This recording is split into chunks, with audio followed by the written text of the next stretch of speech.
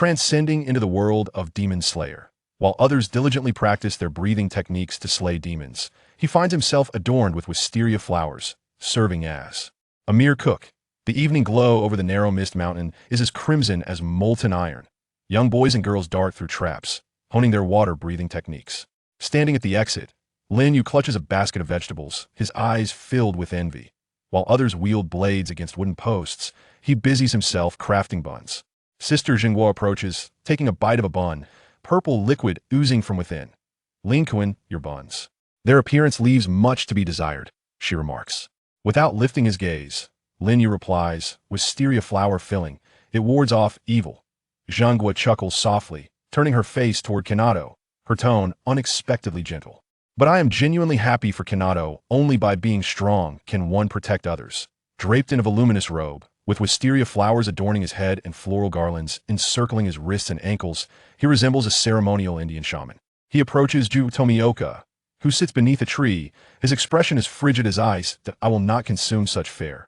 Startled, Lin Yu tosses a bun at him, hitting him squarely on the head. No reaction. He throws another. 4 buns disrupt his hairstyle, yet Ju remains silent. All right, today marks the feeding of Tomioka, he exclaims, clapping his hands and dancing his way home. This whimsical demeanor strays far from the norm.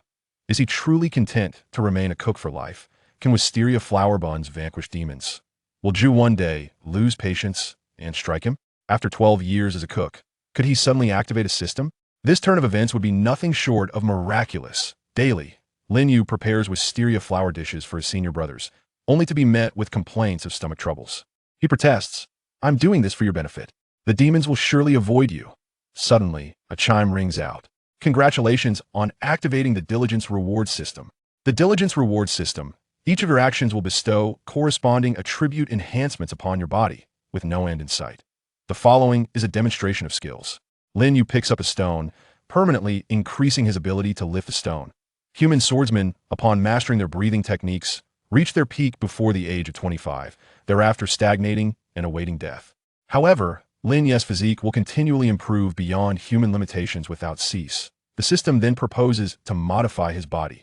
Post-modification, you will no longer be purely human, yet your appearance will remain unchanged. Do you accept? Without a moment's hesitation, Lin Yu declares, I relinquish my humanity. I desire strength. Once the modification is complete, he finds himself bewildered. His height remains at 1.50 meters, still resembling a young child. Yet, while hauling firewood, he discovers 20 pounds of wood becomes increasingly lighter. What once left him exhausted after 3 or 4 trips now poses no challenge, allowing him to run back and forth without a hint of fatigue. Is this system genuinely powerful or merely a ruse? Can the benefits of the wisteria flower buns synergize with the system's buffs? When will he catch up to senior brother Yadu? At the age of 12, the young cook challenged a boulder weighing over 100 pounds and ended up dangling from a tree. Fork, what a laugh. Lin Yu had spent the entire afternoon hauling firewood, and he could feel a hint of muscle developing on his arms. He puffed up with pride. Now, I, too, possess biceps. His gaze fell upon the training boulder, which was at least twice his size. In the moment, he untied the rope. Holy moly! The boulder crashed to the ground, sending him soaring into the air, where he became ensnared in the tree fork. Hey, senior brother Yadu, could you lend a hand? I can't climb trees. Yadu arrived, his expression a mixture of complexity. Lin, do not concern yourself with the opinions of others. Just as Lin Yu was about to explain, Yatu abruptly untied the rope, and with one hand, grasped the boulder weighing over 100 pounds, his muscles trembling under the strain. Come on, what are you doing? The other disciples were still ribbing him about his dark culinary experiments with wisteria flowers. Only Yadu quietly defended him, saying, he does this for our sake. Now, this maneuver left even senior brother Yadu at a loss. Are those muscles merely for show? Would Yada teach him how to build strength? Would he dare to challenge the boulder again? Yada actually used the boulder to prepare wisteria cuisine? Lin Yu was utterly baffled. As Lin Yu hung from the tree, Yada rushed in, single-handedly seizing the boulder. That I understand. You're innovating new dishes with the boulder. Lin Yu was bewildered. Senior brother, what are you imagining? I'm just bored and wanted to get some exercise, he clarified. Pardon? The smile on Yada's face froze. Zhanggan nearby laughed uproariously. You actually think he would use a training stone for cooking? Yada blushed deeply, his face turning crimson. Stop it. In truth, Lin Yu yearned to grow stronger. Previously, he feared that intense training might leave him crushed under the boulder, hence he settled for being a cook. Now, Equipped with a system, he wished to experience wielding a knife. Yet, seeing his senior brothers and sisters nearing the qualifications for the Wisteria Mountain assessment, he felt too embarrassed to voice his aspirations. Yatu, however, spoke earnestly. Merely surviving is a remarkable feat. Your wisteria dishes help us fend off malevolent spirits, and they are just as vital. Zhenghan patted his shoulder. We believe in you. While heartfelt encouragement flourished on one side, Ju Tomioka lingered in a corner, battling social anxiety. He dined alone, trained alone, and ignored everyone around him. Could Lin Yu keep pace with his peers? Could Yata draw Ju from his cocoon of solitude? Just how powerful was his system? The trainer held a blade to the cook's throat just half an inch away. Was this a threat to silence him? In the dead of night, Lin Yu tossed and turned, pushing an 80-pound sandbag. He pushed it up, leaped down, and dodged from side to side. His heart soared with joy. Strength 1, agility 1. This was a permanent enhancement. After 6 hours of arduous training, I felt utterly exhausted. Upon raising my gaze, I spotted a figure perched atop a tree. Draped in a cerulean haori, it was none other than Rintaku Zokunka. "Oh, master, are you here to admire the moon?" In a swift motion, Rintaku leaped down, unsheathing his blade for a strike. The edge of the sword hovered perilously close to my neck, causing me to stumble back in fright. Whoa!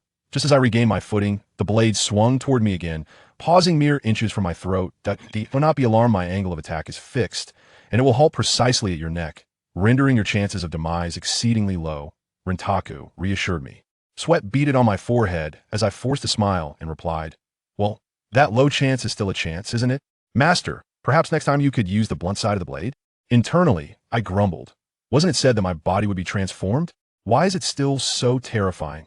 The system languidly chimed in. Biological entities require sleep. That old curmudgeon Rintaku is always stirring up trouble, but he knows that I was previously too timid to practice swordsmanship. Yet now he provocatively wields a knife close to my face. Has he discovered my secret strength? Or is he merely intent on scaring me? Is my system's secret about to be exposed? Will I dare to stay up late for training again?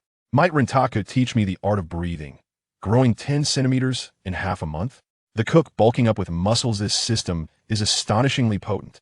For the past fortnight, I have been training with a fervor akin to madness. Aside from cooking and hunting, every spare moment was devoted to enhancing my attributes. My height surged from 1.5 meters to 1.6. The baby fat on my youthful face dissipated, and my arms became sinewy with muscle. My appetite had become outrageous. Where I once felt satiated after 2 buns, I now devoured 10 in a single sitting.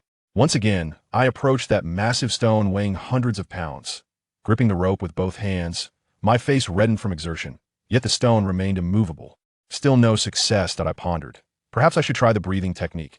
The essence of the breathing technique lies in focusing one's mind and enhancing lung capacity to elevate the functionality of bodily organs, thereby acquiring strength beyond the ordinary. Previously, I had learned the application of the breathing technique from Rintaku Zokankai, but the results were disheartening. My experience diverged significantly from that of the other disciples. While others could lift 70 to 80 pounds using the technique, my efforts felt akin to transitioning from playing with a small clump of clay to a larger, onino substantial difference. Meanwhile, on the training grounds, Makoto was showcasing her prowess. She dodged a boulder only moments before it would have struck her face, leaving her fellow disciples in a state of alarm. The exam for the Vine Assault Mountain is merely a month away, urged the frantic Connie. Makoto chuckled, though anxiety shimmered in her eyes. Despite her speed, she had never faced genuine combat with a blade. Moreover, disciples of the water-breathing technique face immense challenges in passing the assessment. Will my breathing technique allow for a triumphant reversal? Will Shinju encounter trouble on the path to Tsai Mountain? Can this system truly transform a mere cook into a swordsman? A 12-year-old cook lifting a boulder weighing over 200 pounds? Rinri and Shinju stood in stunned silence.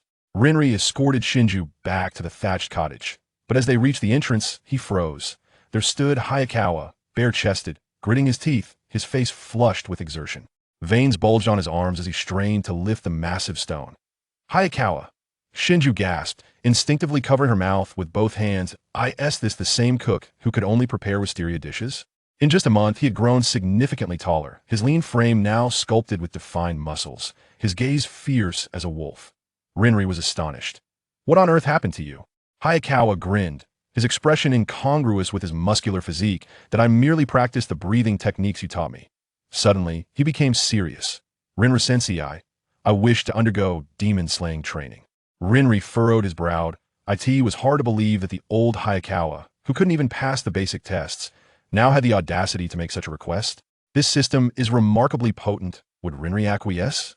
Could he possibly catch up in time for the Tsai Mountain assessment? Shinju gazed at him, her eyes wide with concern. Hayakawa knew that Shinju was in grave danger. Tsai Mountain harbored the hand demon that preyed on Rinri's disciples. As Rinri agreed to teach Hayakawa the art of demon slaying, he mentioned that Shinju intended to take the assessment at Tsai Mountain. Hayakawa's face turned ashen. Inside the cottage, he could no longer remain composed. The seniors who previously went for the assessment have not returned. It's not a matter of ability. The venue poses a threat. Rinri frowned. Do not speak nonsense. The selection is fair. Hayakawa understood all too well. There existed a hand demon at Tsai Mountain, one that Rinri had sent in. Now, it harbored a deep-seated hatred for Rinri. It specifically targeted Rinri's disciples, its strength nearly rivaling that of a lower-ranking demon. If Shinju went there, it would be tantamount to a death sentence. Hayakawa was not a saint. He would secretly add ingredients to those who wronged him. But Shinju and Kanit were different. They genuinely cared for him. They cannot die. Would Rinri believe his words? Could Shinju evade this peril? Would Hayakawa dare to reveal the original plot? In a fit of anger, he confronted Rinri, determined to prevent Shinju from meeting her demise. Hayakawa, in desperation, shouted at Rinri, "Are you willing to risk Sister Shinju's life to validate my claims?" Rinri's veins throbbed, yet he refrained from exploding in anger. He was also conflicted. Other factions had disciples who survived, yet not a single one of his water-breathing disciples had returned. Shinju smiled reassuringly. "It's all right, Hayakawa, perhaps it's not as dire as you imagine. Let's hope so. You and Sister can chat slowly. I shall take my leave." Lin Yu took a deep breath, smiling gently. Zhenghua, however, turned to comfort him. "I have long made my decision. My family was killed by demons. I cannot allow this tragedy to repeat itself." Lin Yu gazed into her eyes, seeing her unwavering determination, and fell silent. He could see the moment he turned to leave, his gaze was as cold as ice. The issue lies within the system. Even though he knew that the hand demon awaited him on Tungshi Mountain, there was nothing he could do. Cultivators could not enter the selection area. The Hashira were preoccupied, and anyone else would merely be sending themselves to their doom. Reporting it? The likelihood of being intercepted was high. He opened the system panel. After a month of training, his data had soared. Yet, the benefits of his weight training were diminishing with each passing day. This would not suffice. He must adopt a more rigorous training regimen. That he needed to grow stronger, strong enough to rescue Zhenghua from Tungshi Mountain. Would Ryu Takuma relent? Could Zhenghua's fate be rewritten? What other marvels could Lin Yu's system conjure? Could a single breath equate to the efforts of 10 others? This system had effectively turned water breathing into a cheat. Lin Yu now walked with an aura of wisteria. His skill, wisteria mastery, was at 56, and the demon's favorability was at 20. This meant that demons, upon seeing him, reacted as if they had encountered expired milk. Unless driven to madness by hunger, they would not dare approach him. This demon-repelling constitution was remarkable. Even more astonishing was his water-breathing technique. Heavenly Tao rewards diligent system. Water breathing. The physical attributes obtained through your breathing techniques will gradually transform into inherent attributes.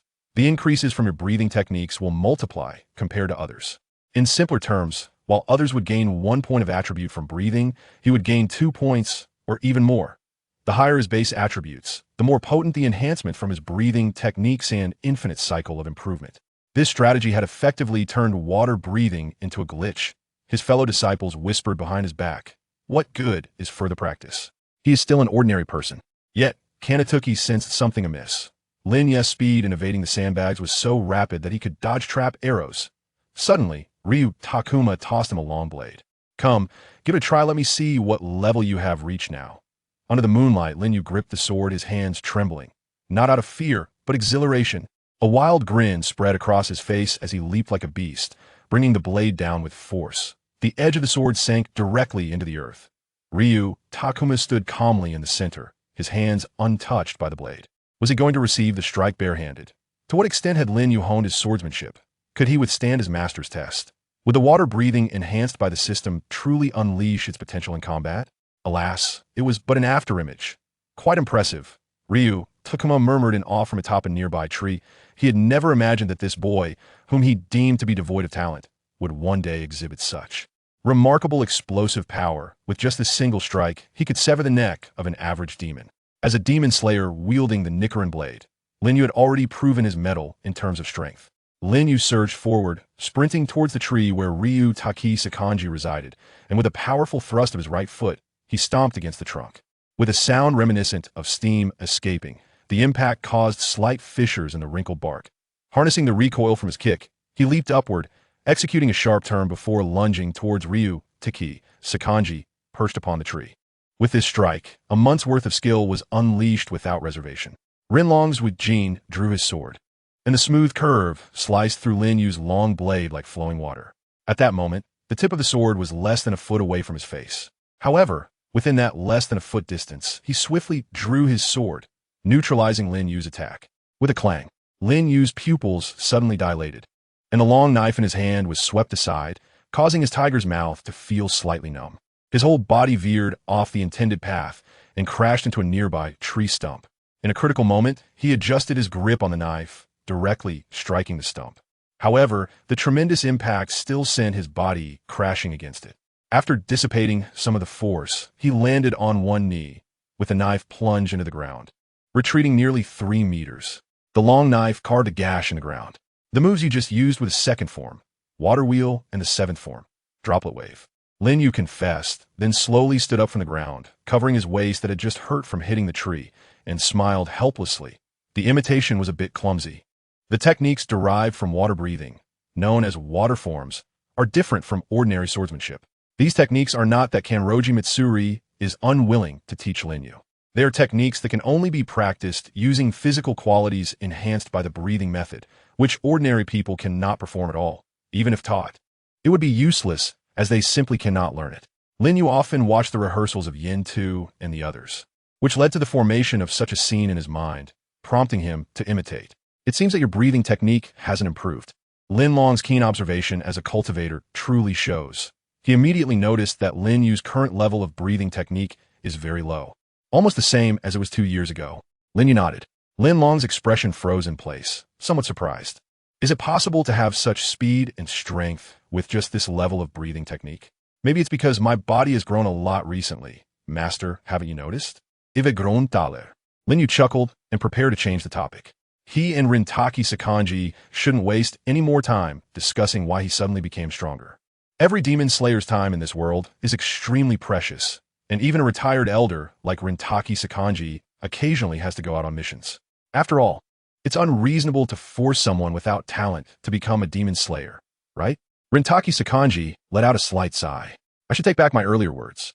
Saying this, he slowly removed his mask, revealing his aged face, and with a somewhat complex expression, he smiled and said, "You might be the most talented disciple I've encountered. Speed and strength, just looking at these 2 aspects is enough. The growth of breathing techniques only occurs under the premise of a foundation. In other words, as long as Lin Yu masters the breathing techniques more skillfully, he might even become a Hashira. You don't need to participate in the training in the forest. Just focus on learning how to enhance your breathing techniques with me during this time." Lin Yu nodded. To enhance the breathing technique, the fundamental requirement is an increase in lung capacity. The rest consists of techniques and similar aspects, which are not particularly difficult to grasp. The personal understanding ability does not need to be exceptionally strong. The techniques derived from the breathing methods lean more towards practical effectiveness and are not fixed. It is precisely due to the diversity of breathing techniques that various schools of breathing methods have emerged based on the sun breathing technique. Along with some rare forms like beast breathing, these classifications may seem complex, but essentially, aside from the techniques themselves, there is no significant difference in the application of the breathing methods. In the following month or so, Lin Yu was almost trained alone by Kanroji Mitsuri every night. During this period, as the assessment period for Mako was approaching, everyone felt a sense of crisis to some extent, so they all trained diligently like exam candidates. And no one paid attention to what Lin Yu was doing. Lin Yu had anticipated that Kanroji Mitsuri's special training would not differ much. It was actually more dangerous than jungle training. This was because Kanroji Mitsuri would directly transform into a killer, with Lin Yu as the sole target. Whenever Lin Yu was exhausted and tried to rest in the bushes, a knife would suddenly slash through the area he was in. The one-on-one guidance from the instructor felt like a warm and touching game of hide and seek. The benefits of long-term use of the breathing techniques were evident, as his lungs were achieving self-breakthroughs through repeated intense exercises. Clang! On the 29th day of training, Lin Yu gasped for breath and raised the long knife in his hand. knocking Kanroji Mitsuri's knife away. Kanroji Mitsuri's right hand throbbed with pain as he looked at the increasingly robust young man before him, feeling bewildered. It seemed that they had reached their limit. Lin Yu was also somewhat incredulous, and subconsciously thought that it was Rinlong's Wujin who had let the water flow again. Master, are you referring to my breathing technique training reaching its limit? Rinlong's Wujin was silent for a while, and eventually shook his head and said, no, my guidance has reached its limit. If you want to continue improving, this place is no longer suitable for you. Chapter 11. Farewell, Lin Yu helped Kanroji Mitsuri pick up the knife. After the old man took the knife, he let out a slight sigh, his figure appearing somewhat desolate. Master, there's no need to say anything. This is the fate of most of us demon slayers. My life as a swordsman actually ended around the age of 30. Although I have always believed that humanity is strong enough to overcome demons, no one can outrun time. As he spoke, he turned around and patted Lin Yu's shoulder. The future belongs to you young ones. You are very strong, much stronger than I was at your age. You might even become a Hashira in the future. The courtyard was silent, the lights had long been extinguished, and a special demon-repelling medicine was wafting under the eaves. Kanroji Mitsuri was crouched over the table, writing a letter. He then walked out of the entrance and handed the letter to Lin Yu. The letter was addressed to the Butterfly Mansion, the headquarters of the Demon Slayer Corps, an institution dedicated to healing and training. Although only Mikomo is participating in the test at Fujisaki Mountain, you can go with her. You can train in the breathing techniques at the Butterfly Mansion to further improve yourself. I have nothing more to teach you. He noticed the confusion in Lin Yu's eyes and said in a calm tone, don't worry. Although you are not yet an official member of the Demon Slayer Corps, with me, a former water Hashira, as your guarantor, it shouldn't be a problem. What does the guarantee of a former Hashira really represent? Almost all the disciples looked at Kanroji Mitsuri with reverence, because he had reached the pinnacle of demon slaying and became a Hashira. Demons do not feel pain. Their night vision is similar to that of humans during the day, and they are much stronger than ordinary humans. Some powerful demons can even use special abilities, making them far superior to ordinary people who can only fight with Nichirin Blades. Humans have no advantages against demons except for sunlight. If one had to describe it, the Demon Slayer Corps is like a group of unprotected individuals attacking a modern fortress with Nichirin Blades, while a group of invulnerable, highly intelligent guerrillas operates the firearms. The only fortunate thing is that these guerrillas lack team awareness and rarely gather together. Behind every demon slain lies a pile of human lives, and it is extremely difficult for ordinary members to kill a demon that cannot use special abilities. Hashira are the superhumans among humans. They have perfected the breathing techniques and are the heroes who can drive their blades deep into the hearts of those guerrillas during the assault on the fortress. Even when facing demons with special abilities, as long as a Hashira is present, there is a possibility of victory. This letter of guarantee is somewhat akin to a document personally issued by the leader of the Demon Slayer Corps, basically allowing the bearer to be welcomed with open arms by the members of the Corps. However, every Hashira has been deeply loyal to the Demon Slayer Corps, and those who become trainers after retiring value their honor even more. The Corps trusts the students they cultivate without question. They also bear responsibility for the Corps. If a student they taught goes astray or becomes a demon, it would be a catastrophic blow to the Corps. At that point, the only way out for the trainer would be to commit seppuku. Therefore, don't think of this as just a simple letter of recommendation. Kanroji Mitsuri is entrusting his life to him. I understand. Lin Yu put away the envelope, feeling a bit heavy-hearted. Rinlong's stood up next, opened his drawer, and took out a fox mask. It was adorned with black eyebrows and had flame-like patterns at the corners of the eyes. Unlike Zhang Gan's cuter fox mask, this one looks somewhat furious. After you participate in the training at the Butterfly House, the people there should start preparing for you to take part in the next Tengu Mountain assessment. After that, you probably won't be coming back. This is a gift before our parting. I hope it can ward off disasters for you. Master, you really don't have to do this. Lin Yu felt a bitter smile in his heart. How should he explain to teacher Lin Long that a large part of the reason for his disciple's death was that this disaster mask had become a common item among the spirits, and anyone who saw the mask would know it belonged to his disciple? However, for the first time, he saw sincere hope in the usually stern and serious gaze of Lin Long, whose aged face even looked somewhat pleading. It was as if he were saying, "Child, I have nothing much to prepare for you, just this little bit of goodwill, hoping for a bright future for you." It seemed that adults were such stubborn beings, insisting on giving you what they thought was good, even though you didn't really need it. But they were afraid that when you left, you would be as empty-handed as when you first came into this world, and that would make them feel guilty. The companionship over the past 12 years was right before him. Lin Yu had long become a part of this world. Lin Long had always treated him as his own. And what could be more important than the bonds of affection in this world? Thank you, teacher. Lin Yu took the mask with both hands and slightly bowed in greeting.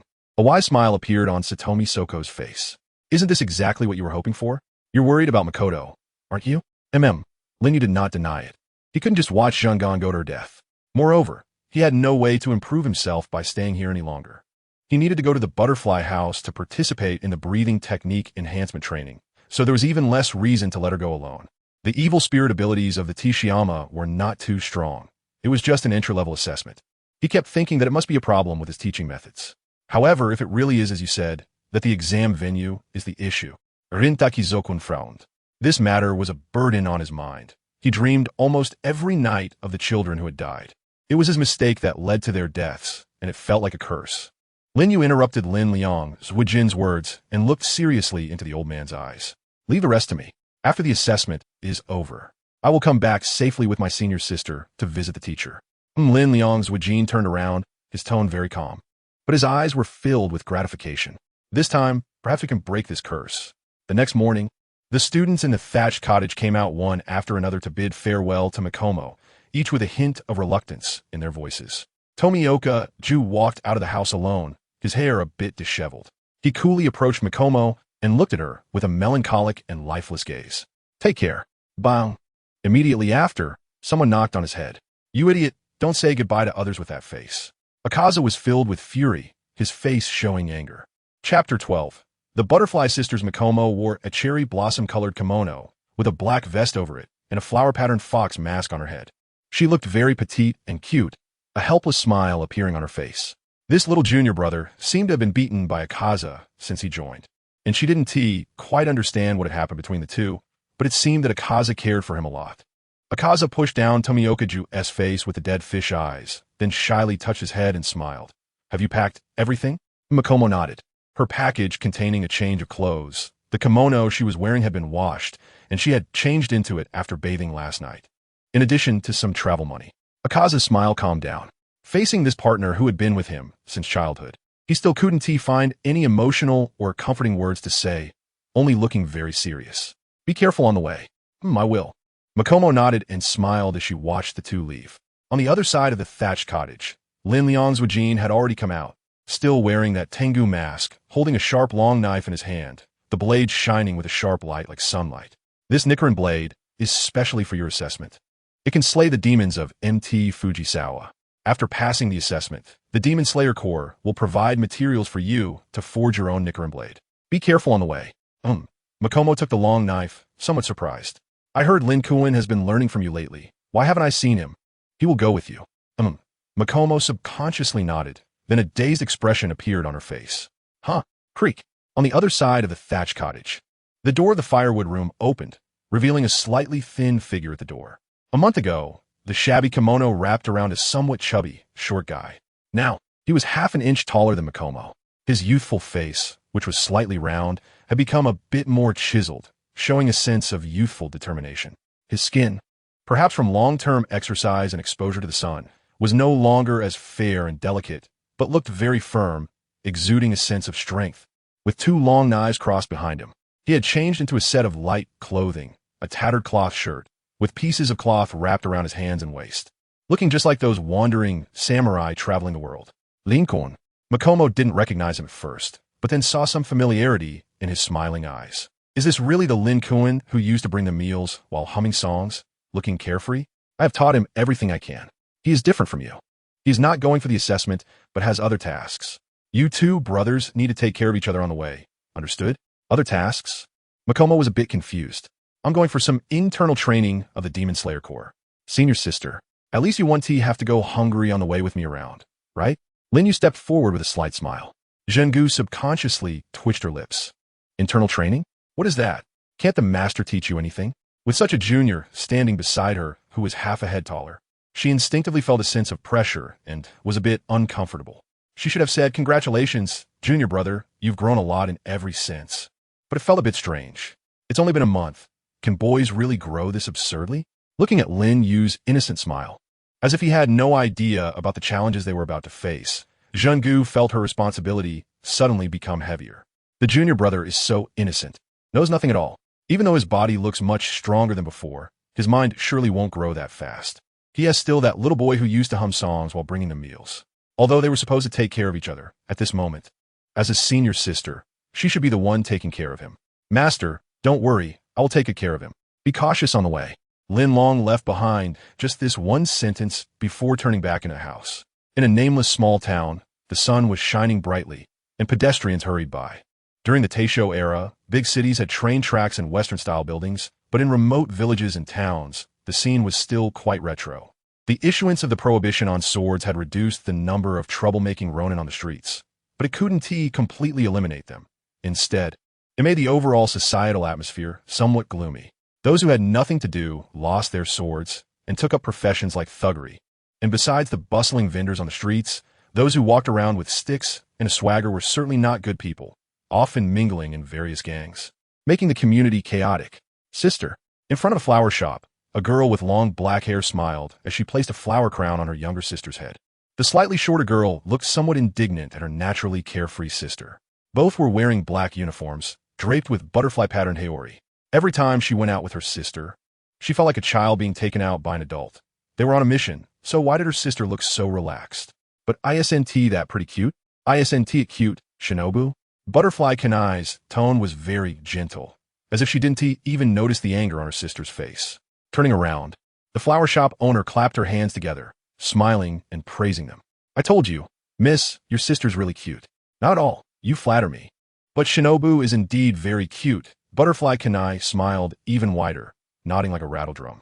The shop owner saw the atmosphere was just right and casually said, this flower crown is only 200 yen. 200 yen, right? Here you go. Butterfly Kanai unhesitatingly took out 200 yen from her pocket. But her younger sister jumped up and snatched it away, took off the flower crown, and angrily pulled her sister's hand to leave the place, leaving the shop owner looking bewildered. Butterfly Kanai pouted and said, come on, Shinobu, why are you so strange? Just by one it's so pretty. The strange one is the sister who wants to spend 200 yen on a flower crown. Huh? Is 200 yen expensive? Butterfly Shinobu covered her forehead, realizing that her decision to take charge of the finances was indeed correct. It's just a flower crown. Even 50 yen would be considered expensive. Who would be so foolish as to buy one? Sister, do you like this? I like it. I don't like it. What does that mean? I mean, it's too expensive. It's fine. I'm lucky today and just found a lot of money. Boss, 200 yen. Give me one. Butterfly Shinobu looked at the young couple not far away, sinking into a moment of life questioning. Chapter 13. Contradiction. The slap came too quickly, leaving Butterfly Shinobu confused about whether her values were problematic. Hey, those two kids. Butterfly Kanai looked with surprise at the young boy and girl not far away, dressed in light blue haori that covered their waists, but judging by the bulge in that area, they likely had swords. And she had seen this kind of haori before. It seemed like those kids were here to take a test, just like Shinobu. She might as well go say hello. After thinking for a moment, Kanai revealed a very friendly smile. Sister, wait. Butterfly Shinobu quickly grabbed her sister, exclaiming, when will you change this overly friendly nature of yours? Butterfly Shinobu scanned the surroundings. There were several idle people standing under the eaves along the street. Ever since the prohibition on swords was issued, many samurai had become unemployed ronin, making the area quite chaotic. Zhenggu accepted the flower crown, still wearing a very happy smile. She had thought the prices here were so high that the money she brought might not be enough, and she might have to find a place to sleep outside.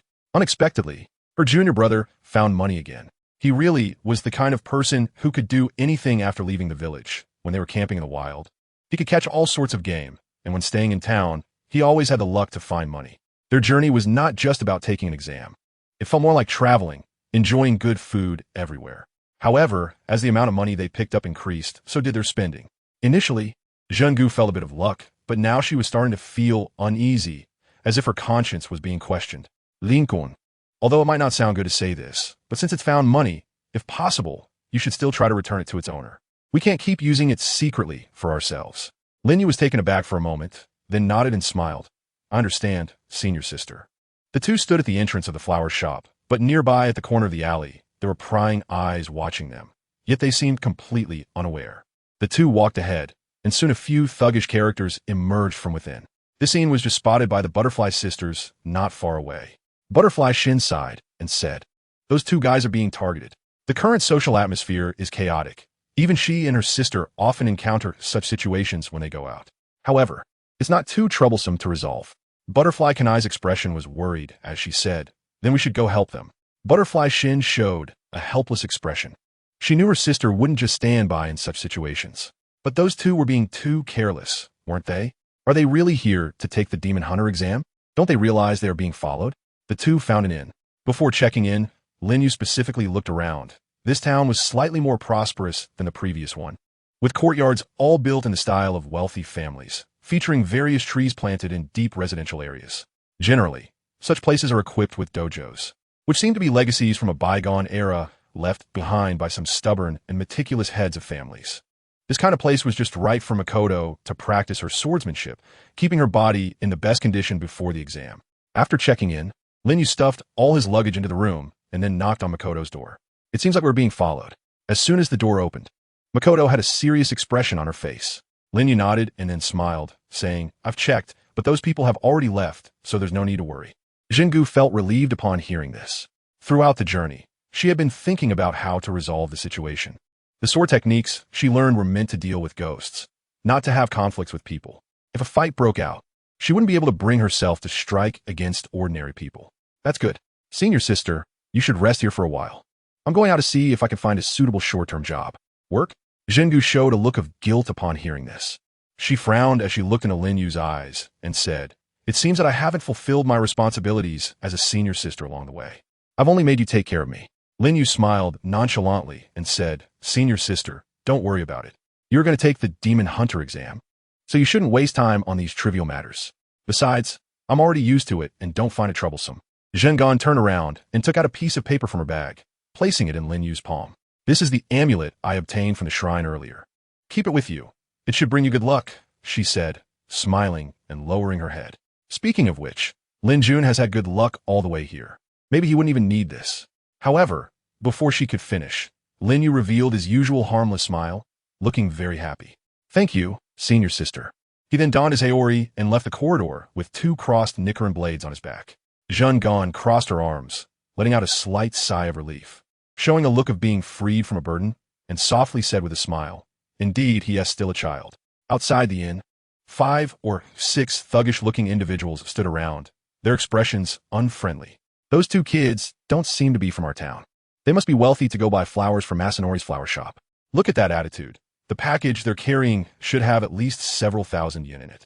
The group showed greedy smiles, thinking about how 2 small kids out in the world could be carrying so much money. "Let's wait a bit. This shop doesn't serve food, so they'll definitely come out to eat when they get hungry." One of the thugs grinned slyly. Suddenly, he looked up and saw the exit of the alley blocked by the boy who had just entered the inn, his face also wearing a bright smile. The boy's sudden appearance caught the thugs off guard. However, what happened next was even more unexpected. The boy charged straight at them without a word, kicking one thug to the ground with a thud. The thug's eyes widened like a shrimp as he clutched his stomach, blood spilling from the corner of his mouth. "You bastard!" Lin Yu remained silent, but the brilliant smile on his face did not fade at all. He threw a punch, and the veins on the back of his hand bulged. With a clear crack, the sound of bones dislocating could be distinctly heard. The thug that was sent flying had his jaw directly knocked out of alignment by this punch. Chapter 14, The Black Hand. Lin Yu delivered another flying charge, his knee slamming into the man's face like a heavy bomb. The moment he was sent flying, the man's twisted face sent teeth scattering, mixed with blurred saliva and blood. "Wait, you bastard!" In the alley, 3 thugs lay motionless on the ground, their condition unknown, whether alive or dead. The remaining 2 thugs staggered backward in terror, their legs trembling. At that moment, the boy's innocent, harmless smile seemed to them like the grotesque grin of a devil from hell. Only then did they realize that the boy's face didn't quite match his body. His face alone made him look like a child, but his physique was robust, like a lion on the cusp of adulthood. Even under his thin clothes, the thickness of his muscles was faintly visible around his collarbone. He cracked his knuckles as he advanced step by step, the sound of bones popping. Then, like a hunting cheetah, he dashed forward, his arms slamming into the abdomens of the 2 thugs. The 2 felt as if something heavy had stomped on their stomachs. Like drowning fish, their mouths gaped open, saliva spraying out. Then, something horrifying happened. A boy barely over 1, 6 meters tall, wrapped his powerful arms around two fully grown men, each weighing well over 100 pounds, and hoisted them onto his shoulders like sacks of grain. Wait, a soft female voice came from somewhere, barely audible. Boom! The boy viciously slammed them onto the ground. A crisp crack echoed, the sound of their spines snapping. The moment their backs hit the ground, their heads stiffened involuntarily before their eyes rolled back, and they passed out cold. Their limbs twitched like skinned frogs. Only two outcomes awaited them now: crippling injury or death. By the time anyone could process what had happened, the alley floor was smeared with blood, all oozing from the fallen bodies, mixed with the dust on the ground. It looked like the aftermath of a minor car crash. Did someone just say something? Lin Yu slowly stood up, feeling a bit confused. It seemed like he heard a voice. What did it say? Was it just an auditory hallucination? Forget it, it doesn't matter. Lin Yu shifted his gaze to the lifeless bodies on the ground and began to search. 500 yen, 300 yen, 600 yen. As expected when traveling, it's better to choose relatively prosperous towns. The quality of the thugs is different. In those small mountain villages he went to before, it took him a long time to gather even 1,000 yen, and he barely earned enough to cover his expenses, with prices being ridiculously high. He was wondering how these poor guys managed to live in such places, claiming to be involved in the underworld despite having no money in their pockets. Isn't that embarrassing? What are you doing? Suddenly, a voice rang out. Lin Yu was taken aback for a moment, shifting his gaze away from the thug's corpse on the ground and turning his head. At the corner of the street, a figure appeared, and the conspicuous butterfly haori and butterfly hairpin gave him a sense of inexplicable familiarity. The girl had short black hair, a butterfly hairpin in her hair, and wore a butterfly haori. Despite her short stature, she looked like a child, but her cute face bore a serious and earnest expression as she questioned Lin Yu. You really are a professionally trained demon slayer, aren't you? How could you attack an ordinary person? What are you thinking? Perhaps to prevent the sword at her waist from being too conspicuous, members of the Demon Slayer Corps generally wear haori when going out. Different haori represent different styles of breathing techniques. When Lin Yu and Mikomo went out, they were also given sky blue haori by Kanroji Mitsuri, which symbolizes the heir of the water breathing lineage.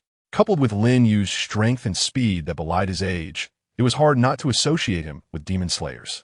Butterfly Shinobu's expression was very serious. Despite her small stature, she stood undaunted. Answer me. Lin Yu remained silent. He was thinking about whether he had seen this girl somewhere before. Naturally, he had watched Demon Slayer, but after coming to this world for 12 years, he had rarely gone out. It was impossible to have a complete God's eye view. Human memory is limited. Who could remember an anime they watched more than a decade ago without reviewing it? Remembering some key information and characters was already quite good. However, even so, he still recognized the girl in front of him, with her haori in the Demon Slayer uniform, and the butterfly-like emblem was too eye-catching. A disciple of the Hashira could not act against ordinary people. Lin Yu's current actions felt like a crime caught by a passing police officer. In an instant, Lin Yu thought of a solution. I was robbed. Huh? Butterfly Shinobu was taken aback, seeing the boy shrink his strong arm. I just went out, and they asked me for money. When I didn't give it, they hit me. I was scared, so I gave them all my money, but they still wanted to hit me, so I fought back. Butterfly Shinobu slightly opened her mouth. The body of the thug on the ground was still twitching, contrasting sharply with the boy's aggrieved and innocent expression. She had no way to find anyone who was awake to verify if what this person said was true. I really didn't want to fight, but I couldn't control my strength. From your appearance, you should also be a demon slayer. You should understand, right? Lin Yu squatted down, his expression somewhat pained, continuing to search the thug with a tone of repentance. Butterfly Shinobu was at a loss for words. A qualified demon slayer typically had the strength of at least 2 or 3 strong adults. She was one of the few with relatively weaker strength. But after using the breathing technique, she was much stronger than the average person. Not to mention the sturdy-looking youth before her.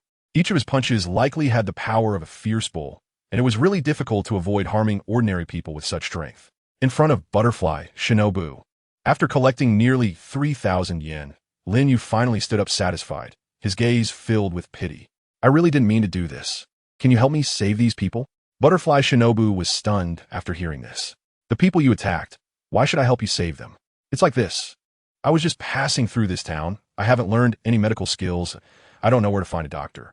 As a member of the Demon Slayer Corps, you can't just stand by and watch them die, right? Even if they're scum, they're still living lives, and I can only rely on you. Lin Yu showed a helpless expression. What does this mean?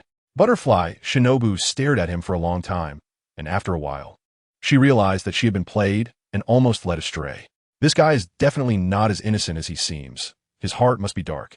She snorted coldly and squatted down to check the injuries of those people. Coming from a family of medicine practitioners, she naturally knew how to treat illnesses.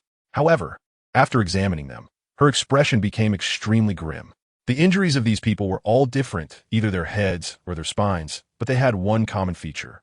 Even if they could survive, it was likely they would never regain consciousness for the rest of their lives. Chapter 15. Going to the butterfly house? In the hotel room, Butterfly Kane brewed a pot of flower tea with freshly boiled water.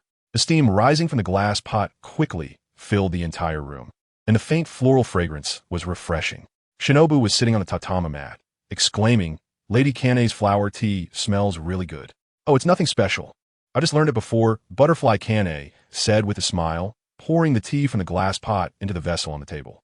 She then placed several small porcelain teacups into steep, picking them up before pouring in the hot tea. This series of actions left Shinobu in awe. Despite not having known each other for long, an image of an elegant and gentle older sister quickly took shape in her heart. It's truly more important than anything to see you safe and sound. When I and Shinobu saw a few bad guys following you on the street, we were quite worried. When they first met, Shinobu was indeed shocked, but after a round of self-introductions, she realized that the person in front of her was actually Butterfly Kane, one of the Hashira of the Demon Slayer Corps. Her sister, Butterfly Shinobu, was also an examinee for the upcoming exam at Fujisaki Mountain and was currently sent to look for Lin Yu. "Thank you for your concern." Shinobu sipped the flower tea, looking both flattered and surprised. Being a Hashira was the dream of every demon slayer. It was the same level as their master, Kagaya Ubuyashiki. "By the way, Lady Kane, you mentioned that you currently run the Butterfly House. Is it the one that provides training and treatment for the injured?" "Yes," Butterfly Kane nodded, a little shyly smiling as she said, "To be honest, I'm not the kind of person who's particularly good at fighting like you might imagine. Compared to the other Hashira, my work is rather trivial." No, your work seems truly great to me.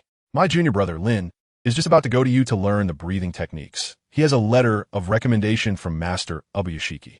Shinobu became a bit excited and accidentally burned her mouth, tears welling up, and she quickly puffed her cheeks a few times. "I really didn't expect it to be so effortless. I actually met the owner of the Butterfly House so quickly. It seems that Lin's training has a lead." Butterfly Kane was also a bit stunned. "Really?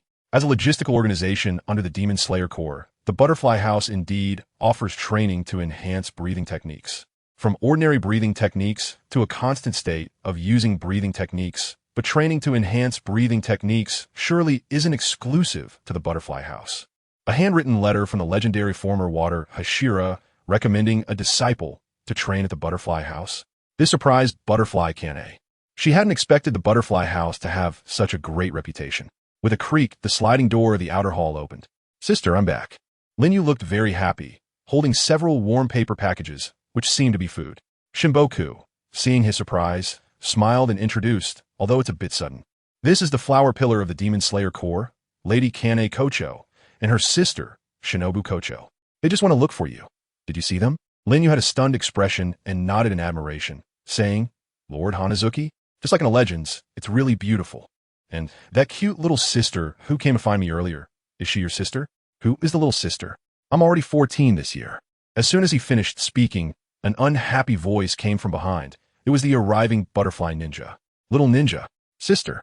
Butterfly Ninja glanced at Kanahu, but ultimately remained silent. Although she sometimes got a bit emotional and couldn't control herself, her upbringing was definitely not lacking. Just when she was thinking about how to deal with the people on the ground, a number of burly adults arrived outside, looking fierce and likely to be gang members. But as she turned around, the shadow of that boy was already gone. He had run away long ago. Who wouldn't be angry in that situation?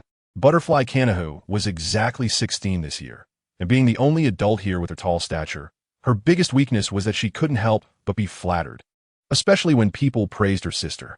Seeing the innocent smile on this little brother's face, she immediately broke into a smile and politely said, "You must be Lin Kun. Oh no, you're too kind." Then she turned to Makomo and smiled. "What a lovely child." Makomo nodded and smiled. "Yes, our senior brother Lin Kun cooks for us every day. Don't be fooled by his only 13 years of age. He is really reliable. I haven't been able to fulfill my responsibilities as a senior sister on this journey, and have always been taken care of by him." As soon as Lin Yu was mentioned, Makomo couldn't stop talking, her eyes filled with eager expectation, mirroring the admiration of Ryuzaki. The advantages she found in Lin Yu seemed endless, like a vast ocean. From being the first among the brothers, to not wet the bed at the age of 5, to being the first to dare, to go into the river, to catch fish and shrimp to supplement the household meals. She could think of every commendable deed imaginable. Even Lin Yu himself had no idea he had accomplished so many honorable things in his brief 12 years of life. A child who can take care of others, is kind-hearted, and is willing to work hard is undoubtedly powerful and excellent, simply impeccable. Hearing this, Butterfly Kanahu also looked at him with admiration. Meanwhile, Butterfly Ninja, who had long labeled Lin Yu as black-hearted and untrustworthy, remained silent and speechless. This guy, is he really not ashamed at all? Lin Yu sat quietly beside them, his expression unchanged, and he occasionally puffed out his chest when Zhengu praised him.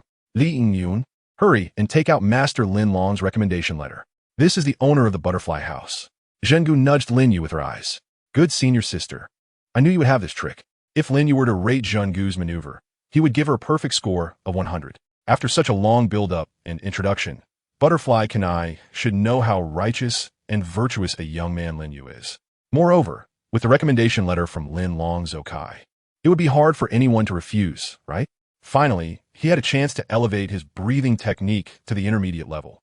Lin Yu restrained his emotions and obediently took out a letter from his bag, handing it to Butterfly Kane with both hands.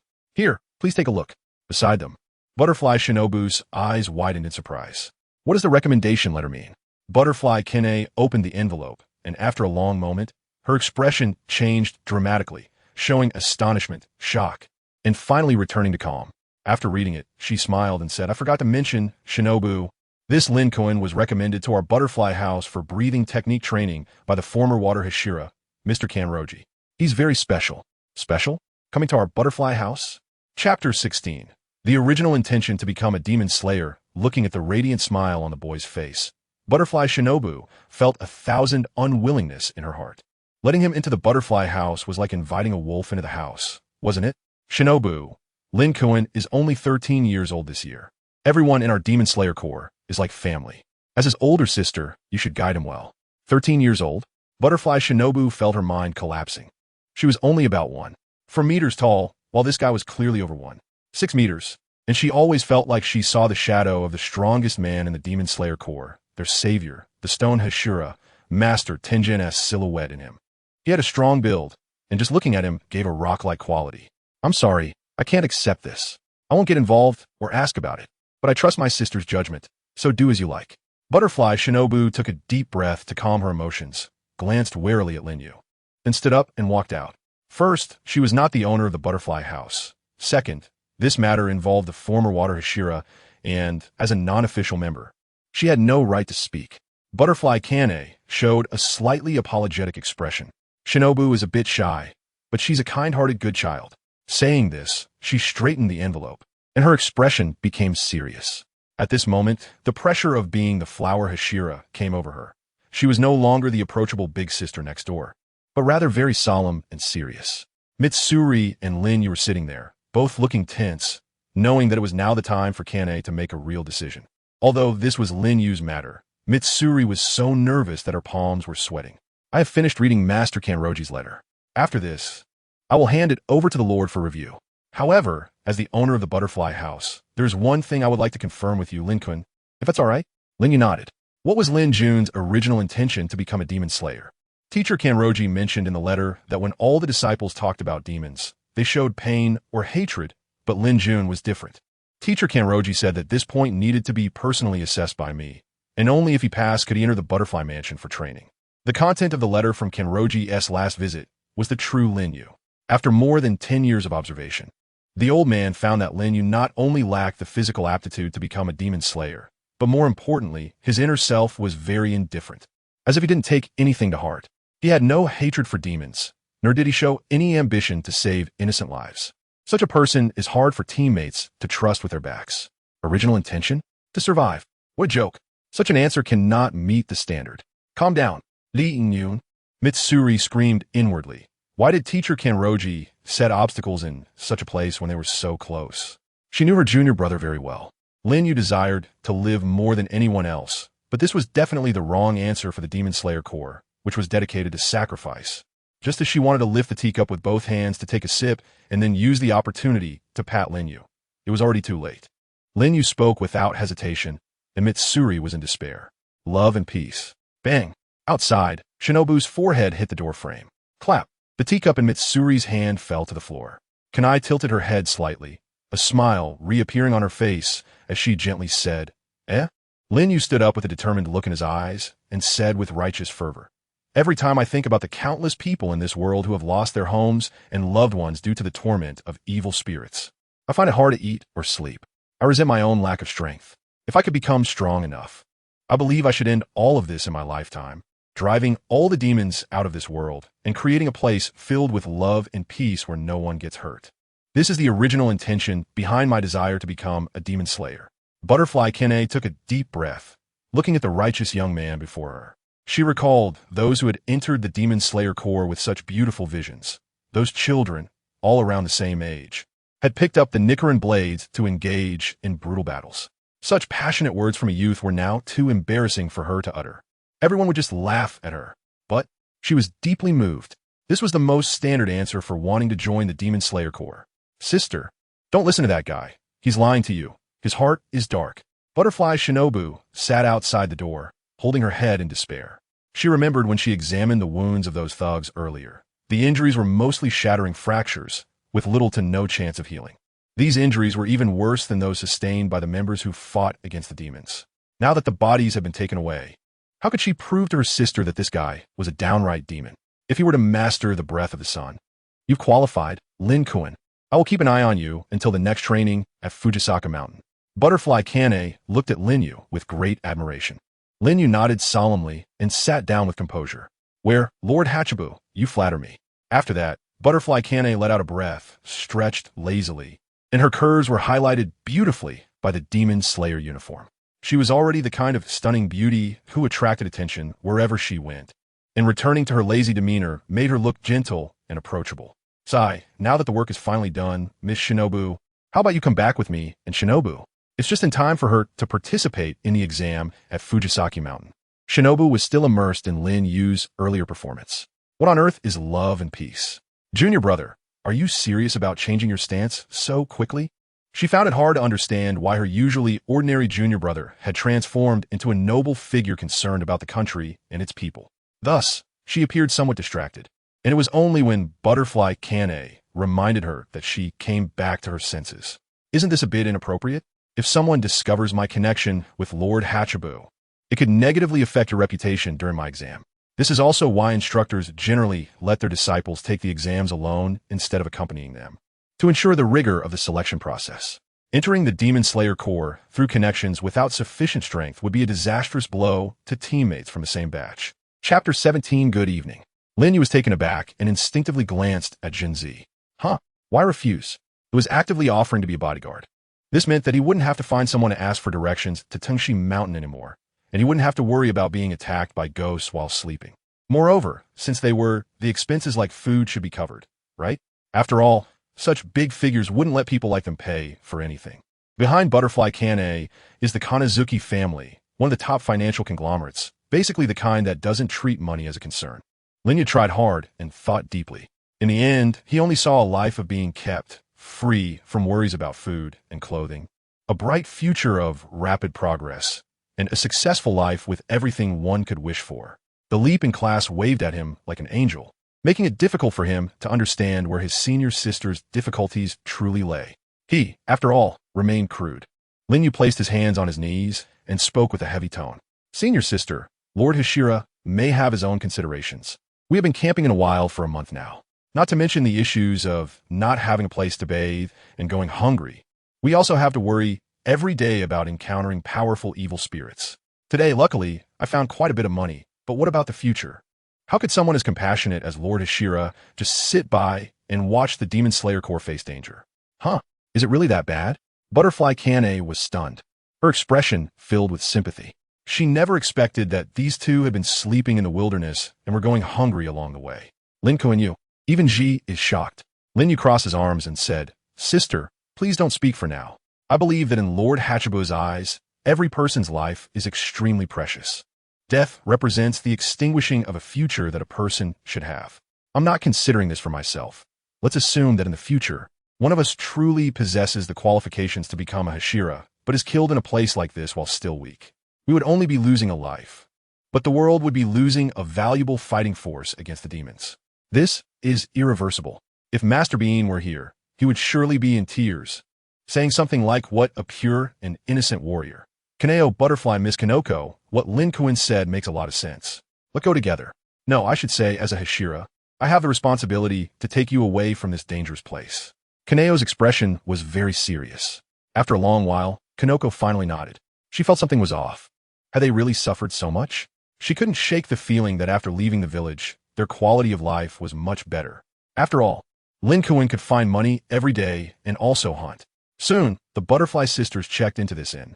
Evening was approaching, and it was inconvenient to travel today, so the four agreed to set off early the next morning.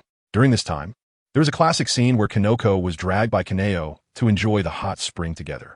Lin Yu lifted the curtain-marked men's bath, soaking alone in a large tub, relieving the fatigue of the day while hearing the laughter and playful sounds from next door.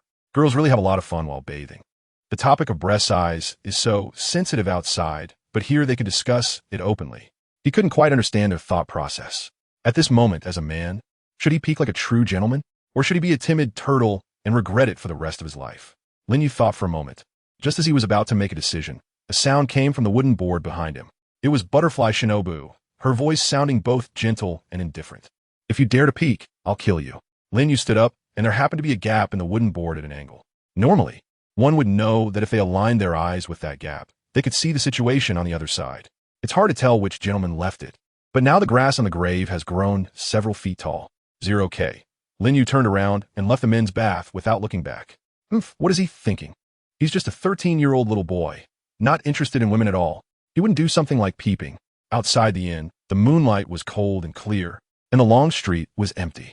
Lin Yu wore a thin blue and white porcelain bathrobe, carrying 2 swords on his back, and slowly moved the fox mask on his head down. The painted corners of his eyes were swirling with furious flames. In a residential house at the corner of the town, several thugs were guarding the inside and outside of the house.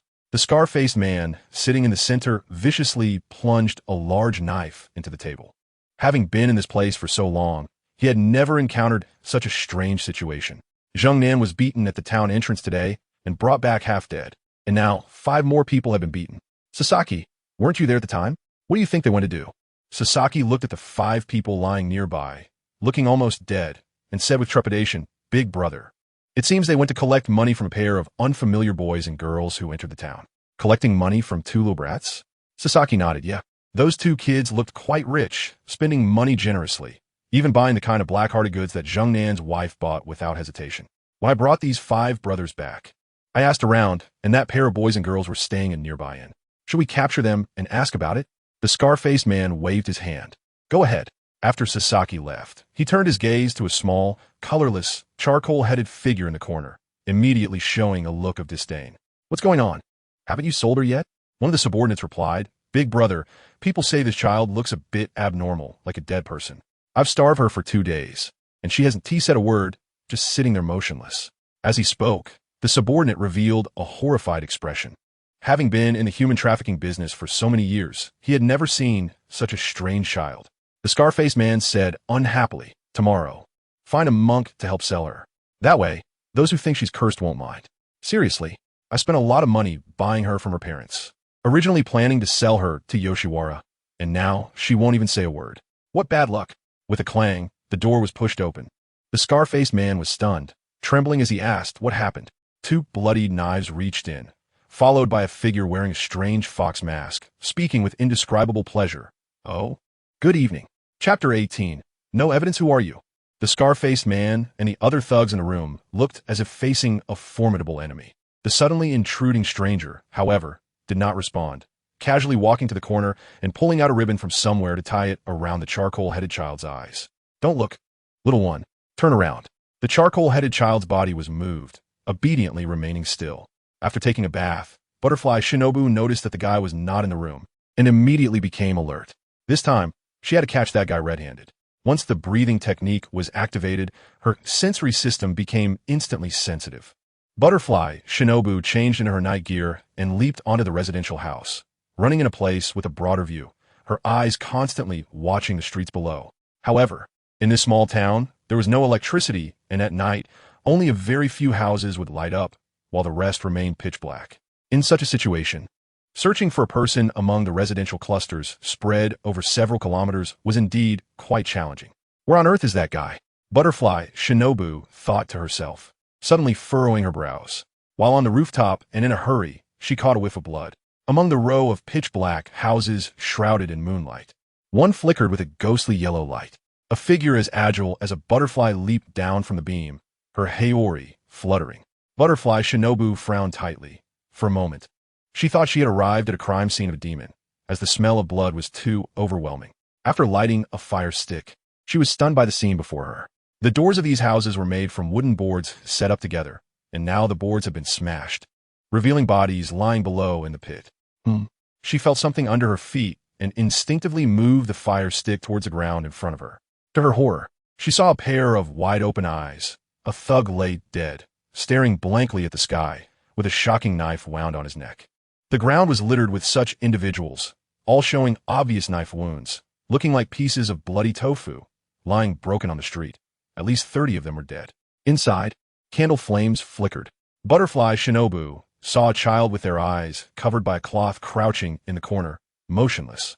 The candlelight swayed with the wind, and the shadows on the wall danced. The entire street, except for this child, was devoid of any living souls. The next morning, a group finally prepared to leave this place. Originally a 4-person team, there was now an expressionless little girl added. And Mikomo felt a sense of deja vu, as if she had seen Juto Miyoka. After being introduced by Butterfly Kane, they learned that this child was rescued by Butterfly Shinobu from the hands of human traffickers last night. During the Taisho era, the countryside was not peaceful. In such remote areas, law enforcement was virtually non-existent. Those idle Ronin resorted to robbery and human trafficking. Naturally, Butterfly Kane felt deeply pained by such matters. But there was nothing they could do but hope for the government to intervene. As demon slayers, they had their own missions to fulfill. Currently, the child's parents were nowhere to be found, so they decided to take the poor child along, implying their decision to adopt her. Mikomo naturally had no objections. Lin Yu clapped directly, breaking the somewhat heavy atmosphere. Indeed, as expected of Lord Flower Pillar, your character is truly admirable. Is this what it means to be a pillar-level individual? I must become someone like you in the future. His gaze was very serious, not at all hypocritical, and his tone was full of energy, as if he were making a vow, filled with solemnity. After a continuous stream of praise, the previously somewhat dejected Butterfly Kane's face turned slightly red. Her gentle purple eyes showed a hint of shyness as she avoided eye contact. Oh no, it's nothing. Shinobu watched this unfold, the corners of her eyes curving slightly. She initially thought her junior brother was naive and inexperienced, but unexpectedly, he grasped Lord Flowerpillar's mindset quite well. It seemed she wouldn't have to worry about her junior brother's survival in the Butterfly Mansion anymore. Only Butterfly Shinobu looked at Lin Yu with increasing vigilance. This time, it wasn't the work of a malevolent spirit. First, she hadn't sensed the presence of a demon at the scene. Secondly, demons kill only for food, but with so many corpses neatly placed there, those creatures lurking everywhere would prefer that the Demon Slayer Corps couldn't find them. How could they so brazenly leave all the bodies on the street? Moreover, Butterfly Shinobu had searched, and the personal belongings on those corpses were all there, except for one thing, the wallets. More than 30 corpses, and not even a single yen coin among them. Coupled with the fact that this guy had claimed he was robbed while simultaneously searching the bodies for money to stuff into his own pockets, Butterfly Shinobu understood everything. It was highly likely that Lin Yu was the one responsible. He was committing murder and theft. However, she had no evidence, and the little girl she brought back couldn't say a word. Lin Yu noticed the gaze that Butterfly Shinobu cast towards him, feeling a bit puzzled, as she was pulling the newly brought little girl back, as if afraid that the girl would get too close to him. It might be best not to provoke her. To be honest, with the inexplicable charm that Butterfly Kane exuded, anyone would be unable to resist getting closer to her. But once someone actually approached, her sister Butterfly Shinobu would immediately jump out. She's quite the sister complex, despite being only 16 this year, and Butterfly Shinobu just 14. Children in this era are quite mature. Some kids in their teens are already calling others dad and mom, let alone members of the Demon Slayer Corps. Their experiences and emotional intelligence are not low. In order to ensure that he wouldn't be accused of hypocrisy while still appearing no different from other 13-year-olds. Exuding a sense of youthful purity, Lin Yu put in a lot of effort to present himself as a pillar, even if his passionate side might come off as awkward. However, his heart is in the right place. People might think he's a bit foolish or naive, but they would never come to dislike or reject him for it.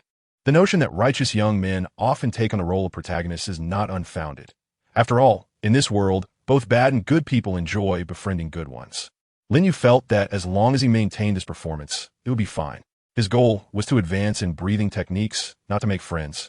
Since Butterfly Shinobu was wary of him, he decided to avoid provoking her and not initiate conversations, just focusing on his own tasks. Chapter 19. Butterfly House Wisteria Pattern House. This is a term used to refer to organizations that provide support to demon slayers. Typically, there is a character for wisteria at the entrance, surrounded by designs of leaves and flower clusters. Evil spirits have existed for thousands of years, but most people in this world are unaware of their existence. And there are very few who have encountered them and lived to tell the tale. Therefore, the existence of demon slayer organizations is extremely covert. They are like nameless heroes hiding in the shadows, forever unknown to the world, battling against some hidden, powerful, and evil force. Generally, demons, regardless of their strength, operate alone. They fear death and do not dare to openly consume humans. Instead, they stealthily engage in the business of devouring people. Moreover, demons cannot reproduce, so their numbers are limited, far smaller than those of humans, and they don't even reach a fraction of the total human population in the world. Thus, encountering a demon is merely a matter of probability, and that probability is quite low. The members of the Demon Slayer Corps do not face demons every day. They usually deduce specific locations to hunt demons based on sudden reports of missing persons in an area, rather than demons parading around to seek them out. Zhenggu and Lin Yu were both worried about suddenly encountering an evil spirit along the way, but in reality, most of the troubles they faced were caused by humans, and they didn't even see a shadow of a demon. The group finally arrived safely at Butterfly House. The door was opened by Ani Keiko, a woman in her 50s. Since Butterfly Kane was already a Hashira, she had many daily affairs to attend to and could not always be present at Butterfly House. Thus, the main medical staff currently residing at Butterfly House consisted of her and Butterfly Shinobu. Upon seeing Lin Yu and Zhenggu, she revealed a kind smile. "Are you Lin Kuan and Miss Zhenggu mentioned in Kane's letter?" "Yes, hello, Ani Keiko." The two greeted her politely, and then the group entered the house. Zhenggu's eyes widened in admiration as if she had entered a grand garden. The architecture of Butterfly House was entirely in a conservative, retro style, without any gaudy decorations. Yet the aesthetic was undeniably top-notch in traditional Japanese style. In the courtyard, there were lush, green pines welcoming guests, and the pond in the small building was adorned with koi and goldfish, adding a touch of vitality to the surrounding scenery. Pushing open the entrance, there is a flourishing flower bed outside the main door, graceful and vibrant, while cherry blossoms were planted outside the eaves of the back courtyard, blooming beautifully in the season, with petals gently falling, swaying in the breeze. Kane excelled in flower arrangement and tea ceremony, and every plant and tree here was tended to by her. These goldfish were raised by little Shinobu. Although she appeared indifferent on the surface, she was truly gentle at heart. Butterfly Kane still needed to return to her room to write a report to the Demon Slayer Corps, and naturally, Lin Yu's recommendation letter was also handed to her. It was no small matter for non-Demon Slayer Corps personnel to enter Butterfly House for training. It had to be reported to the Lord, Tanjiro Kamadu. Butterfly Shinobu then took the little girl to bathe. The remaining Auntie Keiko naturally led Zhenggu and Lin Yu around Butterfly House, introducing some of the internal situations. The flower Hashira is indeed an elegant and beautiful woman. Zhenggu's face showed admiration and envy. No girl could resist beautiful things. She had been delighted for several days when she received the mask adorned with petals, and when not wearing it, she would choose to place it on her head because it looked very cute. In her past understanding, she always thought that demon slayers were like iron-blooded warriors, and that the Hashira should appear stern and powerful like a master. However, the existence of Butterfly Kane clearly overturned her perception. Not only was she a gentle and beautiful woman, but she also possessed many skills, elegant and strong, simply the ultimate goal that all women yearn for. Watching her senior sister act like a curious child, peeking left and right with her little bare feet, was quite endearing. Lin Yu smiled, feeling a wave of joy in his heart. He thought there would be some unexpected changes halfway through, but he didn't expect things to go so smoothly. The resources here are much better than those in the narrow mist mountain.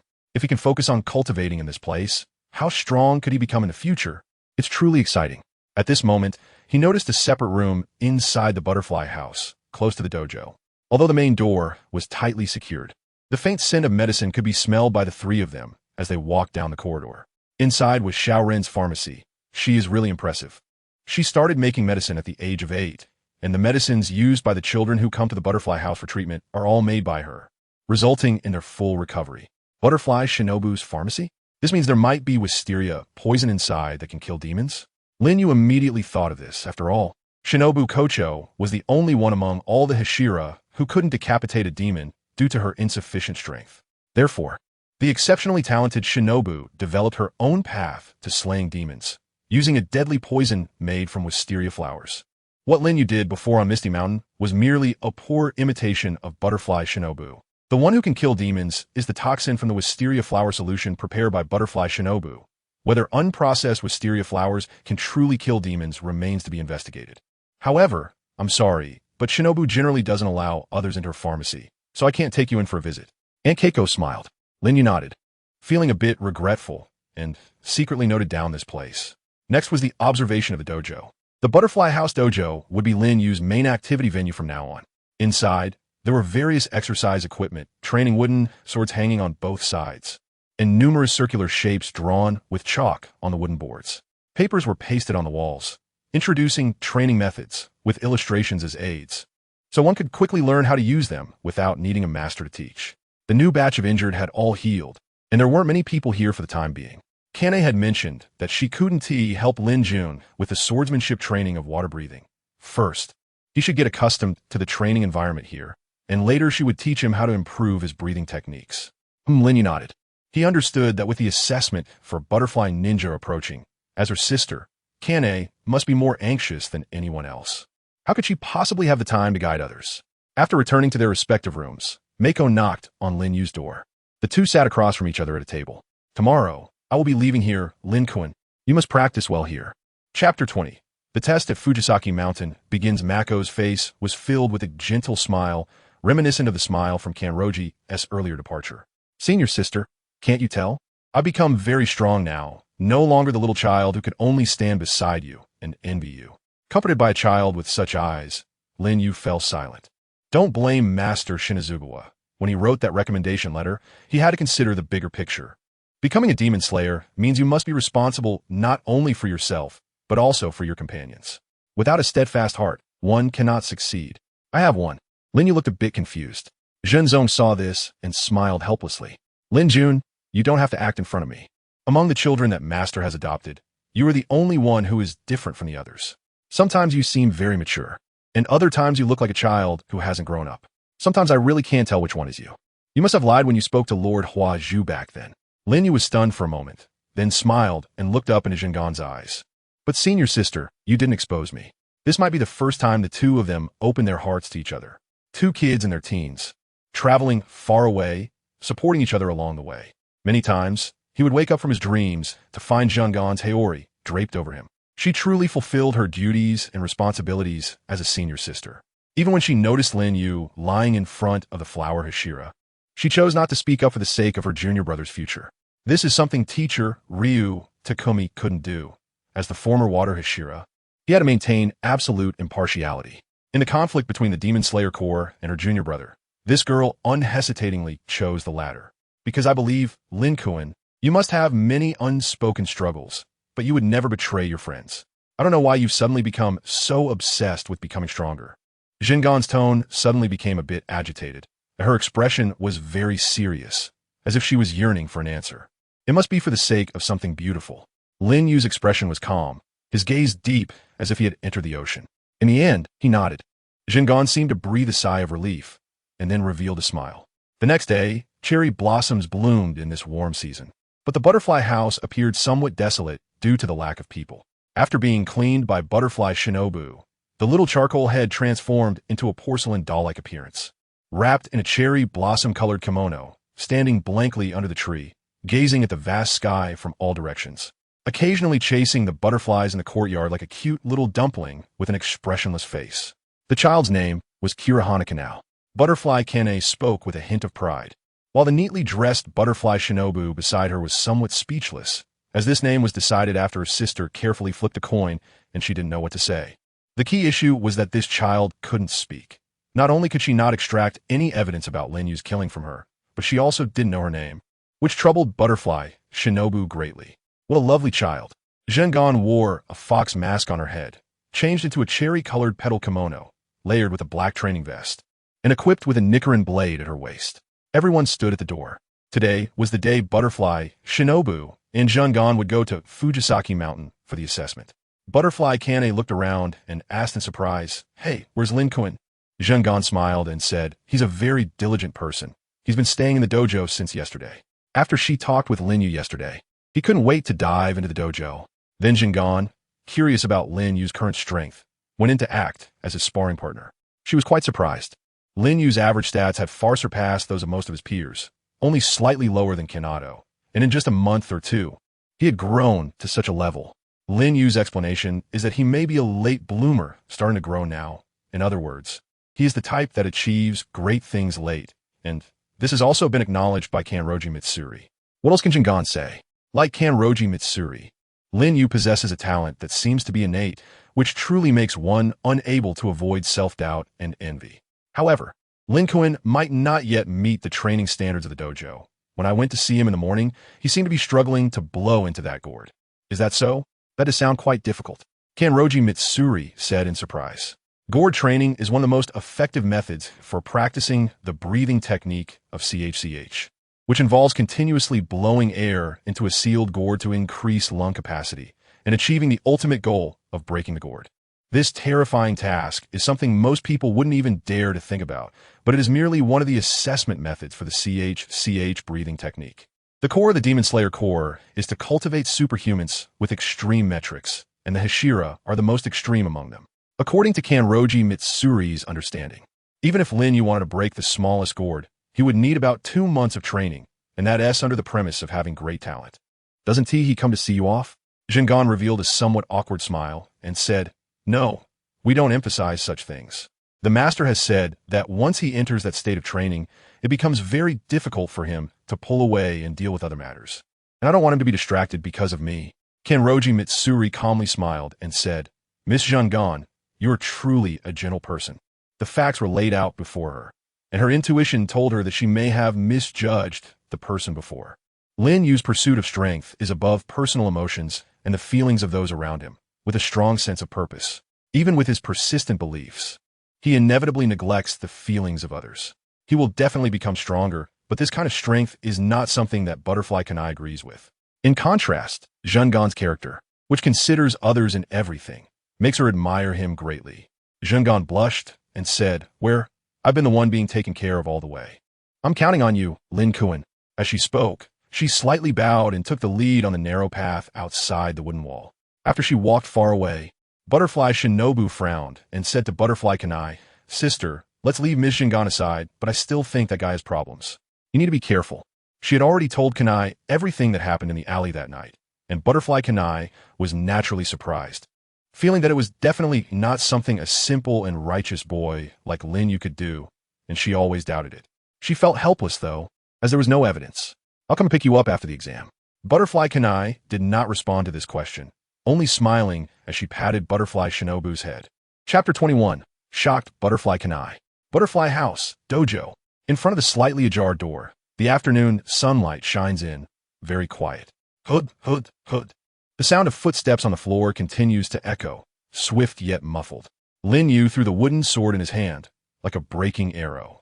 Then he stepped on the ground with his right foot, his knee bending like a spring as he flew over, reaching out his right hand to chase after the hilt. The tip of the sword stopped just short of crossing the boundary line, and after repeating this several times, the distance from the tip to the boundary was gradually shortening. How amazing! At that moment, a sound came from the other side of the door. Lin Yu sheathed his sword, his expression somewhat indifferent beneath his broad brows.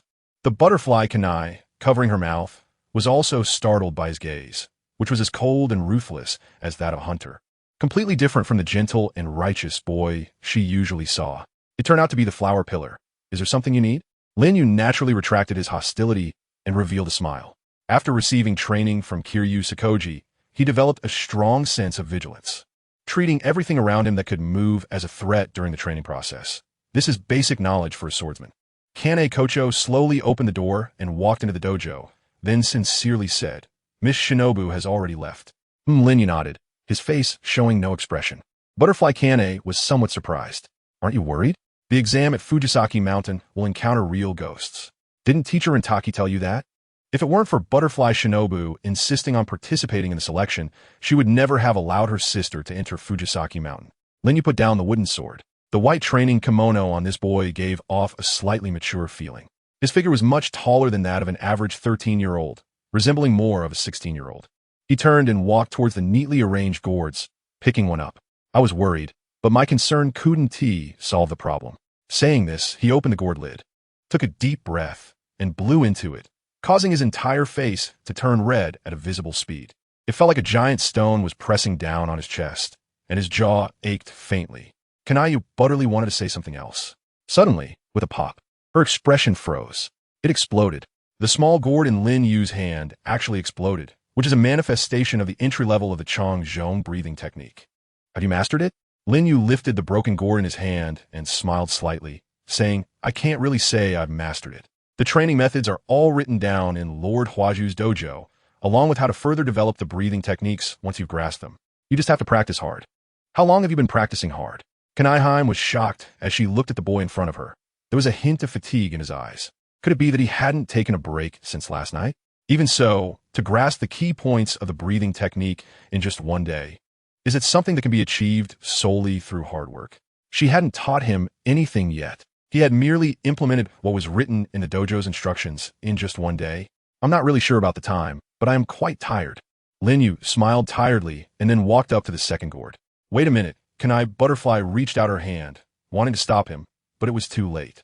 Lin Yu had already started to blow into the gourd, which was about the size of 2 palms. "Who?" This time, Lin Yu felt an even stronger pressure in his chest, as if his lungs were being crushed by a 100-pound boulder. Kanai Butterfly looked at his flushed face, the veins in his arms bulging and the muscles tensed up, purely relying on brute force. She realized that Lin Yu actually hadn't mastered it. This gourd couldn't be blown like that. It needed to be fully inflated and burst at once. Continuously increasing pressure was nothing but brute force. And even a pillar-level expert couldn't have such abnormal lung power. Lin Yu's method of using it, bang. The gourd shattered. Kanai Butterfly's awkward smile froze on her face, as if it had turned to stone. "Huh?" Lin Yu's face showed a joyful expression, completely unaware of how outrageous his previous actions had been. He put the second gourd back and instead picked up the third one, which was half a person tall. Phew! This time, it was even more difficult than the previous 2 attempts. The moment Lin Yu blew into it, he felt as if his lungs had been thrown into a vacuum-sealing machine, with a suffocating sensation overwhelming him from all directions. During the continuous exhalation, his brain experienced temporary hypoxia. After several attempts, Lin Yu finally released the gourd mouth. Still not quite right. He turned his head, somewhat puzzled, and saw Butterfly Kanai silently lowering her head, making it hard to read her expression. "What's wrong, Kanai?" "Lin Jun, I think teacher Rentaki's evaluation of you is still too conservative. You are not exceptionally talented. If you continue like this, you will definitely become a Hashira, and maybe the youngest water Hashira in the history of the Demon Slayer Corps, in just over 10 minutes. Lin Yu's performance made Kanai completely rethink her understanding of genius. Previously, this term was used by Higurashi Yuheim to describe her. She had mastered the breathing technique in just a month, and even created her own unique breathing style. It took her only 2 months to grasp the basics. And the most challenging part was the entry level. Afterward, she simply became proficient and steadily improved, which is why she spent 2 months on the entry. However, this young man before her already possessed entry-level strength in the breathing technique without having grasped its nuances, which meant his physical fitness was monstrous even compared to the Hashira level. Generally speaking, such outrageous traits do not appear in humans unless a human possesses the physical qualities of a demon. Try to catch me right here in this circle. Butterfly Kanai stood seriously in the circle. This was part of the training, a chase game. Previously, the training improvements were handled by Butterfly Shinobu, and in terms of speed, her sister had already far surpassed the A-class members of the Demon Slayer Corps. However, even so, it was unlikely that Shinobu could outrun Lin Jun, who could catch flying knives. Okay, start. Breath of the flower. As Butterfly Kanai's butterfly Haori fluttered slightly, Her graceful figure vanished from the spot. When she turned her head back, her expression changed dramatically. During the high-speed movement, Lin Yu surprisingly did not lag behind at all, even faster than her by a fraction. And his strong right hand was about to grasp the edge of her Haori. Breath of the Flower. Entry level. Chapter 22. Lin Yu's hidden moves? Is it really that fast? Lin Yu was shocked. During the day, he had a match with Shinobu. And although Shinobu was as fast as a quasi-grade A member, she actually seemed quite slow in Lin Yu's eyes. However, with the assessment approaching, he couldn't put any unnecessary pressure on Shinobu, so he deliberately showed a slightly weaker performance. Now, facing Butterfly Kane, he held nothing back, unleashing his full speed. Just when he thought he was about to catch Butterfly Kane, she suddenly vanished from his sight. It was just like trying to catch a butterfly that flitted quickly and unpredictably. Just when he was about to grasp it, it slipped through his fingers. Was this the speed of a Hashira? However, he was unaware that Butterfly Kane was even more shocked than he was. Leaving everything else aside, her speed was among the top in the Demon Slayer Core Hashira, at least in the top 3 tiers. For someone of her caliber to be forced to use her maximum speed to evade a person who was not even an ordinary member, and who had not mastered the basic breathing techniques, was astonishing. Lin, you must not have used your full strength, right? Why don't you give it a try? Butterfly Kane looked at Lin Yu, her tone somewhat uncertain. If that gourd could be blown apart, it would prove that Lin Yu must have even stronger lung capacity. The principle of breathing techniques is that the stronger the lung power, the greater the physical limits that can be achieved. Lin Yu fell silent. He indeed had a backup plan. Lord Hanazuki, it's somewhat inconvenient to demonstrate. Butterfly Kane rarely frowned and asked why. She wasn't someone who liked to pressure others. But after joining the Demon Slayer Corps, anyone would develop a certain sense of competition. It's impossible to grow stronger in such an environment without a competitive spirit. She just concealed it very well. Now, Lin Yu had already stirred this mindset within her. It's because of the clothes. Wearing this training uniform doesn't allow me to showcase my full strength, but I've looked around, and it seems this dojo doesn't have a larger size training uniform. Clothes? Butterfly Kane revealed a look of confusion. Lin Yu nodded. Through long-term training, his body had actually grown a lot. The strength provided by the system was all within reason. It was impossible for a frail person to have an absurd impact force of hundreds of pounds. The more power he mastered, the stronger his body became, and the more food he needed. To maintain the appearance of a 13-year-old boy, he had been using a certain mechanism of the system to suppress his natural growth, similar to a technique like bone shrinking. To be honest, I also want to know where my limits are. Since Lord Hanaju said so, please forgive my loss of composure. Kanai Butterfly's face immediately turned red as she saw Lin Yu expressionlessly lift the upper part of his clothing. Beneath his fair skin were muscle lines flowing like a six-pack, resembling the exquisite works sculpted by an artist. It was hard to imagine such a physique on a 13-year-old boy who was around 1.60 meters tall. After all, the childishness on his face had not faded, and he looked almost like a child. Lincoln, what are you? Kanai Butterfly quickly covered her eyes with both hands. Strictly speaking, she was also just a 16-year-old girl. No matter how mature she was, she couldn't be so accustomed to such a scene. However, she soon realized that Lin Yu was not being lewd. Because his body moved, those slightly thin muscles were swelling at a visible speed, like a balloon being inflated. His physique no longer appeared thin or lean, but rather in a state truly covered by a power armor, with muscular blocks embedded all over his body. Similar to the Master of Sorrow in a state of rage. Generally, a girl's heart would only flutter for a slightly muscular handsome guy. Too much muscle would ruin the aesthetic and make it hard for one to feel shy. As Kanai watched Lin Yu's muscles continuously increase, she quickly shifted from shyness to losing interest in appreciating the opposite sex and began to think. She suspected that Lin Yu was following the path of the Master of Sorrow and looked at him with some confusion.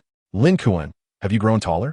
Originally, Lin Yu, who was slightly shorter than Kanai at 1.60 meters, was now a full 1.70 meters, looking like a bull.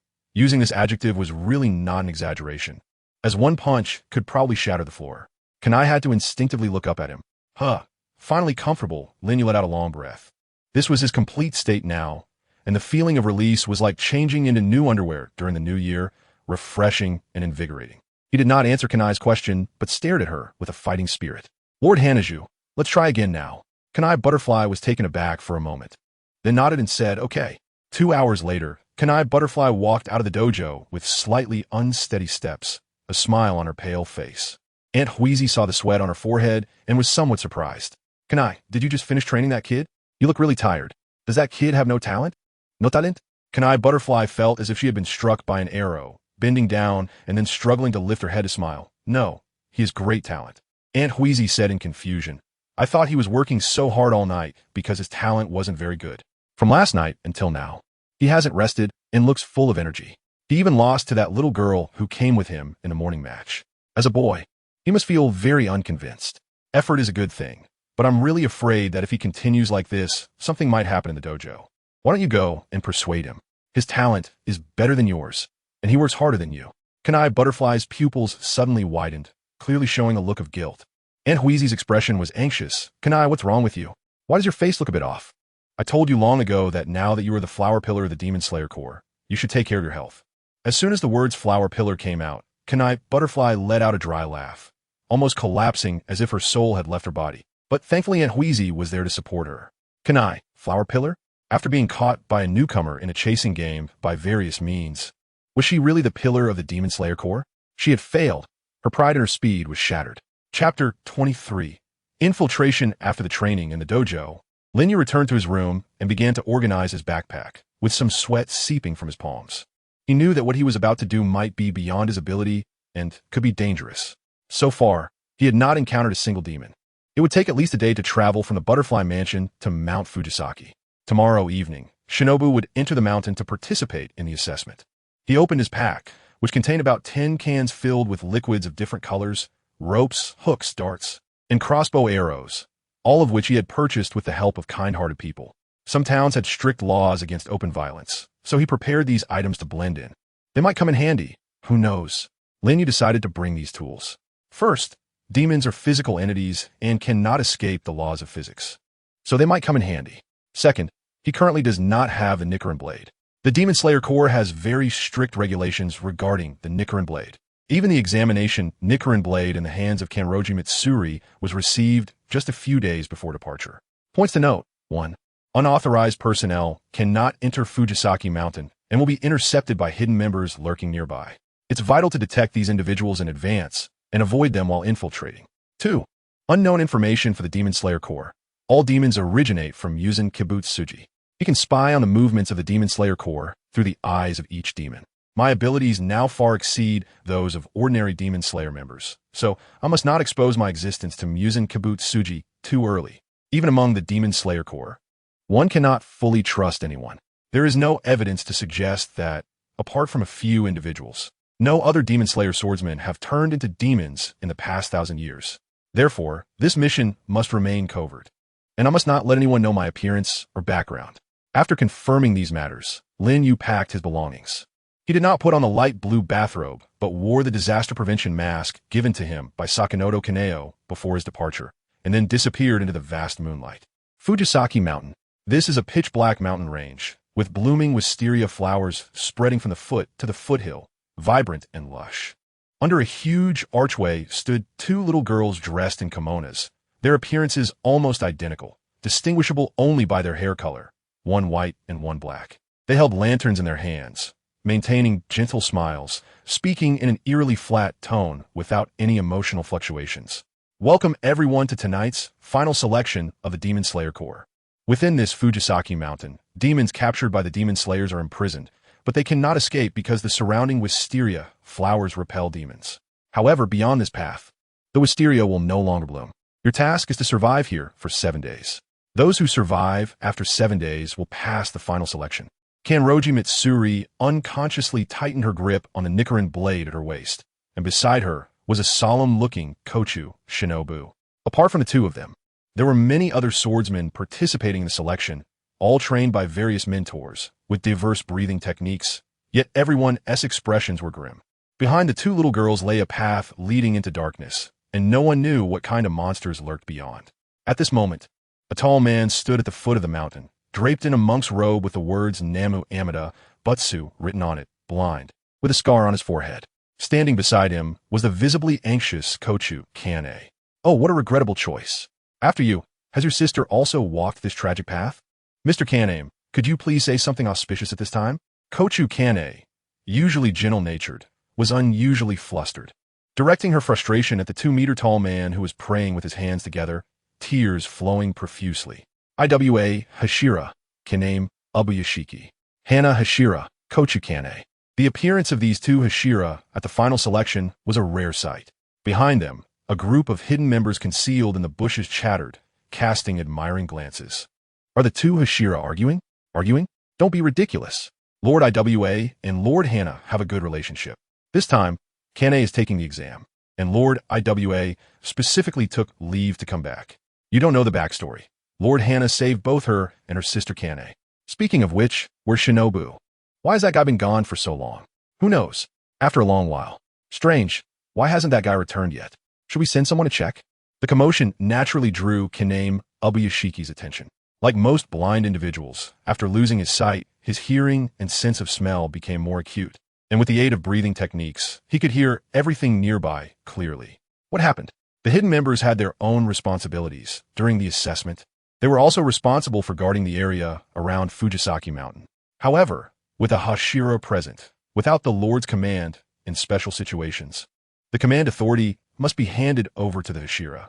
One of the hidden members concealed in the bushes said, Lord IW, one of our team members hasn't returned since the beginning, but it's not a major issue. We've already sent someone to look for him. Kaname Ubuyashiki frowned slightly. The hidden members were always diligent. Such a situation should not have occurred. Moments later, two hidden members came rushing from another side of the hillside. One of them dragging a man stripped down to only his underwear. Shinobu. The man stripped of his clothes was the missing Shinobu, now in a state of unconsciousness. Kaname Ubuyashiki, helpless, slapped him, but it had no effect. He must have taken some kind of forced hypnosis drug.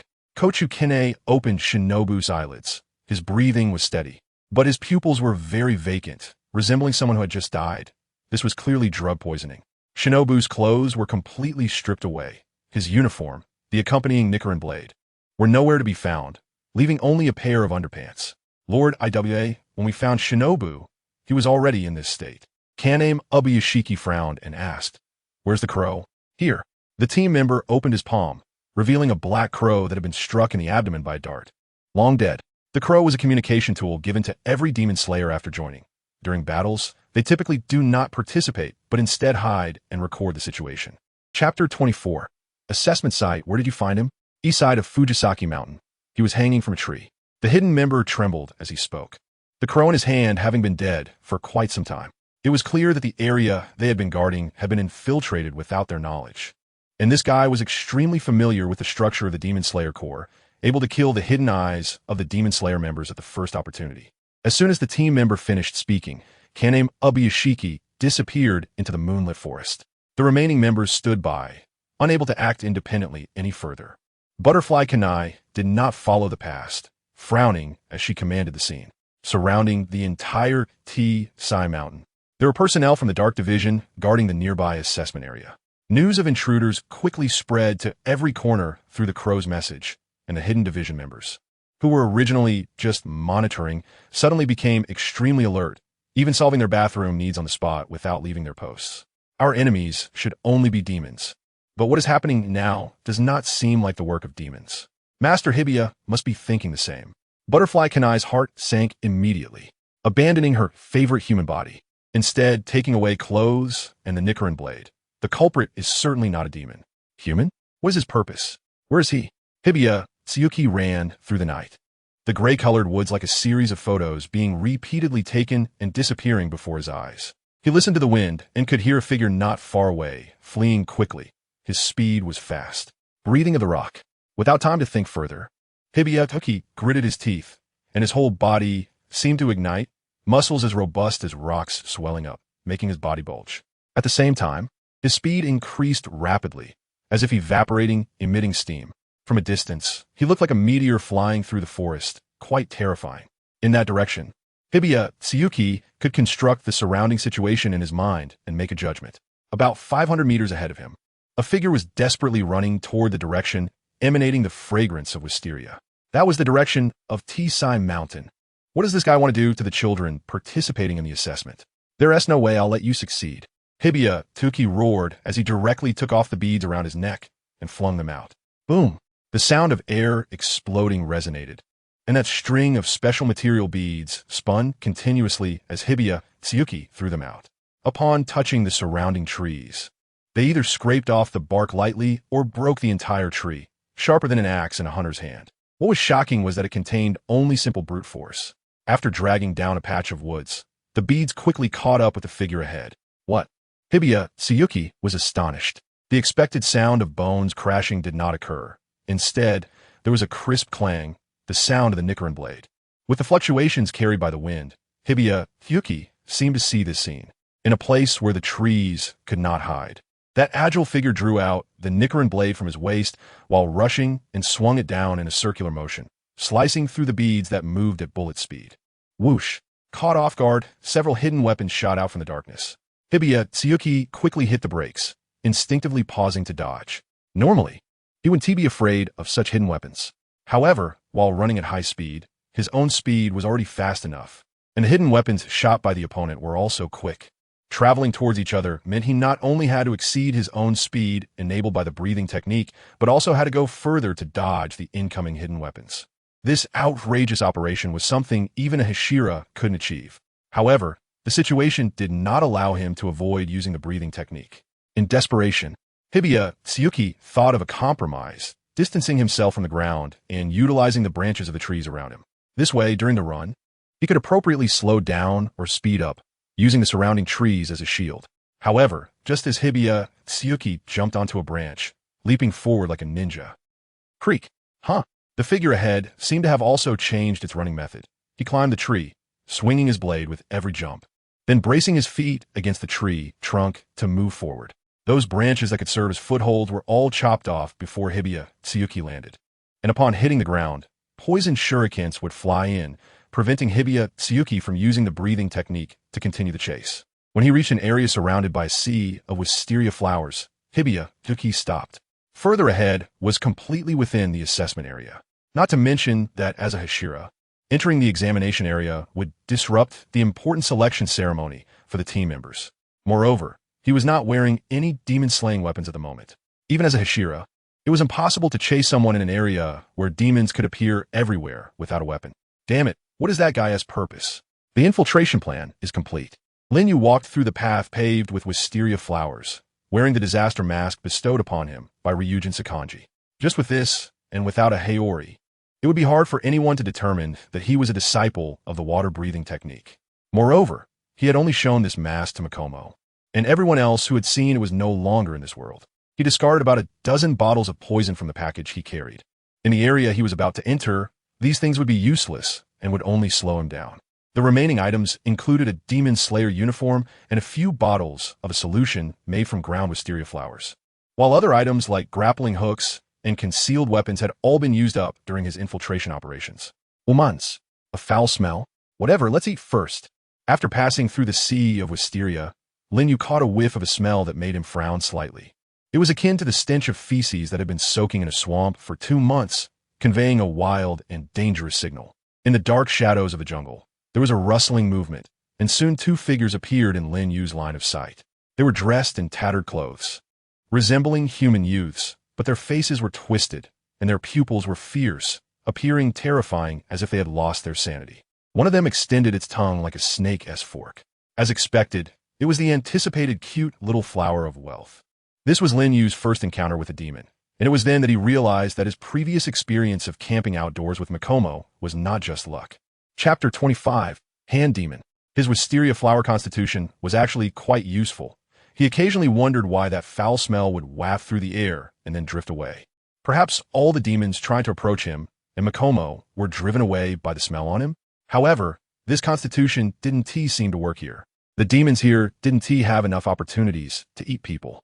Just by looking at how they drooled, it was clear that as long as they saw someone, regardless of whether they would get a stomachache from eating, they would devour them. I found him first. One of the demons leaped up, ready to attack Lin Yu. But a comical scene unfolded as the other one jumped up and directly broke its arm, also swatting its face before grinning maniacally and lunging towards Lin Yu. Their speed was indeed much faster than that of ordinary humans. Those thugs didn't even have a chance to raise their hands in front of Lin Yu. However, they were still too weak. Lin Yu swung his knife, the cold light of the blade slicing through the air like moonlight, severing the neck of the evil spirit in an instant. The remaining evil spirit's eyes widened in shock, realizing it had walked right into a trap, and it tried to turn and flee. A strong and powerful arm grabbed it by the neck. What? The spirit turned its head in disbelief, only to see a fox pattern with fiery eyes, and the veins on the hand gripping its neck were visibly bulging, resembling worms crawling across the muscles of the wrist. After becoming an evil spirit, it was the first time in its life that its understanding was completely overturned. A human had actually caught it barehanded. What a joke. Furious, it attempted to struggle. A suffocating force emanated from its neck, accompanied by cracking sounds. It could feel its neck being relentlessly squeezed, shrinking significantly, while its body was unable to break free from the grip that was like an iron clamp around its neck. Huh, what kind of monster are you? The evil spirit's eyes were bloodshot as it turned its head in disbelief. It dared not move anymore because the cold daywheel blade was already resting against its neck. Answer my question, and I might let you go. I will tell you everything I know, it replied. The evil spirit hesitated for a moment, then hoarsely asked, Is there a very large spirit here? Are you talking about that guy with many hands? Yes. Lin Yu nodded. The evil spirit swallowed hard and uncertainly asked with its jagged mouth, If I tell you, will you really let me go? Lin Yu took off the mask. At that moment, the evil spirit was stunned, unable to imagine that beneath this mask and strong body was a harmless boy's face, revealing a very innocent smile. Of course, I always keep my promises. The evil spirit nodded. Just 500 meters ahead in the woods, I came from there. That guy has always been domineering, relying on his strength, and has eaten quite a few people. If you're looking to cause trouble for him, I advise you to save yourself the trouble. As soon as the words left his mouth, the evil spirit felt his neck loosen, instantly revealing a look of rebirth. However, in the next second, a chill ran down his neck, and before his body hit the ground, his head fell first.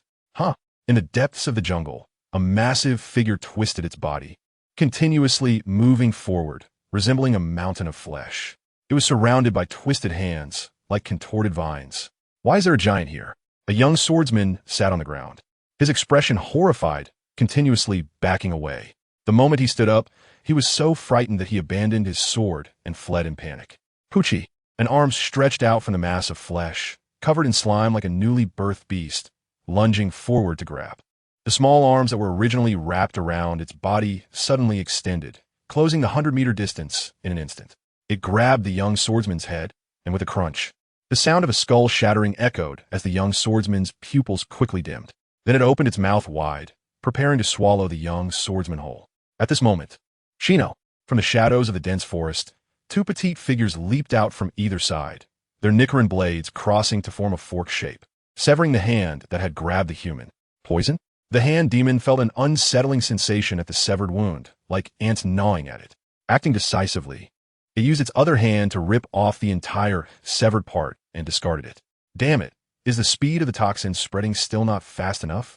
Butterfly Shinobu gritted her teeth, seizing the opportunity to quickly escape the scene with the person, while Zenko closely observed the movements of the evil spirit. Are you okay? In just a few seconds, the anxious expression on Butterfly Shinobu's face froze. The young boy was staring wide-eyed, his pupils completely unfocused, blood oozing from under his hair. His skull completely caved in, the area around his head soft like that of a newborn baby. Butterfly Shinobu silently stood up, her eyes filled with rage. The massive demon quieted down, and the eyes hidden within the mountain of flesh paused slightly upon catching sight of the girl wearing the fox mask. The corners of its eyes curving up slightly, then it let out a strange sound. Here we go again, my lovely little fox. Zenko frowned slightly. Again? Hey, little demon wearing a fox mask, what year is it now? It's the Taisho era. Zenko tightened her grip on her Nichirin blade, her expression serious. Taisho? Not again. Not during this time, when the era changes while I'm locked up. I can't forgive this. The hand demon froze for a moment, then fell into a state of extreme rage, the hand surrounding its skin frantically clawing, tearing through the flesh. Even Zenko and Butterfly Shinobu were horrified. Damn it, Kagaya! Damn it, Kagaya! After some conversation, the two learned that this hand demon was the one captured by Kagaya in the past, and it had killed no less than 5 of Zenko's senior brothers by identifying them through their masks. The sword in Zenko's hand trembled, tears uncontrollably falling as she couldn't believe that the senior brothers she had lived with had all been swallowed by this creature, their faces seemingly still lingering in her mind. No, it certainly can't be like this. Ha ha, their cries before death were beautiful. I will kill all of Kagaya's disciples. You are the 6th. Chapter 26, the 7th day. Don't get in the way. I'll take care of you slowly later. 3 or 4 hands reached out simultaneously, sealing Butterfly Shinobu's body as she leaped into the air. Insect breathing. The Nichirin Blade sliced through the hand, attacking her face. But 2 others formed fists and sent Butterfly Shinobu flying, crashing into a nearby tree trunk. Pretty fast, huh, little demon? The hand demon's voice was grim, tearing away the flesh that had just been cut. The hand had not been completely severed, indicating that this little demon did not have the strength to decapitate him. But a deadly toxin was rapidly spreading within its body, the stench reminiscent of the wisteria flowers surrounding the mountains, foul and unpleasant. In recent years, these little demons released into the mountains by the hunters have become increasingly troublesome. Shino, that blow knocked Butterfly Shinobu to the ground, rendering her unconscious. In her hazy consciousness, she saw 5 or 6 hands reaching towards Zenko's back. You belong to me now, little fox. Just like your senior brothers, sleep well in my belly. The hand demon's voice was fierce and twisted, as if its emotions were pushed to the extreme by that fox mask. Zenko held her sword with both hands, her eyes filled with determination and fury. All concentration, water breathing. 7th form, drop ripple thrust. Everything in her line of sight seemed to transform into a calm, windless surface of water, with raindrops falling on it. Those were the weak points of the hand demon covered all over its body, and attacking in one direction would temporarily disable one of its attacking limbs. 5 or 6 hands rushed towards Zenko. She abandoned her defense, focusing all her aim at the hand demon's head, which wore a sinister smile. With one thrust, I got you, The hand demon's smile grew more pronounced. However, just as those hands were about to grab Zenko's limbs, a fierce wind surged, a violent presence flashing past from the shadows, faster than Zenko, faster than its hands. The hands were severed. A figure with another fox mask flashed in the hand demon's view, its eyes blazing with a fire that seemed to burn away the night. Who is it? The last thing the hand demon saw was Zenko's tear-filled, furious eyes as a blade cleanly severed its head, flying through the air in an arc before landing. On the other side of the jungle, behind a sturdy tree trunk, a figure stood tall under the moonlight. Gah! The cold, gleaming long knife was sheathed. Kagaya! Kagaya! Until the last moment of its life, the hand demon screamed those 2 words in extreme madness. Soon after, Zenko's cries of despair echoed. She had done it, avenging her senior brothers. Lin Yu pressed his fox mask and walked further away. With each strike, he took down a ghost that pounced towards him, all the way to the foot of Tungshi Mountain. It seemed that with every ghost he killed, his breathing technique became more refined, and the pain from the intense use of his lungs gradually diminished. This was a phenomenon indicating that he was on the verge of mastering the breathing technique. Perhaps due to the assistance of the system, he was able to grasp the breathing technique much faster than others. However, the arduous and painful process was almost the same for everyone. The energy he absorbed from the constant breathing technique was several times that of an average person, which naturally meant the pressure on his lungs was also several times greater. Under such circumstances, an ordinary lung would have burst long ago, but fortunately, his body had been modified. This was the essence of hard work being rewarded. To quickly adapt to this rhythm of constant breathing, he had to kill every ghost in sight, even actively seeking them out. Come on. In a certain jungle, a young swordsman gripped his sword with both hands and swallowed hard. The fierce ghost in front of him stuck out its tongue, lying on the ground like a beast, before suddenly leaping up. The young man's eyes focused as he was about to swing his sword down. Suddenly, a strong gust of wind blew through. Huh! The young man was dumbfounded, and so was the ghost, as its body was severed in midair. Similar situations continued to unfold in Tungshi Mountain. By the end, amidst the fog and darkness of the forest, Lin Yu could no longer count how many ghosts he had killed. A glimmer of light finally flickered in the pitch-black sky. Lin Yu glanced at the sunwheel knife in his hand, which was full of notches, with several blades curling painfully. The rising sun bathed him, and his upper body was completely bare, with solid muscles embedded in his bones. He seemed to have grown a bit taller, now around 1.78 meters. Lin Yu glanced at the forest shrouded in thick fog behind him, his body gradually shrinking into a very handsome and slender boy, with broad eyebrows and a straight nose. After the transformation, his body was indeed very convenient. In the end, he changed into the Demon Slayer Corps uniform that was in the package. Looking back at the Wisteria Mountain, the air was fresh, and there was not even a trace of foul odor. For a moment, feelings of reluctance and attachment surged in his heart, emotions he had not felt when he left the narrow fog mountain. On the 7th day, the assessment period finally ended.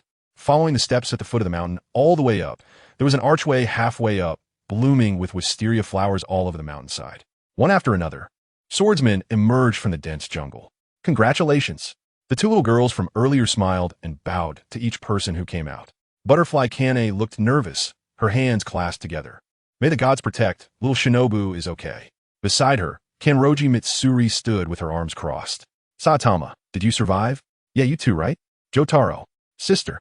A voice pulled Butterfly Kane out of her thoughts, tears welling up in her eyes as she saw her sister walking step by step toward her with the help of Shinobu. Butterfly Shinobu wore a joyful smile, appearing very strong. That's great. Really great. Butterfly Kane trembled as she rushed over to embrace her sister and Shinobu, unable to hold back her tears. Kanroji Mitsuri was also moved to tears by this scene. However, when the number of survivors in the square exceeded 10, Kanroji Mitsuri sensed something was off. Yet, the number continued to increase. Even the Umbu member beside her, holding forging materials, had a faintly troubled expression. What is going on? Why are there so many children surviving this year? It's not that they are cold-hearted. The assessment of the Demon Slayer Corps is that cruel, with past entrance to Wisteria Mountain typically having a survival rate of 1 out of 10. Chapter 27. Thoughts on the intruder Miss Shinobu, what's wrong? Butterfly Kane gently touched Shinobu's head. Although everyone was very emotional, as if they were reuniting after a long time, she still couldn't help but use honorifics. Shinobu turned back. Below the steps, the Umbu members were withdrawing from Wisteria Mountain, and a figure in a Demon Slayer Corps uniform caught her attention. Nothing. Shinobu smiled with red-rimmed eyes. At the Demon Slayer Corps headquarters, a man with a scar on his forehead sat on a tatami mat. His appearance was quite terrifying, yet he wore a friendly smile like a gentle breeze. This was Kanroji Yoya, the leader of the Demon Slayer Corps. According to the surviving children, around the third day of the assessment, they gradually found themselves in situations with no demons to slay.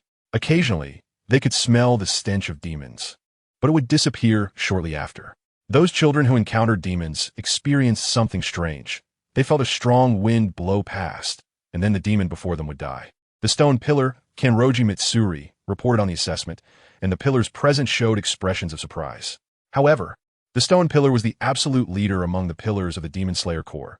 Being older than the others, they would generally refrain from interrupting him while he spoke. Additionally, before the assessment began, one of the Umbu members responsible for guarding went missing and was found hanging from a tree. The intruder entered Wisteria Mountain during the assessment, and his strength was formidable. He could use breathing techniques. I suspect he is related to this matter.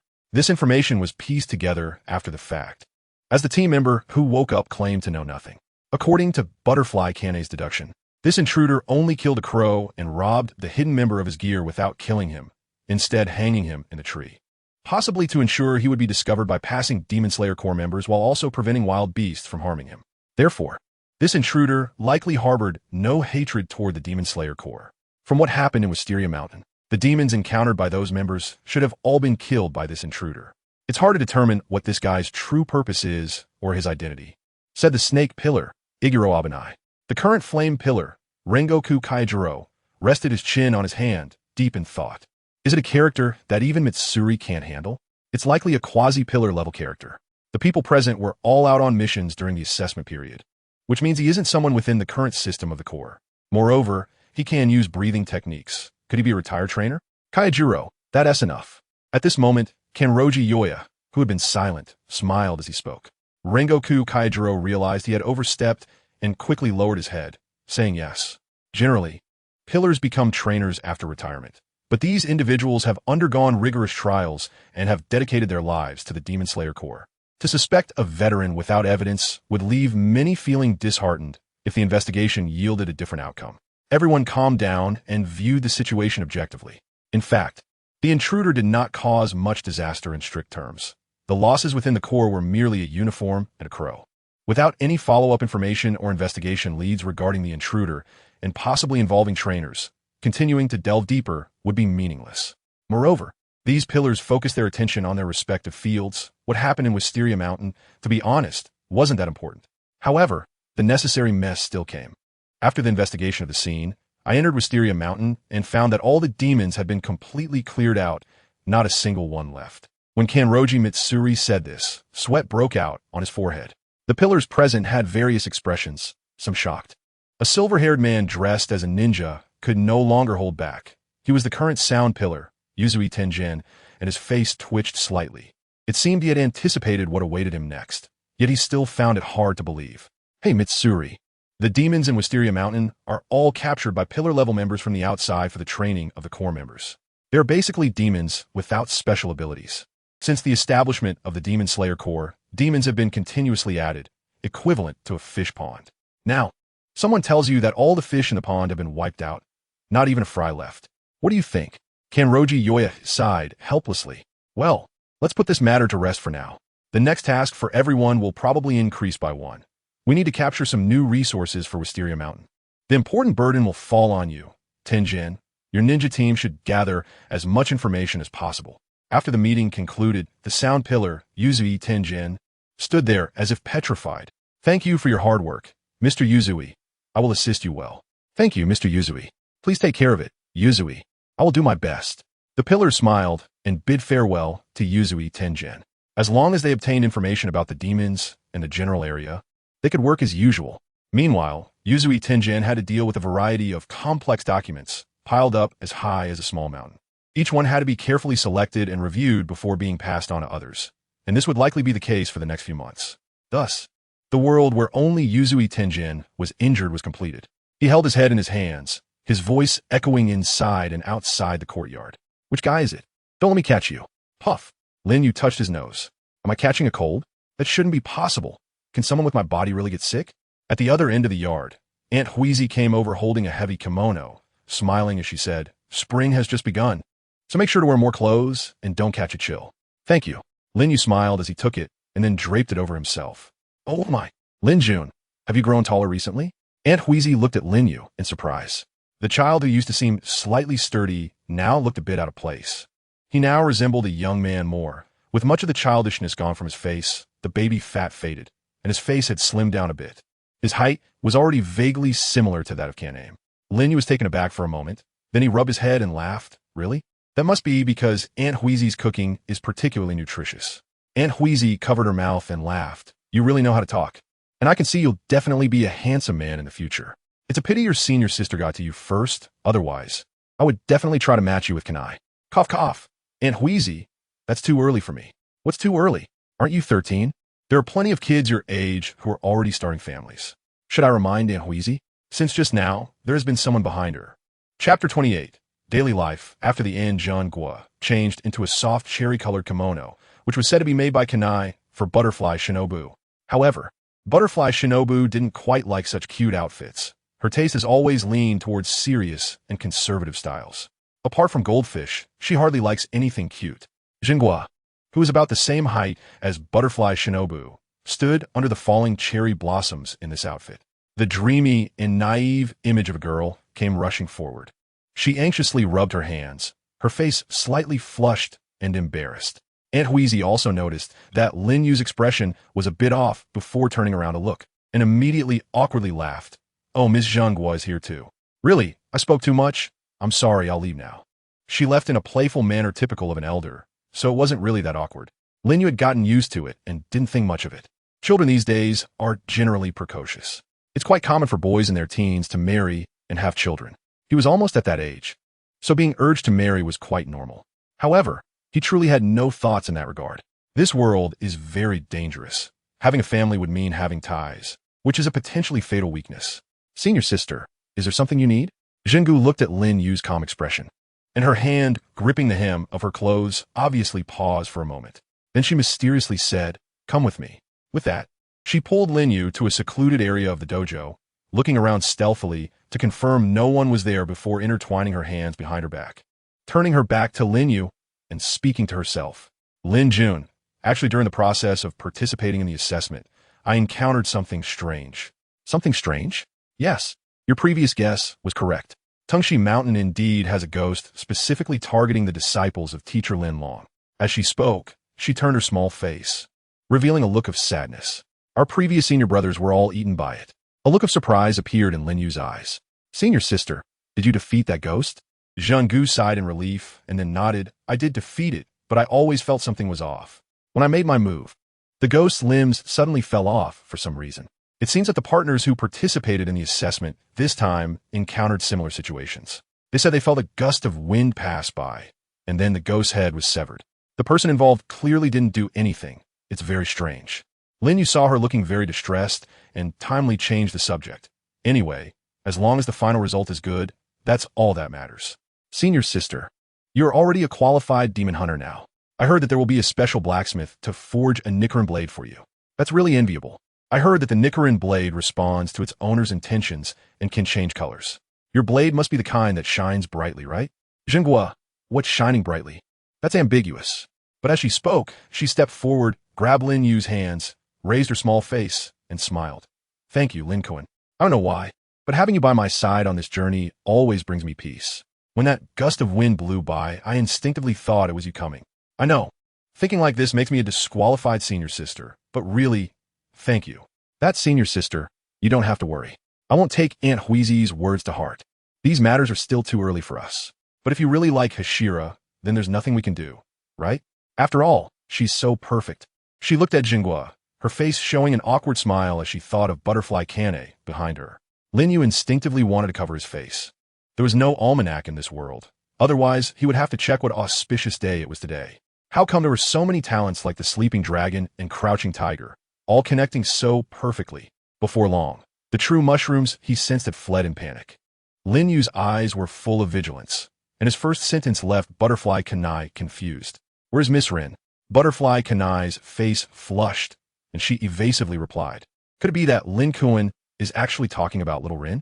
Please speak properly. You're the flower pillar, not the love pillar. Has everyone become so strange now that spring has arrived? Lin Yu suppressed the long silent spirit of sarcasm. After getting serious, what Butterfly Kane wanted to say was actually quite similar to what Makoto would say. Lin Yu's actions in Tungshi Mountain caused a great stir within the Demon Slayer Corps. It seems that as a result, he has gained a formidable enemy, the Sound Hashira Yuzui Tenjin, who appears to have been working tirelessly for several days with bloodshot eyes and a face covered in stubble, resembling an uncle. He is shouting about wanting to tear the infiltrator to pieces. However, the Stone Hashira, being blind, can only vaguely simulate the surrounding environment and the opponent's build, and naturally cannot see their specific appearance.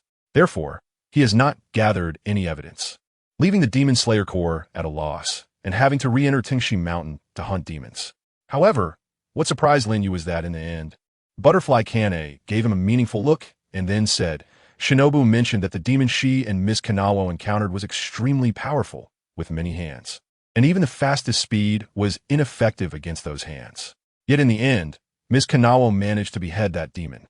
According to Miss Kanawa's description, it is highly likely that it is related to that infiltrator. Lin Yu firmly denied, I believe my senior sister won through her own efforts. She is undoubtedly a qualified team member. Butterfly Kanai froze for a moment, then smiled and said, yes indeed. Soon, this butterfly-like woman vanished around the corner of the dojo path, smiling.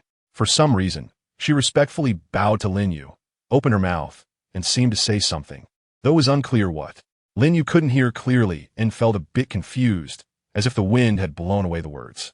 In the following days, Zhengu went to the headquarters to participate in the initiation ceremony, and there were actually quite a few busy tasks, such as the team uniforms. It was said that the designer was a lecherous four-eyed man, who often came up with some peculiar designs for the female team members' uniforms. He originally planned to design an ultra-short skirt uniform for Zhengu, but after Butterfly Shinobu almost burned down his shop, he settled for a skirt that fell below the knee. Then there was the selection of materials for the Nichirin Blade. The craftsman was making it, and the timeline was a bit long. There was no need to rush on this, as one could just patiently wait, which was equivalent to a paid vacation during this period. Chapter 29. A mission arrives, however. Even though it was called a vacation, it was impossible to be completely free. There were simply too many evil spirits in this world, led by the mysterious 12 Kazuki. For over 100 years, the Demon Slayer Corps had not received any information about the Upper Moon demons. The more unknown it was, the greater the invisible pressure it exerted on people. If they continued to let it go, what would happen when they truly appeared one day? No one knew. Therefore, time was tight.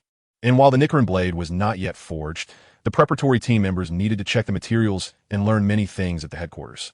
In this way, Zhengu and Butterfly Shinobu were both absent, and Butterfly Kane was unable to leave due to an exorcism mission assigned from above. The Butterfly Mansion's dojo was left with only Lin Yu. Taking advantage of this relatively free time, he practiced alone. Water breathing, Lin Yu held the life-size gourd. His expression serious. After taking a deep breath at the moment he closed his eyes, he could clearly feel his lungs working frantically. The feeling of suffocation in his brain surged rapidly. He could sense the counterpressure brought by the large gourd. Bang! The moment he opened his eyes, his expression was as fierce as a wolf. With a crack, the large gourd he was holding began to show a slight fissure, and then it started to crack apart, exploding completely. Done! Accompanied by the rapid movement of his lungs, his body temperature continued to rise. Lin Yu suddenly felt that the world around him had become clearer. The texture of the wooden floor in the dojo seemed to be distinctly visible, and the scent of the grass and trees outside the dojo faintly lingered in the air. Ever since the assessment at Tungshi Mountain had concluded, he had realized that he might be facing a bottleneck. Sure enough, this time, the progress he made was not just in terms of physical strength. More importantly, it was an enhancement of his sensory system. Was this a precursor to perceiving the world more profoundly? If this continued, would he awaken the patterns? Realizing this, Lin Yu hurriedly steadied his breathing. It is known that a swordsman who awakens the patterns experiences a significant reduction in lifespan, and he certainly did not want to die young. System prompt, your body, having undergone transformation, far exceeds that of ordinary people, and there will be no physical limitations during the enhancement process. Lin Yu's pupils suddenly dilated. Yes, he has already been modified, so naturally, the load he can bear is much higher than that of an ordinary person. The limitations of the transparent world should not exist for him. At this moment, outside the butterfly house. Sister, I want to go with you. No, no. You haven't even forged your Nichirin Blade yet. It's too dangerous. Butterfly Kanai refused her sister's request with some helplessness. A loud bang startled both sisters. The sound came from the dojo, and they exchanged glances before quickly running over. When they arrived at the dojo, the sight before them left both sisters stunned. Inside the training ground, several life-size gourds were shattered all over the place, and a very sturdy figure stood in the arena, holding a large gourd in his arms. This was the fourth one. He blew with all his might, and with a loud boom, the gourd shattered into pieces as if struck by a falling hammer. Has this guy already grown to this extent? A look of shock appeared on Butterfly Shinobu's face, while Butterfly Kanai, beside her, forced a smile. Beads of sweat forming on her forehead. During these days, Butterfly Shinobu participated in the team training and was naturally unaware of what was happening in the dojo. Very few people in the Demon Slayer Corps knew about the strange person who emerged from the Butterfly House, and only a handful, including Butterfly Kanai, possessed this top-secret information.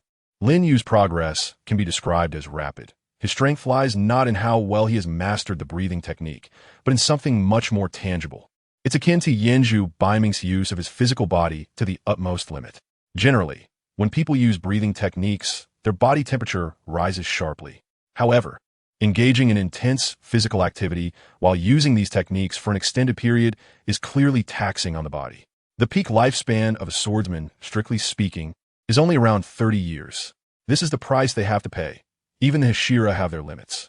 Butterfly Kanai had tried to use the flower breathing to guide Lin Yu. Initially, her speed actually surpassed his, but over time, she realized that Lin Yu's stamina far exceeded her expectations. 3 hours, 4 hours, 5 hours.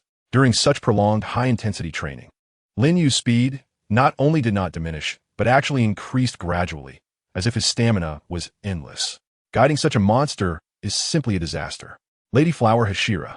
When Lin Yu saw Butterfly Kanai, he smiled gently, as usual, with a hint of childlike innocence. However, this was a child around 175 meters tall, covered all over with hard muscles, which even made Butterfly Shinobu feel a bit creeped out. Sister, are you planning to take this guy with you? Butterfly Shinobu said, somewhat incredulously. Butterfly Kanai nodded with a smile. Why? I just don't understand. This guy didn't even pass the selection. Well, the situation is a bit complicated. Little Shinobu, just stay at home and be patient for a while. Sister will be back before you know it. The two sisters exchanged words, leaving Lin Yu somewhat confused. Is something going on? Soon, an even more puzzling event occurred. A brand new Nichirin Blade was placed in front of him. The shape of the Nichirin Blade was quite strange, completely different from the typical slender style. The blade was at least 2 or 3 times wider, more like a large cleaver in strict terms. This is the Nichirin Blade, forged by Master Kanamori from the village of the blacksmiths. Is this for me? Lin Yu sat upright on the tatama mat, furrowing his brow in confusion. Butterfly Kanahui nodded and smiled. Lin Kuan, you could try it first. If it doesn't work, You can return it to be remade. Beside her, Butterfly Shinobu lowered her head, her expression filled with confusion, misunderstanding, and frustration, but with her cute face. No matter what expression she showed, it still looked pleasing to the eye. I can't understand, Master Hashira. I shouldn't be a formal member yet. So why would someone forge a Nichirin Blade for me? I'm sorry, Lin Yu, but I can't tell you the reason right now. However, please don't look at me like that. I don't have such privileges, Butterfly Kanahui said with a somewhat mysterious smile on her face. Did Teacher Wisteria send another letter? Lin Yu's intuition is very sharp. The guidance from Kanai during this time should be related to the correspondence with Taki Sakanji. As for the Demon Slayer Corps making such a decision to allow an outsider to forge a Nichirin Blade, it probably has something to do with his master. However, Kanai did not reveal this answer. She seemed to have some difficulties in speaking, making it hard for Lin Yu to press further. Overall, he felt that he should be valued by the Demon Slayer Corps, able to utilize some resources and even obtain his own Nichirin Blade, which wasn't a bad thing. Lin Yu, there's another matter. Can you accompany me to participate in a mission in a nearby area? Huh? The outside world is very dangerous. Go out? Lin Yu will never be able to go out in this lifetime. The butterfly house has, in a strict sense, become his second home. He still has a lot of room for improvement. After his daily training, he takes a medicinal bath, and Aunt Huizi arranges corresponding supplements for him. His body's growth rate is much faster than it was at the narrow mist mountain.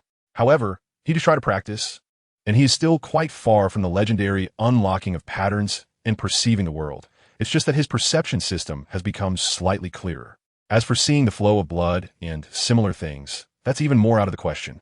Sister, why use this attitude? It makes it seem like we're begging this guy. The resources of the Butterfly House are meant for warriors who contribute to the Demon Slayer Corps, and during this time, he has consumed the resources of 20 people by himself.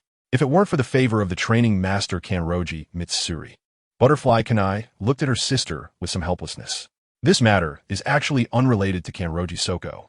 It was personally ordered by a man who can decide the future of the Demon Slayer Corps, and Butterfly Kanai is just responsible for providing information related to Lin Yu. As for Lin Yu's own value regarding the incident in Fujisaki Mountain, they can just turn a blind eye. Those that do not work shall not eat. Lin Yu reached for the Nichirin Blade on the table, and the sisters' gazes shifted to him simultaneously. My master said this when he was teaching me. If Lord Kane thinks I can do it, then I'll try my best and see how far I can go. Butterfly Kane looked at him with admiration, smiling and nodding. Butterfly Shinobu also obediently closed her mouth. Lin Yu seemed much braver than she had imagined. She had always thought that the reason he stayed in the Butterfly Mansion and never left was to use training as an excuse to avoid the demons. After all, those heavily injured warriors were all eager to recover quickly to slay demons. Yet Lin Yu showed no such willingness. Although Lin Yu didn't know why Kane specifically brought him to carry out this mission, there were plenty of capable support members in the Demon Slayer Corps, including the current Butterfly Shinobu, who could be considered the best candidates. The current situation left no room for him to refuse. He was well aware of how many resources he had taken advantage of. In this world, there is no such thing as a free lunch. To enjoy resources, one must fulfill corresponding obligations. Now was the time for him to demonstrate his value.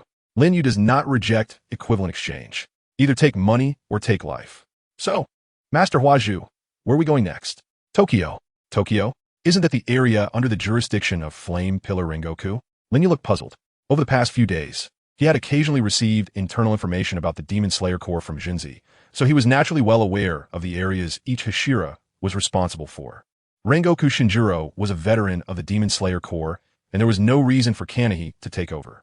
Butterfly Kanahi nodded, revealing a very sad expression. Yes, but recently Mr. Rengoku has already resigned from the position of Flame Hashira, and I am now responsible for the Tokyo area. Huh? So sudden? Lin Yu felt a wave of surprise in his heart. He slightly reorganized the timeline and realized that it seemed not far from the moment when Rengoku Kaijiro became the new generation of Flame Hashira, and the Demon Slayer Corps underwent a complete overhaul. This generation of demon hunters was the last one, and also the most tragic one, as they would have to face the Upper Moons and Muzan Kabutsuji directly, nearly facing total annihilation. He didn't have much time left. In the Rengoku family of the Demon Slayer Corps, a rough voice rang out from the courtyard, causing the servants to scatter in fright. Ever since the recent passing of the lady of the house, the Master's temper had become increasingly irritable. Not only had he resigned from the position of Flame Hashira, but he had also been idling at home, often beating and scolding the servants. Brother, Under the eaves, a boy dressed in the Demon Slayer Corps uniform, with a white haori adorned with red flames, gently patted the head of a child beside him. The two bore a striking resemblance, both having fiery red hair. Just like their father, the Rengoku family had long been responsible for the position of Flame Hashira in the Demon Slayer Corps. However, the current Flame Hashira, Rengoku Shinjiro, had suddenly fallen into a state of despair. In recent days, he had resigned from his position and was idling at home, occasionally going out to drink. That passionate boy was his son, the current rank of Mizunoto, Rengoku Kaijiro. Father, Rengoku Kaijiro, stood outside the sliding door, where the room inside was in disarray, filled with broken items and a strong smell of alcohol. Get lost. The same shout echoed from within, slightly slurred. Father, it seems there has been an incident involving a demon attacking people in the Tokyo area. Whatever happens, get lost. Don't disturb me while I drink. I understand. I will become the Flame Hashira, father.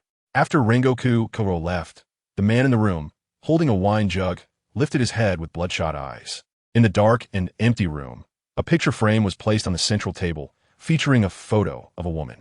That was his wife, the mother of Kaijiro and Senjuro. The man hoarsely slammed the wine jug down on the floor again. His once passionate eyes had now lost their focus, losing all meaning of living, becoming dazed, irritable, and desperate.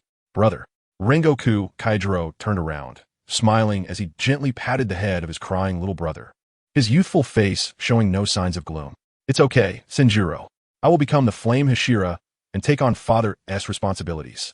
The cold moon hung high in the sky. The clock tower ticked away as it overlooked the entire city. Neon lights illuminated the streets, and the tram passed by, exuding the scent of industrial coal. Vendors with cigarettes walked through the bustling streets, enviously watching the successful individuals and noble women in suits on horse-drawn carriages. Rengoku, the hunt is about to begin. How long until you arrive? A long gun hung outside, and beneath the scope, a serrated smile, slightly curled up, with the crimson pupils reflecting the horrifying number of Lower Moon 2. Chapter 31. Nichirin Blade before departure. Butterfly Kane bought 2 tickets to Tokyo. In this era, trains had already been invented, making the journey a matter of one night. Very convenient. Sitting on the same train as the beautiful Flower Hashira, enjoying the scenic views along the way. Ideally, it should be like that, but the actual situation was quite different. Who is that guy? The younger brother of Flower Hashira? I've never heard of him. ISNT Flower Hashira, supposed to have only one younger sister? During the train ride, Lin Yu noticed the envious and jealous gazes around him. It seemed that due to the financial expenditure of the Kanroji family, this train car had been entirely booked by the Demon Slayer Corps, with a dozen swordsmen in uniform seated around, all members of Kane's squad. The configuration of Hashira in the Demon Slayer Corps was like this. Generally, when there was a major mission, these members would come out. As a Hashira, Butterfly Kane was different from the others. She was very approachable, and many members of the Demon Slayer Corps hoped to join her squad. Lin-kun, I hope you don't mind. Butterfly Kane wore an awkward smile, clearly sensing the gazes around her. Mind what? Lin Yu was focused on his meal. It must be said that Kane's cooking skills were indeed top tier. The tempura combined with various fried dishes, and finally topped off with miso soup, smelled incredibly appetizing and tasted even more delicious. As he spoke, he revealed a very genuine smile and patted his head, saying, "The craftsmanship of the Flower Hashira is truly impressive. What an enviable guy. I can't take it anymore." This remark ignited the atmosphere, making the Demon Slayer Corps members grit their teeth, but no one took the initiative to provoke him. Firstly, because the Flower Hashira was sitting right there. Secondly, Lin Yu was sitting on the sofa, leaning against a large sword that was much bigger than an ordinary Nichirin blade, with a cross-sectional area at least twice as wide. Just looking at it gave a sense of disproportionate awkwardness. Butterfly Kane smiled as she watched Lin Yu eat, thinking that if only her sister had this kind of appetite, she could grow a bit faster. Speaking of which, this Nichirin blade was supposed to be delivered by Mr. Steelgrave himself. But recently there had been too many orders at the Swordsmith village, so he didn't have time to come over. It's okay. Lin Yu put down his chopsticks, looking very satisfied, as the food in the box had been completely finished. After all, strictly speaking, the increase in orders from the Swordsmith village was also related to him, as there were simply too many swordsmen who passed the assessment this time. Kane Kochu smiled and said, "Mr. Steelgrave mentioned that he wants to see what color your Nichirin blade is. Is it now?" Lin Yu was a bit puzzled. The Nichirin blade, also known as the color change blade, is particularly highlighted by the unique black and red colors of the sun-breathing technique. which presents different colors depending on the breathing style used. Previously, Lin Yu had found a Nichirin Blade in the Fujisaki mountain area, but whether it was because the sky was too dark or he wasn't paying attention, he had overlooked the color aspect. Now, when this blade was sent over, he should have checked its effect at that time. However, Kane was pressed for time and basically had to leave to arrange for work in Tokyo right after finishing her explanation. Lin Yu was deeply engrossed in his training, immersed in the daily changes of his body becoming stronger, and had not yet had the chance to use the Nichirin Blade, which had been overlooked. It was most likely blue, as that guy was said to be the heir of water breathing. Compared to other breathing styles, water style felt somewhat lacking. Not as fierce as flame style, and not as beautiful as flower style. This was what one would call mediocrity. By the way, with such a large Nichirin Blade, does he really not find it cumbersome to use? Other team members murmured as they watched the slightly sturdy boy in that seat. Now, standing up, he was about 175 meters tall, which was quite noticeable among the mostly preteen members of the Demon Slayer Corps. Butterfly Kane nervously watched Lin Yu prepare to draw his sword. She remembered that during a private correspondence with Master Daki, he had learned about Lin Yu's recent situation and mentioned that Lin Yu might not be suitable for water breathing. Water breathing was more of a defensive breathing style, while Lin Yu seemed more like a beast lurking in the night, engulfed in fierce flames. He was more suited for flame breathing or rock breathing. Lin Yu grasped the heavy sun wheel blade with one hand, and a suffocating pressure lingered in everyone's hearts. He then drew out the broad blade, its sharp edge gleaming brightly, quite dazzling. Weapon attributes detected, host-type weapon, requesting match, matching physical values in progress. Saturation 9010150200. The giant sun wheel blade trembled continuously in Lin Yu's hand. What was happening? So terrifying. The Demon Slayer Corps members watching nearby showed expressions of fright as if they had seen a ghost. Even the seated Shinobu Kocho couldn't remain calm. The once ordinary sun wheel blade transformed into a deep blue unique to water breathing in Lin Yu's hand. But that wasn't the end of it. A fluorescent glow covered the entire blade, continuously filling it and emitting intense light, quite terrifying. The train carriage began to tremble slightly. Alert! Saturation overload. Saturation overload. Exceeding weapon tolerance. The cold and urgent alert echoed in Lin Yu's mind, prompting him to quickly stop breathing. With a crisp crack, the originally broad blade shattered, forming spiderweb-like cracks, and the icy blue fluorescence rapidly dissipated. It's truly unbelievable. Shinobu Kocho recorded this scene in her mind. She was in strict terms, an observer placed by the Demon Slayer Corps beside Lin Yu, needing to pay close attention to the boy's every move. If the Lord's speculation were to hold true, Lin Yu might become the most talented Hashira of the Demon Slayer Corps in the future, possibly even ending this tragic era, as the power he displayed was far beyond what a human could possess. This weapon, not so good. Lin Yu looked regretfully at the large knife in his hand. He wasn't quite sure what level his breathing technique had reached. However, using the breathing technique to enhance his physical fitness, even while sleeping, had become a basic operation, and it was certain that he had surpassed the average level. Chapter 32. Ghost Shadow. He didn't expect that the sunwheel knife would not hold up, and to be honest, it felt too light, really too light. It was only about 100 pounds, and he felt that his strength had nowhere to go. Lord Flower Pillar. I think I might be more suited for a broad axe or a meteor hammer. When Lin Yu returned to his seat, there was a dead silence. The other Demon Slayer Corps members were so frightened that they couldn't say a word. Just moments ago, when this guy was holding his sword, it seemed like he became even more imposing, as if all the muscles in his body had suddenly grown at the same time. The aura around him was so strong that it felt like a nightmare, overwhelming like a sudden encounter with a ferocious spirit. No problem. After this mission, I will speak to Mr. Steel Tomb about this. Butterfly Kane still wore a gentle smile, seemingly unfazed by the situation. As the train pulled into Tokyo Station, the air was filled with the scent of steam and coal. The glass windows reflected the neon lights of the bustling city, with Western-style buildings everywhere. Most of the people passing by were dressed in neat suits, in stark contrast to the retro kimono-clad rural towns. It was hard to believe they were in the same country, creating an illusion of two worlds. This is Tokyo, with ancient temples and shrines in Asakusa, and the bustling, all-night district of Yoshiwara. This is the capital of the nation, the most prosperous area of the entire archipelago. Some members of the Demon Slayer Corps came from poor backgrounds and had never visited such a big city, curiously pressing their faces against the windows. After all the passengers disembarked, the ticket inspector arrived at this carriage, opened the door, but did not enter to hurry anyone, instead leaving directly. The station displayed the latest newspaper with large headlines.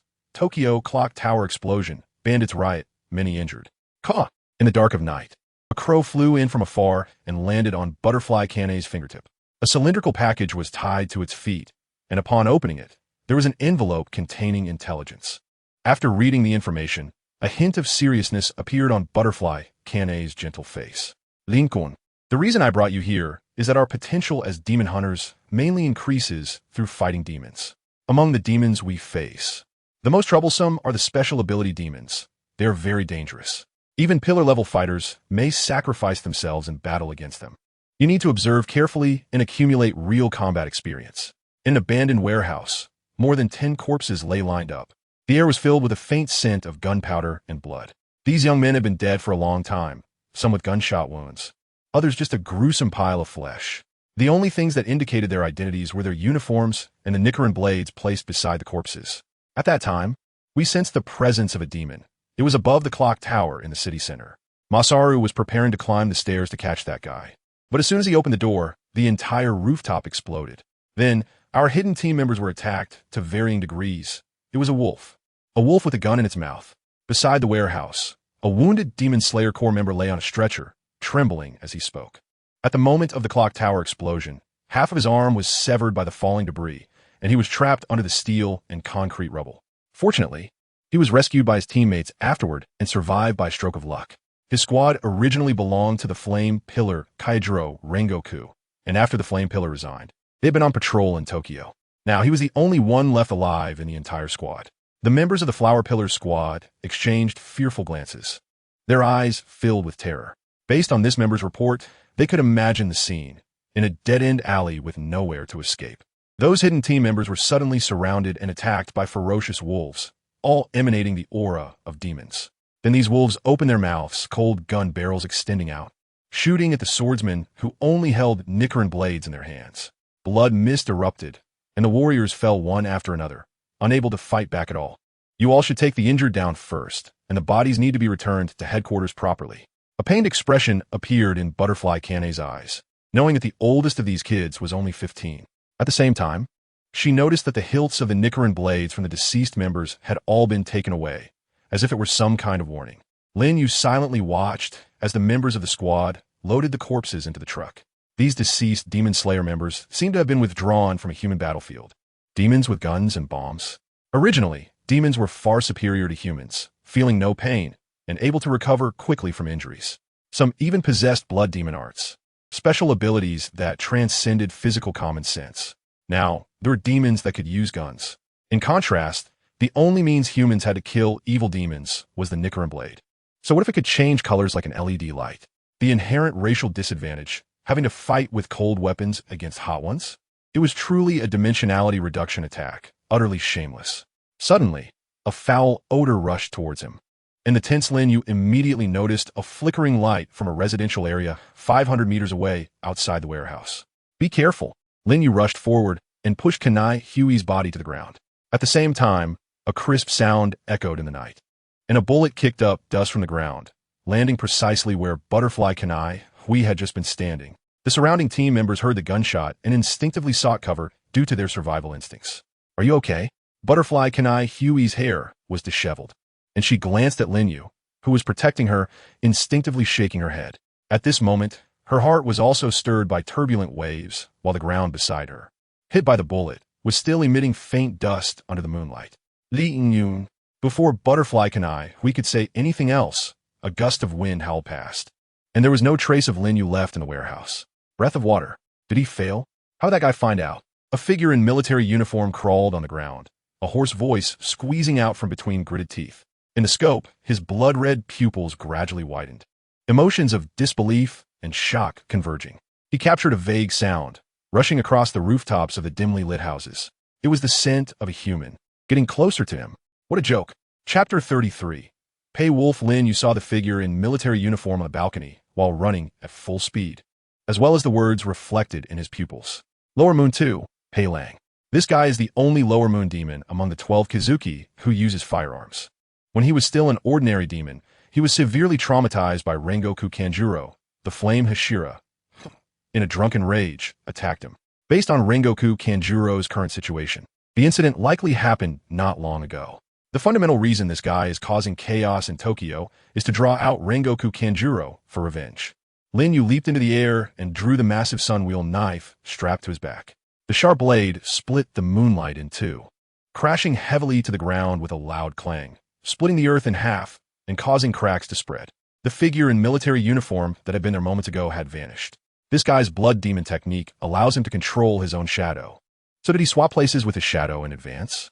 At that moment, a heavy sensation came from Lin Yu's palm. He frowned, noticing that the part of the sword that touched the ground seemed to connect with a thick shadow that writhed like a mire. He tried to pull the giant sword out of the mire, but it felt as if he was sinking deeper into it. Blood demon technique, Luhua cavity, shadow wolf. The era of swords is long past, poor guy. In the distance, a figure's mouth curled into a slight smile, revealing a jagged grin. For shadows appeared on the ground, surrounding Lin Yu from all directions, accompanied by the sound of cackling wolf howls. The shadows shifted, and 4 medium-sized wolves emerged around Lin Yu, their bodies spreading like a plague beneath their crimson-black eyes, fierce and terrifying. Now, without your weapon, who can you fight against? The 4 wolves simultaneously opened their mouths, and cold gun barrels slowly extended out. Bang, bang, bang. The pupils of the wolves suddenly widened, as if witnessing the most incredible scene. In the moment the gun barrels extended, Lin Yu abandoned the long knife in his hand. He then quickly disappeared from his spot, rushing towards the surrounding wolf pack with astonishing speed and strength, his upper body's clothes bursting open, revealing powerful muscles. He struck towards one wolf's mouth with his hard fists and kicks, knocking the gun away just before it fired. But of the remaining 3 bullets that were accurately aimed at him and fired at close range, only 1 bullet hit his body, and yet Lin Yu took a deep breath. A piercing pain surged in his chest, with crimson blood flowing from a hole the size of a fingertip. He quickly extended his finger into the hole and extracted the bullet embedded in the tough muscle beneath the skin. It was only an inch away from his heart. Death was actually so close to him. Lin Yu felt at this moment as if the blood all over his body was erupting like a volcano. Anger, restlessness, and anxiety turned him into a beast in the face of extreme fear, gritting his teeth and speaking slowly. I'm definitely going to kill you today. The gun from Pei Long was not a blood demon technique. It was a one-time consumable. His body was like a small armory, stocked with various weapons. Changing the gun for Shadow Wolf would take some time, and before that, a foul smell wafted from the other side of the rooftop. He had to admit that the breathing technique was really useful. Just a whiff was enough to know the exact location of the ghost. Perhaps this was the only advantage humans had when facing evil spirits head-on. Come out. Lin Yu roared, his body now swollen to about 8 meters tall, completely covered in thick, armor-like muscles. He charged towards the water tank on the other side of the rooftop, kicking hard at the 4 walls. Boom! The sound of stone shattering echoed as a section of the corner was kicked away, and Pei Lang was sent flying by the force of the kick, crashing into the railing wall, which deeply caved in, leaving cracks behind him. Cough, cough, what kind of joke is this?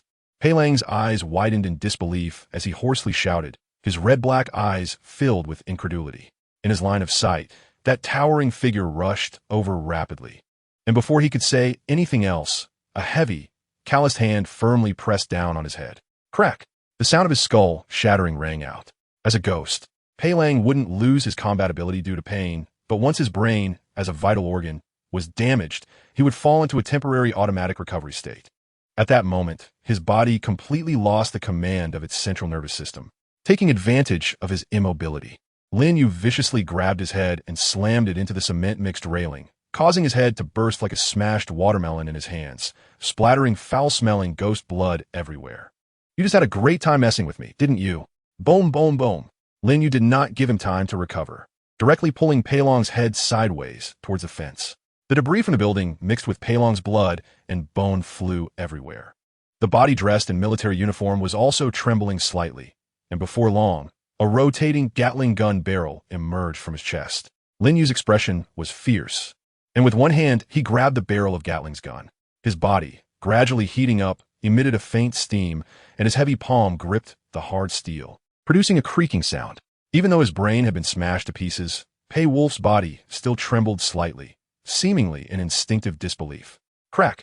The barrel of Gatling's gun was forcibly bent. A gun, huh? Let me see just how many guns you have hidden on you. Lin Yu's muscle density suddenly increased.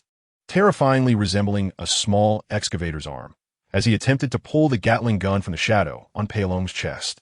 A hissing sound came from the shadow being tugged. A mournful cry. Upon closer inspection, it was a mouth filled with wolf's teeth tightly biting the other end of the gun. This was the shadow wolf. A shadow attached to Palom's body. A two-dimensional shadow, under Lin Zhao's pull, forcibly manifested the mouth and head of the shadow wolf. Crack! The shadow wolf suddenly retracted, and under such pulling, the gun barrel actually began to break apart from the middle. At this moment, in Asakusa, Tokyo, on the second floor of a Western-style building, a boy holding a book stood still. Confusion, bewilderment, and incomprehension were all reflected in his eyes. This is a human? Chapter 34. The Lizard's Tail. Lin Yu. On the other side of the residential area, many members of the Demon Slayer Corps rushed over quickly. Lin Yu stood on the rooftop, bare from the waist up, his back resembling a patchwork of hard rocks, with lines running vertically down, presenting shapes like small streams. Standing at nearly 1.9 meters tall, he faced away from the members of the Demon Slayer Corps, exuding a strong sense of pressure.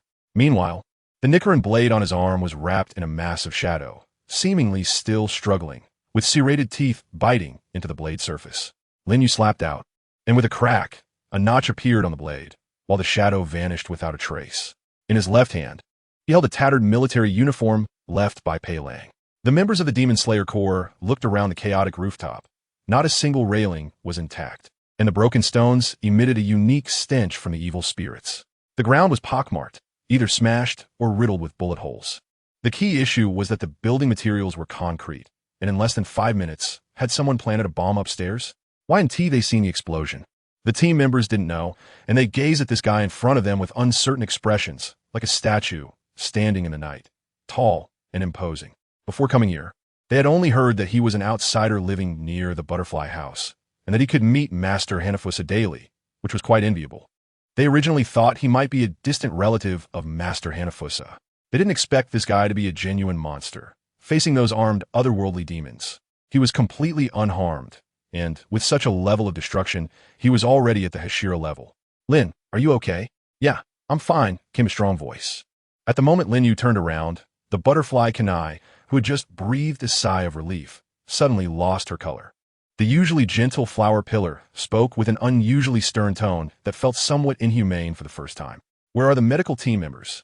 There were obvious bite marks on his thick arms, blood was sliding down his shoulder, and there was a gunshot wound the size of a hole in his chest. Lin Yu wanted to explain that the wound wasn't a big deal, and also address the issue of Pei Lang, whom he had let go earlier. "Lin Yu, don't speak for now, stretcher." Butterfly Kanai didn't inquire about the ghost issue, but quickly helped Lin Yu onto the stretcher. Before long, 4 Demon Slayer team members were struggling to carry a stretcher that seemed too narrow for Lin Yu's body, with parts of him hanging off the sides. "Lin Yu, just bear with it a little longer, we'll be out of here soon." Butterfly Kanai drew her Nichirin Blade, vigilantly guarding their surroundings. It was only when Lin Yu left that she realized he had saved her life. There was no choice, even as a Hashira. It was her first encounter with a ghost that fought with a gun. No matter how fast a person's reaction time was, there were limits. The group quickly escorted Lin Yu away from the rooftop to a completely enclosed house, where other team members were handling obstacles outside. Butterfly Kanai nervously checked Lin Yu's wound, while Lin Yu wore a somewhat helpless expression. He really wanted to say he was fine, but her concerned demeanor made it inappropriate, and she wouldn't allow him to say such things. The accompanying medical staff were cleaning the gunshot wound on his chest. They had been specially assigned after the earlier shooting incident and were skilled in this area. Kanai checked the wounds on his arms. Although she came from a family of pharmacists and wasn't trained in surgery, she could identify injuries, mainly concerned about the possibility of poison. "Hey, Strange, where did the bullet go? I've already extracted it." "Oh, I see. Huh." The medical staff adjusted their glasses, looking incredulous, and a few others bringing water were equally confused. "Don't worry, if it had hit my heart, would I still be able to talk to you like this? My body density is a bit compact. It's a special constitution." Lin Yu attempted to explain. His muscles were not just for show, especially his 2 pectoral muscles, which were as thick as steel plates protecting the heart and lungs, the 2 vital organs. The only weak spot might be the relatively small area of the kidneys, but even if the kidneys were damaged, as long as his breathing techniques were still intact, it wouldn't immediately affect his ability to fight. In a desperate situation, he could trade one for another without issue. "Flower pillar." The surrounding teammates called out dryly, seemingly falling into silence as Butterfly Kanai. After a long while, A relaxed voice finally broke the silence. That's great, really great. She murmured softly, tears unable to be held back. What an overly gentle big sister. Lin Yu smiled faintly. Although he knew that this concern stemmed from Kanai Tsuyuri's duty as a Hashira and her noble character, which did not want to see others suffer, he was still somewhat moved. Aside from Zenitsu, Inosuke, and Kaneo, he had hardly encountered anyone who truly cared for him. In his eyes, living in this unfamiliar world, emotional connections were truly more important than anything else. Speaking of the guy I just encountered, in order to avoid unnecessary casualties again, Lin Yu, having confirmed the demon's information, chose to share the intel with the Demon Slayer Corps members at the first opportunity. First of all, the result was that he was unable to kill Paelon. To be honest, he felt a bit unlucky at that moment. He had picked up Paelon's body and intended to use the edge of the giant Nichirin Blade that was not touching the ground to cut off this guy's head. The central system of a demon is the same as that of a human. For ordinary demons, if their heads are not cut off by Nichirin Blade, their bodies will fall into a temporary state of uncontrollability when damaged, meaning they're defenseless and unable to counterattack in time. However, Paelon, as a lower moon, seemed to retain some combat instincts even after losing his head. Occasionally, gun barrels would emerge from his body, and those shadow wolves created by blood demon art would clumsily retaliate after his main body entered a dormant state. I have to say, dealing with these 12 Kizuki is really difficult, and just when Lin Yu wanted to draw his blade, the shadow wolf on the ground, perhaps having been given some prior command, suddenly bit down on Lin Yu's arm, with the shadow-affected area coincidentally being at the joint of his arm, rendering him immobile. He had to either drop Paelon and pull the shadow away or continue to crash into walls with Paelon to damage his regenerating head. Lin Yu crashed into the surrounding fences, utterly destroying them, until finally, the shadow that had bitten his arm seemed to give up, whimpering and shrinking in size, while Paelon's body also disappeared, reminiscent of a gecko losing its tail. Chapter 35. Muzin's plan, the demon aura guided by the water-breathing technique, had 4 directions, and it was clear that 3 of them were shadows. Given the distance, going toward them would likely result in being shot. Therefore, Lin Yu stood still on a rooftop. In the darkness of the street corner, where he could seemingly hear hoarse voices from all directions, angrily and anxiously shouting words like purgatory, impossible. That demon named Paelon really loved purgatory.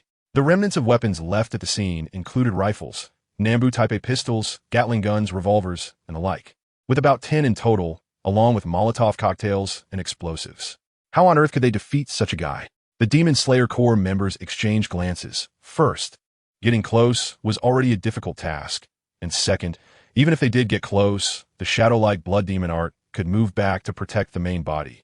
Being able to launch surprise attacks with guns and also provide coverage for the main body, seemingly even capable of devouring weapons.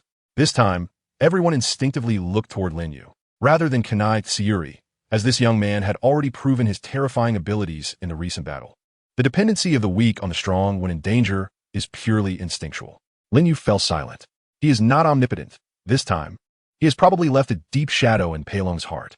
That guy is unlikely to be foolish enough to engage him in close combat again. It's very difficult to catch someone like Paelong, who can manipulate shadows. For now, he has no way to do so unless... Lin Yu, you have already worked hard enough. Just take a good rest next. I will discuss strategies with Mr. Purgatory, who is coming to provide reinforcements. Reinforcements? Mr. Purgatory? Lin Yu questioned. Are you referring to Mr. Rengoku, the son of Mr. Rengoku Shinjuro, the rank 1 team member, Mr. Rengoku Kaijiro? The Tokyo area is originally under the jurisdiction of Mr. Shinjuro for surveillance. This time, Mr. Kaijiro volunteered to come over. However, since the demons in this area are suspected to be part of the 12 Kizuki and Mr. Shinjuro has resigned, I was sent here first to understand the situation. Eliminating any of the 12 Kizuki is a top priority in the Demon Slayer Corps missions. The upper moons have been out of touch for a long time, while the lower moons are currently the main target of the Demon Slayer Corps, with a minimum configuration of at least 2 Ashira. However, this generation of members seems to be surpassing the previous one, with many rank 1 members showing near Hashira level strength at a young age, and Mr. Rengoku Kaijiro is one of the most outstanding, recognized as the successor of the Breath of Flames. The train Mr. Rengoku is on is 2 hours behind ours, but calculating the time, it should be arriving soon. I have already informed him of what Lin Kuan said through Tsujikoni. Butterfly Kane frowned. This was not her home ground. She had come early just to scout and prepare for support tasks. Most of the accompanying members were responsible for medical assistance and support, with higher evasion and agility. while the real strong combat capability lies with the team led by Rengoku Kaijiro. Lin Yu got up, his tall and strong body wrapped in bandages. But it did not affect his overall physical movement. The team member who bandaged him couldn't help but break out in a cold sweat and retreated to the ground. This guy was strong enough to be a bit intimidating. Perhaps there might be a chance. Lin Yu squeezed his palm, and his face twitched slightly. He did not even notice how fierce his gaze was at that moment. He realized that after becoming stronger, he also became braver, with no cowardly retreat in his mind. And he was not afraid of death. Now, what filled his mind was simple: to kill Pei Lang or be killed by Pei Lang. Damn the Demon Slayer Corps for bringing forth such a terrifying guy. Purgatory. Purgatory. In a dark alley at the street corner, a disheveled figure struggled to take steps. With the area above his eyes slowly recovering, his skull had not yet fully healed, and flesh and blood were stuck together, presenting a shocking sight. Pei Lang. Suddenly, a cold voice rang in his ear. Pei Lang's expression of hatred froze for a moment, and he murmured, "Lord Musen." Scenes flashed before his eyes like a revolving lantern.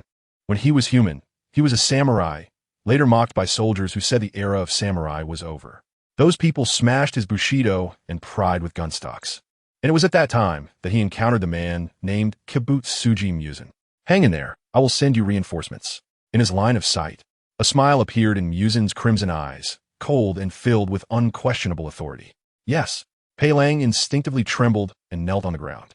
There was a city buried deep underground, named Infinity City. After news of Pei Lang's situation returned, Musen, who was also in Tokyo but at Sensoji Temple, immediately chose to retreat into the city. On a high platform, a beautiful woman in a black kimono looked down at everything below, her crimson eyes filled with indifference. Lord Musen. Soon, a shadow rushed by like the wind, a tattooed man, a boy with bizarre peach-pink hair half kneeling on the ground, with golden eyes flickering with the characters, Upper Moon 3. In Akaza's mind, scenes of Pei Lang being beaten unilaterally flashed by, and shock appeared in his calm eyes, followed by excitement and ecstasy.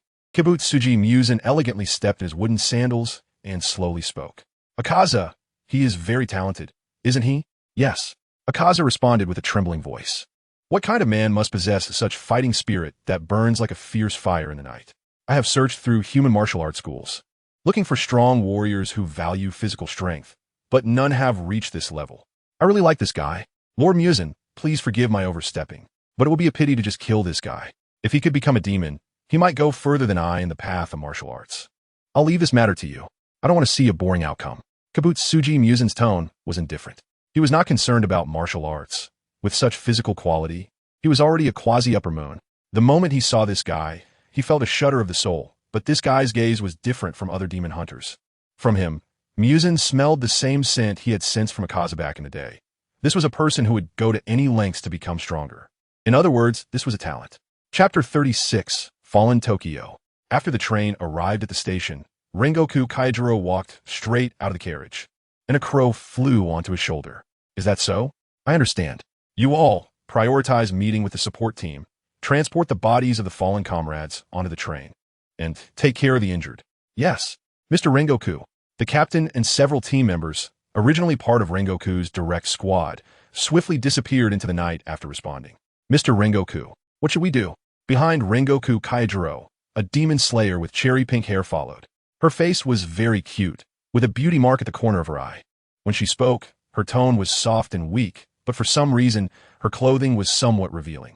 Unlike other demon slayers, her outfit had a V-shaped cut. This was his adopted son, Kanroji Mitsuri. "We must go to the city center. We have to stop that guy." Rengoku Kaijiro immediately concluded. Then like a flame, he sped along the train tracks, leaving fiery embers in the night.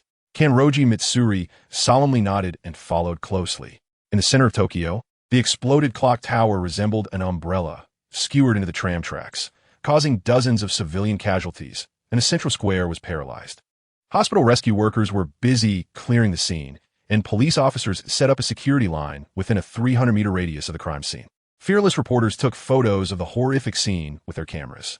This was the center of Tokyo, 3 hours after the clock tower explosion, where a strong smell of gunpowder lingered, and it was suspected that there were bombs. The police had not yet reached a conclusion. It was triggered by a bomb. What are the police doing? They haven't even found a trace of the culprit. Can we end this quickly? We still need to sleep. We can't be busy all night like this. In the prosperous, wealthy district, Towering mansions stand like castles. Outside the rooftop, many gentlemen and ladies dressed in suits and gowns overlook the scenes happening in the streets below, sipping champagne and fine wine. The poor crowd the streets and alleys, murmuring among themselves. After the trams stopped running, the drivers of horse-drawn carriages were busy, cursing as they slowly navigated through the sea of people, creating a noisy and chaotic scene. No one noticed a tall, thin figure emerging from a small alley. The hat he wore bore a wolf head emblem, and his pupils were black, with a crimson dot at the center. Why, despite becoming so powerful, am I still facing this? He thought defiantly. He struggled to move forward. His wounds had nearly healed, but his nervous system seemed not yet fully recovered, giving his speech a sickly hoarse quality. As he lowered his head to pass through the crowd, many were startled by his appearance and instinctively stepped aside, but he remained oblivious. When his brain fully recovered, his memories were hazy. This had become the norm. Since turning into a demon, his emotions could easily spiral into rage. He often found himself shooting at his own head with a gun, slipping into a state of amnesia, barely recalling what had just happened, only that a being so powerful it was beyond his understanding had appeared. But none of that mattered anymore. Yes, none of that mattered. What mattered was purgatory. He murmured the two words. He may have forgotten many things, but he had not forgotten his purpose in coming to Tokyo. He aimed to create an unprecedented hunting ground, to lure out the man known as Purgatory, and then kill him. From an ordinary demon to reaching the rank of Upper Moon 2, he had endured countless hardships. The reason he persevered was his obsession with Purgatory, that figure that had shattered his body into countless pieces, with fiery red hair and a white haori that burned like flames, dignity, honor, the meaning of existence. Purgatory, in the center of Tokyo, surrounded by towering skyscrapers, he gritted his teeth, struggling to hold his forehead. Near the rooftop beneath his feet, a row of explosives was placed against the railing, the fuses converging into a line leading to his feet. I can't wait, Purgatory. When I destroy this world, will I see you again? Boom! The skyscraper next to the clock tower exploded once more, countless debris raining down like a landslide, crashing onto the streets. Countless onlookers at the scene were turned into meat paste in an instant, and some of the flying debris struck the second-floor rooftop of the wealthy district, causing it to collapse completely, revealing corners of suits and gowns beneath the rubble, crimson blood seeping out continuously. Get away! Run! The voices of the crowd were drowned out by the sound of explosions, and soon, the towering buildings around Tokyo echoed with the sounds of destruction, a rumbling that shook the ground as stones fell from the structures.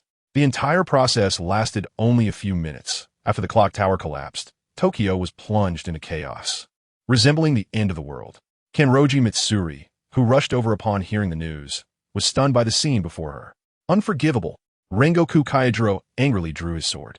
Meanwhile, on the other side of the rooftop, the instigator, Pei Lang, admired the hellish scene, a slight smile curling at the corner of his mouth. Suddenly, he noticed Rengoku Kaijiro in the crowd, that white haori and fiery red hair. Purgatory, Paidan Hospit, slowly extending a spear from the shadows around him and grabbing it tightly. The bullet was chambered. Bang! A bullet pierced through Rengoku Kaijiro's body. Mr. Purgatory. Kanroji Mitsuri was taken aback, but in the next moment, the injured Rengoku Kaijiro turned and vanished like a flash of fire, charging towards the other side of the rooftop. Flame-breathing, first form, unknowing fire. Before Kanroji Mitsuri could react, there was a loud crash. A massive steel advertisement board above her exploded, being forcefully blown out from the building, plummeting down from dozens of meters above. This terrifying event left the inexperienced Kanroji Mitsuri momentarily frozen, her eyes wide with fear as she gazed at the approaching death. Just then, a young boy's face entered her view. He held a large sword in both hands, leaping from one building to another, fiercely cleaving the falling advertisement board in two, which then crashed down on either side of the street where Kanroji Mitsuri stood. The black fiery haori wrapped around his upper body, standing out like a flag against the backdrop of this apocalyptic scene. Chapter 37. Intense Battle. Akaza appears Lin Yu found the location of Pei Lang. That guy was standing on the rooftop, seemingly focused solely on the approaching Enyu Kaijiro, completely unaware of what was happening here. This was a good opportunity for a sneak attack. This time, he must neatly cut off this guy's head. Just as Lin Yu was thinking this, he suddenly stopped at a rooftop. The chaotic streets, the crumbling city center of Tokyo, and the surrounding noise seemed to fall silent in an instant, and Lin Yu's expression became unnatural. He sensed a malevolent aura far surpassing that of Pei Lang. Evil like an abyss in the darkness, just on the other side of the water reservoir building in front of him. The moon hung high in the sky, its soft light illuminating everything on the rooftop clearly. The wind blew through his peach-pink short hair, and words reflected in his. Upper moon. 3. He smiled, silencing the entire world. Lin Yu silently twitched his lips. The sudden appearance of an upper moon during the task of hunting a lower moon was a plot that would only unfold in the original story of the Infinity Train. Wasn't it? At that moment, he suddenly realized that mastering the plot of the original work seemed to be of no use. Everything could change. Just like now, Upper Moon Akaza was actually waiting for him, a demon slayer who hadn't even participated in the final selection and wasn't even considered an insider. Could he fight an Upper Moon? Probably not, but so what? Total concentration, water breathing.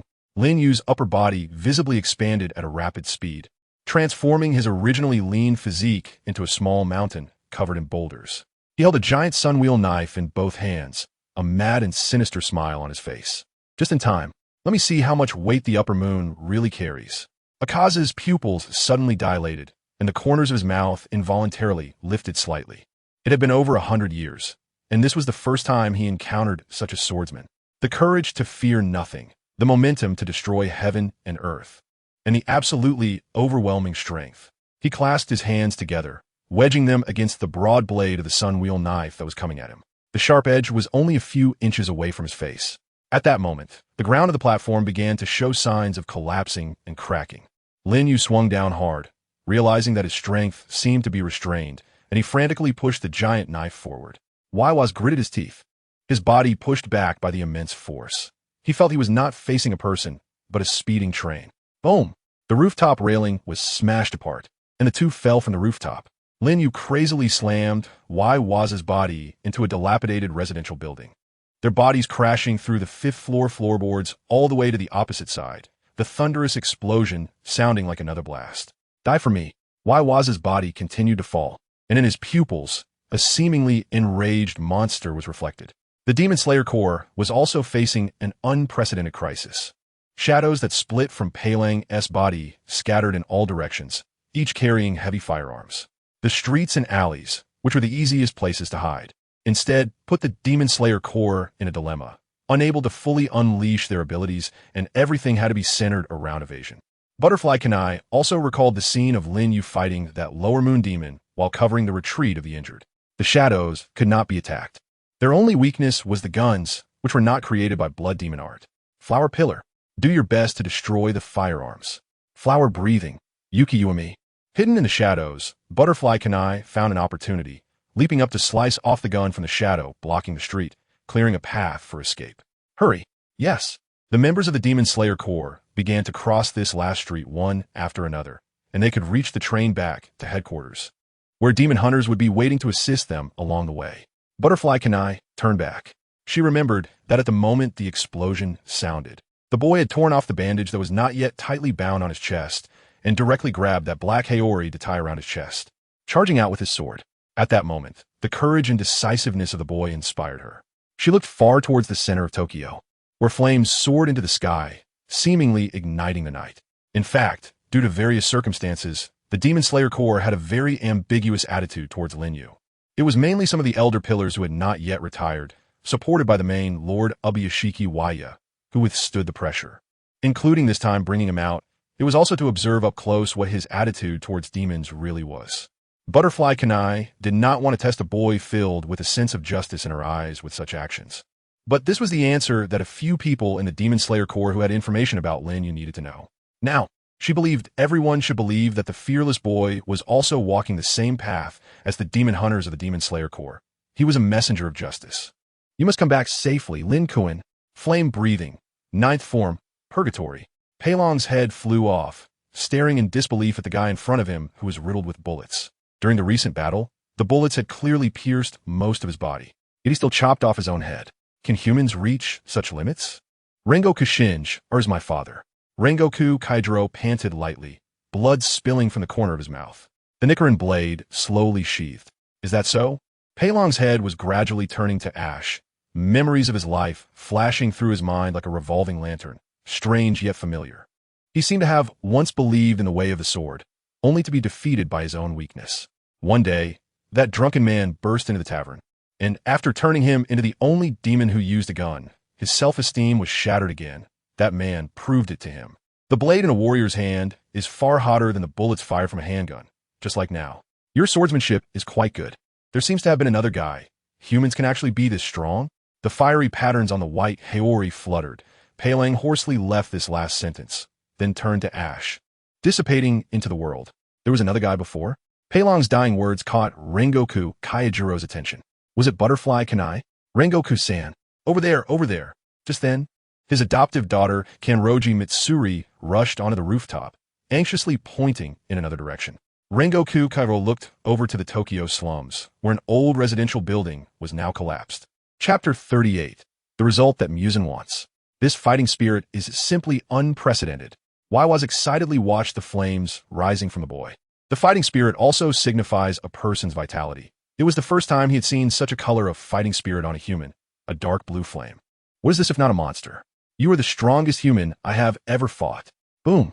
The entire building collapsed into ruins, and Waiwas and Lin Yu found themselves in the midst of this desolate wreckage. The giant sunwheel knife in Lin Yu's hand already had several chips, but he still rushed towards Akaza without hesitation. Destruction kill, Arjin. The air suddenly froze at that moment. Lin Yu paused for a moment, sensing that the aura emanating from the Yawazawa in front of him had changed. Centered around Yawazawa, a brilliant blue light flickered, taking on a shape resembling snowflakes. What Lin Yu perceived was more vivid. Previously, Akaza gave him the feeling of a calm sea, with not a single ripple. Now, however, it was a surging tide, as if it could unleash towering waves at any moment. Akaza grinned ferociously, roaring, "Come on, human! Your fighting spirit can rise even higher, right? Let me see your strongest form." Hiss! Lin Yu's mouth exhaled a vapor-like breath. His lungs felt like a trained furnace, continuously burning and operating, and every aspect of his body had expanded to the limit. Maintaining such a state was exhausting. Every cell seemed to be crying out in agony. He had fought to his limit, but water breathing, total concentration. During his training in the dojo, he had once held back, and at that time, after elevating his breathing technique to its peak, the world he perceived gradually became transparent, and his body felt as light as a feather. That was a sign of the transparent world opening up. After that, Lin Yu had tried many times to find that feeling again, but without exception, he had failed.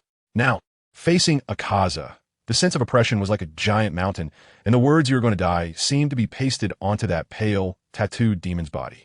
Yet, why did he feel so exhilarated? It was like the first time he lifted a boulder weighing hundreds of pounds on Shizumizuka. Oh, it turns out that being powerful is truly an intoxicating thing. Lin Yu laughed maniacally, and white steam gradually emerged from his body. The fighting spirit clearly changed, completely transforming from dark blue to black. Come on. Lin Yu raised the giant Nichirin Blade, aiming for Akaza's neck, and struck down with all his might. Akaza responded with a destructive killing air technique, swinging his fists wildly across the broad blade, which sank deeply yet continued to slash like a whirlwind. Akaza extended his hand to defend his neck, but the destructive power of the giant Nichirin Blade cleanly severed his hard bone, forcing him to dodge instead of clashing head-on. It is not an exaggeration to say that even when he faced the Hashira of the Demon Slayer Corps before, he often used such dangerous maneuvers of bare-handedly intercepting blades. Yet none had ever been able to break his bones. None at all. From the outside, the azure and black energies collided with each other, neither side gaining the upper hand. What's wrong? Is dodging all you can do? Where has your momentum gone? Lin Yu roared, his lungs burning fiercely, and he wasn't sure to what extent he had elevated his breathing technique, but that didn't matter. Die for me. Don't get so smug, you chatterbox. Yvozul, ekaspiratit, gritted his teeth and focused his energy into his palm, gathering his fighting spirit. Boom! Destruction kill, annihilation. Water breathing, water wheel. Lin Yu raised the giant sunwheel knife with both hands, black as ink, swirling with tides at the tip of the blade, the form of water unfolding. At this point, neither Akaza nor Lin Yu seemed to have the intention to evade. In their eyes, there was only a fierce clash. One of them must die today. The sun had already risen, illuminating the decaying ruins of the city. With the disappearance of the Shadow Wolf, the Demon Slayer Corps members, who had been able to catch their breath, surged out from the streets, working alongside the police to search for survivors. Their presence had always been discreet, but they were recognized by the authorities, The Kanroji family was large and powerful, and strictly speaking, it was not a personal organization. After dealing with the situation on the side of the wolf, when Kanroji Mitsuri and Rengoku Kaijiro arrived at the battlefield where Lin Yu was, they were stunned by the scene before them. The old building, after collapsing, was filled with a mixture of steel and concrete, and the ruins were chaotic with stones, many of which showed signs of being cut or shattered, leaving behind neat cut surfaces and fist marks. This scene was far more terrifying than the city center that the wolf had blown up. Do you understand? Kid, humans are such weak creatures. They get tired from prolonged battles, and even if they are injured, they cannot heal immediately. You will never be able to pick up a knife again in your life. Akaza lurked in the shadows, extending his bloodied right hand. With a swoosh, he quickly returned to his original state. He had stood before Lin Yu and scathed countless times, too caught up in the battle to even remember the time. Lin Yu struggled to support his body with the remaining half of the giant sunwheel knife. His muscles caved in, with obvious fist marks and multiple comminuted fractures. He coughed painfully, as if his internal organs were all torn apart, blood spilling from his mouth. Cough! Cough! Become a demon. Kid, if you seek power, this way, your injuries will heal. Noticing a nearby member of the Demon Slayer Corps, Akaza revealed an ambiguous smile. Don't run away, you coward. Rengoku Kaijiro, battered from his earlier battle with Akaza, saw the words in the demon's eyes, and his expression was moved as he drew his sword. The team member in front of him was actually fighting against Upper 3. This place surprisingly hid such a powerful demon. Akaza glanced at Rengoku Kaijiro, whose golden aura was as vibrant as blazing flames, immediately showing a look of surprise. He actually encountered two intriguing individuals on the same day. Oh, you're not bad either, but compared to this monster, you're still a bit lacking. He pointed to the figure supporting the half-giant knife, then quickly disappeared into the shadows. Returning to the Infinity Castle, Akaza knelt with cupped fists. Master Musen, as per your instructions, I have disabled all the bones in his body. The cross-dressing Musen on the high platform smiled. It was also the first time he encountered someone who could withstand a demon with a human body. Although still very weak, it piqued Musen's interest. Akaza from back then probably couldn't have done this. More importantly, this guy exuded a demeanor that was completely unlike that of a boring, righteous demon slayer. He resembled an evil villain instead. Otherwise, being outstanding would only provide Musen a reason to eliminate him. Next, this person would either be paralyzed for the rest of his life or choose to become a demon. Either way, he posed no threat to Musen. Chapter 39. Healing, are you okay? After the demon left, Kanroji Mitsuri rushed over immediately, remembering this tall boy who had saved her life. Rengoku Keijiro's hand, gripping the sword, trembled slightly. His condition was not much better than that of the boy, feeling intense pain all over after stopping his breathing techniques. Damn, upper rank is a bit off the charts, too reckless. Lin Yu didn't pay attention to his surroundings and weakly muttered a complaint. He was still unaware of how serious his injuries were. He planned to test his limits against Yuozuo, only to find that the battle was completely different from what he had imagined. Yuozuo's recovery speed was astonishingly fast, far beyond the level of the demons he had encountered before. Without direct combat, it was hard to believe that it could be that abnormal. Just moments after severing a hand, Yuozuo could throw punches at him from an unknown angle in less than a second. Even though Lin Yu couldn't see it, he knew Yuozuo's blood demon art. The effect of the destruction of the killing needle meant that no matter how fast he was, Yuozuo could always predict where his blade would land, essentially giving him aim assist and automatic healing. Lin Yu didn't even realize he had been fighting that guy until dawn. During the battle, his adrenaline surged to the point where he felt as if the pain had vanished when Yuozuo's fists landed on him. Now damn, why wasn't his body obeying him? Why was the world going dark? Kanroji Mitsuri stood dazed in place. It seemed her benefactor had directly collapsed onto her, and when Kanroji Mitsuri looked down, her face instantly flushed red. Just because she was dressed so revealingly didn't mean her personality was the same. She had been tricked by that tailor into thinking all female members of the Demon Slayer Corps wore such open clothing. This was already a situation. How could this happen? She flailed her arms in confusion, not knowing what to do, and helplessly cast a look of chaotic appeal towards her master. Mr. Rengoku. Just at that moment, thud, Rengoku Kaijiro beside her also fell. The heavenly Tao rewards hard work system prompts. Due to severe damage to the main body, 50 of the experience gained from this battle will be transferred to healing wounds. Execute? Yes. Healing progress, 60, 90. What on earth is happening? In a hospital somewhere in Tokyo, a doctor removed his glasses and stared blankly at the boy lying on the hospital bed. When this boy was brought in, his internal organs and lungs had sustained varying degrees of damage, and his bones were fractured in multiple places. Initially, when he was pushed into the emergency room, the doctors couldn't even bear to look. Their discussions were not about treatment plans, but rather how long this patient, specially designated by the hospital director for treatment, could survive. A day later, the weak heart surprisingly began to thump again, even stronger than a normal person's, and his breathing became steady. He had come back to life. The doctors, while delighted, fell into deep contemplation. Due to the devastating damage to the patient's body, even if he survived, he would likely be disabled for life. They could only discuss how to remove the shattered bones embedded in the flesh without jeopardizing his life. Another day passed. The wounds began to heal at an incredible rate, and the shattered bones astonishingly refused together. This was a miracle in human history. The doctor walked out of the ward with a medical report. Waiting in the hospital lobby, Kochu Shinobu looked slightly worried. She hadn't slept for 2 days and nights. Upon seeing the doctor come out, she quickly got up. "Doctor, what's the situation? Sorry, I can't understand this patient's condition." "Huh? Didn't you say the heart rate was recovering? Isn't he out of danger yet?" "Yes, it has recovered." The attending physician glanced nervously at Kochu Shinobu, then trembled as he took the report and walked towards the director's office. He wanted to ask the director if they could keep this patient for observation for a while. If this trend continued, the person would be able to be discharged upon waking up. If this miraculous event in human history could be made into research results, it would definitely be unprecedented in medical history.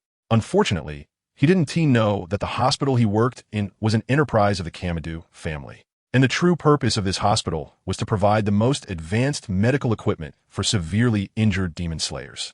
Everything related to demon slayers was confidential and wouldn't be disclosed. Moreover, he didn't know that the moment he left the ward, the boy on the bed had awakened, his broad brow hiding pitch-black pupils, as if he had completely shed the childishness he should have and transformed into a more striking and outstanding youth. 50% of battle experience? Lin Yu irritably pulled out the various tubes inserted in his body. He really didn't want to exchange his precious combat experience for anything else. In this world, being strong is the only option for survival. The experience he gained from battling Akaza could help him enhance his body to an unimaginable extent. Every moment of that experience is incredibly valuable. Now, he has to use it to heal his body, which he finds helpless and wasteful, just like spending most of the money earned from working to meet basic survival needs, leaving no sense of joy in preserving his life. But there is no choice. One must survive. If you die, isn't everything gone? At the moment he stepped out, he happened to run into Butterfly Kane, who looked deeply worried. "Hey, Hashira, I think I should be fine now." Butterfly Kane, who had been anxiously waiting for Lin Yu to escape life-threatening danger for 2 days and nights, was stunned. The Lin Yu who should have been lying on a sickbed was now standing alive in front of her, showing no signs of weakness from his injuries. Words like flushed complexion and bright eyes were insufficient to describe his current state of spirit. "Lin Kuan, you're truly an incredible person." Butterfly Kane had a strange smile, her eyes seemingly sparkling. "No matter what, it's great that you can recover. You must have a special constitution. You heal from serious injuries so quickly, and I don't even know what to make of it." Lin Yu smiled and touched his head, finding a vague excuse. In the world of demon hunters, some things don't need much explanation for everyone to understand. At this moment, Lin Yu noticed a figure lying in the hospital room beside him, visible through the glass window, with fiery red hair. Was that Mr. Purgatory? Chapter 40. The Switch to Turn the Tide of Battle. There was also a girl with cherry red hair sitting nearby, who seemed to have noticed the situation outside the door and looked up in surprise. Yes, it was Mr. Purgatory and his stepson, Miss Kanroji. At that time, both you and Mr. Purgatory were severely injured, and Miss Kanroji had been taking care of you until the teammates arrived to support. Lin Yu smiled towards the glass window upon hearing that. "Thank you. How did he get better so quickly? Is he smiling at me?" When Kanroji Mitsuri realized this, her face flushed red again. "Oh no, what are you thinking? He saved your life before. You must thank him properly." After finally calming the chaotic and shaken heart of the girl, when she lifted her head again, Kanroji Mitsuri was astonished to find that the figure was no longer at the window. Lin Yu walked out of the hospital with Kanai Butterfly to take a break outside and discovered something. The bulletin board outside the hospital displayed a newspaper with large headlines detailing the overall situation of the Tokyo trip, vividly describing the massive explosion in downtown Tokyo. Approximately a dozen nearby houses were destroyed, and the area around the clock tower was almost entirely devastated. Despite the government's attempts to cover it up, the photos taken still revealed human limbs and clothing buried under the rubble, shocking to behold. As Kanai Butterfly passed by, she kept her head down and said nothing. Lin Yu still saw the sadness hidden deep within the gentle eyes. This was not the fault of the flower pillar, so please don't be too hard on yourself. Butterfly Kanai strolled along the road lined with blooming cherry blossoms, silently smiling and softly sighing. How should I put it? Sometimes I really feel that Lin Kuan is an incredible person. This was the second time Butterfly Kanai had said incredible, and Lin Yu was not particularly good at deciphering girls' feelings. His heart was not that sensitive, especially while walking alongside a girl on a cherry blossom-strewn path. He wasn't thinking about anything romantic, but rather had thoughts full of Akaza. The color of Akaza's hair seemed to be just like this, and he really wanted to twist off that head with a mocking smile. However, he reminded himself to suppress his inner rage. The other party might have held back for some unknown reason. If they were to meet again with a killing intent, he would likely not survive. If he faced it in this state, he would definitely die. The upper moon was simply too outrageous. What plans does Lin Kuan have next? Twist off? Twist off? Yes, twist off a cherry blossom to give to the flower pillar. Lin Yu picked a branch of cherry blossoms from the tree and handed it to Butterfly Kanai. Butterfly Kanai looked at his somewhat childlike smile, paused for a moment, and then accepted it with a bit of amusement. Thank you. At the headquarters of the Demon Slayer Corps, various pieces of information were laid out on the tatami table, organized by the sound Hashira Yuzui Tenjin. At this time, it had been 4 days since the Tokyo incident occurred. According to reports from team members Kanroji Mitsuri and Rengo Kokajiro, in addition to the lower-ranked demon that appeared in Tokyo, there was another, even more powerful demon. The upper rank. That flamboyant guy, Lin Kuan, seemed to have been fighting with the upper rank until dawn. Yuzui Tenjin was earnestly reporting the information compiled by the ninja group, but he couldn't help but change his tone. Lin Yu, this special existence, is known only to a few people, aside from being the head of the ninja. They are the pillars, the stone pillar, the serpent pillar, the flower pillar, and the lord. Except for the flower pillar, who had direct contact with him. The other pillars all harbored deep hostility towards this suddenly appeared individual and viewed his talent and potential with skepticism. However, it seems that this skepticism has dissipated. The usually calm Kanroji Yiza's face showed signs of shock. The upper moon has appeared? Yes, it is Upper Moon 3, seemingly a demon skilled in hand-to-hand combat. The battle between the two was so fast that Suzumiya couldn't describe it. He only knew that the aftermath was extremely devastating. If one had to describe it, it would be that a concrete high-rise building of over 10 floors was collapsed, and amidst the ruins, a space filled with concrete dust was created, which should have been the result of not dodging throughout the fight, as the two were competing in strength and physical prowess. It is estimated that Lin Kuan took at least 5 punches from the Upper Moon Demon, and the areas that were hit were all twisted and deformed. At this point, Yuzui Tenjin swallowed hard. There were some things he found difficult to say in front of the Lord. The word freak was on the tip of his tongue, ready to burst out at any moment. Even someone like Kanroji Mitsuri would probably not be able to engage in such a hard confrontation with an Upper Moon Demon. What is even more outrageous is that, despite sustaining such severe injuries, he managed to recover in just 2 days. Things have changed. I have a premonition that the pattern that has remained unchanged for hundreds of years will change in our generation. As for this child, let us not spread the word for now, and try to allow him to follow his own will as much as possible. However, Lord, based on the information from the scene at that time, it seems that the Upper Moon Demon likely spared Lin Kuan because he wanted to recruit him, and Lin Kuan himself did not show any intention to join the Demon Slayer Corps. Yuzui Tenjin stopped speaking at this point because Kanroji Yiza had taken out a letter. It was signed by the retired former water pillar, Kagaya Ubuyashiki, who is Lin Yu's mentor. This is a farewell letter in which Kagaya Ubuyashiki is willing to guarantee, with his own honor, Lin Yu's resolve as a human. If one day Lin Yu were to become a demon, then, as his mentor, Kagaya Ubuyashiki would commit seppuku. It was also Kagaya Ubuyashiki who initially questioned whether Lin Yu would join the Demon Slayer Corps. It seems that our warriors all have good mentors, Kanroji Yiza smiled. Yuzui Tenjin nodded and said yes. There's no need to worry anymore. What has sustained the Demon Slayer Corps until now? Hierarchical relationships or hatred towards demons? No. It is redemption, mutual redemption in a situation of having nothing. If this is favoritism and selfishness, then the entire Demon Slayer Corps is mutually protective in this way. This time, The Demon Slayer Corps not only welcomed the new flame pillar, but also gained a switch that could turn the tide of battle. Butterfly Mansion. 2 months passed in a hurry. Lin Yu was still training in the dojo, but the results were minimal.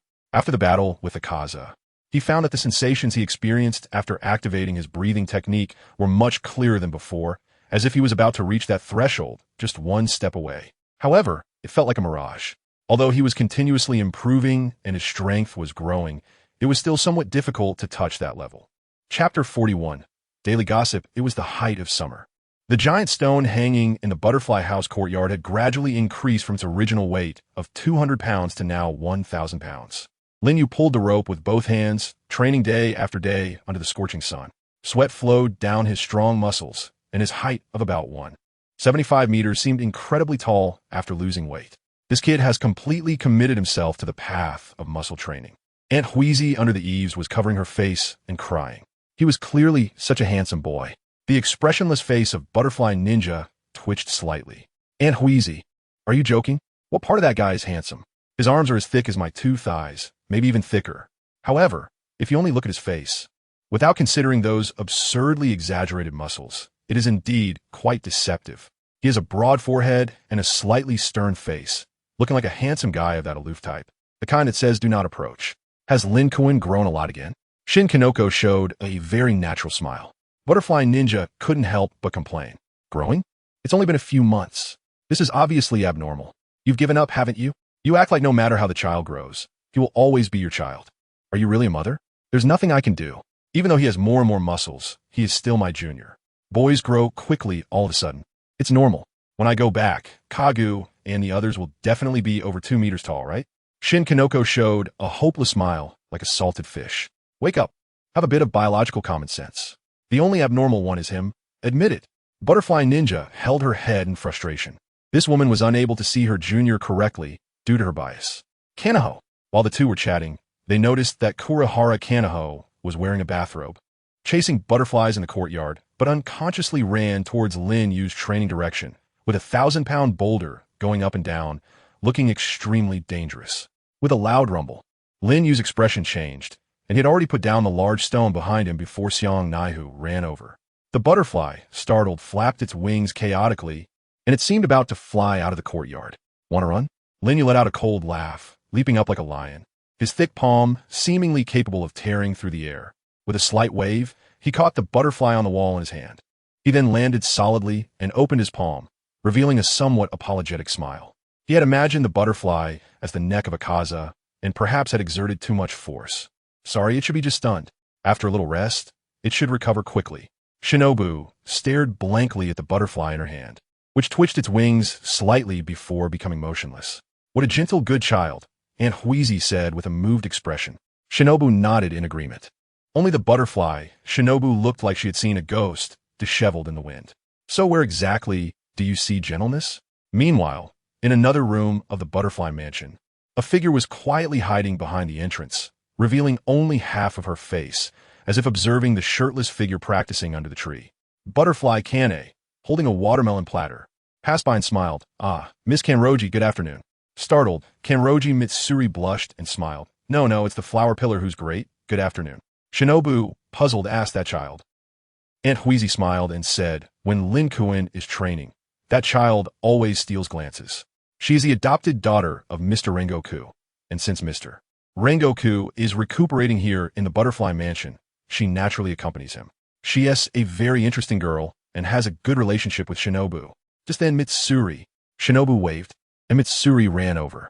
It seemed that with summer just beginning, the Demon Slayer Corps was not capturing demons every day, resulting in a peaceful period. Butterfly Kane had also been idle at home for a few days, tending to flowers and plants like a well-rested young lady, looking nothing like a pillar who would swing her sword without hesitation against monsters. Rengoku Kaidoro was also transferred from a hospital in Tokyo to the Butterfly Mansion, which was equipped with special herbs for Demon Slayer's rehabilitation, helping to quickly restore physical strength. Now, Rengoku Kaijuro could walk and do some basic exercises, but he still couldn't exert himself too much, as it would aggravate his wounds. By the way, it's a rare opportunity. Let's all gather for a meal today, and we just happen to have watermelon, Butterfly Kane cheerfully decided. It was indeed rare to have such leisurely days, but Aunt Huizi who usually took care of everyone's meals, showed a troubled expression, just smiling awkwardly. Kane, I'll go prepare some more. Maybe it won't be enough. Prepare? Butterfly Kane looked puzzled. It's delicious, Rengoku Kaijuro exclaimed. The watermelon on the table hadn't even been touched yet, and he had already finished one piece. Seeing Rengoku Kaijuro stop after finishing one, Kane noticed his bright eyes seemed to gaze at some unknown distance, as if he was always like that in front of Mr. Rengoku, feeling as though his existence was completely ignored. You don't need to worry, Mr. Rengoku. There are still plenty of watermelons grown this year in the yard. On the other side, Lin Yu had only a piece of watermelon rind left, and Butterfly Kane was all smiles. She had heard Aunt Huizi mention that these two had a large appetite, and then there was Miss Kanroji, who always looked like she hadn't eaten enough. Was she on a diet? But she wasn't worried at all, as the watermelons grown this year weighed over 100 pounds. Lin Kuan doesn't need to worry. Enjoy it to the fullest. Just then, Mitsuri, aren't you eating? Shinobu looked at Kanroji Mitsuri, who was staring at the watermelon in her hand with a tense expression, and swallowed slightly. Kanroji Mitsuri smiled apologetically upon hearing this, then looked up towards Lin Yu, who smiled kindly at her. Her face turned slightly red as she lowered her head. I have a bit of trouble controlling myself when I start eating. It's fine, no need to worry. Butterfly Kane smiled. These three were truly too polite. Then I want to hold back. The three looked at Butterfly Kane and said in unison. Chapter 42. Changing breathing techniques soon. Butterfly Kane understood why Aunt Huizi had that expression. A watermelon weighing over 10 pounds had turned into a pile of rinds in less than a minute, while the small piece in the hands of Butterfly Kane, Shinobu, and Mitsuri hadn't even been finished yet. Aunt Huizi pushed in a cart with a dozen more watermelons, wiped the sweat from her forehead, and smiled. Everyone can eat these for now. I'll go prepare the dishes in the kitchen. How can we eat all these and still have room for meals? Butterfly Kane looked puzzled. This didn't seem like something the steady Aunt Huizi would do. However, the following minutes overturned her understanding, and even Shinobu and Mitsuri forgot to eat watermelon in a daze. Three big eaters gathered together, led by Lin Yu. A 10-pound watermelon was split open and devoured one after another in a minute, consuming 6 in total, followed by Kanroji Mitsuri with 5, and Rengoku Kaijuro, perhaps out of courtesy, ate a bit slower, finishing 4. It wasn't until 2 or 3 hours later that Aunt Huizi finally finished her preparations. There were 2 large wooden tubs filled with rice, enough to be moved by cart, with dozens of pounds of fragrant rice. The smile on Butterfly Kane's face had completely frozen. As night approached and the round moon hung high outside, there was not a single grain of rice left in the 2 large tubs inside. It was only then that Aunt Huizi confessed the truth to Kane. Actually, the ingredients purchased by the Butterfly Mansion during this period were enough for 20 adults for over half a month, but even so, it had lasted less than 4 days. Surprised, Butterfly Kane eventually exchanged smiles with Aunt Huizi, which at least indicated that everyone's health was good. The Butterfly Mansion had always prioritized the mental and physical health of its members. Lin Yu, now full, was called out by Shinobu. This was their first meeting after the trip to Tokyo, during which Shinobu had gone out on a mission. Upon returning, she had heard from Kane about Lin Yu's near-death experience. Shinobu, still feeling apprehensive, said, "You can't be so reckless in the future." Lin Yu smiled and nodded. Through this battle, he realized that even with his modified body, having reached this level, there was still a significant gap compared to the Upper Moon demons. However, he did not feel discouraged. After all, they had centuries of accumulation, while he had only been training for a few days.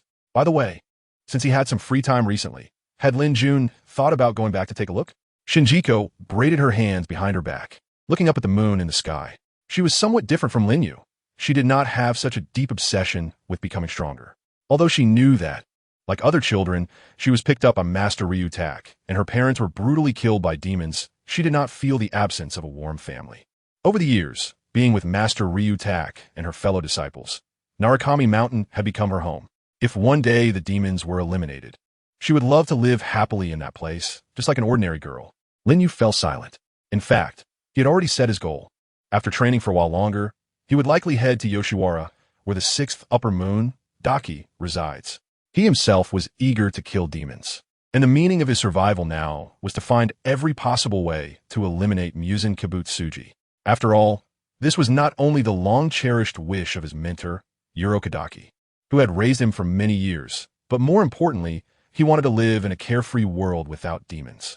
Indeed, before joining the Demon Slayer Corps, He might have avoided danger, but what about the people related to him? Whether it was Shinobu or Urokadaki Sakanji, they were like family to him. Would they die because of his arrival and the change in the timeline before the Demon Slayer Corps could successfully kill Musen Kibutsuji? As a man, he could not gamble or retreat. Having gained power, he had to shoulder the burden. What concerned him even more were the words spoken by Kaza. He did not understand why that guy had deliberately spared his life. Perhaps it was to turn him into a demon, but that was impossible. He didn't know when he would encounter that guy again. Right now, Lin Yu's time was precious, and he had to maximize his training. What's wrong, Lin Kuan? Don't you want to go back? Sorry, senior sister, maybe next time. Lin Yu showed a look of guilt and nodded. What surprised him was that Zhenghua did not show any signs of disappointment. Instead, she smiled and said, "It's okay, I know. Lin Jun, you've been diligently training during this time, right? My master mentioned this in his letter, saying that you might not be suited for water breathing and are more suitable for flame breathing or rock breathing. Changing the breathing style?" Lin Yu fell into deep thought. To be honest, he had previously focused solely on improving his own strength and had neglected the category of breathing techniques. Firstly, if he were to change his breathing technique, it would definitely be the strongest, the breath of the sun. However, the demon swordsmen who mastered the breath of the sun were exterminated by Musen Kibutsuji and Kokushibo hundreds of years ago. The only survivors are the Kamado family, which was visited by Yorichi Tsujikuni, and only Tanjiro's father in the original story knew the breath of the sun. As for the exact location of the Kamado family, Lin Yu had no idea. Even relying on the information network of the Demon Slayer Corps, it would be difficult to find them, as there are simply too many ordinary coal-collecting families throughout Japan, and the surname Kamado is quite common. Lin Yu doesn't have much time and can't waste it on looking for people. Moreover, there's no rule that only the sun breathing can kill Musen Kibutsuji. Besides, he has the system. This option can be directly ASS. Zhengu smiled and said, "Lin Kuan, haven't you noticed? Your affinity is quite similar to that of the flame breathing." Lin Yu was taken aback for a moment. Similar? Senior sister, you can't be referring to my appetite being on par with Mr. Rengoku, right? I don't deny that there is that reason, but your temperament is also quite similar to Mr. Rengoku's. Both of you look very authoritative. Zhengu couldn't help but cover her mouth and laugh, then hesitated and said, "However, Master Lin Lang also mentioned that breathing techniques are very physically demanding. It requires a lot of talent to master 2 breathing techniques at the same time. You can give it a try, but if it doesn't work, make sure to stop in time." The two watched from a distance as Rengoku Kaijiro stood under a tree, lost in thought, with a huge boulder used for training in front of him, weighing a full 1,000 pounds, which looked incredibly massive and terrifying even in the darkness. Impressive. Chapter 43. Treatment of special talents. However, Rengoku Kaijiro's next words left Zhengu in shock. "Mitsuri, you give a try?" "Yes, master." Just after having a hearty meal, Kanroji Mitsuri was full of energy, rolling up her sleeves and rushing forward. Zhengu exclaimed, "That child." At that moment, Butterfly Shinobu also came out of the room and said, somewhat helplessly, "After our assessment, Mitsuri's muscle density is more than 7 times that of an average person. Don't be fooled by her slender figure. Her strength is actually much greater than that of normal people, quite similar to you." Lin Yu was somewhat surprised. This should be the first time Butterfly Shinobu him to talk, looking directly into his eyes. Previously, she always had a very cautious attitude, but now she had become much softer. This left him a bit bewildered. "Well, I've heard about your sister's situation, thank you." After saying this somewhat awkwardly, Butterfly Shinobu turned and vanished into the house. Jinzi smiled and said, "Really, Shinobu is still as uncommunicative as ever." Crack. In the midst of their conversation, Kanroji actually managed to hold up a 1,000-pound stone. Lin Yu's interest was piqued. He could see that even with strength far exceeding that of an average person, Kanroji Mitsuri's limit was only around 400 pounds. The remaining 600 pounds were really pushed up through the breathing technique. This was evident from the muscle tension after activating the breathing method. The various styles derived from the sun breathing actually have different effects. The water breathing is more balanced, focusing on overall attribute growth, with the endpoint of water form being passive defense. In contrast, the flame breathing is the exact opposite, generally leaning towards a reckless attacking style, suppressing the opponent with absolute power. Kaijiro Rengoku is the kind of relentless person who once shattered his eardrum to kill a demon, leading to his poor hearing later on. When he killed Akaza, as long as he was still breathing, he could continue to attack. This means that after activating the flame breathing, it can provide an ordinary person with more than double their strength, something that the balanced water breathing cannot offer. This is still the basic attribute. According to the Heavenly Path reward system, it increases exponentially based on the basic attributes. So, how much strength would Lin Yu gain after learning the flame breathing? A quick calculation, not considering speed and the destruction of the killing needle, suggests that if Lin Yu could grab Akaza's head and instantly switch to flame breathing, he should be able to crush it immediately. Similarly, if Akaza did not evade when facing the destruction-killing annihilation technique head-on, Lin Yu would not fall behind and could potentially shatter Akaza's entire arm. Just considering strength, there is no doubt that Lin Yu would become a walking human bomb. He had to learn who could refuse power. Don't talk to him about agility and defense. Those are things to consider later. For now, you should focus entirely on increasing strength. An unexpected punch is the charm of a man. Thinking this way, Lin Yu was so excited that he almost wanted to learn flame breathing right away and call Akaza back to see if he could blow his head off with one punch. Master, I can barely hold on. Just a little longer. Work hard. Show your passion. Burn bright. Kayajiro Rengoku looked at Kanroji Mitsuri, whose face was flushed from holding back. Without any softness in his heart, his training methods were always very strict, which is why few in the squad were willing to become his disciple. At that moment, a figure appeared behind Kanroji Mitsuri, grabbing the rope in her hand. Let go. Lin Yu reminded like a fitness coach, then smiled and said to Rengoku Kayajiro, Sorry, mister Rengoku, for interrupting your training with your disciple, but her strength training has reached its limit. If she continues, her muscles will get strained. It's better to take a more reasonable approach. Kanroji Mitsuri exclaimed, and suddenly released the boulder. Lin Yu's expression changed drastically, slightly twitching. He slowly lowered the stone he was holding in both hands, just like usual.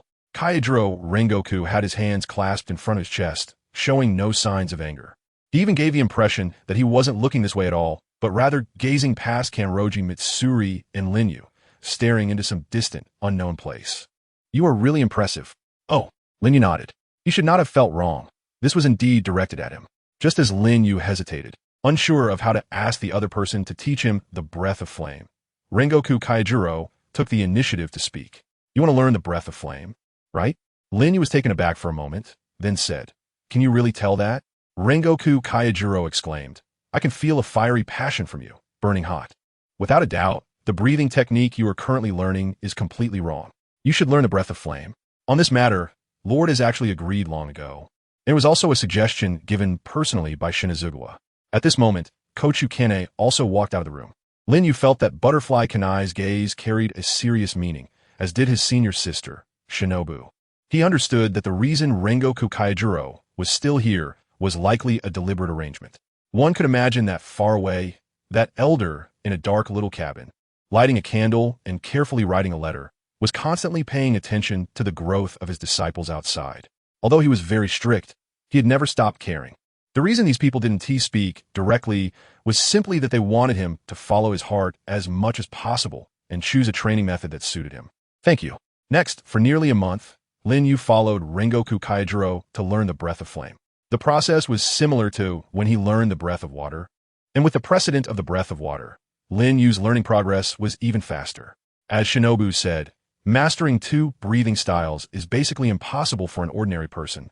But for Lin Yu, whose body had been transformed, it was not difficult at all. His stamina was sufficient to support the mastery of two breathing styles. And he later learned that the reason he had never touched that realm was that the use of the breath of water could not even reach the standard for his body to unlock the transparent world. Overly balanced things represented mediocrity. In the original work, Tomioka Ju played this breathing style to its extreme, but it was merely one-sided defense. Lin Yu pursued destruction, which was completely contrary to that. Chapter 44. Can you become my husband? Breakthrough. My training method is to make you continuously break through your limits. Initially, a giant rock that could completely shade 10 people beneath, it was increased to 1,500 pounds, causing the sturdy century-old tree to break under the pressure. With no other choice, they could only place a wooden board under the boundstone and have Lin Yu push it up from below. Under the scorching summer sun, Lin Yu gritted his teeth, pushing up a long, massive wooden board with both hands, his robust body resembling a sculpture that existed only in art or novels. During the process of squatting and standing, the giant rock above him remained motionless. Sister, no matter what, this is too. Butterfly Shinobu looked anxiously at Butterfly Kanai. Both came from medical families, And even though demon slayers had superior physical qualities after activating their breathing styles, they couldn't withstand such pressure. Previously it was pulling, but now it was directly lifting the whole thing. With a slight misstep, the spine could snap. Shinobu, prepare the medicinal soup. That's the only thing we can do now, Butterfly Kanai sighed, unable to bear watching. She couldn't stop Lin Yu and Rengoku Kaijiro now. After a few days of training, both had become even more insane, and the suggestion to dismantle the giant rock and place it on the wooden board was made by Rengoku Kaijiro. But adding another 500 pounds was Lin Yu's own choice. His determination to become stronger truly burned like a raging flame, infecting everyone present. Even Rengoku Kaijiro stopped his own training and focused entirely on Lin Yu's training. If they could succeed, the Demon Slayers would welcome an unprecedentedly strong companion. After about 2 hours of physical training, the two moved to the dojo. Breath of Flame, First Form, Unknown Fire. Rengoku Kaijiro drew his sword. Lin Yu's pupils suddenly constricted. As if he could see the moment when Rengoku Kaijiro charged, the flames entwined around the tip of the blade, a fiery red. He instinctively gripped the wooden sword and began to imitate. At this moment, his lungs felt two completely different forces during the process, based on the relatively gentle water. There was another more scorching and intense element, and he tried to draw that element out. With a whoosh, a sprout of flame burst forth from the deep blue blade, growing increasingly intense. Flame breathing, First Form, Unknown Fire. Boom! In that moment, the entire dojo seemed to tremble. Rengoku Kaijiro halted, and at the moment he sheathed his sword. His hand trembled slightly as he slowly turned around. He saw that the area where Lin Yu stood had formed a long, deep pit in the ground. The wooden boards were almost completely destroyed, and the earth was turned up. Is this unknown fire? Mitsuri Kanroji, observing from the side, gasped in shock and covered her mouth. Without a doubt, it was indeed unknown fire. Rengoku Kaijiro could sense that Lin Yu's breathing had changed. He had truly mastered flame breathing, and the flame breathing, First Form. Unknown fire that Lin Yu had just displayed was far more intense than his own. This was purely the result of an increase in power. This strike was enough to directly collapse a building. The destructive power far exceeded that of the Hashira? No, this was not a force that a human could wield at all. Lin Yu also sensed the distinctly different experience he had while using the breathing technique just now. Being able to lift a 1-ton heavy boulder might be an impressive feat compared to other demon hunters, but in comparison to those evil spirits, it's actually nothing significant. In the original work, even the power of a lower moon 6 was enough to flatten the entire Yoshiwara, if it weren't for plot armor. Lin Yu truly wouldn't know how humanity could possibly overcome such destructive power, as the level of devastation displayed was simply on a different scale. Additionally, Lin Yu did not know the art of verbal therapy. If he were to encounter a lower moon in the future, he couldn't possibly rely on verbal dodging to find a gap to defeat them. What he sought was absolute power. After learning the flame breathing technique, the destructive power exhibited by his physical strength was incomparable to before. For instance, when he used the unknown fire technique, it originally attacked in a straight line, but along that line, countless forces accompanied him forward. Under the system's enhancement, this power grew to the extent that it could directly destroy the entire floor. This kind of thing was referred to as passion by Kaijiro Rengoku, and as fighting spirit by Akaza. Within the Demon Slayer Corps, it seemed that the only one who could directly match Akaza head-on was Kaijiro Rengoku, who had mastered the flame-breathing technique. In a word, it was fierce.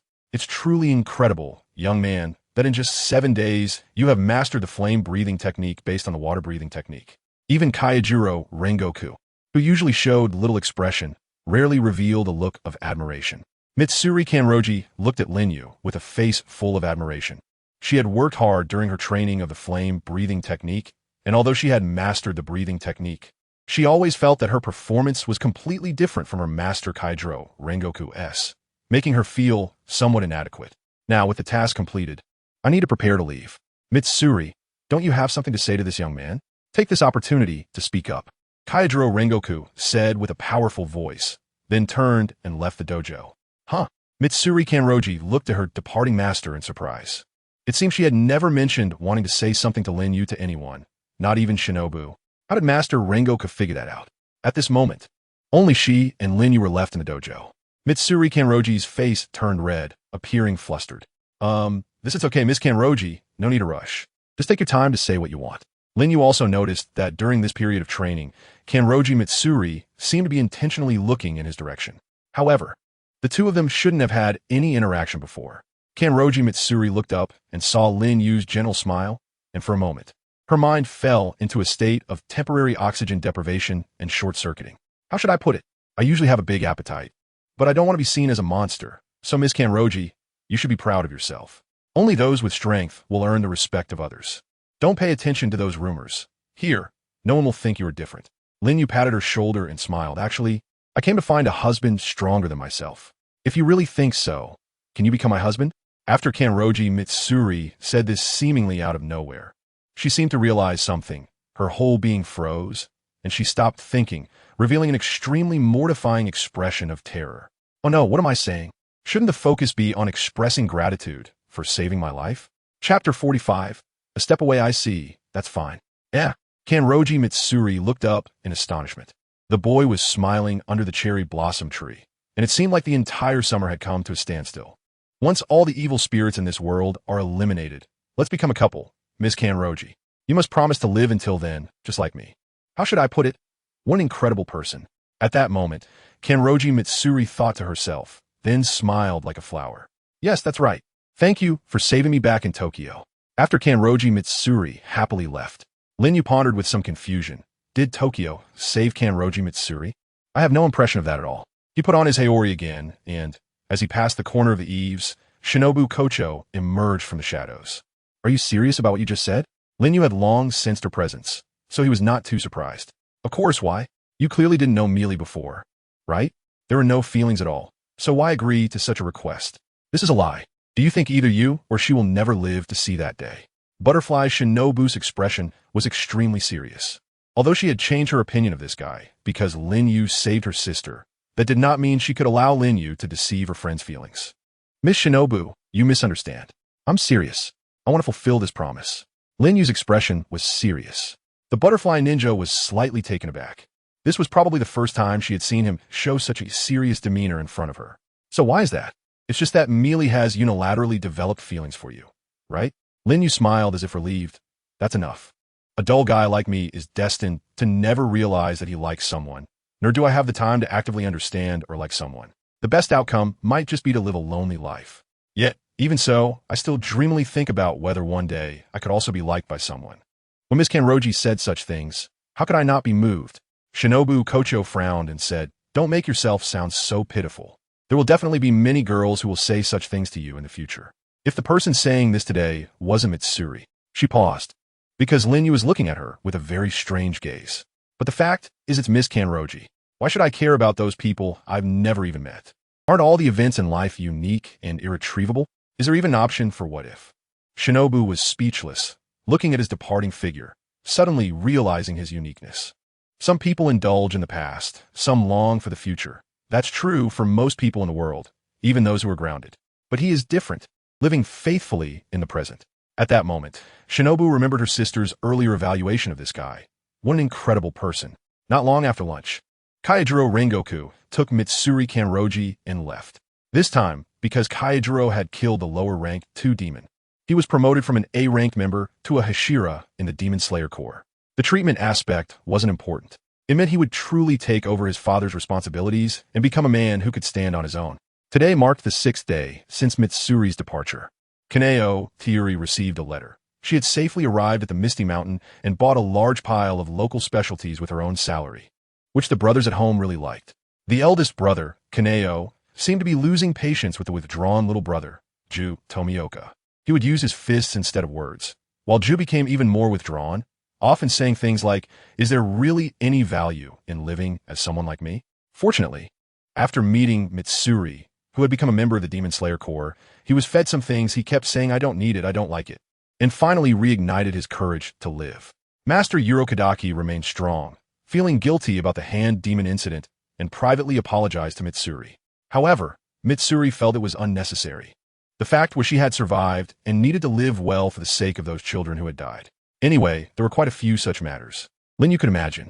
Jun, dressed in a Demon Slayer Corps uniform with her hands on her hips, smiling proudly, while the group of kids worshipped her, calling her big sister. And there was the incredibly envious look in Yatu's eyes. The letter said everyone missed Lin Yu very much, but in reality, he knew that only the three of them truly cared. However, he was still willing to take this lie as the truth. For only the blissfully ignorant children and fools could experience true happiness. As for living, if one could be a bit muddled, then let them be muddled. Time flies, and unknowingly, it has already been a year since leaving the narrow fog mountain. Lin Yu has grown from a height of about 1.5 meters to the current height of about 1.78 meters. At 14 years old, he is 15 in terms of traditional age. After learning the breath of fire, his height seems to have increased even more. If he uses all his strength now, he should be able to jump over 2 meters. During this period, he participated in the selection at Mount Fuji and, unable to stop in time, caused the pillars who had finally accomplished their mission to find themselves in a situation where they had to catch demons everywhere. Is that Lin Yu? He's really handsome. I heard he saved 5 team members during the final selection and achieved a record of slaying 43 demons. He's truly an impressive guy. Outside the Butterfly Mansion's courtyard, many injured team members looked at the tall boy under the tree with admiration and envy. He was wearing a loose white kimono, and his long black hair was tied in a ponytail. His profile looked very stern during training, and from time to time, steam-like sounds escaped from his mouth. He held 2 large iron balls in his hands. They didn't look as terrifying as when he was initially carrying large wooden boards, but in reality, these were specially made props after modification, with each weighing about 1 ton. Lin Yu at this moment held one in each hand. During the training process, his muscles became increasingly refined, no longer as broad as before, but rather somewhat shrunk, connecting more tightly, with each part showing very distinct lines, presenting an overall rugged appearance. Like flowing water. Breath of flame. He was striving to harness the breath of flame, his lungs operating at high speed, sweat dripping from his forehead, and his mind blank. Just a little more, just a little more. He was already able to reach the state described in the original work, where he could see the blood flow of ordinary people and the air currents around him. But this was not his ultimate clarity. He could still become stronger. Chapter 46, Mission Time. At this moment, a figure entered Lin Yu's line of sight. Butterfly Kane was wearing a butterfly haori that exuded a pleasant fragrance, her face displaying a gentle smile like a spring mountain. Hashira of flowers. Look quickly, Hashira of flowers. Butterfly Kane had always been well-liked by the team members, with many eager to become her disciple. Although a large number were stopped by Butterfly Shinobu, she smiled and greeted the injured, as it was the first time they were meeting like this since she had not been in the Butterfly Mansion for some time. Oh, hello everyone. Boom. Lin Yu put down the 2 large iron balls in his hands, which sank deep into the ground. Lord Huaju, you're back? Lin Kun. Could you come with me for a moment? Butterfly Kanai smiled slightly, turned, and walked into the butterfly house, her back exuding an elegant and dignified aura, radiating a sense of maturity. She is already 17 years old this year. Lin Yu followed closely behind. In the spacious room, the floral tea on the table wafted a delicate fragrance. Butterfly Kane set down the teapot, and Lin Yu picked up the teacup and took a sip, then smiled and praised. As expected, Lord Flower Pillar's floral tea is the best. You still know how to flatter people as always, Butterfly Kane replied with a smile. Not at all. I'm just speaking the truth. After a long time of being together, the two had become quite familiar. And although Lin Yu always referred to her as Lord Flower Pillar, Kane had never put on any pillar-like airs in front of him, occasionally chatting and joking like this. Butterfly Kane was the type who took great care of others, probably seeing Lin Yu as her little brother. Lin Kun, although your hard work and training is commendable, you also need to relax occasionally. Relax? Yes, for example, going out to see something. Butterfly Kane rolled her eyes, hinting at a change of topic, but unfortunately, she couldn't lie. She could only use her signature smile to muddle through. In fact, ever since Kaijiro Rengoku left to personally guide him, Lin Yu had always known that behind Butterfly Kane was the leader of the Demon Slayer Corps, Abuyashiki Yoya, who seemed to care about his matters, responding to his needs almost without exception. Lord Flower Pillar, just say what you want to say directly. You're only 14. You can't always live in a repressive environment. Endless training like this isn't good. Butterfly Kane explained with some urgency, essentially meaning that every time she saw Lin Yu, he was either training or on his way to train, with no sign of relaxation day or night, always on edge. After reporting this situation to Abuyashiki Yoya, initially, the Lord was quite happy, but later began to concern himself with Lin Yu's mental health. No pillar in the Demon Slayer Corps trained so hard. Each had their own interests or social circles. For instance, Master Kenroji played the flute. Kaijiro Rengoku often cared for those around him. and Iguro Abanai had his little snake companion, not to mention Yuzui Tenjin, who had 3 wives. However, on Lin Yu's side, both Butterfly Kane and Shinobu had their own things to attend to, and Lin Yu was completely alone, hardly making friends with others, giving off the impression of living in a different world. I don't feel oppressed at all. Lin Yu was stunned. He had already gotten used to this pace of life. When there was time to cultivate, he had to make the most of it. After all, he didn't know when he would encounter Akaza again, and it probably wouldn't be as lucky as last time. No, this time you must come with me. A mission? Butterfly Kane nodded helplessly. It seemed that a suspected incident of a demon injuring people had occurred in the small town where he first met Lin. Lin Yu pondered for a moment, and then said, but that area doesn't seem to fall under Lord Huaju's jurisdiction. Butterfly Kane turned her head. Under the eaves of the courtyard, a dull-eyed little girl was sitting, staring blankly at the vast sky, like a lifeless doll. While it's true, I had already asked the members of the Hidden Division for help when I brought Kane back. Recently, it seems they found Kane's home. No matter what, I want to meet her parents. I think this way, we might find a way to save this child.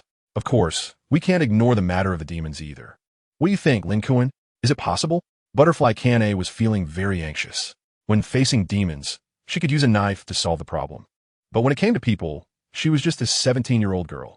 Perhaps she had heard about Kane's original family situation from the Hidden Division, but she still wanted to see for herself, to find the root of the problem and rescue that doll-like child. How should I put it?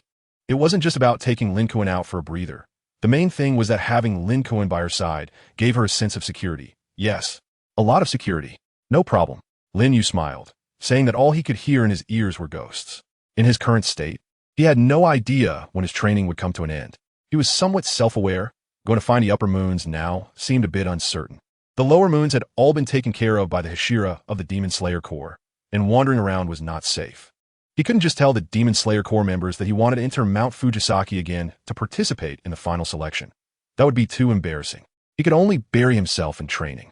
His hands were itching to fight. Under the moonlight, a slender little boat glided gently down the narrow river, the boatman humming a melodious tune. Butterfly Kane smiled and explained to Lin Yu, this is a verse from a master from the last century, which has been over 100 years ago now. Back then, Tokyo was not called Tokyo, it was called Edo. It was not like today, with towering Western-style buildings. It was an era dominated by samurai, where you could see wandering ronin with swords everywhere. However, although technology has developed, the remote areas still look like those barren little towns, which are the places most vulnerable to attacks from evil spirits. Once on shore, Lin Yu felt hungry. He caught the scent of a cart selling sake and odin. Today must be some kind of celebration. The streets were quite lively. Butterfly Kane was leaning on the bridge, watching the sky filled with fireworks, dazzling and brilliant, completely lacking her usual dignified aura, like a little girl enjoying a festival. In the past, whenever there was a celebration, my parents would take me and Shinobu out. When Miss Shinobu wasn't around, Lin Kuan must have felt very lonely by himself. If you have something on your mind, it's okay to tell me. You don't have to call me Flower Pillar every time. That feels too formal. Chapter 47. I only kill evil spirits. Butterfly Kane, who had not received a response for a long time, instinctively turned her head, somewhat astonished. She saw Lin Yu's mouth stuffed full, resembling a hamster preparing for winter. Hey, little brother, it's all gone, said the cart owner with a helpless expression. The ground was littered with skewers in less than 10 minutes. This cart of Odin had been completely devoured by the boy before her. Is that all gone? Lin Yu paid the money, mumbling somewhat indistinctly. But he still tried to finish what was in his mouth as quickly as possible. By the way, Lord Hanaju, what were you just saying? Seeing Lin Yu, who was enjoying his food with a satisfied look, Butterfly Kane couldn't help but laugh. It's nothing. As the two passed through the small town, they took a moment to enjoy the festive celebration, which also had a hint of secrecy. After all, no one could guarantee that there weren't any demons lurking in the dark crowd, so it was best not to stir them up.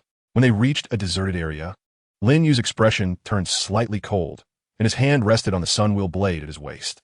An undercover team member, who had been waiting in the alley, suddenly appeared from around the corner. Lord Hanaju. This undercover team member was the one Butterfly Kane had originally entrusted to help find Kanao's family.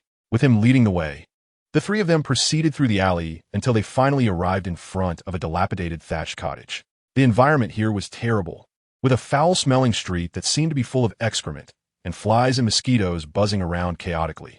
Rows of small houses stood tall, resembling the Edo period that Butterfly Kane had mentioned, as if the buildings hadn't changed in over 100 years.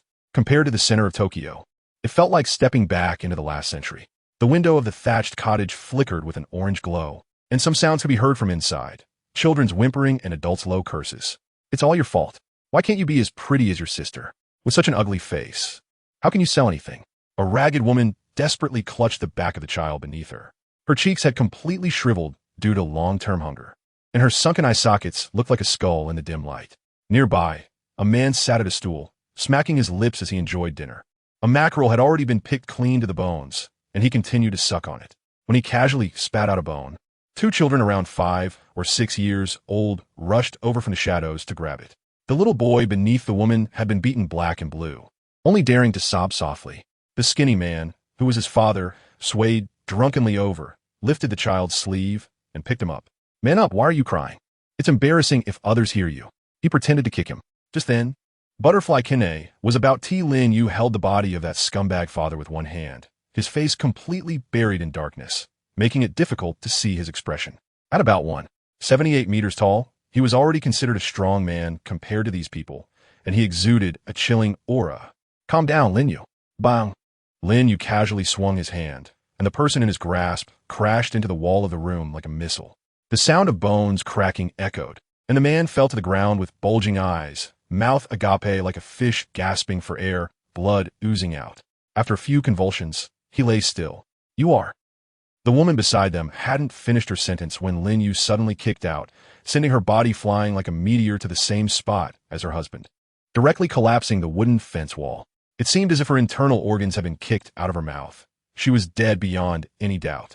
The members of the hidden unit were stunned, their faces twitching in fear. Lin Yu, do you know what you're doing? Killing someone will result in severe punishment within the team. Lin Yu slightly turned his face, his expression cold. Human? I'm a ghost hunter. I only kill ghosts, not humans. You must be mistaken. Beside him, Butterfly Kanai was also full of shock. She had never seen such a fierce side of Lin Yu, like a wild beast. This is a human, clearly a human. The member of the hidden team trembled, wanting to say something, but looking into those beast-like, cold eyes, he found he couldn't utter a single word. Note that 2 unknown evil spirits were discovered in this area and were killed by Lin Jun. Butterfly Kanai looked down to check the child's injuries and finally nodded gravely at Lin Yu. Lin Yu was stunned for a moment, then smiled and patted the shoulder of the hidden team member. That's it, understand? The guy was so scared that he sat down on the ground, starting to doubt life, wondering why Lord Huazhu would say such things. With fear in his eyes, he nodded. For some reason, Lin Yu's image now seemed even more terrifying than a ghost to him. There were 3 children in the room. Just like Kaneo when they first met, they were all dazed and couldn't speak, with multiple bruises on their bodies, clearly suffering from long-term domestic violence. Butterfly Kane couldn't bear to say, Lin Kun, I plan to take them back to the Butterfly Mansion. What do you think? Lin Yu was somewhat surprised. It was something that Butterfly Kane could decide on her own. After all, she was the owner of the Butterfly House. Why did she need to ask him? However, he noticed the sadness reflected in Butterfly Kane's eyes, a feeling of fragility and helplessness. Perhaps her heart had already been disturbed when he killed that couple earlier. Why did he naturally think that she would, out of a sense of duty, protect him after he killed someone in front of the flower pillar? It's fine. Butterfly Kane smiled, as if she had regained her confidence. At that moment, a soft, low sound began to rise. Outside the silent house, there was a sound resembling a child's whimper, an indescribably eerie sound. Lin Yu frowned and walked outside. On the opposite wall of the house, red flowers bloomed, looking extremely enchanting under the moonlight, swaying gently in the breeze. Where has my child gone? Chapter 48, Slaying the Guhua Bird. A very beautiful woman sat on the blooming red flowers, her slender, fair legs swaying in the air. She sang softly, a kind smile appearing on her pale face, her eyes shining like blood under the moonlight. The air was filled with a thick scent of incense. Do you see? Where has my child gone? Breath of fire. First form. Unknown fire. Lin Yu drew the sun-will blade from his waist, and he could clearly see the number of the waning moon inscribed in those blood-like eyes. In an instant, he pounced forward like a wild wind, with embers of fierce fire behind him. The sun-wheel blade traced a shape of flames under the cold moonlight, and the head of the evil spirit flew up, its body gradually dissipating like paper being scorched by fire. Lin Yu sheathed his blade. This Nichirin Blade was distributed during the assessment, appearing slender and lightweight. The previous one had already been returned for reforging. This demon, like the troublemaking Pei Lang, was a former lower moon from before the timeline of the original story began, seemingly named Gu Huanyao. Later, it became a stepping stone for the immortal Chuan Shimiya to become the Wind Hashira. The limitation of the Hashira was to slay a demon among the 12 Kazuki. The aura of the demon was indeed weakening and gradually dissipating. The entrance to the thatched cottage was right before Lin Yu. He walked in, but did not see the figure of Butterfly Kene. At that moment, it felt as if he had stepped into another world. Outside in the icy, snowy forest, the ground was blanketed in white, with a series of footprints stretching to the horizon. There lay a small, thin figure wrapped in a raincoat, lifeless in the snow, with only a small part of a tender face exposed. Not far away, a figure draped in a water-blue haori leaped down from a tree, wearing a Tengu mask, with white short hair standing upright like fine needles on his head. This was the scene of Lin Yu's first encounter with Kanroji Mitsuri. Lin Yu watched from the side, furrowing his brow. Then he swiftly drew his knife, and before the old man could pass, slashed down towards himself in the snow. With one stroke, he was cut in half, blood staining his face red. Accompanying this was a piercing scream, and the entire world seemed to instantly turn into a bizarre dark red. Why? Why do you feel no regret for the past? Those painful memories. Lin Yu's eyes showed no emotion, cold as a biting winter day. His sunwheel knife also erupted with pitch-black flames in this alternate space, continuously rising and burning. With a sudden slash, the sky was cut open like a curtain. The dark red world gradually tore apart, revealing its true form. Everywhere was writhing fresh flesh and blood, exuding a bloody odor that was strong and pungent, making one feel nauseous, as if inside the body of some monster. He understood that he must have fallen under the illusion of the Guho bird. This was the interior of her body. Unlike Shikigami Kawashima, he did not possess the rare blood constitution to weaken the barrier of this blood demon technique. The only way he could think of to break it was one. Lin Yu grinned ferociously, plunging his knife violently into the writhing flesh wall, blood gushing out. Breath of flames. Total concentration. First form. Unknown fire. Black flames rapidly ignited on the flesh wall, and within just 1 minute, hundreds of intersecting wounds appeared inside the flesh wall, flames erupting everywhere, and blood sprayed all around. The horrific screams of women echoed continuously. Breath of flames. Total concentration. Ninth form. Purgatory. Lin Yu's body seemed to transform into a long tornado, the howling sound incessant. The dragon's head roared as it swept across the flesh wall on the ground, flames raging, flesh and blood flying, charging straight towards a certain wall. Break it for me. Lin Yu roared with the sunwheel blade in hand, his lungs operating at high speed. He could vaguely see the veins throughout his body, including the flow of blood. He was inside the stomach of the evil spirit, and the flesh walls in front of him were being pushed open layer by layer. Pucci. The last layer was forcefully burst open, and the world before him became clear and bright. Outside the thatched cottage under the moonlit night, Lin Yu returned to his original spot. Standing in front of him was still the woman who had been sitting against the wall at that time. At this moment, her belly had a gaping, blood-soaked hole, and blood was also oozing from the corner of her mouth. Her blood-red, enchanting eyes were filled with disbelief. Why? You were able to break through my blood ghost technique. This is absolutely impossible. Lin Yu swung the knife and brushed past her, her head falling to the ground. At that moment, the waning crescent moon, the Guhua bird, was truly declared dead. Lin Yu sheathed his sword, his eyes filled with indifference. Don't get me wrong. I have no past. That kind of weakness is just as damned as you in my view. Over by the thatched cottage, the sleeping Kanai and the hidden team members gradually began to awaken. They had actually fallen victim to the blood demon technique of a Yukiana the moment they smelled the incense. But as this guy's true form approached, Kanai also sensed something was wrong in her sleep. Her dreams were about her deceased parents, where the family lived together happily in a perfect illusion. She and her sister Shinobu came from a family of doctors, but one day a demon ambushed them, taking their parents' lives. They were later rescued by the passing Master Kanroji and joined the Demon Slayer Corps. At the moment she woke up, she drew her Nichirin Blade, tears in her eyes, clearly realizing in her dreams that her parents were already dead. Even without Lin Yu, she could probably slay this lower moon one. Lincoln, it's all right now. At the moment Lin Yu leaned against the door, he smiled. In a villa located in a wealthy district of Tokyo, Muzin Kibutsuji transformed into a businessman. Smiled as he sent his wife and daughter into the Western-style building, but suddenly his expression turned cold. The image of the dying Yasa bird flashed in his mind. A furious young man swung his blade to cut through the blood demon art-woven alternate space, severing the Sawbird's neck with one strike. Why could he continue to fight like this? Far away in a martial arts dojo, Akaza's pupils contracted sharply as he casually discarded the arm of the dojo master. His body trembled uncontrollably, and the intense pain caused him to kneel on the ground, shattering the stone slab. Master Muzan, I once went to that hospital in Tokyo. That guy should have completely lost his fighting spirit. I judged that he has no value in becoming a demon. So why not kill him? Akaza fell silent. He didn't mind slaying the weak, but that didn't mean he would specifically seek to kill a weakling. It was a matter of habit. After the Tokyo incident, he hadn't left the vicinity of the hospital for 3 months. That guy had survived, but all his limbs should have been rendered useless. Master Muzan, please give me another chance. I will definitely kill him. Akaza, I don't want to hear your grandiose statements anymore. Show the value that an upper moon should have. Chapter 49. Preparing to leave the Demon Slayer Corps headquarters.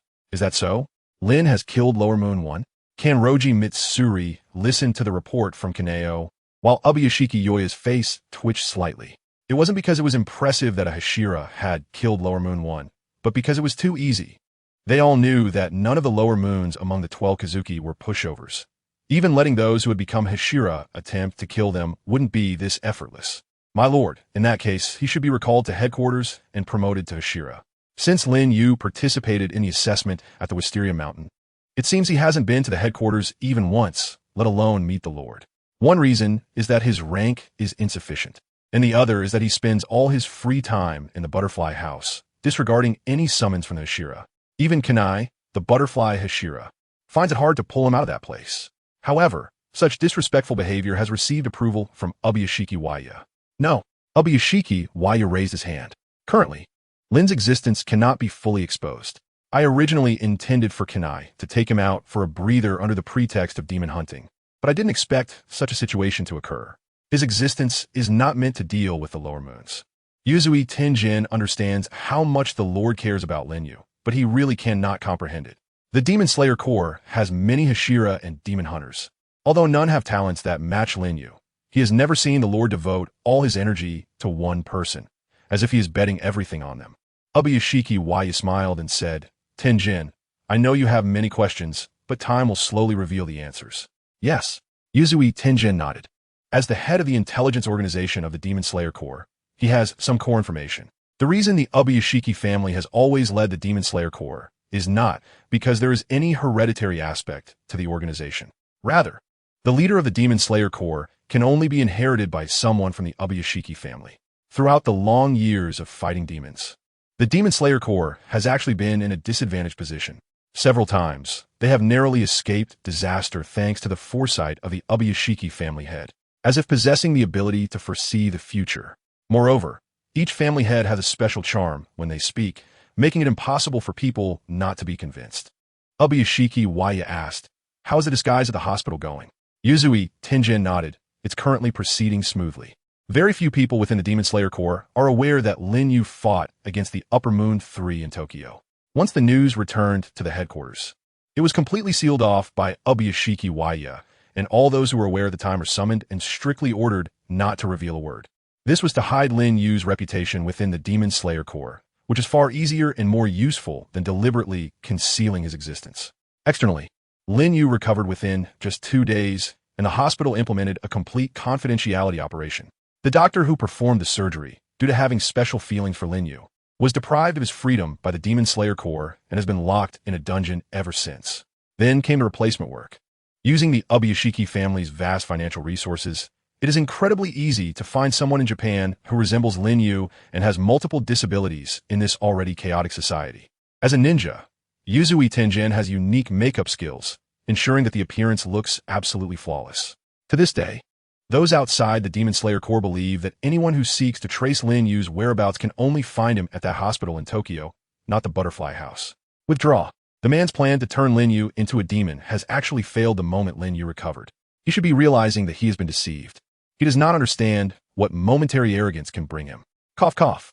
Ubuyashiki Waya coughed, blood staining his handkerchief, yet a refreshing smile appeared on his face. No one understands Kibutsuji Muzan better than he does. That guy fears only the sun breathing and sunlight, while maintaining a proud and disdainful attitude towards other matters. Even the current Demon Hunters organization probably does not hold him in regard. Yet it is precisely due to this arrogance that Ubuyashiki Waya has the time to support the growth of a monster. Long before receiving the letter from Kanroji Mitsuri, he had a dream that could help his clan break free from this centuries-old fate. Butterfly House. After the events in the town, Kanai took in the 3 children. The moment they saw Kanai, the 3 children burst into tears, while Kanai, with a blank expression, nervously clutched a coin, unsure of what to do. "It's okay. Just take your time," Kanai said with a smile, gently patting their heads. After this battle, Lin Yu still hadn't reached the realm he desired. Killing Lower Moon 1 did not bring him any substantial breakthroughs. Although the essence of Heaven's reward is to continuously grow stronger, quantitative changes and qualitative changes are different. He clearly has mastered the ability to perceive the world as described in the original work, yet he has not activated the markings, which is quite absurd. He can feel that he has a bottleneck there, but it is hard to touch, and this feeling is very uncomfortable. Realizing this, Lin Yu began to return to his room to pack his things.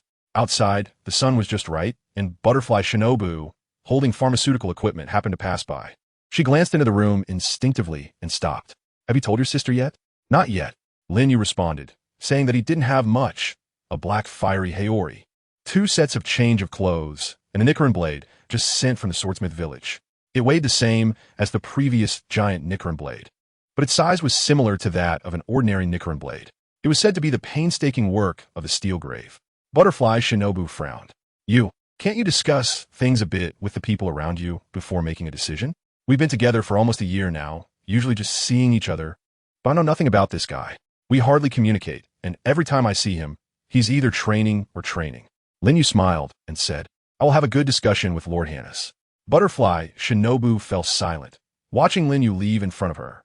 She was thinking, does her sister not realize? This guy has clearly never revealed his true feelings to anyone from the beginning to the end. Any attempt to understand his inner thoughts would be casually brushed aside by him. Chapter 50 Agreement. Butterfly Kane was discussing with Aunt Keiko how to settle the 3 children they brought back.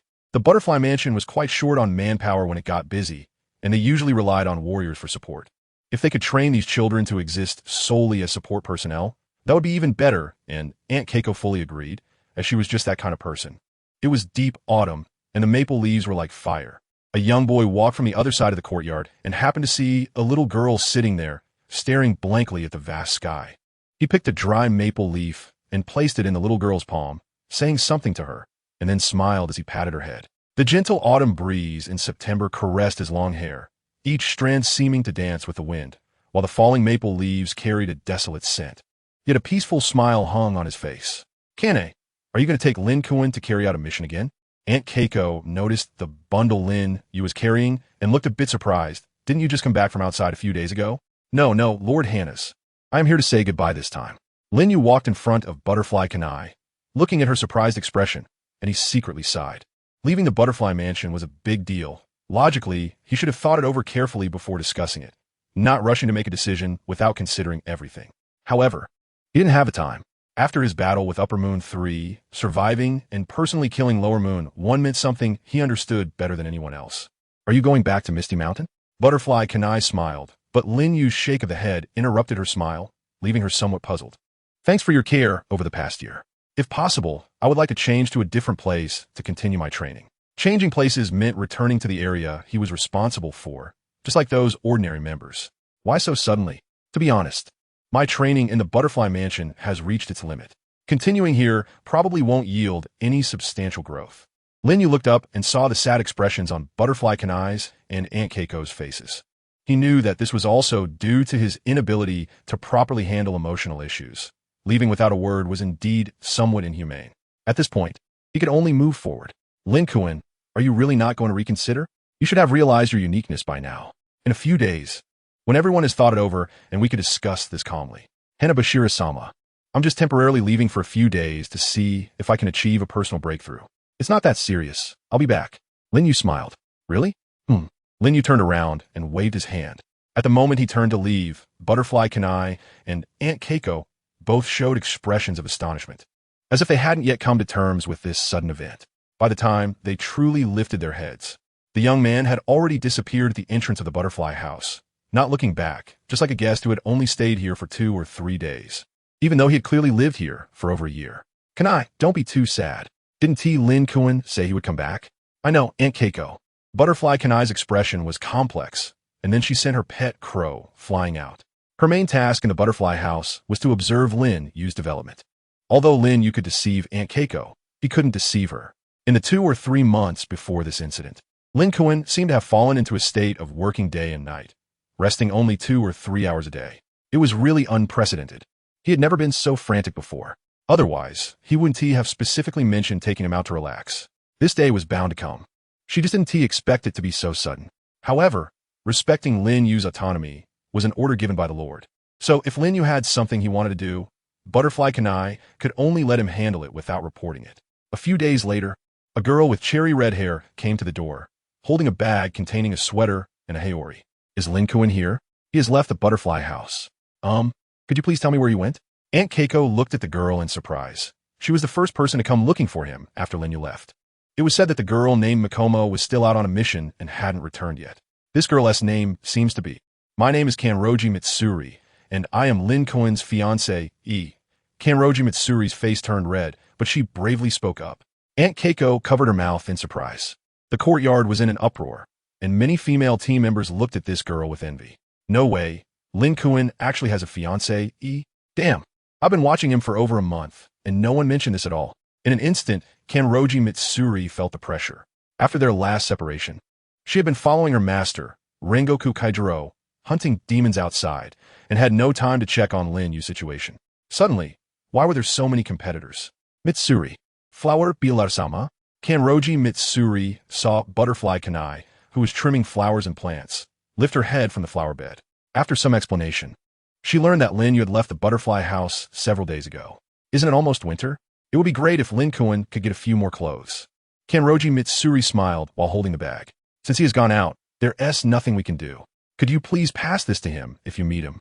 Flower Pillar-sama? Butterfly Kanai nodded and took the clothes. By the way, Kanroji Mitsuri blushed and said shyly, could you please tell Lin Yu that my family has agreed to that matter? I will wait for him. Butterfly Kanai was taken aback for a moment, then understood. It seemed to be about their engagement. She then smiled and said, no, Mitsuri, you have to tell him that in person. Tell him in person? Kanroji Mitsuri seemed to think of something, then fled in a panic. If I get the chance, I will definitely say it properly.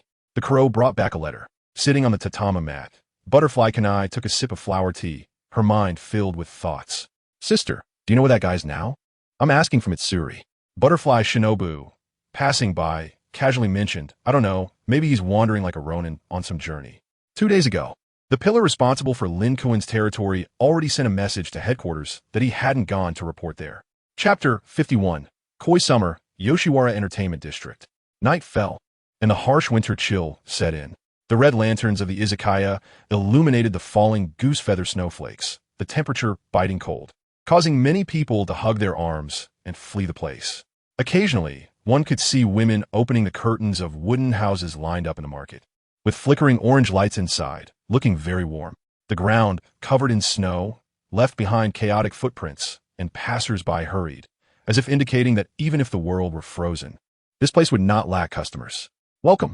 Below the signboard of the izakaya, a girl dressed in a geisha outfit constantly bowed, sending off well-dressed customers into the house.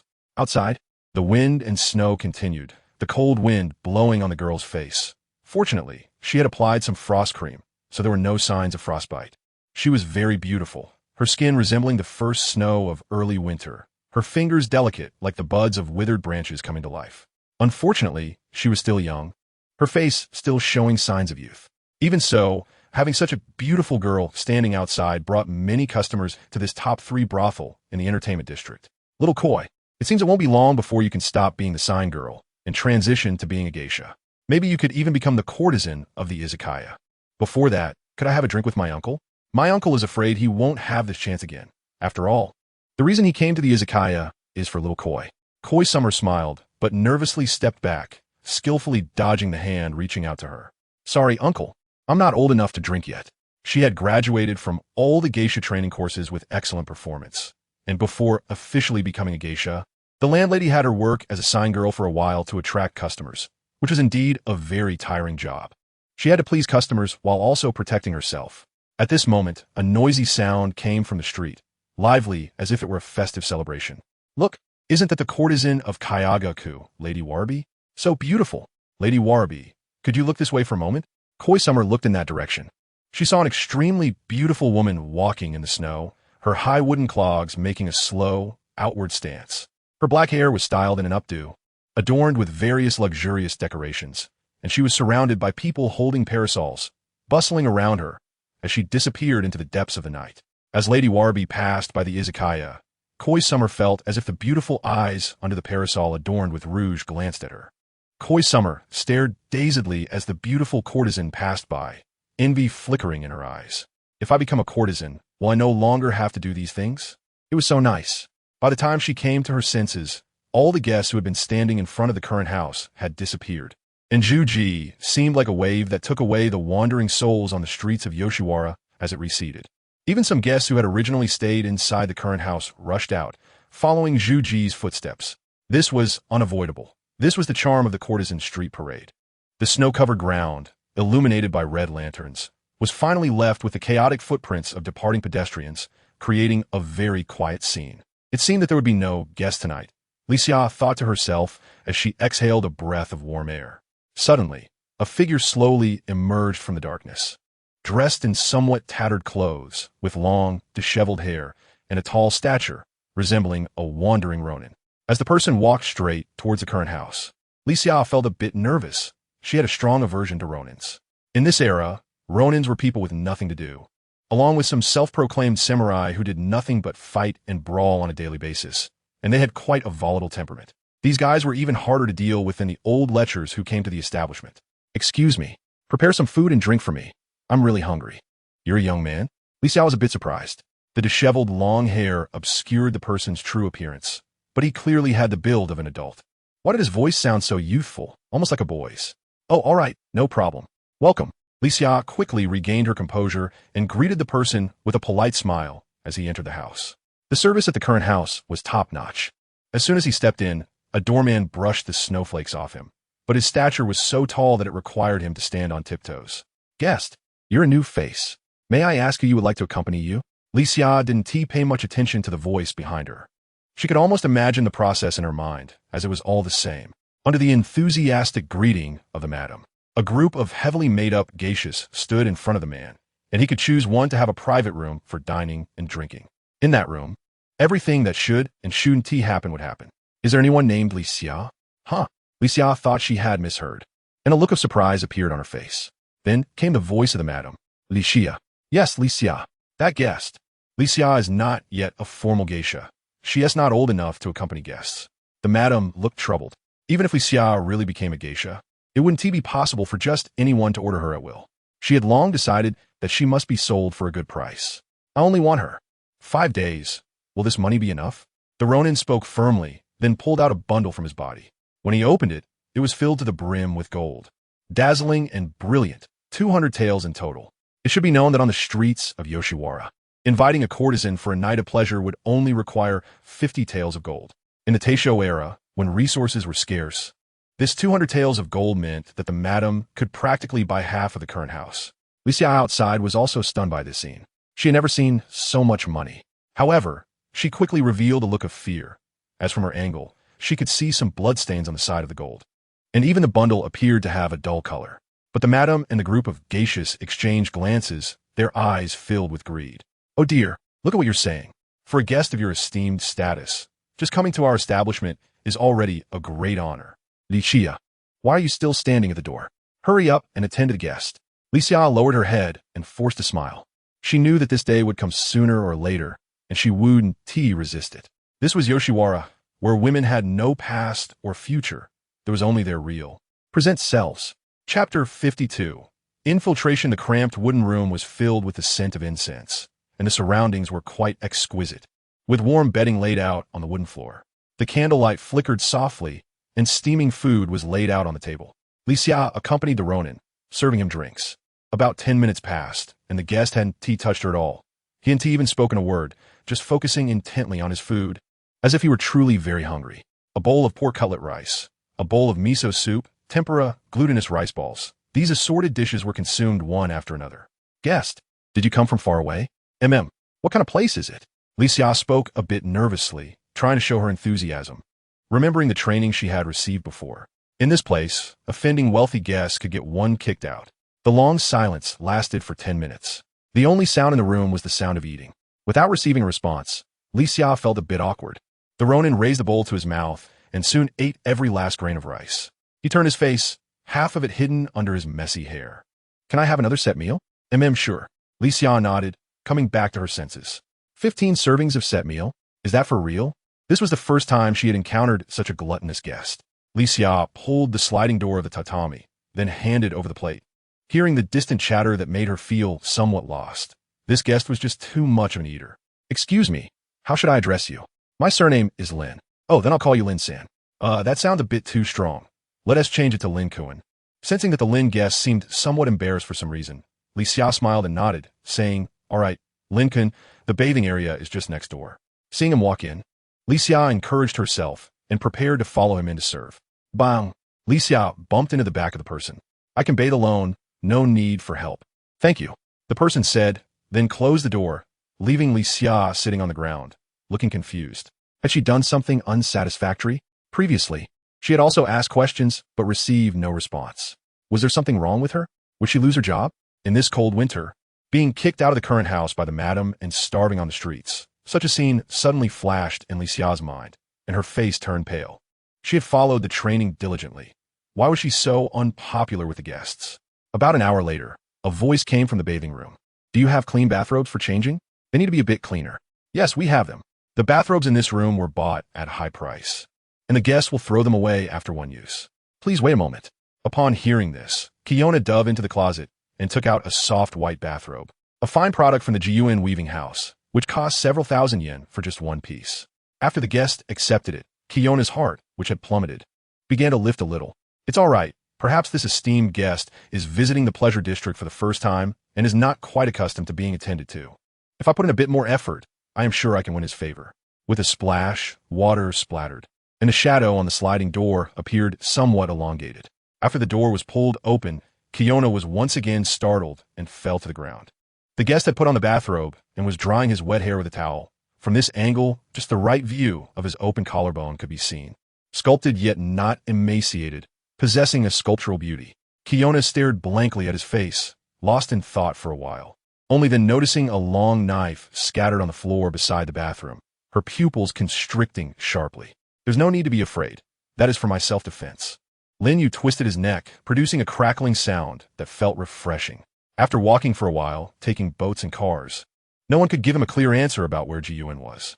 The boatmen and drivers all wore ambiguous smiles, and then brought him to a wooden house with a slightly open curtain. Did he really look that unserious? In the end, he had to ask those kind-hearted human traffickers for directions. On the way, he helped the authorities deal with a few robberies, and only then did he finally make his way here. It must be said that the Sun Blade, forged by Gangdi's Hong this time, was truly durable. After cutting so many people, there were no signs of dulling at all. Lin Jun, are you a samurai? Li Xia swallowed hard. Lin Yu glanced at her. At this moment, the young girl's petite body was wrapped in a kimono, and her face was heavily painted with rouge, completely lacking the grace and beauty she had when standing at the door without any makeup.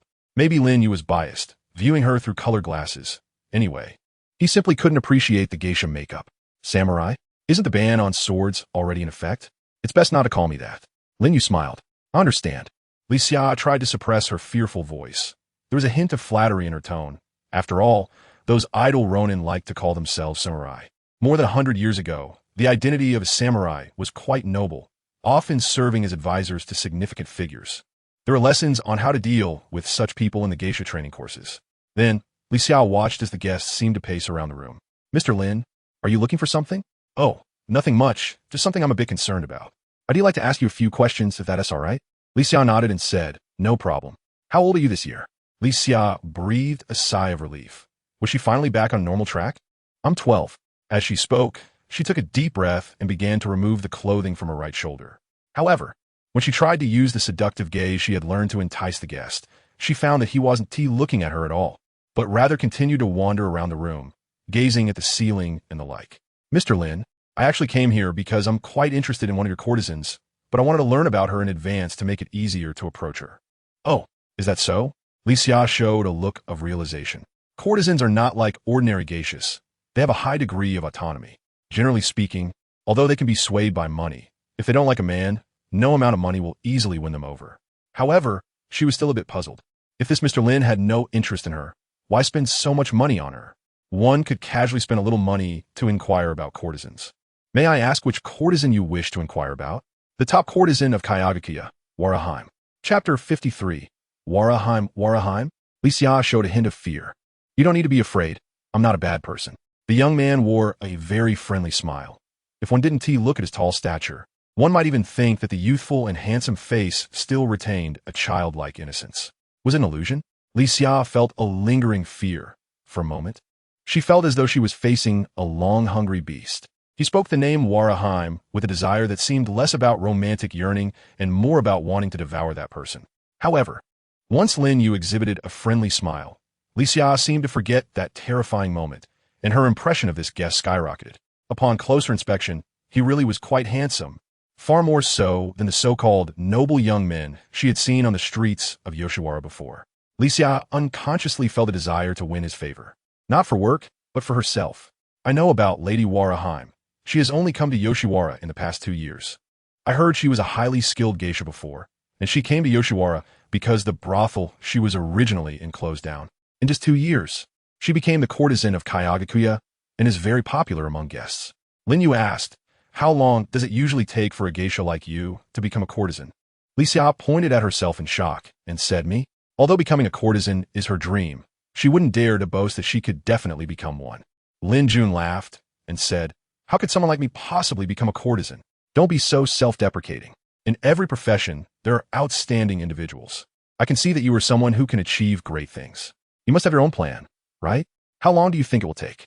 Lin Yu responded somewhat perfunctorily, but internally he was calculating. The current known information indicates that it is the 2nd year after the 6th moon phase, when Daki has changed her identity to Waraheim. Currently, the Demon Slayer Corps has not traced this side, so there is no concern about alarming the enemy. Likewise, Kabutsuji Musen cannot possibly guess that Lin Yu is operating right under his nose in his money-making venue. Rika seemed inspired and said with determination, 5 years. I want to become a courtesan within 5 years. 5 years is the best period. After that, in her 20s, her career would start to decline. Becoming a courtesan in 5 years, then earning enough money to buy her freedom, finding a reliable man to leave Yoshiwara, and living a normal life. This is her life plan. 5 years, huh? Lin Yu sighed. In fact, he felt disappointed the moment he saw Li Xia. The timeline had strayed too far from the original work, leading to many uncertainties. The entire Juin area seemed to be part of Daki's intelligence network. To infiltrate unnoticed, he had to avoid those annoying silk ribbons. And after his battle with Akaza, Lin Yu wasn't sure about himself. Could he really defeat an upper moon now? He had come to gather intelligence near the key figure that Daki might be watching, the courtesan Li Xia. But now, Li Xia wasn't even close to being a courtesan. She was just a little kid. Would someone like Daki really be interested? Li Xia looked at Lin Yu nervously. Lin Jun? That's great. Keep it up. I believe in you. You'll definitely succeed. Lin Yu nodded seriously, which could be considered a conclusion to Li Xia's dream. The little girl's face turned slightly red, revealing a hint of happiness, which made Lin Yu feel somewhat relieved. After all, the task of infiltrating Juin had been completed. Although Li Xia couldn't be of any use right now, her innocence meant she wouldn't cause him any trouble. Lin Yu had followed Zhuojie for a while when she was out on the streets, and he could vaguely sense a hint of evil spirits. However, it wasn't very strong. Compared to Yawazawa and other demons, it was much weaker, as if there was some unique way of hiding. He had checked the room inside and out, and there didn't seem to be any issues. In short, since he was already here and had booked the place for 5 days, all the hard-earned money he had saved up along the way was invested, so he needed to have a good rest. After eating and drinking enough, Lin Yu crawled into bed. Fortunately, the quilt had 2 layers. He pulled 1 layer for himself and left 1 for Li Xia. I still need to stay a few more days. If you have any connections, please try to find out some news about Zhuojie. This will count as your service to me. After saying this, Lin Yu fell into a deep sleep. Li Xia stared at the quilt that was deliberately pulled out, somewhat lost in thought. What a strange guest. Zhuojie, over here. 50 gold. How about a drink with me? Zhuojie, you are truly beautiful. The first courtesan of the Yoshiwara district. Such beauty is unmatched. As the courtesan's parade paused, The bustling crowd refused to disperse from the entrance of the Kayagaka house, calling out Zhujia's name like a lively market. The landlady and the boss, along with a group of workers from the brothel, struggled to block the entrance, trying to restore the brothel to a normal operating state.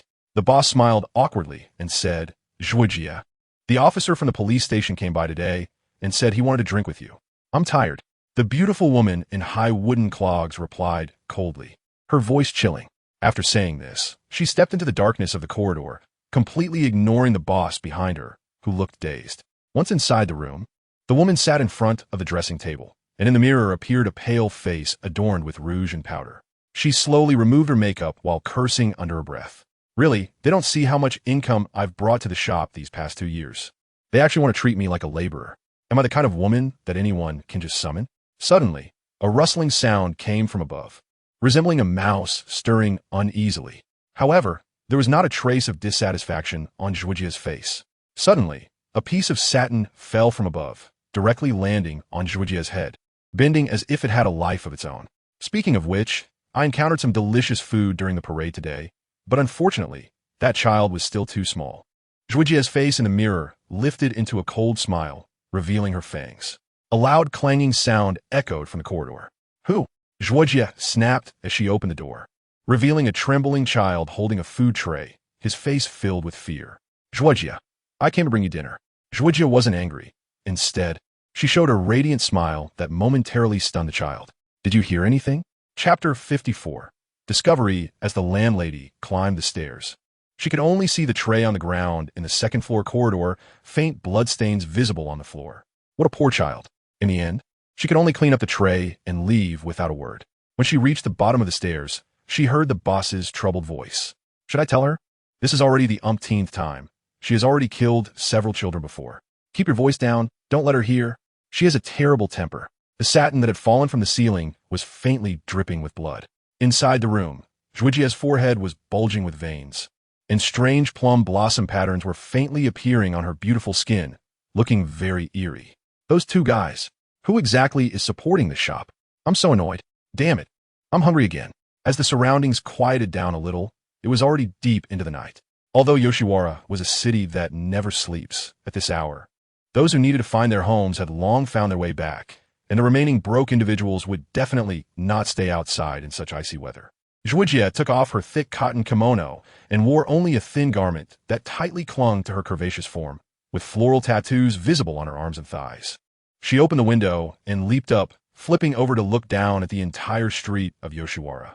The patterned satin separated from her body and flew into the sky in all directions, as if performing magic. Occasionally, a homeless person sleeping dreamily caught a glimpse of this scene, and then with a swish, a blood mark appeared on his neck, blood splattering onto the snow. How ugly. Why does the world have such hideous creatures? Can all of you just die? Inside the current house, Li Xia, who was too nervous to sleep, wrapped herself tightly in her quilt, watching the boys sleeping beside her in the darkness. At that moment, she inexplicably recalled the snoring sounds from the room she had passed while keeping watch, occasionally accompanied by angry shouts and women's sobs. Those sounds always made her heart race, as she imagined she would experience such things in the future, making her very afraid. Yet the person in front of her breathed evenly, giving her a sense of comfort, like feeling the cold wind sweeping through the courtyard and the snowflakes from the gaps in the wooden boards of the firewood room on a snowy night. Cold, yet made one aware of warmth. How nice would it be to have an older brother like this? What am I thinking? Like an idiot. Li Xia was startled by her sudden thought. With a sudden movement, he sat up, startling Li Xia beside him. It was hard to imagine that someone who had just been sleeping so soundly could suddenly sit up straight as if he had never slept at all. What's wrong? I suddenly want to go out to admire the snow. Isn't that too sudden? Do you know what time it is? Li Xia couldn't help but complain inwardly. Don't follow me. Stay in the room. Li Xia was startled, the profile under the dim light looking very stern, leaving no room for negotiation. Lin Yu packed his belongings. Aside from some poison and wisteria flower solution, he also had lime powder and survival fire starters. After thinking for a moment, out of habit, he ultimately decided to bring them along. There was no time to change into his Haori, so he pulled open the sliding door while still wearing the thin bathrobe and closed it behind him. Breath of flame, total concentration. The sudden rise in temperature in his lungs gradually dissipated the coldness on his body, replaced by a heat so intense it could melt snowflakes. Walking in a world where snowflakes were falling, His body was emanating steam like a furnace. Following the trail of evil energy, Lin Yu ventured deeper into the dark alley, where he discovered many homeless bodies slumped by the roadside. Each of them bore wounds to varying degrees, exuding the aura of demons. This aura was identical to what he had sensed on Daki at that time. When she killed, she could not conceal her own presence. As the sixth of the upper moons, Daki was unlike ordinary demons. Guarding such a vast treasure trove like Yoshiwara, she had no shortage of people to consume. However, she was quite picky, only feeding on those who were beautiful. Yoshiwara was a place with a constant flow of people. Every night, in this filthy area, countless lives were lost just from her own consumption. Even if she killed someone, the incident would simply be labeled a gang conflict or a debt collection the next day. In an environment where human lives were worthless, no one would trace these events back to the demons, unless they acted excessively, showing no restraint, and even disregarding the rules of human society altogether. It was easy to imagine how inflated her ego had become by the time the Demon Slayer Corps discovered her years later. She was even more arrogant than her boss. Musen Kibutsuji. Lin Yu saw the fallen princess standing on the roof of a nearby house, surrounded by swirling satin, her limbs outstretched like a monster. This woman seemed completely oblivious, as if she had no fear of being seen. The sound of clashing metal echoed as the sun-wheel blade glinted coldly under the moonlight, and the satin that swept through the streets instinctively avoided Lin Yu's position, moving in another direction. The fallen princess frowned slightly. She shared sensory perceptions with the satin, and just now she had sensed an extremely unpleasant odor. Of course, there were too many things in the streets of Yoshiwara that made her uncomfortable, such as ugly people, feces left by cats and dogs, or the vomit of drunks. All of these were enough to make her feel sick, so she didn't take it to heart. Was it true? Lin Yu sighed. His physique made it very difficult for ghosts to be attracted to him, even if he slept alone in the wild. No ghost would approach him, unless they were the kind that were extremely hungry and reckless. Basically, any ghost that encountered him would instinctively avoid him. However, even so, Lin Yu was still very fast. He did not foolishly charge directly at Daki. Along the way, whenever he encountered those silks, he would choose to hide and avoid being seen. As long as he was not visible, everything could be negotiated. The wisteria flower physique helped him conceal the unique aura of a ghost hunter. Someone who mastered total concentration and utilized breathing techniques to the utmost could still be sensed by lower-tier ghosts like Daki. They referred to it as the aura of a pillar. Chapter 55, The Twins. Lin Yu was leaning against one side of the wall, completely unaware of the fallen princess on the roof. As expected, if this guy's brother didn't wake up, she would only have the strength of around a lower moon 3 at most. Come on, more. The fallen princess revealed a sinister smile as the silks infiltrated the various brothels on Yoshiwara Street.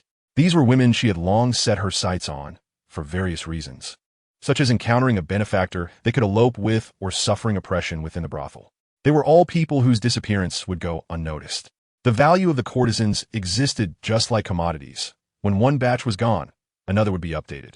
The entire Yoshiwara had been operating this way for hundreds of years. A muffled sound, or in an instant, very faint, in the dark, neglected little room, the bodies of the courtesans were wrapped one by one in the silks, which were adorned with human patterns, swept into some dark nest.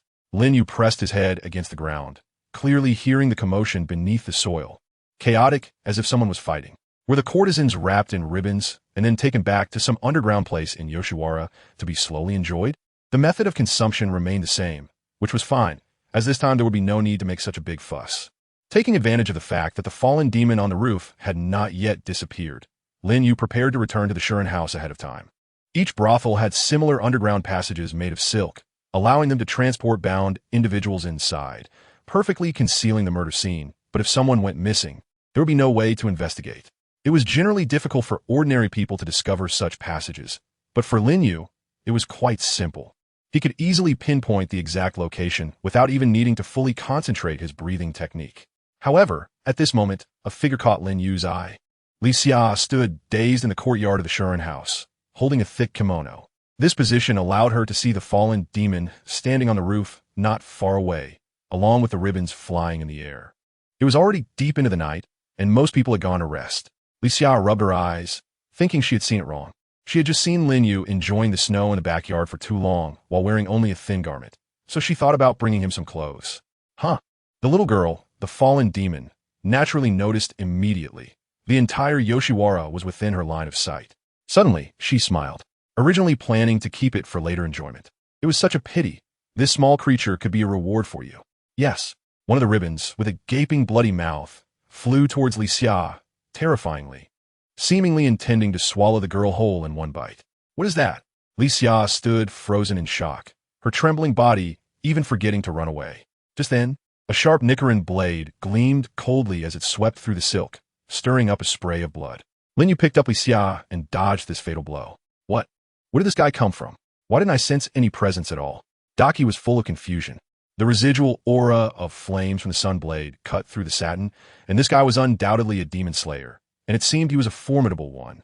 Perhaps a Hashira-level demon slayer. Just thinking about this made Daki unable to hold back her excitement. Is he a Hashira? But the boy's long hair was tied in a high ponytail, his haori fluttering in the cold wind, and his entire face was shrouded in darkness, looking extremely terrifying. Huh? Daki's hands and feet couldn't help but twitch. Is she scared? Why? Suddenly, some fragments that did not belong to her surfaced in her mind. In a street shrouded in darkness. Not me. Is this Muzan-sama? Muzan-sama's memories? The man whose whole body exuded a scorching aura shook the darkness, as if his haori was dancing with a raging fire. What is so fun? What is so interesting? Do you treat human lives as nothing? The moment he charged with the sunblade, it rendered one completely powerless to resist. Lin Yu put down the frightened Li Xia and drew the Nichirin blade from his waist. Plans had to change. He really wasn't good at saving people. He had infiltrated Gion Street just to get close to Daki without her noticing. It was better to launch a surprise attack when the opponent was unaware than to barge in openly. If he didn't save Li Xia, he might be able to shift the battlefield underground later, which would mean fewer casualties on Gion Street. However, Lin Yu wasn't a person driven by a strong sense of justice. If given the choice between someone he had a slight impression of and a group of strangers, he would always choose the former. What would happen to Gion Street next? He couldn't care less. Lin Yu's face revealed an extremely violent expression. I'll kill you right now. Huh? Daji looked at the boy in front of her, who was raising a knife towards her with a puzzled expression. Anger immediately surged on her face, and she tilted her head slightly. You think just because you look a bit better, you can be so full of yourself? Countless ribbons flew towards Lin Yu's direction. Daji showed a confused expression. There was absolutely no sensation of hitting flesh. When she came back to her senses, she unconsciously twitched her eyelid. The boy had somehow already stood on the other side of the house, sheathing his knife. When did that happen?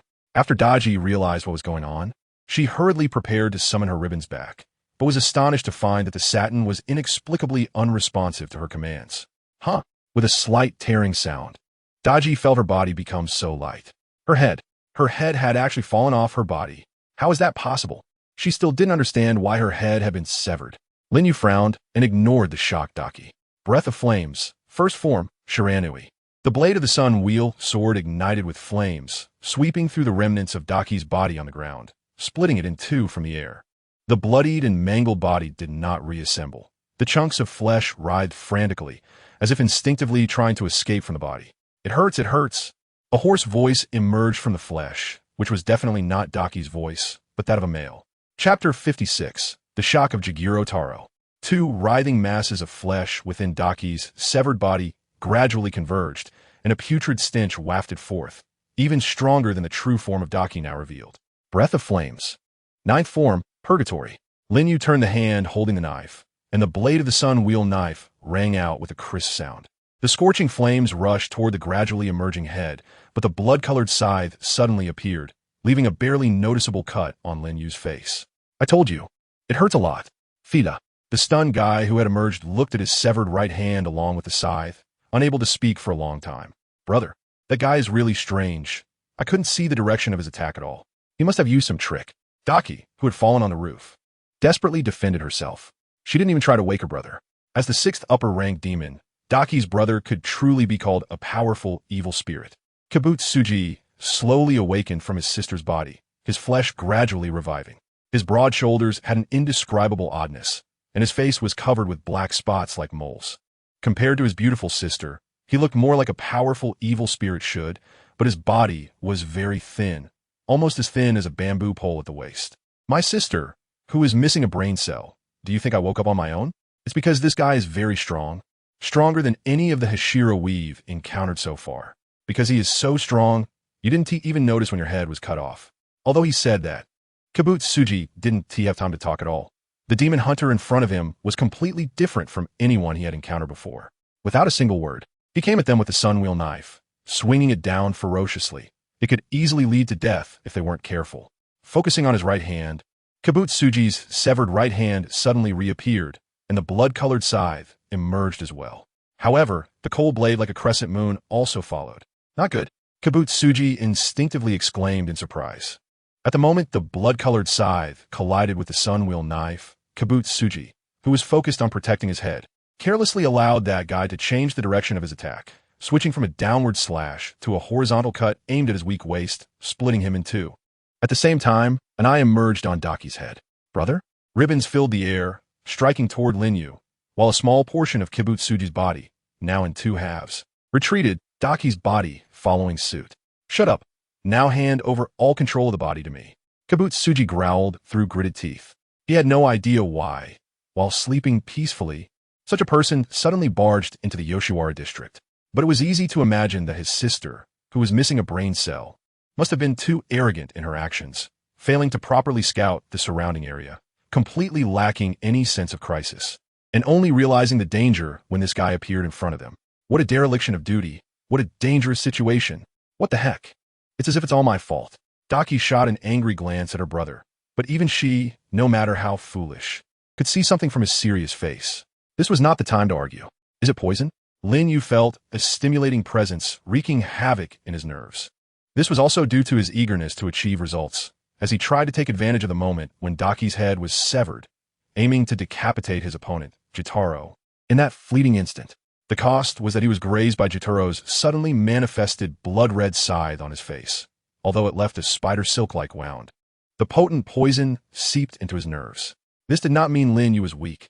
After all, even the fastest Ashira in the original story was left battered before this guy. Musing Kibutsuji's understanding was partly correct, in terms of physicality. No matter how strong a human becomes, they cannot surpass a demon. Moreover, the blood demon arts employed by these upper moons far exceed the limits of various breathing techniques. This was a matter of cultivation methods. Breathing techniques indeed could not compare to blood demon arts. To put it simply, it was like comparing martial arts training to a mortal cultivation.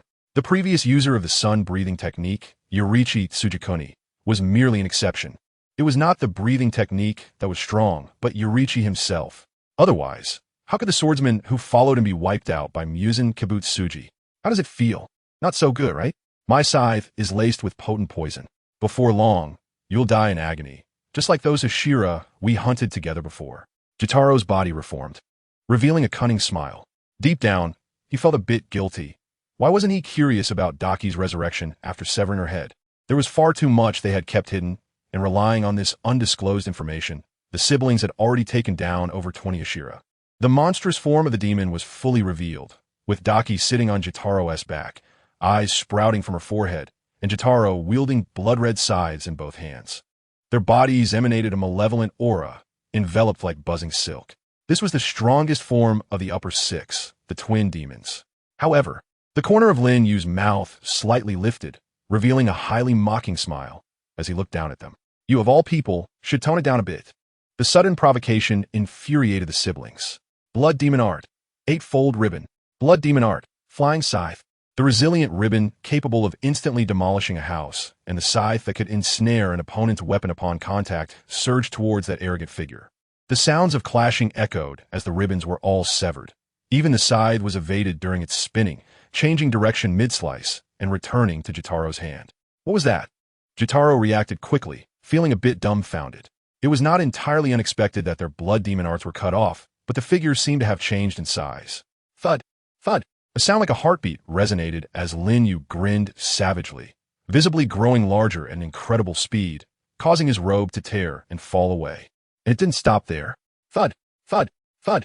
After a series of collisions, Lin Yu had completely grown to about 4 meters. This was his physique after training in the flame breathing technique, and he had only recently understood that, fundamentally, his transformed body was still human. However, one difference was that humans have limits. No matter how strong an athlete is, they cannot match the speed of a racing car. In the world of Demon Slayer, ordinary humans are treated very unfavorably. Even those with breathing techniques could never surpass human limits. But he was different. While a human cannot bear around a ton of force, his body would now handle a ton with ease. His physique, bones, and genes had all been systematically modified. Theoretically, given enough time to grow, he could produce a punch with the power of a nuclear explosion or, even more absurdly, directly destroy an entire planet. Conversely, how could an ordinary boy's body possibly unleash explosive power like a dump truck? His size increase was not Lin Yu's desire, but a necessary manifestation of enhanced strength. He had been working hard to restrain himself to avoid appearing like a monster. Hey, ISNT, this joke getting a bit too big? What the hell is that guy? Look, I told you, that person is definitely strange. He can't be a demon slayer. The usually sharp-witted Jotaro was starting to lose his grip on the situation, while his dim-witted sister forgot to confirm her brother's conjecture. Watch out. Daki was momentarily stunned and hadn't reacted when her stomach took a heavy blow. In her line of sight, Jotaro looked anxiously at her. Bro, why did you kick me? Daki. She never expected to be kicked by her own brother, and even her internal organs were directly shattered from the impact. Her body shot towards the residential area like a meteor falling from the sky. Boom! Before she could get angry, she realized that her brother was already missing from the rooftop amidst the ruins, according to the location of the ribbons. He was actually in the sky. Let go of me, you monster! Jotaro screamed hoarsely, his entire being wrapped up by a massive body in the sky. That body pressed down on him, legs planted on his shoulders, while the Nichirin Blade, symbolizing demon slayers, glinted coldly in the moonlight. The sensation of weightlessness made it impossible for him to resist. In that moment of plummeting boom, the ground of Yoshiwara Street was smashed into a massive deep pit, accompanied by a tremor-like sound. Damn it! Jotaro's hoarse roar echoed through the silent street. However, not a single person came out to watch the commotion on this bustling street. It was as quiet as it could be, even quieter than before. In this chaotic era, there was an interesting phenomenon among the populace. When someone shouted for help in the dead of night, no one would come out to check, whereas if someone yelled fire, everyone would rush out to investigate. At this moment, what Jotaro saw was less like humans and more like a completely unknown species. His tall and robust body looked especially terrifying under the moonlight. A dull thud followed by a thunderous crash. Jotaro's legs were immediately crushed into a mixture of flesh and bones. Before he could recover, several more blows followed until his legs were left like worms dried out on the ground during a drought, leaving only layers of skin impressions on the surface. Crack! The sound of bones breaking echoed as Jotaro's hands were forcibly twisted, positioned in a prayer-like manner against his neck. He saw a Nichirin Blade piercing through his hands and neck, pinning him to the ground. Unable to move, he could no longer use his hands to summon blood demon art size to attack this guy. His head wasn't severed, so he couldn't activate the instinctive blood demon art within him. What do you want, you bastard? Beside them, Daki watched this scene. Her usually powerful brother was actually pinned to the ground by someone without the ability to fight back, which instinctively filled her with fear. Not the fear from using Kabutsuji's cells, but a primal fear. Huh? That guy turned his head, a slight smile appearing on his face, and Daki's expression immediately changed to one of distress. Run! Before the words of Jotaro had even finished, that figure charged towards her sister like a beast in the night. This is impossible. This is impossible. Daki felt as if she were caught in a giant vice, her voluptuous legs adorned with tattoo patterns twisting continuously, while her arms were tightly pinned together by two powerful hands, unable to break free. The sound of cracking bones echoed, as if she were about to be crushed into a piece of cloth. Let her go. Jotaro, lying on the ground, had bloodshot eyes and a fierce expression, his throat pierced and making his voice hoarse. At that moment, it seemed he recalled events from countless years ago. Back then, he returned to his thatched hut, staring blankly at a charred, small body curled up in a pit. That was his sister. For someone like him, born ugly and hated by the world, he had nothing, neither the necessities for survival nor the meaning of life. He only had one sister. She was his pride, his everything. Jotaro's forehead bulged with veins as he forcefully slid his hands upward, pushing open the sheath of the Nichirin Blade. Such material was like a blazing fire for demons. The pain endured was no different from a normal person's limbs being nailed down. Let my sister go. Huh? Can you still move? Lin Yu turned his face, somewhat surprised. Then, he coldly turned his face away and opened the mouth of the fallen princess like twisting off a bottle cap, pouring the wisteria solution he carried into her mouth. Even the sixth of the upper moons could not withstand such torment. The fallen princess's pale face soon revealed purple patterns like little snakes. and she screamed in agony as the wisteria was corroding her soul, completely paralyzing her body. It would take her a long time to detoxify. I will kill you. Two sides traced a blood-dancing arc, with a tornado-like intimidation, and a terrifying atmosphere engulfed the entire Juin. It seems you still don't understand the gap in power between you and me. Lin Yu raised a grim arc. Chapter 58, Transparent World. Breath of fire, total concentration. Once the lungs entered high-speed operation, everything around became increasingly empty. What was seen and heard was also infinitely slowed down, as if shrouded in a thin veil, through which one could faintly see the flow of energy on the body. Under the pressure of the blood-red sickle, this world seemed to blur, trembling uneasily. Supreme Domain. Lin Yu became excited. Get angrier. Get stronger. His hands tore apart the fallen princess like a beast's fangs, completely ignoring her screams. I will kill you. I absolutely will kill you. Jigufutru shouted hoarsely, blood blades flying towards Lin Yu in a furious storm. Detection of individual data growth. 80, 90, 100, reaching the critical value. Breeding technique, pattern breeding technique. Boom! Like a phantom, Lin Yu's already tall body seemed to grow even larger. The burning pain on his face and the feeling of paralysis in his nerves gradually faded, as if he had entered another world. In his vision, the world seemed to freeze momentarily.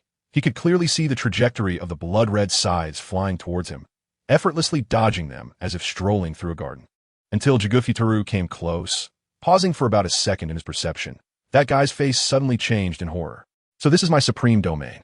Lin Yu grinned. What happened next was nothing but a one-sided brutal beating, as he sought to verify just how strong his attributes were after activating the patterns. The upper six demon, the twin brother, was ruthlessly used as an experimental subject by Lin Yu. With just one punch, he could directly obliterate various parts of Jifutaro's body. Of course, after the first strike, when that guy had just crawled out, Lin Yu never targeted his head again. Jifutaro's blood demon art had explosive power after his head was severed. It was slightly less than an actual explosion. His wind blades could easily slice through wooden houses, turning the entire Yoshiwara into ruins in an instant. Boom! The sound of explosions echoed continuously as Jifutaro endured repeated bodily rebirths in pain and confusion. All the blood-red sighs were evaded, and in that fleeting moment when he threw out his hand, he tried to lock onto this tall guy before him, but it was like passing through an illusion, with no signs of hitting the actual body. However, the real entity continued to strike him with fists capable of creating large holes in the ground, each punch causing a part of his body to disappear. Meanwhile, the fallen Kyuka, held by Lin Yu, was already crying helplessly, tears streaming down her face as she repeatedly called out the word brother. It's so noisy. Lin Yu frowned impatiently and once again crushed the head of Daki. Although this guy didn't have the strength of an upper moon demon, his physique was undoubtedly enhanced by his brother, Kyogai, and was indeed upper tier. His experiment had come to an end. After 3 minutes of torment, he was incredibly certain that he possessed the power to directly destroy the bodies of upper moons. A feat that was unprecedented in the history of the Demon Slayer Corps, or even among all demon hunters. In terms of speed, Kyogai was still significantly slower than Akaza and couldn't be used as a reference. However, there was no doubt that Lin Yu now had the strength to confront Upper Moon 3, Akaza, directly. Even with Akaza's snowflake formation, it could not serve as an advantage, because at this moment, Lin Yu, having activated his pattern, also had the ability to anticipate his opponent's attack direction. After confirming that there was no more usable value to be gained from the siblings, Lin Yu punched through Kyogai's arms, which had transformed into scythes, taking advantage of the slight gap created by his regeneration ability being used too many times. He picked up the Nichirin Blade from the ground, lifted the bodies of the siblings, and leaped towards the ground. The recent battle had completely altered the terrain of this area. The entire Yoshiwara Pleasure District resembled a long embankment corroded by termites. It looked prosperous on the surface, but underneath it was riddled with holes, with massive caverns resembling those made by earthworms. Various caves converged at a single deep point, forming a large circular pit scattered with the bones of people the siblings had consumed over the years. Originally, the entrances to these caves connected to various brothels, allowing Daki to easily abduct beautiful women into the depths. However, due to the recent battle, several of these entrances had been severed. Lin Yu carried the bodies of the two siblings, relying on his own strong physical fitness as he drilled into the cave. The cave, which could only accommodate a single youth, was instantly forced to expand by double, while the Upper Moon demon siblings seemed to become the drill bit of an excavator. using their bodies to clear the path ahead under Lin Yu's command. At that moment, the entire Yoshiwara seemed like a large construction site, with continuous roaring sounds echoing and a slight tremor like an earthquake, yet no one dared to come out and take a look. Mother, Kurumi. Outside, the now aware Kiryuka foolishly thought that everyone sleeping in the room had not heard anything and wanted to wake them up to help Lin Kun. It's so noisy. Can you go to sleep earlier? Stop talking. What does the outside matter to you? Kiryuka's face was filled with astonishment. So everyone was awake? Clap, clap.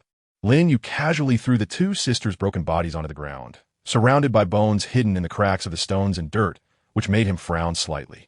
He still couldn't accept the idea of treating humans as edible livestock. He felt a strong sense of discomfort instinctively. Brother, think of a way out. The newly grown head of Daki said anxiously, fully aware of how perverse this guy in front of them was. Why couldn't you sense this guy's arrival earlier?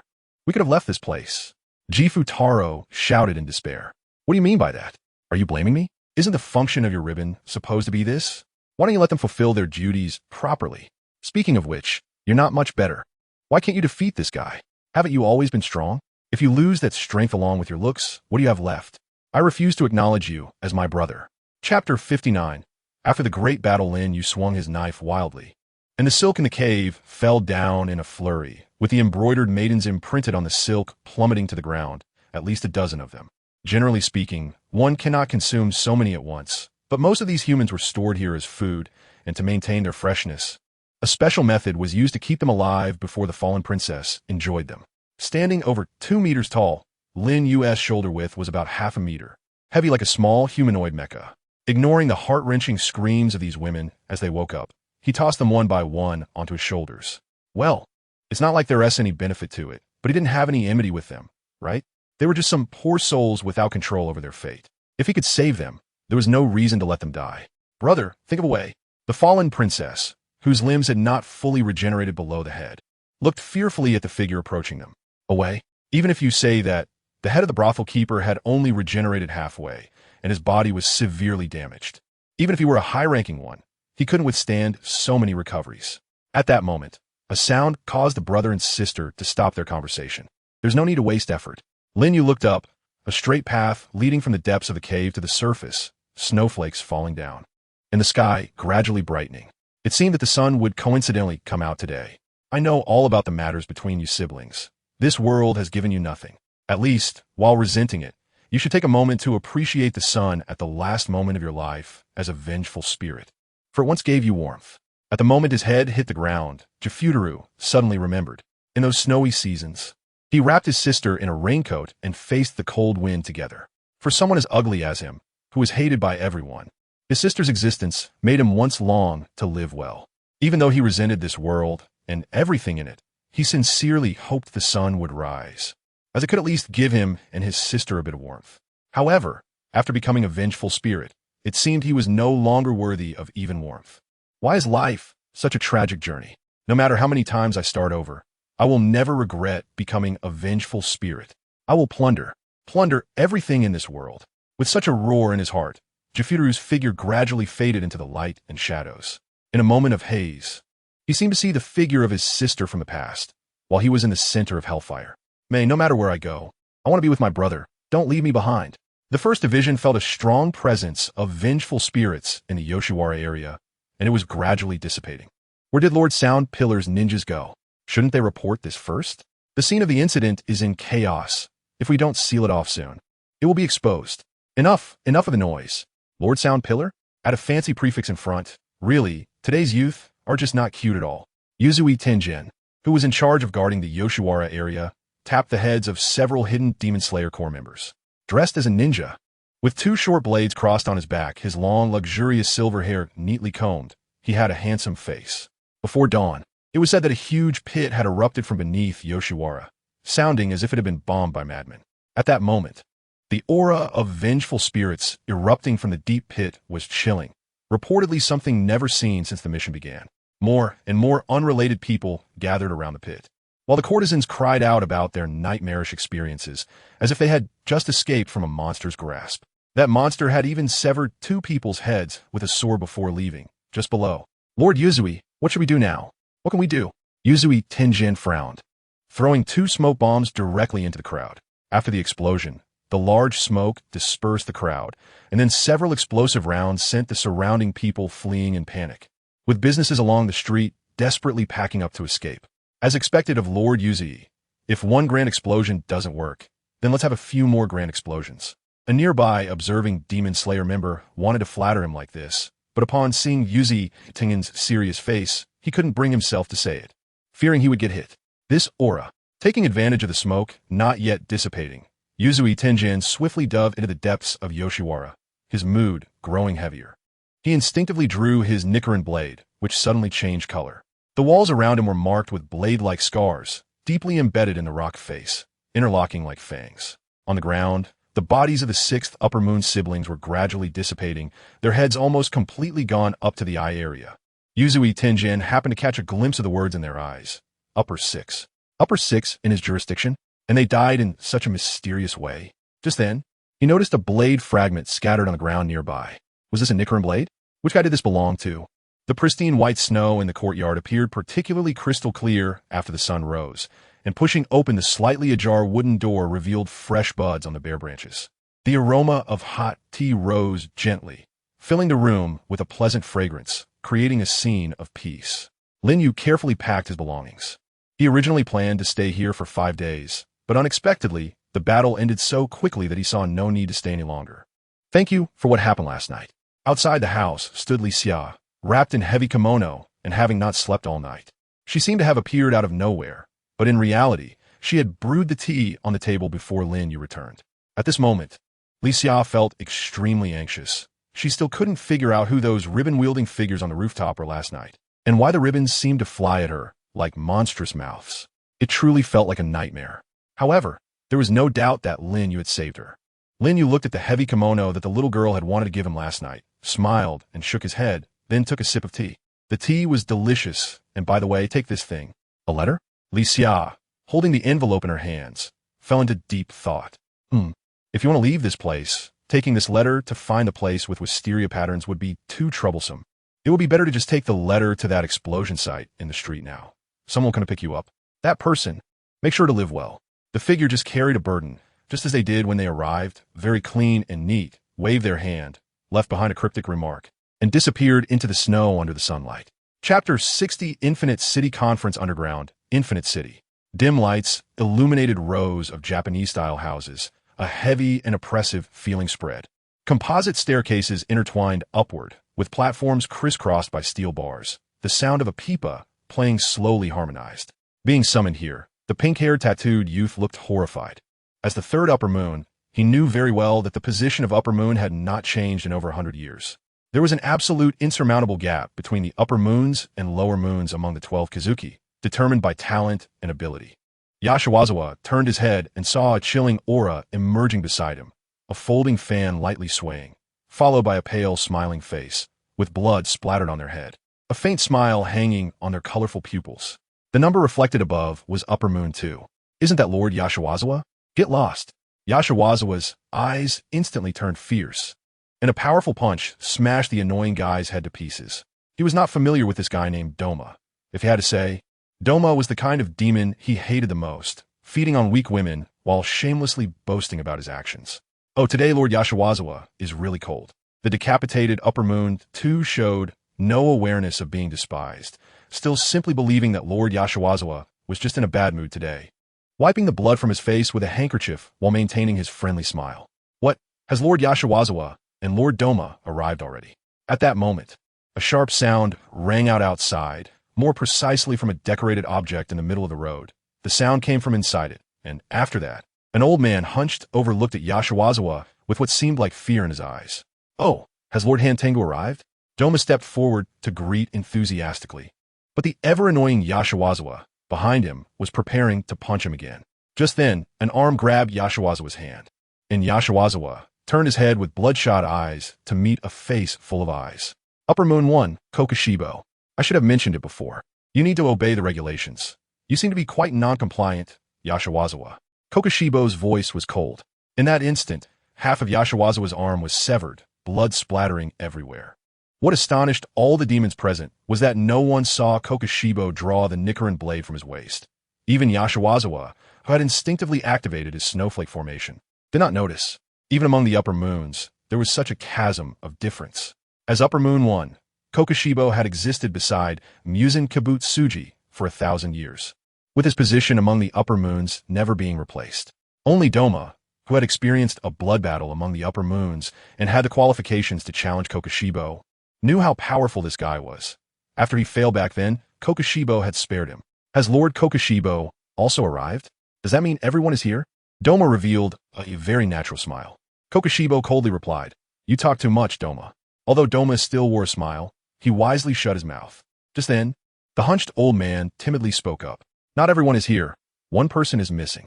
Upper Moon 6, Daki." Doma's smile froze. Speaking of which, Daki and Jotaro had turned into demons under his guidance. How did he subconsciously forget about these two? Wasn't this disregarding his beloved companions? Bang! The sound of the pipa had not yet stopped. The scene of Infinite City suddenly reversed, creating a feeling of upheaval. A figure dressed in a black kimono and wooden sandals slowly walked out, beautiful and elegant. All the upper moons present kneeled upon seeing that figure. Lord Musen. Kibutsuji Musen had an expressionless face, but the corners of his eyes twitched slightly, as if hiding a bundle of repressed anger. Finally, a calm voice rang out. "Daki is dead. Death is not scary for demons. Which one of them hasn't died before? They all grew into demons because of death." However, their leader, Musen Kibutsuji, was extremely averse to the word death. When spoken from their boss's mouth, death meant a complete end for demons, leaving not even a body behind. Tamayo was so frightened that she crawled out of the pot. Hantengu directly hugged his head with both hands. Yashiwazawa's face was horrified. Doma's ever-smiling face showed obvious sadness. Even Kokushibo was slightly moved. This does not mean that Daki had a good relationship with these people, but rather a change. The pattern that had not changed for hundreds of years was now altered. An upper moon had actually fallen outside the blood battle of position changes, indicating that the strength of the demon hunters in this era was testing their forbidden zones. Musen played the mental image from Daki's demise in the minds of the upper moons. This could be considered one of his unique abilities as a demon. In the Yoshiwara Nightless City, in a huge cave somewhere, where Daki stored her food, a massive being that was not human simply used its hands to destroy Daki's body as an upper moon, followed by fists like a storm, destroying the brother and sister's bodies again and again. Finally, ending with a Nichirin Blade, easily severing the head from the slowly reviving bodies of the siblings. What on earth is this creature? Is it really human? Except for the silent Kokushibo and Doma, the other three instinctively made sounds, but it was only a single sentence. As the expression on their leader Musen Kibutsuji's face was already quite grim, as if he were about to kill someone at any moment. The reason for Kokushibo's silence was understandable. He had always been like this. As for Akaza, he was in disbelief, stunned. How could this guy, whom he saw again in just a few months, be the same person he encountered in Tokyo? Akaza could forget everything, but he could never forget that face because it was the first time since becoming a demon that he met a human who could directly compete with demons in physical prowess. Almost like a monster. At that time, both he and Musen Kibutsuji had considered turning this guy into a demon, but that plan was stillborn with the death of the Lower Moon 1, Tamayo. Chapter 61. The cowardly Musen Akaza was just about to say something when he felt a chilling gaze from Musen Kibutsuji, which was more like indifference and skepticism than coldness. He had already promised to deliver results in the shortest time possible, but while he was trying hard to track this guy down, he had already killed the Upper Moon 6. Daki, what a disgrace. Musen-sama, shut up.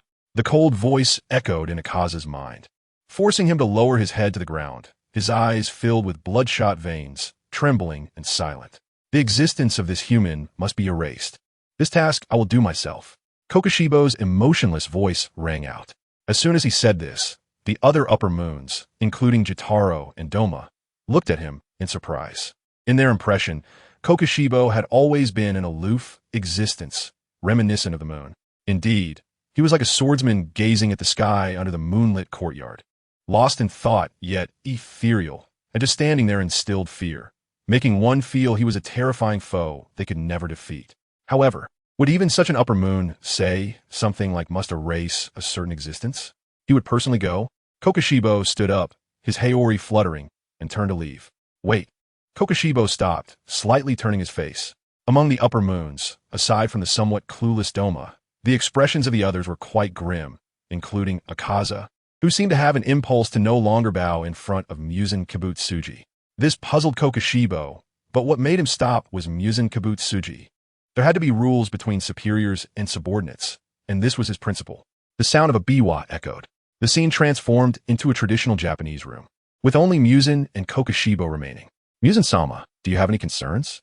Generally speaking, Kokushibo would not voice doubts about the leader, and Muzan Kibutsuji would never show his weakness in front of anyone. This was his almost pathological obsession as a leader. However, when it was just the two of them, Kokushibo, who had accompanied Muzan Kibutsuji for 1,000 years, was not only his subordinate, but also had a more important relationship, partners. Muzan Kibutsuji furrowed his brow, a hint of fear reflected in his blood-red pupils. We must consider the overall situation. Have we really cleared out those demon slayers who can use the sun-breathing technique? Your words are not without merit. Nothing is absolute. We must consider all adverse factors that could lead to bad outcomes. However, regarding this incident, I did not sense the presence of sun-breathing from that guy. That's right, aside from sun-breathing, there should be nothing else in this world that poses a threat to us. Daki and Jitaro, although merely Upper Moon 6, their strength is undeniable. Yet they were killed so easily by that guy. Forgive my bluntness, Muzan-sama, but do you suspect this is a scheme by the Demon Slayer Corps? Kokushibo and Muzan Kibutsuji exchanged glances. The latter gritted his teeth, somewhat unwilling, but still nodded.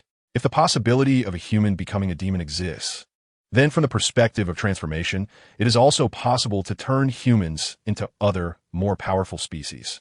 Kokushibo, who had followed Muzan Kibutsuji the longest, easily grasped his thoughts. The so-called worst outcome was simply that the Demon Slayer Corps had currently mastered such technology and created this human. If that were the case, it would prove they had the strength to directly defeat Muzan Kibutsuji. The reason for their boldness was merely to draw him out. Running out now would be tantamount to seeking death. This was the true reason Muzan Kibutsuji stopped Kokushibo. Because of a man, he was willing to believe in such a delusional possibility. I really don't want to admit this minuscule possibility, but it's best to prioritize investigation. Instruct those hunters to restrain themselves a bit. Once we have news of that guy, we must report immediately. Understood. Kokushibo nodded. He understood Muzan Kibutsuji's cautious nature, stemming from the desire to not give that guy any room for growth. In summary, since they had not yet found the headquarters of the Demon Slayers, it was better not to take risks. They just needed to find the blue spider lily. A twisted smile of obsession appeared on Muzan Kibutsuji's sickly face. That's right. As long as we find the blue spider lily early, if he truly focuses all his thoughts on hunting the boring demon slayers, those guys should have been wiped out long ago. No matter what, even if his subordinates die, he can create more. Even if that man returns. Humans always have a lifespan limit, and he does not. As long as he can overcome sunlight, he will succeed. The wind blew through the courtyard, and the cherry blossoms of the butterfly mansion had all fallen, replaced by the warm days of spring. Sister, dressed in a uniform of the Demon Slayer Corps, Shinobu Kocho lifted her head with a smile from the flower garden, holding several freshly bloomed flowers in her hands. Kanawo, wearing a cherry-colored kimono, foolishly imitated her sister, picking 2 flowers. Kaneo Tsuri sat under the eaves, holding a cup of hot tea, smiling as she watched the two. Kanawo, do you know? In a month, it will be sister's 18th birthday. During this time, we should quietly prepare a birthday gift for her. Shinobu took Kanawo's hand, and the two sat down. She held the flowers seriously, while Kanawo tilted her head, seeming somewhat puzzled. Oh dear, really this child is still as clueless as ever. Feeling slightly helpless inside, Shinobu patiently explained, "It's okay if you don't know. Sister loves flowers the most. So we will change up the courtyard decorations. Aiko will help too. The general idea is to pile up flowers to form Kanai's name, and then prepare some things that are very girlish, but Shinobu doesn't quite understand this aspect. So it will be left to Aunt Keiko." At this point, Shinobu slightly poked her eyes out from the flower bushes. She saw Butterfly Kanai looking calmly at the already bloomed cherry blossom tree in the courtyard, as if reminiscing about something. Chapter 62. The situation has changed since that person left. My sister seems to have been like this, occasionally sitting there with a heavy heart. Even when greeting like this. Sister. Oh, little Shinobu. Did you spend time with Kanai today? Her words were somewhat forced, but she really did as her sister said. Using a coin toss to decide on matters she couldn't settle. Shinobu frowned, looking at Butterfly Kanai, who was smiling. What's wrong, Shinobu? Faced with her sister's completely natural expression, Shinobu let out a sigh and finally sat down beside her, muttering with some dissatisfaction. I know what you're thinking. Hasn't that guy still not contacted us? The air slightly stiffened. Butterfly Kanai was momentarily stunned, then showed a somewhat troubled smile. No, I wasn't thinking about him. You're lying. Shinobu interrupted without hesitation, then crossed her arms and said calmly, his room has always been empty. No one has stayed there. It's always been you cleaning it, right? And that Haori in your room was made for him, wasn't it? Butterfly Kanai's face flushed slightly as she defended herself. Well, at this point, why does it feel like she's acting guilty? What is going on? In fact, she only regarded Hayabusa as her younger brother. Hayabusa is currently not in the Butterfly Mansion, out and has not returned, with no news at all. As an older sister, isn't it reasonable to be concerned? It's been more than a month already. Shinobu, I know my sister sees that guy as a younger brother. After all, he saved you when he was in Tokyo, but he has already left, and when he left, he didn't consider our feelings at all. Shinobu, stop. Sister. Butterfly Kanai smiled as she raised her head. I always thought Hayabusa was a very unique person with clear objectives. Perhaps he appears slightly different from normal people, but he has a good heart and definitely thinks of others, doesn't he? Shinobu wanted to say more, but Kanai pulled her sleeve. Her youthful face still looked silly, like a doll. Do you think so too? Kanai waved her right hand, pointing outside. At the end of the flower path, outside the wooden fence, the gate of the Butterfly Mansion stood wide open, and a figure was standing there. Butterfly Kanai's pupils suddenly dilated, and even Shinobu showed an incredulous expression. When did this happen? At the Demon Slayer Corps headquarters, the spring breeze blew, and new greenery was everywhere. Kaneo Tiuri, supported by his wife, Amano, walked outside. His illness had worsened day by day. Recently, a disease akin to dysentery had spread to the upper part of his eyes, and it was estimated that he would soon lose his sight. My lord, this is what I collected during my recent trip to Yoshiwara. Yuzui Tenjin lowered his head. Offering the knife fragments and some torn cloth he collected from the epicenter of the Yoshiwara incident, which still exuded a strong demonic aura. I've heard the team mention the incident in Yoshiwara. They said they discovered traces of the 12 Kazuki. Was it the lower ranks?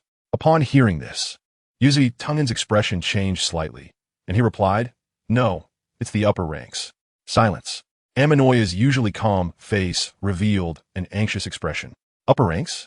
Yes, to be precise. It's upper rank 6. It's shameful to say, but the Yoshiwara area has always been my jurisdiction, yet I failed to notice a demon hiding there. I reviewed previous records and found that many Hashira in our Demon Slayer Corps have reached the vicinity of Yoshiwara and then completely lost contact. Yuzui Tenjin gritted his teeth. If there were no targets, those unsolved cases wouldn't be linked together. After all, Tokyo is vast, and there are many places adjacent to Yoshiwara. To bring this back up now feels too late. This is a dereliction of duty for him as a Hashira. Tenjin, don't be too hard on yourself. For nearly 100 years, we've rarely obtained information on the upper ranks. Our comrades have gradually died, and this is the situation we face. No matter how difficult it is, we must continue our work. Cough, cough. My lord, we must bring that man to hell. This is my only belief for survival. Amanoya smiled, the bloodstains on the handkerchief glaringly red. Now, we should formulate a plan to deal with this upper rank. My lord, regarding this matter, we already have a conclusion. Yuzui Tenjin clasped his fists. Did he escape? No, he was eliminated before our Demon Slayer Corps arrived. Amanoya's expression of regret solidified. He was eliminated? Following that, Yuzui Tenjin recounted the scene he witnessed in the Yoshiwara cave. With his judgment as a Hashira, he could directly conclude that the demon whose head was severed and in a dissipating state was undoubtedly upper rank 6. Then, who exactly chopped off that guy's neck? This is a question. Only the knife fragments found at the scene can prove it was a Nichirin Blade. The swordsmith village responsible for forging Nichirin blades has no other clients besides the Demon Slayer Corps. Thus, in order to provide more accurate information, Yuzui Tenjin made a trip to the swordsmith village before returning to headquarters, ultimately reaching a conclusion. Hayabusa killed upper rank 6? Probably.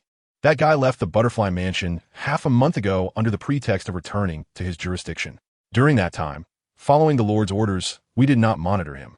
It is estimated that later, when he passed by Yoshiwara, he couldn't suppress his curiosity about the opposite sex, went in, and just happened to discover upper rank 6 hiding there and killed him. Of course, this cannot be based on the premise that Hayabusa already knew about upper rank 6 in the Yoshiwara area. After all, as the head of intelligence for the Demon Slayer Corps, Yuzui Tenjin also had no way to verify it. Moreover, Yuzui Tenjin had concrete evidence that this kid entered Yoshiwara with unclean intentions, and that evidence has now been sent to the Butterfly Mansion by the discontented Yuzui Tenjin. Where's Hayabusa now? He said to have returned to the Butterfly Mansion. Should we summon him? No, that's fine. Don't disturb him. Chanyu Sakiya smiled slightly, seemingly oblivious to Yuzui Utangen's expression of Lord. Are you being too lenient with this guy? At the moment he turned around, Chanyu Sakiya's body trembled slightly, and an unprecedented look of excitement appeared on his face. The pattern that had lasted for over 100 years had changed. The first upper moon had died. Chapter 63. About why I appeared in Yoshiwara. This is a misunderstanding. A misunderstanding, you say? So, it was a misunderstanding. Various, meaningful voices echoed. This was the most serious day in the history of the Butterfly Mansion. To welcome someone who had been missing for nearly half a month, everyone gathered together. In addition to the Butterfly Mansion's owners, the Butterfly Sisters, the attendees included the Demon Slayer Corps member Kanroji Mitsuri, who had taken leave to return, and the girl Kayahiro, who had received a secret letter from a friend, indicating that her future husband seemed to be behaving somewhat improperly. There was also a girl named Kayahiro, dressed in the Butterfly Mansion's work uniform, who kept looking around. It was said that the enthusiastic Mr. Yuzui Tenjin had arranged a good job for her, supporting the operations of the Demon Slayer Corps as a logistics team member at the Butterfly Mansion, with fixed days off and salary. And she could see that first customer who abandoned her, yet remained unforgettable every day. You guys can't really believe that, can you? Lin Yu sighed helplessly. After finally returning to the Butterfly Mansion, he took a shower and changed out of the clothes that reeked of decay. He wanted to rest well. All of his Demon Slayer Corps salary was sent to the distant Shinazugawa, while his own expenses on this journey were all supported by kind-hearted people. This is how the world is. Without money, one cannot move an inch. His enemies were not just the demons, but also life itself. Those days without rest were truly exhausting. The jury member, Butterfly Kane, showed a concerned expression. Is this not a fact? Can you really deny her existence? The head of the court, Butterfly Shinobu, pointed at the end of the table where Koyuki sat, who jumped in fright. No one had mentioned to her that the Demon Slayer Corps was such a terrifying place, where they could easily erase someone's existence. Wasn't that already explained? I really didn't do anything at all. Lin Yu helplessly shrugged his shoulders, the sweat stains inside his kimono still not dry. He had been pulled over while cultivating. As a hero, no. Even as an ordinary team member, he shouldn't have to endure such treatment after fighting against dangerous demons. Can't everyone be a little gentler with him? What is wrong with this world? Butterfly Shinobu turned her gaze towards the defendant's senior sister. Shinobu regretfully covered her face and said, Junior brother, although I know you would eventually reach this age, you can't be so reckless in this regard like you are in your cultivation. You've already made an important promise to Miss Kanroji, yet you do something that only an old man who can't change his treacherous nature would do. Do you really like young girls that much? If I liked young girls, wouldn't you have fallen victim to my schemes a long time ago, senior sister? Lin Yu's expression twitched slightly. Junji immediately broke down, her face flushing red. Don't look at me with that. Could it be that you once had improper thoughts about me? Your senior sister, gaze. Although, Junji, your legs are really slender, and your overall appearance fits that image that makes one unable to resist having criminal thoughts about a lowly. I still understand that such indecent things can only be done behind closed doors by two people who like each other. Everyone looked at Lin Yu, who seemed displeased and angry, in shock, as they never expected this muscular and training-obsessed guy would say something like that. In fact, even Lin Yu himself didn't expect it. He was just a relatively normal man. After all, a time traveler who had almost frozen to death in the snow, neglected by his grandmother and uncle. Although he had always focused on training, when his body grew to a certain extent, it was inevitable to have such thoughts.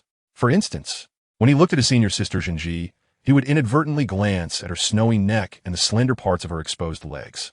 And her cute face would sometimes make his heart scream about wanting to protect all of that. However, isn't the difference between a gentleman and a rogue whether or not they act on those indecent thoughts? He always had a moral compass as a human, okay? Now, someone pulled him out of his busy training and accused him of liking Lolis. Anyone would be angry about that, right? When he got angry, could he still control himself? What a joke. He only acted legally when it came to Lolis. Butterfly Kane tilted her head and asked, so, why did Lin go to Yoshiwara back then? They say there are demons there, the sixth of the upper moons. Isn't it already confirmed by the Demon Slayer Corps? Why won't you believe that I really went there to slay demons and uphold justice? Butterfly Shinobu nodded and said, but even Mr. Yuzui in the district didn't find anything. He's a ninja, an elite in intelligence gathering. Although this demon-slaying mission was initiated by this woman, seeing her cute face and hearing her gentle voice made it hard to get angry. Sometimes, one's worldview really does follow their senses. Lin Yu covered his forehead. This is hard to explain. When he revealed those unknown pieces of information from the original work, shouldn't everyone be shocked and say things like you're amazing? Just as expected. It was the same with the incident involving the Upper Moon 6 Kinemon.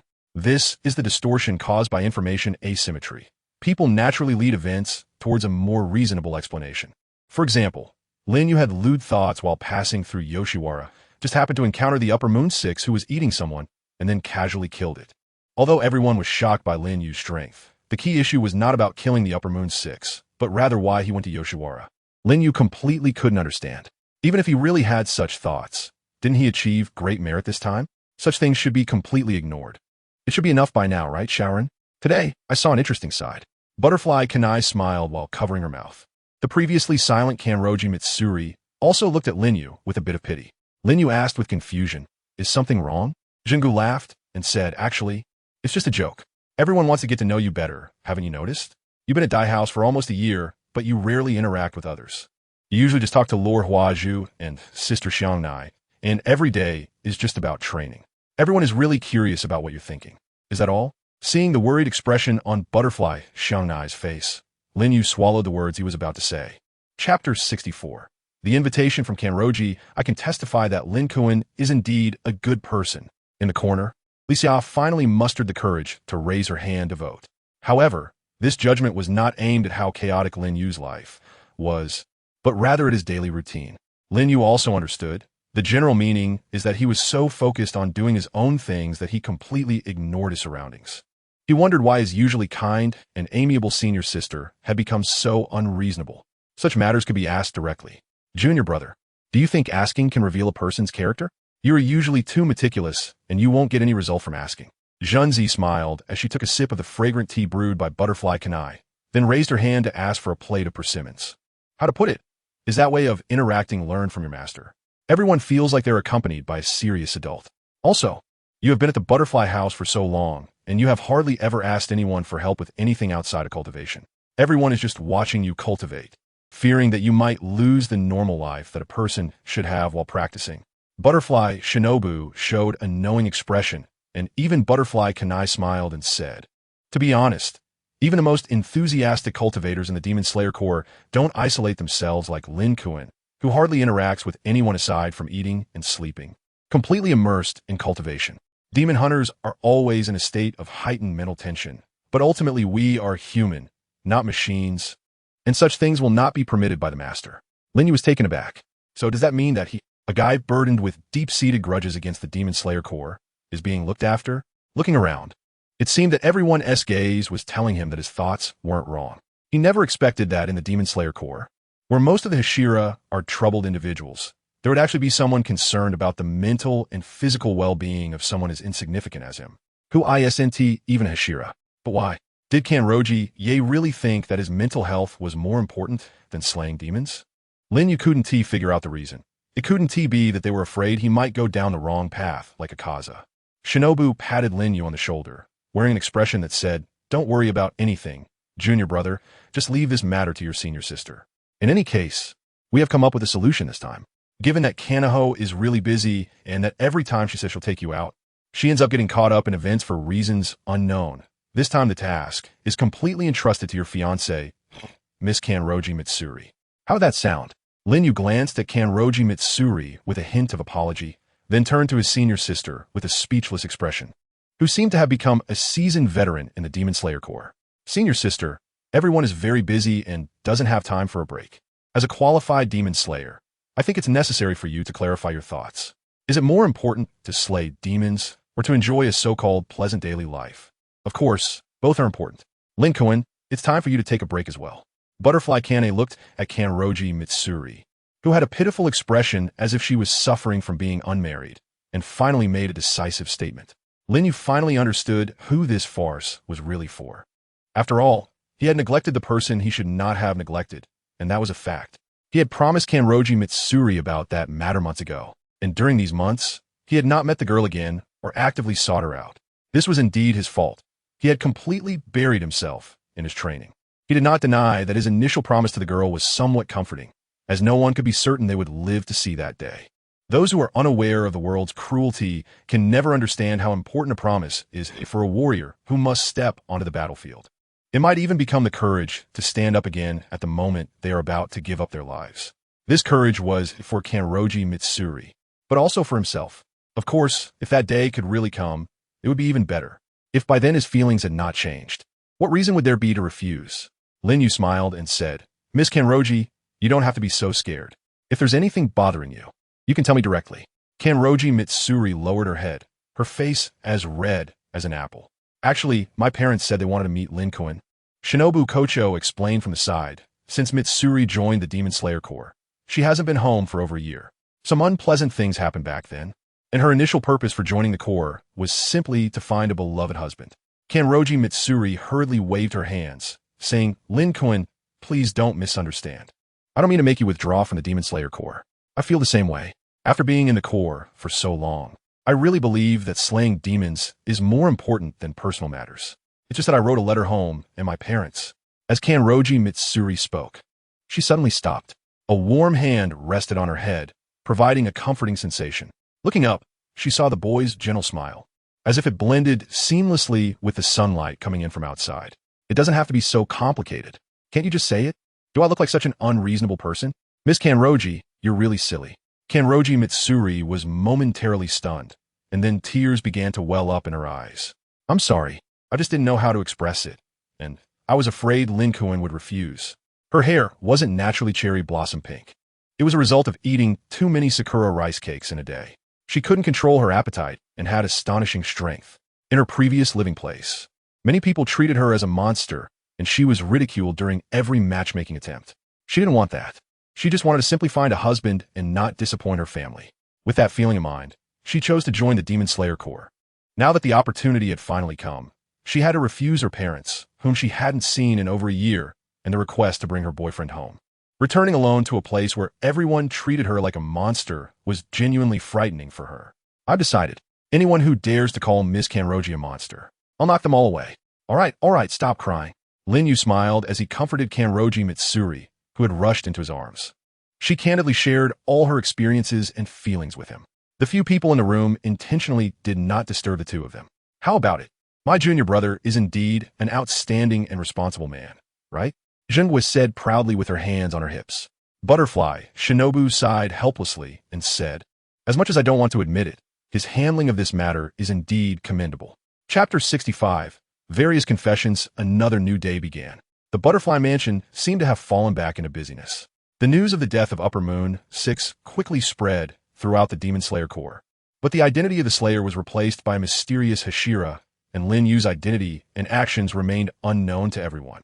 Recently, the activities of demons in the territories of various Hashira seemed to have subsided compared to before, making it increasingly difficult to find powerful demons causing harm. The lingering demons outside were mostly those who couldn't even use blood arts. This strange phenomenon naturally attracted the attention of the Demon Slayer Corps headquarters. The Lord, Kenomitsu Waizai, believed that this might be a signal indicating the demons had ulterior motives. In order to uncover their intentions, nearly all the available Hashira were dispatched from the headquarters, including Butterfly Kanai. As always, the operations of the Butterfly Mansion were directed by Butterfly Shinobu. Now 15 years old, her style of handling matters had matured like that of an adult. Aside from helping those swordsmen undergoing rehabilitation at the Butterfly Mansion, she spent most of her time in her room, reportedly developing a composite poison that could be applied to Nichirin blades. Since she had always been too weak to behead demons with a Nichirin blade, today was also the day Lin Yu bid farewell to everyone at the Butterfly Mansion, as he had promised Kanroji Mitsuri that he would go home with her to meet her parents. If this matter were to be told to his master and Kaneo, they would surely be shocked. Zhengguo smiled gently, her eyes filled with blessings. Don't look at me with the eyes of a parent finally seeing their child grow up. Senior sister. Lin Yu helplessly covered his forehead with his hand, now doubting what kind of impression he had given others before. Was he really that one? Clearly, his communication had been relaxed and appropriate. Butterfly Shinobu handed a package to Kanroji Mitsuri. I heard that your uncle likes to drink, so please take this back with you. No, I can't accept this. Kanroji Mitsuri refused, looking embarrassed. Butterfly Kane smiled and said, No, Mitsuri, This is Lin Yu's first visit to your home, so it's basic etiquette to give gift. Speaking of which, I did consider this, but it seems I forgot about it while training. Lin Yu looked at Butterfly Kane with deep gratitude. Since entering the butterfly house, she had been taking care of him. Whether it was the food he ate or the clothes he wore, she had always put in a lot of effort. There were no sentimental farewell words, after all. He was only leaving for a few days, taking a train to the countryside, where Kanroji Mitsuri's home was located. Although it was called the countryside, it was more like a suburban area. It lacked the modern hustle and bustle of Tokyo, and through the train's glass window, one could see vast green fields stretching out. Nestled among the mountains, farmers carried their hoes, and oxen lay by the ponds. It was a place that made it easy for one to let go of their worries. What's wrong? Seeing Kanroji Mitsuri's anxious expression as she gazed out the window, Lin Yu turned his head. She wore the latest kimono style from Tokyo's bustling districts, predominantly black and white, exuding a sense of nobility and solemnity. Standing nearly 1.8 meters tall, she appeared very tall, with her bangs cut short and messily draped over her shoulders. Her slightly stern yet handsome face was complemented by calm, deep sea-like eyes, as if she had carried some unknown wisdom and maturity since birth. Is this really my future husband? Even now, Kanroji Mitsuri harbored doubts about this. Everything since their meeting felt like a dream. She lowered her head, feeling somewhat self-conscious, and softly said, I just feel like I'm being favored by a deity. What silly talk is this? Where in this world would there be gods? Lin Yu smiled. Kanroji Mitsuri seemed to have woken up a little. The surrounding noise was filled with the sounds of bustling crowds and the turning gears where the train met the subway. However, if there were no divine beings, why would Lin Jun agree to someone like me?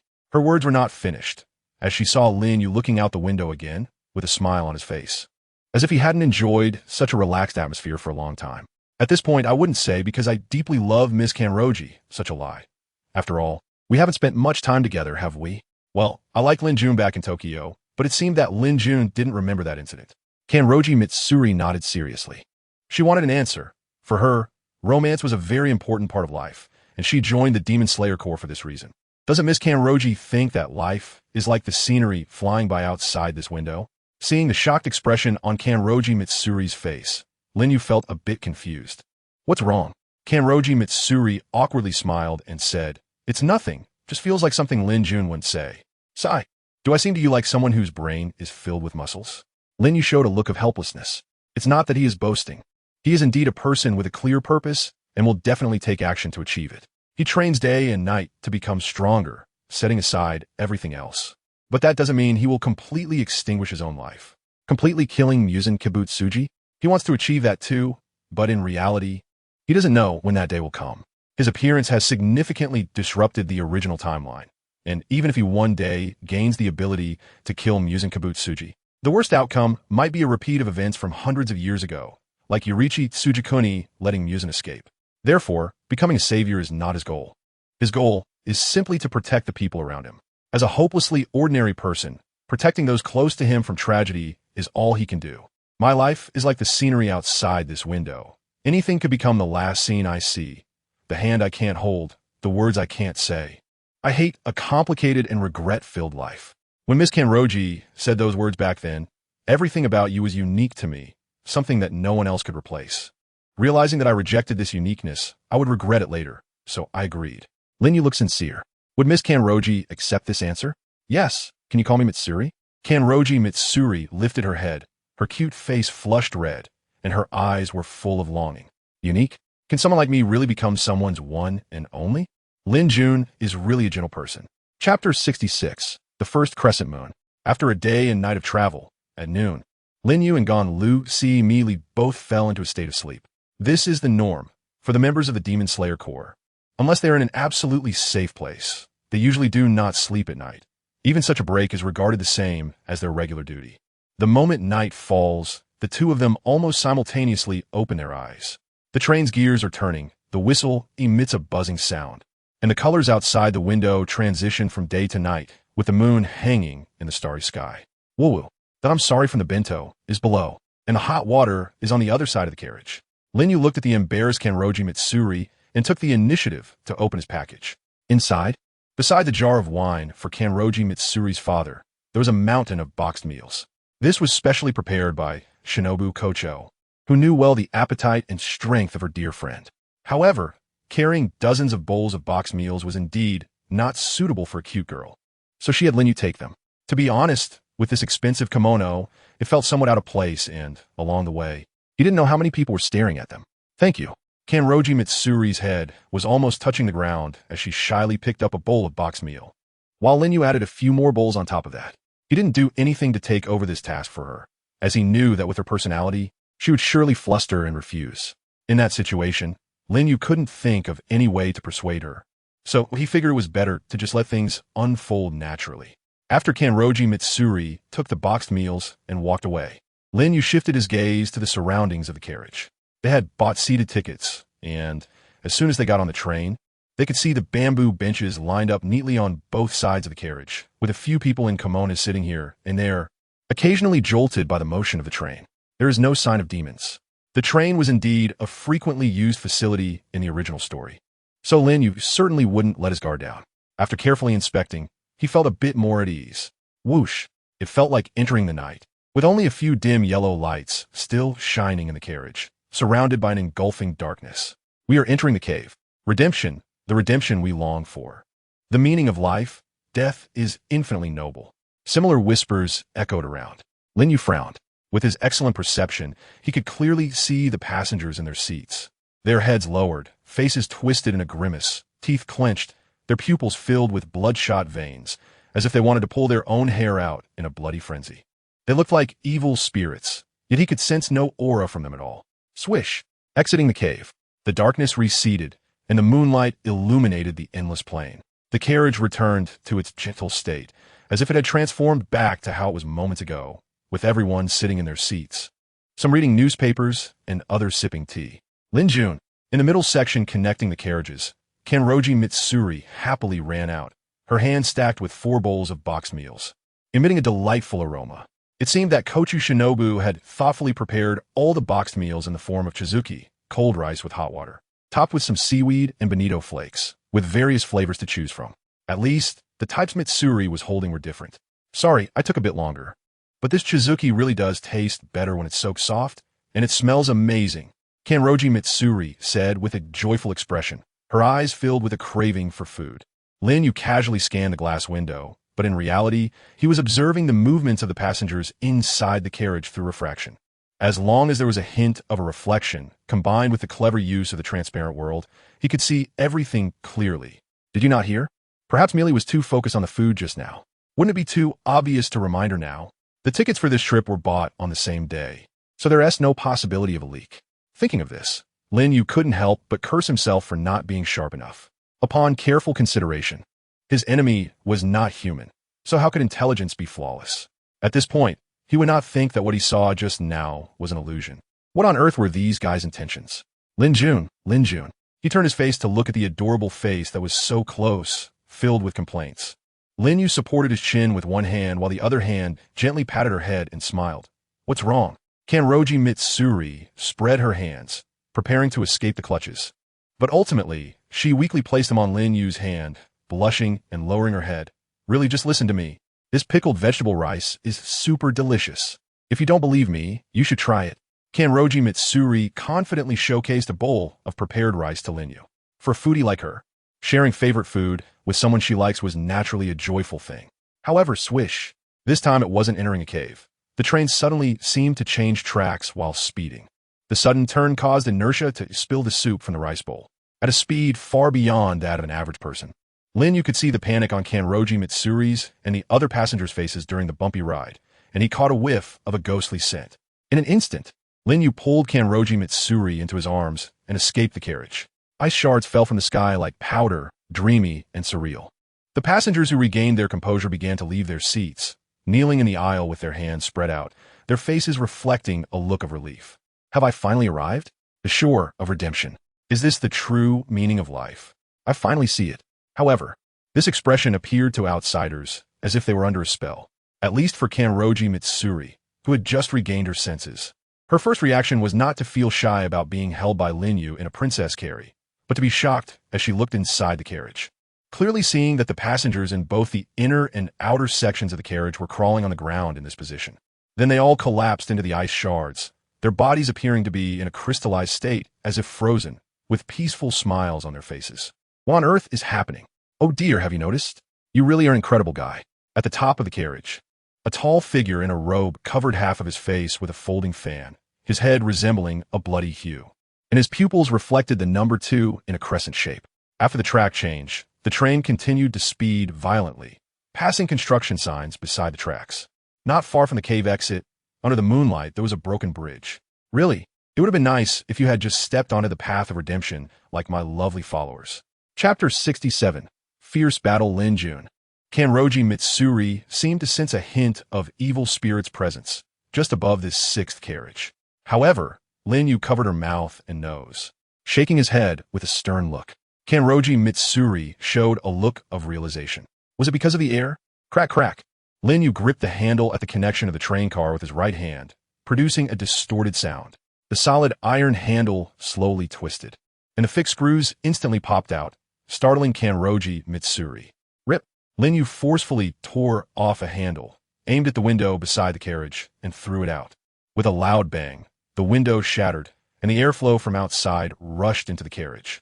Many items placed on the table, such as newspapers, were instantly swept out along with the broken glass shards. This was the 7th carriage, and immediately after, Lin Yu pulled down another handle and did the same thing to the 5th carriage. As the airflow rapidly surged out, the sudden drop in temperature inside the carriage was also alleviated. Lin Yu could see strands of white gas spreading out, the deadly toxin that permeated beneath the icy surface. Once inhaled, it would cause instant death like the passengers in the carriage. He drew the sunwheel blade and wedged it into the connection point of the carriages. Kanroji Mitsuri's pupils dilated sharply as she realized what Lin Yu intended to do. Crack! The connection point of the carriage was cleanly severed, and the 6th carriage and those behind it completely detached from the control of the locomotive. At the top of the back end of the 5th carriage stood a tall figure holding a folding fan, a deep and sinister aura emanating from him that immediately caught Kanroji Mitsuri's attention. His pale face bore a calm smile, and his rainbow-colored pupils were marked with the 2nd upper moon. Use the crow to notify headquarters for rescue. Yes, Kanroji Mitsuri responded instinctively, driven by her physiological fear. This was the 2nd upper moon. There was a consensus in the Demon Slayer Corps that anyone below the Hashira level who encountered an upper moon was doomed. No one could remain indifferent in the face of death. Even the bravest warriors would instinctively feel fear. Lin-kun. Kanroji Mitsuri was stunned. The tall figure, accentuated by the kimono, had his black shoulder-length hair flowing as the 6th carriage derailed. His cold side profile resembled what she had seen in the night sky of Tokyo that night. Wait for me. He drew the sunwheel blade, bent his knees slightly, and jumped out of the derailed train carriage without hesitation. Breath of flame, first form, unknown fire. The blazing flames seemed to consume the surrounding air. A long dragon of fire flew past Doma's side, spreading over the carriage for over 10 meters before stopping. Doma gently brushed his folding fan to cover half his face.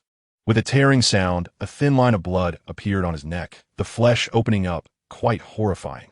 The moment this monster leaped from his 6th carriage, Doma had been on guard, yet even in such a situation, his neck was still cut.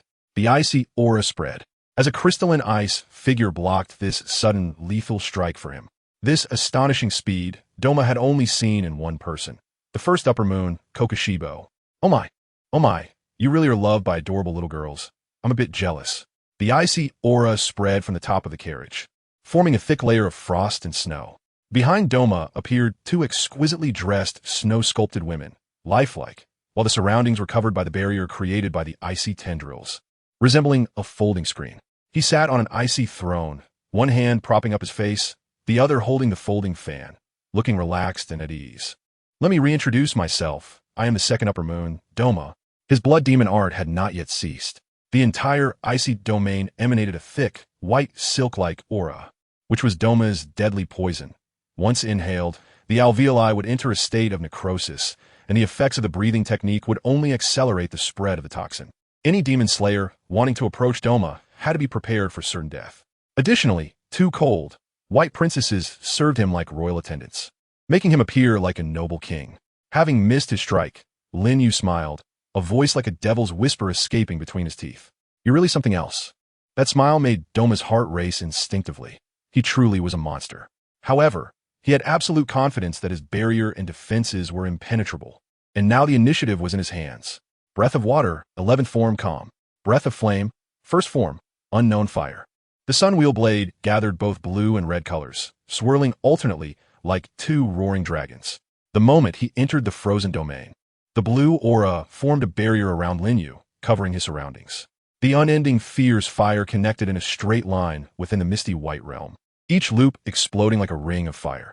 Doma's pupils dilated sharply. With one slash, the two white princesses jumped in front of him, only to be bisected at the waist, ice shards flying everywhere, and the 5th carriage derailed from the strike. Doma took this chance to escape, distancing himself from the disaster, wiping his forehead with a look of lingering shock. Mr. Monster, the night is so long. Is there really a need to be this brutal right from the start? The train continued to speed along, about to pass through a mountain tunnel.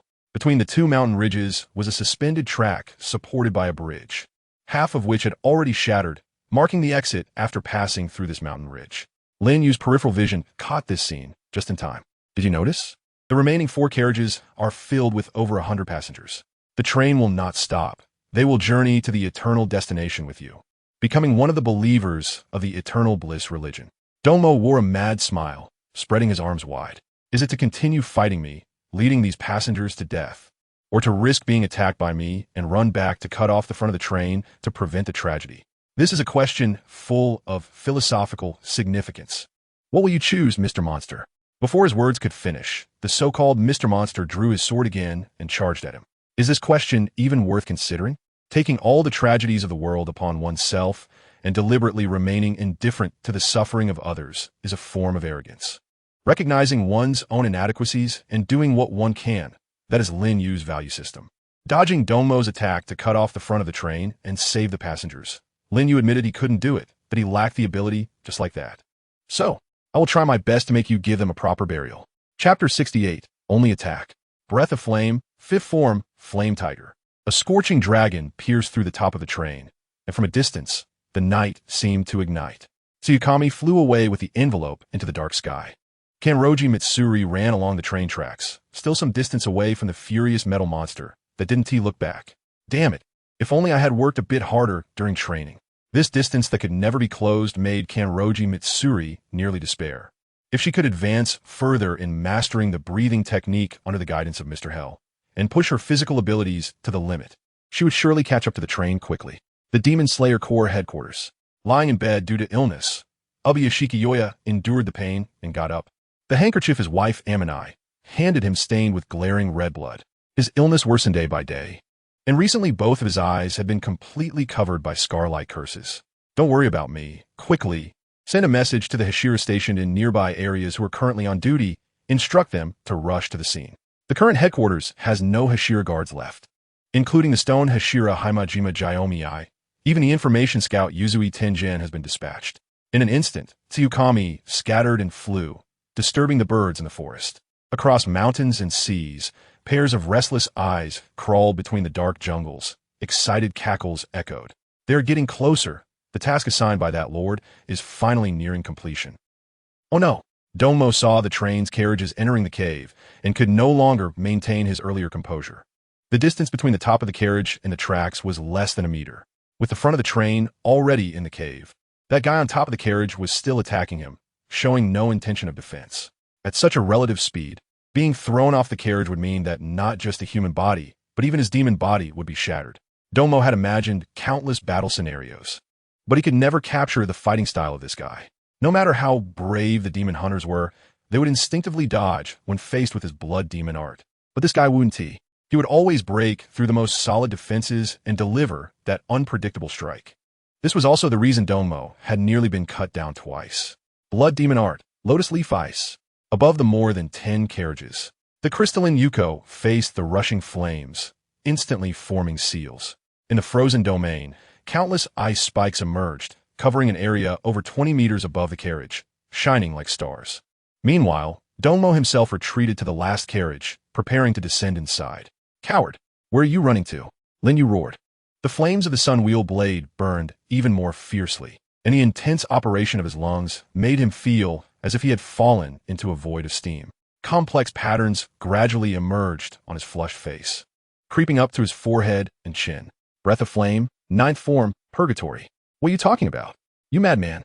Takedo, who usually prided himself on his good temper, also distorted his face in anger. Is he running away?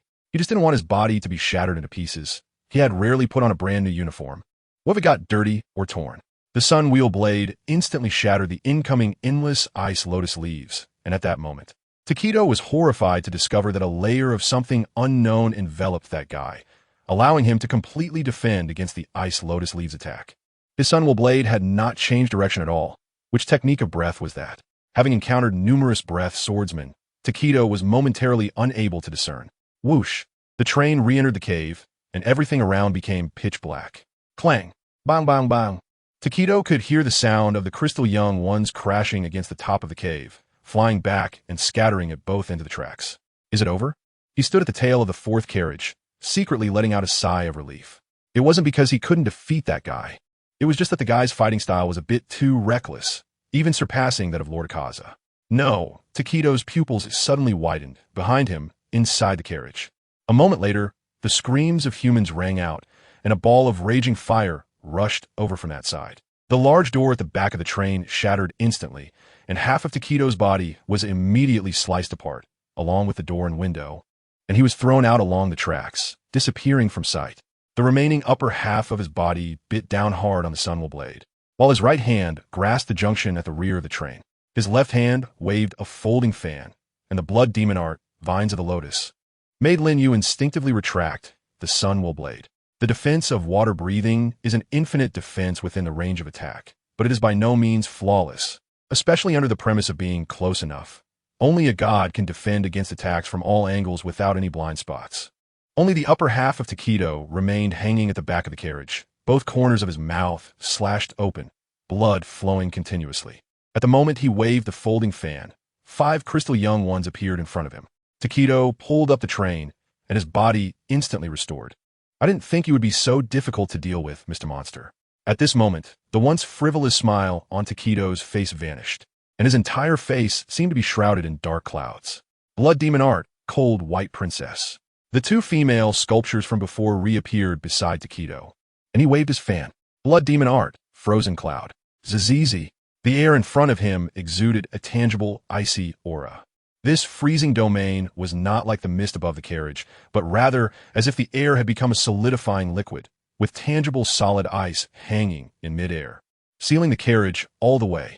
The passengers in the fourth carriage died in an instant, still maintaining the expressions and postures they had before dying. An indescribable sharp pain surged in Lin Yu's lungs. The blood mixed in with the blood demon art finally took effect.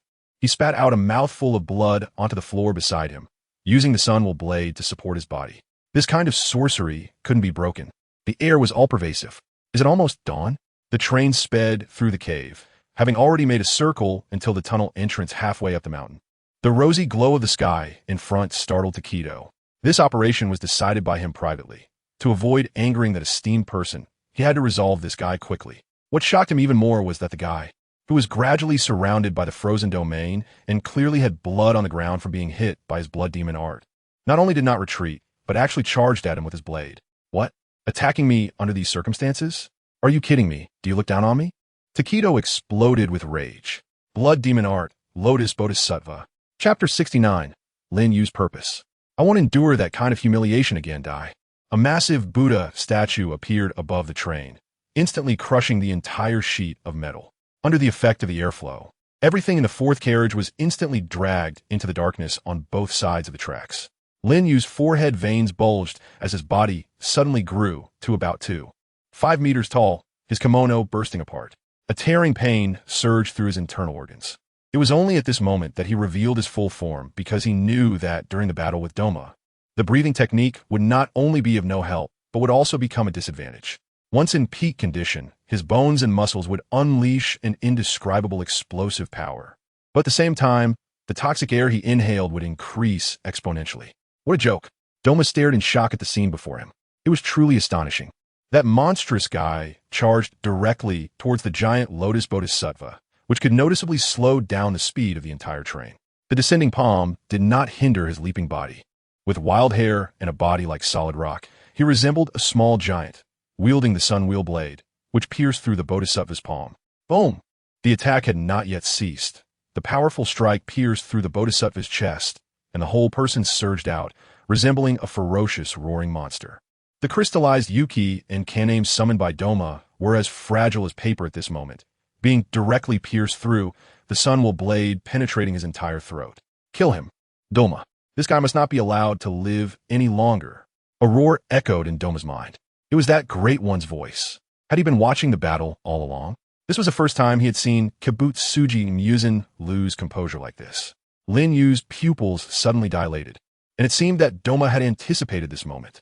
Just before Lin Yu's Nichirin Blade pierced his throat, he dropped the folding fan in his hand and forcefully clamped his hands around the blade that had penetrated his throat. Monster, it seems our battle must come to an end here. You have great strength. Even facing Lord Akaza barehanded, you probably wouldn't fall behind. You surprise me too much. But fortunately, I have also prepared for the worst. The freezing spread along Doma's throat. This was the blood demon art of an upper moon demon. It cannot be broken by sheer brute force, and could only be sliced open with a sharp Nichirin blade. However, Lin Yu's Nichirin blade was firmly lodged in Doma's neck. Now, Lin Yu had to endure not only the solidity of the ice, but also Doma's hands. A binding force from an upper moon demon. At this moment, they were less than 500 meters from the train exiting the cave. A fleeting moment. An entire train would plunge off the cliff. Aren't you going to escape, monster? Doma smiled oddly. The back of the Nichirin blade was also gradually freezing, about to spread to Lin Yu's body. At this moment, letting go would allow him to survive. Across the entire train car, Lin Yu glanced at the relentless Kanroji Mitsuri outside the carriage, a trace of determination flashing in his eyes. Huh. Domo's gaze held a look of surprise. He could feel that this demon slayer, already like a furnace, was now bursting forth with even more intense power, as if he were on fire. Useless. The problems arising from this human body cannot burn his ice. The Nichirin blade had already been locked. Even if the train were to fall off a cliff, Domo would not die. The only ones who would die are the mere mortals. Clearly, death was imminent. Yet the demon slayer wore a mocking smile on his face. What does this guy want to do? Domo was filled with confusion. He had completed his mission. All that was left was to let the poison spread. Regardless of whether Lin Yu let go or not, this was a dead end. This guy was already a dead man. In such circumstances, does he still hold on to this resolve to kill him? What does he intend to do? Huh. Boom. Domo's body was instantly turned around by a tremendous force, the ice spreading to Lin Yu's fingers. Yet the smile on his face grew even more frenzied as he charged straight for the part of the train just a few carriages ahead, pressing against Domo's throat. Come on, bet your life. Trade my one life for your body that can resurrect countless times.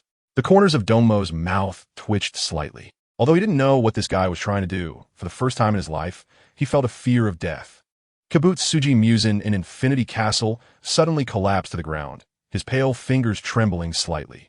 For a moment, he felt that the image in his mind was of a monstrous figure, seemingly engulfed in fierce flames, crawling out of hell and charging toward him.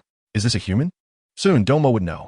3 carriages, 2 carriages, 1 carriage. The panicked crowd screamed, many people clambering to the windows to jump out accurately. Lin Yu's hands were completely covered by solid ice and had lost all sensation. The piercing pain in his heart had also faded, likely indicating they were completely useless. He could only use the strength of his torso to continue pushing Tong Mao forward, crashing him into the furnace. Crack! Lin Yu kicked the coupling device, completely separating the locomotive from the several carriages behind it, and charged straight toward the exit of the broken bridge. Below was an endless cliff, shrouded in mist at the mountainside. Tong Mo's body was burning in the fierce flames, showing no reaction at all. His blood was imbued with ice attributes, and, until his blood was completely consumed, his body would not catch fire. There's no need to waste your efforts. Before my blood burns out completely, you will die, and my body will not suffer any damage. Even now, aside from the carriages, the sun won't rise this quickly. You're doomed. In his line of sight, the guy turned his head, facing the approaching cliff, speaking calmly. Are you ready? Let's play a game from which you can't get off. Huh. Mr. Monster, have you misunderstood something? You're already dead. Tong Mo tilted his head in confusion, smiling while revealing his demon fangs. Feeling a slip in his palm, Tong Mo froze. It seems your ice cannot melt, even under the blazing flames. Lin Yu coldly drew out the Sunwell blade. It was then that Tong Mo understood that this guy's purpose for dragging him from the back of the car to the front was not to burn him to death, but to burn off the solid ice fixed on the Sunwell blade. Chapter 70, A Life for a Life. Lin Yu. Kanroji Mitsuri looked at that scene with despair. With a whoosh, the train rushed off the planned track and fell into the mist below the broken bridge. Lin Yu and Dongma's bodies collapsed and fell due to inertia, and the coal-burning stove plummeted down. The hands that were severed by the sun-wheel blade quickly regenerated, and it was only then that Dongma was astonished to discover that at the moment of falling, Lin Yu had stepped sideways onto the deck, his entire body emitting white steam, with black pattern stripes appearing on his face. If the patterns had previously only vaguely surfaced, now they were undeniably true patterns. This was the pattern that Lord Akaza had pursued for hundreds of years without success, symbolizing the pinnacle of martial arts. Once one stepped into that realm, they could predict their opponent's various attacks in advance, just like Lord Kokushibo, which was terrifying. So, this is how it is? Doma saw that guy coughing up blood beneath his wild hair, his face still wearing a sinister smile. Humans using this realm must push their breathing techniques to the extreme. They could activate patterns against any demon, but it was impossible against Dongma, as his alveoli would suddenly rupture and die, leaving only a brief moment of opportunity. And this guy had long since reached this realm. The reason for his restraint was for this moment, a critical moment when he could truly sever Dongma's head. Flame breathing, ninth form, purgatory, a dragon of flame, was close at hand. Unprepared, Dongma gave up, a smile of relief appearing on his face. It didn't matter whether he gave up or not. He simply could not use effective blood demon arts at such close range again, or he would be sliced apart one by this guy, unless he could fly and evade in a state of weightlessness. But unfortunately, he was not granted such an ability. How crazy must this guy be to completely kill him?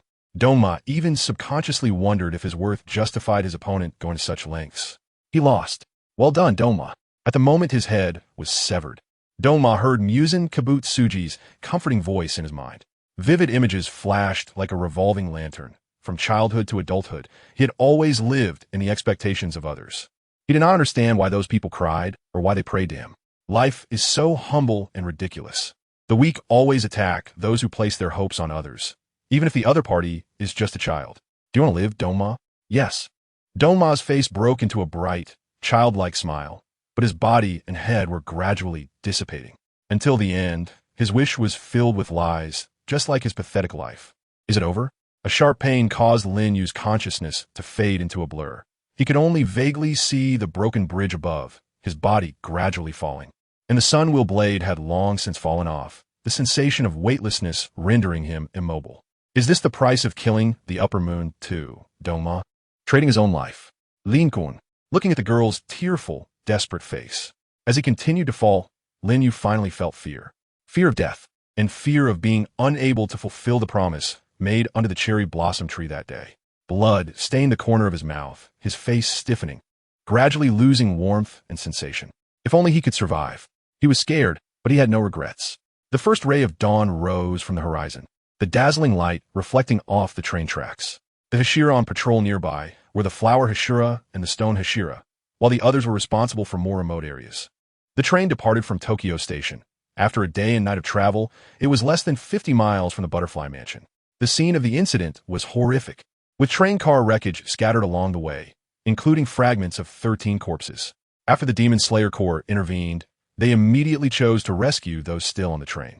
The train, 4 cars ahead, was securely stopped just a step away from the cliff, with passengers fleeing to the back, some running into the cave tracks, while others collapsed by the roadside from exhaustion. How tragic it was. Kanroji Mitsuri could not help but shed tears, a look of compassion on her face. Sister. Butterfly Shinobu noticed a figure sitting on the ground at the end of the tracks, seemingly holding something in their hands, helpless and desperate, searching for Lin Yu. Butterfly Kane looked in that direction. Mitsuri. The sisters' faces lit up. The message carrier was indeed Kanroji Mitsuri. They were facing Upper Moon too, an incredibly powerful existence they had never encountered before. Upon learning this news, their leader, Ubiya Shikiyaya, immediately gathered everyone nearby to the battlefield.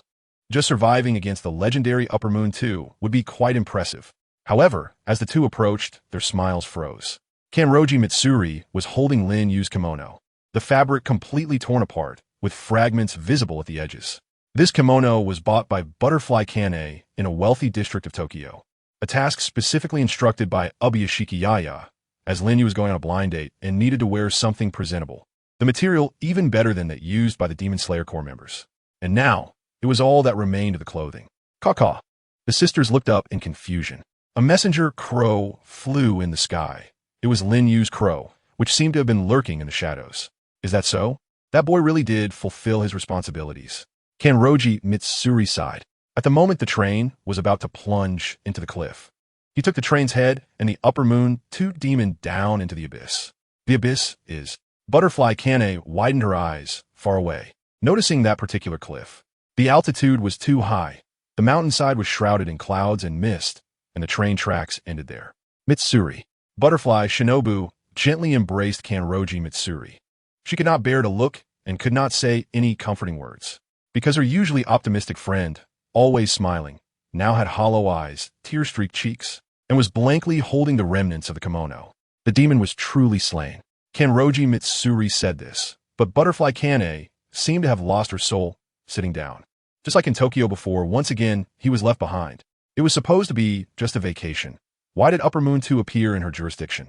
This was impossible. Chapter 71. The Kamadu Family. My lord, this is roughly what happened. The headquarters of the Demon Slayer Corps. Yuzui Tenjin was nervously reporting the battle situation. This time, it was another sudden event. An Upper Moon demon appeared in an area they were unaware of and then encountered Lin Yu. At the moment he received the information, Yuzui Tenjin was a bit baffled. Was this kid's constitution different from ordinary demon slayers, specifically attracting Upper Moons? The final cost was also quite tragic and regrettable. Yuzui Tenjin believed that the vast majority of the Hashira within the Demon Slayer Corps shared his thoughts. It was such a pity. The talent displayed by this 14-year-old boy was far stronger than any of them, and no one would refute that he was the hope to end the stagnant situation that had persisted for a century. However, geniuses always tend to perish too early. Just like now, perhaps the one who would be the saddest would be Lord Muzan, who, although he had never met that guy, was constantly concerned about his growth in life, caring for him in every possible way. However, Abuyashiki Yoya did not show any signs of disappointment. His tone still warm as a gentle breeze. Tenjin, I will leave the next matter to you alone. Yes. Yuzui Tenjin hesitated for a moment, seemingly confused, but still obeyed the order. Within Infinity Castle, the sound of people played. Kabutsuji Muzan lifted his head from the dark room, his crimson eyes slightly fierce, startling Nakime beside him, who quickly prostrated on the ground. You can tell him the news of Doma's death. Lord Muzan, regarding the ongoing plan, Kabutsuji Muzan turned his head, his tone icy. Do you think I would give up what I intend to do for such a trivial matter? Yes. Nakime lowered her head, not daring to refute. Over 100 years ago, Doma had risen from Upper Moon 6 to Upper Moon 2 through a blood battle and even challenged Upper Moon 1, Kokushibo, without dying. Regardless of his personality, his strength was recognized by everyone. The third-ranking member of the demon group was killed by an unknown demon slayer who wasn't even Hashira. Such a one-for-one exchange was not an equivalent trade, but a pure waste of resources. After all, they are just humans and can only reach this level. Kabutsuji Muzan silently sneered. He quickly recovered from the incident with Lin Yu. Compared to the guy he encountered hundreds of years ago, this demon slayer brought no fear at all. If that guy truly existed in the world, facing Doma would probably be a matter of a single slash. No one has shown such strength since then. It is said that the collected information has roughly located the demon slayer headquarters. Is said? Roughly? Nakime felt as if her throat was being choked. Fear reflected in her pupils, ultimately turning into a powerless whimper. Lord Muzan, blood flowed down Nakime's limbs, her body instantly lacerated. The pain and tremors from her soul rendered her incapable of resistance. Kabutsuji Muzan looked at his assistant with a gaze as indifferent as trash. It seems you still don't understand. I don't need useless information, nor do I need useless people. Please, give me another chance, Lord Muzan. In an unnamed village, a boy of about 10 years old walked along the rural path with a bamboo basket on his back. Beside him was a man with a sickly appearance, very frail. Tanjiro, bringing this child up the mountain to chop wood again. As they passed the rural path, many farmers raised their heads to greet this father and son. The man smiled and nodded. Uncle Shuki, Uncle Sakeyuki, hello. The enthusiastic boy waved his hand, his once childlike hands now full of calluses. This child Tanjiro is really sensible. If only my child was as sensible. Yeah, he would follow his father up the mountain to chop wood when he could walk. I remember when he came to sell charcoal in my house, he was still smaller than the basket. Ha, such a healthy and energetic child. Hearing the word healthy, a hint of relief flashed in the man's eyes as he looked at his son. His name was Tanjiro Kamadu. Heaven gave him a happy family, but did not grant him a good body. Since starting a family, his health had always been quite poor, relying on his wife, Kaneo, to manage both inside and outside, usually doing some wood chopping and charcoal selling. After having a child, he earnestly hoped that his child would not inherit the family's lingering illness like himself. Fortunately, when Tanjiro was born, he did not have that scar on his forehead. Father. Kamadu, Tanjiro looked up, his innocent little face full of confusion. Kamadu smiled and patted his head. Let's go. No matter what, we still have to live. We need to gather enough firewood today. The father and son quickly arrived in the forest between the mountains. It was autumn, the season of withering, and taking advantage of this time to stock up on charcoal would ensure that the family's livelihood wouldn't be troubled when winter came. Kaneo had just become pregnant with their sixth child and needed to buy some nutritious food to replenish her strength. Tanjiro allowed his child to go to another place while he drew out the axe he carried with him. Thump thump. The sound of rushing water echoed. Father! Father! Suddenly, Tanjiro's voice rang out from a distance. The usually frail Tanjiro, Kamadu, moved swiftly through the forest, not realizing that Tanjiro was just squatting dumbly by the river, where a person lay on the rocks. He had pulled him up, but unfortunately his strength was too small, and the person's sturdy body could only be pulled halfway onto the shore, with the other half still submerged in the river. Tanjiro Kamadu caught sight of the black markings on the person's face, seemingly witnessing something unbelievable. Father, is he dead? Tanjiro looked at his father with guilt. Tanjiro Kamadu did not immediately answer his son's question, but instead knelt down to tentatively place his hand on the person's nose. There was no breath from that pale face, the upper body completely exposed. He then leaned his head down to the person's heart area. Father, Tanjiro, be a little quiet. Tanjiro Kamadu patted his son's head, smiling to comfort his son's unease, and Tanjiro nodded, pressing his lips together. Thump! A faint sound. Tanjiro's eyes brightened. Chapter 72. The Visiting Guest. Time flew by. 2 months later, autumn turned into winter, and the sky looked as if a goose-down quilt had been torn open, snowflakes falling. Tanjiro held a worn teacup, steam rising from it, and opened the door of the thatched cottage. Leaning against a wall wrapped in tattered clothes was a figure with disheveled long hair cascading over their shoulders, expressionless as they gazed at the snowflakes in the forest. Tanjiro handed the teacup to him, eagerly asking, Hey, is Lin brother a samurai? In fact, Tanjiro had asked him similar questions more than once. When he first rescued this person from the riverbank in the jungle, the man seemed unable to move his hands after waking up, and he would cough up blood whenever he spoke. At that time, they even called the best doctor in the village, but he couldn't find any results. Instead, he was quite frightened by the black markings that appeared on the man's forehead, warning the Kamadu family that it might be a sign of evil spirits entering the body. After all, he was a stranger, so it was best not to get involved. The Kamadu family didn't think much of it, as their father, Tanjiro, had a similar scar on his forehead since birth. It must be a birthmark, their mother, Ki, said honestly. In fact, these were all excuses. Later, Tanjiro concluded that no matter what, they couldn't ignore someone in need, and he advised his children to always be kind and upright people. A couple of days later, the man's symptoms seemed to improve a bit. He could speak in a faint voice, and his right hand seemed to be able to move. On the day it snowed, he actively requested to go deep into the jungle with Tanjiro and his father to chop wood. It was hard to imagine that, despite still being unwell, he could single-handedly fell dozens of thick trees and carry over 100 pounds of wood without even getting out of breath. Of course, the real opportunity regarding the samurai issue wasn't like that. Samurai? Why did Tanjiro think like this? Was it because of this sword? The man raised his right hand, and beneath the tattered, thick sleeve was a carved wooden sword, which he had spent a whole day making. I heard from the elders in the village that only samurai still carry swords when going out. Samurai are quite impressive. Tanjiro then recounted the stories he heard from the villagers about samurai to Lin Yu. Originally, this charcoal-selling boy might have never truly encountered that side of life, as he struggled to make ends meet, just like his father. With Lin Yu's appearance, there was now a sense of the fox spirit residing in my home, a feeling of detachment between reality and strange tales.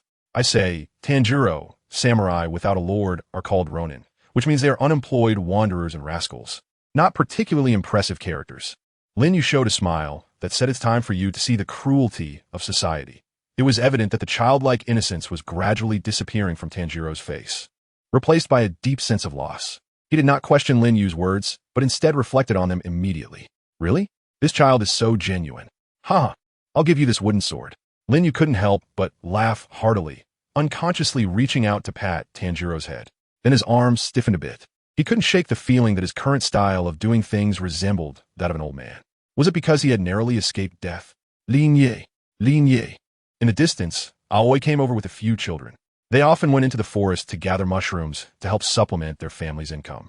The cute girl waving at Lin Yu was none other than Tanjiro's sister, Nezuko Kamadu. Good day, Mrs. Kamadu. Lin Yu stood up and bowed to the woman. No need to be so polite. Since Lin Yu came to their home, their family's livelihood not only did not become more difficult, but on the contrary, life has been getting better and better. Because Lin Yu always finds a way to sell the charcoal. The money earned is used to buy many delicious foods for the Zao men siblings. He is very popular among the children, and his daily interactions are very easygoing and polite. No one can dislike such a child. Brother Lin, the gift I wanted before. And mine. They're all here. Lin Yu smiled as he took out a series of handmade crafts from behind him, all of which were wood carvings such as rattle dolls. And they were made with exquisite craftsmanship. These were things he created to exercise the flexibility of his fingers, and he had almost fully recovered in the past few days. Amazing. Brother Lin is really impressive. So beautiful. I like Brother Lin the most. All right. Lin Kuan is a patient and still very weak, so you all shouldn't crowd around him. It will cause him distress. Zao Min Kuei Ji unhappily drove all the children back into the house. As the eldest son, Tanjiro had just received a new weapon and was filled with dreams, ready to ask Lin Yu many questions, but was ruthlessly pulled inside by his mother. Tanjiro, too, was told not to disturb Lin Kuan's rest. After the family went inside, Lin Yu walked alone to the backyard covered in snow, squatting down to touch the new green sprouting on the ground. Discovery, wisteria flower physique activated, resonance with the same kind. Is it really there? Lin Yu smiled slightly. Perhaps this is fate. He had once thought about searching for the Kamadu family, but for various reasons, this matter ultimately fell through. According to the information he had, besides the sun breathing, the Kamadu family also had the blue spider lily, which was deeply cherished by Muzan Kabutsuji. It seemed that after consuming this flower, Muzan Kabutsuji could evolve into a demon that was not afraid of sunlight. However, the blooming period of the blue spider lily was during the most intense sunlight. This meant that Muzan Kabutsuji would never be able to obtain this flower in his lifetime. Lin Kuan, what are you doing here? A somewhat weak voice rang out. Lin Yu turned around and saw Tanjiro Kamadu, who was smiling. Lin Yu was somewhat surprised. In the past, Tan Shirlang would always bring back some firewood. But today, he didn't bring anything at all. Did Mr. Tan Shirlang not go to chop wood today? Well, today there are guests arriving. And this guest is here to see you, Lin Jun. The smile on Tan Shirlang's face still hadn't faded. Lin Yu was somewhat puzzled. Who was looking for him? Ever since he arrived at the Kamadu family, he hadn't told anyone about his identity as a Demon Slayer Corps member. To these people, he was merely an injured traveler, at worst a samurai completely out of touch with the times, as Kamadu Tanjiro believed. Oh, what a flashy guy. Turns out you really didn't die. The first thing he heard was a very friendly greeting. On the roof of the Kamadu family's shed squatted a tall, handsome man with silver white hair. Chapter 73, Breath of the Sun. This should be our first meeting. Let me introduce myself. My name is Yuzui Tenjin. You must have heard of my name, right? Yuzui Tenjin leapt down from the roof, moving like a ninja, with no expression on his face, pretending to be very serious. The implication was obvious. Look, I'm the flashiest guy in the Demon Slayer Corps, a genuine Soundashira. Come worship me. Hello, god of festivals. Huh? Yuzui Tenjin was taken aback for a moment, then said in surprise, You really know your stuff? I can tell right away that you're a smart guy. That's right. I am a master of the magnificent god of festivals. Saying this, he patted the back of his head and laughed cheerfully. Tanjiro on the side seemed to want to make a sarcastic comment, but didn't he know how to start, ultimately settling for a symbolic smile. Let us go inside and talk. It would be good to catch a chill. A month before Lin Yu was injured, Yuzui Tenjin had found this place by following the river below the cliff. If it weren't for the strong insistence of his lord, Yuzui Tenjin actually felt it was unnecessary to do such things. According to later analysis by Shinobu Kocho, the blood demon art of the Upper Moon 2 demon contained an incurable poison, and just a drop could destroy human internal organs. The corpses of the passengers collected confirmed the truth of this information.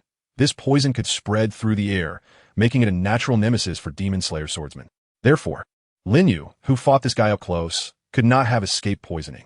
Additionally, the vertical distance of the cliff exceeded 500 meters. Even if one fell into the water, the body would instantly be smashed to pieces, unless Lin Yu was not human at all. He even specifically checked the surrounding cliffs to prevent his body from getting caught on branches during the fall, making the search quite meticulous. Considering all these factors, Yuzui Tenjin held no expectations for Lin Yu's survival. Unfortunately, this was his lord's mission. Even in death, they had to find the body, even if it would only bring sorrow to those who cared about him. Sorry for only showing up now. It seems you can heal yourself in this environment. Although I don't know what method you used, my judgment was that it would be best not to disturb you before your recovery. I also consulted with my lord about this, so I only communicated unilaterally with Mr. Kamadu. In fact, Lin Yu had already felt that he was being valued by the Demon Slayer Core Lord. Generally, ordinary people wouldn't have the opportunity to be so painstakingly cultivated by a Hashira. However, he didn't expect to be valued to this extent. Even an arrogant Hashira he had never met would be cautious in his attitude towards him. To be honest, I find it quite strange as well.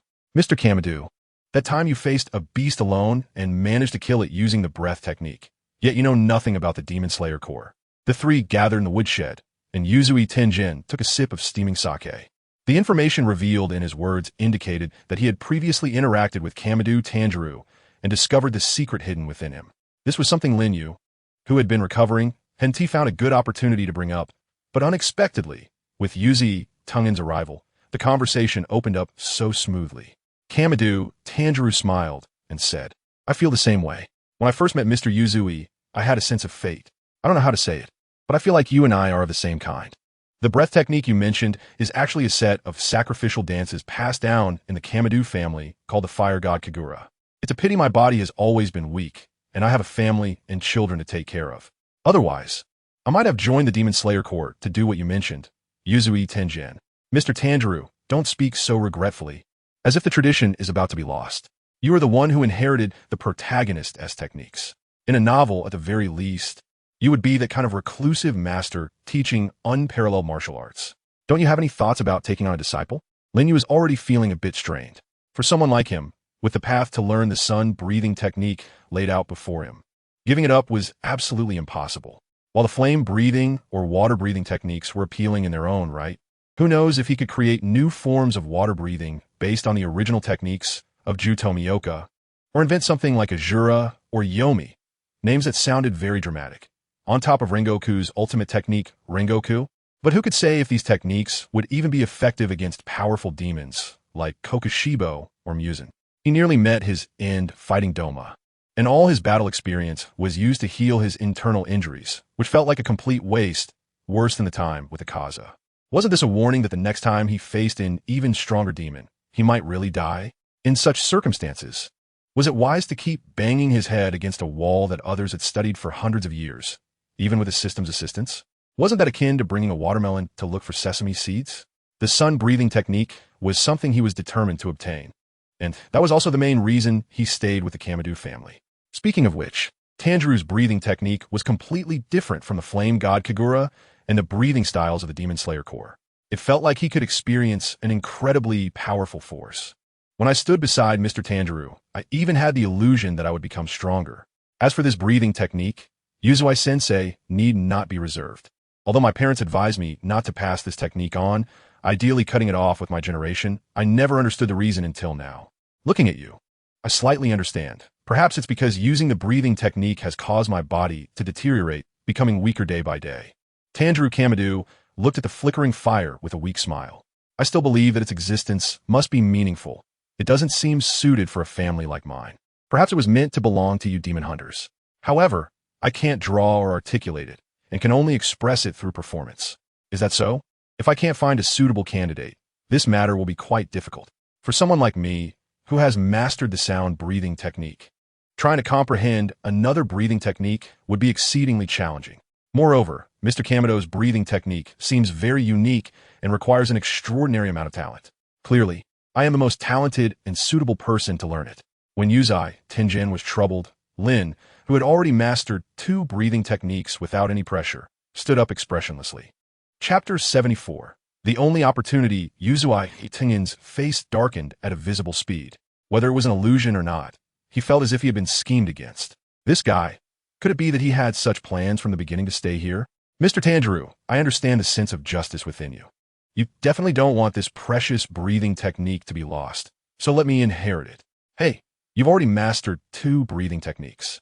Logically speaking, mastering a third one is impossible unless your lungs are made of iron. How would I know if I don't try? Lin Yu calmly glanced at Yuzue Tenjin.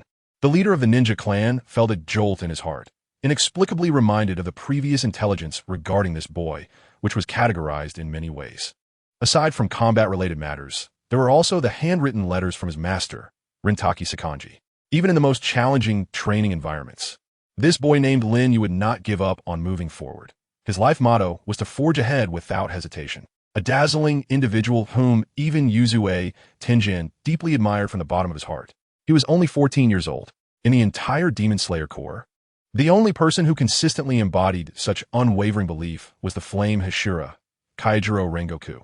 The others, to varying degrees, harbored their own inner shadows. Perhaps this was the main reason this boy could master the breath of flame. Are you really willing to try even in the face of death? Yuzue Tenjin remained silent for a moment before asking. This is my worst prediction. After all, throughout the history of the Demon Slayer Corps, there has never been anyone who mastered 3 breathing techniques. How about this, Lin-kun? Let's just drop it. Tanjiro sensed that the atmosphere had suddenly become heavy. He didn't quite understand the theoretical basis of breathing techniques, but he was certain that this unique aspect was what led to the premature deaths of generation after generation in the Kamadu family. His father and grandfather probably both passed away around the age of 30 due to some mysterious illness. Now was his turn, and he could feel his own body deteriorating. No, there's not much time left. You should know best what I've done this time. That guy won't let it go easily. Lin Yu shook his head. From a moment, he decided to take up the Nichirin Blade to kill demons. His life had taken a path akin to that of a diode. It wasn't that he didn't want to turn back, but that he couldn't. Living like an ordinary person meant that the things he possessed in this world would eventually disappear, silently waiting for a few years for the new generation to appear, only to then eliminate Muzan-Kibutsuji was utter nonsense. Who knows what butterfly effect his appearance had triggered? Entrusting his life to others was a foolish act. Awakening the system and then choosing a laid-back life was not something he could stoop to. In this era, choosing to be a commoner was tantamount to placing his neck on the chopping block for others to strike. His only belief was to kill Muzan-Kibutsuji and completely erase that guy's existence from this world. So it's like this. Have you reached a bottleneck in your training? Tenjin Yuzui nodded in understanding. From Lin Yu's battle with Upper Moon 2, it was clear this was the limit. Sending anyone from the Demon Slayer Corps would only lead to needless death. As for Upper Moon 1 and the legendary Demon King above that, no one knew their true strength. I understand. I will inform the Lord about this matter. Your eagerness to master the breathing techniques that Tanjiro Kamadu possesses probably had its conclusion before meeting me, right? If this is what you need, we will do our utmost to assist you. The negotiation process didn't take long, just a little over an hour at most. Tanjiro Kamadu brought out the remaining winter meat from his home and cooked a large pot of soup, along with some dry rations soaking in the meat broth, which was very delicious. Of course, the season played a role. After all, in such icy weather, being able to eat something warm was already a luxury. Lin Yu didn't even sit at the dining table while eating. He just took a bowl and ran outside alone. Yuzue Tianyuan was very unreserved, asking for bowl after bowl. In the end, he looked at the children who didn't dare to reach for their chopsticks and were just watching him with eager eyes before he stopped. Understanding the reason, Yuzue Tianyuan also became like Lin Yu, casually finding an excuse that he was full and went outside to look at the snowflakes. I heard that you were engaged to a girl from your team, and you were supposed to visit her parents this time. Mr. Yuzue, please speak plainly. Hey, how come you have no sense of romance at all? I've been here for so long, and you don't plan to ask about her at all? The news of my survival cannot be taken back. At least, no one besides your master can know. Your master? Yuzue Tianyuan turned his head. Are you serious? Why? Lin Yu nodded and said, the fewer people who know about this matter, the better. Yuzue Tianyuan's face darkened. Hey, can you be a bit clearer? Although I know I might not be able to beat you, I can't shake the feeling that you're thinking of something that makes me want to punch you. Mr. Yuzue, to be honest with you, I've never considered myself a member of the Demon Slayer Corps. The reason I joined was to obtain enough resources to slay demons. But I don't feel any guilt about it, because our goals are aligned. Lin Yusi looked at Yuzui Tenjin with a do your family know how arrogant you are? Expression. After a moment of gritting his teeth, Yuzui Tenjin gave up. Arrogance requires ability. Having killed one Upper Moon 6 and one Upper Moon 2, along with having dealt with Lower Moon 2 and Lower Moon 1, these glorious achievements have yet to be matched by any Hashira. His perception of Lin Yu had long changed from initial resentment Talented individuals evoke envy and jealousy, but those who are excessively talented can only be admired from a distance. The news that I'm still alive might spread to the demons through the Demon Slayer core. It would be best if they thought I was dead. Otherwise, I might miss the best opportunity. Yuzui Tenjin gritted his teeth and said, "What opportunity? At this point, you can't just brush me off with such words. What exactly is your purpose in saying this?" Disrespecting the leader, ignoring commands, and being arrogant are accusations piling up against someone who isn't even a Hashira. If it were any other Hashira, they would have already taught him the harshness of society. I want an opportunity to end this era and completely kill the Demon King. Lin Yu got up. The snow was still falling, and it was very cold. Chapter 75. That man, what an arrogant guy he is. Yusui Tianyuan couldn't help but sigh in his heart. However, the strength hidden beneath this arrogance is indeed real. This meeting did not go as smoothly as Yusui Tianyuan had imagined. Originally, he planned to take Lin Yu directly back to the Demon Slayer core. But, judging by the current situation, he seemed to have been rejected by the other party. The reason, in a precise sense, is unclear. In this era, kill the Demon King? How to achieve such vague goals? To be honest, there is not a single clue. Up until now, Yusui Tianyuan had not encountered a single upper moon and felt completely disconnected. But, I understand now, if you think that way. I will report it to my lord. Thank you very much. No need, doing my best to cooperate with you is also one of my tasks. As a ninja, obeying orders is the most basic thing. Yusui Tianyuan waved his hand. Although the Tanjiro family was curious about this suddenly appearing tall man, especially since he had 2 curved blades inserted into his back, they did not ask any further questions after Tanjiro's explanation. His appearance and departure did not bring much shock. It was very peaceful. After sensing Lin Yu's determination, Tanjiro also decided not to hesitate any longer and began to teach him the family's traditional fire god Kagura. In the backyard of the Tanjiro family, Lin Yu sat on the wooden board under the eaves, while Tanzho Min Chuanlang was searching for something in the woodshed nearby. This dance seemed to hold a different significance for the Tanzho family, almost like a ritual to honor and worship the gods. To ensure sufficient devotion, the preparatory work was quite complex. After the peak opened the transparent world, my abilities were almost on par with Doma. That guy probably fell for it because he wasn't good at close combat. Lin Yu could clearly feel the gap between the 6th upper moon, Jutaro, and Daki. And the lower moon, Tamayo, was indeed vast. At least, the few strikes he dealt to Tamayo's neck would have been impossible for Jutaro to dodge. That guy was able to set up ice-sculpted puppets in Lin Yu's path beforehand, which proved that Lin Yu's attack trajectory was actually captured by him. Just because he could kill Tamayo didn't mean he was necessarily stronger than Tamayo. Rather, he exploited Tamayo's personality flaws, who likely fought with a playful mindset until his death. The demons he might encounter in the future would probably not be so easy to deal with, especially the cautious Kibutsuji Musen.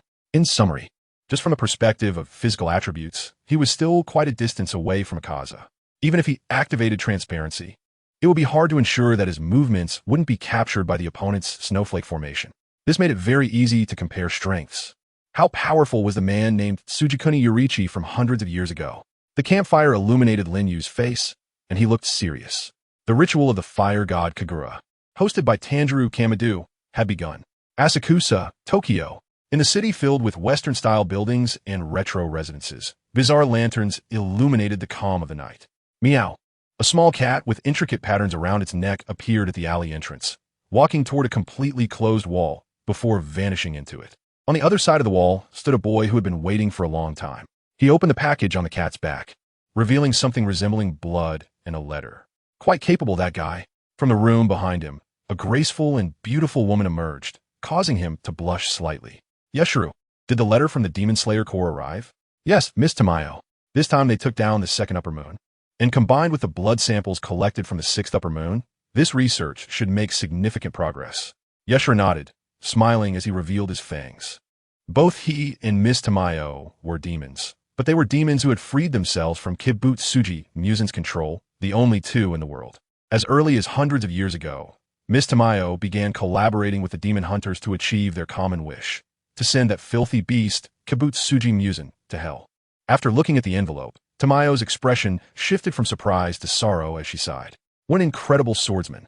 He sacrificed his life to kill such a terrifying existence as the 2nd upper moon. Since then, I haven't seen such an extraordinary human. Mr. Ubuyashiki is probably very heartbroken right now. Indeed, speaking of which, how did that guy know about Miss Tamayo's existence? He even specifically had Mr. Ubuyashiki contact us. Yeshuru was puzzled. After the Tokyo incident, he and Tamayo received a confidential letter from the Demon Slayer Corps, which requested Tamayo to develop a medicine that could turn demons back into humans. As a physician, Tamayo had extensive knowledge in this area, but she had never considered such a research direction. Since the attachment bore the signature of Ubuyashiki Waya, the leader of the Demon Slayer Corps, Tamayo agreed.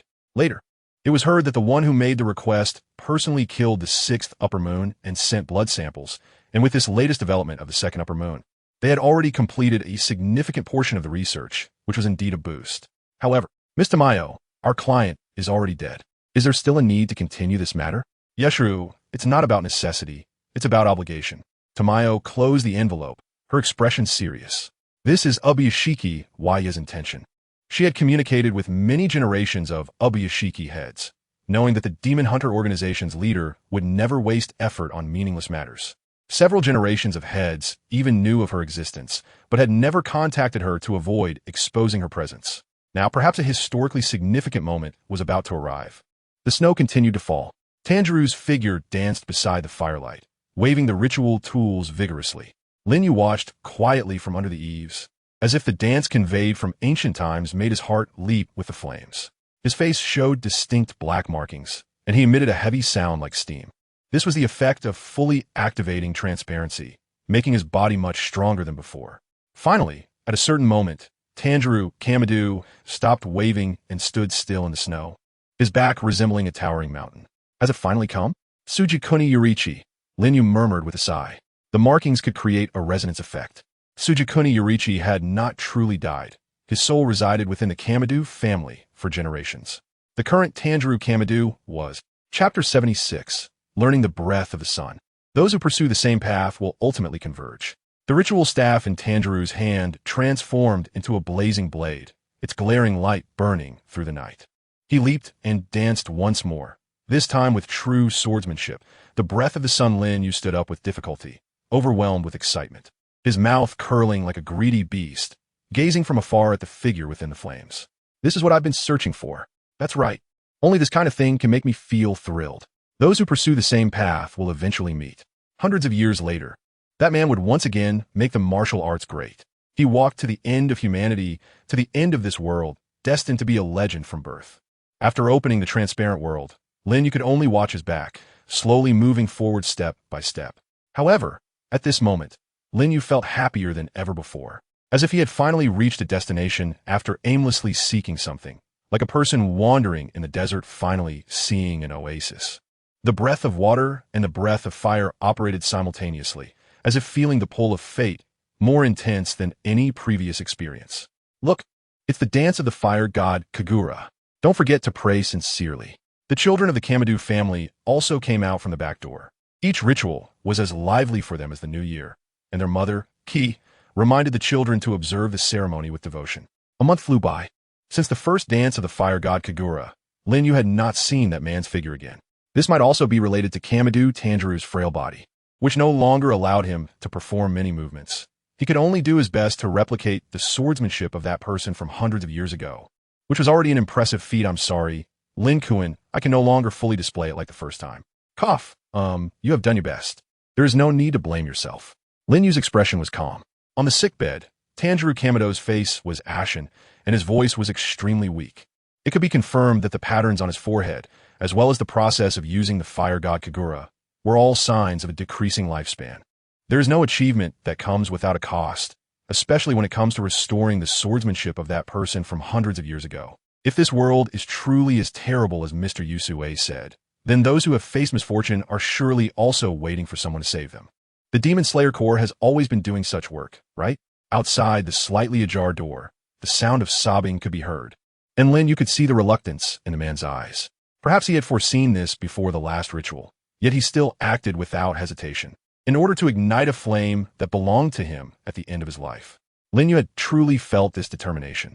The nobility of humanity begins with the courage to face death.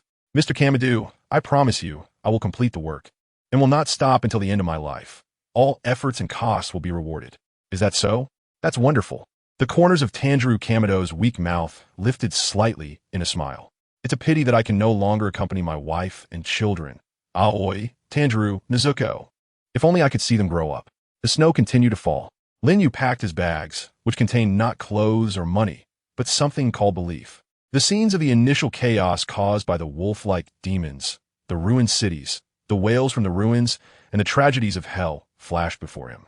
Then there was Doma, who with a wave of his hand caused an entire train car full of people to die instantly, leaving not even a complete corpse behind. He had once hoped that this world would be a little kinder, at least not involving those innocent people. However, war is such a thing. Ethics and morals gradually crumble until one side of the dispute disappears, until the end of death. At that moment, the only thing that can be compared is who wants to live more, whose methods are more despicable. He would spare no effort to kill Muzan Kabutsuji and survive. On the day of Tanjiro Kamido's funeral, he happened to see Yuzui Tenjin returning from the Demon Slayer Corps in the snow. Even in his always calm eyes, there was a noticeable sadness. The Kamido family would receive compensation as the families of fallen soldiers. After saying this, he fulfilled his promise, giving all the money he carried to Kamido Nezuko, and stated that she would receive monthly support from the Demon Slayer Corps in the future. Additionally, her children would be able to attend school with the support of the Ubuyashiki family, no longer needing to rely on selling charcoal to survive. How has your breathing technique training been? After the ritual was completed, Yuzui Tenjin called Lin Yu outside. They were about the same height, but Yuzui Tenjin was already a genuine adult. No problem. Lin Yu nodded. The breathing technique of the sun breathing was not difficult for him. Since he acquired the system, he had never needed talent to learn things. He just needed to practice continuously to become proficient and powerful. Compared to the flame breathing and water breathing, the characteristic of the sun breathing was that the severed parts would be unable to recover for a period of time. Even the upper moon demons could not prevent it. It was a true radiance like that of the sun. Your request has been agreed upon by the Lord. Next, I will act as your assistant, drafting plans. If there is a need to utilize the Demon Slayer Corps, I can directly mobilize forces from various places to provide you with assistance. By the way, there's also this. Yuzui Tenjin took out a black Haori from the package. Lin Yu frowned slightly. Don't misunderstand, I haven't said anything. This was given to me by Butterfly Kanai, who said it was a gift for me. Lin Yu looked at this guy speechlessly. You're giving this to me now, after you've already received it? Yuzue Tan Yuan awkwardly scratched his head and smiled. Don't underestimate a woman's intuition. Rest assured, after the Hashira meeting, the Hashira expressed their regret over your death.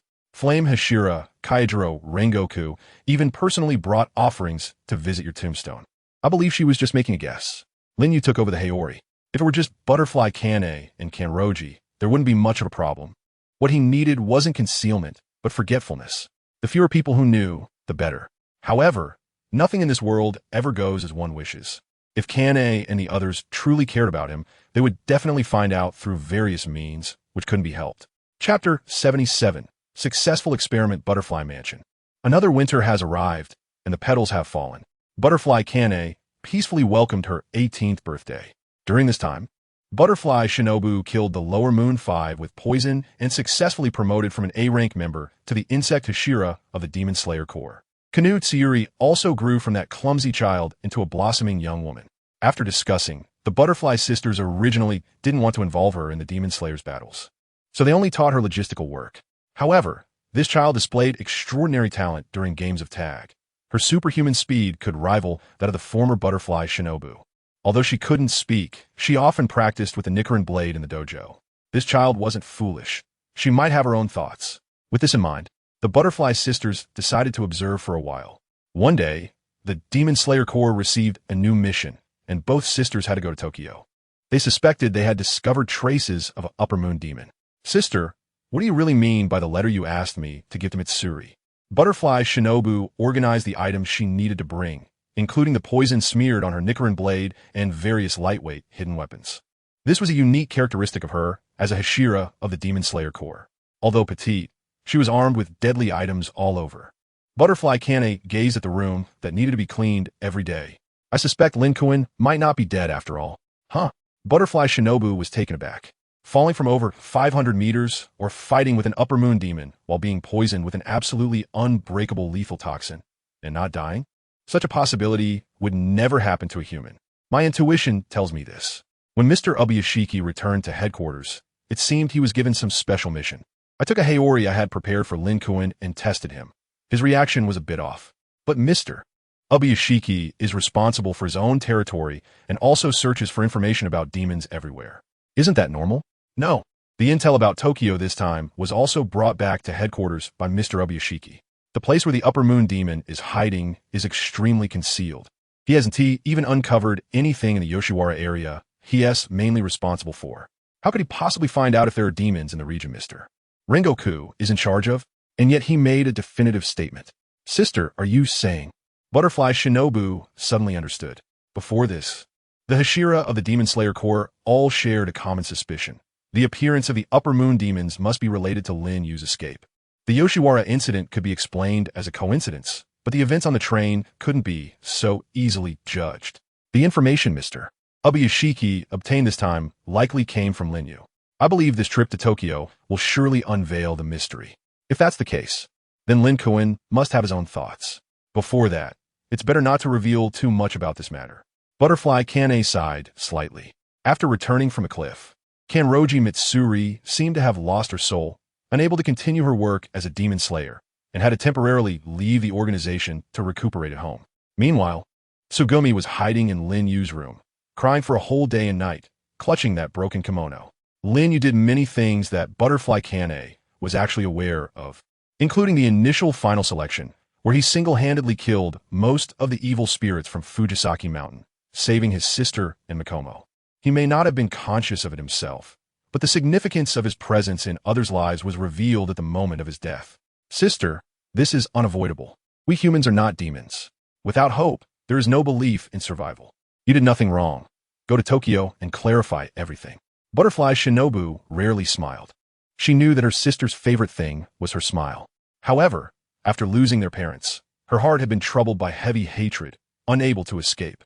After Kanahui arrived at the Butterfly Mansion, this child's fate was even more tragic than hers, yet she still worked hard to live, striving every day to absorb new knowledge. Seeing this child's appearance, Butterfly Shinobu felt somewhat uplifted. Upon reflection, all of this was thanks to Lin Yu. Although that guy was not exactly upright, he truly saved many people. Butterfly Kane smiled faintly. On this day, all members of the Demon Slayer Corps received the same message, to shrink their hunting range. Like a tiger retracting its claws and retreating back into the darkness. Most of the Hashira in training were also recalled to headquarters. The only active area was near Asakusa, Tokyo, where a support team was formed based on the Hashira, with only one task, to protect a very special existence they had never seen before. Successful, Miss Tamayo. Inside a Western-style building in Asakusa, Tokyo, after more than half a year, the pharmaceutical experiment had achieved a historic breakthrough. Tamayo placed the extracted test tube in front of her. Inside was a red solvent that seemed to have a life of its own, while her assistant Yeshuru looked on with excitement. I can't believe those guys found it. The seeds of the blue spider lily. Not quite, Yeshuru. There has only been one supporter providing us with materials from the beginning. Tamayo smiled and shook her head. One person? What does that mean? It's truly fate. I always believed that the events happening to me would eventually come to an end, and that an existence capable of completely killing that man would surely appear. I have been longing for that day to come, and now that person has finally appeared. This time, he is more cautious and careful than before. Could it be Yeshuru was shocked? This was too horrifying. After battling Upper Moon 2, he fell off a cliff and was heavily poisoned. With a human body, he was definitely dead. Even if that guy was a monster, there was no chance of survival. Yet he lived? Meow. At that moment, a cat's meow came from outside the Western-style building. Is there new blood being delivered? Didn't we say before? It's no longer needed. Now we just need to wait for news. After Yeshuru realized this, an extremely unwilling expression appeared on his face. He always hated it when someone disturbed his life with Tamayo. Moreover, there was Muzin's demon monitoring outside. Doing such a thing was very dangerous.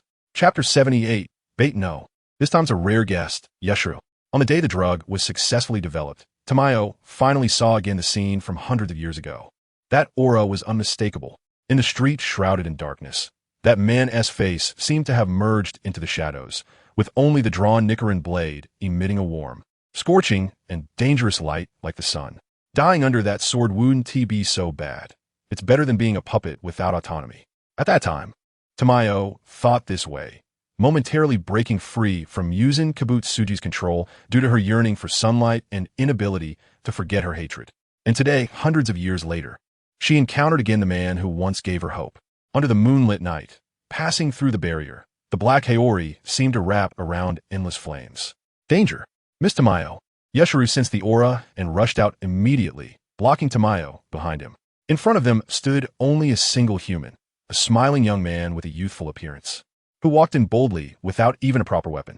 The desire and excitement reflected in Tamayo's beautiful eyes. "You're the one who sent us the letter, Lin Yu, right?" "Yes, we finally meet, Miss Tamayo." His tone was casual, neither cold nor inexplicable, as if they were acquaintances who had met once at a banquet. However, Yeshuru was on high alert, trembling. He didn't know why. The person in front of him was just a human. The only potential threat a human could pose to a demon would come from a Nichirin Blade, yet he didn't even have such a weapon. "Rest assured, this time I came, and the security work is handled by the Sound Hashira, Tenjin Yuzi. He will clear all obstacles and divert the demons tracking you elsewhere." Lin Yu smiled. Professional work should naturally be left to professionals. It was impossible for him to reveal a single bit about his trip to Asakusa, Tokyo. Until he entered this residence, he had effectively used a disguise and altered his aura. However, it seemed that this was broken at the moment he entered the barrier due to Tamayo's blood demon art. The only downside of this world is that there are too many people. It is precisely because of the countless defenseless blood food that the demons become stronger and stronger. However, this has become the only favorable factor that interferes with Musen Kibutsuji. The main reason the Demon Slayer Corps has persisted for hundreds of years is that they can use this vast world and the endless descendants of humanity to engage in indirect battles. Lin Yu abandoned his original identity and walked the world as a deceased person, just an ordinary individual, making it impossible for Musen Kibutsuji to discover him. Shizuka suppressed her inner excitement. "I've already heard about your situation from Mr. Obuyashiki. Next, we just need to proceed according to the plan, right?" Yeshuru asked in confusion. The plan refers to the bait to lure that coward out of his secure fortress and completely eliminate him. Shizuka gritted her teeth. She had been waiting for this moment for a long time. Inside the Western-style building's medical room, various reagent bottles were placed on the desk. Small white mice scurried in the display case, and tweezers and scissors lay on the tray, creating a chaotic scene. However, the experiment was successful. This was the antidote to turn demons back into humans, combining the blood of the upper 6 and upper 2, along with the seeds of the blue spider lily, which looked like blood on the surface. Shizuka, with a serious expression, put on white gloves and took out the vial containing the solution from a safe. However, it had not yet undergone the final test. "Is there some difficulty?" Without any polite small talk, Lin Yu headed straight here after getting off the train, hardly having time for a cup of tea, all for this solvent. Shizuka shook her head. Yeshuru, on the other hand, seemed to have understood something and said excitedly, "Although the solvent matched successfully and removed the toxins from upper 2's blood, allowing the mutated white mice to return to normal, but is it the sunlight?" Seeing Yeshuru's hesitant expression, Lin Yu spoke up. "The hallmark of judging whether a demon has turned back into a human is not an injury that won't heal, nor is it the human appearance with no signs of mutation. It is sunlight. Demons cannot stand in sunlight. Even Musen Kibutsuji has not overcome this weakness, which is why he desperately wants the blue spider lily. And to conduct this experimental test, these two cannot do it." Yeshuru shook his head, saying, "The experiment was very successful. The transformed white mice can walk in sunlight, and there's a high probability it will work on demons as well." With anger, he raised his head. "But who do you plan to use as bait? Just because there's a high probability it will work on demons doesn't mean it will definitely succeed. There could be side effects, blood rejection, immediate death, or it might not be transformable, ultimately still unable to overcome sunlight. Excluding these possibilities, even if it really turned back into a human, the value of this antidote is limited to the person that Musen Kibutsuji has always focused on, the one he turned into a demon, who escaped his control and has been hiding for hundreds of years, now reappearing before him in a human identity, standing in sunlight. That person is the bait that drives Musen Kibutsuji mad, and the only one who can serve as bait is her." After understanding this, Yeshuru realized how foolish his actions had been these days. He was pushing the person he loved the most onto the gallows himself. Lin Yu said expressionlessly, "The person you care about the most has turned you into a demon, the one who has accompanied you for hundreds of years. Miss Juye beside you, she is the bait, and only she can be. You really dare to say that?" Yu Shilong's pupils suddenly dilated. Blood demon techniques were spreading, and he angrily directed his attack towards Lin Yu. Without a doubt, at this moment, he wanted to kill the guy in front of him. However, a calm and gentle voice rang out beside him. "Yu Shilang, Miss Juye?" Yu Shilang turned his head as if he had lost all hope. But what he saw was Zhu Ye's incredibly gentle smile, the very thing that had saved him countless times. Chapter 79. Arrival at the venue. Has Lin Jun already heard about my situation? Zhu Ye exuded an aura of rational maturity. When she first accepted the commission to create the potion, she may not have anticipated this step, but the moment the blue, which Muzin Kabut Suji cherished, appeared, she had already guessed it. Yes, his body will split, and as long as any part is spared, he can be reborn. Lin Yu nodded. The person from hundreds of years ago missed that one unique opportunity, and thus until the day he passed away. He could never wait for that timid man to reappear in the world. He had his own hiding place, and once he chose to evade, all preparations would go to waste. The potion I created can turn ghosts into humans, but it cannot ensure that after he consumes me, he won't use blood magic. He might really evolve further into an existence that is not afraid of sunlight, truly invincible. Miss Zhu Ye, don't be so pessimistic. Indeed, without the mindset of sacrificing everything, one cannot defeat a powerful enemy. However, in my plan, there are only unexpected sacrifices, not necessary sacrifices. My existence is to minimize the possibility of unexpected events. The timing is not yet mature. You have not reached the point of exposure. Lin Yu's main purpose for coming today was to meet with Tamayo and put her mind at ease.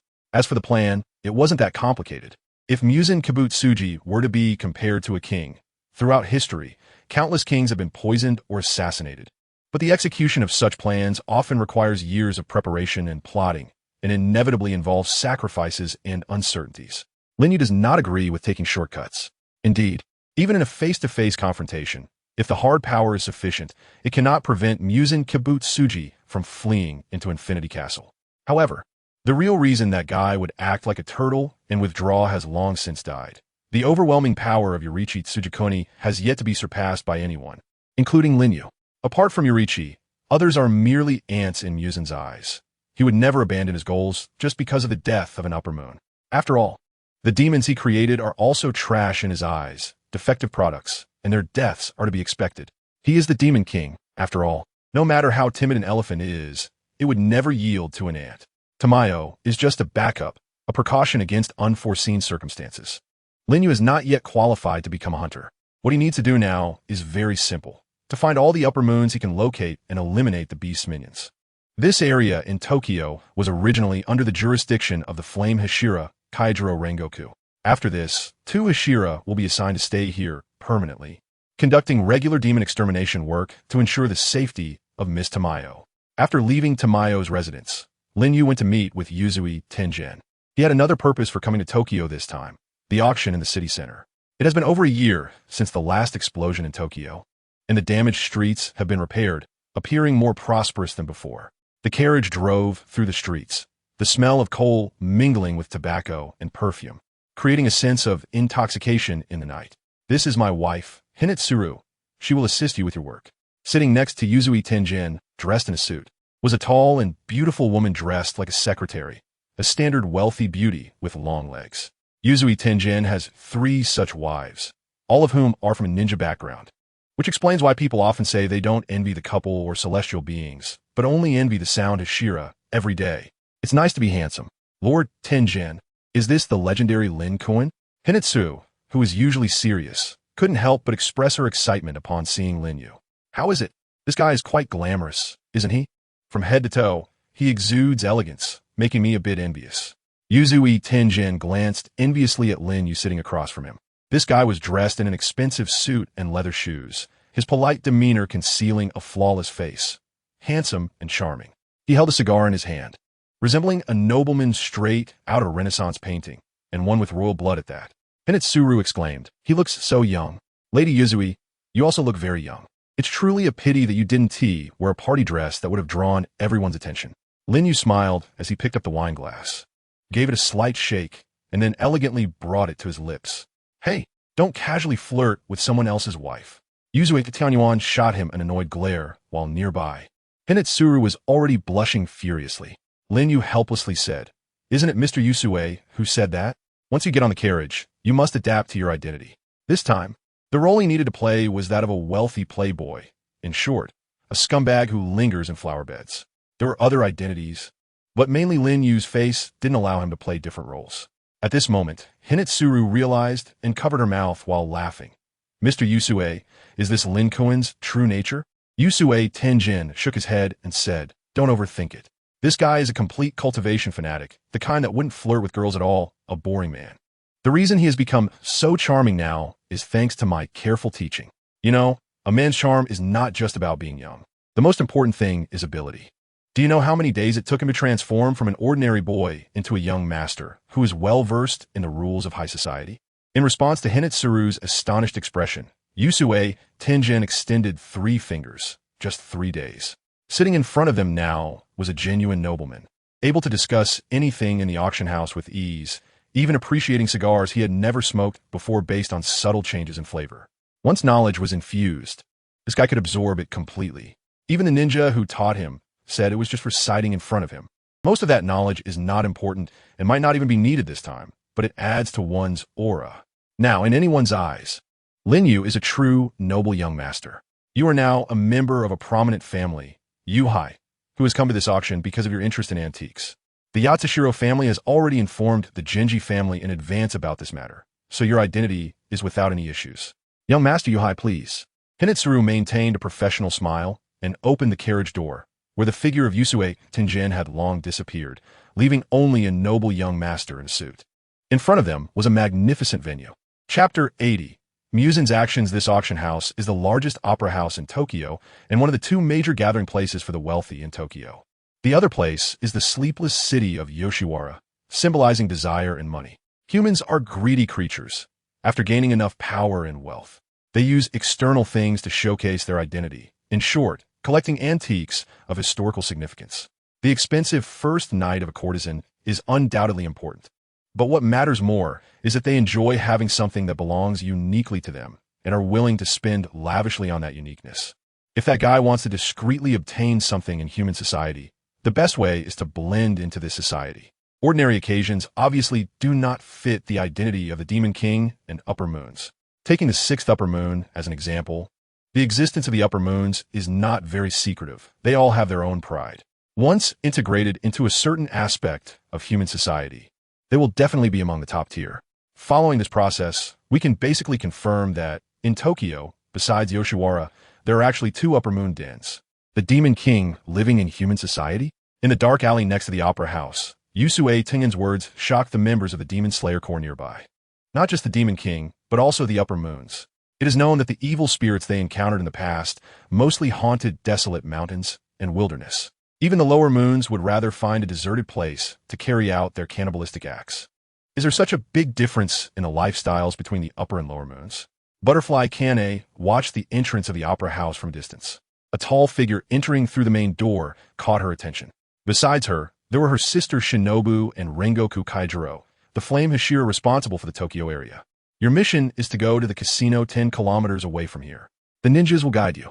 We have already investigated the information about that Upper Moon demon, including the blood demon art he uses.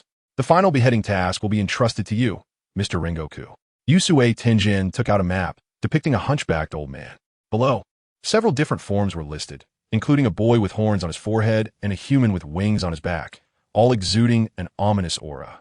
Butterfly Shinobu stared expressionlessly at Yusue Tengen's face, making him feel a bit guilty, and he showed signs of impatience. What's wrong? Do you think that the magnificent me and my outstanding subordinates couldn't investigate such specific information? Not at all. I just feel that Mr. Yusue is really impressive, having devised such a meticulous battle plan. Clearly, there is also an Upper Moon over here at the Opera House, yet you sent all 3 of us to another place, choosing to face the evil spirit here alone. Is that really okay?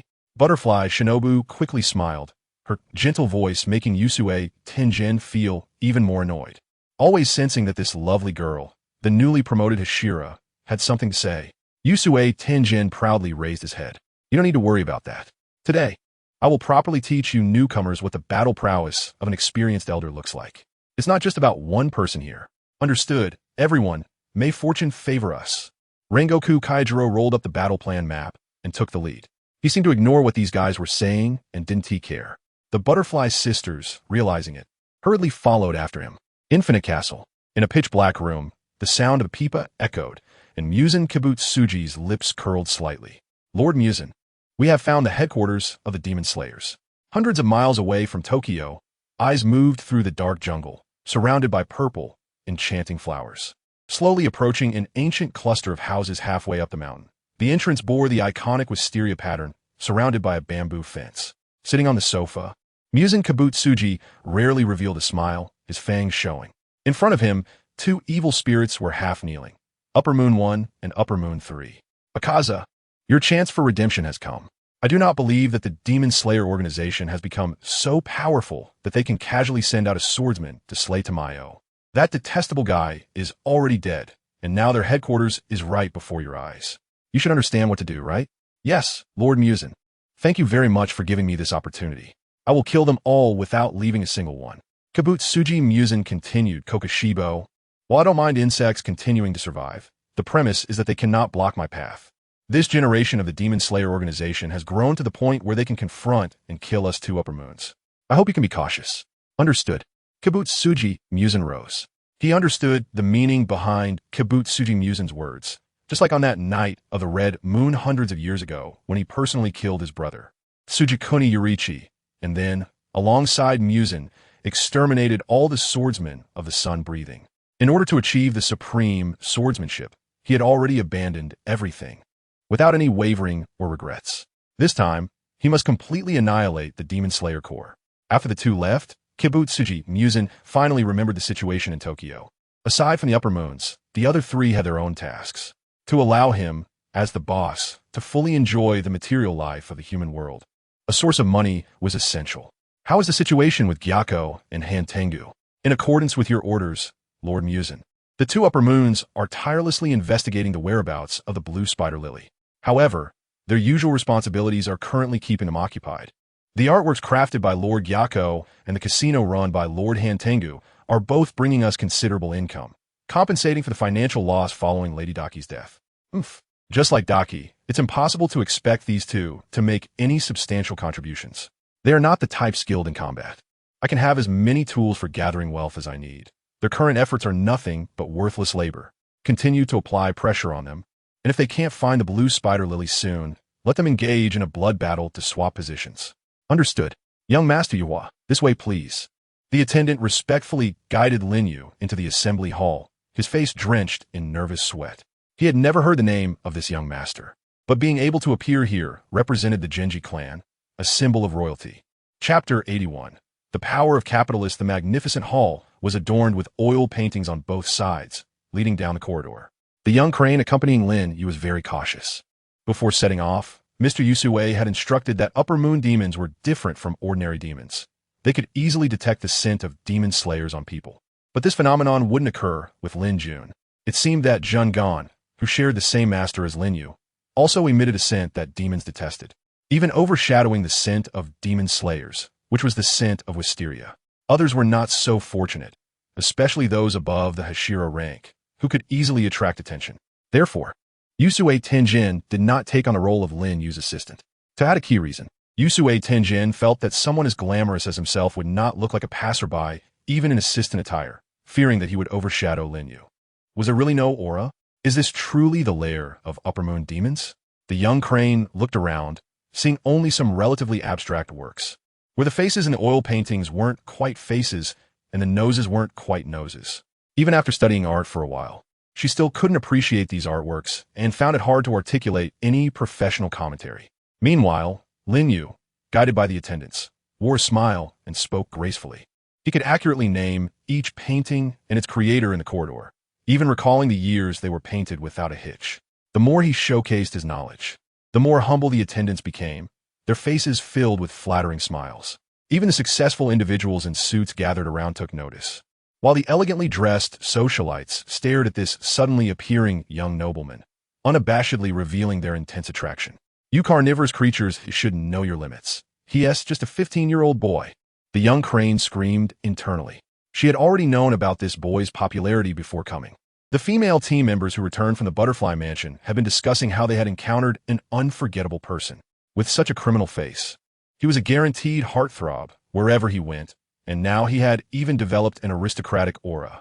It was evident that just standing there made him stand out. My name is Mikami Koko, and my father is a director of the Mikami Group. May I ask if you have any other arrangements after the auction? If you don't mind, could I invite you to dinner? A woman in an elaborate long dress approached Lin Yu with a flushed face, lifting her skirt like a medieval princess and slightly bending her knee. Lin Yu gestured for the attendant beside him to stop and smiled, saying, "Of course, Miss Samu. It is my honor to be invited by such an elegant and beautiful woman as you. However, I regret to inform you that I have other matters to attend to after the auction."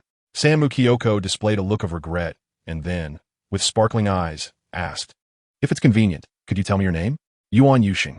If there is a chance, Miss Samu, you should be able to see me in the outer garden of the city center." "Outer garden? Genji?"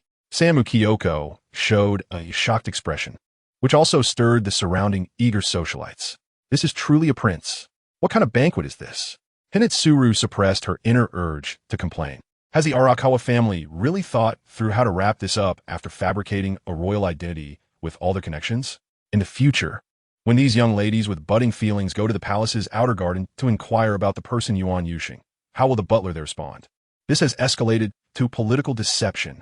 Meanwhile, the guy in front of her had no awareness of this and chatted merrily with each of the young ladies, elegantly refusing them while leaving behind pairs of longing and reluctant eyes. She wondered how the female members of the Demon Slayer Corps, who had inappropriate thoughts about this young man, would react upon seeing this scene. All right, Lin Kuin seems to be engaged. The fiancé is said to be Rengo Kasan's disciple. Is this considered inappropriate? The attendant withdrew, and with mixed feelings, Hinetsuru followed Lin Yu. At the moment he turned, she noticed that his smile had disappeared, replaced by a serious and stern expression, as if he had drawn a sword to part the curtain leading into the venue. "Miss Hinetsuru, I'll leave the next matters to you." "All right." Hinetsuru, who had just been lost in thought, scolded herself and finally understood what her husband meant by talent at that moment. It was too professional. The transition from a young nobleman to a hunter was so smooth that Hinetsuru felt she could hear the sound of sword being drawn. This 15-year-old boy was remarkably composed. The venue was essentially a musical theater, reportedly because it often dealt with items that could not be made public, such as antiques from other countries. Therefore, the auction always adhered to extremely discreet principles and would not announce information in advance. This was also why Yuzui Tenjin was able to trace it here. The Arakawa family's potential influence was comparable to that of the royal family, but their profession was not known to the public. Essentially, the prominent families had conducted investigations under the Arakawa family's guidance, ensuring that no demon forces could interfere with anything that could be made public. Humanity remained the ruler of this world. Fortunately, Muzan Kibutsuji seemed to have no such intentions, such as turning government officials into demons to interfere with human society's operations. Otherwise, the Demon Slayer organization would have ceased to exist long ago. He might have truly become the actual ruler of the island nation. Muzan probably had only one goal after living for thousands of years, the blue spider lily. He had no interest in the power and wealth of the mundane world. From this perspective, the Demon King seemed quite simple. This place was one of Tokyo's most prominent gray trading zones, frequented by the upper class who possess sufficient information. An auction here could generate hundreds of millions of yen, making it more profitable than Tokyo's largest casino. Lin Yu had come here today with only one item in mind to purchase. "Miss Hinetsuru, what is the budget for this time?" "As for that, Lord Tenjin has already mentioned it in advance. You just need to bid higher than the opponent. Any extra money is merely a number for the Arakawa family." Hinetsuru replied calmly. Lin Yu's always calm heart stirred with a ripple as memories of his desperate days of making money flooded his mind. Damn capitalists. Chapter 82. The Curse Pot. Ladies and gentlemen, welcome to tonight's auction. The host spoke with a standard Kyoto accent, dressed in an elegant kimono, white socks paired with wooden sandals, all showcasing the cultural output of his country. After a brief introduction, a series of auction items were presented. Just as Yusui Tian Yuan had said, one could see antique treasures from various countries here. Most of these aged items came from tombs and mausoleums, and just looking at them brought an eerie feeling. Yet the socialites and gentlemen below were willing to spend thousands to purchase product from a bygone era, which only shows that the interests of the wealthy are beyond the understanding of ordinary people. During the bidding, there were indeed some shills arranged by the product family, all of whom were ninjas under Yusui Tian Yuan. These guys would bid on one or two items as previously agreed upon, in order to solidify their prefabricated identities.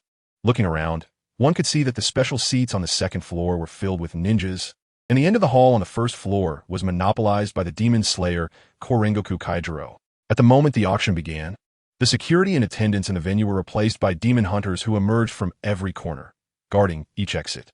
Now, let us introduce today's heavyweight piece. A familiar guest to all, the mysterious pot. The host's voice rose, and the crimson curtain gradually opened, focusing the lights on an intricately carved pot in the center of the venue, adorned with what looked like scaly decorations. Lin Yu, this is it. Hinitsuru frowned. There was a rumor in this auction house that they would periodically present a mysterious auction item, the cursed pot. Behind this pot lies a legend. Whoever possesses it will receive both blessings and curses. After acquiring the pot, if one sincerely praises it and venerates it, those whom you detest will gradually disappear from the world over time. However, if you destroy the pot or speak ill of it, you will face the most severe punishment, being devoured by the evil spirit hidden within the pot. The ninjas also turned their attention to this auction house after noticing this urban legend. For demon hunters, there is no such thing as supernatural events in this world. The so-called evil spirits are not illusory, but truly exist, capable of consuming human flesh and blood. Everything linked to the supernatural should indeed relate to demons. Starting bid, 1 million, 2 million, 3 million. Thanks to the demon hunter's night vision, which is no less than their daytime sight. Lin Yu could clearly see the manic expressions on those people's faces at the auction. Even though the cursed pot itself had no historical value and the host did not introduce its creator, it still stirred up a frenzy greater than the previous auction items. Everyone wanted this pot, as if they were possessed. Foolish mortals, do you desire my artwork so much? Lin Yu's brows furrowed slightly as he seemed to see a wisp of black smoke emanating from the pot in the center of the venue. It was pure evil, exuding a faint stench. Lin Jun, it seems Mr. Yusue's judgment was not wrong. This is indeed the lair of the upper-rank evil spirit. This guy's blood demon technique summons various creatures from the pot. Notify everyone to arrange for an early exit. Yes, from a distance. Hinitsu looked at the auction items on stage, feeling as if she was being watched by a pair of sticky and malevolent eyes, which was quite disgusting and made her shudder. She really didn't understand why such things could be put up for auction and fought over by so many people. What on earth were these guys thinking? 20 million. Lin Yu raised the sign in his hand, directly increasing the bid from 10 million to 20 million, starting at 1 million, but he found that too slow. Originally, those enthusiastic bidders gradually came to their senses after slowly raising the price to 10 million, and now, with Lin Yu's bid increase, basically no one was raising their paddles anymore. Congratulations to Mr. 88 for winning the item at this auction, the cursed pot. The host's voice rang out again. This is a historic moment for the cursed pot, jumping directly from a valuation of 10 million to 20 million. Has my art reached a new level? The creature inside the pot trembled with excitement. The aura it emitted could influence the judgment of the humans present. For it, the ability to auction exquisite artworks for a high price was not just about money. It represented an enhancement of its influence, which also meant an increase in its power as a spirit. My Lord Musin, it won't be long before I apply to exchange positions for a blood battle. My art, everything I have, should be further refreshed. This is a historic moment. The pot I created has finally surpassed 20 million. However, at that moment, a rumbling sound echoed through the venue. An earthquake. How could this happen? The ceiling shook, the circular roof made of steel and concrete emitted a booming sound, and occasionally, stone dust fell from above, landing in the meticulously styled hair of the wealthy attendees. Everything happened too quickly, just like the Tokyo explosion back in the day. With the prior disaster in mind, these privileged upper-class individuals, usually accustomed to luxury, were now too concerned to care about their appearance, rushing towards the exits. This way, there's an emergency exit. The calm and collected attendants seemed completely unafraid of the impending disaster, still directing the order of the scene without haste. With their help, the evacuation appeared orderly amidst the chaos, preventing any stampede incidents. Don't escape. You damned humans, this is my day. After I achieve my self-breakthrough, you should all stay to praise me. My artwork is worth 20 million. The malevolent spirit in the pot extended its limbs in fury, with scales covering its skin, fin-like appendages growing from its head, and 2 pairs of eyes protruding like deep-sea fish, hideously ugly. Reflected in those eyes were the numbers, Upper Moon 5. The people streaming out of the venue completely failed to notice this scene. Only the host trembled, locking eyes with the creature. Monster. Chapter 83. Fierce Battle Upper Moon 5. The monster in the pot gradually elongated, resembling a deity from Aladdin's lamp, with a broad and solid upper body and a lower body as thin as a thread. Monster? You dare call me a monster? You insignificant existence. Upper Moon 5. The Jade Pot was furious. The thing he hated most was people commenting on his appearance. Although his boss, Musen Kabutsuji, had also said he was ugly. That was the boss. He could say that, but others could not. The host fell back to the ground, eyes wide open, body trembling, preparing to meet his fate. At that moment, a flying long knife pierced straight into the monster's head, thick liquid splattering onto the floor of the venue, sizzling like barbecued meat, leaving corrosive black marks on the ground. A demon slayer? The Jade Pot slowly pulled the long knife from his head with a scaly hand, the searing pain stimulating his nerves. The only thing that could inflict such harm on a demon was the Nichirin Blade. How could there be a detestable demon slayer in this venue? Where? Where exactly? The Jade Pot looked around, only to find that the venue had long been empty without him noticing. When he turned his head, the host had also vanished, and it seemed that only he remained in the entire auction site. What on earth is happening? A blade of light descended from the sky, cutting the pot in half with a crack, the sound of shattering resonating. The exposed body of the Jade Pot was also sliced in two, ultimately transforming into a puddle of pus, accompanied by a voice of disdain and anger. Cut! Is it still a clone? You can't even manage this level of thing. Lin-kun, do you feel it? The source of the aura? Lin Yu frowned, and Chui quickly nodded. Just like the fallen ones in the Gion district, as long as the upper moons do not actively release their blood demon arts, their presence is difficult to detect. Even for a Hashira who has mastered the constant breathing technique, finding an upper moon is a very challenging task. However, once they unleash their blood demon arts, the stench emitted from the equivalent number of humans they have consumed is dozens or even hundreds of times worse than that of ordinary demons, making it easy to pinpoint their location immediately. The main purpose of this auction was to provoke Yuhui. After purchasing the auction item, Lin Yu originally planned to mock it thoroughly before shattering it, which would trigger the so-called curse. This curse is actually the malevolent spirit hidden within the vase that Yuhui possesses, and when the spirit dissipates, its true body will resonate with it. Although it only lasts for a moment, it is enough to be sensed. That guy's true body is backstage at the venue. Chuhui's expression grew serious. Outside the venue, the ninjas led by Yusue Tenjin also sprang into action immediately. Most of them were responsible for dispersing the crowd, and the recent earthquake was actually caused by the ninjas detonating explosives they had planted in advance underground. This demon hunting operation was not the main mission. They had done so much to ensure that no casualties would occur, as they could not afford to repeat the tragedy of the Tokyo explosion. At the moment, everyone successfully evacuated the venue. Yusue Tenjin drew his twin swords from his back. With the aid of the sound breathing technique, his speed was incredibly fast, like an arrow released from a bow. Let me see who has the audacity to destroy my artwork. In the dark corner of the auction house's backstage, the vase stirred, emitting a frenzied sound. In this pitch-black environment, a scene appeared as if a curtain had been drawn back, with light refracting in.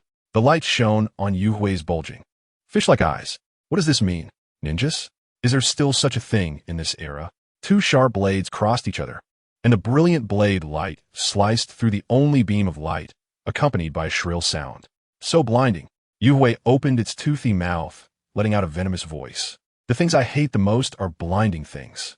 Flames erupted, and Yusue Tenjin's pupils constricted. When a Nichirin blade struck that guy's arm, it surprisingly did not slice through, but instead erupted with sparks like lasers. This indicated that this guy's arm was at least as hard as the Nichirin blade, possibly even harder. Are you a Hashira of the Demon Slayers?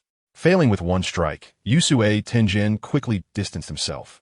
Launching a second attack from such a short distance could not guarantee a hit, and the odds were high that he would lose his life. This guy gave him a very ominous feeling. Hey, answer me. Are you mute? Did you destroy my vase or not? Yuhui spoke in a casual tone, its voice raspy and filled with malice. Yusue Tenjin replied expressionlessly, vase? You mean that trash you made to auction off to others? If that kind of thing is destroyed, can't you just make another one? Why are you whining like a little demon? Trash? How dare you say that the vase I made is trash? Yuhui's voice became increasingly shrill, like a malevolent spirit from hell. In that moment, consumed by rage, it only wanted to kill the guy in front of it. Being a Hashira was irrelevant. Anyone who insulted its artwork could not be forgiven. Its vase had even been praised by Musen Sama, an artwork that could bring in substantial economic gains. Blood demon art, thousand needle fish kill. From another pattern vase nearby, countless goldfish sprang out as if they were growing, each puffing up their gills before shooting out silver needles with a whoosh. Yusue Tenjin swung his sword to slice. But the number and speed of the needles were far too fast. He could only desperately protect his neck and above. His abdomen and legs were practically filled with silver needles. I will make you pay for my artwork. Go to hell and repent. Blood demon art. Blood prison bowl. Yue grabbed another vase and splashed thick water towards Yusue Tenjin. Yusue Tenjin slid to evade the water splash, and once again charged at Yue with his twin swords. What? Yue exclaimed in shock. Its 1,000 needles were laced with potent neurotoxin. Generally, a human would be completely incapacitated after being struck by so many needles, let alone attack like this, as if nothing had happened. As Yusue Tenjin approached, he saw that beneath the black uniform this guy wore, there was terrifying silver armor. Chapter 84. The Emergence of Sun Breathing. A black, round bead was added between the ninja's fingertips. During the swift movement, he did not rush to attack, but scattered the beads around the vase like a celestial maiden scattering flowers. The two specially made Nichirin blades, connected by chains, were incredibly sharp. As he spun and slashed, the beads that were cut instantly exploded, bursting forth with dazzling light like fireworks. What? The shockwave from the explosion hit Yue's arm, and he was horrified to discover that his arm, covered in diamond-like scales, had sustained multiple damages with pockmarked holes. Most of his artworks were also shattered in this explosion, leaving only a few usable vases, around 10 in total. Unforgivable. How dare you? How dare you do such a thing? Blood demon art. Octopus hell. The remaining 10 or so vases trembled and writhed, as octopus tentacles anxiously extended from within, wildly dancing like seaweed swept by a giant wave, their lengths extending to over 10 meters high, resembling a massive disaster suddenly descending. The entire opera house's venue began to collapse.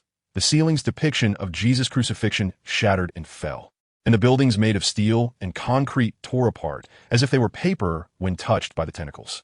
Ultimately, the giant monster, in a fit of rage, broke through all defenses, appearing amidst the ruins of the Tokyo Theater, clawing and announcing its existence to the world. Just as that guy said, so the upper moons are such monsters? There's no possibility of hunting them alone at all. Yusue Tenjin couldn't help but click his tongue. This hellish scene had already occurred once in downtown Tokyo. Now, it was at the auction house's opera house. If they hadn't taken precautions and arranged for an evacuation in advance, the disaster caused would likely surpass the last one. This is just a small test, Mr. Yusue. Every battle we face from now on will be an even more severe disaster. You'd better be mentally prepared. Lin Yu tore off his suit jacket, and the black flame feather coat fluttered in the ruins like a flag. The members of the Demon Slayer Corps, rushing one after another, brandished their Nichirin blades and charged toward the giant monster. The reach of its tentacles was vast. If not severed in time, they would extend into the city, where high-rise buildings and residential alleys were filled with living humans. TCH, what are you saying to someone as flawless in mental and physical quality as me? Just watch. I will keep up with you. The corner of Yusui Tengen's mouth curled slightly. The two of them, one on each side, charged toward the giant octopus according to the pre-established battle plan. In the center of the ruined venue, for jars remained intact after the explosion, a monster lurking deep within the jars gritted its teeth and said, I understand now. That guy's initial intention was to destroy my jars. Unlike Doma, who relied on his blood demon art to summon puppets out of thin air, the body of the jade jar was connected to the jar itself, and its power depended entirely on the number of jars controlled. However, the quantity and size of the creatures he summoned far surpassed Doma's, and most were living beings with flesh and blood, making their destructive power uncontrollable even for him. Let you ignorant fools see, even with only 4 vessels remaining, the power of the upper moon is still not something you humans can resist. The 4 jars trembled simultaneously, and countless sea creatures surged from within like a tidal wave, sweeping the venue in all directions. They emitted piercing roars with spines, tentacles, scales, and viscera mixing with thick, foul-smelling juices splattering everywhere. Many of the swordsmen at the forefront of the Demon Slayer Corps melted upon contact, leaving no bones or clothes behind. I'll make a path. You focus on finding that guy's true body and decapitate him. The sound-breathing technique operated rapidly as Yusui Tenjin watched his comrades fall one after another, his eyes bloodshot, feeling the blood within him burn with rage. He tore off all the bombs on him, leaving no explosives behind. Flames shot into the sky, engulfing the giant octopus. The shattered tentacles flew apart, and a figure wielding a blade rushed through the flames, diving into the deepest darkness. Breath of the sun, 10th form, bright light of grace. The descending flames eroded the bodies of the monsters, shining like divine punishment, killing upon contact. This is the Jade Jar, hiding in the depths of darkness. Widened its eyes in extreme horror. Is he afraid? Are his cells trembling? No, this can't be me. Impossible. The one who leaped up from the sofa in Infinite Castle. Muzan Kabutsuji also shouted in terror, his crimson eyes filled with fear. This scene, which almost felt like a violent death, startled the nearby Nakheim, making her scream like a frightened chick. This is impossible. Why is that guy still alive? Where did he learn this? The one who should have died appeared before Muzan again, reminding him of the moment when the high-speed train fell off the cliff. When that guy recklessly drew his blade and severed Doma's head, looking like a devil. Now this devil stirred up memories he least wanted to recall. Where's the fun in this? What is there to be happy about? What do you take human lives for? It was as if someone who should have been in hell crawled out again to find him. Akaza Kokushibo, your mission has changed at all costs. You must kill this human. At the moment the Nichirin Blade was about to fall, the Jade Jar transformed its vessel, and with a crack, the jar split in two, revealing a sea creature's body within, with scorching flames burning on the severed flesh. No way to restore it. The Jade Jar initially intended to use this creature to launch a surprise attack on its opponent, but was horrified to discover that nothing cut by that guy could be restored. Even attaching the regeneration power of Upper Moon 5 to it was futile. What ability is this? Blood Demon Art. 10,000 sliding sticky fish. Without time to think, the Jade Jar hurriedly used its Blood Demon Art, summoning a massive school of fish from one of the 3 remaining jars. They struggled to fly out of the viscous liquid, their mouths full of sharp teeth. What he didn't expect was that the guy charged forward and kicked his jar, exploding it. Yes, he kicked it apart. The body of that guy gradually grew larger in the flames. Chapter 85. Killing the Jade Jar, muscular limbs grew like boulders, covering every corner of his upper body like hard armor, towering over 3 meters, even larger than many creatures summoned by the Jade Jar. The Nichirin Blade transformed from a long sword to a short sword in his hand, giving a similar sensation. The art pieces the Jade Jar was proud of shattered one by one under the swing of the flaming Nichirin Blade. Are you really human? The Jade Jar screamed. He used his only Blood Demon Art to repeatedly jump around in the ruins, changing the positions of his jars and summoning more sea creatures to counterattack. Scales and poisonous needles, sharp weapons of attack, rained down like flowers toward the tall figure, but they felt no solid impact, only afterimages, with the air filled with the embers of residual flames. Damn it, there's not enough power to summon more creatures. If I could recall all those things, maybe I could find another jar, but if that's the case, don't give them any chance to breathe. Take them all out in one go. Yuzui Tenjin was struck by several poisonous needles, blood seeping from his forehead, but he still endured the pain, slashing through the waves of sea creatures summoned by the Jade Jar. Not just him, the Demon Slayer Corps members also charged fearlessly into battle. Killing an Upper Moon was an extremely difficult task. Under the immense Blood Demon Art, no one could guarantee 0 casualties. This was something Lin Yu had agreed upon before formulating the plan. The Upper Moons, appearing now, were powerful enemies not encountered in nearly 100 years. They were reborn from the blood of the Demon King, possessing infinite life. Unlike ordinary demons or lower moons, their powerful Blood Demon Arts would indiscriminately attack the city and its residents. Leave the task of slaying him to me. But if your swords are meant to protect others, then welcome your own deaths before victory arrives. Bet your lives and charge into hell. The boy's expression was cold and a cruel, fierce smile curled at the corners of his mouth, resembling a madman. But only such a madman could defeat the Upper Moons, right? Everyone, bet your lives and charge into hell. Yuzui Tenjin roared. Charge! Hundreds of members fell in this brutal war, but not a single one retreated. They cleared the Jade Jar's minions on the periphery. What a joke. Do you want to die that badly? Yuhu stared blankly at the bloodbath he had unleashed.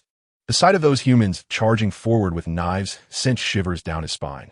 The giant octopus he summoned, along with the relentless torrent of poisonous fish, mercilessly took one life after another, like a machine gun shredding through flesh. Yet those people continued to charge forward, stepping over the corpses of their comrades, using their own bodies to shield civilians and blocking the retreat of the sea creatures with knives and their flesh. The creatures summoned by Yuhu were not so frenzied. In his impression, humans should be weak, crying out in despair in the face of death, struggling, small, and ugly. That was how he thought they should be. Were these people not afraid of death at all? Damn it, these cursed guys. Don't get in the way. I need to summon all the creatures back quickly. At that moment, a demonic whisper echoed in his ears. 1, 2. Crack. That was the sound of porcelain shattering, hidden beneath the rubble. The vessels Yuhu had crafted were being unearthed one by one. A human effortlessly lifted a concrete ceiling weighing about half a ton, and his face was darker than night, shrouded in an eternal cloud of gloom. The corners of his mouth curled up in a joyful grin, like a child who had found a toy. Found you. Trapped in the last vessel, Yuhu could no longer move his body, and he stared in fear at this demonic figure before him. Blood demon technique, blood prison bowl. A wave of water drenched the tall man's body, quickly enveloping him, soft as cotton, unbreakable by sword. So this is it, huh? Yuhu grinned, but suddenly froze. Flames erupted from the sunwheel blade, and the mist rising from the evaporated water began to dissipate the bowl enveloping the man. A powerful hand reached into the vessel, grasping Yuhu's head deep within. What? Before Yuhu could react, an incredible force, comparable to a black hole, began to tear him outward, his body uncontrollably flying out. The man's hand held tightly onto his head, face to face. At that moment, Yuhu finally had a chance to see the true face of this individual. It was the one who had killed the sixth member of the Upper Moons, Daki. So it was you. Yuhu screamed in terror, suddenly feeling light all over, as the sunwheel blade cut through his neck with a burning pain. As expected, the initial breathing technique is indeed useful. He felt an endless supply of strength throughout his body. Lin Yu sneered as he pinched the head of Yuhu that had yet to turn to ashes. He felt as powerful as an indestructible fortress, as mighty as a tall building overlooking the world. Even the air he breathed felt completely different from before, refreshingly exhilarating. It was time for the identities of hunter and prey to be reversed. He looked down at Yuhu's eyes, filled with fear, and laughed wildly. Kabuts Muzin, are you watching? Watching as I butcher your subordinate like a pig or a dog, as I, a mere human, do this to you? Are you afraid? Are you crying like a child? Don't worry, soon I will kill you one by one. This is the debt you owe after thousands of years. The world hates you, which is why I, this monster, was born to kill you. Inside Infinity Castle, there was a silence. Ming-Nu trembled and dared not speak. The arrogant monster's voice continued to be transmitted through the cells of Kibbutz Muzin within you, who to all the demons in the world. This was a fear ingrained in their bones, just like that man from hundreds of years ago, or rather, that man had crawled back from hell. Kibbutz Muzin stood frozen in place, not speaking for a long time. After a while, he finally let out a roar of anger. He had no interest in being trampled by humans again after 100 years. As noble as he was, he could not be trampled on in the same way again, especially since this arrogant fellow did not possess that overwhelming power. Why was he so arrogant? Why? Kill him. At all costs. We must kill him. Chapter 86. The second battlefield. The underwater creatures at the venue gradually dissipated with Yuhu's death, their bodies turning to dust and disintegrating in the air. The surviving Demon Slayer Corps members subconsciously continued to wave their Nichirin Blades, only realizing after a long time that they had eliminated the Upper Moon. We won. We won. It was unclear who shouted, but everyone remaining cheered. Those present had varying degrees of painful memories of family or friends killed by demons. Many had lost the meaning to live before joining the Demon Slayer Corps. However, they entered the Corps with the will to protect something or to completely drive the evil demons out of this world. For these passionate and pure-hearted youths, death was not an end, but a continuation. Even if they fell and became corpses, they would serve as a path and strength for their comrades to move forward. Humanity had fought against evil demons for thousands of years, relying on this strength. Lord Tengen. After the battle ended, Hinetsuru rushed to Yuzui Tungin's side. His condition was not optimistic. His entire body was covered in pinhole-sized wounds, and blood flowed from the wounds, appearing purplish-black, a clear sign of poisoning. It's okay. I'm not dead yet. I just want to be able to move for a while. Yuzui Tenjin had a helpless expression. The backlash from overusing the sound breathing technique had returned to his body, leaving him completely paralyzed. In this state, it was difficult to convey comforting warmth to his wife. How unattractive. Lord Tenjin. Hinetsuru cried out again. All right, by the way, where's that guy? Yuzui Tenjin snapped back to reality and thought about looking for Lin Yu among the ruins. But no matter how he looked, he couldn't find him. The collapsed venue was filled with debris, and the surviving members were gathering the bodies of the fallen warriors. Hey, where did that guy go? Lord Tenjin. He has already gone to the casino 30 miles away. The hunting operation has also begun there. Upon receiving a ninja's report, Yuzui Tenjin was momentarily stunned, then showed a troubled expression. Sigh, that guy's really reckless. acting like a madman. Yes, we have tried to dissuade him, but the ninja's tone was somewhat difficult. After everything ended, they had tried to persuade Lin Yu, but that guy had already transformed into something inhuman, standing over 3 meters tall like a giant. According to the intelligence provided within the team, this was the form he reached after completely liberating himself and attaining a certain peak, which could not be explained by science or common sense. Anyway, it was intimidating enough. Just looking at him gave a strong sense of oppression, making it hard to speak, let alone try to persuade him. I don't blame you. Let it be. That guy truly treats himself as a weapon. Perhaps only such a sharp blade can slay the upper moons. Yuzui Tenjin sighed sincerely. His heart also swelled with admiration for that young man, a feeling suspended between sympathy and respect. The guy who actively persuades others to go to their deaths can hardly be called a hero, but after he leaves, this city will surely welcome sunshine, honor, and praise. These things mean nothing to that guy, nor does he care about himself. He is an orphan raised by Kanroji Mitsuri, and he harbors no deep grudge against the sea of blood caused by demons. What is a guy like this fighting for, so fearlessly and without hesitation? What's wrong? Is your demon slayer organization so weak? You send 2 useless women to fight me. Under the moonlight, a boy with 2 horns on his forehead looked down upon the street. Behind him a circle of round taiko drums, holding curved drumsticks in both hands. The drum was engraved with the character for hate. Beside him, a demon with the same appearance and build had a pair of wings growing from its back, happily flying in the air, while Kaijiro Rengoku was entangled with it. Sister, ordinary slashing attacks are useless against that guy. Even if we cut off its neck, it will regenerate. Butterfly Shinobu supported Butterfly Kane, both of them having minor injuries on their arms and legs. With their super fast speed, they could at least keep up with the demon carrying the drum, but no matter how many times they hit the target, they couldn't completely kill it. Because the one with the eyes marked with Upper Moon 4 was not the real body. The street had been completely destroyed by the wooden dragon, and the Demon Slayer swordsmen were still searching for the true form of Upper Moon 4. The other, crying demon, a clone, was attacking the members indiscriminately, and many had already sacrificed their lives. Zhang Putin, just now you who's been killed, it was the guy who killed Doma in Nakheim. He didn't die, and has become even stronger than before. We should escape quickly. What? The most powerful form of Han Tengu, carrying the taiko drum, showed a shocked expression. He recalled the voice of the original cowardly demon in his mind. At that moment, that guy was hiding in the cellar of a house, far from the battlefield, curled up and trembling, his eyes filled with tears of fear. That guy is coming. Even Upper Moon 2 has been killed by him. We can't defeat him. Zhang Putin gritted his teeth and said, "Stop joking. There's no way we can retreat from battle now, unless we abandon all our clones. This is a conspiracy. Those guys must have devised a very detailed battle plan beforehand, targeting the distance between us and you who, planning to fight on 2 fronts simultaneously to trap us, preventing us from returning to Infinity Castle. It will be difficult for Ming Nu's teleportation array to reach here. It's not that difficult. If we really follow what you said, we would probably be in a desperate situation." Zheng Pu Tian shook his head. "It's called a teleportation array, but it's actually just an eyeball. As long as there is an eyeball present, they can teleport back to the Infinite City headquarters. However, Mingnu's eyeball itself is very weak and has no attack power. If they had taken precautions in advance, those demon hunters would never have allowed such a thing to enter the battlefield. There must also be supporting troops on the periphery to clear it out. And this place has already become a trap cage. So, at least before that guy arrives." Zheng Pu Tian shifted his gaze back to the 2 women on the street.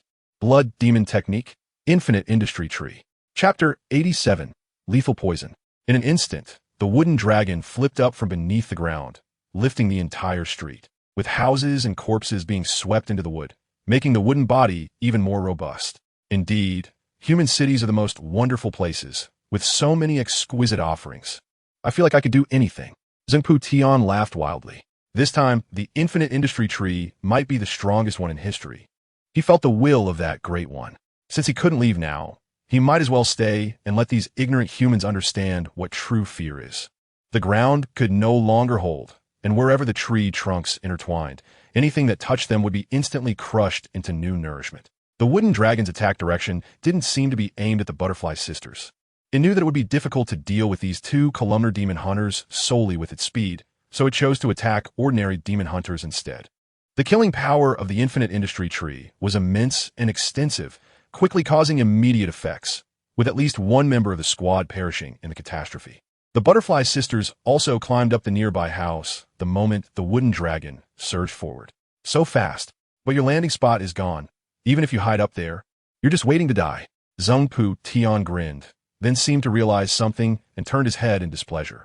Hey Kola, stop playing around. You should be serious by now. Having already been beheaded once by Rengoku Kaijiro and transformed into a winged form, the Joy Demon helplessly said, "That's too much. You have no idea how powerful this guy is. I can't even remember how many times I've been reborn." In the midst of their banter, Rengoku Kaijiro roared and swung his Nichirin Blade. The swirling flames turned into a circle in the night, and the Joy Demon's head fell within the fire circle. This guy, is he really that strong? Zhengpu Tian was also stunned. It was hard to imagine that this man leaped up to the same height as the Joy Demon, at least about 10 meters, and swung down this blade, dodging all of the attacks launched by the Joy Demon along the way without exception. This was the first time their doppelgangers encountered such a powerful enemy. Insect breathing, bee's needle dance, true beauty.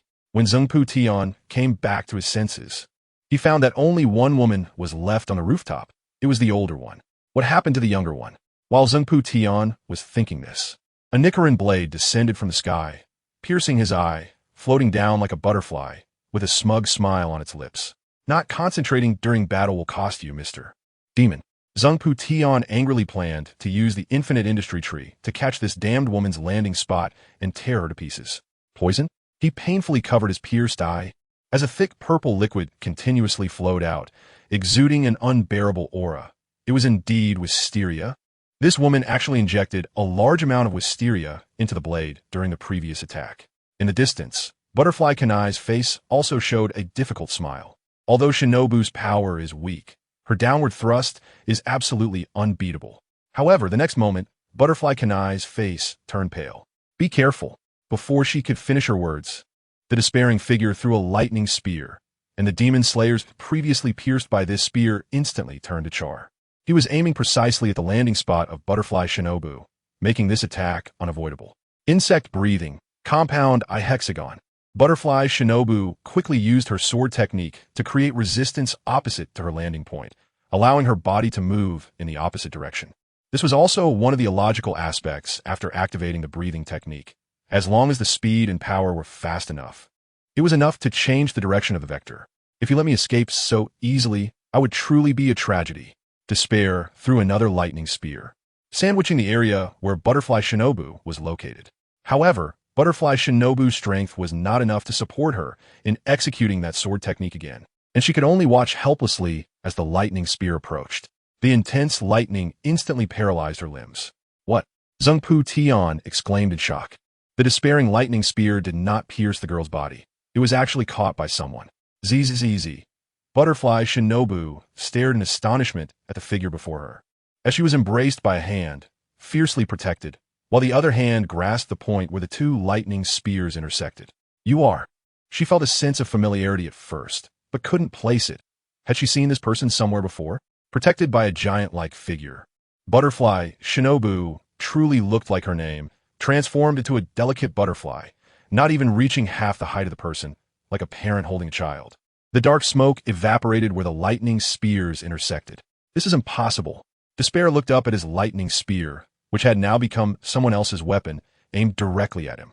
That guy saved someone and then used the force of inertia to leap onto the roof of a house, looking down at him from a superior position, then threw out two lightning spears with powerful, rock-like arms. Thunk! With two strikes, Despair's body was pinned in place, and his upper body instantly slumped down, not knowing if he was alive or dead. Lin Yu gently placed the curious-looking butterfly ninja beside Butterfly Kane, and at that moment, the expressions on the faces of the two sisters were strikingly similar, both appearing as if they wanted to say something but held back. However, this was truly not a good time for chatting. Damn it! Damn it! Zheng Patian trembled as he looked at the blood in his hands.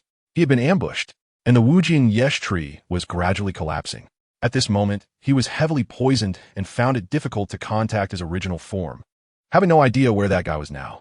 Kure, breath of fire, ninth form, purgatory. The soaring flames pierced the sky like a blazing sun, completely engulfing the demon of music. This time, his body was burned to ashes by the flames, utterly destroyed. Not only could he not speak, but it would also take a long time to recover. Rengoku Kaijiro did not stop his attacks. He continuously unleashed the forms of fire, ready to obliterate even the smallest fragments into dust. Chapter 88. The End of the Battle. Before finding the original body, this was indeed the most foolish yet effective approach. A single demon of music was no match for Rengoku Kaijiro. Even 2 or 3 ordinary level members would be difficult for him to handle. Moreover, his proud sonic attacks, the most powerful weapon, were completely useless against this man whose hair spread out like an owl's in the shape of raging flames. No matter how piercing the screams were, they would only invoke his relentless slashing, as if he couldn't hear the sounds at all. Damn it, idiot ghost, don't come out now. Zhang Potion's eyes widened.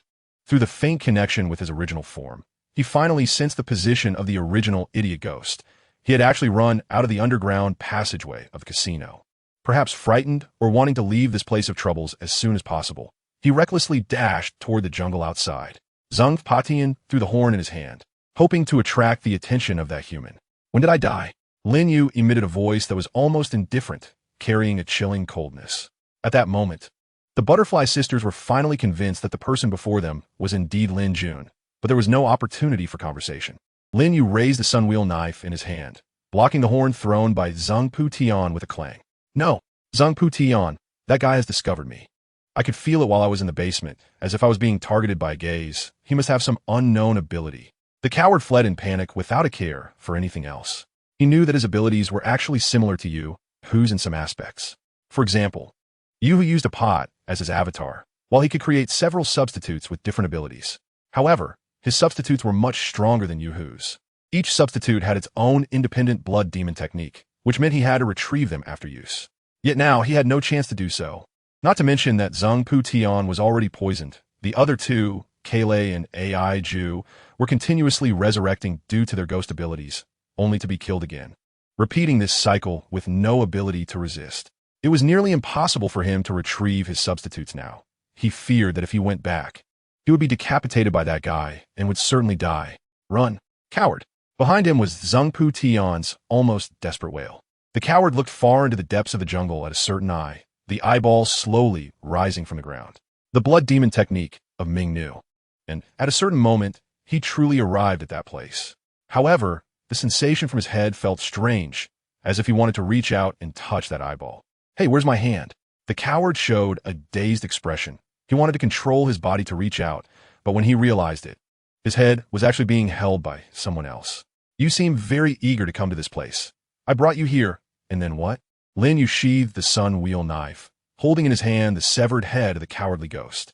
The power of the doppelganger ghost was extremely weak, and it seemed that this guy still had a vengeful ghost doppelganger, but given the current situation, Lin Yu would not allow him to use it. After all, the sun wheel knife had decisively severed his head. In the infinite city, the female sound of the bells let out a startled cry and instinctively took a step back. This guy was truly too brutal. His violent nature was nothing like that of a human. With a pop, an eyeball was crushed underfoot, completely severing the connection with the infinite city. After finally calming down, Muzan Kibutsuji's lips twitched slightly. The upper moons 2, 4, 5, and 6 had all perished at the hands of the same person. These upper moons, who had lived for over 100 years, had died one after another in less than a year at the hands of a monstrous human. The worst part was that this guy had also mastered the long-lost sun-breathing technique. Why? Clearly, those swordsmen had been completely exterminated by him and Kokushibo. Was the worst outcome having to wait in the infinite city for another 100 years until that guy passed away? Or was that guy actually not human at all, but some other monster, possessing an endless lifespan just like him? As he pondered these questions, Muzan Kibutsuji found himself in confusion for the first time. He had just been considering whether to take the initiative himself, teaming up with Kokushibo and Akaza to kill this guy. But when it came down to it, he didn't dare. Akaza, Kokushibo, I hope you two won't let me down. After the battered city of Tokyo was burned to ashes at night, it's dawn. The destruction from the venue and casino spanned a diameter of 2 kilometers, most of which was caused by Kokushibo's infinite hell tree. If it weren't for Shinobu Kocho injecting toxins into him, temporarily sealing his series of blood demon techniques, and if it weren't for Kaijiro Rengoku firmly sealing the Joy Ghost in place, he would have had no chance to fully recover. It was still quite difficult to kill the cowardly ghost's main body without distractions. Lin Yu's plan is just like that. There are no particularly long-term arrangements. Every upper moon under Kibutsuji Musen has been carefully selected. They are not the kind of characters that can be easily dealt with or made up for. In other words, becoming a powerful upper moon demon is similar to human cultivation. It requires a long period of accumulation. No matter how weak Daki is, she is still stronger than the most talented lower moons of the new generation, and this is destined. The upper moon 4 and upper moon 5 that were slain this time, like Daki, are very solid upper moons. They have experienced more than 100 years, killing many Hashira of demon hunters and countless members of the Demon Slayer Corps. Hunting any one of them is a milestone-level advancement for the demon hunting industry. As for the encounter with Doma, Lin Yu believes that it was largely due to his good luck, and that Doma was overly confident in himself. He forgot that he couldn't fly and never thought that Lin Yu would reveal his true strength at the moment the train lost gravity, despite already being poisoned. Lin Yu was not arrogant enough to believe that he was stronger than the upper moons now, or that he could surpass the man from hundreds of years ago. In the future, whether he encountered the remaining Kokushibo or Akaza, or even directly met Kibutsuji Musen himself, he felt uncertain. Because he was growing, those guys were also growing. The only thing he could ensure was not to miss the opportunity to weaken their power when it arose. Therefore, he devised the task of hunting 2 upper moons simultaneously. Oh no! The headquarters has been attacked. The Butterfly Sisters and Kaijiro Rengoku raised their heads simultaneously, and the smiles of the remaining Demon Slayer Corps swordsmen froze on their faces. Chapter 89. The situation at headquarters at the moment the Tokyo Demon Hunting Plan was implemented. The headquarters of the Demon Slayer Corps was attacked by powerful demons. In just a few hours, over 20 messenger crows had delivered the latest news. The headquarters was attacked by Upper 1 and Upper 3, seriously injured. Yuzui Tenjin couldn't care about his wounds and immediately requested his wife Hinetsuru to open the letters for him. What is the situation? Unknown, but there should still be 7 Ashira left at headquarters, 4 of whom are experienced elders with 10 years of demon hunting experience.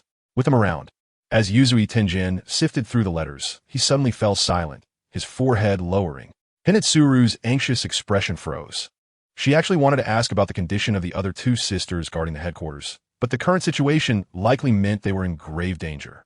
The enemy retreated before dawn, and the main forces, escorted by the Hashira, arrived early at the ridge where the wisteria bloomed most abundantly, suffering over 80% casualties. 80% meant that Tsugumi and the others were fine, and the surviving Hashira were only the stone Hashira, Jomiai Himejima, who was responsible for protection, the serpent Hashira, Iguro Abanai, and the newly promoted wind Hashira, Sanemi Shinazugawa. The rest of the Hashira and their squads were utterly slaughtered by the demons during the resistance, with no survivors.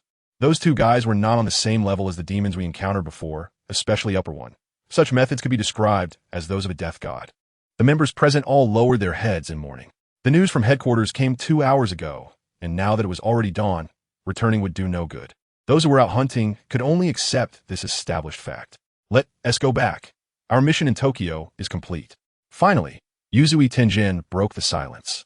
The Demon Slayer Corps members, who had not yet had the chance to savor the joy of victory and were feeling down, all lifted their heads. There is no doubt that we are the victors this time. You guys, lift your heads, were proud expressions, and return with your chests held high.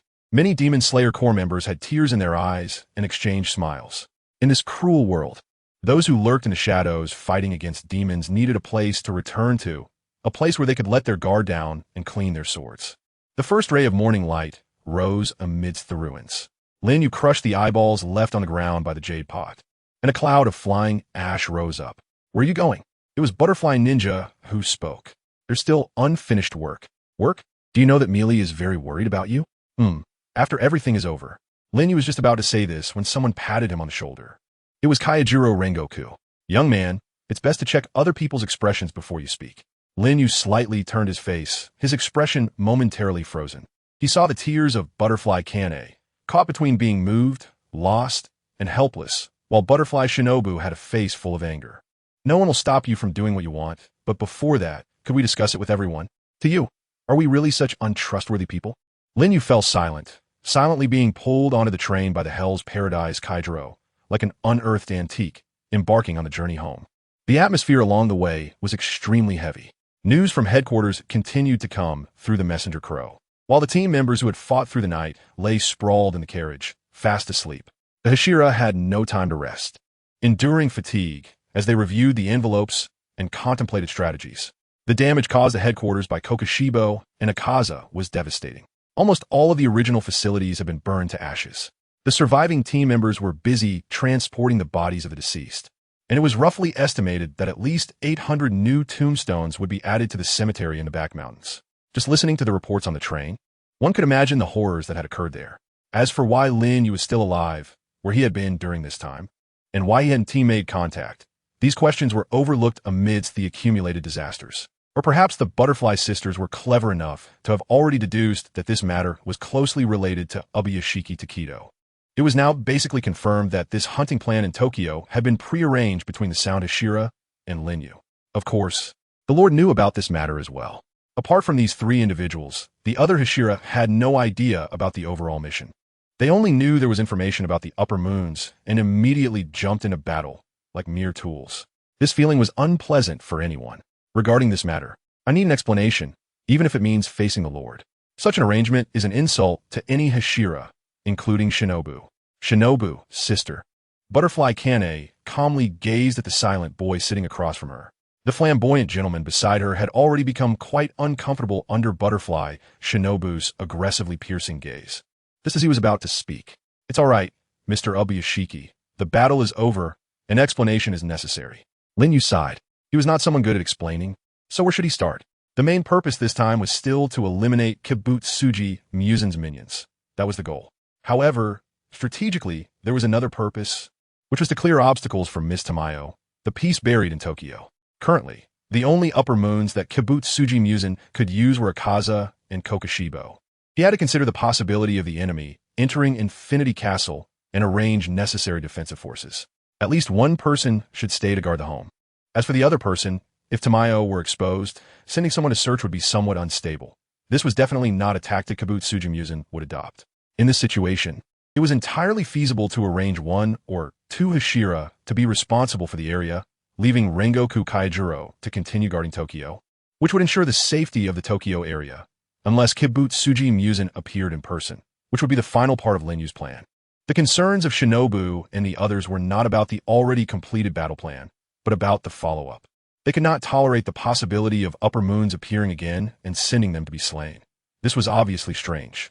The safety of the headquarters should be prioritized. If this was indeed part of a plan, then perhaps even the headquarters being attacked was within the scope of that plan. How terrifying is it that they, as Hashira, were unaware? However, this was indeed the case. The product, Kafuyose, had precognitive abilities and still executed this plan. Shinobu and the others were left stunned. The enemy's intelligence system was superior to theirs, and from now on, there would likely be no opportunities. Although it sounded somewhat arrogant, the enemy's primary target was indeed me. Lin Yu rubbed his eyes wearily. Chapter 90 returned to the Butterfly House. With this, the Butterfly Sisters finally understood why Lin Yu did not return with them. There is no such thing as a cost-free action. This hunt against the Upper Moon has already caused heavy losses to the Demon Slayer Corps. Given the current situation, the existing personnel configuration simply cannot withstand Upper Moon 1 and Upper Moon 3. It's truly ironic, even though it's just a single demon. So many lives must be sacrificed for their extermination. The Demon Slayer Corps has won, yet they have become fugitives. And Lin Yu has become the primary target that Musen Kibutsuji wants to eliminate. In this situation, if he stays with the main force, it would only bring disaster and misfortune to those around him. I still can't understand. We are not cowards. Even if our current strength is completely insufficient to fight the demons, no one would give up on this matter. If you continue to stay in the Demon Slayer Corps, everyone's strength gathered together would be much better than you acting alone. Regarding this, facing Butterfly Shinobu's confusion, the battle-experienced Yuzui Tenjin spoke helplessly. I used to think so too, but in fact, hunting the Upper Moons is different from past combat missions. Most of their blood demon arts have a wide range of lethality. This time, our team members are only responsible for guarding the surrounding areas, protecting the civilians. This is unavoidable. We do not decide where they appear. What you mean is, if it weren't for Tokyo in a more remote location, this action should be undertaken by Lin Kuan alone, or at most a few Hashira together. Any more would only result in unnecessary casualties. I used to think that this guy's idea of acting alone was too arrogant, but now, I feel that if I had his strength, I would probably take the same approach, dragging the people I care about into a catastrophe.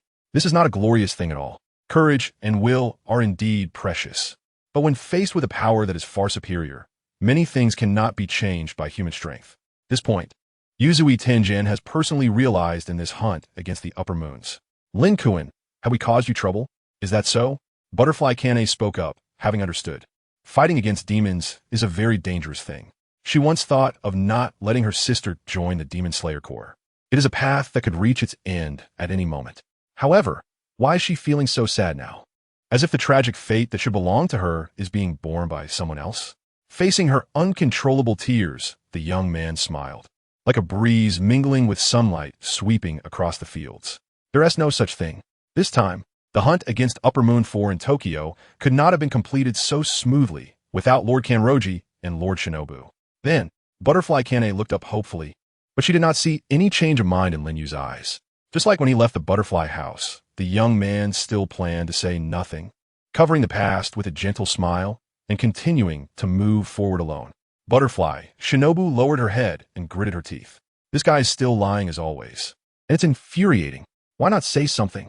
As a member of the Demon Slayer Corps, and not even a Hashira, why do you take on this burden? Why do you want to accomplish what should be our responsibility? The life and death of us should have nothing to do with you. What is your true purpose? Outside the butterfly house, Yuzui Tenjin took out a letter. It was from Kagaya Ubuyashiki. In fact, this should have been brought out after you killed Upper Moon 6. The old man is very proud of you. Although it's not for me to say, you are indeed a man of exquisite elegance. To boldly say such shameful words without batting an eye. I'm still a minor. Please refer to me as a boy. Thank you. Lin Yu helplessly opened the envelope. The old man's attitude towards his joining the Demon Slayer Corps seemed to have changed within the envelope. He had previously thought that Lin Yu did not have enough belief in slaying demons, but now believed that time could change a person. Life is such a wonderful thing. One comes into this world alone and then encounters various people, resulting in strong bonds. Kanroji Mitsuri blessed Lin Yu with precious items beyond the narrow fog mountain. The sky was like a swimming pool, a deep blue, with white clouds floating like bubbles from bath liquid. Not far away, in the butterfly mansion, Kana sat under the eaves in a pink kimono, staring blankly at the falling cherry blossoms in the courtyard. She seemed to have grown a bit taller. Aunt Keiko brought over tea and snacks to her side, while in the flower bushes, Kana was seriously holding scissors. The room of Shinobu was as noisy as ever, with sounds of clinking bottles and jars. Precious items, huh? The wind blew through the letter, and Lin Yu murmured. Family, after all, still needs tangible things to maintain relationships. Like marriage, by the way, I have 3 wives. Yuzui Tenjin glanced at the room and then casually said. Kana in the flower bushes unconsciously dropped the scissors from her hand. Perhaps the sun was a bit hot. Her face turned a little red, and she hid in the flowers for shade. Got it. Mr. Yuzui is a winner in life with 3 wives. It seems you're not needed here. Can you leave soon? Lin Yu casually issued the eviction order. I'm serious. As long as you want, this matter can completely be decided by the Lord. Over there, in the flower bushes, we can no longer see our dear flower pillar's figure. Mr. Yuzui is right. The funeral hasn't finished yet. Are you really sure you don't want to hurry back? Lin Yu remained expressionless and directly pushed forward. The struggling Yuzui Tengin's face darkened, and he seemed to age 10 years in an instant, as if saying, you brat, if you can talk, then say more. At this point, it had been nearly a week since the Tokyo incident, and anyone who saw the corpses at the Demon Slayer Corps headquarters would feel a chill. Most of those bodies were not intact, having been sliced or shattered. There weren't even any injured at the Butterfly Mansion nearby, because anyone who had encountered Upper Moon 1 or Upper Moon 3 had died, leaving only the crow to depict the brutality of the battle at that time. Chapter 91. An explanation that isn't quite an explanation. Lin Yu pushed over a small wooden cart, and Butterfly Kanai placed bundles of tied, fresh flowers on it. Those who didn't know might think they were in a wholesale flower market. In fact, these flowers were for the fallen soldiers. The number of deaths was simply too high, and the survivors barely had enough time to mourn. Has Mr. Yuzui already left? Butterfly Kanai secretly peeked out from the bushes. I saw him looking like he hadn't fully woken up, so I advised him to go back to sleep. Not fully awake? Butterfly Kanai couldn't help but chuckle. Lin Yu usually appeared quite lazy when he wasn't cultivating, revealing an air of indifference in both his speech and actions. However, this well-timed nonchalance reassured Butterfly Kanai a lot, especially since Mr. Yuzui was often quite reckless with his words. Meanwhile, inside another room, Butterfly Shinobu stepped out holding a Haori, still wearing a serious expression. Anyway, she was generally gentle with everyone, but she liked to show this kind of expression when it came to Lin Yu. Here, the last one you wore was so torn it couldn't be mended anymore. Lin Yu stared at the patterns on the black haori, stunned. The previously cool flame design had vanished, replaced by several goldfish with pouted mouths, vividly lifelike. One couldn't help but admire the creator's skill, but wasn't a bit too cute? Butterfly Shinobu frowned slightly and leaned in closer to gaze into Lin Yu's eyes. What's wrong? Do you have any complaints? Thank you. I really like it, and it's very comfortable to wear. Lin Yu promptly gave a good review, just like the customers who posted pictures onto the online store. If you really don't like this pattern, I can change it to another fish. It wouldn't be quite suitable for boys if we changed it to butterflies, right? Butterfly looked at Lin Yu with suspicion. She was very serious. She was completely unaware of how naive she was in certain matters, such as being able to spend a whole day in the backyard fish pond when she had nothing to do. Just feeding the goldfish would bring a very happy expression to her face, like a child raising a pet, only to naturally put away her smile and revert to her usual serious and stern demeanor when someone approached. No need, I really like it. Lin Yu quickly put on the new haori, and when the wind blew, the goldfish on it seemed to swim, making his tall figure look like a big guy from a fish shop during a festival. Well, that's good. Butterfly Shinobu pouted and replied casually, then continued to fiddle with things in her pharmacy. She had endless tasks throughout the day, and with the increasingly powerful demons she encountered, her poison extraction purity also needed to be elevated. Her main research now was to defeat the poison left by Upper Moon 2 on the remains of the victims. But unfortunately, even if she succeeded, there would be no chance to confront that guy. Shinobu really liked goldfish. She wasn't always like this. When she was younger, she would always cling to Mr. Sabito and used to smile a lot. Lin Yu's personality is surprisingly similar to hers. Faced with Butterfly Kane's smile, Lin Yu felt puzzled. Why do you say that? You like her, like to use smiles to conceal lies. Butterfly Kane neatly arranged bouquets of flowers on a cart. Yet the smile on her face never faded. She was completely different from her sister, possessing a truly heartwarming smile and never deliberately lying to anyone. Lin Yu felt a bit helpless. Butterfly Kane was right, but this was his weapon. After all, when faced with someone who greets you with a smile, anyone would let their guard down. Many times he used this method to plunder, plundering wealth, plundering lives. Justice? That kind of thing did not exist for him. He was merely acting for himself and for those he cared about, nothing more. I know this is unavoidable. A person's inner self cannot be easily opened up. People always subconsciously avoid certain matters. Whether children or adults, when faced with things they cannot handle, they tend to lie and escape. But I'm really very happy. At that time, Lin Kuan was earnestly calling out on the train, treating us as family. So, why must one always be alone? Can you tell me? Butterfly Kane wiped her slightly reddened eyes. No one could remain unmoved by this scene. After more than a year of living together, time had passed like a fleeting moment. He lived in this courtyard, cared for by Butterfly Kane, who always greeted him with a smile, embracing all of him like an older sister. Lin Yu took the flowers and then lowered his head. At the moment he fell off the cliff while battling Doma, he felt grateful that it was him who encountered Doma, thankful that he could safely pass through the 17th year with Butterfly Kane. When I was picked up on Master Kanroji, I was unconscious in the snow, and at that time I thought it wouldn't be so bad to just die like this, since there wasn't anything particularly I wanted to do in this world. But at that time, I must have also been hoping to be saved by something warm. Later, when I truly learned what kind of world I was in, I began to feel fear. Lin Yu did not have the superiority complex of a time traveler. For a long time, he lived without a system, fearing death and being eaten by ghosts. So he had to wrap himself in wisteria flowers whether he was eating or sleeping. Of course, those things are no longer important. The problem is that Kanai K wants to listen, so Lin Yu can only patiently tell her. He is not good at maintaining interpersonal relationships, especially when it comes to those he cares about deeply. Words like lies seem to completely vanish from his mind. He fears losing this warmth due to his own incompetence and worries that these people might disappear from his life one day. If he really had to live alone, it would be better to die before being picked up by Master Lin Long. Lin Yu smiled. Those senior brothers he disliked might not be bad people, or rather, they could be good people, but so what? They were unimportant to Lin Yu. He was even less inclined to explore his own heart. But facing someone like Butterfly Kane with such an arrogant mindset was even more impossible for him. This girl was crying for him, blaming herself for not being able to help him at all. Butterfly Kane gently embraced Lin Yu's lowered head and smiled slightly. Indeed, Lin Jun is a very gentle person. Chapter 92. I've been waiting for you for a long time. Young man at noon. Lin Yu was still diligently practicing. The plans he had set before would not change. He would still leave the butterfly house as soon as possible in the coming days. Muzan Kabutsuji's hatred for the Demon Slayer Corps must be greater than his desire to search for the elusive blue spider lily. The reason Lin Yu was temporarily staying in the butterfly house was first to prevent another sneak attack from the upper moons, and more importantly, to ensure that Tokyo's Tamayo would proceed absolutely smoothly. With Neikime by Muzan's side, the intelligence they had was far superior to that of the Demon Slayer Corps. Even with Lin Yu's assistance, it would take the Corps nearly a month to accurately locate the upper moon's positions, while Muzan could find the location of the Corps headquarters in just a few days through Neikime. Every time they discovered their position, the Tsujikuni family would have to relocate, as it had been for centuries. However, since the head of the Tsujikuni family had a temporary precognitive ability to sense crises, Muzan had never succeeded. He might be well aware of this, which is why he had not caused trouble for the Demon Slayer organization until now. This time, he was genuinely enraged. Under such circumstances, if Lin Yu rashly went to Tokyo, his whereabouts would likely be exposed just like last time, and Muzan would doubt the authenticity of Tamayo's side, making it pointless for him to show up. Just as Lin Yu was practicing, a figure outside the bamboo fence caught his attention.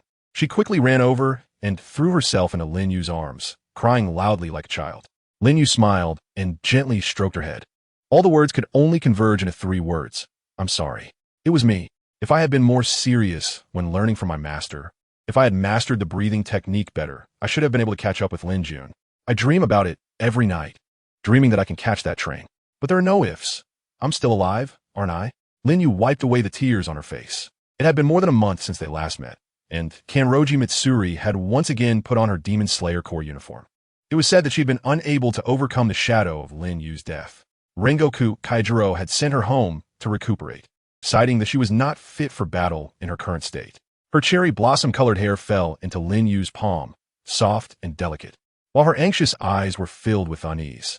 Lin Yu gently kissed her. The butterfly sisters under the eaves showed very comfortable smiles. If those two were to get married, would the children they have in the future be very scary? Don't talk nonsense, Xiaorun. They will definitely have a very healthy child. Butterfly Ninja nodded her face in surprise and said, Really? At that moment, the scene she imagined in her head was quite strange. At a dining table, there were piles of dishes next to the father, and, similarly, piles of dishes next to the mother. The child looked left and right, rolled up his strong arms that were not in line with his actual age, and joined the eating ranks. Then he would have to earn money well in the future. Otherwise, the family's life would definitely be very difficult. The scene of the two of them having dinner with Mr. Rengoku is still a hellish image for Aunt Keiko. All the usable dishes in the kitchen were used. Food had to be purchased every 3 days. And the budget for meals at the Butterfly House exceeded 10 times in a month. It was completely out of control. Mitsuri Kanroji did not forget the promise to become husband and wife with Lin Yu after everything was over. After the two of them embraced and talked for 2 hours, she left satisfied and expressed that she would work even harder in her future training. Then, Jingon came. Later, Lin Yu also heard from Butterfly Kane that she should have come earlier, but wanted to give this opportunity to Mitsuri Kanroji. After all, she was just a senior sister, and the reunion of lovers was more important. The senior sister is now an independent A-rank member, the captain of a small team.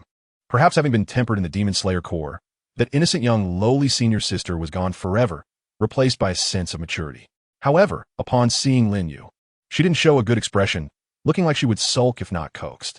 When Lin Yu brought up old grievances, saying he knew how hard it was for the senior sister, who cried at her room for a day and night after thinking he was dead, the indifferent senior sister finally broke down, her face flushed like a puffed-up kitten, unable to say a word, just like the inarticulate her back then, only able to retort with one sentence. That's not true. Fortunately, with the help of the small team she brought, they managed to ensure that the many flowers prepared by Butterfly Kane did not miss their most beautiful period, all being transported to the Demon Slayer Corps headquarters cemetery in time. There, Lin Yu also met the master of the Demon Slayer Corps, Ubuyashiki Yoyai, and the other remaining Hashira for the first time. This guy is unexpectedly good-looking. I thought he was a monster like Mr. Tamayo. What a pity. Iguro Abanai pointed at Lin Yu, as always sharp-tongued, causing veins to bulge on the forehead of the attacked Shinazugawa Sanemi. But he originally had a very terrifying appearance, and, as long as he didn't speak, no one would think he was angry. Kanroji Mitsuri nodded, tears flowing, saying, What a perfect boy, clearly a body suited for labor, yet has to do the sad work of a demon slayer. The other observing members also pointed at the tall boy who appeared in the cemetery. All knowing that he had killed several upper-ranking demons, many secretly gave him a nickname of Hashira, such as mountain Hashira or giant Hashira.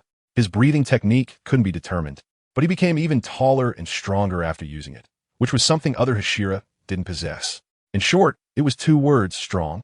Ubuyashiki Yoyai turned around with the support of his wife, Kaname, a spring-like smile appearing on his lips. Finally meeting, young man.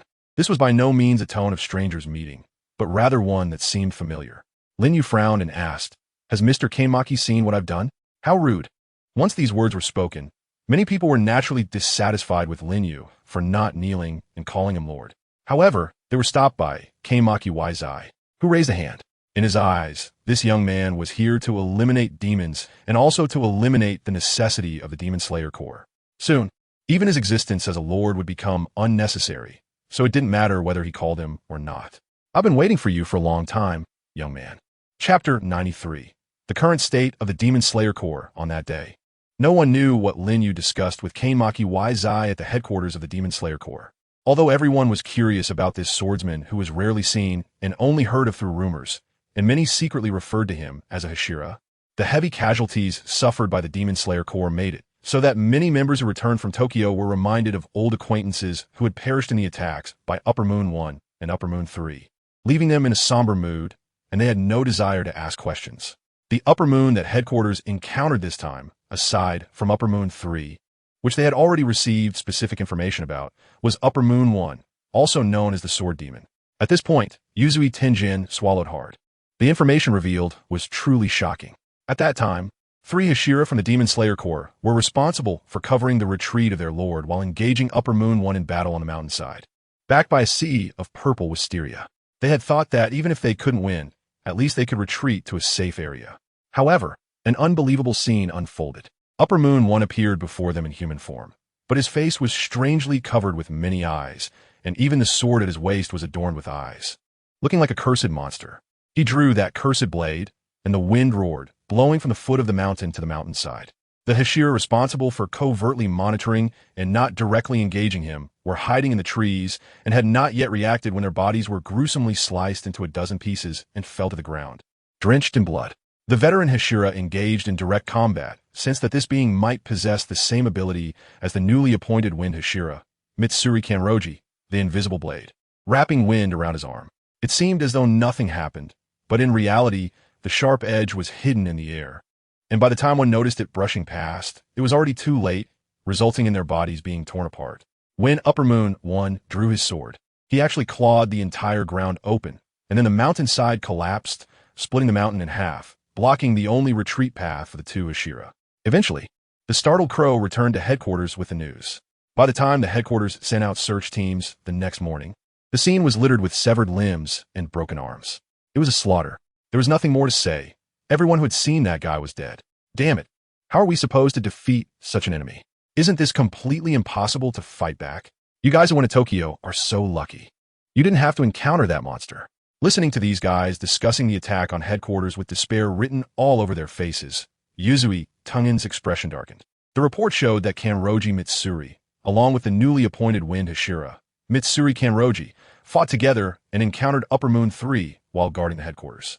Regarding Upper Moon 3, Kanroji Mitsuri fell silent, and the visibly bandaged Mitsuri Kanroji snorted coldly. "I'm going to train. I'll take my leave first." The 2 left one after another. Yuzui Tenjin glanced at the report and sighed with some regret. These 2 could be considered the strongest fighters in the current Demon Slayer Corps. But even together against Upper Moon 3, they could only fight while retreating.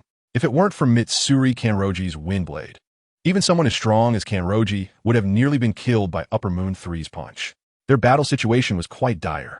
Lin Yu's combat power displayed in Tokyo was on an entirely different level. Previously, the Hashira of the Demon Slayer Corps might not have had a clear concept of Upper Moon strength, leading them to doubt whether Lin Yu's power was truly as terrifying as the rumor suggested. Now, it seemed that all doubts had become clear with the emergence of all the Upper Moons. The current reserve strength of the Demon Slayer Corps absolutely could not withstand a direct confrontation with the Demon Group, even if the Upper Moons had been reduced to just 2 under Lin Yu's annihilation, with the yet-to-appear Demon King, Kibutsuji Musen. This was not a gap that could be filled by numbers. But did these people really have nothing they could do? Yuzui Tenjin felt a sense of unwillingness. Lin Yu, walking out of Kanmaki Wise-Eye's house, noticed the crowd outside bustling and discussing, but only Yuzui Tenjin actively greeted him. The others looked at Lin Yu with strange expressions. They did not admire his strength. When a human becomes too powerful, they're only seen as a monster. Both Kanai and Shinobu Kocho had somewhat angry expressions. It seemed that the current Demon Slayer Corps was completely different from before, as the arrival of Upper Moon 1 cast a shadow of despair over everyone. Lin Yu nodded at the few people he recognized and prepared to leave along the eaves. What? Are they so oblivious? Huh. Don't misunderstand, he's Mr. Monster. Not like us mortals. Only monsters can defeat monsters.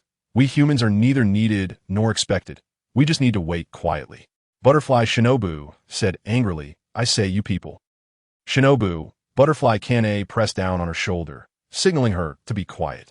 Right now, the entire Demon Slayer Corps is in a period of low morale. Even the Hashira of the guard headquarters cannot accept seeing their comrades cut to pieces like paper, powerless to fight back. This is an unprecedented display of overwhelming strength. Upper Moon 1 has become a shadow looming over the entire Demon Slayer Corps headquarters. The members brought back from Tokyo have fully grasped the terror of the Upper Moons. This negative emotion cannot be eliminated by just the two of them. Lord Muzin must be having a headache about it now. Seeing Yuzui Tenjin chasing after Lin Yu, the two sisters nodded and followed him all the way to the mountainside. Lin Yu stopped and casually picked a wild fruit from a tree, tossing it back. Yuzui Tenjin caught it, and Lin Yu picked another one for himself. Is there something you want, Mr. Yuzui?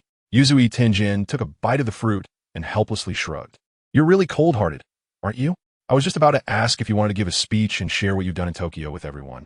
To at least help me with the morale issue, but you just ignored me. Was that intentional? Lin Yu looked confused. They're all right. What can I refute? Huh. Yuzui Tenjin was stunned. No way. Didn't you defeat the Upper Moon? Could it be that you think so too? Is Upper Moon 1 really that unbeatable? Chapter 94. Kanai Kocho's determination. If you think so too, then I really feel hopeless. This expression was now evident on Yuzui Tenjin's face. And even the two butterfly sisters behind him wore a cute yet serious expression, staring intently at Lin Yu. That's not it. What I mean is, their opinions might be different from mine. Lin Yu shook his head and then smiled, saying, My silence is not out of arrogance. I just feel that changing other people's minds is a very difficult task. Wasting time on arguments is futile. I think those guys are beyond saving, and they feel useless themselves. People without awareness will indeed hold back in battles against ghosts. They are truly useless. So, they're not entirely wrong. Lin Yu, I'm sorry to ask, but do you not have any friends? Lin Yu frowned and said no. I think my relationship with Master Hua Zhu and Master Chong Zhu is quite good. Also, my senior sister, the recently passed Yin too, and I even have a fiancé, Mr. Yuzui, you don't think I'm a very solitary person, do you? Seeing Lin Yu's nonchalant expression, Yuzui Tenjin's forehead began to sweat coldly. And Butterfly Shinobu behind him had already covered her forehead. What about the others? Lin Yu fell silent. All right, I completely understand now. Yuzui Tenjin raised his hand, looking extremely troubled. He finally understood why the Lord was worried that Lin Yu might have psychological issues. This guy was just too rational as a monster, completely unable to empathize with human emotions. I'm not going to ask you about interpersonal relationships anymore. Those who understand these matters will always know. Is there really no way to deal with the Upper Moon 1 that has appeared this time? There is, but meeting the conditions is somewhat difficult. Lin Yu shared with Yuzui Tenjin the matters he had previously discussed with Hashibara Waya. This was not a secret, at least in terms of the operation, as it was made public to the entire Demon Slayer Corps. Only Lin Yu's personal movements were not included in the plan. He had not yet been appointed as a Hashira by the Corps, so his actions were naturally not on the specific directive list. He might appear in any of the small teams, but this was reasonable given his current personal identity, and it was another form of confidentiality. Yuzui Tenjin, who was directly responsible for contacting Lin Yu, would once again take charge of communication, with the location being uncertain. This time, the location was still Tokyo, but the task was rather special. I need to find a woman with high personal qualities here to collaborate with me. High personal qualities? Can you be more specific? Someone with the poise of a high society socialite or noblewoman. As for Mr. Yuzui's wife, that won't do. Her image is not quite suitable. Lin Yu pondered for a moment. Can I hit you? Lin Yu ignored this statement and continued. Cultivating temperament in a short period of time is not possible. It's easy to see through. What I need is a true young lady from a noble background who then joins the Demon Slayer Corps as a demon hunter. Finding such a character should be quite difficult, right? Yuzui Tenjin asked in confusion. Isn't there one right in front of you? Shinobu Kocho also spoke up with a bit of a headache. Are you doing this on purpose? Huh. Lin Yu was taken aback for a moment. And Butterfly Kanai also looked confused, not understanding what her sister and the sound of Shiro were talking about. It wasn't until both of them turned their gaze towards her that she suddenly realized. That's not true. I'm not from a distinguished family. Shinobu, don't you know?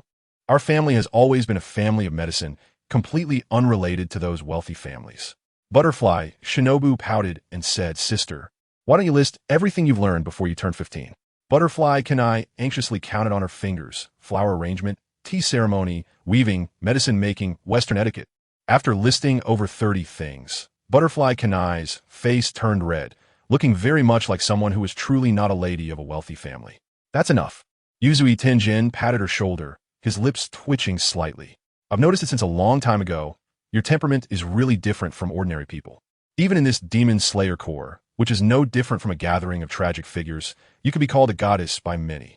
I didn't understand it before, but now I truly do. A person's learning and accomplishments can indeed change their temperament from the inside out, no matter how much you deny it. You're undoubtedly the daughter of a wealthy family. Is that so? Butterfly Kanai said with doubt, then turned her confused gaze towards Lin Yu. Lin Yu fell silent. Hey, aren't you the one who initially planned not to let her get involved in this mess? Clearly, there's a need, yet you speak so ambiguously. At this moment, réalise de l'inues intention. Generally speaking, when a few people discuss matters together, they would only consider those outside their group. However, the aura of Butterfly Kanai was simply too dazzling. Wherever she went, there would be cheers. Even those members of the Demon Slayer Corps who were injured in battles against demons and stayed at the Butterfly Mansion sometimes hesitated to leave their sickbeds, just to see this beautiful and gentle flower pillar every day.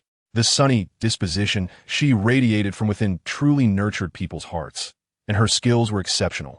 Elegant like a princess emerging from a castle. I want to go. If that's the case, and I can handle this matter, I must go.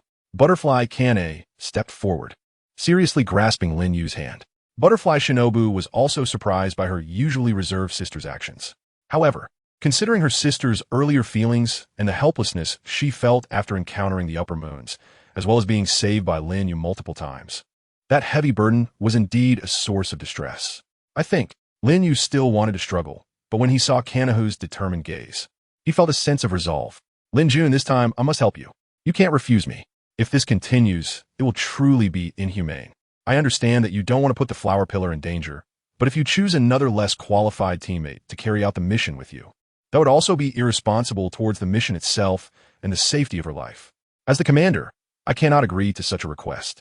After all, Kanahu is a pillar-level fighter. She is not as weak as you imagine. Yuzue Tianyuan patted Lin Yu's shoulder. In the end, Lin Yu nodded. Chapter 95, Infiltration Mission. Tokyo's affluent district. The towering Western-style buildings symbolize the rapid process of modernization, and this area is predominantly inhabited by well-dressed, wealthy individuals, starkly different from the living conditions of the poor. Outside a certain villa, a woman in a splendid gown is watering flowers with a pot. Her figure as graceful as spring mountains, a faint smile on her face.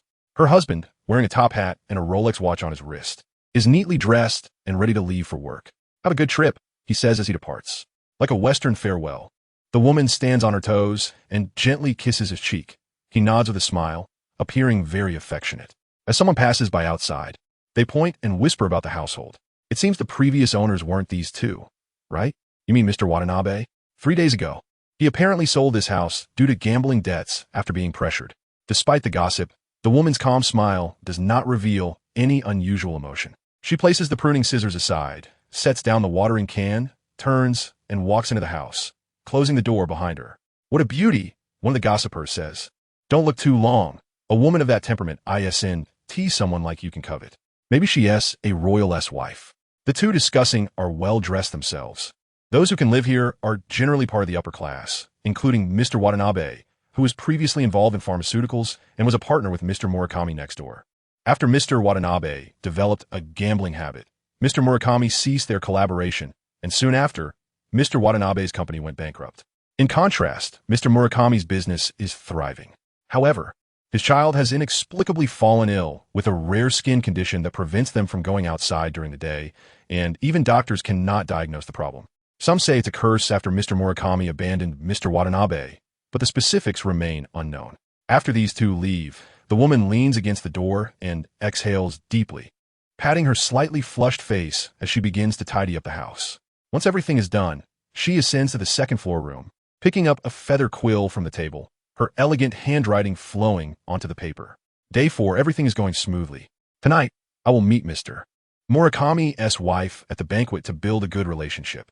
Sunlight streams through the window, illuminating the succinct sentence. Caw, caw. A crow perched on a branch cawed twice before flying away with a message tube hanging from its foot. Butterfly Kanai finally lets out a sigh of relief. Is it already the 4th day? When she first started this mission, not only her sister and Yuzui Tenjin, but even Butterfly Shinobu found it hard to believe she had to infiltrate the side of that legendary demon king. How could safety be guaranteed?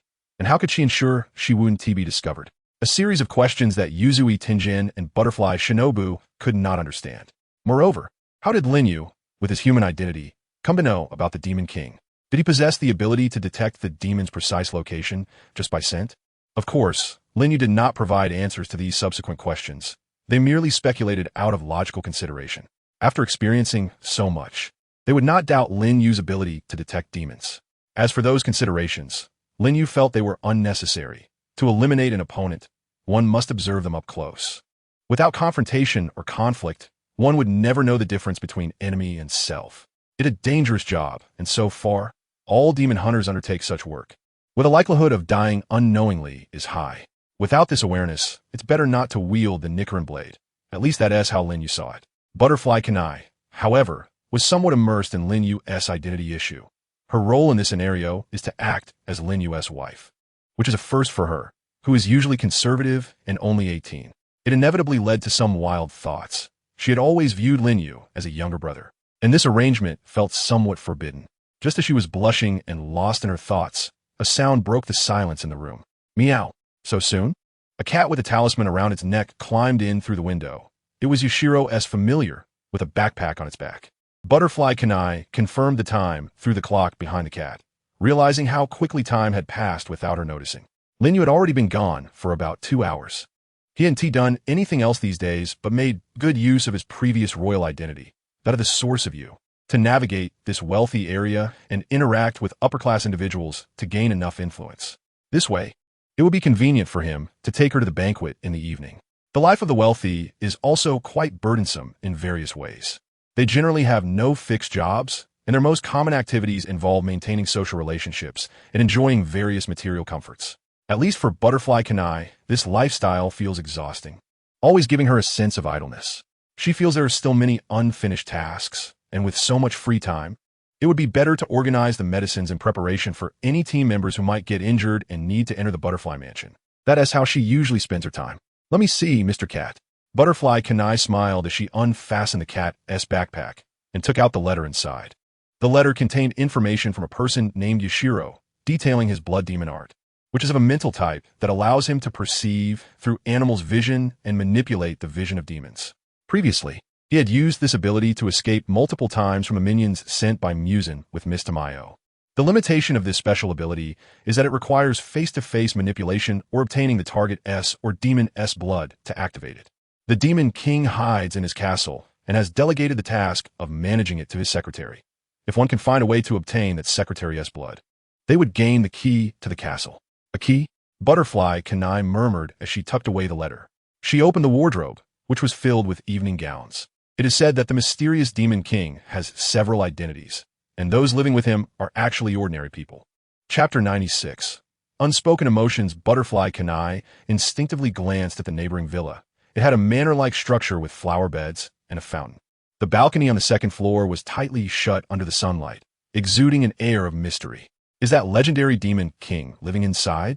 Butterfly Kanai momentarily lost her train of thought, feeling a gentle touch on her shoulder brought her back. Just stay calm. He probably isn't there during the day. He likely spends only a few days a month there reading. The rest of the time, he must be elsewhere. He just happens to be away during these few days since we moved in.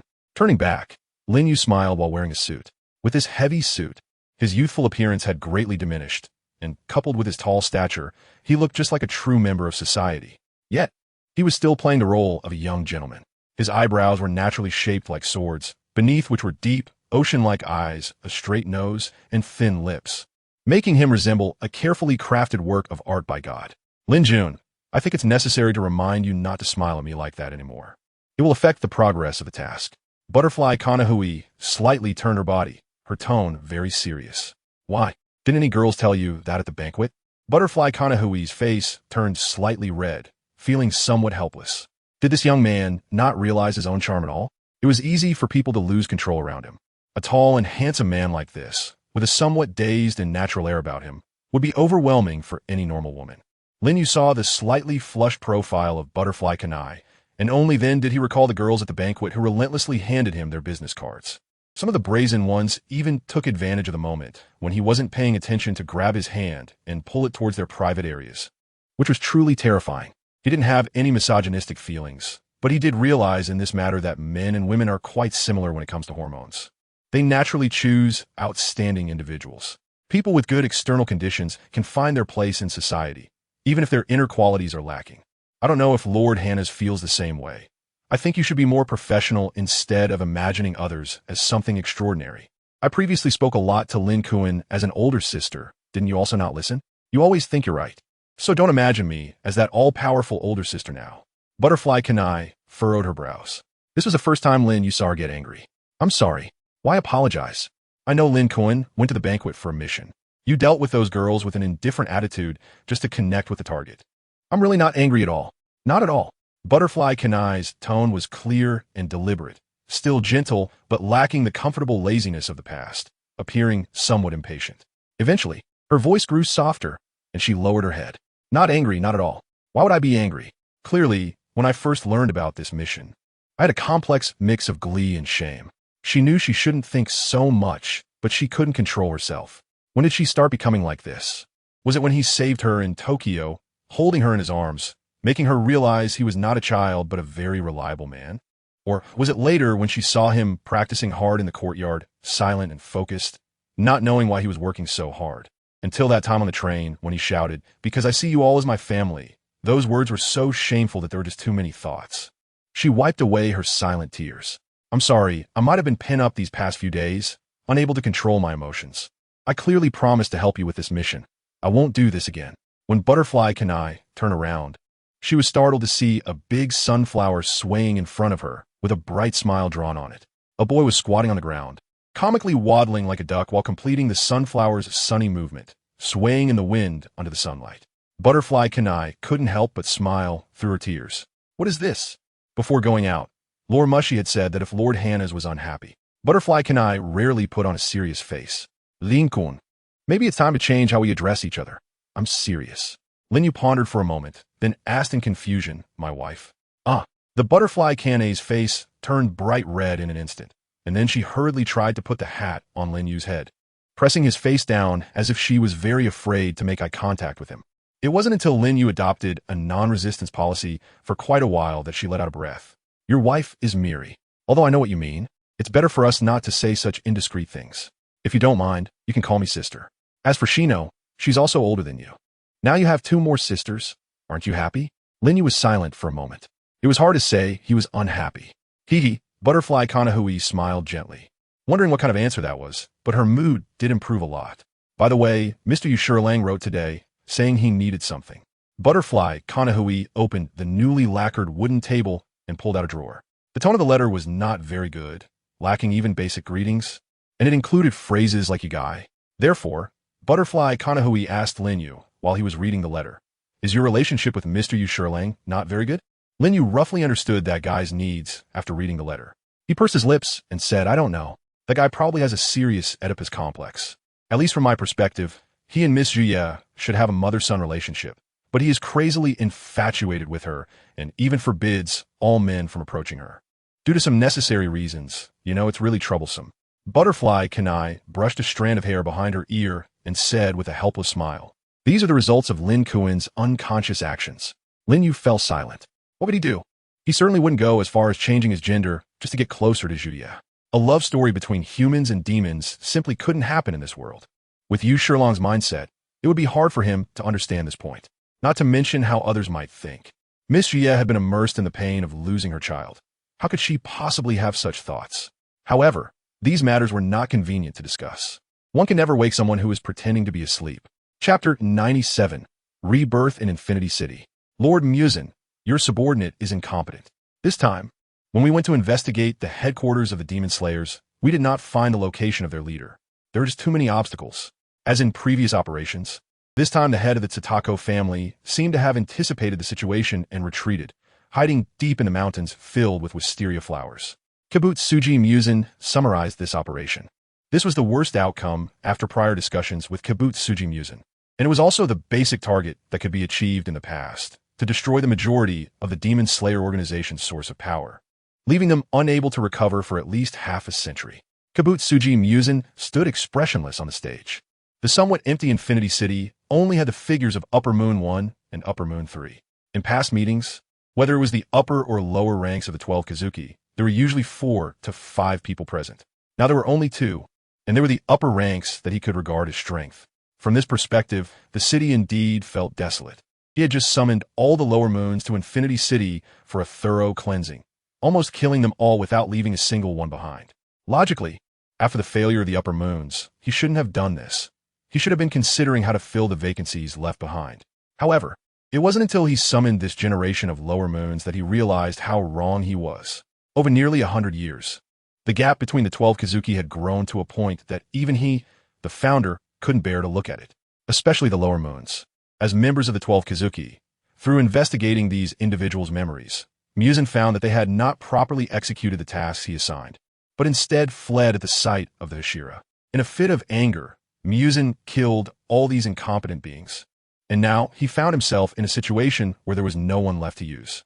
Originally, Muzin should have been furious with Akaza and Kokushibo for this operation, but the situation forced him to act differently. Get up. Akaza stared wide-eyed in disbelief, facing the unusually gentle tone of Kibutsuji Muzin, feeling no sense of relief.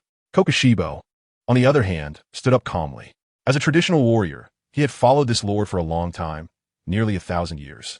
They had built everything from scratch, experiencing all kinds of storms, so temporary gains and losses did not significantly affect him. You both performed very well on this mission, or rather, without me. This situation should have been expected, right? Muzin looked up at the sky of Infinity City. Just as Tsutako Yoya sensed his presence in a vague way during his dreams at night, he too felt a connection to this boring mortal world. His blood flowed from a certain family, proof of his humanity, and it was this bond, which he regarded as trash, that repeatedly saved his enemies. How many more years would it take to completely eradicate the Tsutako family? This was Muzin's only regret and wish after searching for the blue. He desperately wanted to complete this task, destroy all enemies, evolve into a perfect being, and there would be no more successful life than this. Lord Muzin, Akaza, who had always been loyal, seemed to sense Muzin's inner regret and spoke with some guilt.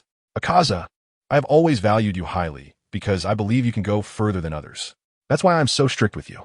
Every time I assign a task, you always complete it with all your heart, which makes me very gratified. Kibutsuji Muzin smiled. Akaza, feeling both touched and anxious, said no. I have repeatedly let down your expectations. Not being executed is your greatest grace. Kokushibo slightly turned his face, as if he understood something. Become stronger, Akaza. The martial path you have pursued for hundreds of years should have a conclusion now. Although in my eyes, it's just child's play, if you can touch that realm. You might be able to become a bit more capable, at least not disappoint yourself. Kibutsuji Muzin extended his hand, and amidst a writhing motion, a giant arm appeared. Clawing like a monster, Akaza knelt on the ground, trembling. With a pop, the giant arm's conical probe pierced into his skin, and waves of blood surged into his body like a heartbeat. Heat, stimulation, pain, these sensations continuously assaulted Akaza. Becoming stronger was not a pleasant thing. It meant accepting the Lord's blood. Many demons longed for this moment, but also feared it, because the Lord's blood could make them stronger, but it could also be a poison that took their lives. In Kibutsuji Muzin's long career as a demon king, countless demons had died from the inability to withstand the blood given to them, while those who remained became stronger. To become a qualified upper moon, one needed to receive blood multiple times.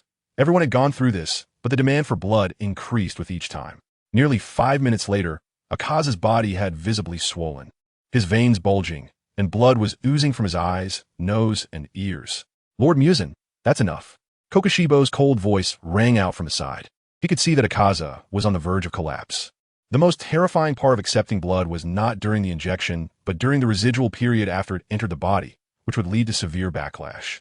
Many demons could not withstand such backlash and would often explode into a puddle of blood. What is wrong, Akaza? Is this already your limit? Is this the supreme realm you desire? Now, I'm giving you the opportunity to reach that realm. And you want to give up here? Kibutsuji Muzan revealed a mad smile, whispering like a demon. Akaza slowly raised his head, struggling hard, but his eyes burst with determination. No, I can still endure. He had waited for this moment, for the meatball wriggled, resembling a grotesque and terrifying human face, driven to madness to the point of losing its true nature. However, Muzan Kibutsuji smiled. He recalled events from several years ago, before this boy became a demon, the expression of despair from having lost everything still unforgettable to this day. The tragedies of the upper moons were not caused by him. This world was inherently a hell that imprisoned various evil demons. He even prided himself on being a kind and compassionate person, capable of granting these pitiful creatures the ability to change their circumstances. So, Akaza, if you lose your determination to become stronger, then there will truly be nothing redeemable about you. Think carefully about why you are so obsessed. As long as that reason exists, you will become stronger. Muzan Kibutsuji spread his arms wide, a smile radiating from his face. To Nezuko, this scene was chilling, resembling some ancient sacrificial ritual, with Akaza transformed into a meatball, serving as the offering on the altar. After the sacrificial ceremony, the meatball would split open like an embryo, splattering juice everywhere, and then a brand new Upper Moon 3 would appear before everyone. People fear monsters, but monsters also fear other monsters. At least after becoming a demon. Nezuko felt like the craziest person in the demon organization. Having killed her husband, she considered herself the gentlest and most normal among them. Keep an eye on him. After leaving that statement, Muzan Kibutsuji vanished into the Infinity Castle. He transferred all command authority of the Infinity Castle to Nezuko. He was not a micromanager, preferring to delegate tasks to his secretary. Because of the blood bond, he was not worried that Nezuko, a weak and administrative demon, would betray him, unlike his first secretary, whose existence he continued to search for, the only demon that had escaped his control. In a villa in Tokyo, two demons knelt on the floor, one with many arms and the other marked with arrow-like symbols. Lord Muzan, we have found the woman's whereabouts, said the arrow-marked demon, the brains of the duo, unlike the brute force handball demon, who always caused collateral damage when he acted. Muzan Kibutsuji's expression remained unchanged, but the two could sense a distinct surge of emotions from the blood he had granted them. Excitement, anger. These emotions were so complex they sent chills down their spines, and both trembled. The location was Asakusa in Tokyo. Shinjuku Maru had sensed the presence of blood demon art while hunting, unmistakably the scent of Tamayo, who had lured Shinjuku Maru's target elsewhere with her blood demon art.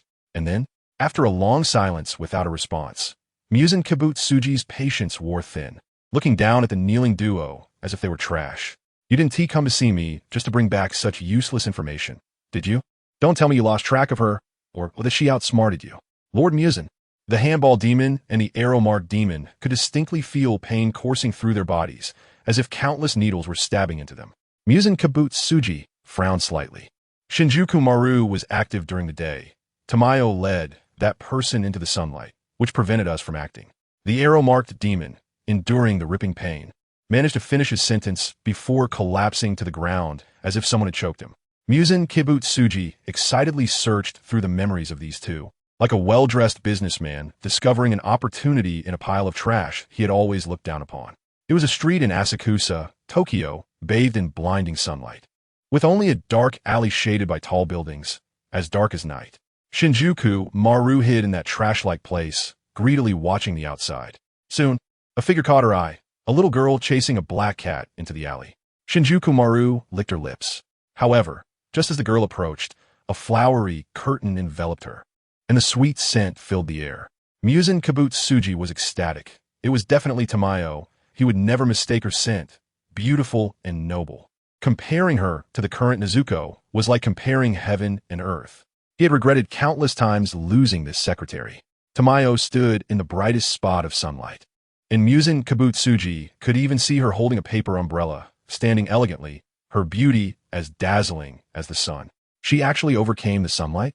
When Muzan Kibutsuji uttered this heartfelt exclamation, The handball demon and the arrow-marked demon reporting the situation were taken aback, only to be torn to pieces by Musen Kibutsuji's monstrous arm. Not needed. Nothing is needed. Musen Kibutsuji's heart was now completely occupied by Tamayo. The long-held wish of thousands of years had finally found an answer. He needed to find Tamayo's location immediately. As long as he devoured that woman, he could evolve into the ultimate being and no longer fear sunlight. Kibutsuji, Akaza, your mission is to find that person and kill him. The only one who posed a threat to his plan had been placed on the special list. He dispatched 2 upper moons to hunt together. Akaza was now stronger than the previous Doma. He had long realized that Doma's talent had reached the limit of being upper moon 2.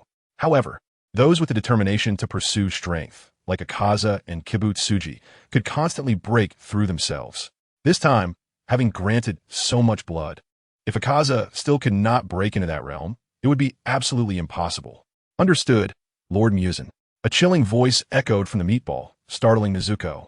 Despite enduring such intense pain, did Akaza still hold onto the belief that he was merely trying to kill that human?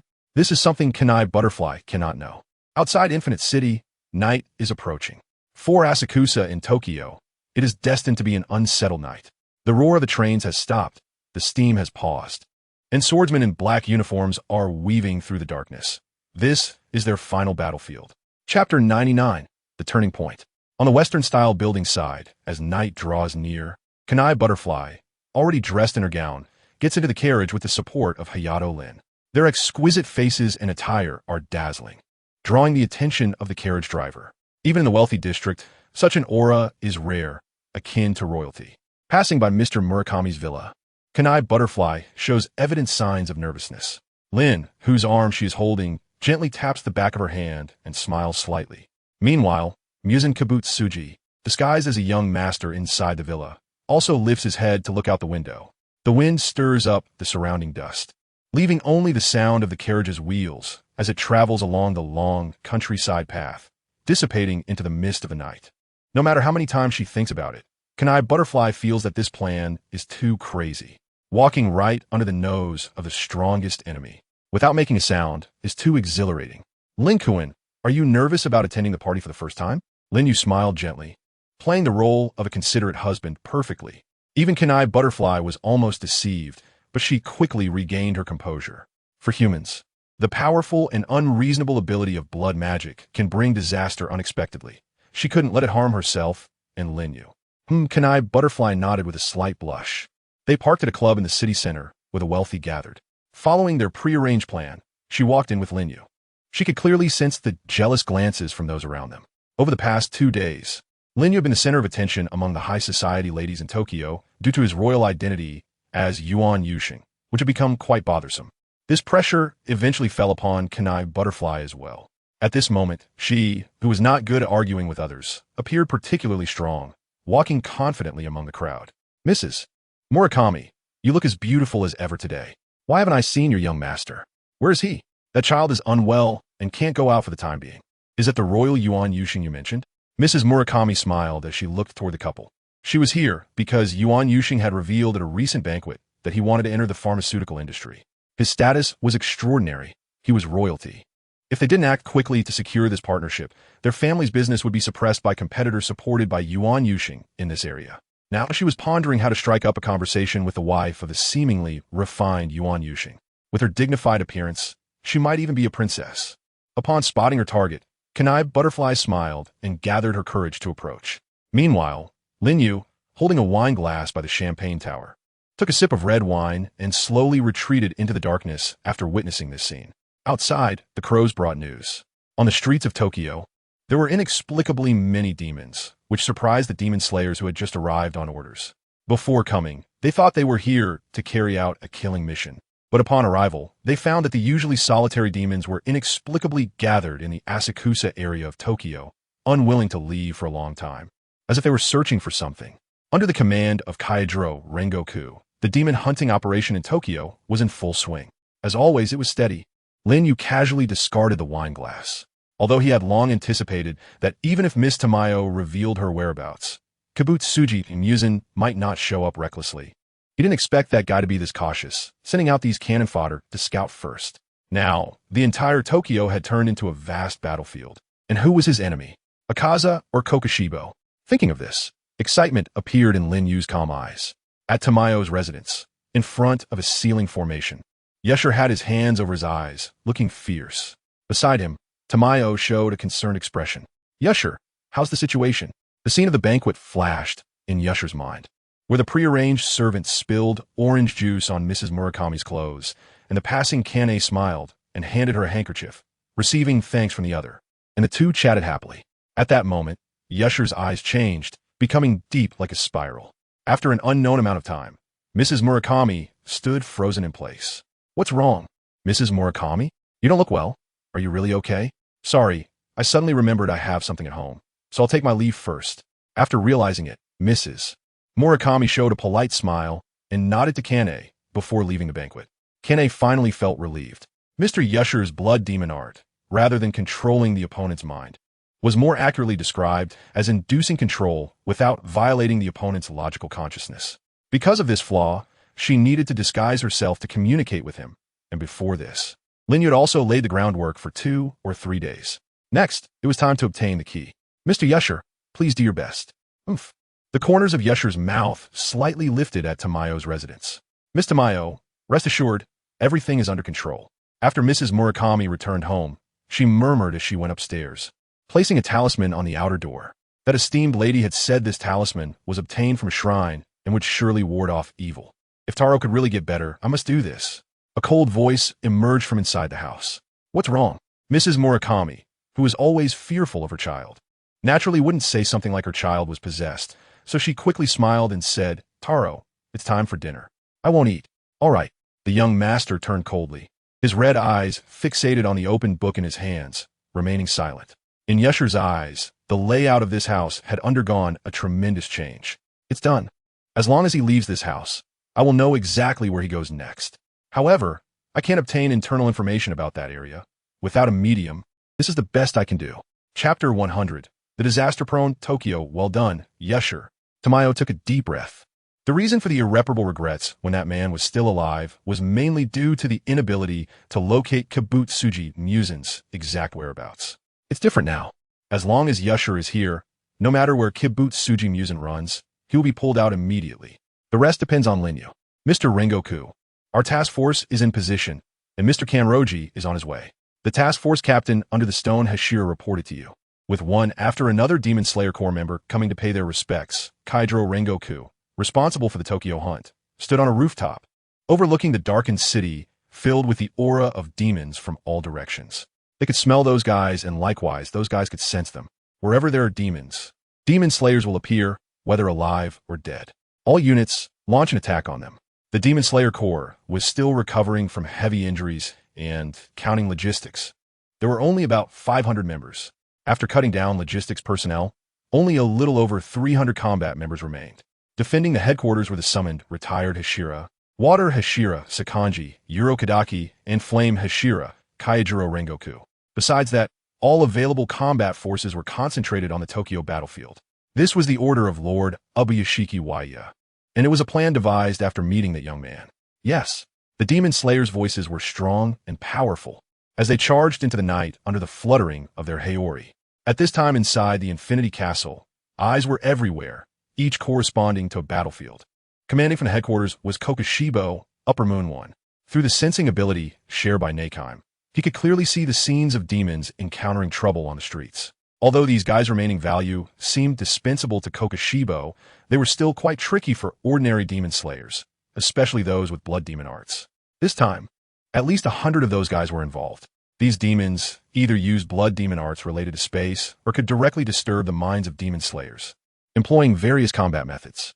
How many Hashira are deployed against the demon slayers? There are a total of 5. The Hashira who encountered Akaza at the headquarters last time is also present. Nakheim provided a specific answer and then shifted the focus to those Hashira. A 2-meter-tall muscular man wielding a broad axe and war hammer, dressed as a monk, but striking mercilessly, each blow carrying the weight of a mountain, as if he wanted to chop the demons in front of him into pieces. A swordsman with a noticeable scar on his forehead, surrounded by invisible blades. Anyone who approached would be cut to pieces. A swordsman whose sword tip was always surrounded by raging flames, his voice high. with speed and strength that were incredibly fast. Even demons nearing lower moon levels would only meet their end with a single slash to the neck. A swordsman with snakes wrapped around his neck, using unpredictable attacks. His snake-like blade was hard to defend against, and 3 empowered demons had already died at his hands. A young female swordsman who could inject wisteria toxin from the tip of her sword into a demon's body, even without decapitating them.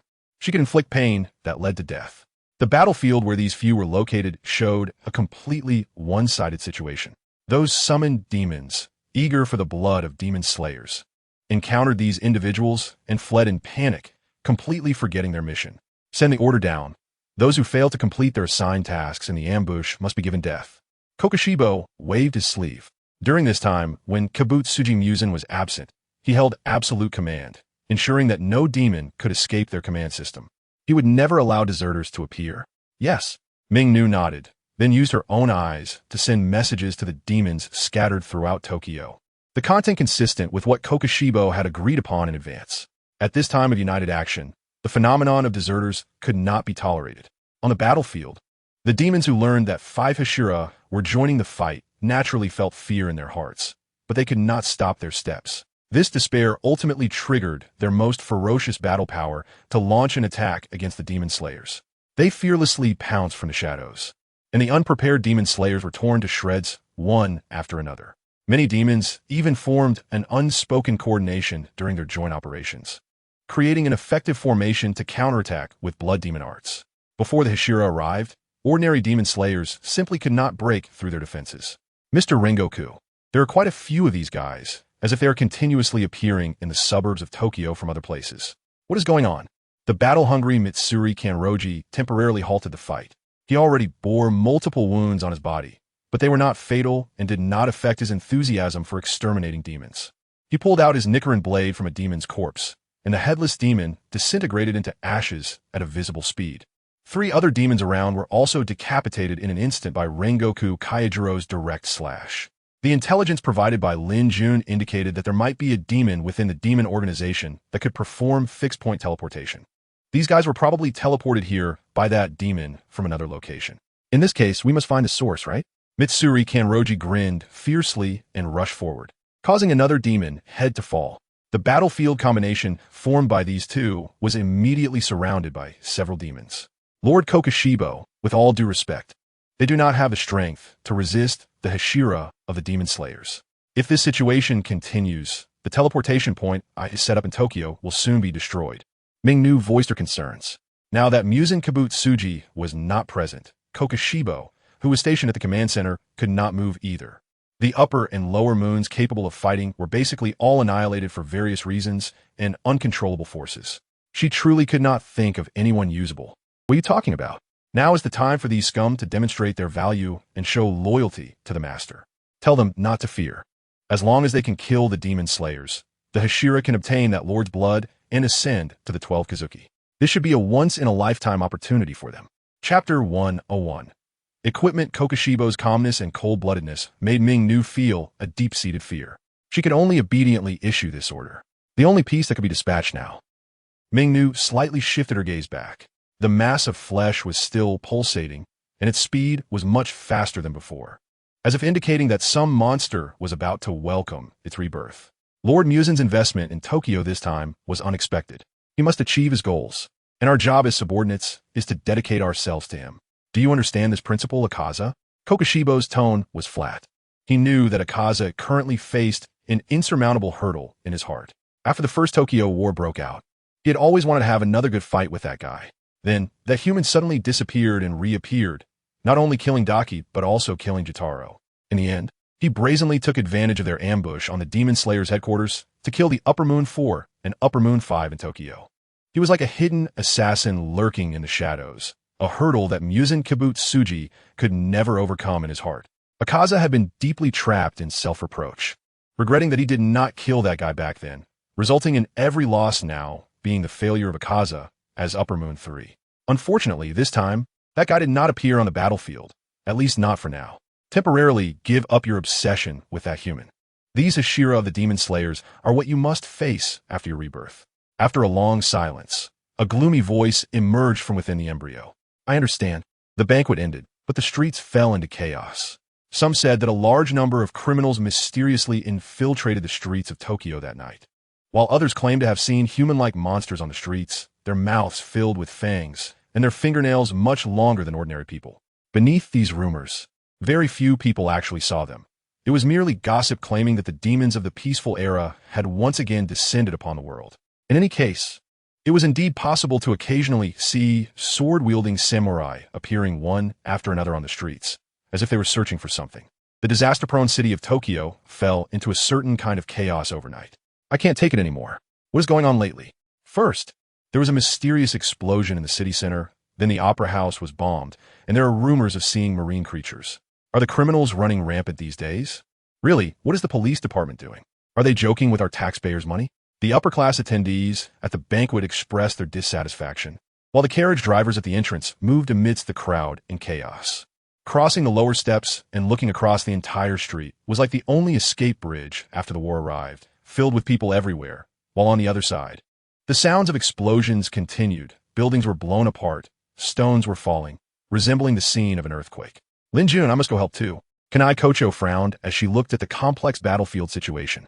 It was clear that in another neighborhood, the team members were experiencing intense battles. The Demon Slayer Corps was currently severely understaffed.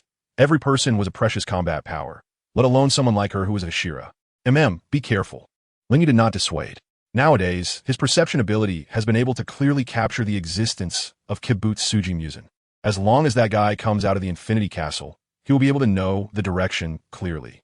In another battlefield on the street, according to his judgment, there were no characters like the 12 Kazuki. They were all useless minor demons.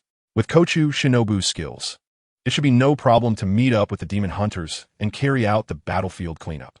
Now, he also had a place that urgently needed to go. After removing the troublesome suit, he revealed the Heiori draped over him. Lin Yu walked through the crowd at the corner and found the ninjas arranged by Yusue Tianyuan to meet him. It was an old acquaintance, Chiharu, whom he had met during the Upper Moon Hunt in Tokyo. Hello, Lin Kun. Hello, Miss Chiharu. Where's Mr. Yusue? Lord Tianyuan is currently responsible for battlefield command and is not directly participating in the war. The intelligence you provided has been useful. We have indeed found that there are teleporting demons among the evil spirits. Those evil spirits on the battlefield were also teleported from various places. Right now, Lord Tianyuan has sent ninjas to look for and destroy the teleportation arrays. Chiharu, dressed in a neat suit, elegantly took down the long box from her back and stood it upright on the ground. She let out a deep breath. No wonder. Carrying the sunblade that weighs over 100 pounds on her back, even a strong man would struggle to hold it for long. Yet she had waited for Lin Yu for a full 2 hours. The endurance and overall physical fitness of ninjas should not be underestimated. Thank you. Lin Yu opened the box, and he couldn't remember how many Nichirin blades he had owned. The ones he had lost the most were not due to damage from slaying demons, but from training. He would use the Nichirin blade to chop some very hard rocks. And sometimes when he encountered particularly tough materials, the blade would get chipped or even break and fly out. This Nichirin blade was still the work of the blacksmith Steelgrave. That guy probably cursed every time he received defective products. Every time the Nichirin blade was sent to him, it coincided with Lin Yu being on a demon-slaying mission elsewhere. And Lin Yu almost never stayed at the Butterfly Mansion for more than a month. Despite his love for the blacksmith, he had never even seen the culprit responsible for damaging his precious Nichirin blades. This could be considered a tragedy. Bang! Lin Yu took out the Sunwell blade, and the broad tip of the blade struck the ground, producing a heavy humming sound that grew louder with each impact. However, the overall size of the blade remained unchanged. It was unclear what special material that Steel Grave Guy had added. How is it? Hinetsuru swallowed hard as she watched the scene before her. It looked a bit like a giant wielding its battle axe, or perhaps a deity descending to earth. In any case, the sense of oppression was overwhelming. Very good. Lin Yu grinned, waved the Sunwheel blade, and a gust of wind swept across Chuhua's face, causing her hair to flutter from the breeze generated by the broad blade. Chapter 102. The First Battle Without Defeat. These despicable ants. In the mansion, Kibutsuji Musen roared as he tore all the books on the shelf into pieces. The only reason he had summoned all the demons to Tokyo with such fanfare was to search for Tamayo's whereabouts, and yet he still hadn't found her. To make matters worse, so many demon hunters had appeared right away, and all the remaining Hashira had mobilized. These guys always showed up to meddle at the most critical moments, which truly made his mood reach an all-time low. Taro, what is happening inside? A loud commotion sounded outside the door. Muzan Kibutsuji, who had transformed into a young master, remained indifferent, while the urgent knocking on the door irritated his nerves. It was really noisy. Muzan Kibutsuji extended his arm, breaking the door, and the pair of parents standing outside couldn't even let out a mournful cry before they turned into nourishment for his arm, their blood dripping onto the floor in a chilling manner. He had assumed similar disguised identities no less than 3 times throughout Tokyo, either as a drug dealer or the son of a medical expert, all in order to gather information about the last unfinished dose of the medicine from the doctor he had turned into a demon, the blue Higanbana. After nearly 1,000 years of searching, there were no results, and his initial desire to obtain the blue was simply to stand in the sunlight. Those demon slayers were unaware that as the Demon King, he had long since overcome the weakness of his neck in this world. Muzan Kibutsuji's only true enemy was the blinding sunlight, which could indeed destroy him.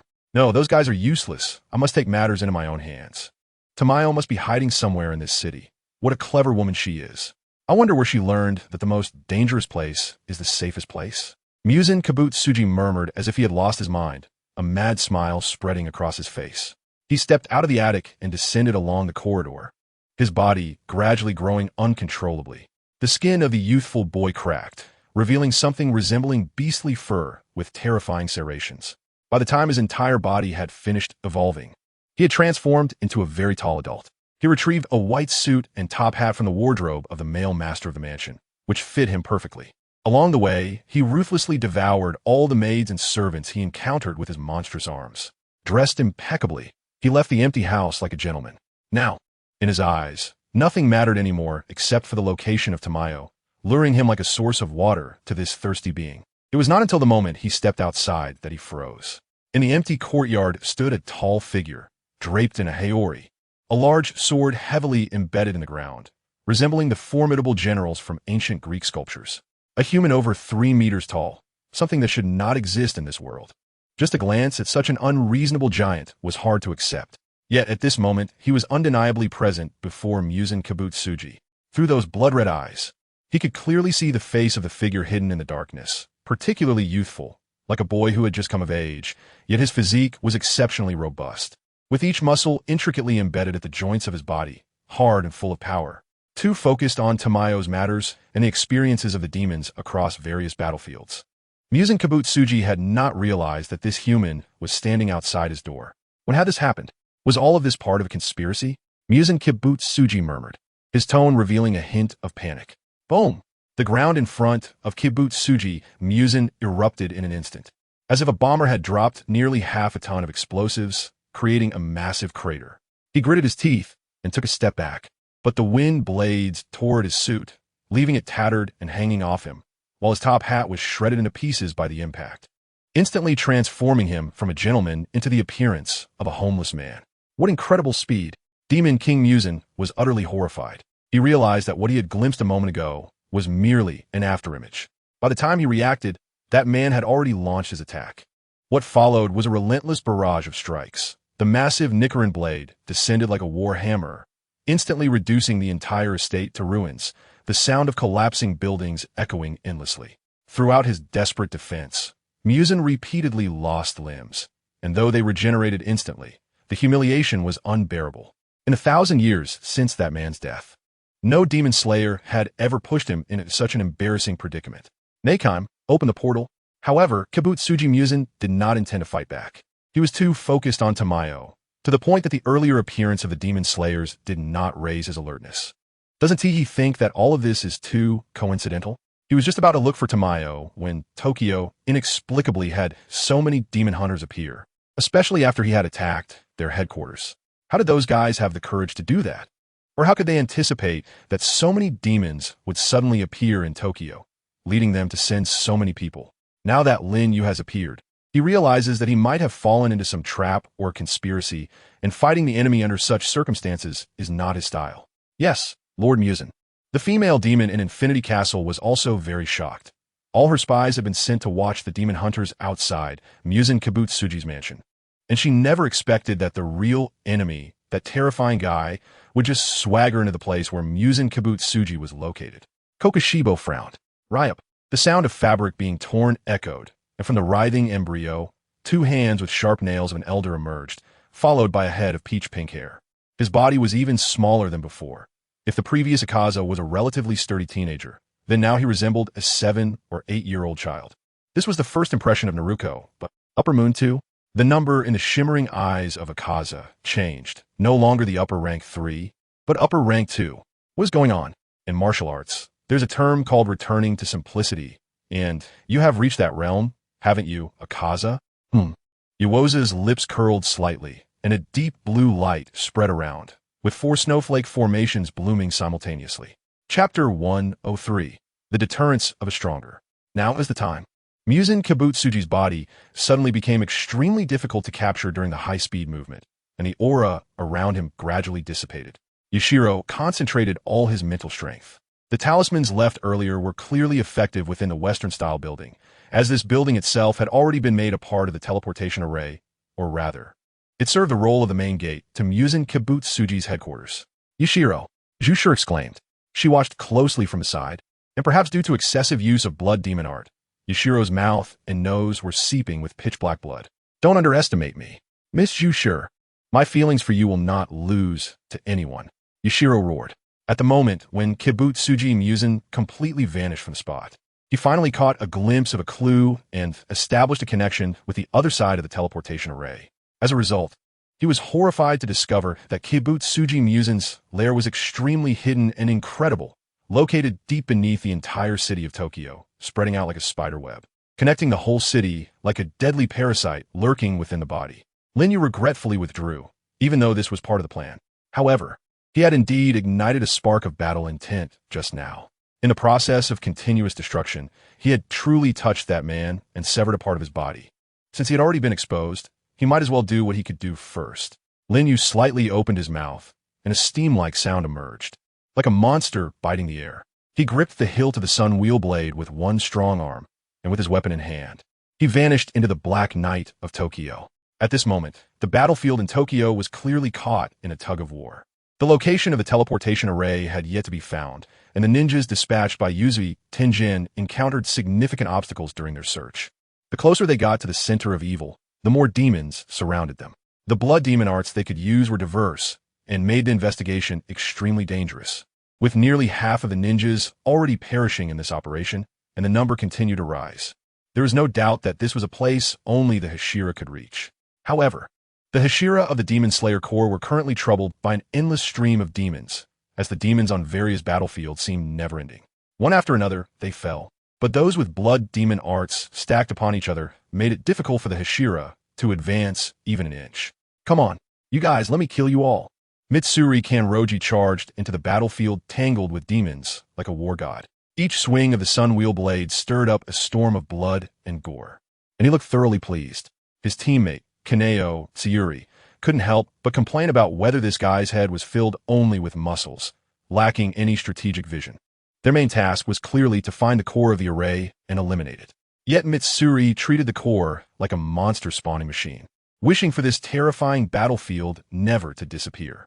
The fastest advance was undoubtedly by Kaijiro Rengoku. Unlike Mitsuri, he possessed a calm mind, and his flame-breathing techniques were top-notch in both power and speed. During his advance, no one could withstand his scorching attacks. Sometimes, all that could be seen was a fleeting flash of fire across the street as demons fell one after another. Of course, such recklessness meant he could only act alone, while the other team members had to consider the bigger picture, not only advancing, but also ensuring the safety of other Demon Slayer Corps members engaged in battle. Sister, has your side completed the mission? The heavily surrounded Shinobu Kocho was surprised to find a figure leaping down from a nearby tall building, exuding a faint floral fragrance. Kane Kocho struck swiftly, decapitating 2 demons. Lin Kuan has already gone to Miss Tamayo's residence. Because this area is filled with ordinary demons without abilities. It's just that their numbers are large, making it a bit troublesome to deal with, but shouldn't be dangerous. Shinobu revealed a surprised expression upon hearing her sister's words during the battle. No, sister, the area where Miss Tamayo is located should still be hidden. If he goes there now, isn't he just revealing her position to the enemy? He shouldn't be the kind of person to do such a foolish thing. After decapitating the demons, Kane fell silent for a moment. After a long while, she realized that she must have been tricked by Lin Yu. I don't know. So where did he actually go? Shinobu pondered this problem, suddenly having a flash of inspiration as if she had found the answer. Sister, think about it. What has that guy been doing all this time? Kane's pupils constricted. Upon careful consideration, it was clear what Lin Yu had been doing all along. The mastermind behind this disaster and catastrophe was less than a few hundred meters away. Would he choose to ignore it? The answer was naturally no. That person must have gone to find the Demon King again. What he had been doing was exactly that, basically not revealing it to anyone. Putting himself in the most dangerous position. Shinobu gritted her teeth. She was so angry that if that annoying guy appeared in front of her now, she would definitely bite him to death. Sister, be careful. Just as the two sisters were contemplating this issue, a demon leapt down from a nearby tall building. Damn demon slayers. I will tear you all to pieces. A resentful voice echoed. The demon leapt down, but was struck by a large sword that flew in from the side, embedding itself in the surrounding building with a loud crash, causing the entire tall building to tremble slightly, with rubble falling. Are you hurt? Lin Yu grinned, and the surrounding evil spirits immediately chose to retreat as if they had seen a demon from hell. There was no way to win. Even if these guys banded together, along with their predecessors, they would absolutely not be able to defeat the monster in front of them. He was someone who had killed several upper moons and had just fought against Muzan. The fear etched in their blood had a shadow of this human, along with the long-lost breathing techniques from legends. It was impossible to win. It would only be a futile death. Upholding this belief, the military order set by Hekasumi seemed to waver. The two turned around simultaneously, and Kanayu Butterfly extended her hand. A figure quickly leaped into Lin Yu's embrace. It's better not to push yourself too hard, Mitsuri. Chapter 104. Muzan's obsession. It seems that things are far from over. Unexpectedly. That guy was so terrifying that even the evil spirits needed to retreat. Kanroji Mitsuri looked at the tall figure from a distance. For a moment, she was somewhat dazed. She could say she had witnessed Lin Yu transform into this state, from a slightly muscular boy to a demon hunter who now looked even stronger than Mr. Hamajima Jiomi. What exactly had he gone through? However, since he appeared here, it also meant that the Demon King had not been exterminated. Kanayu slowly withdrew her hand and smiled. Shinobu, the mission isn't complete yet. Let's keep moving forward. Honestly, consider the occasion. Kanroji Mitsuri also expressed her helpless opinion about the two people embracing on a battlefield. She was originally responsible for this part of the battlefield together with Mitsuri, and the strength she displayed had improved rapidly compared to before, even evolving into a breathing technique type that even her master, Rengoku Kaijuro, could not comprehend. At this rate, it wouldn't be long before she would become a Hashira. Or rather, Kanroji Mitsuri might already possess Hashira-level strength. She just hadn't encountered lower moons or similar characters to slay. Once she achieved tangible accomplishments, promotion would only be a matter of time. Lin Yu's expression softened as he touched the forehead of his fiancée, who was often distant, feeling her body tremble in his arms. Miri, I know. Mitsuri Kanroji wiped the tears from the corners of her eyes, her battle-stained uniform revealing a sense of heroism. Her gaze was resolute. She was no longer the easily broken girl she once was. Linkuin, I will continue to work hard for the arrival of that day. I can't hold you back. No matter how much I miss you, I must endure and move forward like a warrior for our shared dream. The girl actively released her lover's embrace, drew the Nichirin Blade from her waist again, and followed behind the two Hashira, stepping back onto the battlefield. Lin Yu lifted the heavy sunwheel knife, a weapon weighing 200 pounds, which felt a bit unreasonable. Run. The monster is coming. What a joke. Why did he suddenly appear here? Wasn't he just in the west a moment ago? The Tokyo streets, which had been in a stalemate, fell into chaos the moment Lin Yu approached, as everyone was thinking about how to escape the battlefield as quickly as possible. This is truly absurd. Black Death Mu, stationed at the Infinite City Command Center, was furious for the first time. He wished he could draw his sword and rush to the battlefield to tear those retreating guys to pieces. Once that guy joined the battle, the situation immediately turned overwhelmingly one-sided. If the efficiency of those Hashira-level demon slayers could still match that of the teleportation array, then after Lin Yu's arrival, the demons in the teleportation array clearly began to show a trend of being insufficiently killed. Meanwhile, the demon Muzan Kabutsuji, who was retreating back to the city, also slightly restrained his panicked expression. Lord Muzan. Lord Muzan. At this moment, there were only 3 people at the core of Infinite City besides Muzan Kabutsuji, Akaza, Black Death Mu, and Nakeim. Akaza's expression was fervent. If it weren't for his superior Black Death Mu being here to hold him back, he would have requested Nakeim to send him down to the main battlefield in Tokyo. Watching that guy flaunt his power everywhere was truly unpleasant. Lord Muzan, I can guarantee that this batch of demon hunters attacking Tokyo is definitely the last remaining strength of the demon hunter headquarters, and judging from their timing of appearance, it seems to have been premeditated, as if they had captured our information in advance. Black Death Moose secretly lowered his head. Muzan Kibutsuji nodded. His opinion was consistent with Upper Moon one's. He was not surprised at all when the demon hunters settled in Tokyo. These guys had originally spread throughout Tokyo, hunting down those humans he had turned into demons. The problem was the sheer number of them, which was simply too many. Given the current weakened state of the Demon Slayer Corps, they couldn't possibly abandon all their territories to focus on hunting demons in Tokyo. However, Yoya Shinjuro's actions were puzzling. The Hashira he sent to Tokyo were already the last remaining forces capable of guarding the headquarters, along with several hundred demon hunters. Unless he had emptied the headquarters, how could he send out so many people? Even if that guy really made such a choice, what was his motive? Muzan Kibutsuji could not fathom it at all.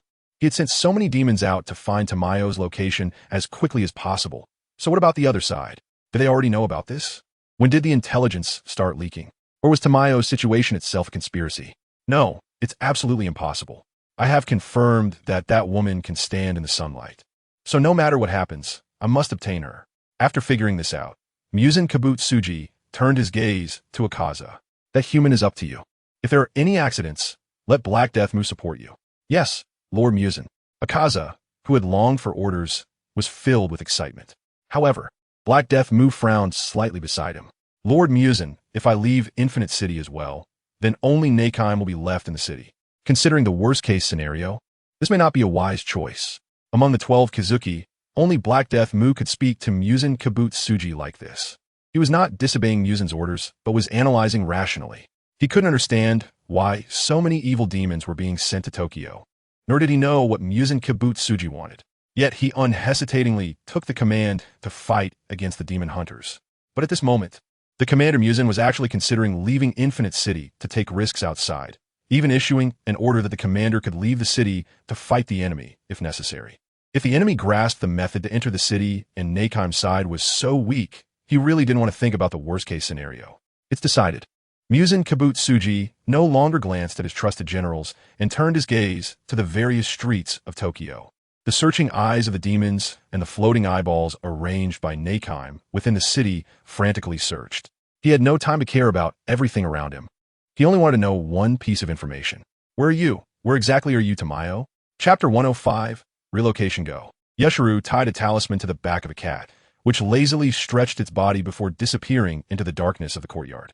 Even if Muzan were as foolish as he was, he should have noticed that Miss Tamayo was in cahoots with the Demon Hunter organization, and that she, who had not appeared before Muzan for nearly 100 years, suddenly showed up in Asakusa, Tokyo, and did such deliberately conspicuous things. He couldn't possibly guess otherwise. Miss Tamayo, the reason I agreed to him was merely to keep you away from this war. But why must it be done this way? Tamayo walked to the window sill, fiddling with the flowers in the pot, raising her face to the serene moonlight, and the surroundings were so quiet that the sound of cicadas could be heard, as the comfortable midsummer night slowly blew by. In this courtyard wrapped in a barrier, her and Yeshiru's safety was absolutely guaranteed. However, breaking this barrier or looking through it to the outside, she seemed to see the flames of war spreading throughout Tokyo, with those demon hunters falling one after another in unknown alleys, dying in desolate ruins. You are wrong, Yeshiru. This is something I have always wanted to do. He is just helping me fulfill it. Watching others sacrifice their lives while I, who should be atoning for my sins, remain indifferent. I cannot do that. Tamayo spoke with extraordinary calmness. She had never thought of distancing herself from this war. Over the course of hundreds of years, she had long since made up her mind. I am a sinner, with filthy blood flowing in my veins. If I can use my life to end that man, then that is my wish. Miss Tamayo, Yeshiru almost shouted. Tears like blood flowed from his overly used eyes. Hundreds of years ago, when he was saved, he was still a young boy, and now he had not changed a bit. He had lost everything, leaving only this woman before him. A look of heartache appeared in Tamayo's eyes. After hundreds of years, her temperament had become gentle yet mature. She understood this child's feelings. How could she not see it after being together day and night? Yeshiru, you are different from me. You will have a complete future. As long as you realize it and take the bottle of medicine I left you, you can live in this world like a normal human. I know that the memories you have left behind are tragic, but time will dilute everything. Once you step out of this house, you will meet new friends and have new encounters. I don't need that kind of thing. I don't need it. Yushir grabbed his head with both hands, screaming in madness. This was the first time he had lost composure in front of Miss Tamayo, but he really didn't know how to face his current self. He couldn't accept a world without Tamayo. To him, it was despairing. However, a gentle hand brushed against his forehead. I'm sorry, Yushir, Tamayo said with a calm smile. It's not time for that yet. Just as the two were immersed in a melancholic atmosphere, an untimely voice interrupted them. The disruptor had arrived. Dressed in a black fiery haori and wielding a large sword as tall as a door, he appeared in the courtyard outside the Western-style building, along with the rolling heads of two demons. Lincoln. Both Tamayo and Yushir showed shocked expressions. Shouldn't Lin Yu be at the center of the battlefield in Tokyo, helping the demon hunters through their crisis? Why was he here? This place had already been discovered. It was not safe to stay long. Lin Yu grinned, and the barrier seemed to dissipate for a moment, allowing the chaotic shouts from outside to be heard, akin to a frenzied party. However, accompanying the shouts were the sounds of buildings colliding, houses collapsing, and the buzzing of swords clashing. Lin Jun, should I leave? Zhu Yi asked, visibly confused. The original plan was for her to take poison in advance, acting as bait to be captured by Muzan Kibutsuji, who would then consume her, weakening his combat power. And finally, Lin Yu would infiltrate Infinity City to end it all. Miss Zhu Yi, don't think of me as that kind of cold-blooded person. The original plan was the worst-case scenario. Everything changes with the situation. If Muzan Kibutsuji wants to take the bait, I'm not going to let him have it. After the barrier completely shattered, a few demons rushed in. You thought that way before, right? Yushir Lang glared at Lin Yu through gritted teeth. This guy had previously calmly told him that Miss Zhu Yi serving as bait was entirely to lure Muzan Kibutsuji out of Infinity City. He cares so much about whether he can overcome sunlight. So what if he knows it's a trap? It's like placing a poison cake in front of a starving person. Can he resist eating it? I deny it. Lin Yu pursed his lips, then waved the Nichirin Blade in his hand. For him, things that did not happen were non-existent, and similarly, unfulfilled thoughts were also not accepted. He was a pragmatic person who would always live in the present. Once a path was cleared ahead, he gestured for the two behind him to hurry up. The three of them moved through the streets, pressing onward. The moment the hiding place of Tamayo was exposed, Lin Yu had already arrived. Not to take them to some safe place, as once exposed, this world was filled with Muzan Kibutsuji's eyes everywhere. Safe places simply did not exist. Yushiro, listen carefully to what I am about to say. It concerns whether you can protect Miss Tamayo's life. Sensing a strong demonic aura approaching, Lin Yu simply drove the giant blade into the ground to conserve his strength. Yushiro was well aware of the dangers they faced along the way, and he swallowed hard. As long as I can protect Miss Tamayo, I will agree to any conditions you have. Then that's settled. You don't need to exert effort for this. You have already laid the groundwork. Now, just wait quietly for me to create an opportunity. When that time comes, be a little bolder and don't hesitate. Lin Yu grinned. The situation he feared the most had vanished. Muzan Kibutsuji was unexpectedly impatient, personally coming to Tokyo, sending Akaza, while leaving only Kokushibo behind. His target was definitely not himself. So, would Akaza be a match for Lin Yu? With Kokushibo out, what else was left in Infinity Castle? What a foolish thing to do, Muzan. Chapter 106. The True Monster Akaza. That's where it is. You must do everything possible to divert that human and kill him. Just after emerging from Infinity Castle, Muzan Kibutsuji shared Akaza's vision and saw Lin Yu fleeing the Western-style building with Tamayo and Yushiro. He immediately showed an ecstatic expression. He certainly would not approach the human on his own. That breathing technique was an everlasting nightmare lingering in his mind, and he would never joke with his life. Yes, as you command, Lord Muzan. Divert and then kill. In the ruins where the wind and sand began to rise, Akaza slowly stood up, his golden eyes devoid of anything that could be called emotion. The two behind his opponent had used blood demon art to escape the moment he descended. He did not attempt to stop them. This was what Muzan Kibutsuji desired. What he longed for was simply to battle the man in front of him once more. Lin Yu noticed a change in the numbers in this guy's eyes. Upper Crescent 3 had turned into Upper Crescent 2, and his body had become slightly smaller than before, almost like a child. The only thing unchanged was his iconic peach-colored hair, the sinner-like tattoos covering his body, and his golden eyes that revealed his identity. Yawazawa. Finally, I see you again. I've been waiting a long time for this. This time, I won't hold back. This place will be where you meet your end. What's wrong? Did you get scolded for your previous arrogance and leniency? Lin Yu revealed a mocking smile, and the muscles on his body began to ripple layer by layer. He didn't know what was pulsing in his blood at that moment, excitement, thrill, the cruel desire of a beast at the top of the food chain that yearned to tear apart its opponent. He had become stronger, and similarly, he had become ferocious, even reaching a pathological level due to this ferocity. You know, I've been thinking since just now, the demon bodies don't die. Even if injured, you recover quickly. If I don't use the Nichirin Blade and rely solely on my hands to tear apart your bodies, will you feel pain? Will you wail because of it? Watching you suffer, only to be reborn again and again, it's really making me high. In front of you, I can finally stop holding back, right? What are you talking about? After being reborn, Yuozu was stunned, staring blankly at the little giant before him, who stood over 3 meters tall, with a cruel and bloody smile on his face. Then he spread open his right palm, which was not holding the Nichirin Blade, revealing a mass that resembled brain tissue. Writhing, this guy had just tried to eat a child amidst the chaos, and, as a result, accidentally tore him apart like this. Oh, can he still regenerate? No matter how many times I see it, I find it miraculous, the regeneration ability of you demons. After the mass of brain tissue regenerated, a row of sharp teeth emerged before the bones even settled, biting at the edge of Lin Yu's hand, which was as big as a basketball. Yuozu stared wide-eyed at everything happening before him. Impossible, this can't be. The teeth of the newly born demon felt like they were biting against steel plates, unable to penetrate the skin on Lin Yu's hand. All demons' biting power could easily crush the hardest cow bones, and even the strongest beasts in nature couldn't compare to demons. Humans were like paper when it came to their mouths. They would be chewed and swallowed. However, these teeth couldn't break through this human's defense at all. Kibutsuji Muzan, who was sharing vision with Yuozu and had been watching the battlefield, was also horrified. He was once again convinced that he absolutely could not meet or engage this human. He had to find Tamayo as quickly as possible and then swiftly seal the Infinity Castle. With no confidence against a 1-on-3 situation, facing Yuozu, Kokoshibo, and Kibutsuji Muzan at the same time, Lin Yu did not immediately attack Yuozu. Instead, he took a keen interest in slowly pinching away the mass of brain tissue, which was the most densely packed with nerves of the demon. Stop. I beg you. Don't do this. The newly grown vocal system emitted a tragic wail. Lin Yu's tone was very gentle, but his face wore a sickly, cruel smile. Stop? That's impossible. Think carefully about those creatures you have devoured. When they begged for mercy, you still cruelly bit them to death, swallowing them piece by piece, didn't you? At that moment, you should have realized that such things happening to yourself is not something so unexpected, right? Are you really human?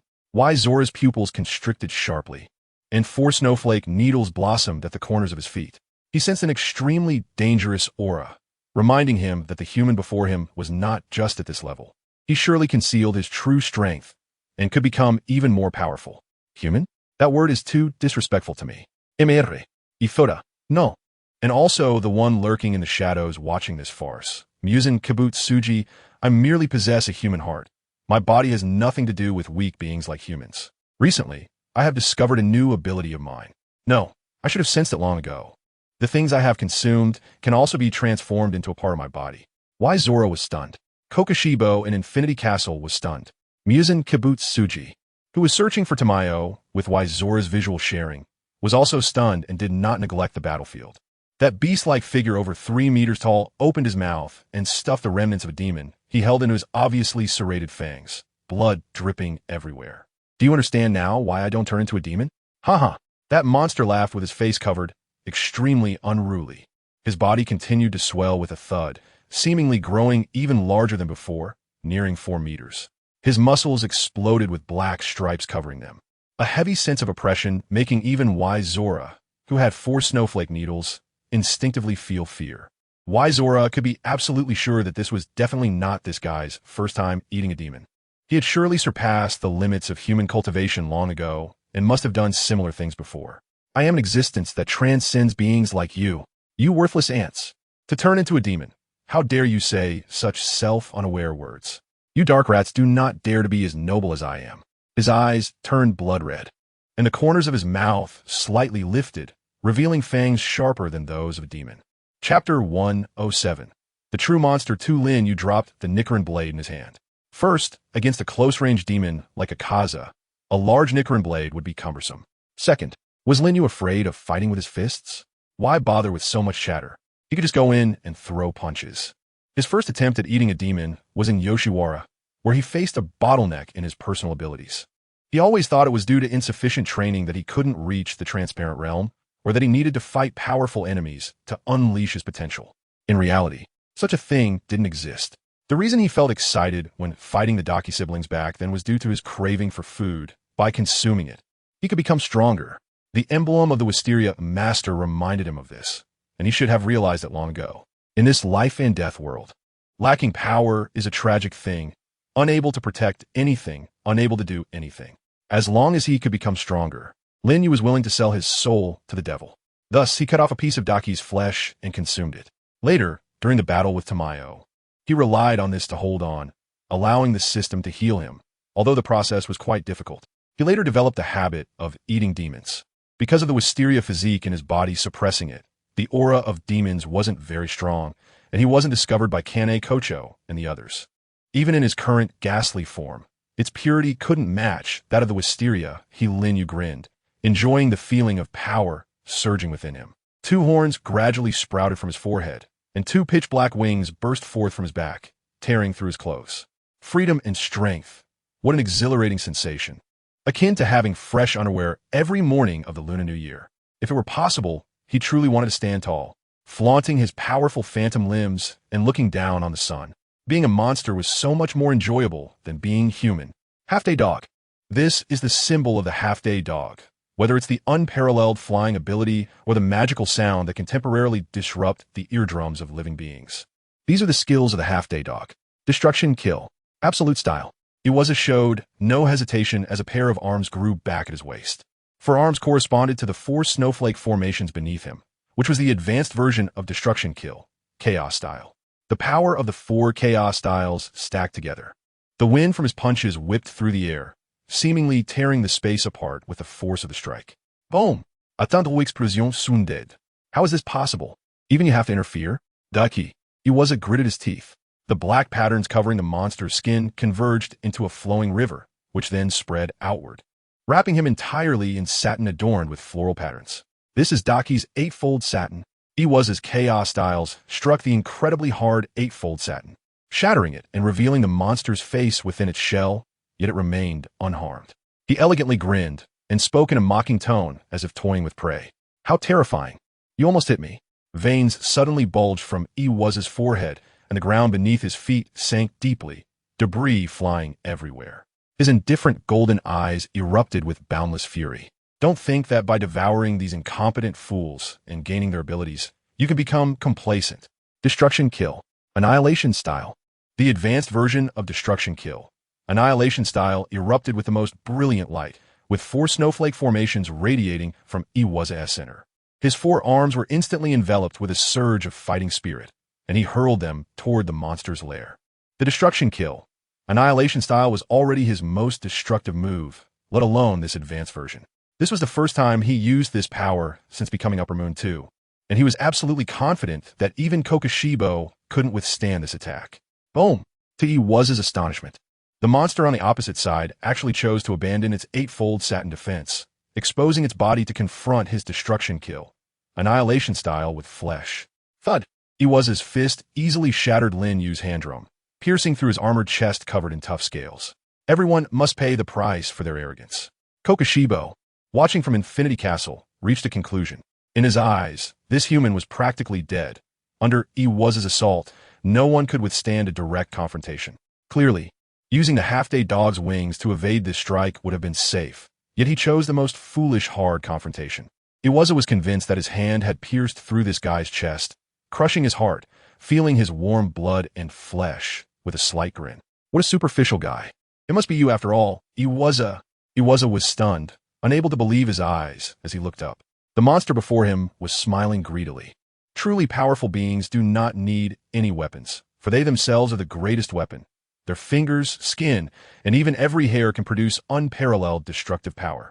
In terms of fists, you should be the strongest in this world right now, even surpassing the one who created you. Iwasa tried to withdraw his 4 fists embedded in Lin Yu's broad body, but realized his fists were stuck within him. Why? Your heart should have been crushed by me. Thud, thud. Iwasa stared at the monster's skin at the ends of its 2 arms, which were pulsating, his pupils suddenly widening.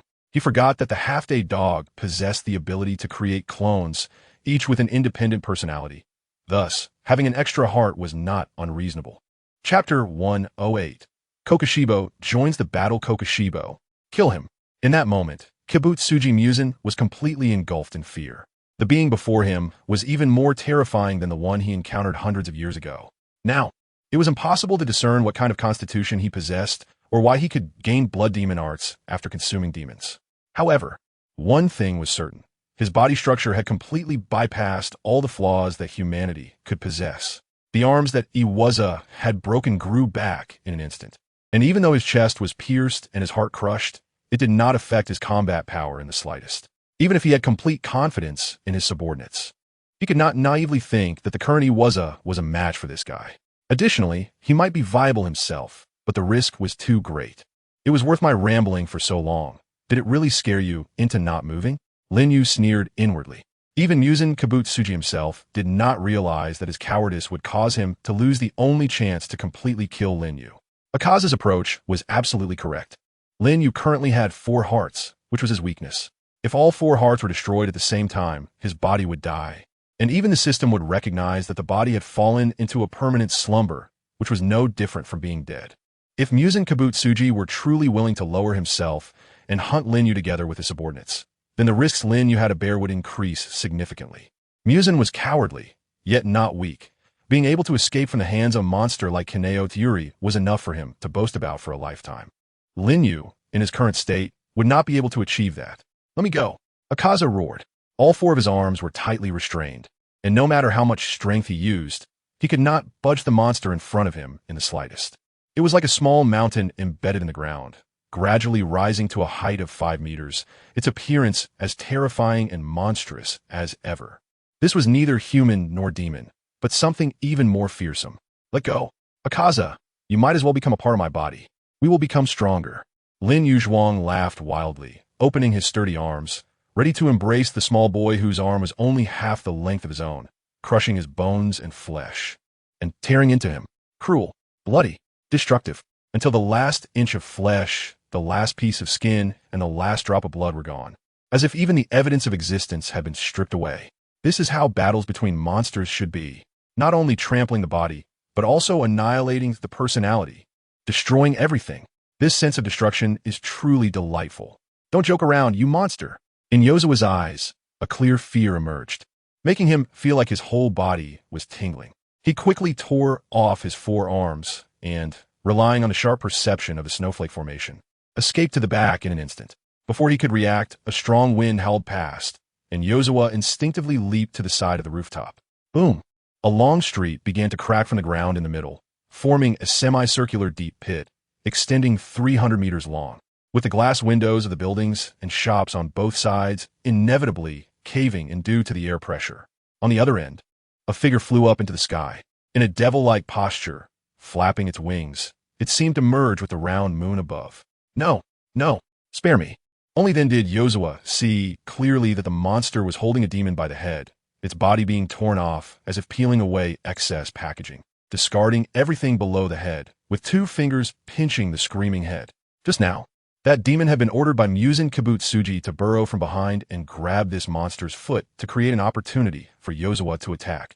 But unexpectedly, the opponent reacted even faster. Damn it. Hey, disturbing someone else's duel is a grave sin, don't you think? Lin Yu stared into the blood-red pupils of the abnormal human, exuding a chilling aura, as if looking at the master behind the puppet. Muzan Kibutsuji listened to the sound of chewing from the other side, feeling his eyes gazing into the last night outside from some deep abyss. With even a moon stained blood-red, his body couldn't help but tremble. What? Lin Yu's gaze solidified, and a swordsman's figure appeared behind him. He drew the Nichirin Blade from his waist and swung it down, creating countless moon arcs in its trajectory. His appearance was like a ghostly shadow, making it impossible for anyone to detect him. Lin Yu could only catch glimpses of the multiple pupils on his face out of the corner of his eye. Tear. Even though Lin Yu flapped his wings to evade quickly, he was still inevitably cut by some of the moon arcs, with half of the wings on his back brutally severed. What fast blade! In the past, even Lin Yu, who had completely opened the transparent world, would not have been able to match such speed. His silhouette was incredibly cold, with a sleek ponytail waving in the wind. After landing, the horizontal Nichirin Blade emitted a chilling gleam, covered with numerous, terrifying eyes. Upper Moon 1, Kokushibo, an already dead Sengoku warrior, was still serving a cowardly monarch in this sorrowful era. His moon form was derived from the sun-breathing technique. And even the most talented member of the Demon Slayer Corps, Takatu Mwichuru, who broke through to become a Hashira in just 2 months, could not evade that sharp blade in the original work. Akaza, step back. Your fighting style is disadvantageous against him. Kokushibo, who had been watching the battle from the side, finally spoke coldly. Akaza's expertise in hand-to-hand combat would be countered by the opponent, and he had almost been caught just now. This was not a hunt for demon slayers. Their opponent could absolutely not be human. In a duel, Akaza's chances of victory were minuscule. His ability to shatter everything with his fists and feet would instead become the most advantageous weapon for restricting his opponent's movements, rendering speed completely useless. No, this is my prey. Prey? Kokushibo glanced indifferently. The monster in the sky, with its broken wings, instantaneously regenerated and landed on the ground, drawing the discarded giant Nichirin Blade. Boom! In that moment, the ground seemed to tremble, as if the very center of the earth had been uprooted.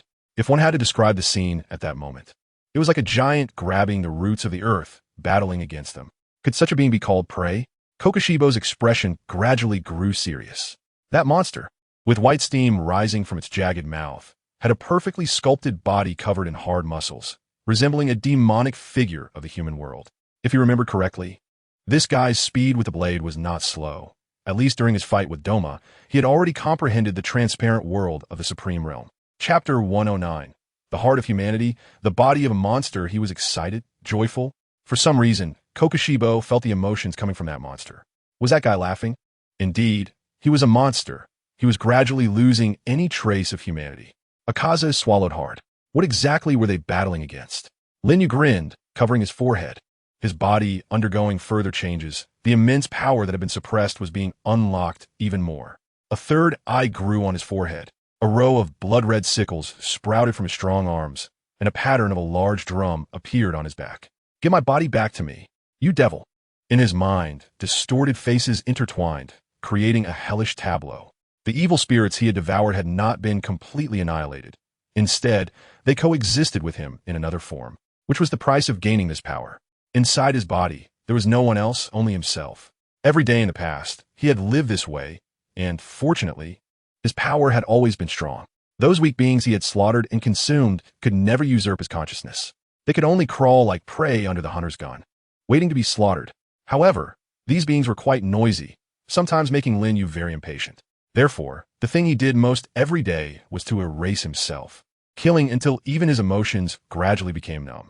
Not like a human. Yes, I indeed don't resemble a human now, but you are not in a position to say that. Do you know how much I have sacrificed to kill you? Lin Yu's face hidden in the darkness grew increasingly cold, filled with anger. He now looked like a tyrant from a battlefield, transformed by the fusion of alien forces. Do you know the resolve he carries to get to this point? He wants to protect. On a cool summer day, playing by the river with friends, when he felt like he didn't belong in this world, there were still 2 people who reached out to him. They cared for him and comforted him like true siblings, and no matter how weak he felt, they always gently consoled him. His master was proud of his progress and delighted by his achievements. He wanted love. Faced with the girl blushing under the cherry blossom tree, confessing her feelings to him. When he desperately wanted to grow stronger, she could only hide behind the door, stealing glances at him. Finally, one day, she mustered the courage to stand before him and said those words. He also felt a sense of belonging he never thought he had. A garden filled with flowers, the sky was blue, the clouds were white, and the sound of cicadas could be heard in the breeze, with someone happy to become his family. Undoubtedly, there are people in this world who need him and love him deeply. Can his dignity allow him to remain this weak forever? Unable to bear their tragedy. He needs to defeat the monsters, so he would rather become a monster himself than be a complacent weakling who comforts himself in his current state. Lin Yu abandoned his human body, yet he firmly believes that he still possesses a human heart. He merely borrows the power of monsters, enjoying and utilizing it. His inner self is a genuine human. At this point, these monsters shamelessly claim that there is not a trace of humanity left in him. No, how can these filthy mouths judge him? It's simply arrogant. He will not allow such a thing to happen. What a joke, you 2 rebellious scum. You are the real monsters. I will nail you to the deepest part of hell. Evil spirit form. breath of the sun, all open. The ground around Lin Yu cracked and sank deeply as he flapped his wings and leaped into the sky, his expression ferocious, unable to contain his fury. Kokushibo and Akaza appeared to be in shock, not knowing how they had suddenly provoked this monster. The scene that followed was even more devastating. At the moment the monster took flight, the entire street was obliterated and buildings were destroyed. A violent explosion occurred in a circular area with a diameter of about 500 meters, shaking the earth as waves of explosive force crashed over, even knocking people standing upright off their feet. Butterfly Kane stood numbly in the midst of the war, gazing at that area as if she had guessed something. What on earth happened there? Inside the Demon Slayer core, where the public had long been evacuated, no one could answer Butterfly Kane. She anxiously sought out Yuzui Tenjin, who was directing the ninjas to continuously transport the injured to hospitals and shelters. That place should be near Miss Tamayo's residence. Mr. Yuzui, it's better not to go, the flower pillar said. Yuzui Tenjin was calmly directing the work, his face devoid of expression, but his tones softened slightly. Looking distantly at the nearly destroyed battlefield, he fell silent. Soon, not just Kane, but also Shinobu, Mitsuri Kanroji, and the newly promoted duo of Mikomo and Kaneo, as well as their fellow disciples, Tenjin and Ju Tomioka, along with the members of the Demon Slayer Corps on this mission, all gathered here. The evil spirit's teleportation circle had been cleared half an hour earlier, thanks to the effects created by the battlefield where Tamayo was located. That area was an absolute forbidden zone for the Demon Slayer Corps, as they could sense that two powerful enemies, certainly not weaker than the Upper Moons they had encountered before, were present. The Upper Moons, who had lost most of their stamina in the prolonged battle, could not possibly engage such a strong foe. This was also a flaw of humanity. They truly needed rest. Even so, some were still fighting on that battlefield. Who could it be? The answer was self-evident. I can't leave my junior behind. Facing the obstruction of Yuzui Tenjin, Mikomo expressionlessly drew her Nichirin Blade, which already had several nicks on its surface, clearly having gone through a fierce battle long ago. Me too. No matter how strong that guy is, we can't let him face such enemies alone. The three of us would have no face to return to our master. Tenjin smiled broadly, patting Ju Tomioka on the shoulder. Although they were not even classified as A-rank members now, their strength was still considered upper tier compared to regular Demon Slayer Corps members. Many believed they would eventually become pillars. How can we always let that guy show off? The pillars, led by Mitsuri Kanroji, were also eager to try. Yuzui Tenjin looked at Butterfly Kane's pleading expression and sighed softly. He didn't need to explain anything. Everyone understood that going to that place would mean death. The terrifying explosion just now had made everything clear. It was a battlefield covered in artillery fire, a place where humans could not survive. They did not know how strong the enemies they would face were, but encountering them would mean death. This was beyond doubt. These people knew this, yet they still wanted to go. However, the next moment, they were met with dart gun muzzles. A row of ninjas appeared behind Yuzui Tenjin, each holding a pistol, unwaveringly aimed at their teammates and superiors. Yuzui Tenjin said expressionlessly, "No, the plan has reached its final stage. My task is to ensure that Guy puts on a grand show until the end. This is a promise between men and an order from Lord Tenjin. If you want to go, step over my corpse first, you traitorous scum. Your hero does not need anyone to accompany him to the grave." Chapter 110. The King and the Undead Legion. The war zone did not truly experience an explosion. To be more precise, it was a growth. Since Lin Yu soared into the sky, the earth had flipped over, revealing twisted wooden dragons, clearly the blood demon Art Mugen Jukai of the strongest split body of Hantengu. Zokub 10. They broke through the concrete surface with ease, tearing apart the iron tracks, wildly spreading forth and covering an area within a radius of 500 meters. About 10 wooden dragons lunged towards Akaza and Kokushibo, ready to restrict their living space. Destruction kill. Breath of the Moon. Upper Moon 1 and Upper Moon 2 were collaborating for the first time. For them, Hantenga-S tricks were naturally nothing to worry about, merely Upper Moon 4. The wooden dragons were all destroyed under the wind of their fists and the crescent-shaped blades. "Here it comes," Akaza called out as 4 snowflake formations activated simultaneously. They could clearly sense that in the center of the entire street, about 1,000 meters high, something comparable to a meteor was plummeting down. "The target is you." Akaza wanted to warn Kokushibo, but it was too late. Their battles were measured in seconds, and in that time, Kokushibo could slash out at least 100 strikes, let alone the monster in the sky. The speed was simply too fast. Boom! The gigantic blade, wrapped in a heat wave, descended like a divine punishment, its blade appearing nearly the same size as Kokushibo himself, while the Nichirin blade he held seemed as thin as a rope in comparison. Kokushibo raised his blade to block, and time seemed to freeze in that moment. Did I block it?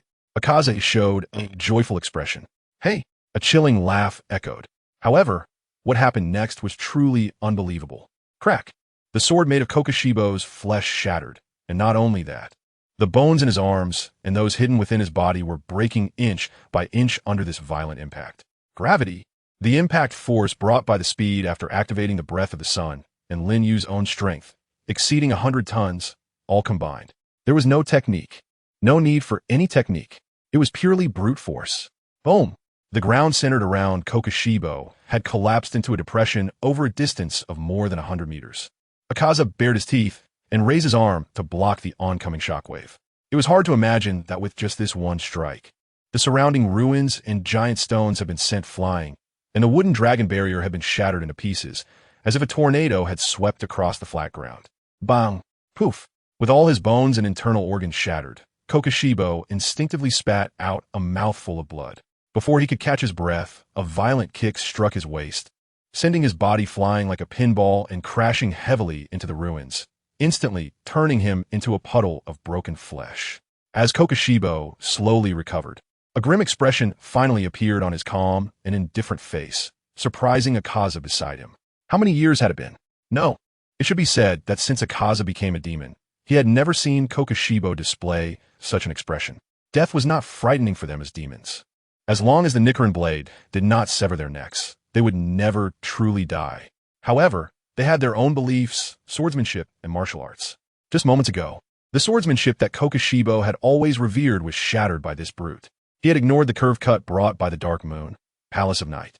And at the moment his body was being sliced, his cellular structure hadn't even reacted before he was attacked. The esteemed Upper Moon One was kicked away like a stray dog.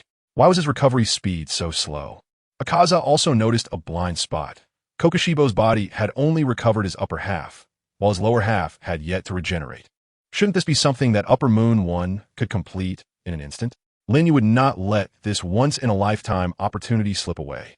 It was a chance created by the breath of the sun, capable of preventing the regeneration of demons. Kokushibo's Dark Moon Night Palace was incredibly sharp, almost instantly slicing his upper body into countless pieces.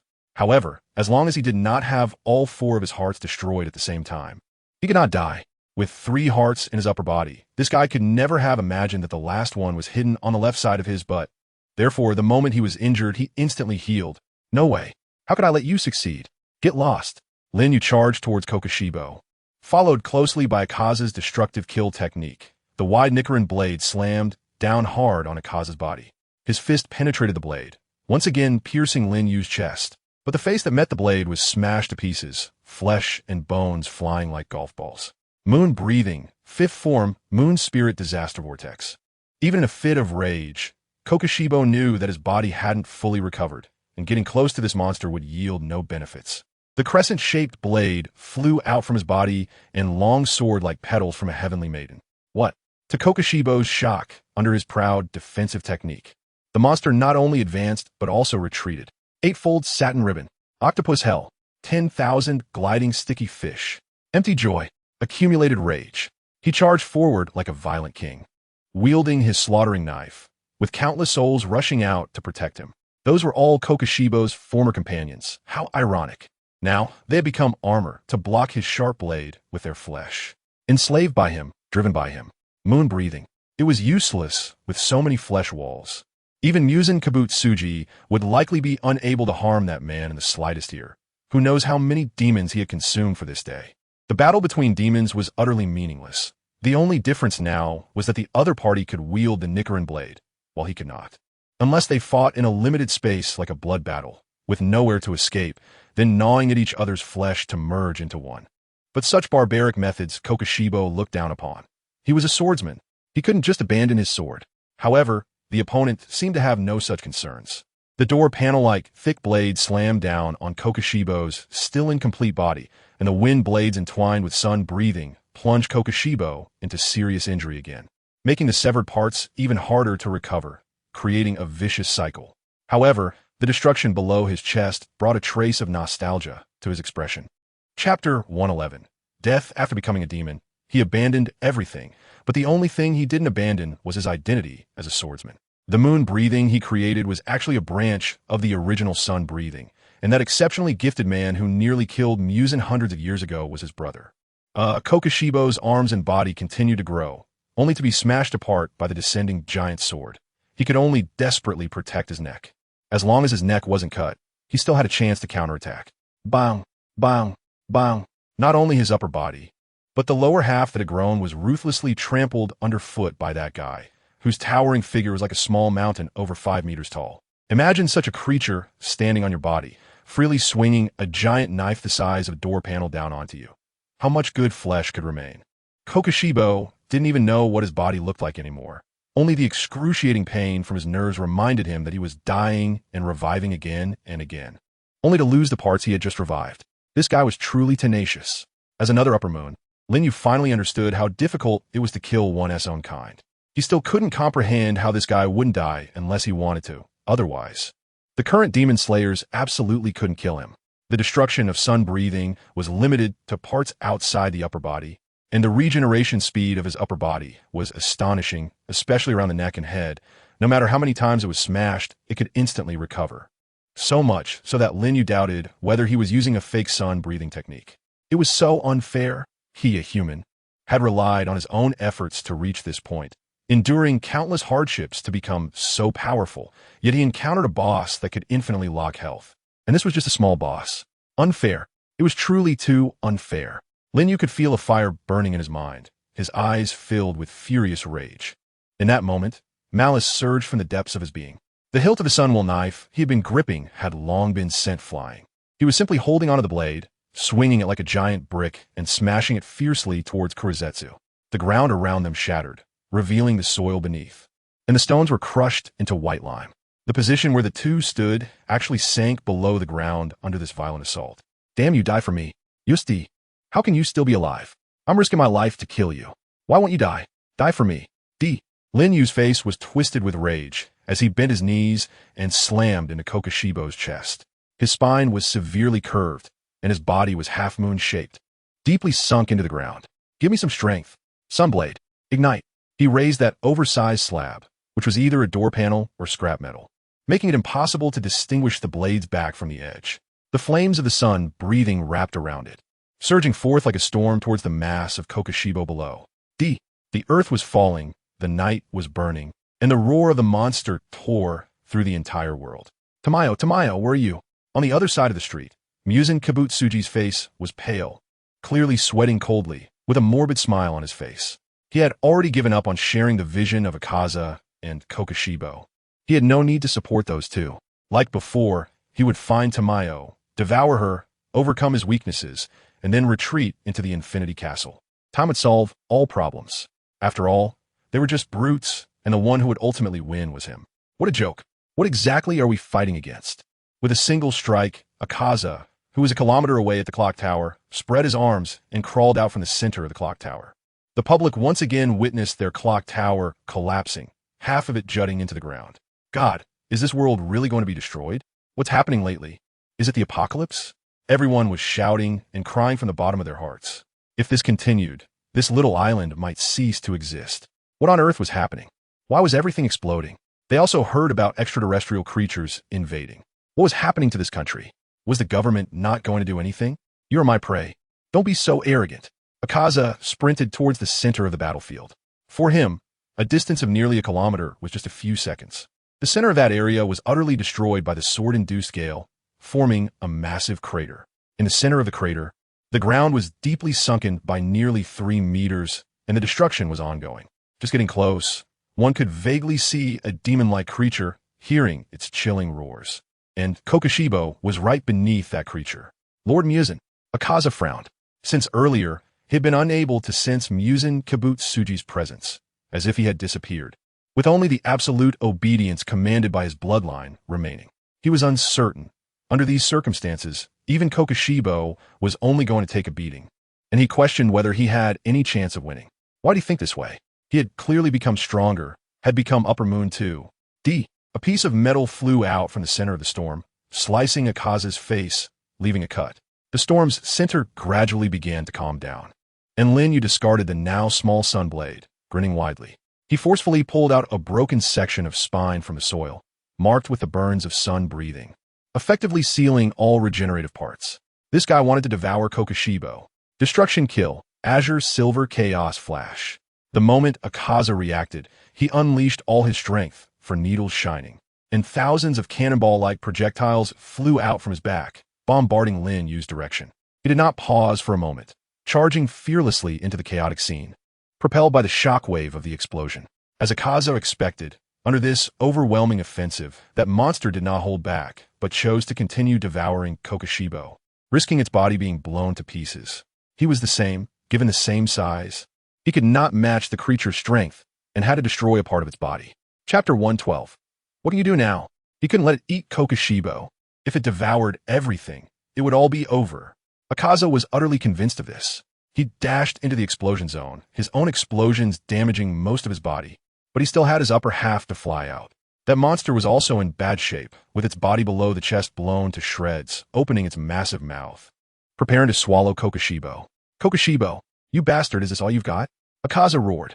Destruction kill, annihilation style, with only 2 arms remaining. The upgraded version of annihilation style could no longer be activated. His power was limited to using the 4 needle-like weapons to keenly track the monster's position and movements. But this was the same for the opponent. In terms of speed, it was no weaker than the current Akaza, and in terms of strength, it was even stronger. The demons had always fought in a manner that transcended humanity, and in terms of physical prowess, an ordinary human would never surpass these top-tier upper moon demons. Even those demon slayers who had mastered breathing techniques. But everything would come to an end today. This seemingly demon-like, yet human-like creature's appearance had placed demons, who should be at the top of the food chain, at a disadvantage. This was a war between monsters, where all special abilities that could easily destroy weaker beings were useless. On the same stage, the conditions were equal. This battle followed the most primitive way, without glamour or complexity, an eye for an eye, a tooth for a tooth. Fists, thighs, even teeth could become weapons, fighting like beasts in the wild. Akaza punched Lin Yu, sending him flying, along with Kokushibo's arm. Lin Yu's vicious fangs sank into Yuogwo's neck, tearing off a chunk of bloody flesh. Yuogwo smashed his fist into Lin Yu's chest again, and in a frenzy, he lunged to bite at Lin Yu. The two exchanged punches and bites, and rather than competing in strength, it was more a contest of who had the bigger appetite, who could devour the other faster. You monster! Yuogwo rasped. Fear and despair reflected in his eyes, like a beast trapped in a cage. His body, after regeneration, was quite small, not even on the same level as the massive Lin Yu. He had sacrificed a strong physique for agility, but at such close range. In a brutal fight where every punch landed, how could a tiny boy compete with a mountain-like man? The flesh he bit off in 10 bites couldn't he even compare to one of Lin Yu's bites. He could only watch helplessly as Lin Yu gradually devoured his body. Crunch! Bones and flesh were crushed by the powerful arms, and Yuogwo's tough, rough skin was used as a pestle to grind him down, step by step, compressing Yuogwo's body, until all the joints of Yuogwo's body were completely restricted. When the 2 hands clasped together, he despairingly looked up, meeting a pair of crimson eyes that seemed to appreciate him. In this situation, he still remembered to be helpful. Indeed, I need someone with your positive energy, Yuogwo. You're much better than those who only bring me negative emotions.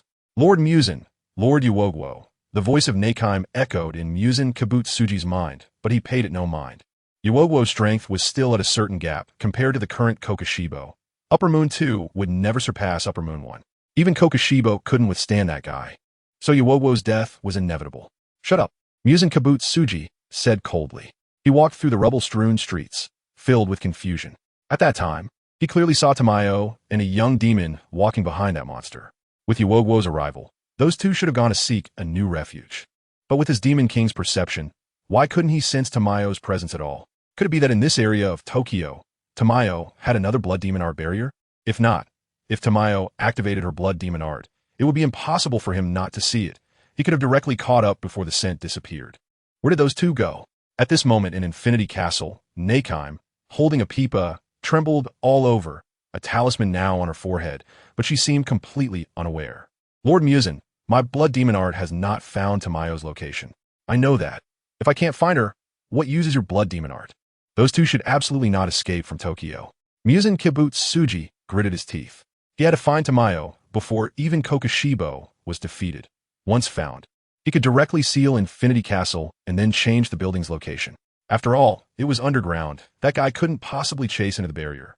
He had already lost enough. With all Upper Moons dead, if he couldn't find Tamayo, he would truly be left with nothing. Conversely, if he found Tamayo, then nothing else mattered. Kokushibo, is this all you've got? A familiar voice, seemingly coming from nowhere, jolted Kokushibo awake. His body had completely recovered, but he was much weaker than at the start. Too much precious blood had been used for regeneration, and the speed of regeneration could prove a demon state. The moment his consciousness cleared, he saw the scene of Yuwowo being completely devoured in the ruins. That monster stood up again, majestic like the demon king of a new world, visibly growing fuller as he consumed Yuwowo's broken body. Kokushibo propped himself up with his sword. Yuwowo, did you save me? You didn't give up until the last moment. You are a true warrior. Yes, he died heroically. To save you, Kokushibo, what can you do now, with only yourself left? Lin Yu sneered contemptuously, his massive body seemingly surrounded by the spirits of those evil ghosts. His arms grew visibly stronger at a speed that could be seen with the naked eye, as if a single punch could completely shatter space. A warrior must die for the king they serve, must die for the martial way they pursue. This is my belief. Do you, a pitiful monster akin to a ghoul, understand? Black Death Mu rarely smiled, his face full of mockery. Warrior? Belief? Monster? Lin Yu's smile froze on his face, and the corners of his eyes twitched noticeably. Korwa Shermu felt a chilling aura surge towards him like a black tide. Chapter 113. The Collapse of the Singing Girl. Stop joking around. Lin Yu looked at Kokushibo with an extremely indifferent and incomprehensible gaze. It wasn't that he couldn't understand. It was that he didn't want to understand. Why should he try to understand him? The camp he belonged to. Those weaklings. Injured bodies that wouldn't heal. Limbs that couldn't be used if broken. And once the blood ran dry, they could only await death. Their painful wails echoed across the battlefield.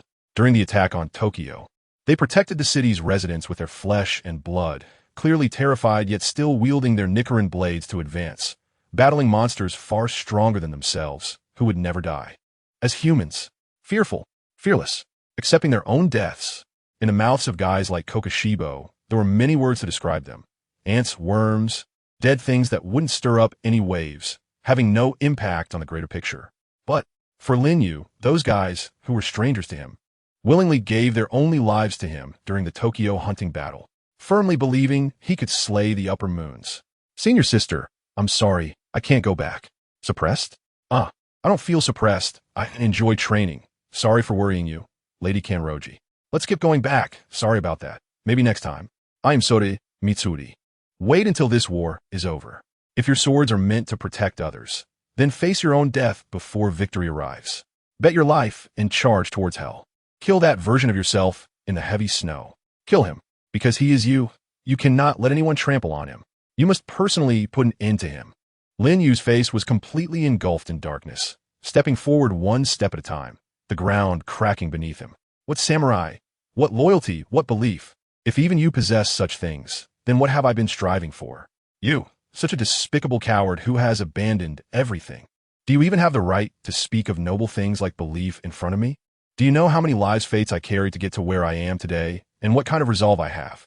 Kokushibo was stunned, as if he saw thousands of troops charging at him with knives from behind that creature, the dead appearing one after another, fearlessly launching their assaults.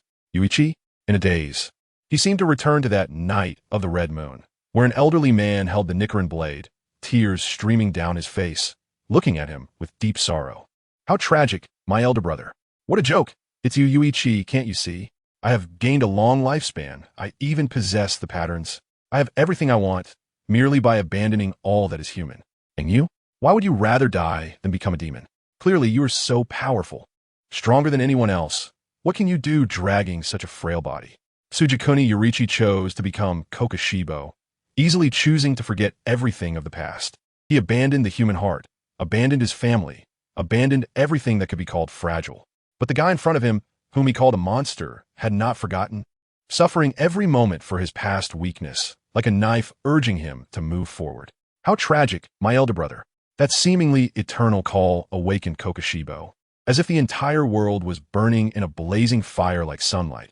It was the strike from Yuichi before his death. Why, dragging such a frail body? Did he still possess a speed that surpassed his own? You have nothing, only death.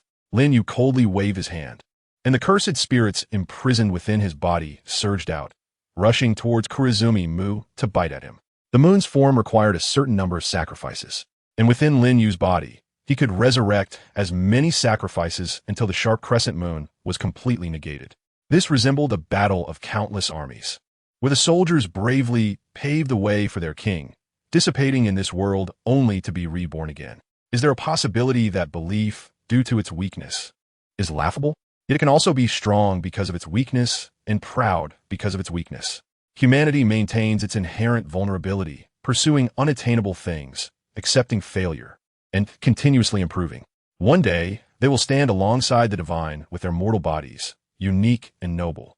Lin Yu is proud of his current strength, because he was once weak.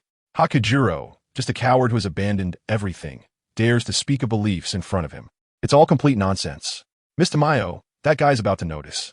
Inside Infinity Castle, Yashiro is sitting on the ground, cold sweat dripping from his forehead. The ground around Nezuko, who is crouching, is covered with the symbols of blood demon art, and the veins on her face are bulging grotesquely like maggots, which is horrifying. This is a sign of mental collapse after reaching the extreme. Yashiro is cursing inwardly. How could that guy's plan be so crazy?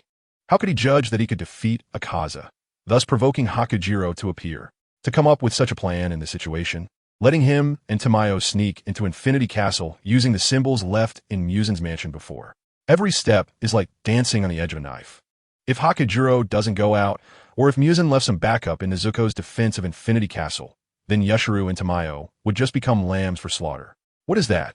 As Yashiro shifts his gaze to the battlefield where Hakujiro is, he is stunned.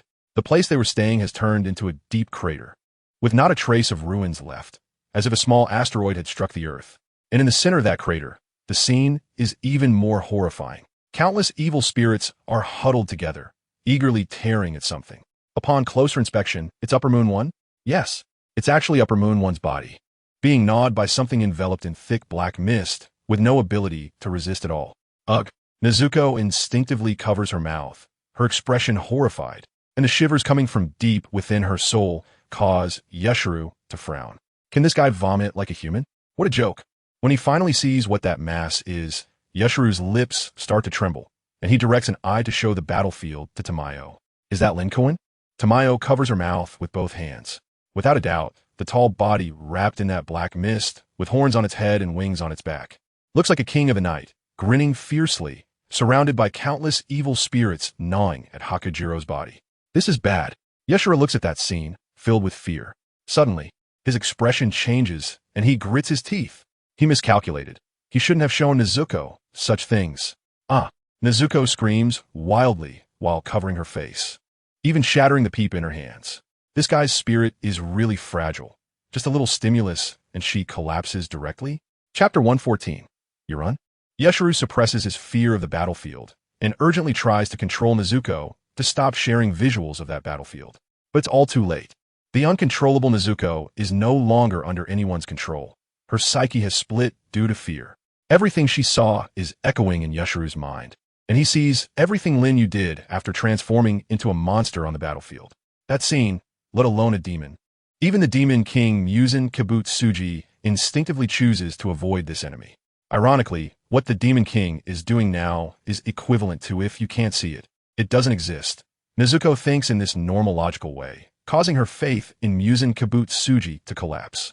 Until the moment Hakujiro is devoured, this poor woman finally breaks down. If even her leader can't protect himself, how can she not be desperate? Damn it, wake up. Yashiro looks at the collapsing Nezuko, shouting in frustration. After all, she is the only demon guarding Infinity Castle in this great battle. How can her spirit be so weak? Can't she just treat it like a play for some amusement? You're in Infinity Castle. I haven't even let that guy in yet. He is not standing in front of you. So why are you so afraid of him? Nezuko, in the streets, finally senses something wrong as Hakujiro's life signs rapidly fade. It seems that Nezuko is resisting his will and inexplicably switches the visual sharing to Hakujiro, even though his command was to have that guy scout Tamayo's whereabouts. That coward has no reason to take such action. Unless. So that is how it is, so that is how it is. A sickly, crazed smile appears on Muzan Kibutsuji's face. In this war, he has won. What happened? Tamayo is shocked. For some reason, Infinity Castle is continuously shaking. Yeshuru turns his head in disbelief. He sees Nezuko standing up like a puppet, revealing the blood-red eye beneath her bangs, trembling. Her capillaries seem to be surfacing, and then with a pop, her skin starts to ooze bright red blood, as if it were pricked by tiny needles. Fountains of blood erupting from her arms and bare thighs. This castle is falling. Yeshuru can sense that the misleading talisman he placed on Nezuko's face has completely lost its effect. He can only control the visuals, and the higher authority is to directly manipulate Nezuko's body, commanding the entire Infinity Castle to continuously descend. The castle is getting farther and farther from the ground. Tamayo exclaims in horror. At this distance, the teleportation array. Yeshuru holds his head in despair. Of course, it's ineffective. Nezuko's control over Infinity Castle is absolute. Only by controlling Nezuko can they escape. All the effort he put in, relying on the keys obtained after the infiltration of Kaname Shinazugawa and Lin Yu, was only a way to access Infinity Castle. There is fundamentally no way out. He can only pin all his hopes on that guy. There is no other choice. Miss Tamayo.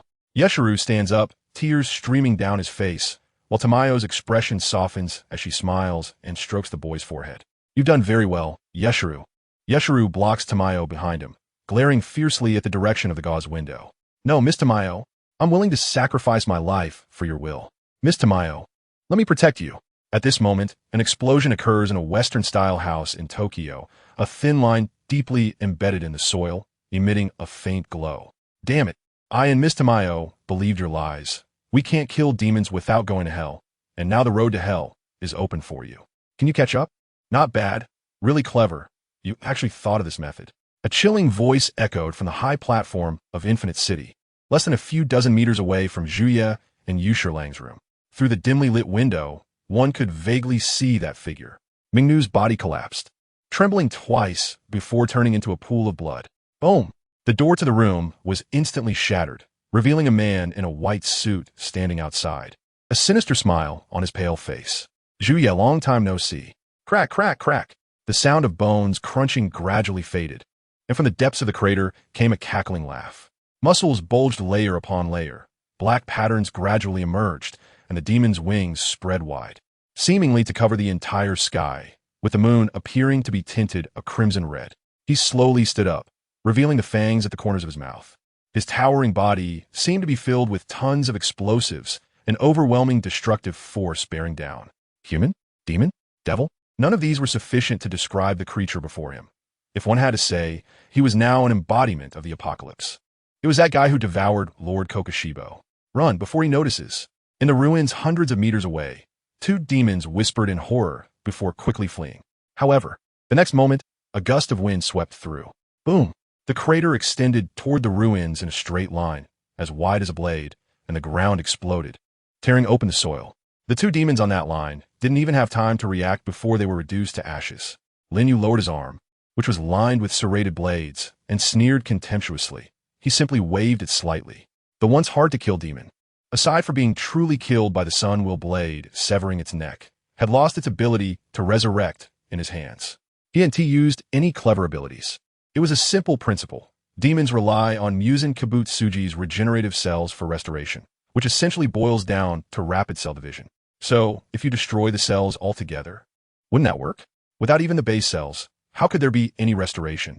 With this terrifying ability, Lin Yu's gaze finally surpassed that of the demons, surpassing even Muzan Kibutsuji. Feeling the power in his palm, capable of shattering an entire building in Tokyo with a single punch. He thought about trying something even crazier, perhaps flying beneath this island nation and lifting the entire island.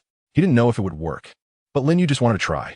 The power, boundless power, made him want to tear a hole in the dark sky. The Demon King? Just a coward who only dared to hide in the back while sending his subordinates to their deaths. A waste who couldn't crush his opponents and would be unable to sleep from fear. Lin Yu really couldn't imagine it. How could he lose like this? The devil-like guy covered his face and laughed defiantly, his body trembling with excitement. Ha ha, you guy. Don't make me laugh to death. You really think you'll be fine like this? As he laughed, the little demons around, terrified, wanted to distance themselves from the self-talking monster. but were instantly torn into meat paste by an unknown wind and turned to ashes. Those blood-red eyes were left cold and indifferent. Oh, running to the underground, very clever. Run, run. Even if you escape to the underground, I will still twist your head off. Chapter 115. Breaking into Hell, what is that? Some members of the Demon Slayer Corps have already lifted their heads. Just now, during their tense internal conflict, the battlefield erupted with intense explosions. One might think the military had dropped hundreds of shells there. Just getting close to the battlefield was impossible. Even shock waves from the explosions could easily push a person away. Debating whether to go there was meaningless. It was a forbidden zone for humans. No human could reach it, not even a Hashira. The distance that a crow could fly would not escape the aftermath of the battlefield. One can imagine how terrifying the events there were. Finally, when everything seemed to calm down at some point, Yuzui Tenjin also let out a sigh of relief. Before they could discuss how to enter that forbidden zone, a team member noticed a black that appeared on the pure white moon. Evil, ominous, powerful. Just looking at it sent a chill down their spines, as if that thing embodied all the evils of the world. So this is your plan? Yuzui Tenjin stared blankly at the sky. To kill a monster, one must first become a monster. The power possessed by demon hunters is hard for ordinary people to comprehend. And within the system of the Demon Slayer Corps, there exists such a being who transforms through devouring demons. With keen vision, he could clearly see the body structure of that figure far at the end of the sky and the gruesome smile on its face. The Hashira also felt the same, but it seemed no one could see what was wrong. There should be someone who could, because they simply did not understand that guy. Did not understand the insane soul that resided beneath that calm exterior. It was a fire that could either burn the enemy or burn itself. That was Lin Yu. Even Yuzui Tenjin was unsure what was supporting that guy to come this far. Is it the upper moon? Butterfly, Shinobu murmured. Butterfly Kane, in tears, pressed her sister's Nichirin Blade, signaling her not to move. Sister. One person silently and desperately kept them away from the battlefield. How could they trample on his intentions? He's gone. Someone shouted. It's the aura. That overwhelming aura, detectable from over 1,000 meters away, was too sensitive for the demon hunters. He quickly fell from the sky to the ground like a shooting star. Boom! The ground exploded once again, and this explosion was unprecedented. The entire Tokyo seemed to tremble, as if a major earthquake was occurring. The site of the explosion was the Western-style house of Mr. Masamura, the drug dealer. A nearly invisible line connected the position of Infinity Castle, and Lin Yu's body crashed into the ground like the sharpest drill, moving forward without hesitation. To put it bluntly, if hell truly existed in a physical sense in this world, then with Lin Yu's current physical condition, he would certainly be able to reach it. Turning all upper moons into blood food, cutting off Musen's contract interference, and reassigning these pitiful souls with shackles under his identity, turning them into his slaves. These guys would never betray Lin Yu, because without his body, they couldn't even exist. With all this power combined, even Musen Kibutsuji, the progenitor of demons, could only look up at Lin Yu. What happened? Musen Kibutsuji, inside Infinity Castle, was about to eliminate the annoying bug blocking him in front of Tamayo. Suddenly, an extremely ominous aura surged from his crown, a sensation like ice melting on his head, causing his whole body to tremble uncontrollably. Moreover, that aura was gradually closing in. This is impossible. How could that guy break through the underground? He absolutely should not be able to reach this position. Musen Kibutsuji was filled with fear. Now, Infinity Castle had fallen nearly 1,000 meters. He had managed this with his blood demon art barrier, and Infinity Castle itself was a barrier. How could it possibly be caught up to in a physical sense? However, the chill above his head reminded him that indeed, there was someone chasing after him, and that person was far too familiar to him. Even if he avoided looking at the gruesome death scenes of Akaza and Kokoshibo, those images would still reach his mind at the moment of death. Even in avoidance, he could not ignore that person's existence. He had devoured all the upper moons and had become an existence beyond Musen's estimation. Close. Musen Kibutsuji used all his mental strength to control this castle. Originally, this task was supposed to be done by his secretary, but unfortunately, his former secretary was an enemy. And the current secretary was manipulated by the enemy and died in a catastrophic manner. Iron doors covered Infinity Castle like armor, sealing the entire castle into a fortress of steel and iron, continuing to descend. Bang! Suddenly, at a certain moment, before the gates could be fully covered by armor, they were torn open. A strong arm embedded itself into the opening. Musen Kibutsuji's body instinctively trembled. Damn it, after living for so many years, This is the first time I've seen a coffin that can run by itself. The soil stirred, and a body gradually emerged from the ground. The strong and tall figure filled the entire entrance of Infinity Castle. Muscles and grotesque features piled up, a destructive aura rushing towards him. That guy grinned, seemingly quite polite. Yo, good evening, Musen. I come to hell to find you. Musen Kibutsuji's eyes widened in shock, speechless. Yashiro and Tamayo were so frightened they fell to the ground. It wasn't their appearance that scared them, but the aura. He was like a living hell, a walking illustration of a demon's painful howl in molten lava. Just looking at him sent shivers down their spines from the evil aura. Miss Tamayo, don't be so scared. I don't want to be like this either. It's just for various reasons. I promised both of you before, and now, I've become a bit stronger, so there's no need to worry. Lin Yu smiled shyly and scratched his head, each step causing the ground of Infinite City to collapse, and the entire city trembled from his footsteps. And there's Mr. Yu Shirlang, surprisingly brave, actually daring to bring Miss Zhuya here. What do you mean by that? What would happen if I didn't bring Miss Zhuya out? Yu Shirlang couldn't hold back at that moment. He had believed this guy's lies, saying things like Infinite City is not dangerous. It's an empty city. Only escaping there is safe. Now he's being told there was a backup plan. Lin Yu raised his hand and pointed at the small and pale guy standing in front of him. It won't matter whether he kills him inside Infinite City or outside Infinite City. Chapter 116. The rising sun Musen Kibutsuji instantly exploded in anger, his hair turning silver. His body covered in hair and jagged edges, resembling mouths embedded in his skin. Interesting. Do you dare to resist? Lin Yu opened his mouth and extended his right hand. A patterned imprint appeared in his blood-red eyes. Sorcerer unleashed. Destructive kill. Luo needle water, form Nagi. The azure snowflake needles instantly split into 3, enveloping him, while Zhu Yi and Yushiro each took one. It was like a calm sea, without a ripple, under the enhancement of destructive kill Luo needle. The 11th form of water breathing achieved a complete physical closed-loop defense. Within the distance of a blade, any movement will be captured in advance and subsequently defended against. Kibutsuji Musen's whip-like arms scattered like flowers, which could even surpass the deadly weapons of transparent ripple swordsmen, had absolutely no effect in the face of this combination technique. Bang, bang, bang. The sound of bullets continuously struck against the defensive wall of water breathing, so fast that Zhu Yi and Yushiro didn't even notice they were under attack, only hearing the surrounding crackling explosions. Alien hand. Kibutsuji Musen glared fiercely at Lin Yu, and his right arm suddenly swelled into a gigantic alien monster, opening a bloody maw and biting towards Lin Yu. Huh? Kibutsuji Musen's expression froze from his angle. The alien arm seemed to have swallowed the more than 5-meter-tall monster, but something fell off. How weak. A slight sigh echoed. ZZZZ.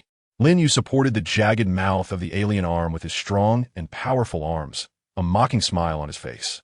The sound of tearing echoed. Slime mixed with blood splattered everywhere, accompanied by the cracking sound of bones and flesh being ripped apart.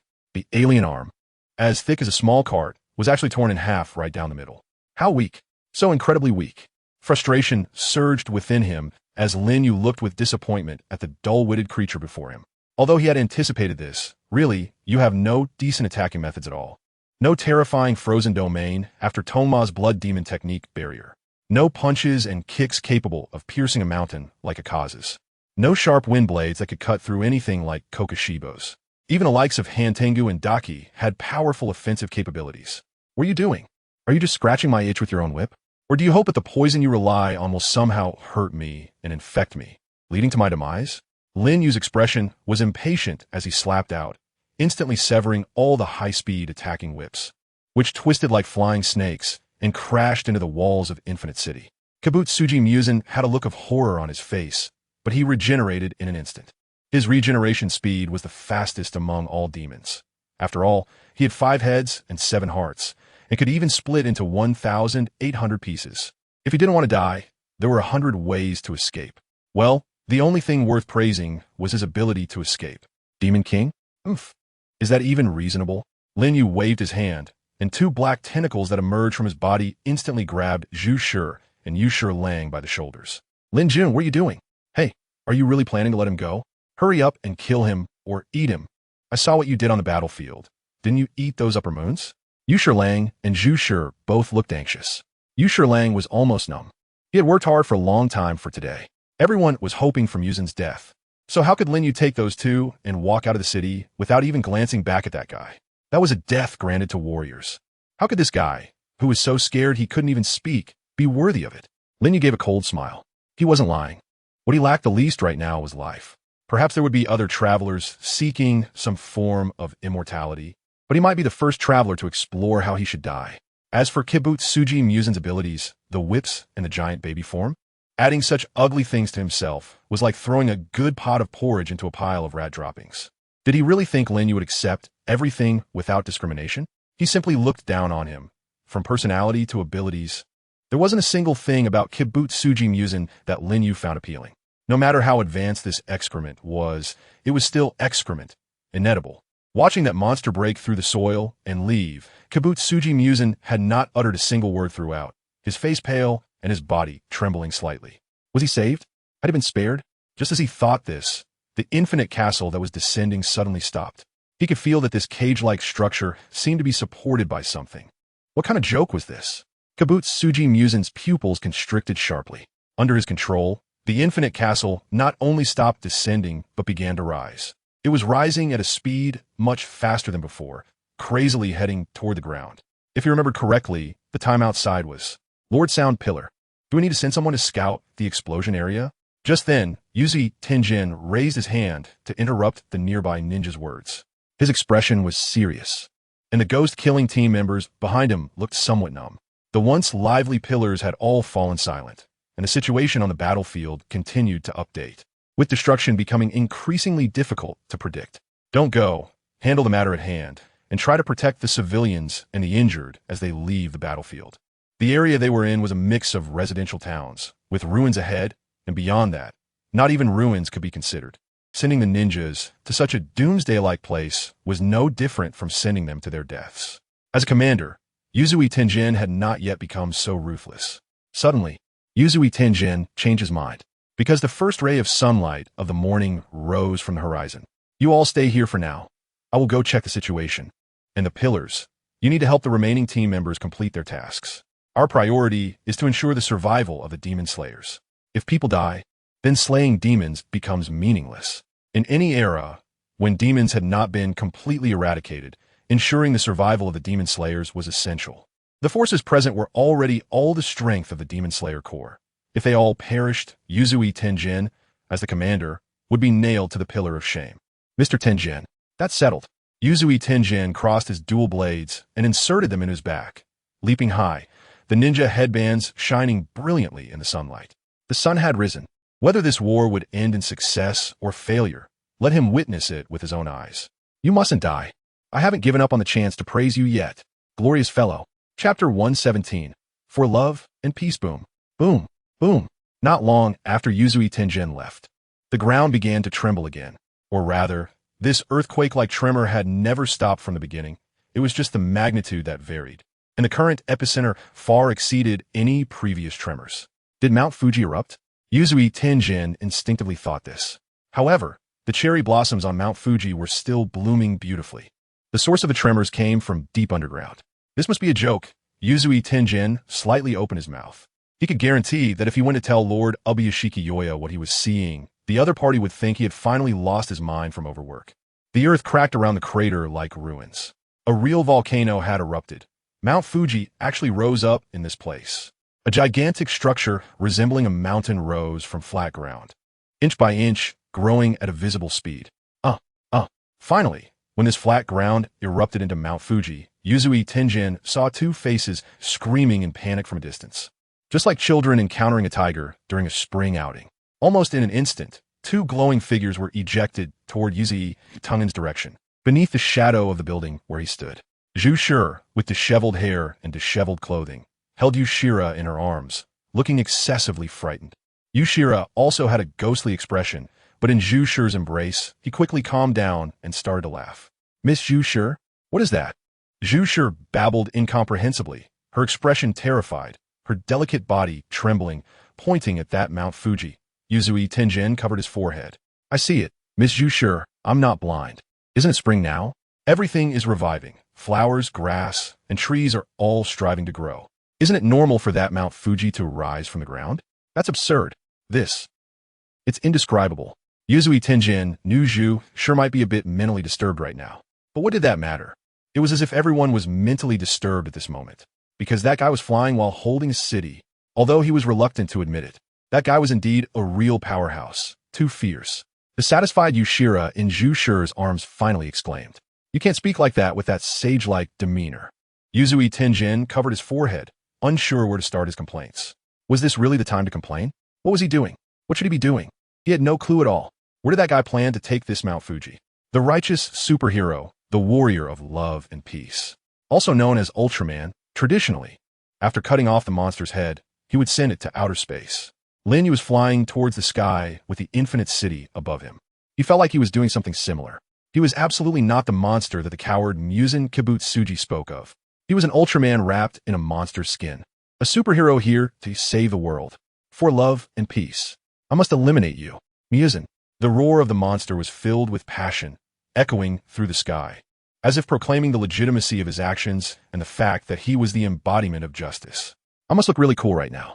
With horns sprouting from his forehead and muscles bulging all over like a small mountain. The proud being was seriously contemplating this question, revealing a smug smile. He had finally realized his childhood dream. It felt great. Yuzui Tenjin, Tamayo, and Yushiro were hugging each other, both in a daze. Unable to find the right words to describe their feelings at this moment. They never expected that the final battle would unfold in such a way. The members of the Demon Slayer Corps below were also in shock. So the Demon King Musen is inside there? One member sensed something was off with the Hashira beside him, as if he was brewing some emotions. Don't speak. I want to be alone for a while. Butterfly Shinobu turned away expressionlessly, covering her face with her hands. She finally confirmed that it was her family's doing. How utterly embarrassing. In every possible way. What on earth was that guy doing? Why did he have to turn out like this? Why did he have to say such things? Did he think he looked cool? No way. No matter how out of touch someone is, they shouldn't be this far gone. Has he lost his mind?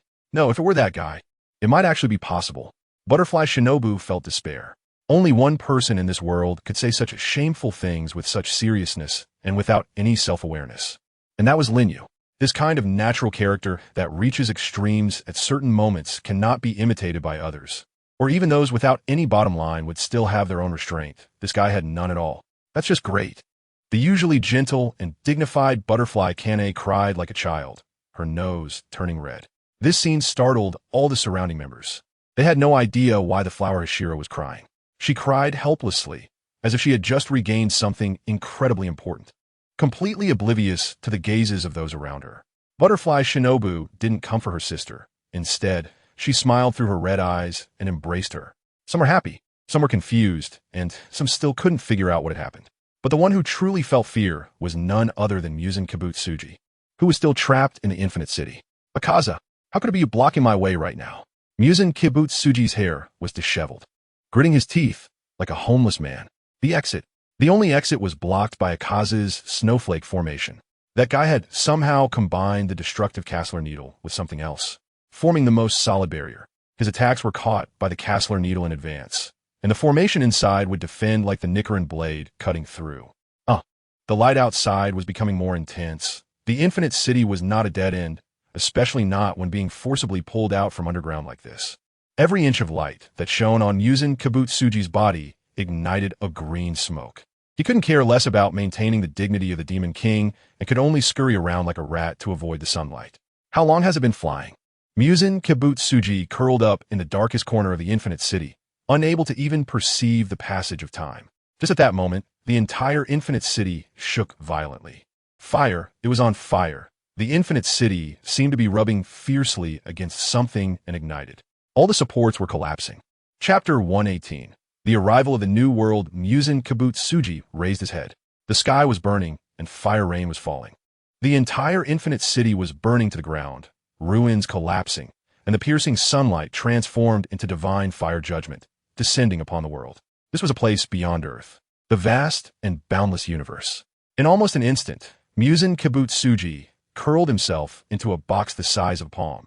At this moment, the entire infinite city was reduced to a small flat ground in the box. What is this place? The universe? Didn't you long for immortality? Here, you will never die. Musen Kibutsuji could clearly feel the mocking gaze coming from behind. After deviating from the orbit, this place had no direction, no time, drifting in the endless universe. He couldn't hear any sounds. The voice was coming from within his mind. At this moment, Lin Yu's clothes were completely burned away, along with his hair and eyebrows. His entire head was as smooth as a demon's boiled egg, yet his muscles were unbelievably strong, tightly connected together. He had successfully sent Muzen-Kibutsuji into space and proved his hypothesis. Breaking through the atmosphere, he had only lost his clothes and insignificant hair. How powerful his body was. He had evolved to a point beyond ordinary understanding. Even ordinary demons would find it hard to survive in such space, but I have to admit, Muzen, there are only two of us in this world who could reach this place like this. Your abundant vitality amazes me. Wait. Muzen-Kibutsuji seemed to realize something, trembling in the box, not daring to expose his body because there was sunlight in space too. In this open area, only this small box could provide him with a sense of security. Actually, there was no hatred between us. I used to think that if I killed you, the world would become beautiful and the people I cared about wouldn't suffer tragedy. But I have come to understand now, when will grudges end? I want to be a positive person, help those around me as much as possible, even fulfill the wishes of my enemies. Don't you long for immortality? Here, your cells won't function, and you won't need to breathe, but your consciousness will forever exist, belonging to you alone, something that no one can take away from you. This is immortality. Muzen-Kibutsuji wanted to curse. The one going through this painful experience was him. What was this guy saying without a care? Before he could respond, the box had already flown out of the demon's hand, drifting onto another trajectory. He could even see that water-blue planet, seemingly so close. Yet for some reason, it was getting further away. This was what that guy had deliberately shared with him, even kindly saying, take one last look at your hometown. In the hundreds, thousands, and tens of thousands of years that followed, Muzen-Kibutsuji had no idea how much time had passed. His wish had long changed. He no longer desired immortality. He just wanted to see living beings and hear sounds. He even considered escaping the box to commit suicide multiple times, but, Akaza, is it you again? That's right, the box he lived in was once again sealed by a flurry of snowflakes, a physical attack that could absolutely not be broken.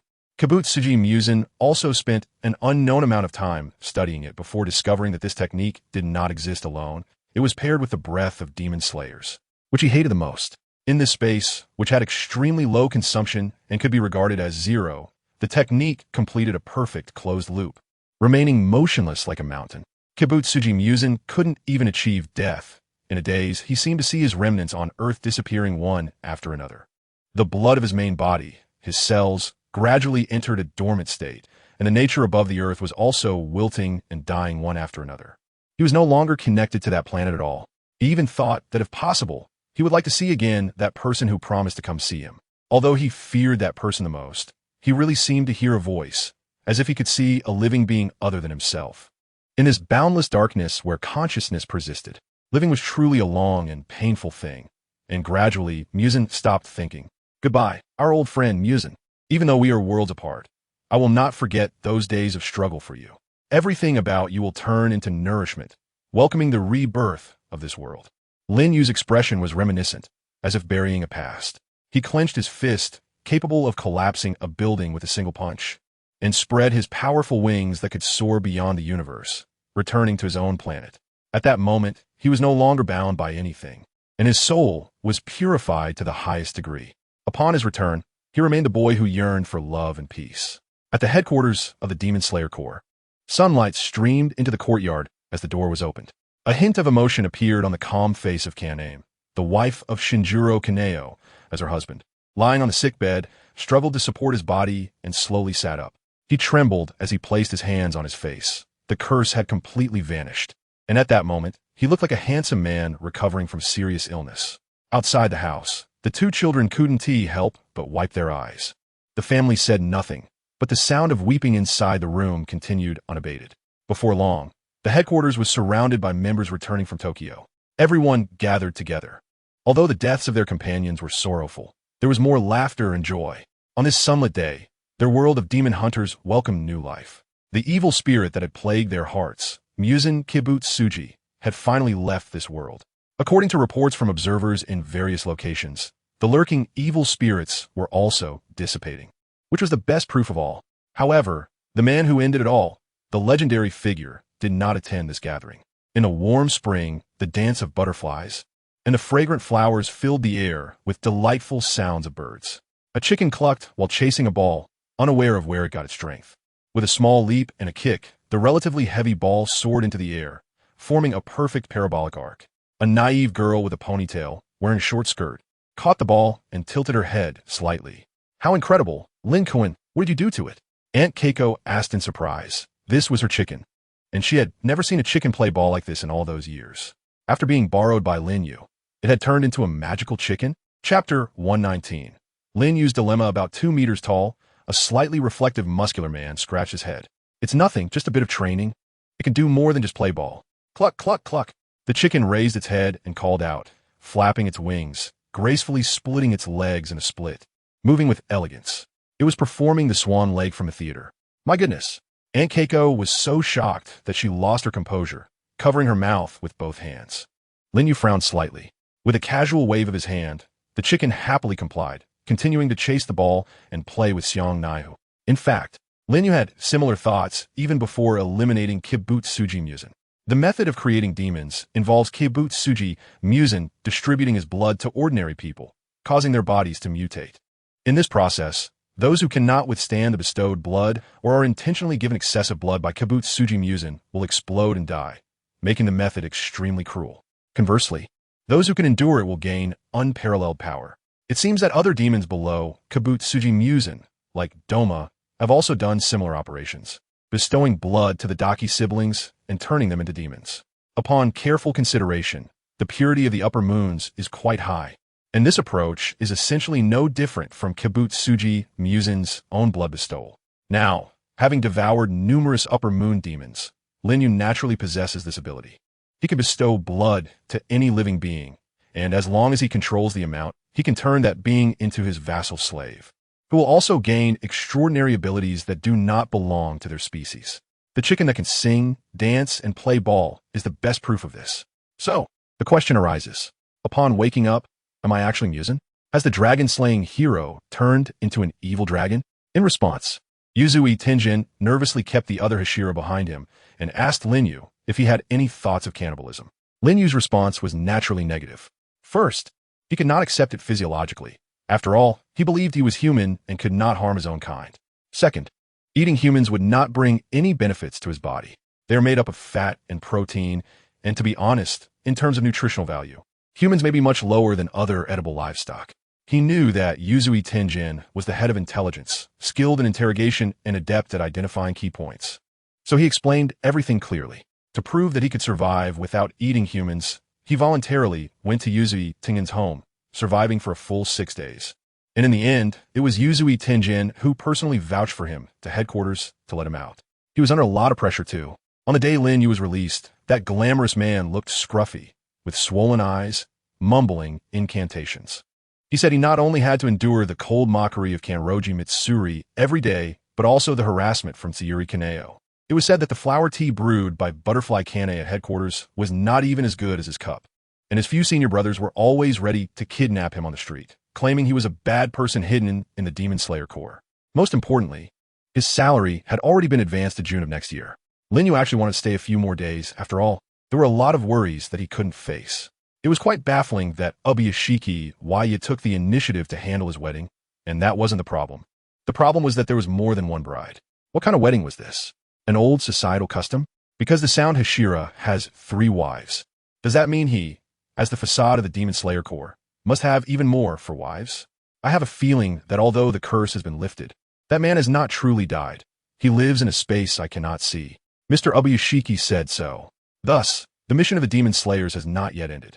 Everyone unanimously believed that they could not repeat the mistakes of a few years ago, allowing the true bloodline with the power to slay demons to become extinct. They needed to promote the strength of their lineage, blah blah blah.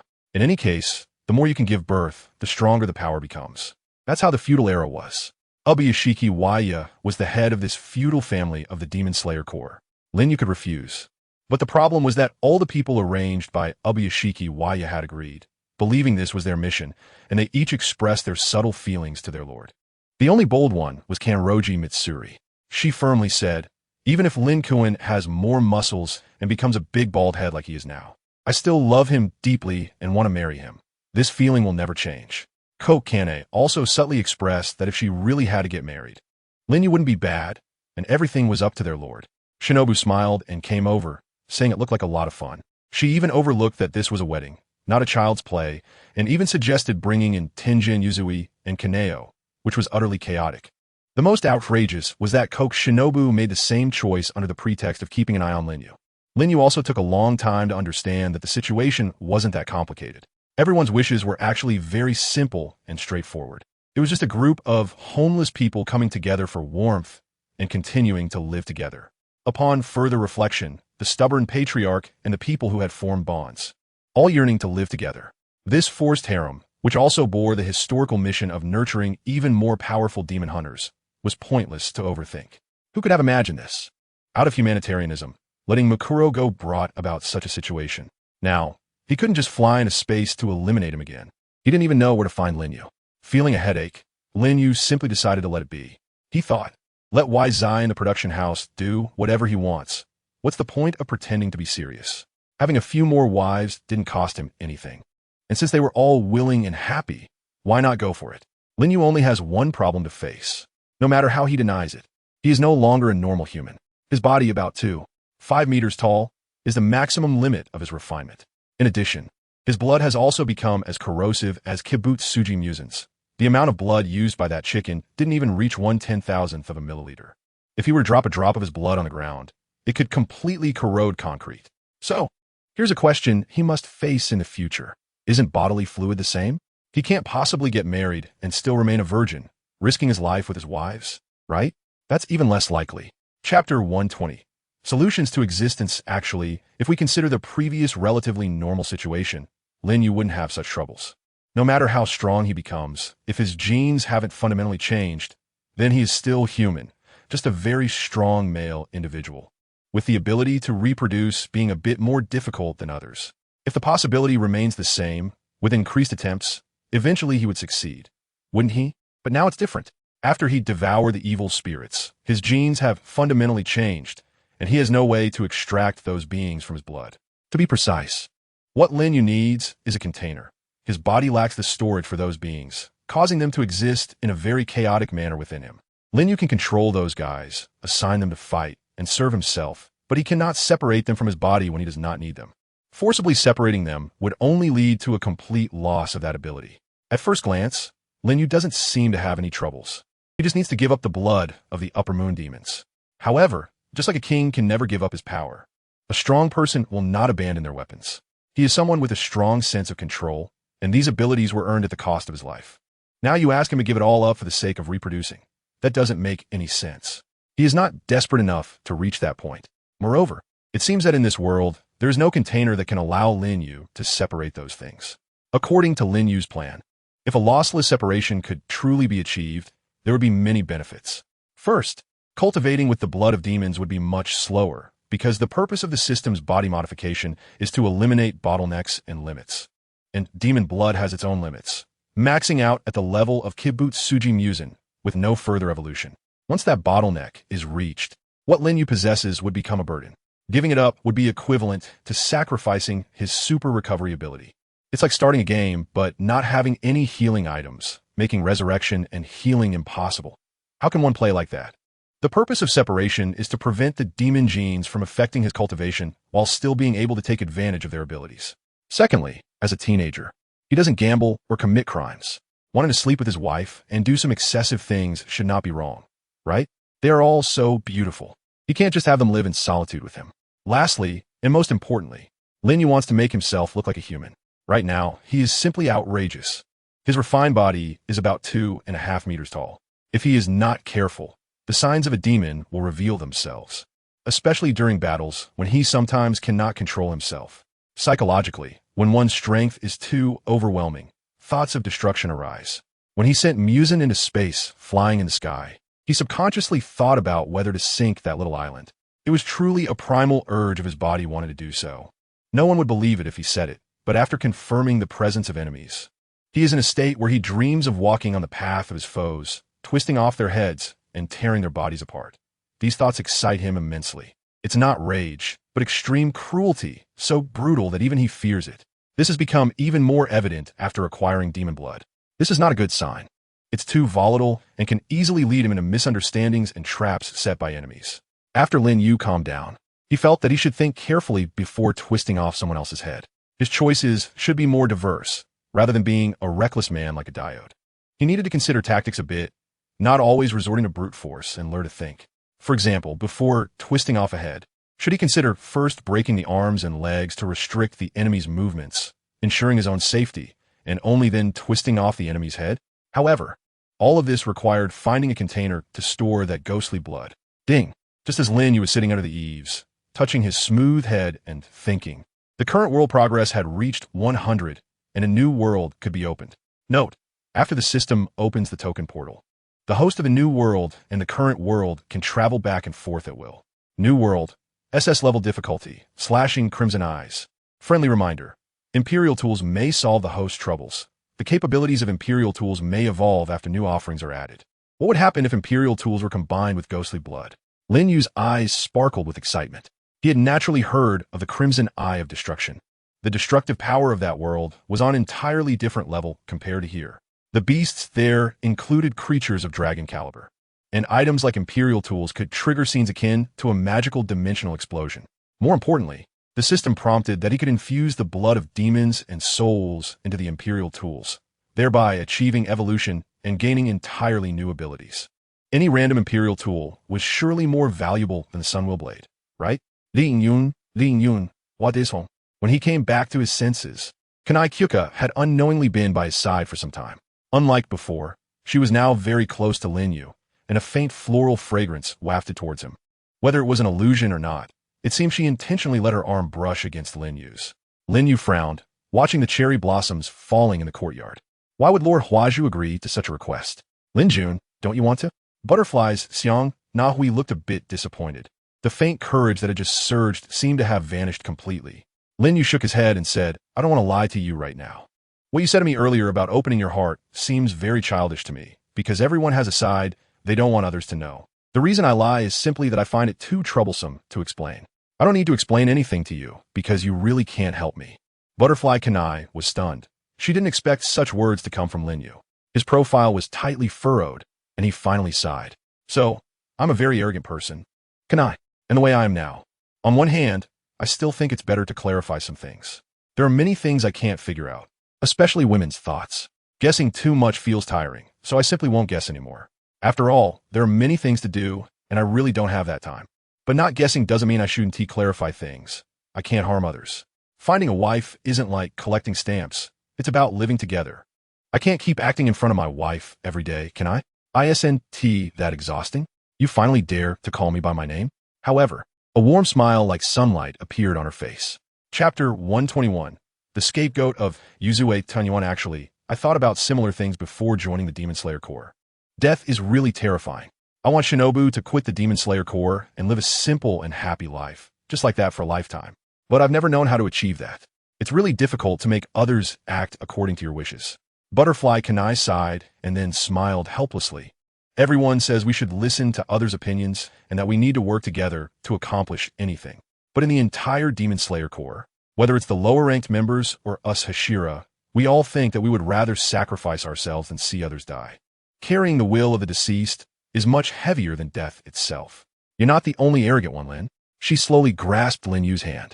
In front of that broad palm, her hand looked like a child's, tender and green. Memories from many years ago flashed before her eyes. Back then, she had loving parents, and Shinobu wasn't like she is now, enduring painful things and forcing a smile in front of her. I'm really not a qualified sister, nor am I a qualified warrior. I know my strength is lacking, and one day I'll face death. Yet I still want to stay in this place where bonds have been re-established. Being together is really joyful. Our lives shouldn't only be about fighting against demons. Lin Yu relaxed his brow. So this is Kanahu, a person so gentle that even hatred cannot make her decisive. Even in the toughest times, she maintains her yearning for a beautiful life. Kanahu, I can understand your desire to find someone to rely on out of fear. But have you ever thought that one day I might not be so strong anymore? Or perhaps in this future era, without war and evil spirits, my existence might be completely unnecessary. No matter how much I learn, I have no interest in weaving flowers or gardening. That's fine. Butterfly Kanahu lowered her head. pressing her hands against Lin Yu's palm, her voice trembling slightly. Just as Lin Jun said, it just happened that Mealy appeared at that moment. She is unique for you. Has Lin Jun ever thought about it? How many times have you appeared at critical moments for me? There are many strong people in this world. But because you are Lin Jun, the only one who appears in front of me when I need you, you're the only one. I really am not strong enough inside, and I'm not as gentle as you imagine. I just think that when you are by my side, I feel a little more at ease. No, I really feel very at ease. Is it not okay? Even if I have no hair, and my body is full of muscles, is that the same? Lin Yu wore a serious expression and asked this question. Butterfly Kanahui, immersed in her emotions, momentarily looked stunned, tears still lingering in her reddened eyes. She slightly shifted her body, turned her face away, and murmured with a blush, "For this, I still hope you can look a bit more handsome, just like back in Tokyo." Indeed, most women seem to prefer those handsome types of men, right? Lin Yu looked at his perfectly sculpted body with some regret, secretly determined that no matter what, he would not give up his muscles. However, when not fighting, he still needed to consider their feelings, so it would be better to refine his appearance a bit. At that moment, a voice rang out. "Isn't this bad? At least those Miss Mickey from Tokyo won't come to our house for gatherings." Dressed in a floral kimono, Butterfly Shinobu walked out from the backyard with a blank expression, followed by Kanroji Mitsuri, who wore a cherry-red kimono. Both of them were wearing wooden clogs, their fair thighs partially visible, with white socks on their feet, presenting a graceful figure, as beautiful as the cherry blossoms in the courtyard. Butterfly Kane, confused, asked, "Miss Mickey? Is she an acquaintance?" "What acquaintance?" "She's a troublemaker, some guy attracted to himself, while in Tokyo, without self-awareness. The royal family is quite troubled by this. After all, the Mickey family holds a significant part of the country's economic lifeline. They can't just refuse directly and even inquired if we considered a marriage alliance." Butterfly Kane grew alert, and Kanroji Mitsuri beside her pouted slightly. "But isn't this Mr. Yuzui's idea?" "Sister, you can't say that. After all, we have no idea what Mr.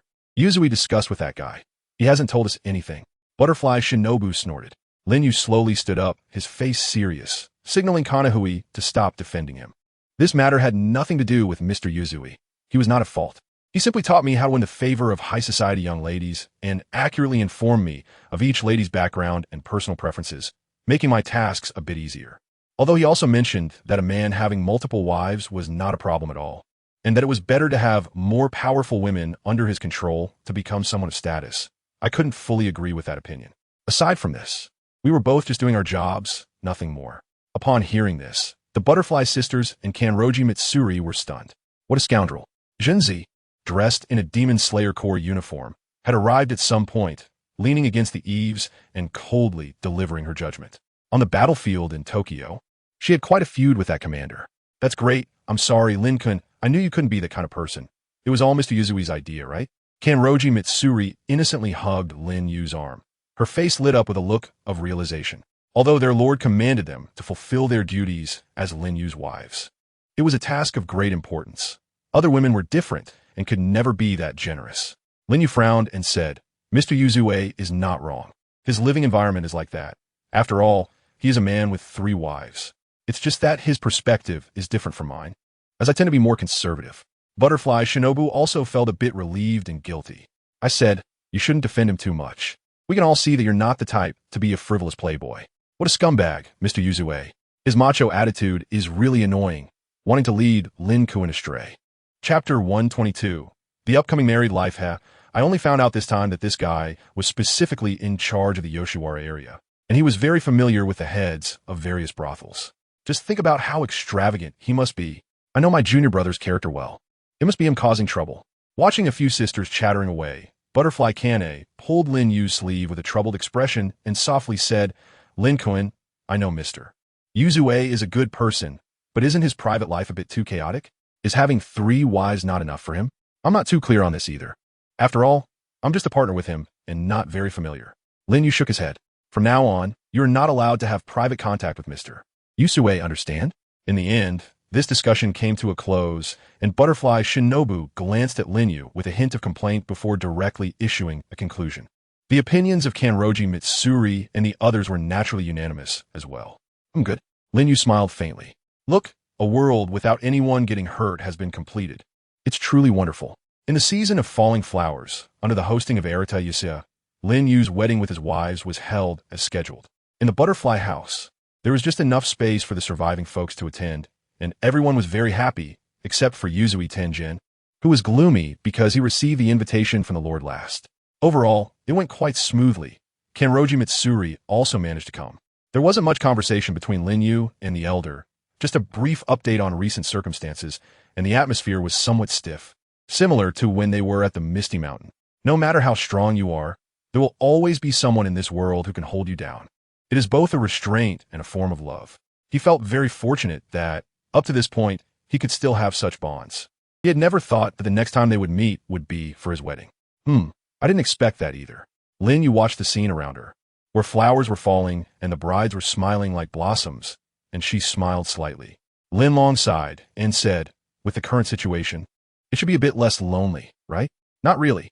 In the beginning, I had my master and senior sisters with me. Don't lie. It's precisely because you know too well what you want to do that you feel lonely. A heart that is too strong will eventually break. The people around you, including me, can understand you, but we can only watch helplessly. You have borne so many wishes and fought alone against those powerful beings until the end. You've really tried hard and done well. Now, at least let yourself relax a bit. Unlike the rigid lectures indoors, the elder just patted Lin Yu's shoulder gently. In his view, his disciple had it tough all along, never enjoying the fruits of others' labor, always feeling guilty about everything she had. Once she gained the ability, she would think about what she could do for those around her, regardless of how she herself turned out. Lin Yu smiled slightly and then looked up. The blue sky, the white clouds, and the view from the grass on the hillside of the narrow mist mountain in the afternoon were just like this. As a traveler, he should yearn for something, pursue something, but thinking about this question had long lost its meaning. There is simply no one in this world without a goal. Wanting to survive is a goal. Being hungry and wanting to eat is also a goal. How to spend one's life is not important. What matters is whether one is truly immersed in what they're doing, enjoying it, suffering through it, and struggling with it. One must have a sense of participation in their own life and cannot be too lonely. The things he thought about were always changing. When he was at Narrow Mist Mountain, he thought about how to protect himself, ideally disguising himself with wisteria flowers so that even demons would shake their heads at him. Later, after gaining abilities, he was very excited because he could intervene in the affairs of Zhenggu and Yin too. At least he wouldn't be using weak words that couldn't change anything, but acting instead, formulating a plan to infiltrate Narrow Mist Mountain. At the very least, he had to rescue Zhenggu from the clutches of the Hand Demon. Whether he became a demon slayer swordsman or not was irrelevant. What mattered was that he couldn't be without his senior sister. For the first time, after trying not to fear death, he truly became less afraid of it and even developed a strong desire for combat. Then, as his abilities grew stronger, he realized that if he didn't kill Muzin, nothing would end, and he began to develop ambition. Perhaps he could really do it. Once a person has something they want to do, they can become so passionate about it. Thus, he began to train tirelessly, even considering giving up sleep. Later, when his strength became overwhelming, he developed a peculiar dislike for being seen as human, but also didn't want to be seen as a monster. This was his taboo, no matter how he was addressed. It felt wrong, and he would get angry. He admitted he was indeed double standard. In his anger, he took it out on Kibutsuji Muzin, beating him mercilessly, thinking, I didn't voluntarily become this way. Why don't you think about it? Is it your fault? If this world had no demons, who would need demon slayers? That's right. It's all your fault. I have no fault at all. You turned me into this. What about future plans? If he were really that capable of controlling his own life, that would be great. These things are accomplished one by one, and problems arise, and then he solves them. Saying that one should create opportunities when there are none and belittling oneself for not achieving anything is pure nonsense. Who isn't trying hard to live? Just living positively and striving is already great. Okay? When he sees delicious food, he thinks about eating it. When he sees something emotionally touching, he resonates with it. Occasionally, he has sinful thoughts and wants to do something bad. Sometimes he realizes he's made a mistake and that his thoughts were too arrogant, but at other times, he fails to see his own faults and pushes the responsibility onto others. He has been ugly and noble, experienced monotonous days and tumultuous days. Really, this is completely him. Changeable and complex, yet not difficult to understand. If we must talk about his personality, he is quite stubborn in his actions. He only does what he believes to be right, not necessarily what he likes. Once he determines what he wants to do, he is absolutely unafraid of paying the price. There are no difficulties or impossibilities. No matter how hard or impossible it is, he will do it. Chapter 123. After the Demon Slayer. Special edition on Shinobu Kocho. I'm not that heavy, master. I just didn't have the ability to multitask before. To build my interpersonal relationships while training. Is that so? Is it really that simple? Well, it seems everyone has overcomplicated things about me. Lin Yu smiled helplessly. He thought the most about how to become stronger, how to get even stronger, focusing on this and having no time for other matters. I also confessed this to Kanehira and the others. There's really no problem, so you don't need to worry. The reason for Rin-Taki Sakanji's consideration is entirely due to the end of the Demon Slayers War. After the war ended, how Demon Slayers should correctly reintegrate into society is one of the current studies of the Demon Slayer Corps. It can't just be disbanded with a single sentence, and that's it. Someone who once took up arms after putting down their weapons. How should they continue to live with what identity? This is also something the Kamadu family needs to think about. Meanwhile, Lin Yu has inexplicably become a slacker in this regard. His married life hasn't been very smooth. Butterfly Kanehira was surprisingly invited by the royal family to be a princess's etiquette teacher due to her performance at the banquet, of course. She refused because she wanted to open a flower shop, casually selling flowers, or perhaps open a tailoring shop with her master-level sewing skills that even experts rave about, or run a restaurant. Anyway, her talents are so impressive that she could easily achieve a high-class, master-level status in any profession, effortlessly earning a lifetime of money she could never spend, unlike Lin Yu, who has to work so hard. Butterfly Shinobu has already received invitations from many universities in Tokyo arranged by the Kamadu family, and she will naturally be engaged in the medical field. However, the difference is that she is being recruited as a professor, one of those successful individuals who earn $1 million a year at a young age without worrying about food and drink for a lifetime. What can I say? The genes of these two sisters are truly powerful, leaving one speechless. Jealousy. I really feel jealous. Can I become an elegant and cultured person like the two sisters, playing the role of a young nobleman in Tokyo, full of prestige? It's just a pity that when I touch my head, which hasn't had time to grow hair yet, I thought better of it. Everyone has their strengths and weaknesses.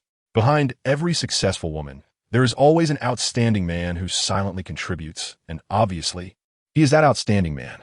That's not wrong to say. Kanroji Mitsuri, due to her appetite that is hard for ordinary people to reach, has been developed by the Kamadu family into a food critic. Her future job will be to evaluate restaurants in the bustling areas of Tokyo and attract customers to visit.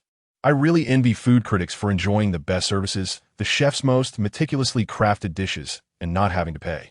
Lin Yu was very excited at that time, full of confidence, thinking he could also handle it.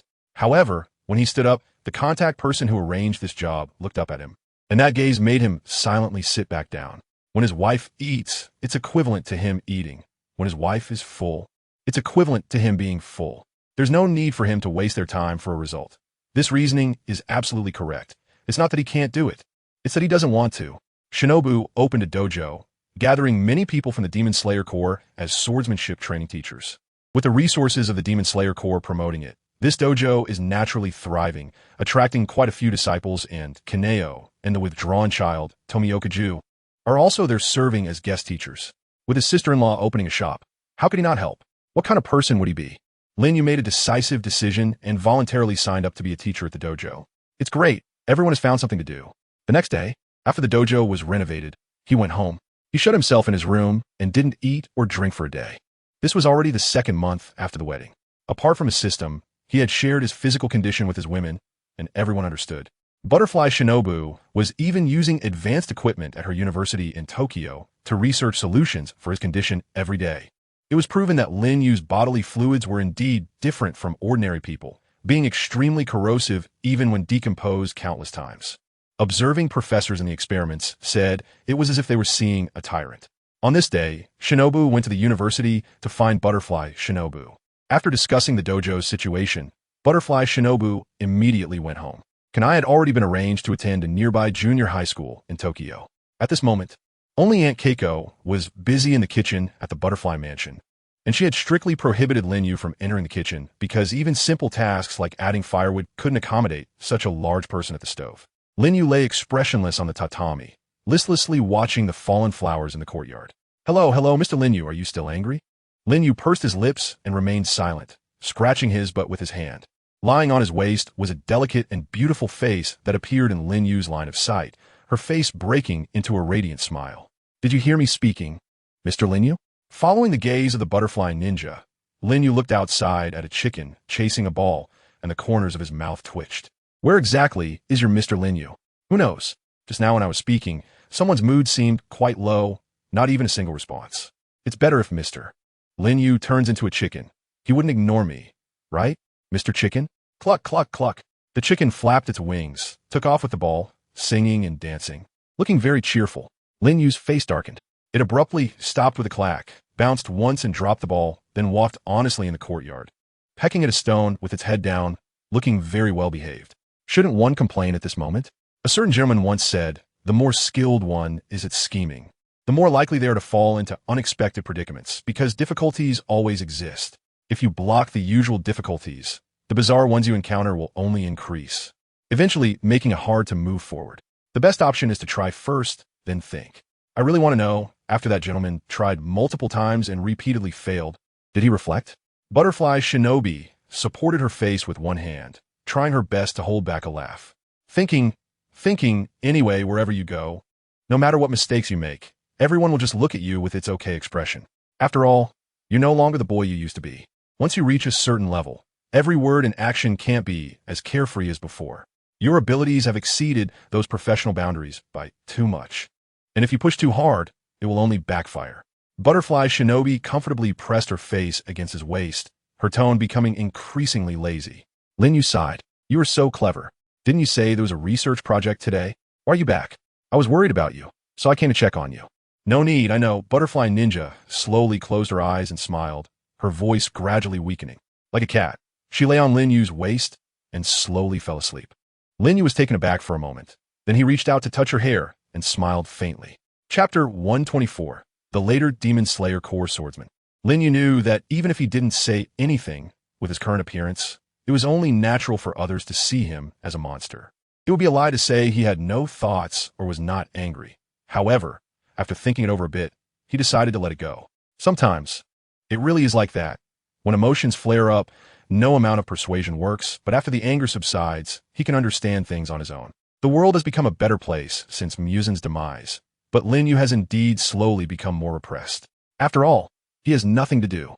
Butterfly Shinobu and the others have noticed this situation and have tried every possible way to comfort him and help him vent his emotions. Recently, Butterfly Shinobu discovered a material that can block the erosion of bodily fluids, something similar to a safety measure, which means Lin Yu has truly entered adulthood. However, they are all inexperienced and cannot accompany Lin Yu for too long. Lin Yu also tries to consider his wife's feelings. The first time with his physique was a bit difficult, but it got better afterward. During these idle days, they even took the initiative to arrange their shifts, which was quite absurd. Of course, Lin Yu was not truly lost in bliss. He just wanted to spend as much time with his wife as possible, without considering the duration. If he could find a suitable job, perhaps he would stay longer. However, it was evident that there was no such opportunity. He was increasingly living like a giant baby. Feeling a bit down was fine, but being perpetually downcast was something he couldn't tolerate. He still needed to find something to do. New world loading. Demon Slayer. Kimetsu no Yaiba. Progress 0. Would you like to enter? After choosing yes, would a random door suddenly pop up? Lin Yu couldn't help but laugh to himself. It was time to put an end to it. Without a doubt. In terms of genetics, he was now far removed from humanity.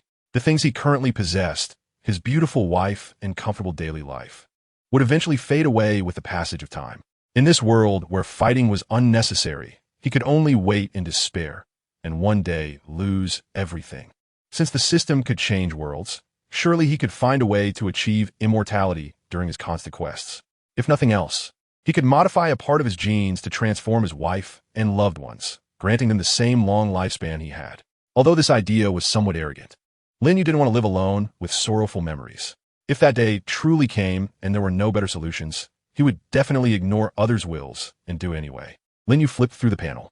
Now, he had a variety of things at his disposal, including the blood of demons and a part of their soul consciousness, existing in a small portion of devoured flesh, representing the original owner's brutality, similar to something like a malicious thought entity. Both Akaza and Kokushibo had completely possessed souls. After all, they had devoured everything. With top-notch recovery abilities, exceptional striking and resistance capabilities, and the ability to fly while casually summoning and using Upper Moon's blood demon arts. It wouldn't be an exaggeration to say he was akin to a god of the New World. However, Lin Yu had no intention of ruling the world. It was too exhausting, just thinking about it was tiring. Ultimately, what was the purpose of ruling the world? To enjoy others bowing down to him? He already had women, power, and money, so why bother being a ruler? That night was a celebration for Kanao's promotion. Once this year ended, she would be entering high school. The Hashira of the Demon Slayer Corps who could come had all arrived, which was somewhat annoying. It seemed everyone treated the Butterfly Mansion like a big cafeteria, frequently coming over for a meal, actually looking for an excuse to spar with Lin Yu. After all, with the demons eradicated, there were quite a few people like Lin Yu who were lost in confusion. Hashira like Taketu Muichiro and Rengoku Kyujiro, the former having his life completely destroyed and the latter raised as a swordsman from childhood, were at a loss for what to do next. They couldn't all go to Shinobu's dojo to become teachers, could they? As for the Wind Hashira, let us not even mention it. The training methods of the Flame Hashira would definitely receive complaints. What's wrong? The magnificent sound Hashira with 3 wives. You look a bit down. Before the banquet started, Lin Yu picked up a cup of tea and sat next to Yuzui Tenjin.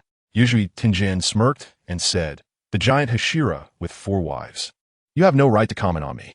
He couldn't tell if it was just his impression, but he always felt that every time he came to the Butterfly Mansion, Lin Yu's 4 wives looked at him as if something was off, as if they weren't welcoming him. They had been comrades in arms before. What was wrong with this world? My work has reached the final stage. The cleaning reports from various regions are coming in one by one, confirming that all the demons in the previously active areas have been eliminated. I believe it won't be long before the Demon Slayer Corps is disbanded. Yuzui Tenjin, resembling a middle-aged man who had lost his job, picked up his cup and took a hearty drink. "Is there nothing assigned to you, Mr. Yuzui?" Lin Yu's expression darkened. He didn't know who gave that little smart aleck the nickname Lord Giant Pillar, but it was truly unbearable to look at. He hoped that he wouldn't find out otherwise. Lord Giant Pillar would have a heart-to-heart talk with him. In this gathering, who among them didn't have a distribution? Yuzui Tenjin was drinking cup after cup, muddled and confused, and finally, in a daze, looked at Lin Yu and said, Although I really appreciate you for ending our mission, but us people, Mr. Tenjin." Hinetsuru held her husband back and gave Lin Yu an apologetic glance, but Lin Yu smiled and told her not to mind. It seemed like Mr. Yuzui had been holding back for a long time, so let him speak.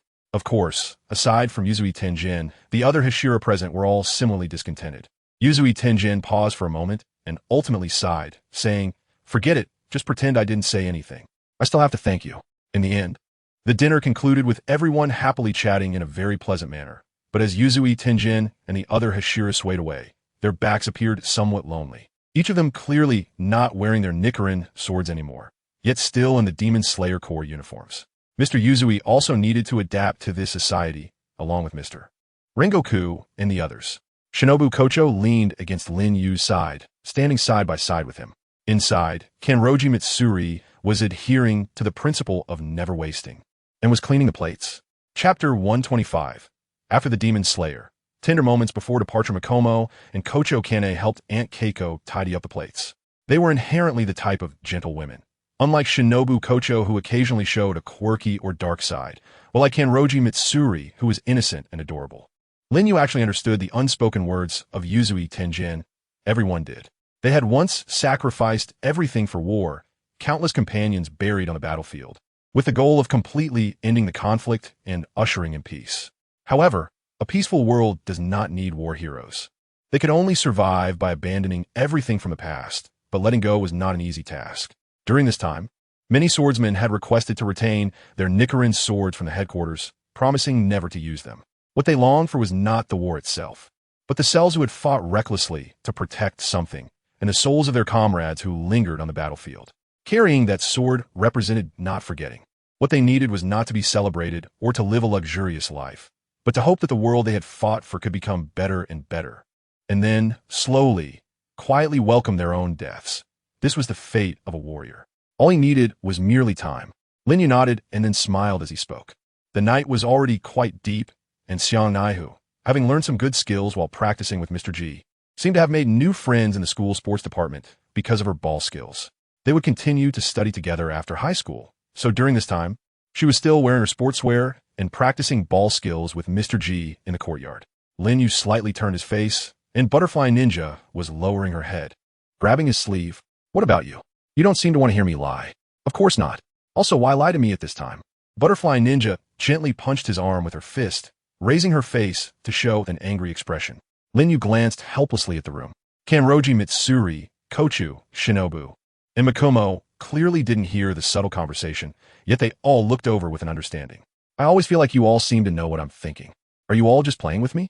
Kochu Shinobu blushed and muttered. Isn't it because we didn't understand you well enough before? After getting a general sense of your personality, we found out that you're really easy to read. A lot of things are written all over your face, and we're not idiots. What does this mean? Is it about my brain being connected to my wife's shared network? Junior brother, you aren't thinking about leaving your senior sister alone to do something dangerous at this time, are you? Makomo crossed her arms, looking indifferent. Honestly, I usually hold on to my senior sister. I won't let go unless she tells me to. Lin Yu raised his hands innocently, but 4 hands twisted around his waist, and even the usually gentle butterfly Kanai was blushing and looking reproachful. Wow, could it be that you all even share that information? Women are truly terrifying. The others, including Jingon, sensed that Lin Yu might be leaving for some place. As wives living together, they could easily see through this guy's tricks. He was definitely going off to fight some powerful enemy again. Mr. Oyakata had already said that for the safety of this world, they must keep a close eye on their husband and take care of his physical and mental well-being.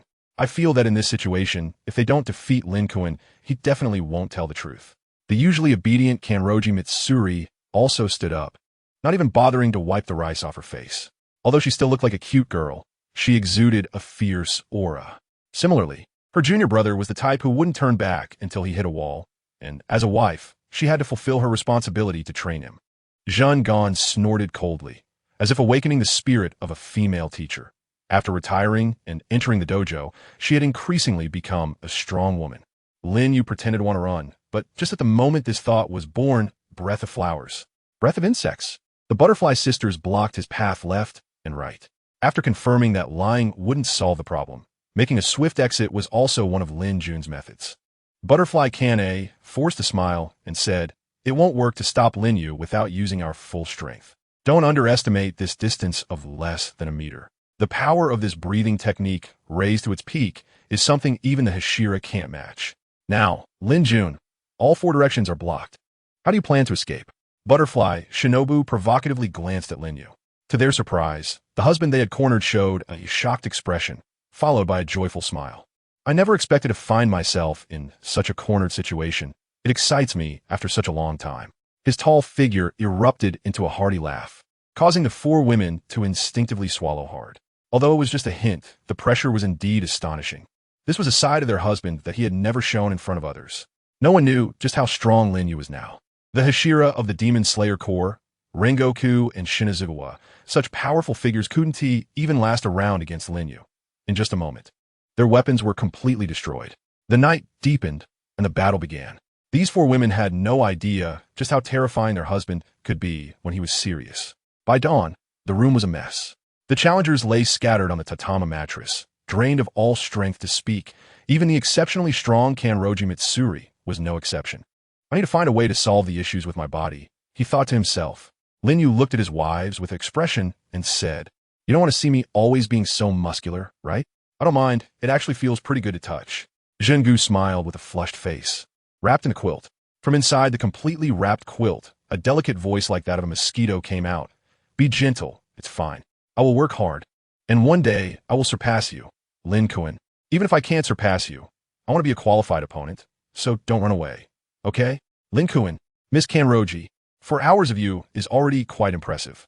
Right now, all my upper strings combined probably wouldn't last as long under your hands." Chapter 126 Loading, Slashing Crimson Eyes. Roar, Miss Kanroji, are you ready to challenge hell? Keep it up. Lin Yu dramatically covered his face, a wicked smile curling at the corners of his mouth, only to realize that someone had been punching him from behind. Turning around, he found a flushed butterfly Shinobu, looking weak and powerless. What's wrong? Don't always lead Missouri astray. What battle? It's so nonsensical. Oh, okay, I accidentally got excited again. Upon hearing this, his 4 wives all displayed expressions of fear. Lin Yu slowly got up, put on his clothes, and his tall figure looked quite robust under the sunlight. The hair and eyebrows that he had lost were slowly growing back, and there were crackling sounds from his bones whenever he moved his body slightly. 3 months, perhaps even sooner, I will return after a trip. Li Yun, don't think too much about it. Are there still enemies for me in this world? Mister. Chankashiyu's consideration is just to prevent me from inadvertently causing trouble in this world, isn't it? Lin Yu smiled slightly. As soon as these words were spoken, everyone in the room chuckled. Indeed, their husbands would always be the strongest. Although his actions were overly reckless, all of this was based on solid strength. The world of accumulation is loading. Host Lin Yu. Retaining original world attributes. Heaven's Path rewards diligence. Template loading. Progress 50, 60, 70, 100. Loading complete. In the deep mountains and old forests, heavy snowflakes were falling. This reminded Lin Yu of his first time crossing into the world of Demon Slayer. The difference was that this time it was accumulation, and he was no longer the frail boy he once was. Clarifying the goals in this world. 1.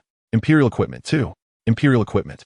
Lin Yu slightly twisted his neck with a cracking sound, his robust body of about 5 meters tall landing on the ground, taking one step at a time, leaving deep footprints. He wore a traveler's outfit and had no weapons. It seems there is no special target. In short, just find the Imperial artifacts and eliminate anyone who stands in his way. It's that simple. In an unnamed small village, one of the soldiers demanded, "Hand over all your money. We are the Imperial Guards." Hey Lim, that sounds a bit harsh, doesn't it? After all, we are not bandits or robbers. I say, brother, this is tax collection. The Emperor's birthday is approaching, and the ministers are striving to host a grand banquet for him. Isn't it our duty to alleviate his burdens? 2 guards rode their tall horses through the village, their mounts laden with the plundered wealth of the common people. The villagers stood together with fearful expressions. The leading man in tattered clothes and a visibly malnourished woman, weak and bony, huddled pitifully beside him. But sir, didn't we already collect this year's taxes a few days ago? What do you mean? Do you lowly peasants want to rebel? It's the Emperor's birthday. Don't you want to show your goodwill?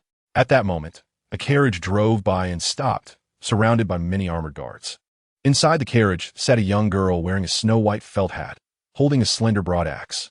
She lifted the curtain and happened to witness the scene, her anger flaring as she was about to reprimand the soldiers. The tattered, bald old man across from her gritted his teeth and said, "So, the Empire's poor security is due to internal decay to this extent? Father, don't go, Shavana. Our opponents are the ministers. Don't lose your composure here. Only by getting the ministers to step down can we, the honest faction, change everything. But we can't turn a blind eye to the tragedy before us." The girl was filled with a sense of justice. Just as the father and daughter were caught in this moment of conflict, an unexpected situation outside caught them off guard. You are. Lin Yu frowned, stepped forward, and with a slap and a kick, there were 2 cracking sounds. The horse that was hit on the head had its neck instantly twisted and crushed, while its head slammed hard against the back of another horse, bouncing like a spring before collapsing dead in the snow. It took a long time for the shattered brain matter and blood to spill from its mouth. The horse that was kicked flew away, its abdomen completely caved in, clearly showing that its internal organs and bones were destroyed in an instant. The 2 guards on the horse's back fell into the snow, not even having time to react before being grabbed by their heads, when their steel helmets collided. The 2 heads couldn't even produce a complete skull. Lin Yu doesn't understand political struggles and has no intention of getting involved in the internal affairs of this country. Seeing these 2 scoundrels makes him furious, and he feels compelled to take action. As someone with a bit of power, he believes you can't just take and take without giving back. This group of commoners is dressed in rags in the dead of winter, children crying in their parents' arms, and the adults look like they are about to kneel down and beg for mercy. It seems they are intent on pushing people to the brink of despair. The people he hates most in his life are those who seem to be in positions of power. The moment they gain a little ability, they abandon their principles, thinking they're the ones in control, just like Muzan Kibutsuji. That inexplicable sense of superiority is baffling, and it infuriates him, as if they've never faced real consequences. For such scoundrels, he will take down one if he encounters even one. After Lin Yu ruthlessly killed 2 guards, he realized that the crowd of civilians had all stepped back. He didn't pay much attention to it, and the only regret was that it would be difficult to ask for directions in this situation. He knew he had to go to the royal capital to collect the Imperial artifacts. It didn't matter. Anyway, he had obtained supplies now, and if he had money, he could always ask for directions.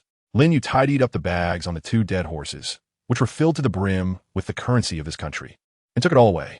He certainly didn't need so much, but leaving it for the villagers behind him wouldn't be of any use either. It would only bring them disaster. All right, since the goal is to find the Emperor's tools, then the conflict should be intensified a bit more, as they would end up fighting sooner or later. The language loading should be fine now, right? Lin Yu slightly confirmed the panel, and indeed, just like in Demon Slayer, his personal language had been exchanged for the language of this country. He turned his head slightly, his expression cold, startling the civilians behind him. Regarding this matter, if anyone asks, just say it was me, Demon Dio, who did it. Next, I will head to the Imperial capital. If you don't want to sacrifice for nothing, it's best to send the Empire's equipment users to come find me. Such an arrogant declaration would attract endless enemies, but it was also the most efficient. Now, it's not like the time of Demon Slayer. With his current strength, he couldn't afford to hide like a rat. He wanted to declare, and if possible, he wanted to stand on the side of the royal city and drag the young emperor down to stand on his throne to declare to the entire nation. Let the Empire's equipment users come. He was itching for a fight. Chapter 127. Current situation of the Empire, my lord. Don't act rashly. The father and daughter in the carriage were also startled by this sudden scene, and the old man solemnly issued instructions. Zavanna, a longtime warrior resisting foreign races, wielded a long, broad axe, which her father once teased her about being too brave to get married. She was naturally very strong. However, just now, she was sitting in the carriage and hadn't even seen how that guy had made his move. Father, do you have any impression of that person just now? Zavanna immediately chose to ask her father, who shook his head. Not at all. That guy looks like a bandit or something, the old man said. Zavanna looked at her father with a speechless expression. Father, you're being ridiculous.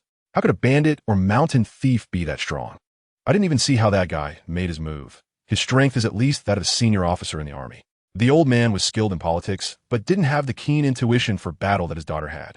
He was astonished. A senior officer? Could that be an equipment user? Demon Dio, I've never heard of that name, but equipment users do have strange nicknames. For example, the Grand General of the Empire, Isteth, is often called the Ice Queen. Generally speaking, in my understanding, most of the truly powerful people in the world are equipment users. This Demon Dio displayed terrifying strength. That kind of pure power crushing others is clearly beyond what a human can do, likely aided by external forces. Equipment users are organized. There are no solitary ones wandering around.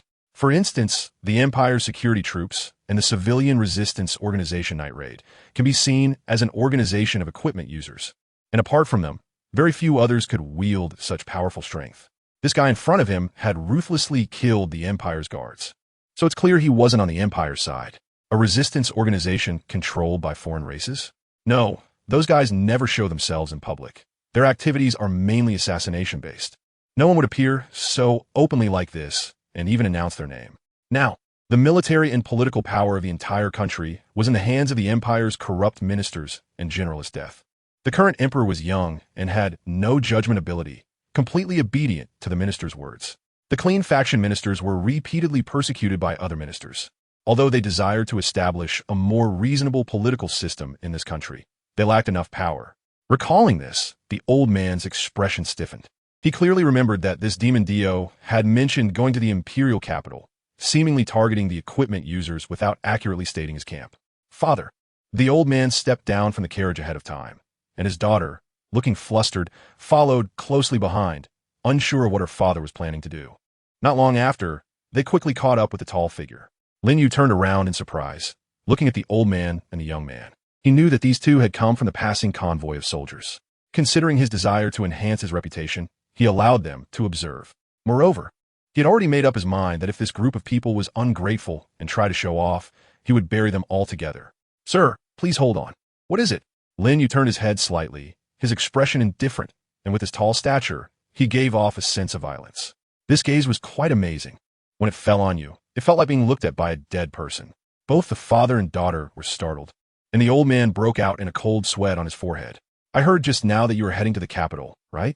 Do you know the way? My convoy happens to be returning to the capital, so if you don't mind, please get in the car for a chat. All right, that works. Lin Yu's lips curled up into a smile. He sensed fear from the two men, but felt no hostility at all.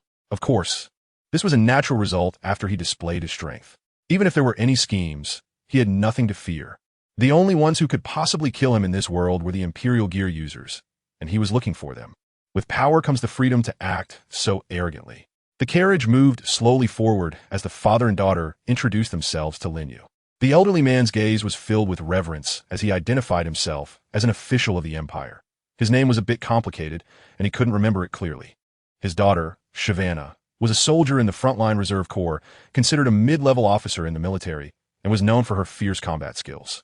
Lin Yu was quite impressed, because looking at that delicate appearance, she was actually wielding a great axe. Could it be that this Shyvana's muscle density is several times that of an ordinary person? Currently, the Empire is under the control of the ministers, and we officials do not have enough power to overthrow his rule. Similar incidents like the one just now happen frequently among the people, and we naturally find it deeply distressing. The old man spoke with great emotion, gritting his teeth as if he wished he could tear that treacherous minister who serves the emperor into pieces. It is important to know that the power of the imperial envoy is extremely strong. May I boldly ask, what is your reason for wanting to find those people? Of course, it is for battle. I yearn to engage with powerful enemies. This is my purpose for entering the Empire. In my homeland, I no longer have any enemies. Lin Yu had an expressionless face, his arms crossed like a small mountain. This statement is true, but it hides part of the information, which is that he desires the imperial artifacts.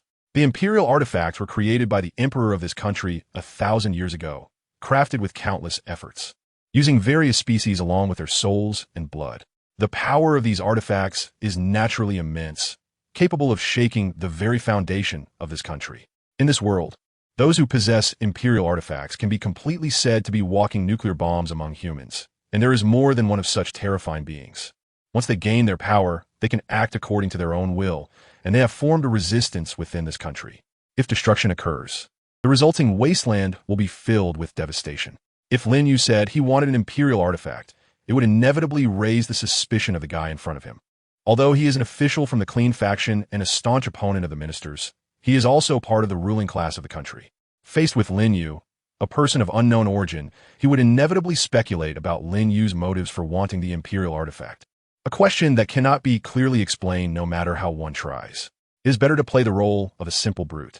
Not using scheming does not mean being thoughtless. He is not just playing dumb. Chapter 128. Killing the Earth Dragon with bare hands. The users of the imperial artifacts in that empire are all very powerful individuals, each representing complex and intertwined forces. It can be said that pulling one hair can move the whole body. If you enter the imperial capital with such thoughts, it will undoubtedly cause a lot of unnecessary trouble. Although the old man is unclear about the background of the guy in front of him, the sense of oppression is palpable.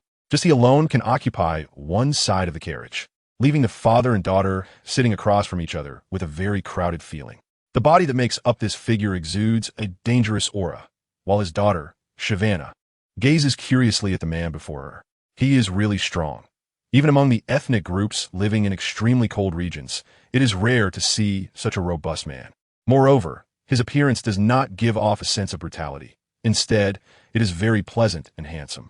Combined with his physique, he has a deep, silent, rock-like presence. Overall, looking at him makes the still youthful Shyvana blush, and she slightly squeezes her long legs together. I've said it before, I'm not afraid of trouble. Can you provide me with information about the imperial artifact users? Just the specifics, like their residence and identity, will do. Lin Yu pondered for a moment and decided to get straight to the point. However, there was a certain finesse to this approach. He couldn't always just say what he needed. He wasn't an unreasonable person and had to consider the other party's feelings. This was what made a transaction. I know what you're after. You people in the political center need handy tools to help you deal with various troubles, and coincidentally, your faction lacks any imperial tool users, making it impossible to confront the ministers who hold military and political power. My appearance is, for you, the emergence of a tool to resist the ministers. Whether it's useful or not is debatable, but as long as it's usable, right? The old man was taken aback. He had planned to use some verbal maneuvering. He never expected that the person in front of him would be so straightforward. Indeed, the reason he invited Lin Yu onto the car was simply because he valued his strength and wanted to leverage it to do something for their faction of clean officials. Lin Yu clasped his hands together and smiled, saying, "It seems I guessed correctly." The old man lowered his head and pleaded, "Mr. Dio, I truly have no selfish motives. The current system of the Empire is like this. The rebels who raise the banner of righteousness are actually colluding with those ruthless foreign races. Once they prevail, the capital will inevitably be in ruins, and the officials in power are corrupt and greedy, misleading His Majesty the Emperor, leading our country into a state of despair and rebellion. There's no need to tell me this. I'm not interested in it." Lin Yu's expression turned cold. He had no intention of getting involved in political struggles. As long as the general direction was correct, that was enough for him. He didn't mind that the premise of trading with the guy in front of him was that his ideas had to align with Lin Yu's intentions. Lin Yu was not someone who worried about the country and its people, but he wasn't indifferent to everything around him either. If he found something intolerable, he would take action. If someone deserved to die, he would kill them. If there were problems, he would deal with them altogether. If you asked why, it was simply because he was capable and powerful, and it was that simple. He could have cooperated with the ministers, which might have been easier, but he couldn't stand that dog of a person. He was similar to Kibbutz Suji Musin, treating people as if they were nothing. Why should he cooperate with someone like that? Eating dirt just to achieve his goals? What a joke. He couldn't stand the current state of the country. If he could establish a country where oppression was not so obvious, where at least everyone could have enough to eat and survive while searching for the imperial artifacts, he would be more than willing to do so. At least the old man in front of him seemed to be articulate and not a foolish person. He had ideas for improving the country. The problem still lay with the imperial artifacts, which had thrown the country's operation out of balance. The power of a few had far surpassed that of the majority. I don't understand your proposals, nor do I care to. That's your own business. But if I see your guards behaving like those two dogs just now, I will assume you orchestrated it, and then I will take you down. Do you understand? Lin Yu's tone was flat, as if he were discussing what to eat for lunch, while his eyes were watching the outside as the carriage curtain was lifted. Shavana frowned, feeling that this guy was too arrogant in that moment. However, the old man beside her was momentarily stunned and joyfully said, Mr. D.O., do you mean you are willing to? Don't get me wrong. I only agreed to a cooperative relationship. I want to concern myself with anything outside of the Imperial Artifact user. You need to help me gather information about the Imperial Artifact user as soon as possible, or I will terminate this cooperation. Then since it's a cooperation, why are you imposing so many restrictions on us? There are always good and bad people among the guards below, and what everyone wants to do is not something we can control. Shavana. The old man timely reprimanded his daughter, who was full of indignation. To be honest, by the end, he didn't even know if he had found a brave warrior or an ancestor. However, this Mr. Dio indeed looked different. Suddenly, for some unknown reason, Lin Yu smiled. This smile appeared strange to the old man and Shavana, sending an inexplicable chill up their spines. Hiss! The sound of the carriage whinnying rang out, and the wheels were flying in disarray. Sir, there are beasts blocking the road ahead. It's a ground dragon. What's the panic? The old man maintained his composure, while his daughter Shavana continued to look at Lin Yu with a serious expression, seemingly unconcerned about the impending disaster. Ground dragons weren't particularly powerful beasts. Even the guards outside could deal with a single one after a tough fight. Sir, it's a group of ground dragons. However, the voice coming from outside made the old man and Shavana's faces turn ashen in an instant. They quickly got off the carriage and saw at least 6 ground dragons ahead, gnawing on tree roots and similar things. It was winter, and they found it hard to find food. These creatures were all exuding a dangerously hungry aura and immediately noticed the crowd over here. They resembled small mountains, their bodies clad in rock-like hard armor. A single ground dragon wasn't much to worry about. After all, their attack method was singular, and as long as one attacked the abdomen, it could be taken down quickly. However, against a group of ground dragons like this, unless one had an army of over 100 or possessed special abilities, the only option in this situation was to scatter and escape. The old man had just raised his hand to issue the order when boom, the ground trembled, and the guards and Shavana widened their eyes, appearing utterly stunned. The old man opened his eyes to look in their direction and was also shocked. Chapter 129. Cooperation established. He saw Mr. Dio had somehow emerged from the carriage, and no one had seen how he appeared in front of the group of ground dragons. But at the moment they saw him, he grinned fiercely as he dropped down from midair, grabbing one ground dragon by the neck and smashing it hard to the ground. The ground instantly cracked, sinking deeply. An explosive sound erupted, shaking the earth.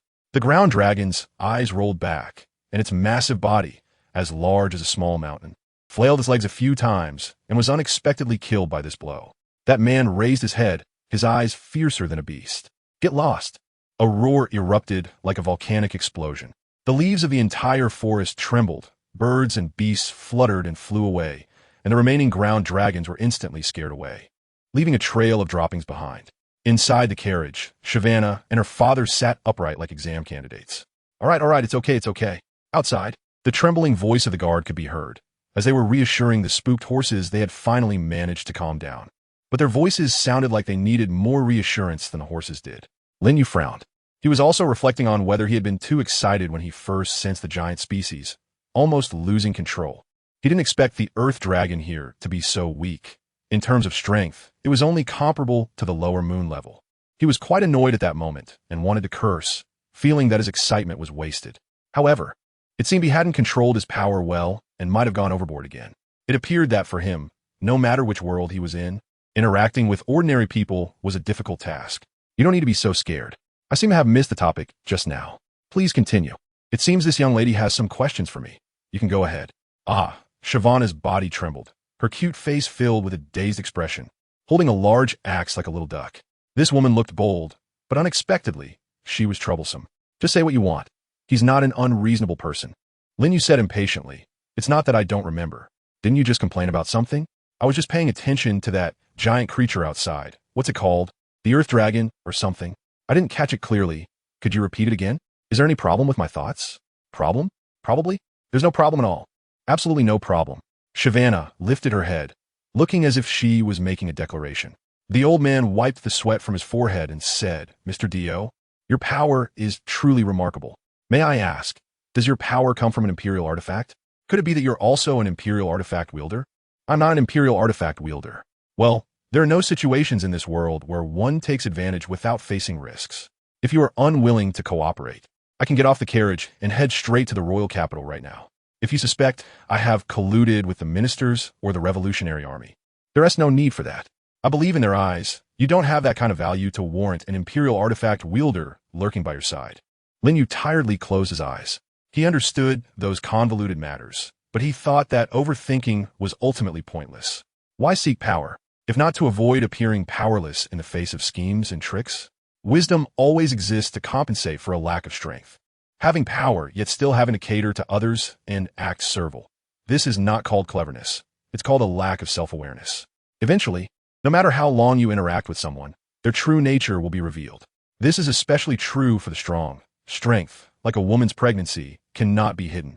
That's true. The old man's face revealed a difficult smile. In the current state of the country, to say they want to kill someone, it only takes a word from a minister. People like them, who uphold integrity, are walking to the gallows every day. The ministers don't care what they are considering. As long as someone isn't colluding with them, they will die. It's that simple. To use Imperial tools to kill them is one thing. Monitoring? Let's not even discuss whether it's worth it or not. Which Imperial tool isn't proud and arrogant? How could they do such a lowly job as spying? Mr. Dio, I apologize for my offense. I will not have such foolish thoughts in the future. I believe our deal is established. From now on, our family will take care of Mr. Dio's daily needs in the capital. If possible, I will not contact anyone besides you. It's too troublesome. It wouldn't be good to create the impression that I am using my power to oppress others to prove something.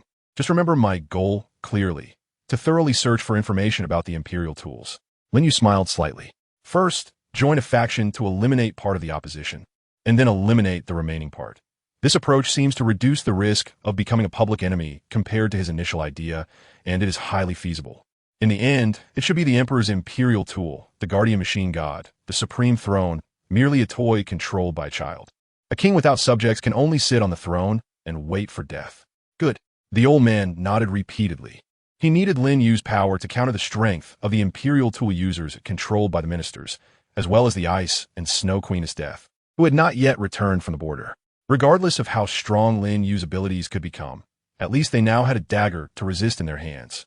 Those who would eventually face the gallows or become victims in political struggles.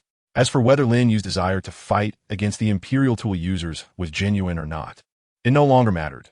After all, he would definitely take action when the time came, and that was enough. Both parties had aligned interests. Soon, the carriage was back on the road to the capital.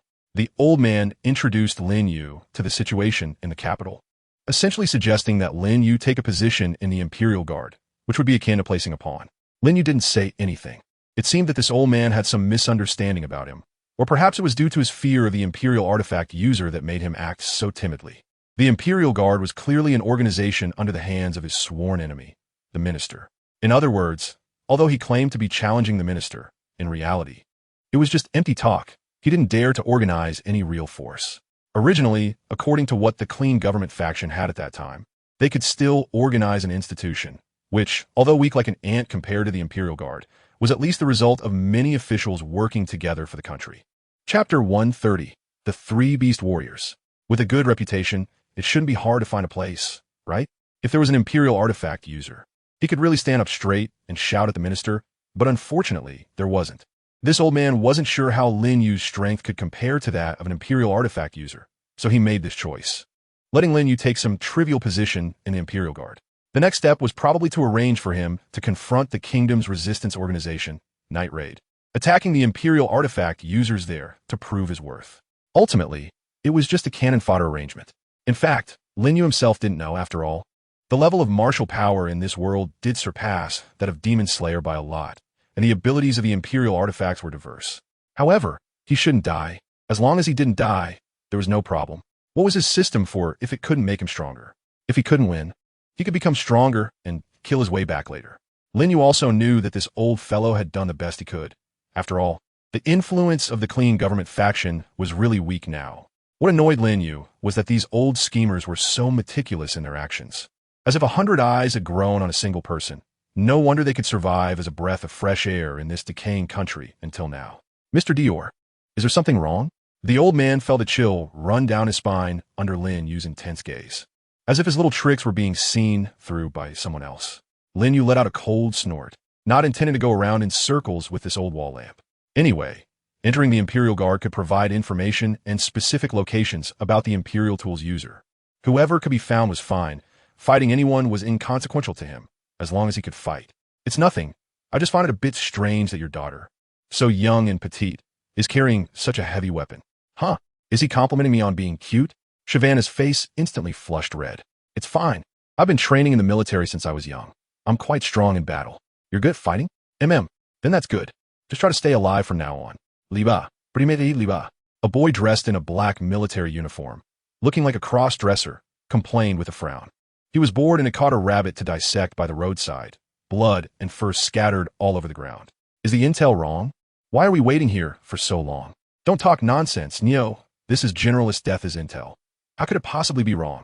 The one called Li Va was a silver-haired man with bangs slanted to the right, also in a black military uniform. There was also a big man holding dual axes, looking like he was about to wither away. His name was Didos. The three of them were the three beast warriors under Generalist.De, the Ice Queen of the Empire. This time, they were ordered to attack a minister from the clean faction of the Empire, framing the crime on the Night Raid. In Generalist.De's view, it didn't matter how many people from the clean faction died. What was important was how much they could eliminate the rebellious organizations colluding with foreign ethnic groups in the kingdom. As the general guarding the border, Is.Death had a deep hatred for those foreign ethnic groups and the traitors from their allied countries. Generalist.De also said she wanted to experience love this time. Even a queen in love could make misjudgments. Didos swung his dual axes and said with a look of disbelief, "Hee. I really don't know what kind of partner our queen is looking for. If we were to use animals as a metaphor, is it a rabbit or a wolf?" Nyo, holding a flute with both hands, closed his eyes and puckered his lips in a cute pose. It's really hard to imagine that the Ice Queen would actually say she wants to fall in love. Imagining the queen in a black military uniform, with white boots on her long legs, a shy expression breaking through her usual icy demeanor. Who would her partner be? A monster as strong as a mountain? After all, our queen already has enough docile dogs, right? Hee. Bang. Neo's head quickly swelled up with a big bump, and tears of grievance quickly appeared in his eyes. Ha ha ha. Didos let out a hearty laugh. Li Va, expressionless, withdrew his hand. This topic ends here. No more that talk. Among the three beast warriors, he had the strongest loyalty to Generalist.De. As long as the queen gave an order, he wouldn't hesitate to sacrifice his life. Here they come. The three beast warriors' expressions tightened, instantly entering combat mode. Despite their usual carefree demeanor, when it came to action, they were the most capable subordinates under his death. A carriage slowly approached from a snowy side. Li Va frowned slightly. He keenly observed that the report indicated the minister had just returned to the capital from elsewhere and had brought a considerable number of guards due to poor security on the way. However, what appeared before them was just a single carriage, with no guards in sight. Where had they all gone? The snow-covered forest was eerily quiet. The sound of the carriage's bells ringing softly, getting closer and closer. One of the beast warriors, the cross-dressing boy Nyo, grinned as he drew a dagger from his waist. He had just used this dagger to dismember a rabbit. It was really not fun at all. I heard that minister has a daughter who is a warrior. If I could cut off that sister's face, it would surely be quite amusing. Nyo, step back. Li Va's expression stiffened as he was about to warn Nyo, who was approaching the carriage with the dagger. But it was already too late. The carriage door was suddenly pushed open, and something so fast that even Li Va couldn't see it charge towards Neo. The next moment, the boy flew up, his face filled with horror. Crack! Neo crashed into a tree in the forest, his chest bone shattered, and he let out a sound like a broken machine. When Li Va turned to look, his usually calm face revealed extreme shock. Neo's mouth was wide open, and his lifeless body surprisingly expelled its own entrails. He hadn't even had time to use his imperial tool.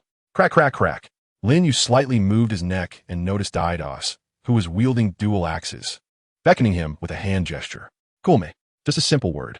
His massive body resembled a small mountain, and the monster that Ni Wu had jokingly mentioned earlier had truly appeared.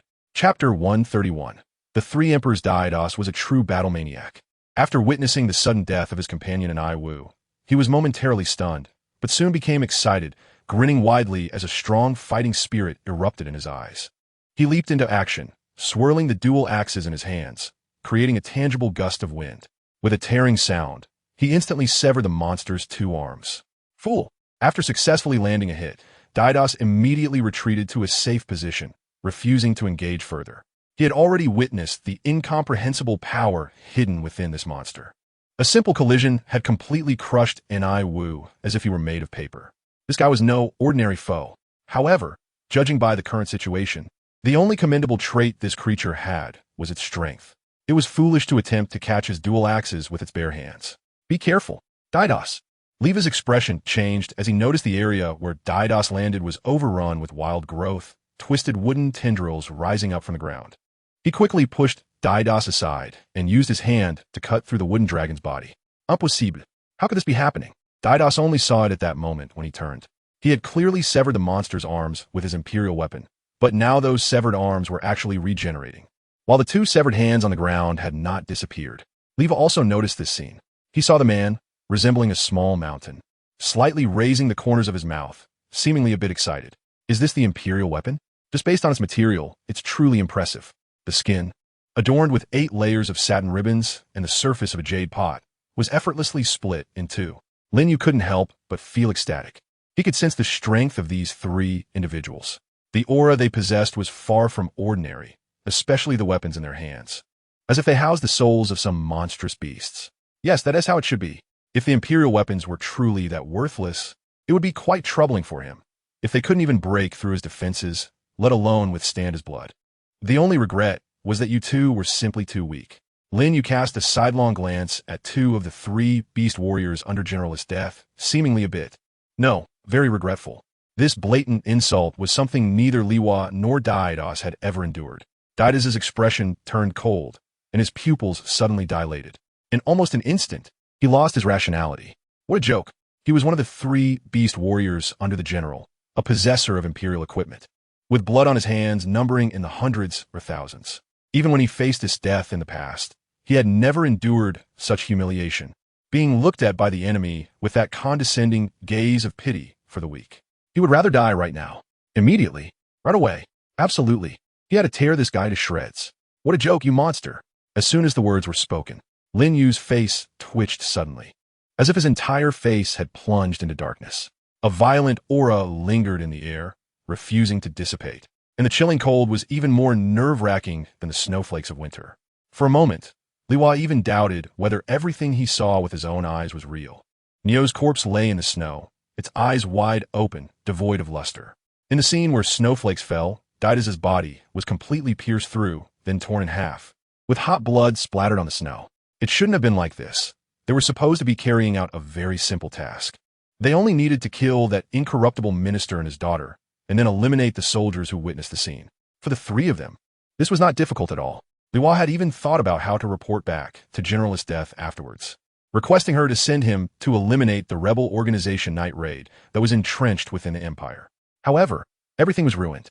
That guy stretched his mountain-like body, coldly raised his head, his strong arms stained with Daidos's blood, covered in complex black patterns, and 2 sharp horns protruded from his head. Daidos was right. This guy was not human at all, but a genuine monster. Liwa knew nothing about his identity or where he came from. He still couldn't die before going back to see generalist.The. Liwa held on to this belief, his face twitching slightly. Really, father? Is it too disrespectful for us to hide back here while Mr. Dio is out there? What if we encounter a powerful enemy? I can fight too. Shavannah and her group lay in the snow. It's time. Let's go take a look.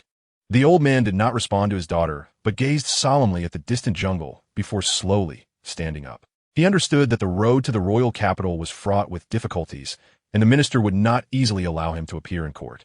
As they got closer to the royal capital, the dangers naturally grew. However, when he saw the truth, he still did not want to believe his eyes. Are these people from the military? The black military uniforms they wore were clearly those of high-ranking officers, and currently, only one person could command such military attire. The Empire's general, the Snow Queen, is death. The old man had guessed that the minister might make a move against him, but he did not expect that the one executing this order would actually be as death as people. If this were the case, then these guys were definitely not something he and these soldiers could withstand. Today was supposed to be his death anniversary. Mr. Dio, I am very satisfied. In the future, find someone for me according to this standard. Oh, okay. Lin Yu released his hand. Li Hua's corpse slumped weakly to the ground. The Imperial Tool Collection 3. The water dragon possessed the Black Horse Lin Imperial Tool, made from the organs of dangerous aquatic creatures that manipulate water flow, allowing the wielder to freely control the liquids in anything they touch. The flute-shaped Imperial Tool, Military Music Dream Screech, can freely manipulate the emotions of the audience. Two great axes, Belvac, Axe Imperial Tools, can track enemies as long as there's power left. Blood Fusion Progress 5. Demon Blood regains a progress limit of 30. Lin Yu showed a hint of excitement. It's back. The cultivation progress that had been stagnant due to the limit of ghost blood has returned. Once again, he experienced the feeling of being able to refine his body to a stronger state. Chapter 132, Conditions. The Way of Heaven rewards diligence. Template execution in progress. Body refinement. Progress 20, 50, 80, 100. Refinement complete. This refinement was successful. Overall attributes increased by 5. Having never refined his body before, Lin Yu finally experienced the sensation he felt when Akaza became stronger, like slowly retracting an outstretched fist, allowing him to accumulate more power and then suddenly explode toward a single point. His body was also gradually shrinking, finally becoming just over 2 meters tall, looking like a normal person with muscles that weren't so exaggerated. He probably resembled the way he looked when he first entered Tokyo, when he was said to be Kanaho's dream lover, the kind of person who could make someone blush just by looking at him, with the typical refined demeanor of a tall, rich, and handsome young master. Comfortable. Ha, damn it. Lin Yu laughed heartily as he punched a century-old tree that was entrenched underground. Turning around, he noticed a group of guards and the father-daughter duo behind him were startled, clustering together as if to keep warm. He scratched his head and restrained his excitement. In summary, aside from refining his body, he had now gained the abilities of several Imperial tools. The so-called demon blood evolution involved attaching the blood of a demon to the Imperial tools, allowing them to evolve. Lin Yu could use the powers of both without transforming into a demon when wielding the Imperial tools. Currently, he could only use Levi's ring of Imperial tools, which matched well with the Jade Pot, while the remaining 2 Imperial tools were combined for support, to avoid causing disturbances and to enhance his training progress. It was best to minimize the use of the demon form unless absolutely necessary. Previously, he couldn't separate the demon blood from his body and would inevitably transform into a demon during battle. But now it was different. With the Imperial tools, Lin Yu could control his body to a certain extent. On the way back to the royal capital, they encountered no obstacles. Along the way, the old man honestly explained the cause of the current situation to Lin Yu. He originally thought that his enemies were merely the ministers wielding power in the court, but he was disheartened to find out that Generalist Death was also involved. He had planned to visit the emperor in court to vehemently express how the ministers were mismanaging the country, leading to the suffering of the people. However, with the arrival of the 3 beast warriors, that idea was completely shattered. It would be a futile effort, risking his and his daughter's lives for nothing. Now, the situation in the royal capital was that the rebel organization was rising, with an organization called Night Raid at the forefront. He planned to return and discuss with the officials of the Clean Government faction about temporarily lying low. Lin Yu originally wanted to say that you were just hiding like a turtle, which sounds nice, but you have neither people nor power. And even if you hide like a turtle, you'll only end up as a dead turtle. However, after thinking it over, he decided to let it go. In this country, being an official and managing to stay alive is already quite remarkable, let alone being an honest official. Nevertheless, the old lamp still refused to give up on Lin Yu, who had just killed 3 beast warriors and completely severed ties with his death. The old lamp indeed had nowhere to retreat now. It was now apparent that the three beast warriors, as military personnel, brazenly attacked their own ministers while wearing military uniforms. Death wanted to kill him, and where could he run? Such matters were also difficult for the ministers to bring to light. They could only treat them as mountain bandits disguised as military commanders. Judging from the situation, it seemed that the highest commander of the military, Death, who was in the same boat as the ministers, would not pursue any accountability for such negligent subordinates. This matter should have been executed secretly, leaving no witnesses. Fearing to abandon Lin Yu and risk opposing his death, or the ministers would be akin to giving up weapons during wartime to negotiate with fierce invaders. Mr. To be honest, as an official of this country, this is the first time I have found myself in such a predicament. Previously, I heard my companions in the capital say that their safety was often maintained through night raids, and many had defected to the Revolutionary Army because of this. I didn't believe it before, but now I do somewhat. We were all just pawns. Undoubtedly, my defecting companions were wrong. The Revolutionary Army's method of winning people's hearts is aimed at accelerating political rebellion within the kingdom. If the Revolutionary Army succeeds, the front line will completely collapse. And once the foreign races, who have long coveted the empire, enter, the impact on this country will be unprecedented. I have always looked down on these organizations that collude with foreign enemies, but the power they wield is absolute. As long as they have enough strength, they can gain a voice. Therefore, Mr. I have an idea. Don't forget the contents of our transaction. I need an Imperial tool user. This is, of course, entirely for the purpose of preparing you to challenge the Imperial tool user. The old man's eyes were filled with determination. That's fine, go ahead and say it. Lin Yu shrugged his shoulders, and he could roughly guess. He also needed a reasonable identity in this country, just like how it was previously said that he would be arranged to join the Imperial garrison. After experiencing the battle with the three beast warriors, he understood that his initial idea was wrong. It was very difficult to resolve all the Imperial weapon users at once. The worst outcome would be that he survives. But in the end, whether it be the rebel army or the Imperial garrison, they unite against him, treating him as the boss, which would not be good. My plan is to help Mr. quickly rise within the garrison and become the second Estes within the empire. If you could threaten the ministers, this goal wouldn't be hard to achieve. What we can do for you is to gain enough political clout under your military power to divide the minister's authority and accelerate your path to promotion. Lin Yu let out a cold laugh. Did this old wall lamp not fear that he might become the second Death and betray them for the Imperial tools, or do something else that goes against their clean faction's ideals? No, there should be some consideration in that regard. So, what kind of benefits would he offer to bind himself? It's quite possible that he would have those clean faction officials gather a few Imperial tools. After all, there are still many unknown Imperial tools that haven't appeared in the original work. The old man was sweating profusely, while Shyvana looked nervously at her father. My most treasured daughter, Shyvana. She can serve by Mr. Dio's side. She doesn't need a title. I only hope to treat Mr. Dio with a sincere heart. And I am willing to believe that when we first met, Mr. Dio's action showed that he must be a person with a just heart. Lin Yu. Chapter 133, Entering the capital. The Imperial capital looked from afar like a giant fortress, with its elevation gradually rising from the ground up to the highest level of the palace, surrounded by a tall wall. At present, no matter what, arranging a new identity for Lin Yu was always untimely, and he would definitely be investigated by the ministers and Estes. In fact, even the old man himself did not know who Lin Yu really was. It could only be said that he was a sturdy man summoned by the old man, who relied heavily on him. Usually, when officials like the old man, who were well known, returned to the capital, they would be welcomed by nobles, but today, for some reason, the number was particularly large compared to previous times, not only nobles, but also commoners. Lin Yu lifted a corner of the carriage curtain to examine the street. There were indeed quite a few people attending this welcome event. Besides the elderly colleagues, there were also members of the Imperial Guard in military uniforms. More importantly, there were several Imperial artifact users scattered around, and judging by the casual attire that resembled civilians, they should be members of the Revolutionary Army's night raid organization. Brandy, what's wrong? You look quite down, said the blonde Leonai, noticing Brandy sitting beside her with his hands crossed and a silent expression, his hair styled in an airplane cut. A teasing look appeared on Leonai's naturally beautiful face, amidst a few empty bottles scattered in front of her.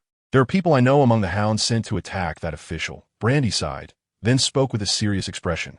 Leonai, you should know that I was once a soldier of the Empire, and one of the 3 dead hounds was my former superior, General Riva. Leonai replied helplessly. So what? What are you trying to say? Are you angry at the person who killed your superior? who for some inexplicable reason became a hound after being imprisoned. Brandy shook his head, his eyes fixed firmly on the carriage. Riva is no ordinary person. He is strong, and the two guys beside him are the same. I sense the same aura as ours from him. The current Riva is no longer the superior I once knew, and their actions clearly indicate that they were lying in wait on the road before our organization arrived. This proves that his intelligence work was flawless, which means the official was supposed to die. What exactly went wrong? Is the aura really the same? Leoni's lips twitched slightly. Really?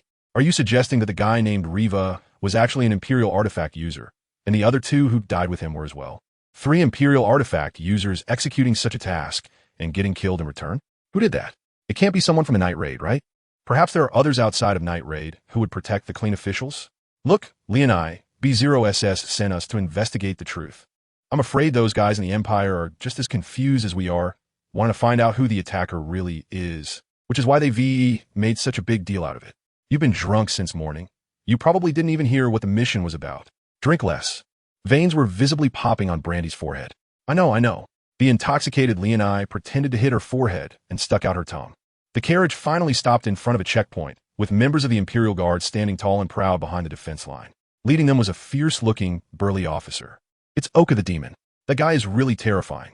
The officer's name was Oka, known for his cruelty towards criminals, thus earning the nickname Demon Oka. He is currently the captain of the Imperial Guard. Lin Yu in the carriage saw the elderly man get out and greet Oka, while Shawana beside him, holding a long, broad axe with both hands, looked tense, seemingly deep in thought, just as he had been since his father made that outrageous request. Mr. Dio, don't mind what your father said. He is just confused. I never agreed to his request. Besides, I am a man with a family. Lin Yu sensed something was off with the girl beside him. He had fully realized how popular he was as a male. Ever since attending the party in Tokyo, he was well aware of the kind of glances women gave him. It was human instinct to get close to a cute girl. But he was not a human-shaped piledriver. Emotionless physical contact would only disgust him, especially since he already had 4 at home. If they found out he was keeping a little 5 on the side, his life would be difficult. Does Mr. Dio not like me? Shavana lowered her head, looking dejected. She had a relatively bold personality. Despite her delicate appearance, she had once been on the battlefield wielding a weapon. It's not that I don't like you, Miss Shavana, but rather that I'm simply not interested. I hope you understand that often, the feeling of liking someone is just a naive sensation. It can be deceptive, painting someone who is not suitable for you as the perfect partner in your mind, when you haven't spent much time together and don't know each other well enough. Saying you like someone is simply a mistake made during adolescence, and most of the time, it doesn't end well. Lin Yu observed the situation on the street. 1, 2. This trip to the capital was indeed the right choice. Should he act now? No, it wouldn't be wise to act now. At most, he would only collect a few Imperial artifacts. His goal was to gather all the Imperial artifacts, especially the most powerful ones, like the Demon God Manifestation, the Essence of Evil, Muramesa, and the Supreme Throne. Oh, right, that slick-back hair guy seems to be called Brand.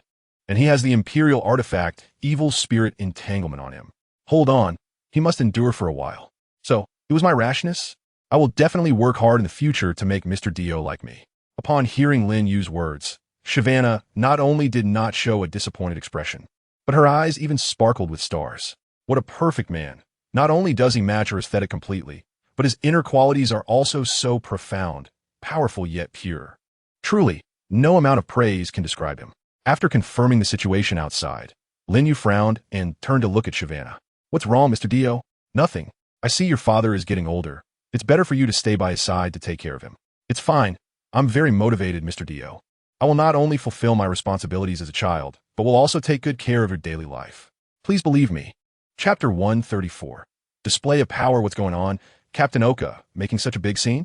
The old man had a calm smile on his face. Oka stared at the carriage and then said, It's nothing. Our Imperial garrison is just following the usual protocol to escort officials returning to the capital. You know, the public order in the royal capital hasn't been very good lately. I've heard that you encountered quite a bit of trouble on your journey. The old man laughed heartily. Indeed, the most interesting part was encountering a few lawbreakers disguised as military personnel who attacked us. Fortunately, we met a powerful warrior who killed those lawbreakers. Powerful warrior? Oka's eyes twitched noticeably.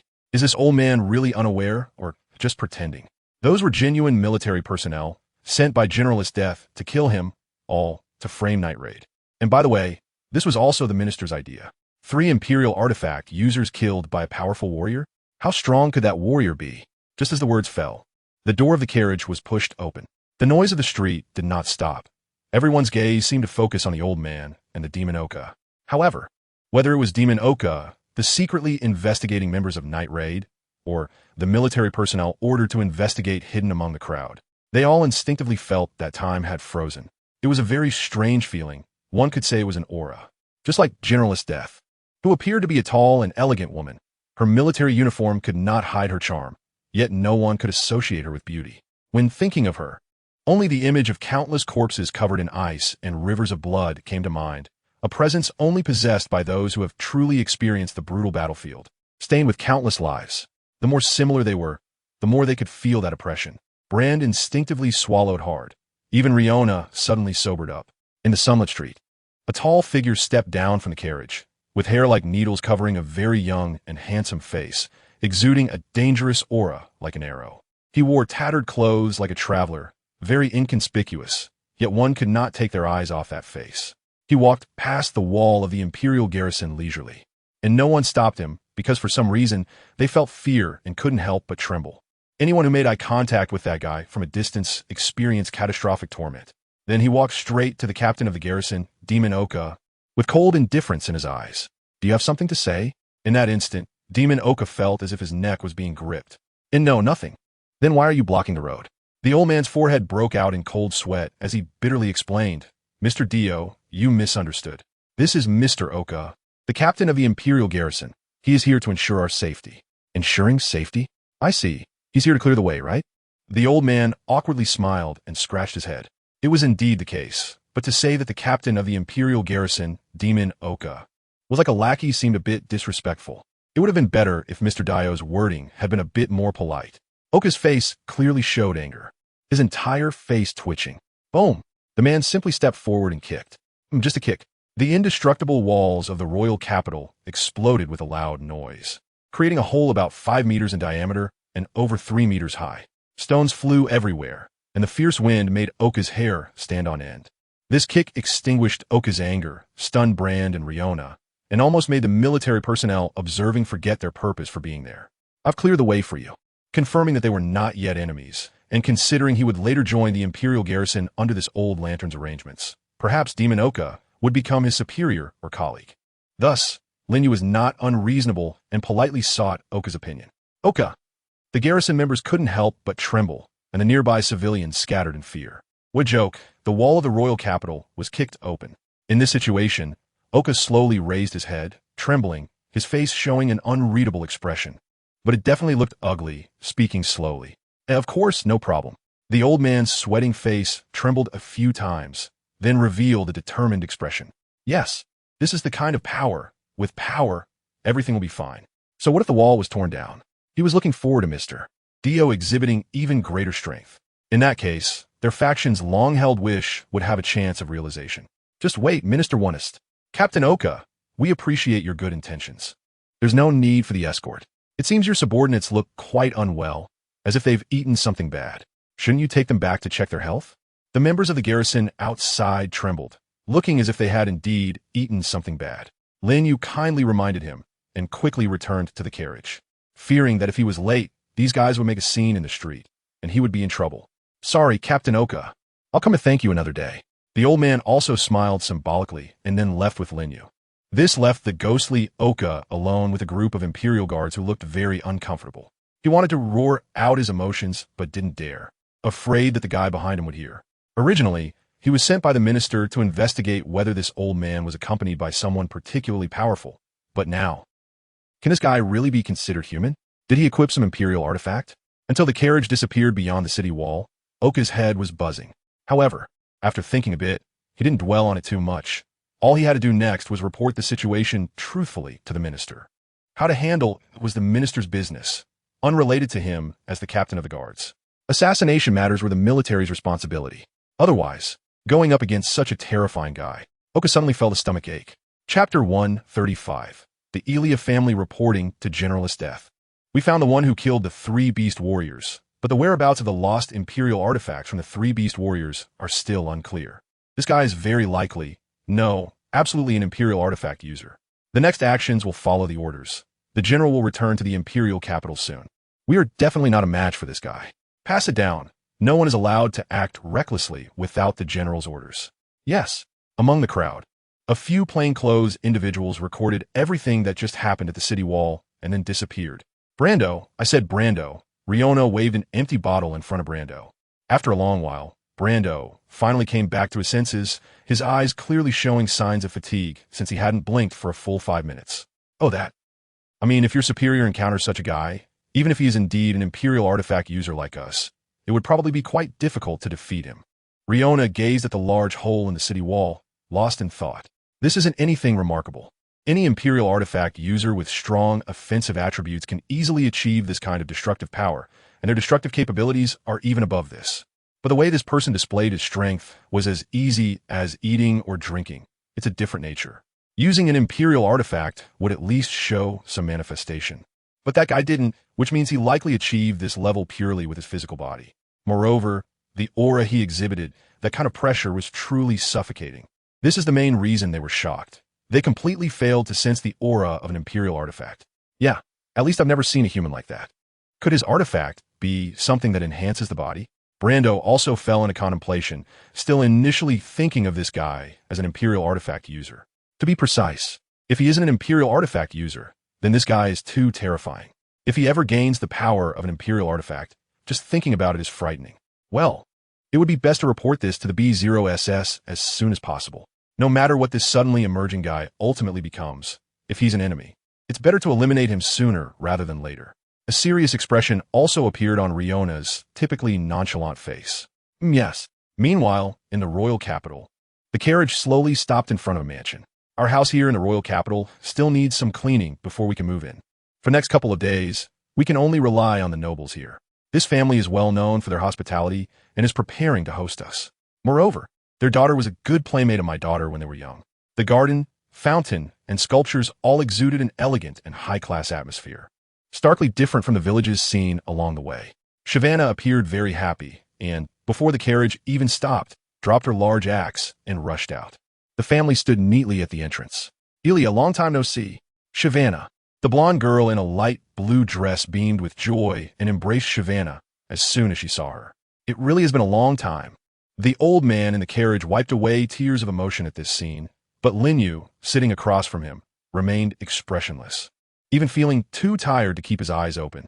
After the old man got out and greeted Ilya's family, it seemed they had heard about his journey and offered their blessings. However, after Lin Yu got out, the expressions of the family noticeably changed, although their warmth did not fade in the slightest. Ilya, this is the warrior I met on the road with my father, Mr. Dio, the daughter of the estate owner. The blonde lady Ilya looked Lin Yu up and down. He was quite tall, and a handsome face was shrouded in an aura that felt unapproachable, which seemed directly targeted at Ilya's family. What a powerful big brother, Ilya exclaimed, her voice as melodious as praising a deity in a church. Ilya's father also shared the same sentiment, smiling as he said, "Yes, it's rare to see someone so young. This warrior will definitely become an impressive figure."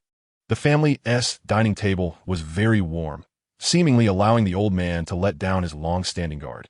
The royal capital was full of intrigue. Yet Ilya's family had an excellent reputation among both nobles and commoners, serving as a model of nobility.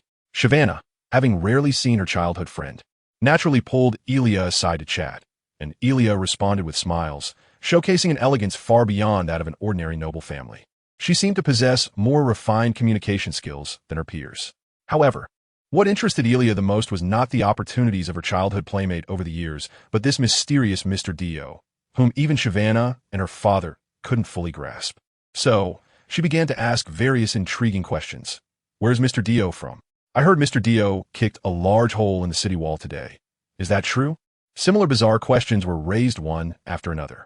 Lin Yu, after eating 20 plates of well-done steak, ordered another 10 portions of fruit platter. After finishing these, feeling slightly full, he said, "These matters are best not asked by children." Arya was stunned. On the side, Shavana smiled and explained, "Mr. Dio's personality is like this. He means no harm, so it's better not to mind it too much." Indeed, people with abilities often have strange personalities. The old man was completely unaware of the atmosphere between the family and Lin Yu. He had also drunk a few glasses of wine, his face becoming flushed. Arya's father chuckled awkwardly. That's true. While chatting, Lin Yu waved to the maid over there. Excuse me, is there more steak?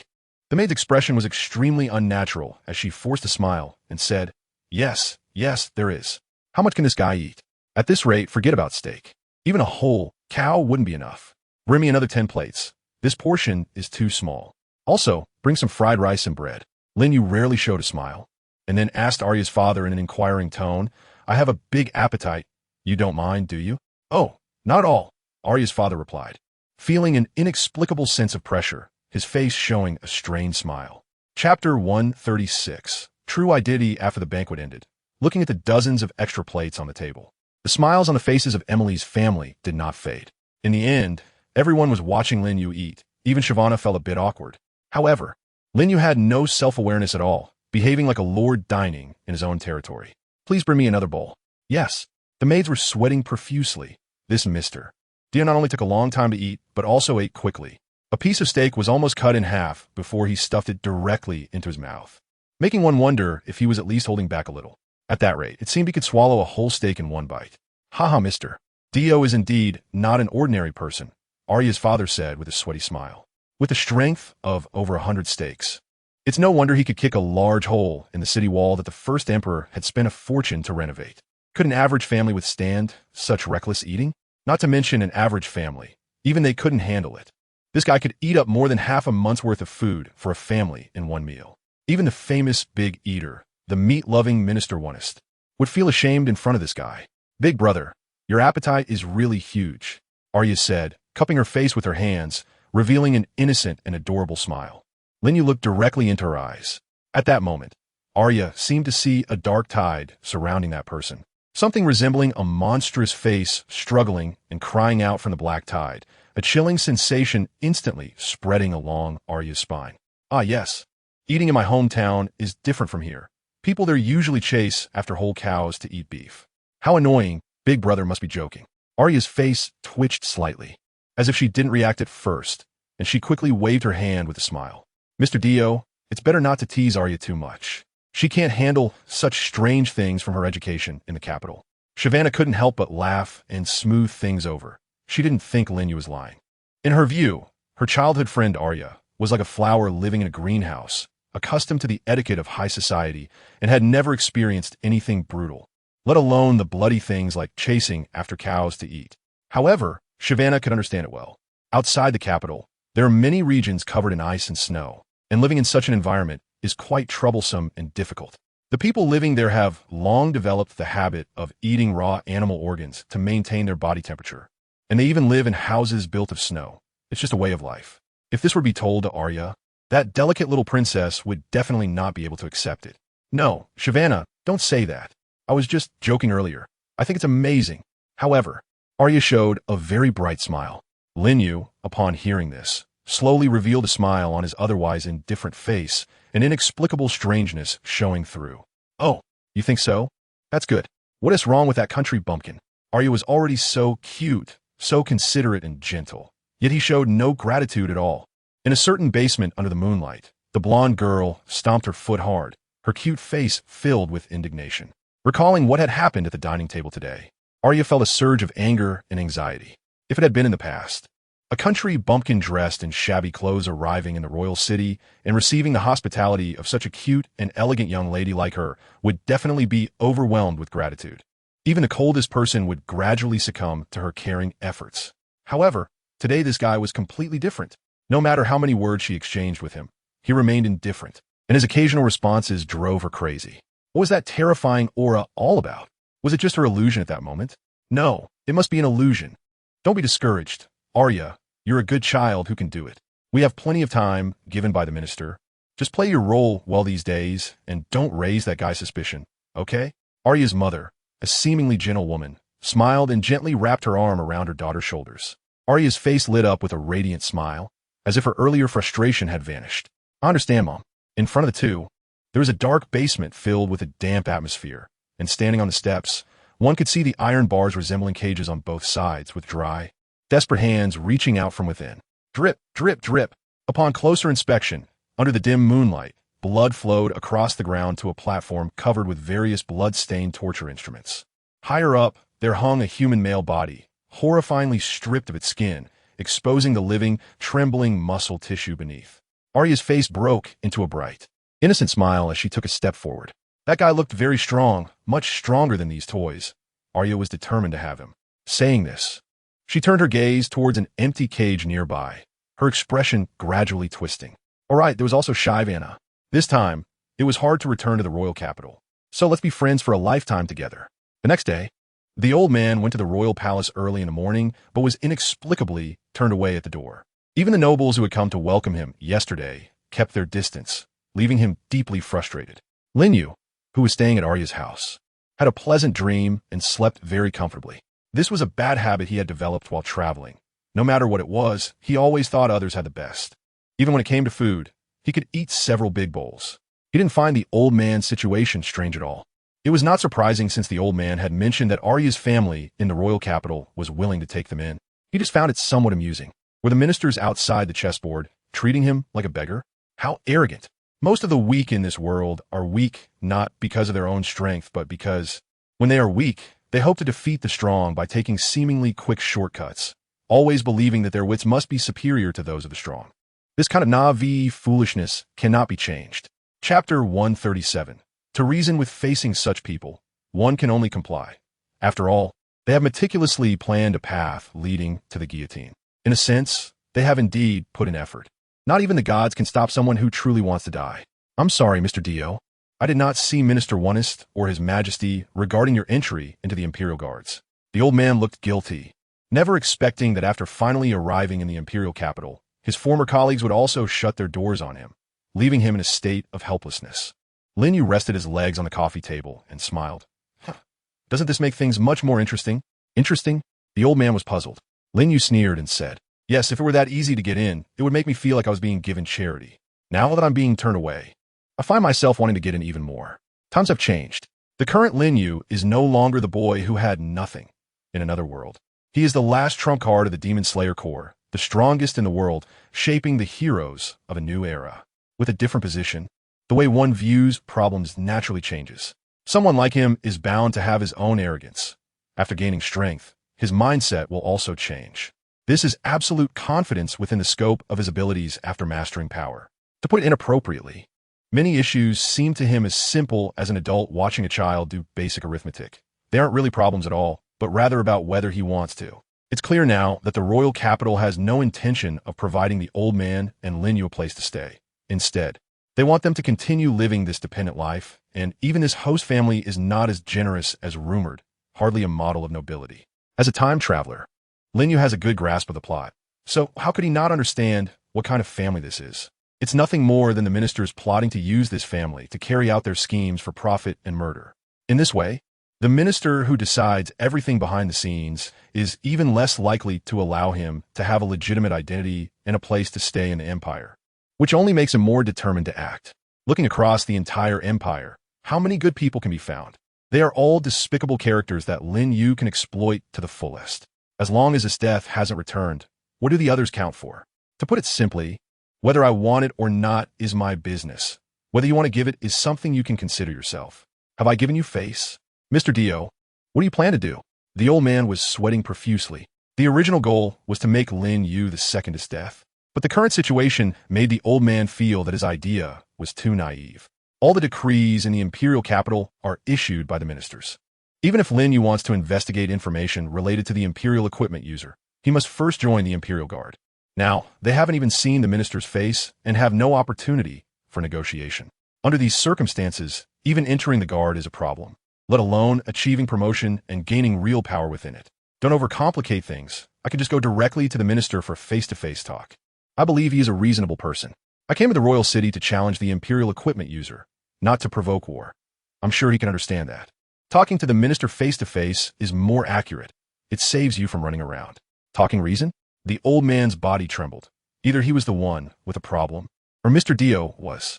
Compared to this doubt, he was more inclined to think that he was aging too quickly, leading to deafness and hallucinations. Not to mention that this discussion is based on the military's loss of 3 capable generals. It is clear that the minister would like to kill them as soon as possible. How should they even talk about it? Putting all that aside, the primary issue is, how can they meet the minister? However, Lin Yu had already left without looking back, heading towards the royal city. Along the way, he showed no intention of avoiding encounters, walking with his head held high in front of the patrolling Imperial Guard. Savannah, who was out shopping with Elia, happened to see him and was filled with confusion. Where's Mr. Dio going? It must be his first time in the royal capital. He probably just wants to relax a bit. Emily smiled, but inwardly scolded this impolite guy harshly, pretending to be aloof. Yet he was nothing but a poor wretch dug up from some remote place. As soon as he arrived in the royal capital, he thought about wandering around and getting to know some powerful people. The basement of her house was filled with such people, and it was because they had similar thoughts or desires that they easily walked into the trap she wove. The two followed behind Lin Yu, and along the way, people occasionally discussed him. This was the guy who kicked open the kingdom's city wall, and even the Imperial Guard members passing by were instinctively stopping in their tracks, their faces filled with fear. Yet Lin Yu continued to wear his tattered traveler's clothes, seemingly oblivious to the fear he instilled in those around him. It wasn't until the crowd behind him gradually dispersed that Emily and Savannah realized Lin Yu was not there to shop. The direction he was heading was none other than the heavily guarded and sparsely populated royal palace. Could it be that Mr. Dio had received a summons? That's impossible. Savannah looked at her childhood friend, and Emily, who instinctively spoke her mind, nervously smiled. I mean, today is only the second day, right? Savannah's father just left home this morning to report to the palace. How could he possibly summon Mr. Dio so quickly? If that were the case, Savannah's father should accompany him as well. That makes sense. Savannah nodded in agreement, and the two hid in a small alley, observing from a distance. Look, Savannah, he has been stopped, Elia exclaimed excitedly. It had to be this way. Otherwise, if he were indeed colluding with palace officials, or if the minister changed his mind, wouldn't she lose the best toy? Who are you? This is the royal palace. You are not allowed to proceed any further. I'm looking for Minister Onest. The guards laughed and said, what a joke. Do you think someone like you can just meet the minister whenever you want? You should take a look at yourself. Bang. Lin Yu's expression was impatient as he banged the two helmets together with both hands. But he controlled his strength well, not taking the lives of the two guys. He only kills when there is sufficient reason. He does not regard human life as worthless. Moreover, today he came to reason things out. Chapter 138. Minister Onest, there are assassins. Increased defenses. Before long, the inner courtyard of the palace was in chaos, with guards rushing out. Most of them elite soldiers clad in armor. There had never been any reports of assassins attacking the palace. Even the Night Raid Revolutionary Army, which had gained fame in the capital, wouldn't have the audacity to do so, as it would be tantamount to seeking death. The palace guards were not comparable to other military forces. They were not only well-equipped, but also had access to various advanced weaponry, like firearms, under the overwhelming firepower. Not to mention the revolutionaries, even a mosquito wouldn't be able to get in. Before long, the inside and outside were filled with guards, all of them looking at the tall figure in the palace garden with hostility as he continued to advance, completely unaware of the situation. The military band played a piercing tune. Lin Yu waved his hand slightly, and a woman dressed in a brightly colored kimono sprang out from the shadows behind him. Her face was adorned with plum blossom patterns, and the mark of the first crescent moon was etched in her hollow gaze.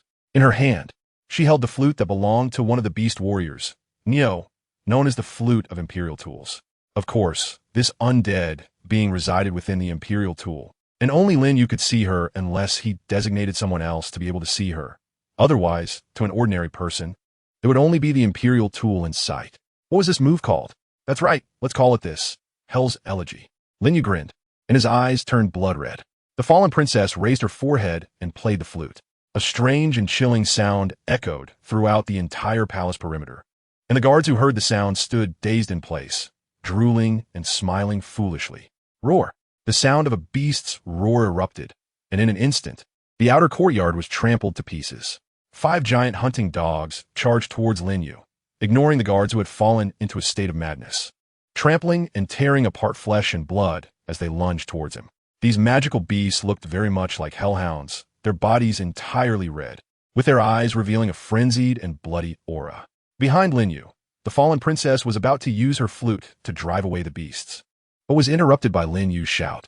Each intense collision between their bodies allowed Lin Yu to gain more energy within the heavenly Tao reward system, especially since he already had a considerable amount of progress limits.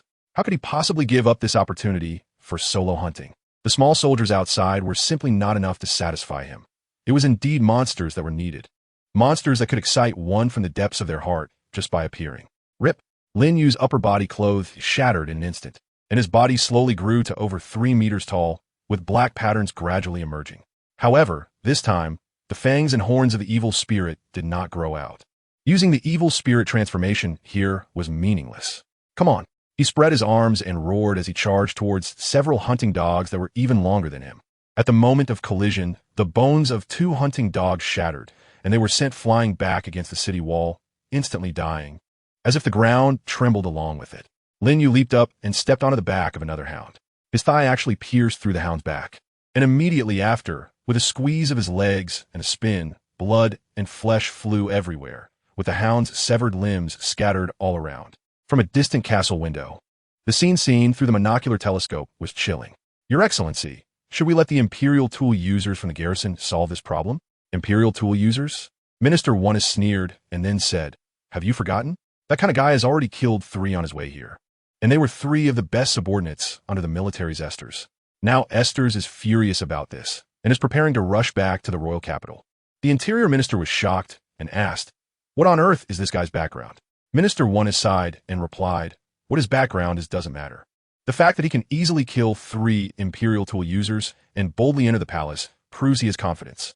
Right now, Esters is absent, and the worst-case scenario would be to lift the restrictions of the Imperial Tool Supreme throne and confront this guy. However, it shouldn't come to that. After all, he claims he is here to see me, unlike those revolutionaries who shout all day about wanting to kill me. We can negotiate conditions, so it should be manageable. Your Excellency Onest, where are you going? Of course, I'm going to meet him. He has already arrived at my doorstep. How can I ignore a guest? This would not be how a noble behaves. Onest waved his hand impatiently, feeling somewhat helpless.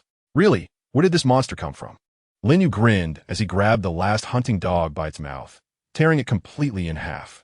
The hot blood flowed onto the ground of the palace garden, nourishing the flowers that appeared particularly vibrant under the reflection of the blood. Crack, crack, crack. The sound of orderly footsteps echoed from the other end of the manor, and a group of armored soldiers appeared in his line of sight.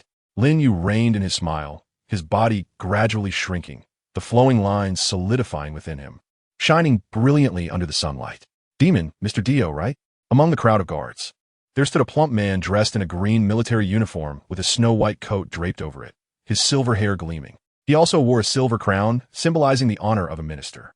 Although Onest's expression bore a calm smile, his heart was shocked to the core. He had never heard of someone who could change size at will, and this guy's abilities seemed not to come from an Imperial artifact. After all, he had nothing on him that could be called an Imperial artifact, except for the Imperial artifact of the Beast Man, named Neo, he saw in the courtyard earlier.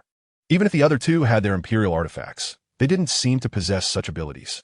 Was this pure power?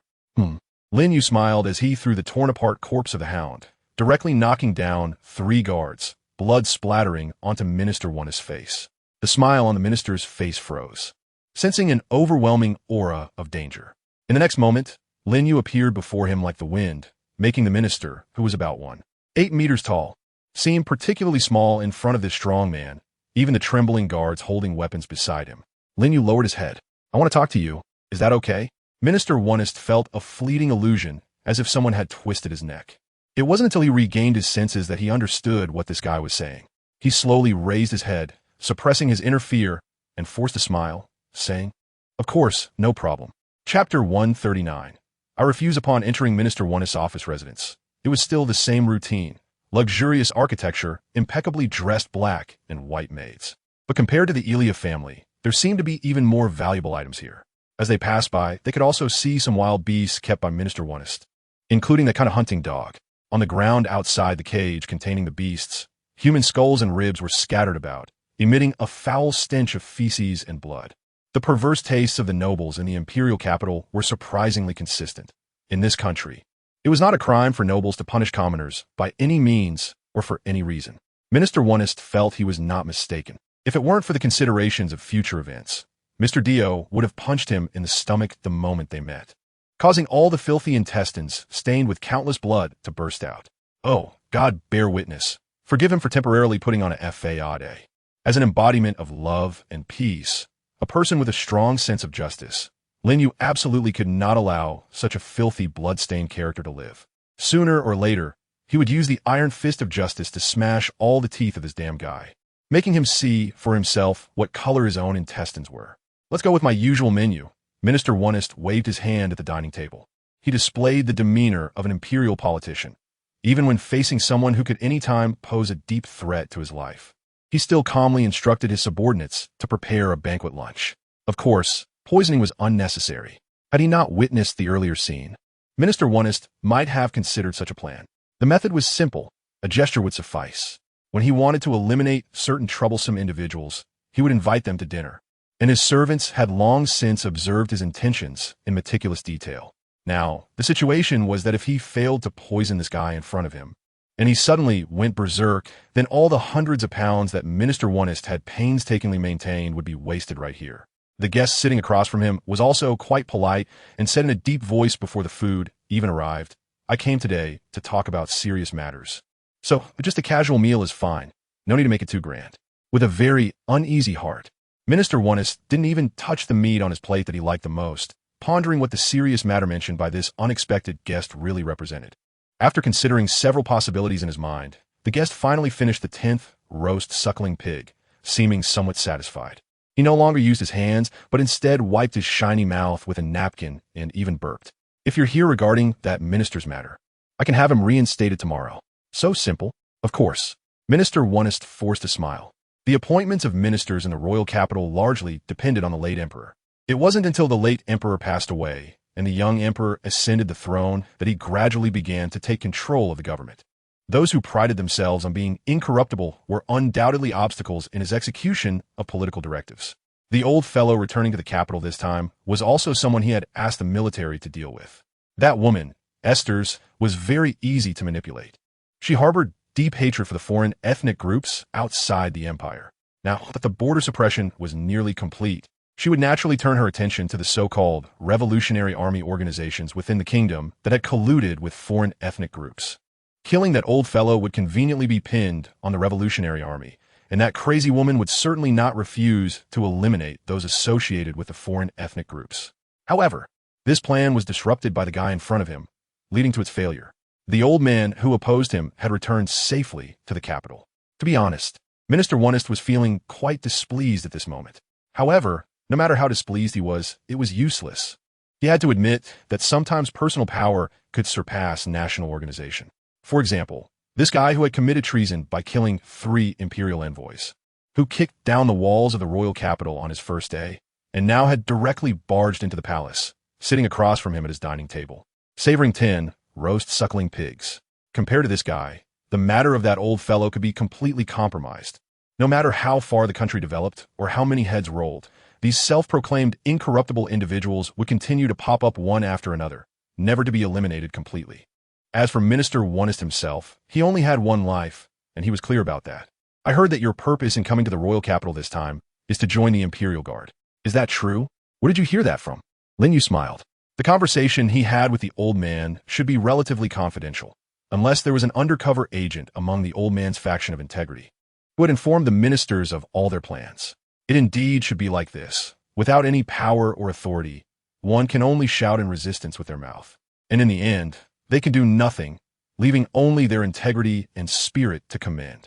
If it were Lin Yu, although he was afraid of death, if it really came to a point where he could not survive, he would have to take out whatever he had at home, whether it was a kitchen knife or a carrying pole, to fight for his life. Lin Yu has always thought that the people of the clean government faction are dreaming, including the old man's unrealistic plans. However, if he could take this opportunity to secure a position in the institutions of the capital, Lin Yu wouldn't refuse, as it would make his work much more convenient. The difference lies in whether Lin Yu wants it. If he does, the old man's unrealistic dreams might actually come true. I've heard this from others. Compared to this, if Mr. Duer really wants to secure a position, it would be better for him to collaborate with me. Those guys can't offer Mr. Duer anything. All they can provide is empty promises, and I believe Mr. Duer can see that as well. Yes. Lin Yu smiled and nodded. Minister Onest said nervously and eagerly, "Then I refuse." Lin Yu simply put his legs on the table and said with an unhappy expression, "I'm not afraid to tell you that my purpose in coming to the capital is not to seek promotion or wealth, but to fight against stronger imperial artifact users." Minister Onest swallowed hard. In his view, this guy's intentions were not as simple as just wanting to battle imperial artifact users. He was also collecting imperial artifacts. Imperial artifacts have always been one-on-one, so he couldn't understand this guy's thoughts. However, there's one thing that cannot be easily given away: Imperial artifacts. Chapter 140. I say, you listen. Indeed, is there really no way to make him serve me? Minister Onist nervously glanced at Lin Yu. Lin Yu coldly smiled. Of course. I'm playing my cards openly with you, including deliberately letting you guys see the flute of the Emperor's tools outside. From now on, you not only have to submit to my might and serve me well, but to defeat me, you also need to bring more Emperor's tools over. There are many ways and shortcuts to collect Emperor's tools, and Lin Yu can choose freely. The only thing to avoid is a night raid teaming up with the Empire. The red-eyed Emperor's tool from the Night Raid organization can likely counter his regeneration ability, while the Emperor's Esther's tools can restrict his movements. Both of these individuals are capable of stabilizing the world on their own, and if they join forces, even Lin Yu could face the possibility of retreating. He is currently working on what the Night Raid should do within the Empire's camp, maintaining the facade of a clean official that the Night Raid symbolically protects. So the enemies naturally only come from the Empire's Emperor's tools. It's not too late to deal with the Night Raid after cleaning up this side. Lin Yu clearly saw the assassination and poisoning filled with conspiracy in the eyes of the minister. He was not angry, just bored. He even wanted to encourage him not to be so restrained and to unleash his imagination, such as having the Emperor team up with his death while sitting on the supreme throne, which might give him a sense of crisis. Mr. Dio, may I ask? Regarding the Imperial tools, I am not interested in Imperial tools. Looking at Lin Yu's expressionless face, One's heart was roaring madly. If you're not interested in Imperial tools, then what was that flute-type Imperial tool I just saw? Do you just want to arrogantly prove that no one other than the Imperial tool users can pose a threat to you? Do you really want to engage with those powerful individuals? By the way, I hope to see a letter of appointment from the Imperial Guard on my desk tomorrow. If it appears, I will know that I have achieved my purpose for coming today. Minister Onist is a reasonable person. If it doesn't appear, I will think that I have wasted my trip today and will consider discussing with you in a different way. After finishing his meal, Lin Yu held a napkin with both hands and wiped his mouth. Symbolically, he took a toothpick from the holder but couldn't get one out after fiddling for a long time. In the end, he helplessly poured half of them into his palm and, under the terrified eyes of the maids, tossed them into his mouth. After chewing a little, he elegantly spat them onto the ground like a prominent figure, graceful and composed. Standing over 2 meters tall, he looked as robust as a bear, even after refinement. Even a stout figure like Minister Onist appeared delicate in front of him, which shows how strong the visual impact was. By the way, the father and daughter who returned to the royal capital with me, if they encounter any problems in the future, such as being killed by the Revolutionary Army, or choking to death while eating, or drowning while bathing, I will consider it a problem on your side, and I will come and discuss it with you then. Is that okay? Onist gritted his teeth, and after a long while, managed to squeeze out a very unpleasant smile. Of course, what our empire lacks is brave individuals like you. It was only after Lin Yu completely left that Minister Onist's ever-smiling face gradually twisted. He roared and swept everything off the dining table in front of him, completely losing his love for food for the first time. Inform that noble family. If they're going to take action, they should do it tonight as soon as possible. If they delay any longer, I will invite their entire family to the palace for dinner. Yes, the butler was sweating profusely. Lin Yu made his way back to Elia's residence from the palace. With his tasks completed, his mind wandered to trivial matters. Could he settle down in this world and bring his wives over? The house in Tokyo, no matter how nice it was funded by the Fukuda family and had nothing to do with Lin Yu. Although it was given to him, there was still a thorn in his heart. He couldn't rely on being supported by others, could he? What kind of man would that make him? He had always longed to find a proper job, to earn money and support his family. He had tried in the past, but all his attempts had failed. This world was different, though. He was confident he could work hard to acquire property. Ideally, it would be in a location by the mountains and water. He should ask the minister later if he had any similar territories available. He probably did. When the time came, he could buy it at a friendly price with the salary he earned from working with the Imperial Guard, and for the renovations, he could leave it to Kane. Lin Yu thought to himself that the small house where he and his wives could live peacefully and safely was far more important than the power he was about to gain. However, that didn't mean he didn't desire power. After all, without power, one ultimately couldn't protect anything. To achieve all that, he still had to wait until he finished everything he needed to do in this world. By the time he returned to Alia's house, it was already afternoon. Shavana spotted Lin Yu outside the yard at a glance, and she and her father went to greet him. The streets were buzzing with news that there had been a disturbance at the palace around noon, which was quite loud, but it was quickly suppressed. Mr. Dio, are you okay? I'm Fina. Lin Yu glanced at the old man and then said, the problem has been solved. Starting tomorrow, we will be parting ways. I will be taking up my post with the Imperial Guard. If you have any matters to discuss, you can contact me. Shavana looked stunned, while the old man paused in silence for a moment before nodding. He had a rough idea, but didn't dare to confirm it. He never expected that this Mr. Dio in front of him actually possessed such powerful strength, able to break into the royal palace and return alive. Lin Yu naturally had his considerations for such arrangements. First, what he was about to do was extremely dangerous, and bringing this father-daughter pair along would not be good for either himself or them. Second, as long as he was around, the officials would not dare to openly act against this father-daughter pair. Lin Yu was also doing a favor by going with the flow. After all, meeting was a form of fate, and it was also because of the old official's status that the journey back to the capital went so smoothly. The most important thing was that he didn't particularly dislike this father-daughter pair. At least they were much better than the nobles in the capital who wore human skins. Chapter 141. Teasing, however, being too kind-hearted might make survival in this world more difficult, as it was not a peaceful world. The essence of survival was mutual plunder. Using any means necessary like animals in nature, evolving weapons that were most advantageous for competing for territory and resources. Before entering the mansion, Lin Yu paid a little attention. It seemed that Arya's family outside was entertaining a strange guest. Just a few simple words were exchanged, and the family's expressions instantly changed. At the dinner table, the atmosphere among the surrounding maids also became different. Lin Yu's appetite was as good as ever, showing no hesitation in the face of the large chunks of steak being served one after another. He remembered that Butterfly Ninja once said, based on research, that his blood was mixed with a portion of demon blood, and the newly created hybrid toxin of wisteria was the strongest enemy of that portion of demon blood. However, unexpectedly, the demon blood was merely a disguise. There was an even more powerful force on top of it, which was the power of his true self, suppressing and even enslaving that demon blood. Unfortunately, the wisteria toxin was ineffective against that part of his blood, and the demon blood seemed to fear no poison at all. What did this represent? It seemed that he had unknowingly acquired a physique that could defend against all poisons, and even if his organs were pierced or his skull shattered, he would not die from such experiences. The only condition for his death was to be suppressed by some powerful force, leading to irreversible necrosis throughout his body, which had to start with the internal blood going necrotic. His nearly invincible blood was also the fundamental element for healing his body, and it had the bug-like existence of never being susceptible to poisoning. Therefore, Lin Yu thought that in this world, besides a Muramesa in Akasha's hand and Esther's absolute ice, it was hard for him to imagine what other enemies could pose a threat to him. In this week's sense of crisis, what could Lin Yu gain? Just simple imperial artifacts? What about the sense of pleasure? There was completely none of that pure joy of battling strong foes. Had it disappeared? It shouldn't be the case. Lin Yu wouldn't allow it to vanish. It had to exist in another form.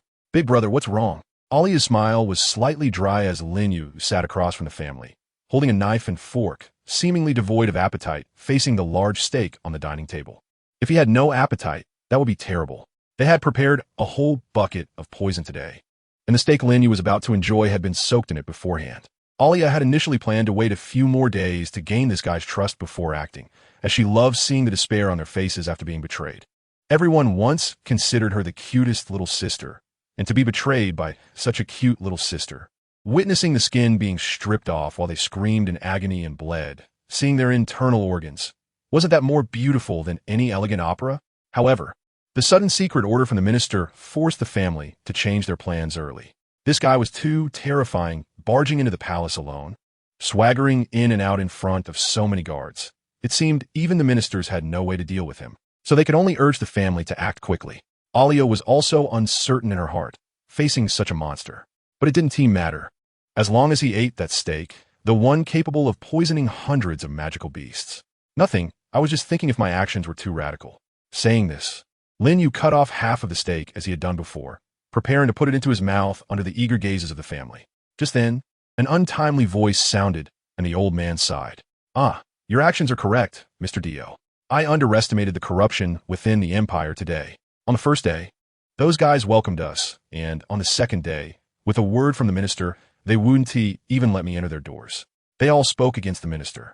But when the minister really wanted to do something, they hid in their houses, watching everything happen. The old man's sudden lengthy discourse made Alia's family feel as if they had eaten a fly. Meanwhile, Lin Yu appeared to be listening seriously, occasionally picking up and then putting down the steak, and Alia's family's expressions changed with the up and down of the steak. Shavana, who was already in a bad mood, frowned and complained while listening to her father talk. Really, father, can we let Mr. Dio eat first? Alia's father also forced a smile and chimed in, yes. Let's eat first. The old man seemed not to hear, angrily slapping the table and snorting. Who knows how many of those guys who appear to be honest are secretly colluding with the minister. Oh, sorry, I wasn't talking about you. We've known each other for many years. I know your character well. Otherwise, we wouldn't be discussing such topics here. The old man glanced apologetically at Alia's father. Amidst everyone's anticipation, Lin Yu picked up the steak and then put it down again, sighing regretfully. It's cold. Alia's family. Really, Anna, hurry up and get Big Brother a new one. Alia pouted, trying to appear cute while complaining to the maid. The maid quickly ran to inform the kitchen to prepare a new steak. For minutes later, I only eat well done. Lin Yu cut open the steak, frowning as he looked at the fresh red blood stains inside. This piece looked disgusting. This piece was cut too large. This piece was too fatty. He could see the fat. After struggling to find a suitable piece for more than 10 times, the family's gaze was all focused on Lin Yu. Even the elderly in Zawana felt something was off. However, considering that Lin Yu was indeed being unreasonable, the steaks after the second piece should have been quite to his liking. Meanwhile, the expressions of her friend Ilia's family changed. They were all gripping the table tightly, their fingertips turning white, looking at Lin Yu with a twisted desire, as if they were being tortured into a state of despair by his repeated refusals. Hurry and eat. Just eat. Amidst the silent calls, Lin Yu's gaze turned towards Ilia, and the corners of his mouth slightly lifted. In that moment, the mocking sneer sent a chill down Ilia's spine. This guy couldn't have noticed, could he? However, just as Ilia thought this, Lin Yu gently placed a half-cut steak into his mouth, chewing it with the same enjoyment as always. At that moment, a monstrous grin appeared on Ilia's lovely face. He ate it. He actually ate it. Chapter 142. Enjoyment. Once the family, who had thought Lin Yu was not in the mood to eat today, saw him eating piece after piece of steak as usual, their anxious hearts gradually eased. To be honest, when they received the minister's orders, the family's mood was very tense. They were not fools. He was a monster who had once forcibly entered the palace only to be suppressed by force. Even the night raid organization, which instilled fear in the imperial nobility, did not have the guts to directly attack the palace. But this man did it, which could only mean that he was as powerful as a monster, beyond what even the minister could handle. At this time, showing hostility towards this guy would undoubtedly be a very foolish thing to do. The minister had not sent any effective assistance to them, only instructing them to proceed according to plan, and it had to be done tonight. So Ilia's family abandoned their original idea and replaced the anesthetic they usually used with a highly concentrated poison, mixing it not only into the steak, but also onto the cutlery and plates. As for Zawana and her father's plates, they were not poisoned. Because one thing that had to be considered was that this monster's constitution might be fundamentally different from that of ordinary people. Even if he ingested deadly poison, it was very likely he wouldn't die immediately. All actions had to ensure the safety of the family. Thus, poisoning Zawana and her father would have been a foolish thing to do. They could hardly withstand even the first wave of toxins. If they died while Lin Yu had not yet been poisoned, it would be disastrous. What a fool, not realizing it all. But then again, this poison was made from the internal organs of magical beasts, and it wouldn't take effect until it spread to the brain. Ilia's head was lowered, making it hard to see her expression. She wanted to stop herself from laughing, but waves of joy and satisfaction surged in her heart. The person whom even the palace guards and that minister could not deal with was so easily resolved by her, a seemingly powerless girl. Was there anything more fulfilling than this? She would surely become the most dazzling new star in the imperial upper class, standing at the center of the banquet stage, enjoying everyone's praise. Perhaps after this incident, she would directly become a princess or even a queen, facing the citizens of this country with an incredibly elegant and noble demeanor. And the entire nation would become infatuated with her.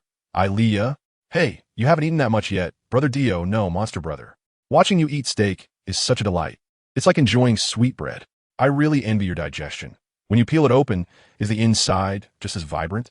Ilia bit her teeth tightly, the corners of her mouth twitching upwards unconsciously. She kept telling herself that she absolutely could not laugh now.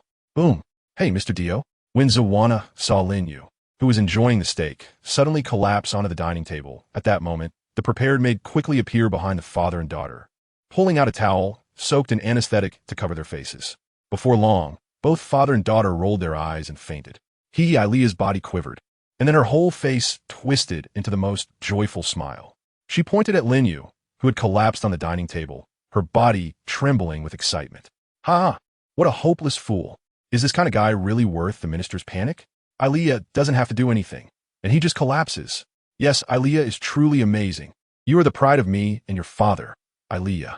In this bizarre dining room, applause erupted like a festive blessing, echoing endlessly.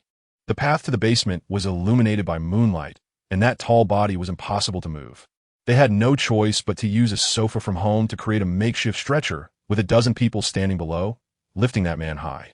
The moonlight enveloped his body, casting a tall shadow, even with the countless lights of the royal capital behind him. Aaliyah's family walked at the forefront, holding candles. Brother Dio, you don't have to worry about anything. Although you're already dead, Aaliyah will make you the best specimen to keep in her bedroom. You will become Aaliyah's glory, living on with the family. Roar? Glory? Yes.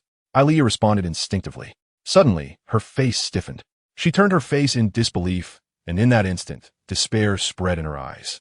In the moonlight, that tall body, drenched in moonlight, was propped up with one hand against the other side of the sofa, his blood-red pupils looking particularly bright, seemingly pleased. Behind him, an eerie woman with a flute had appeared from who knows where, slowly playing something. Everything in sight, including the house servants and her parents, had fallen into a daze. Why? Are you referring to the fact that you added a nice seasoning to my food? This is impossible. Aaliyah's eyes were vacant, trembling with fear that penetrated to the bone, causing her to slowly kneel down. Aaliyah, speaking of which, I still have to thank you. Lin Yu smiled, and amidst his always calm tone, a ripple of emotion finally emerged. You taught me how to make this world a little less boring. Crack, crack, crack. His clothes tore apart, muscles grew wildly, and in an instant his 2-meter-tall body surged to over 5 meters, with horns sprouting from his forehead, wings emerging from his back, and complex black patterns crawling all over him. He sat quietly on that throne, laughing like a demon or a king. Once I can't find a strong enemy to fight, someone like me will be consumed by endless loneliness. Unfortunately, I have yet to encounter an enemy worth my effort. So I'm very lonely. I crave joy, and it is you who taught me how to find joy. Arya, as if her throat was being choked, had tears streaming from her fearful eyes, her body trembling uncontrollably, and a warm liquid flowed from her lower half. Yes, that's the expression I want to see. Falling into despair at the moment you think you have everything under control. You truly bring me great joy. In the past few days, you have successfully made me see how dull the social structure of this country is. Fortunately, the entire capital is filled with people like you and your family. Can you guess how much joy I can harvest? You monster! Under the moonlight, only a silent sigh remained, followed by the sounds of demons rushing in to devour. Arya gradually lost the vitality in her fearful eyes, staring fixedly at the direction of the basement, where her joy lay, as well as her sins. There, she imprisoned the innocent people she deceived in the capital, some tortured to death, others driven to madness. Lin Yu finally understood what he lacked in the process of searching for the imperial tools, joy. When a person realizes they can do more, an infinite passion erupts. Desire. The desire to do more. It is war. This country must be consumed by the flames of war. It has reached a point where only destruction can pave the way for rebirth. The heavy sins of this country can only be inflicted with pain by monsters. The weak justice of this country can only be upheld by monsters. The faint light of this country can only be guided by monsters. Lin Yu seemed to see the entire royal capital engulfed in an endless sea of flames. His eyes shimmered with excitement as he slowly spread his arms, as if to embrace it all. How delightful! This would be a war triggered by monsters. Chapter 143. The minister who completely abandoned his thoughts under the moonlight. Only a silent sigh remained, followed by the sounds of demons swarming and devouring. Aaliyah gradually lost her vitality, her fearful eyes fixed on the direction of the basement, where her joy and her sins lay. There were the innocent people she had deceived in the royal capital, imprisoned, either tortured to death or driven to madness. Lin Yu finally realized what joy he was lacking in the process of searching for the imperial artifacts. When a person knows they can do more, infinite passion will erupt. I want to do more. It is war. This country must be consumed by the flames of war. It has reached a point where it cannot welcome new life without destruction. The heavy sins of this country can only be inflicted with pain by monsters. The weak justice of this country can only be upheld by monsters. The faint light of this country can only be guided by monsters. Lin Yu seemed to see the entire royal capital engulfed in an endless sea of fire. His eyes were excited as he slowly spread his arms, as if to embrace it all. How delightful! This would be a war sparked by monsters. The sky had not yet brightened. Minister Onest felt an inexplicable chill, as if being watched. He suddenly sat up in bed, the window curtains fluttering and moonlight pouring into the room. What is this? Minister Onest wiped the sweat from his forehead, his expression serious. He wondered how that matter he entrusted to that family was going. Throughout history, countless people have died from poisoning, even kings. It is the most effective method. However, he had refrained from using it in the palace before, fearing unforeseen circumstances. He didn't want to completely tear his relationship with that guy. If that guy didn't die, there would definitely be him who would. By handing the task to that family, he no longer had such worries. After all, Minister Onest could watch from the sidelines. Regardless of the outcome, he would have room for maneuver, right? Lin Yu slowly placed the book back on the shelf. There were no imperial artifacts in this room, and he had thoroughly searched all the hidden compartments and tunnels, also finding the meat storage where this guy had hidden the treasury filled with embezzled wealth, and a secret chamber where several attractive slaves were kept for pleasure, as well as an arena where living beings and beasts were kept to fight for entertainment. Aside from his love for meat, Minister Onest's other interests were as simple as most of the nobility in this country: wealth, women, and the power to trample on the personalities and bodies of others. Following the source of life, Onest saw a figure standing in front of his bookshelf, nearly jumping out of bed in fright. Minister Onest, what happened? The footsteps of the guards sounded outside the door, and just as they were about to push the door open, Onest shouted at them, "Don't come in. If anyone pushes the door in, I promise to throw him into the beast arena. It's nothing. Everything's fine here. I'm perfectly well." Minister Onest roared like a drake. He didn't know how this guy had infiltrated his residence, but his mind wasn't completely gone. The presence of this guy here meant that that family had failed, which was also a result he had anticipated. "Mr. Dio, I wonder what brings you here so late?" Facing Minister Onest's pretense of ignorance, Lin Yu coldly smiled. Forget it. He had long known this guy's intentions. The Arya family was merely a pawn prepared by this guy in advance. The reason Lin Yu wasn't anxious was that after consuming so many poisonous steaks, he wanted to convey to this guy that he was not afraid of any toxins. In the future, when considering ways to deal with him, he should not use poison, which was impractical. Not using poison and using other means wouldn't kill him either. Lin Yu didn't have much time to waste on scheming, nor did he want to end up killing this fat man out of anger before achieving his goals. The mansion of the family responsible for hosting us seemed to be on fire, and I was worried that Lord Onest's letter of recommendation wouldn't reach there. So I wanted to come and get in advance. Is that okay? Of course, of course. Where's the letter? Hearing this, Minister Onest was momentarily stunned, and in his sweat-soaked pajamas, he hurriedly got out of bed, almost stumbling several times before finally reaching the desk. "I'll write it for you right now. After all, it's a letter of recommendation from Mr. Dio. I originally planned to write it properly after waking up and being a bit more clear-headed. Otherwise, it wouldn't be good if there were any mistakes. The bureaucracy in the capital is very strict, and I'm not making excuses here." His chubby hands trembled. He couldn't find a pen, couldn't find paper, and couldn't find the words. Before long, Lin Yu had received the letter of recommendation. "If there are any problems, can I come back to find you for a solution?" Of course, of course. If there's any issue, our family always welcomes Mr. Dio. By the way, the timing is just right. Would you like to finish your breakfast before leaving?" "No need, I ate enough last night." The family that hosted us seemed to enjoy watching me eat. I had over 20 pieces of steak, and my stomach is a bit full. However, their family's enthusiasm didn't get them much in return. I don't want Lord Onest's mansion to catch fire as well. Such a large house would be hard to extinguish, wouldn't it? Lin Yu smiled and disappeared into the room. Aoneus trembled uncontrollably. He had long known what Arya's family was plotting, or rather, the poison was personally provided by him. To completely kill this monster, he used the deadliest poison he could find within the entire kingdom. Even that Ice Queen's death would die quickly after taking the poison. Yet this guy in front of him had eaten more than 20 steaks and showed no signs of being affected. Was it a lie? The moment this guy took his first bite, Arya's family's undercover maid had already reported to him. Lord Aoneus. After a long while, Aoneus call, the butler entered. Seeing his expression, he roughly guessed what had happened in the room. Inform his death and let her return to the royal city quickly. This guy can invade my room and kill me at any time. This situation is beyond what we can handle. This guy is too strong, simply like a monster.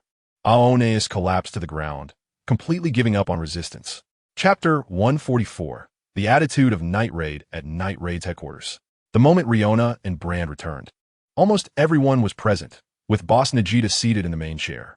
Below her were several of her capable subordinates, all Imperial Gear users.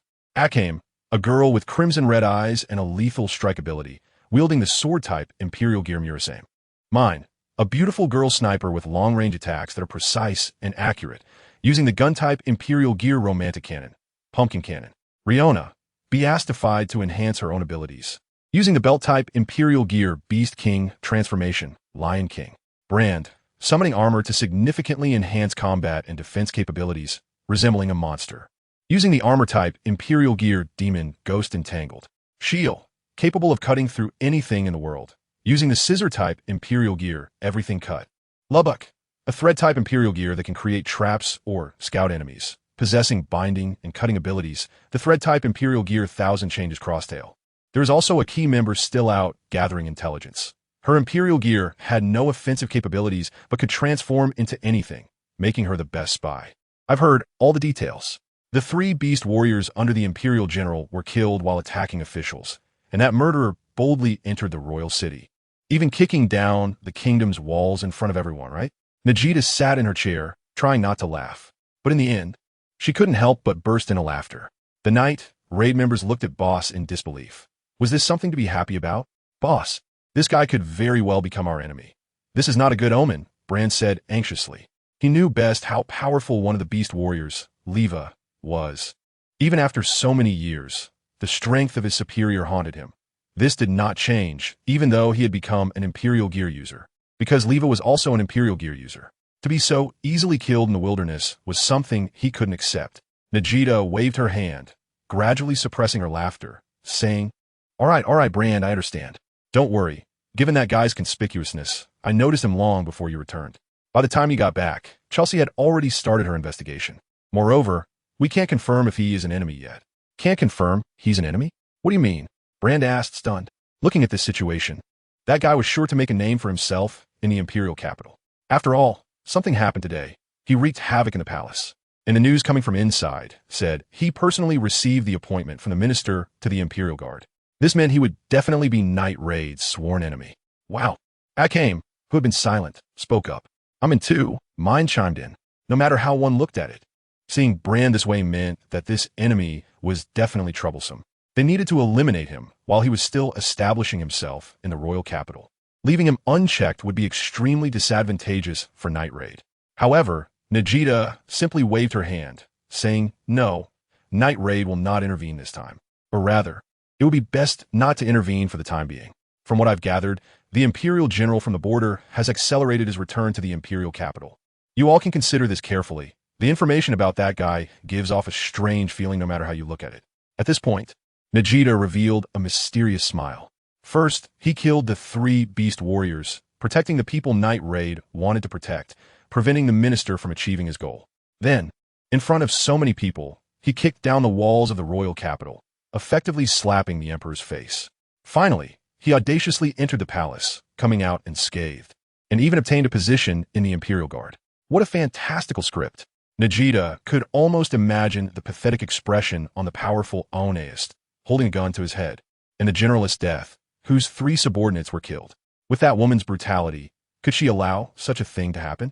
She even wondered if that man had lost his mind, managing to offend everyone in the Imperial capital, and, without any awareness, naturally entered the Imperial Guard, blatantly placing himself in the most conspicuous position in the entire empire.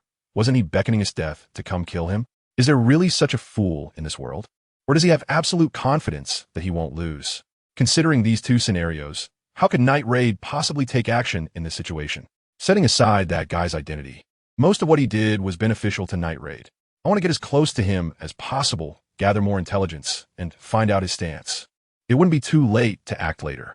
Moreover, the trouble he has already caused is enough. Our intervention would just be helping the Empire eliminate a serious threat. Yes, I understand. After Nagita distributed the information to Night Raid's main members, everyone roughly understood Boss's thoughts. First, they were still unsure of that man's strength and abilities. With 3 Imperial Gear users already dead as a premise, sending Night Raid members to eliminate him wouldn't guarantee their safe return. She wouldn't do something so foolish as to put her subordinates in such great danger, only to end up pleased for the empire and the minister. Secondly, their greatest enemy at the moment, General.The, who was about to return to the imperial capital, would help them understand everything. There would inevitably be a confrontation between her and that man. Before that, Night Raid only needed to sit back and watch the tigers fight. I will leave this matter to Chelsea. Considering what we need to do in this country in the future, we also need to gather intelligence on this man.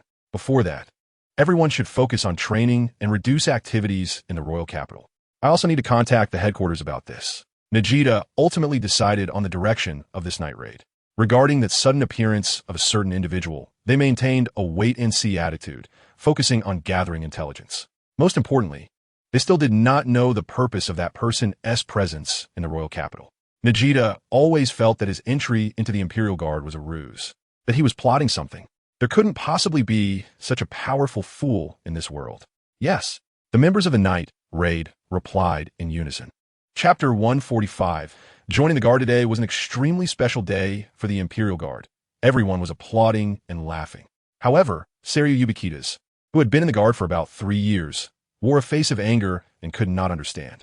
Orphaned and said to have lost her parents to a bandit, she joined the Guard out of longing for justice. Under the teachings of her mentor, Oka, she became a qualified member of the Guard, executing tasks with enthusiasm every day, punishing evil and promoting good. Why was this villain, who had destroyed the walls of the royal capital and intruded into the palace, allowed to join our Guard? In the almost dazed eyes of her mentor Oka, and in the fearful gazes of the other Guard members, this righteous girl stood in front of that man, looking up without fear. Bang! A chestnut hit Seria hard on the head. Captain Oka quickly pulled his foolish apprentice back, scolding her like a stern instructor. Mr. Dos' appointment was approved by Minister Onest, and, as a special talent, his entry into our Imperial Guard is beyond doubt. As soldiers, our primary duty is to learn how to execute orders. Lin Yu, dressed in military uniform, stood tall and straight like a spear, with a handsome yet stern face beneath his hat. He smiled at Oka, who swallowed hard. Now attention, let's welcome our new team member. Dio, welcome. Clap, clap, clap. The members of the Imperial garrison wore bright smiles on their faces, and they could guarantee that this was the most grand welcome event since the establishment of the garrison.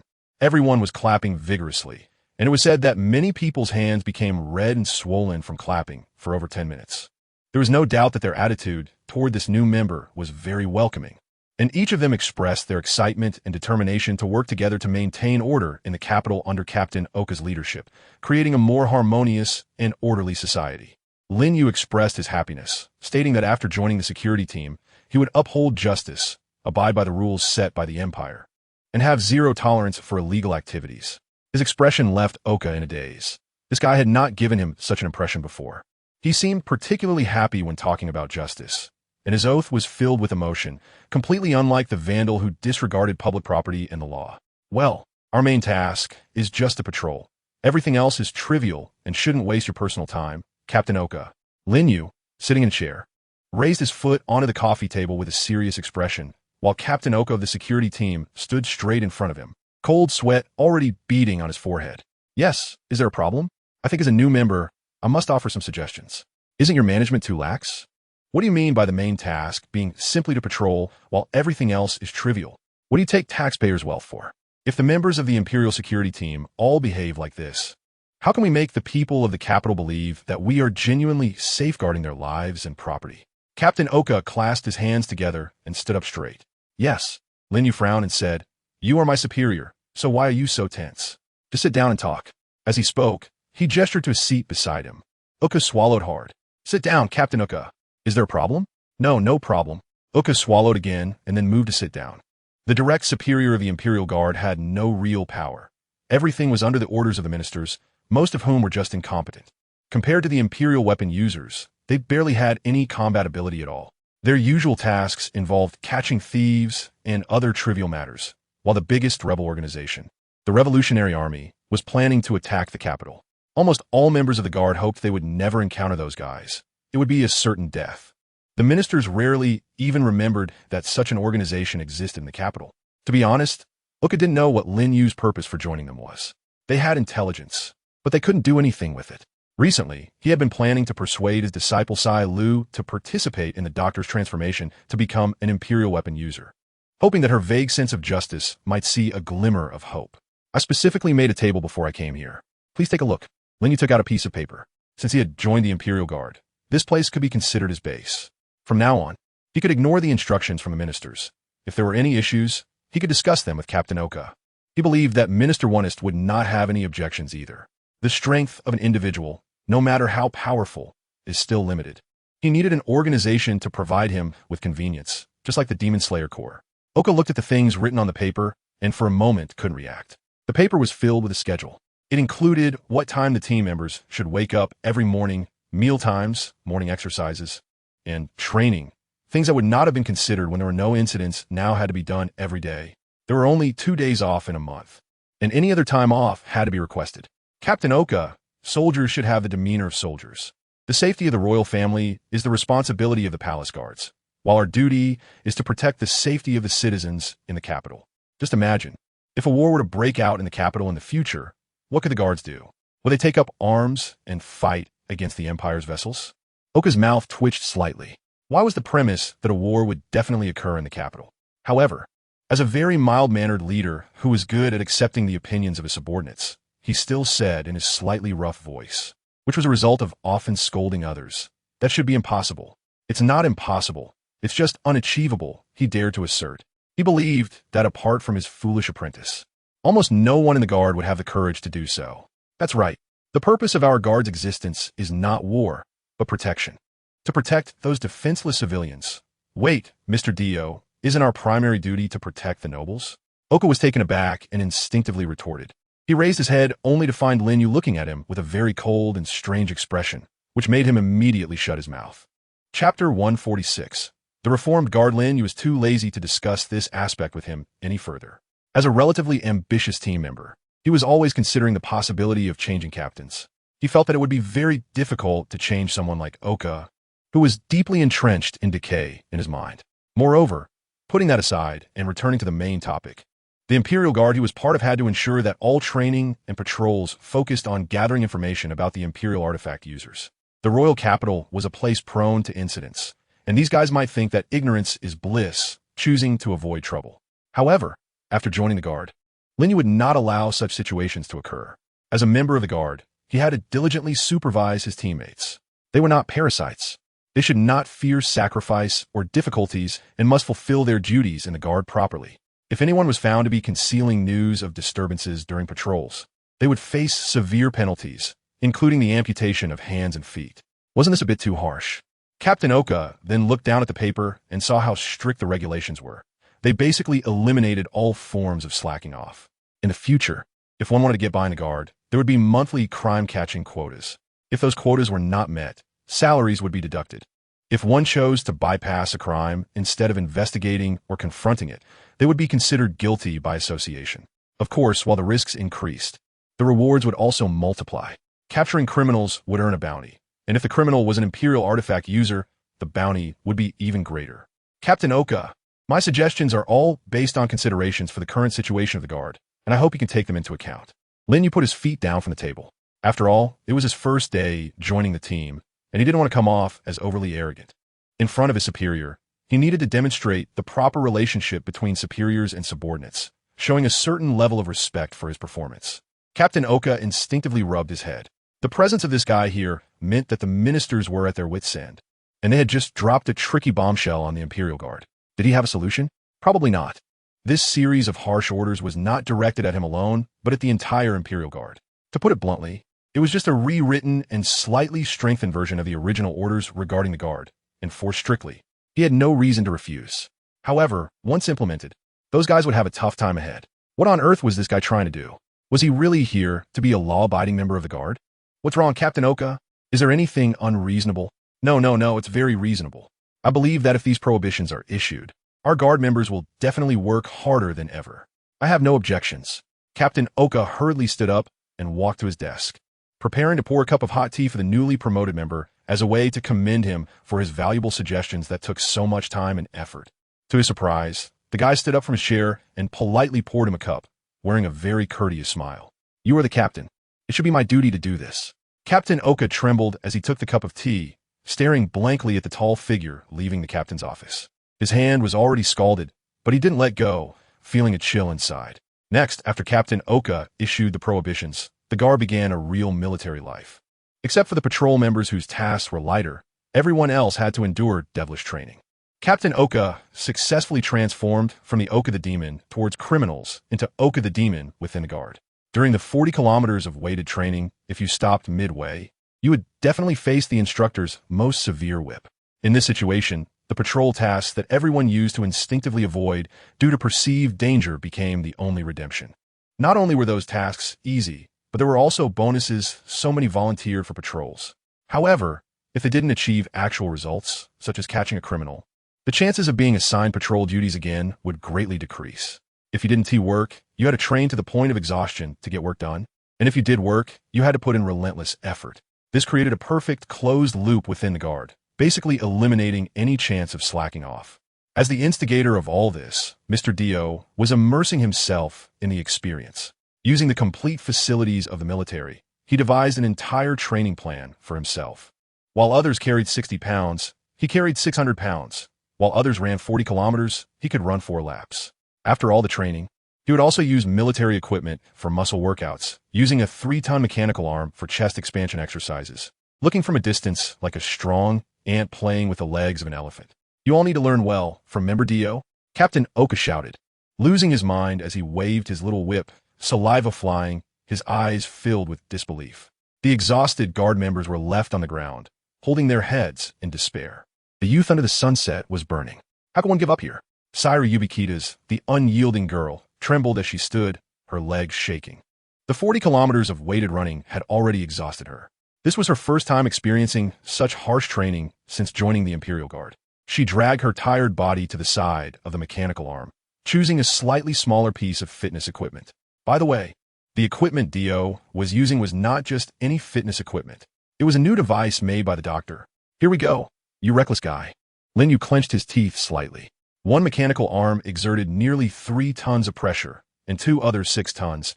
This was the limit of his current non-demonized state.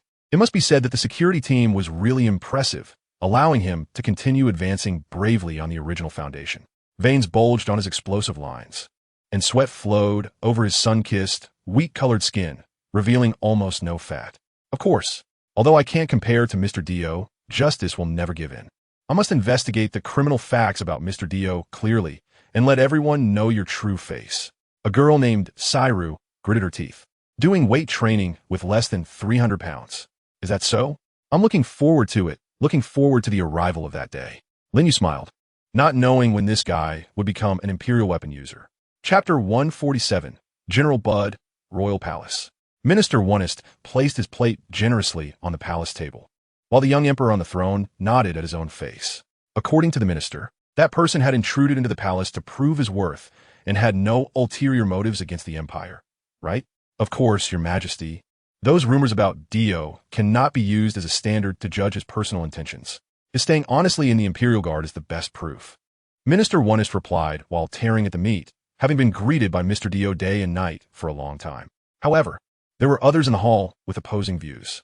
Before General Estes, who suppressed the border, returned General Bud, who held the military power of the empire and was the highest commander, was already thinking of finding that powerful guy and eliminating him completely as soon as he heard that someone had intruded into the palace. Your Majesty, no matter what, this is a disrespect to the royal family. Facing such an impolite person, the empire not only did not punish him, but instead entrusted him with important tasks, which will lead to the empire's dignity being trampled in the future. General Bud spoke sternly, showing none of the arrogance of the minister, and kept his head lowered as much as possible while reporting. That is true, he thought. General Bud had a point. A hint of sweat appeared on the young emperor's forehead, and a forced smile surfaced on his face. To be honest, he wasn't too concerned about this matter. Rather than worry about such things, he wanted to finish the meeting as soon as possible and go back to play with his toys. Since ascending the throne, he had been good at leaving all matters to the ministers to handle. Outside the imperial capital, General Estes was guarding it, so there wouldn't be any problems. As for the inside, they should all be minor issues that the ministers could handle. What a stubborn old man. Minister Onest felt a bit helpless, and didn't he feel dissatisfied with General Bud's words. as the highest military commander of the empire. General Bud was already well over 40 and commanded the imperial weapon known as the Thunder Goddess Wrath, which could supposedly rival General Estes. To be honest, Minister Onest was already very displeased with Dio's actions, wishing he could kill him immediately. Otherwise, he wouldn't have quickly sent a message to Estes to return to the palace. As for why he didn't consider General Bud, to be honest, as a member of the opposing camp, Minister Onest had always believed that General Bud might handle this matter in such a way that he wouldn't help him eliminate Dio, but instead would collude with him. It was clear that Dio had no support in the royal capital right now. If he found General Bud as an ally, then what would happen to Minister Onest? It would be rendered unnecessary. It was easy to imagine. Now it seemed that this matter could still be handled this way. Minister Onest smiled slightly. Then, General Bud, since you insist on holding Dio accountable, can you guarantee to take responsibility in front of His Majesty? Suppose this operation fails, and the Empire's highest commander loses his reputation. Then the loss of authority for the Empire would certainly be more serious than before. As the proposer, what should you do? General Bud fell silent for a moment and glanced at Minister Onest. Although he was rigid, he was not a fool. Being forced to sign a military order meant that only one could survive between him and that demon Dio. Otherwise, it would be seen as treason against the Empire, and it was not rare for ministers to casually impose a crime on others and execute them using their power. Most importantly, it depended on the Emperor's opinion. Could the value of the Empire's highest military commander and a villain who forcibly intruded into the palace be placed equally on a balance? The young Emperor's eyes brightened at these words. Interesting, Minister, are you suggesting that Dio and General Bud bet their lives against each other? Not at all, Your Majesty. Nevertheless, it still cannot happen that General Bud risks his life. The Empire's reputation is not something to be used as a bet. More importantly, if something were to happen to General Bud, my sin would be great. Minister Onest grinned and waved his hand in a joking tone. All right, I accept this proposal. I will personally kill that guy and then announce his crimes in front of all the citizens. The dignity of the royal family must not be provoked. General Bud looked at Minister Onest. He knew this was a trap, but like many generals throughout history who had been schemed against by ministers, he willingly walked into this trap. Loyalty does not need to be proven by rigid actions, but absolute loyalty is required. If it is what the monarch needs, then subordinates should rush into fire and water without questioning the reason. Hey, as General Bud left, a smirk of a successful scheme appeared at the corner of Minister Onest's mouth. The next events were quite clear. Whether Dio died in this duel or General Bud died, it would be beneficial and harmless to him. He could have chosen to turn a blind eye, but unexpectedly, this guy remained as rigid as ever. Rigid to the point of being foolish. The demon Dio, currently a member of the Imperial Guard, was the most likely to become the Empire's future strongest fist. General Bud would personally test his strength in the Imperial arena, a battle between strong individuals, and we would witness the birth of the strongest in the Empire's future. Under the sunset, the notice posted on the city wall stated, Shyvana lowered her cloak. Due to her father recently recruiting a group of officials in the Empire for some schemes, her family had been monitored when going out. However, no matter what, she wanted to know about Mr. Dio's situation after they parted. Hearing that Mr. Dio had joined the guard, she never expected such an incident to occur just a few days later. She must go to the guard to ask Mr. Dio, General Bud, who is on par with General Estes in the Empire, would definitely make this duel very dangerous. General Bud's Imperial tool is said to be capable of summoning thunder and lightning, capable of turning an area into ruins with a single strike, which is quite terrifying. Chapter 148, The Upcoming Challenge. However, just as she was walking along the bustling street, suddenly a hand pulled her into an alley. In the office of the Imperial Guard, Captain Oka poured himself a cup of hot tea. After more than a month of training, this captain known as Oka the Demon had become even more robust than before, or rather, more spirited. This was true for all the members of the Guard. Through the sweat of exercise, the gloom and bourgeois thoughts that had once overshadowed them had completely dissipated. Regardless of their backgrounds, the moment they stepped onto the training ground, everyone was treated equally. Those who did not complete their training were even denied dinner. A month later, the Imperial Guard had undergone a transformation, with each member exuding an aura of newfound vitality. All of this was thanks to the suggestions from Team Dio. Team Dio, please have some tea. You're too polite, Captain. Not at all. Thanks to Team Dio's suggestions. The crime rate in the royal capital has noticeably decreased recently. The members are all executing their tasks with such vigor that criminals have begun to feel fear. Even the most rampant night raid organization has recently pulled back its claws and hidden away. Captain Oka smiled. as a captain who was open to advice. After angrily scolding and swinging a whip at other team members, he still had a relatively gentle side that few knew about. Although only Team Dio experienced this gentler side. It didn't matter to Captain Oka. Being angry all the time could lead to aging, and he wanted to maintain a pleasant mood. Thus, he could tolerate Team Dio sitting in his chair, propping their booted feet on the table, enjoying the hot tea he had poured, reading today's newspaper, and occasionally offering some relatively sensible opinions from his perspective as captain. Lin Yu frowned. It had been a month since he arrived, and he initially thought that standing in such a conspicuous place would definitely attract challenges from the Imperial Tools users.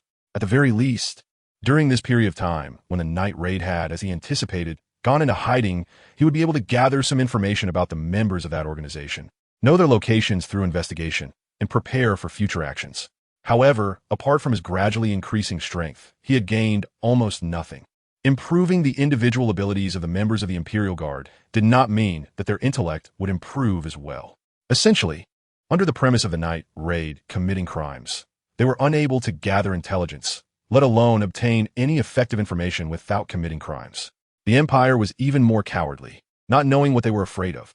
Did Minister Onist really bet everything on his death returning to the Imperial capital in 3 days? What about the Imperial Tools users within the Empire? Was there not a single person willing to come and find him? A bunch of cowards. Lin Yu stretched his strong arms capable of moving a 3-ton mechanical arm, the bones cracking as he did so, making Captain Oka tremble slightly beside him. This won't do.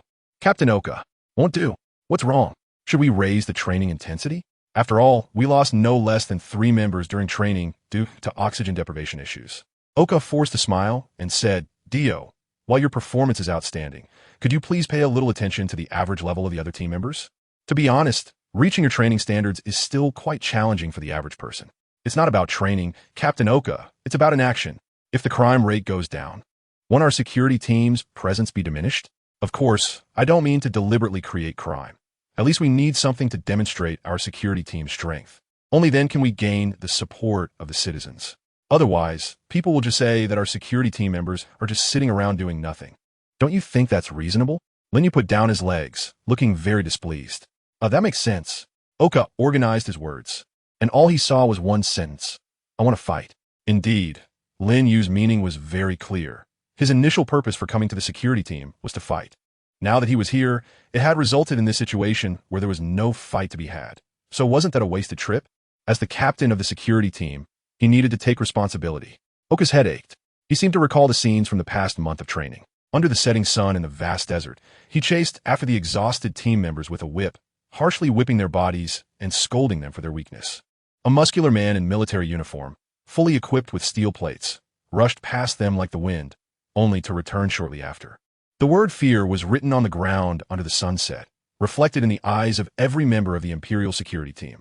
They once believed that no matter how terrifying humans could be, there were limits. Without the support of Imperial tools, the extreme limits that humans could reach were within the bounds of reason. Dio broke this reasoning. At first, everyone was only slightly afraid of him. Later, when they watched that guy use his hands to shake 2 mechanical arms as thick as elephant legs, many felt they were just watching a show. It was absolutely impossible. With a creaking sound, when that massive mechanical arm, several times larger than normal, actually moved, most of the Imperial security team members were so frightened that they sat on the ground. It was only at that moment that Oka fully understood why this guy could enter the palace and return safely, obtaining the minister's orders. Was there a possibility that the minister was not protecting talent, but was instead threatened? Realizing this, Oka then noticed his own situation, or rather, the situation of the entire Imperial security team. The minister did not want to be taken hostage, so he handed over the entire Imperial security team to this monster as hostages. If they couldn't satisfy him, all team members, including Oka, would be in danger. If Dio needed to show force, then the Imperial dueling arena might be a good choice, as it had many fearless warriors. And senior military officers would also participate in the matches there. So, Captain Oka, where is my opponent? Lin Yu frowned. This time, he should have had the Imperial tool used by him, right? Oka's mouth twitched. He was somewhat suspicious that the night raid had received some news recently, which was why they were hiding. In that case, the guys in the military department were the same. Oh, I see. Everyone is waiting for his death. At this juncture, who would be foolish enough to confront this monster? But the monster is waiting to be fed. After a moment of thought, Captain Oka discovered the blind spot. The key issue was not about finding that foolish person or who was willing to become that foolish person. Instead, it was about who was destined to become the foolish sacrifice. Oh, who could be more suitable than the captain of the Imperial Guard? Oka? The monster wouldn't kill the commander and then go on a rampage, right? Captain Oka felt relieved, even wanting to laugh. After all, at least the ministers would help him take care of his family, so it wouldn't be an unjust death. If you don't mind, my master. Chapter 149. Gathering at the duel arena, Lu burst into the office of the captain of the Imperial Guard with a piece of paper. To maintain his composure, Captain Oka immediately searched for a place on the guest seat and sat down, his facial expression extremely calm. What is going on that you're in such a hurry? Master, the military department just issued an order stating that General Bude is going to duel Mr. Dio. Lu excitedly waved the announcement paper. The suddenness of this event left the members of the guard team stunned. Captain Oka almost spat out a mouthful of hot tea. What? The highest military commander of the Empire is going to duel a regular member of the guard? Who is the reckless person who posted this announcement? Are the night raid guys moving? Quick, find someone. It must be that the night raid is up to something. Lock down all the streets. We must find the villain who posted this announcement. Because Lin Yu was present, Lu changed his address. No, it's not like that, Captain Oka. The announcement was posted by the captain of the palace guards, and it has the king's seal. Saying this, Lu unfolded the announcement in front of Captain Oka, which indeed stated the duel's participants and date. The reason was that the new rising star of the Imperial Army, Dio, possessed powers beyond ordinary understanding and was praised by the ministers as the future Iron Fist of the Empire. General Bude, wanting to personally test the strength of this Iron Fist, was risking himself to engage in a one-on-one duel with Mr. Dio. Moreover, His Majesty the King even signed this absurd duel notice. Well, that is not important. After all, the king has signed absurd orders more than once, being just a child. Everyone has gotten used to it. If it's General Bude Captain Oka, who had survived a disaster and was uncertain when the next calamity would strike, turned slowly with a stiff face. Huh. The guy sitting in the captain's chair trembled slightly. Afraid? No. Captain Oka's pupils suddenly dilated. He clearly saw an increasingly excited smile emerging from that angular face, as if he had been waiting for this moment for a long time during the long, boring times. Dio, General Bude, is an imperial tool user who could be compared to Generalist Death. This is going to be interesting. Captain Oka. Lin Yu stood up, his figure particularly tall under the military uniform. The moment he appeared in the royal capital's dueling arena, all eyes were focused on him. This circular amphitheater had been completed since the establishment of the empire, serving as a stage for the nobility to witness bloody violence for thousands of years. The blood of slaves and beasts soaked into the yellow sand, while the remains were hidden beneath the earth, piled up to form the grandeur of the throne. The glittering goblets celebrated the ugliness of the feast, and the tombstones of slaves were engraved with the names of the victors. Kill him! Kill him! The nobles of the kingdom roared, even though they were not quite sure who the target was. Their faces wore mad smiles, even more frenzied than the soldiers on the battlefield. It had to be like this to be interesting. Lin Yu murmured as he glanced around, a hint of sarcastic smile tugging at the corners of his mouth. Sorry, today the Thunder Emperor's relic, he accepted it. Stepping into the crowded arena, the opposite barrier was slowly being opened, and General Bude, dressed in military uniform, walked out slowly. Ordinary person? General Bude frowned slightly. Before coming, he had naturally gathered all the information from the military about the demon Dio, especially the events that occurred after Dio broke into the palace that day, such as tearing apart monsters and ignoring the kingdom's military weapons, which were horrifying. He would rather believe that this guy carried some relic, but unfortunately, there were no records about the relic, and he knew nothing about the events that happened before Dio came to the capital. Now, this guy appeared in front of him, and apart from being somewhat tall, he completely had the face of a young man. How could such a brute force convince Minister Onist? What a joke. The Thunder God was furious. Adamir, supposedly a relic that could be compared to his death's demon manifestation, essence of evil. Bude had always been at odds with their organization and did not collude with the minister, being notoriously stubborn. Why would he think of helping the minister solve troubles this time? In the audience, the disguised Najida wore a faint smile. Why don't you go ahead and say it? Beside her was a girl, cloaked in a similar manner. How annoying, B0SS. I'm just a cute girl who can use a bit of brute strength now. How could I understand so many things? The girl smiled playfully, her eyes full of cunning. It seems that the little emperor's trust in the minister really exceeds our imagination, allowing the empire's highest military commander to do such things. Really, even foolishness should have its limits. Najida covered her forehead and sighed. However, this way, there's no need to continue the engagement. The journey of the demon Dio in the capital should come to an end here. Facing that relic, he cannot win.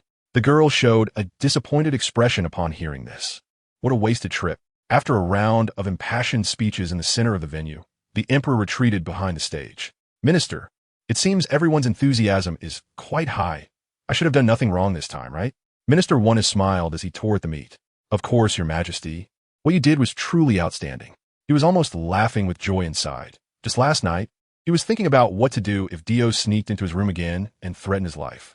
With such thoughts, he actually fell asleep, undisturbed, and slept until noon the next day. This was perhaps the most peaceful sleep he had in a month. Just this morning, he was still worried and speculating whether Dio had chosen to run away after encountering the tough beard. But unexpectedly, he appeared openly in the duel arena. The only headache for the minister was how to command the stubborn beard. Apart from that, Bude's strength was absolutely formidable. After all, he was the owner of the Thunder Emperor's relic. Today, the guy who had kept him awake finally was about to disappear. Even if he held onto that slight possibility, the disappearance of his political enemy was still not a loss for him. It was a win-win situation. It has begun, your majesty. Chapter 150. The physical body withstanding the thunder tribulation. My name is Bude, the Grand General of the Empire. And today I stand on behalf of the Emperor to punish you, the villain who invaded the palace and destroyed the city walls. Bude spread his arms, his entire body armored in hard armor, with a staff-like object on his strong arms. That was the manifestation of the Thunder Emperor's relic.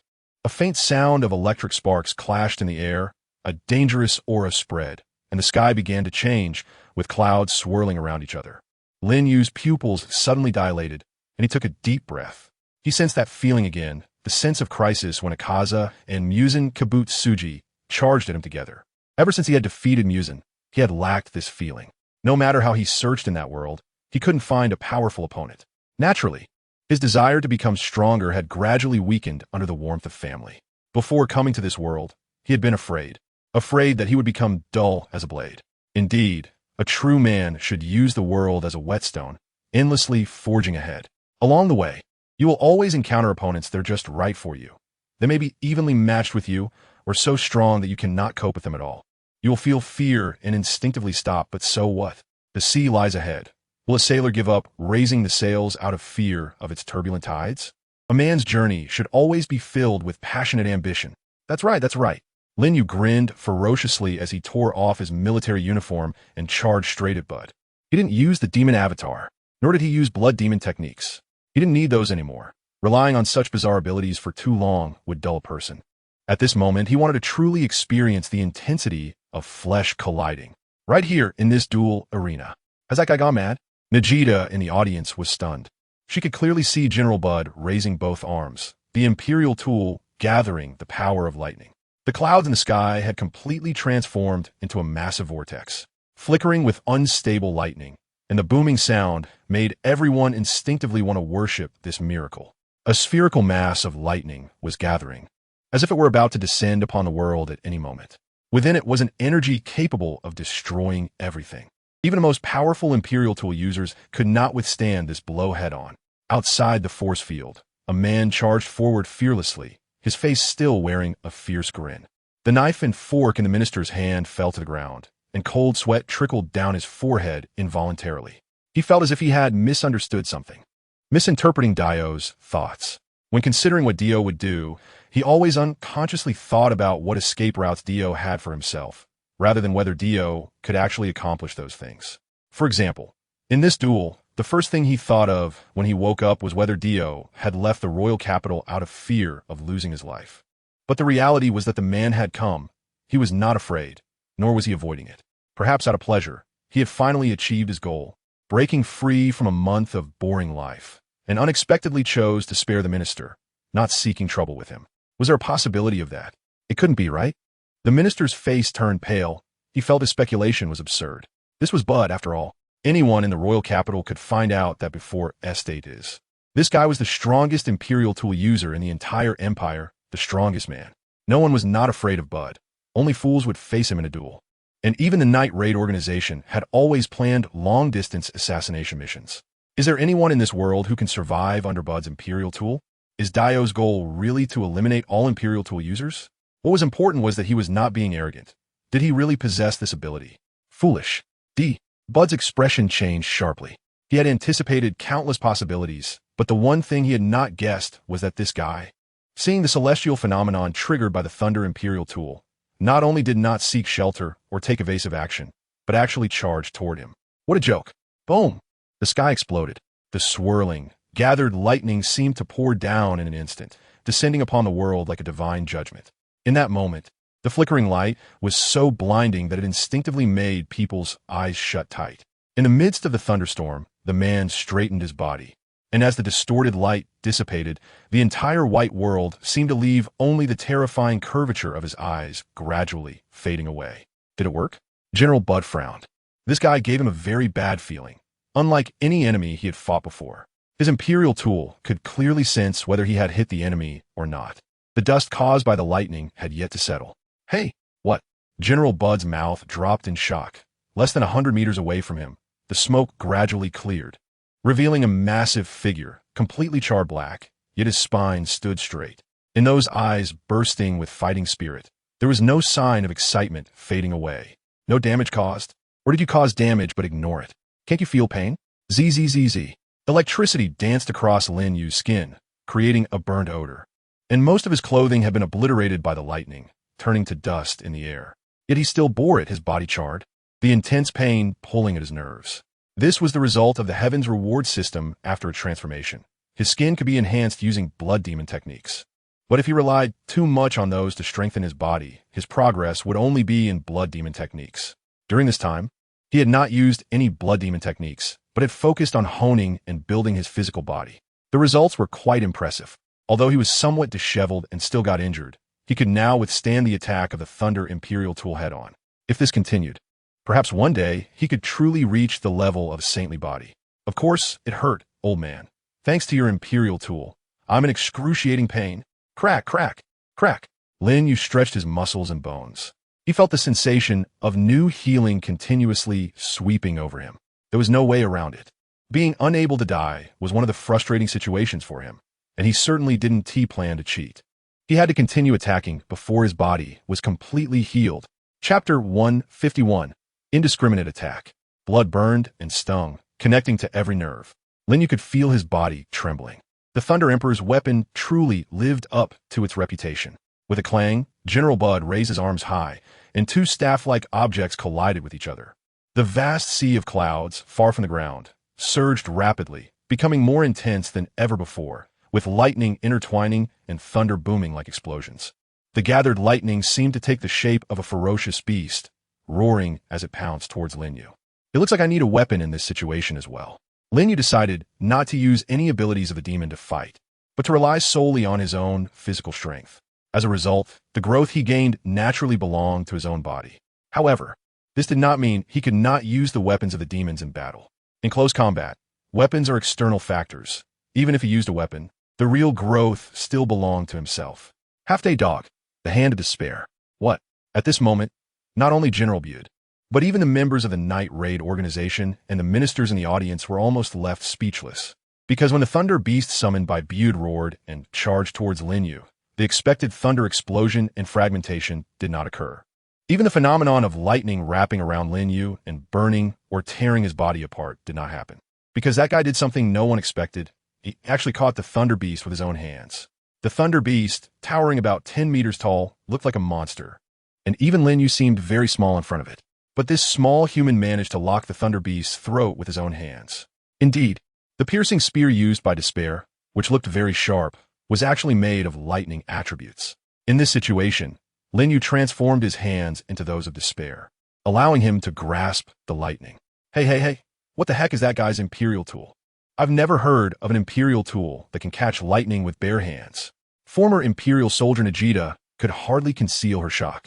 Not to mention catching it with his hands, even directly blocking it head-on, was extremely difficult.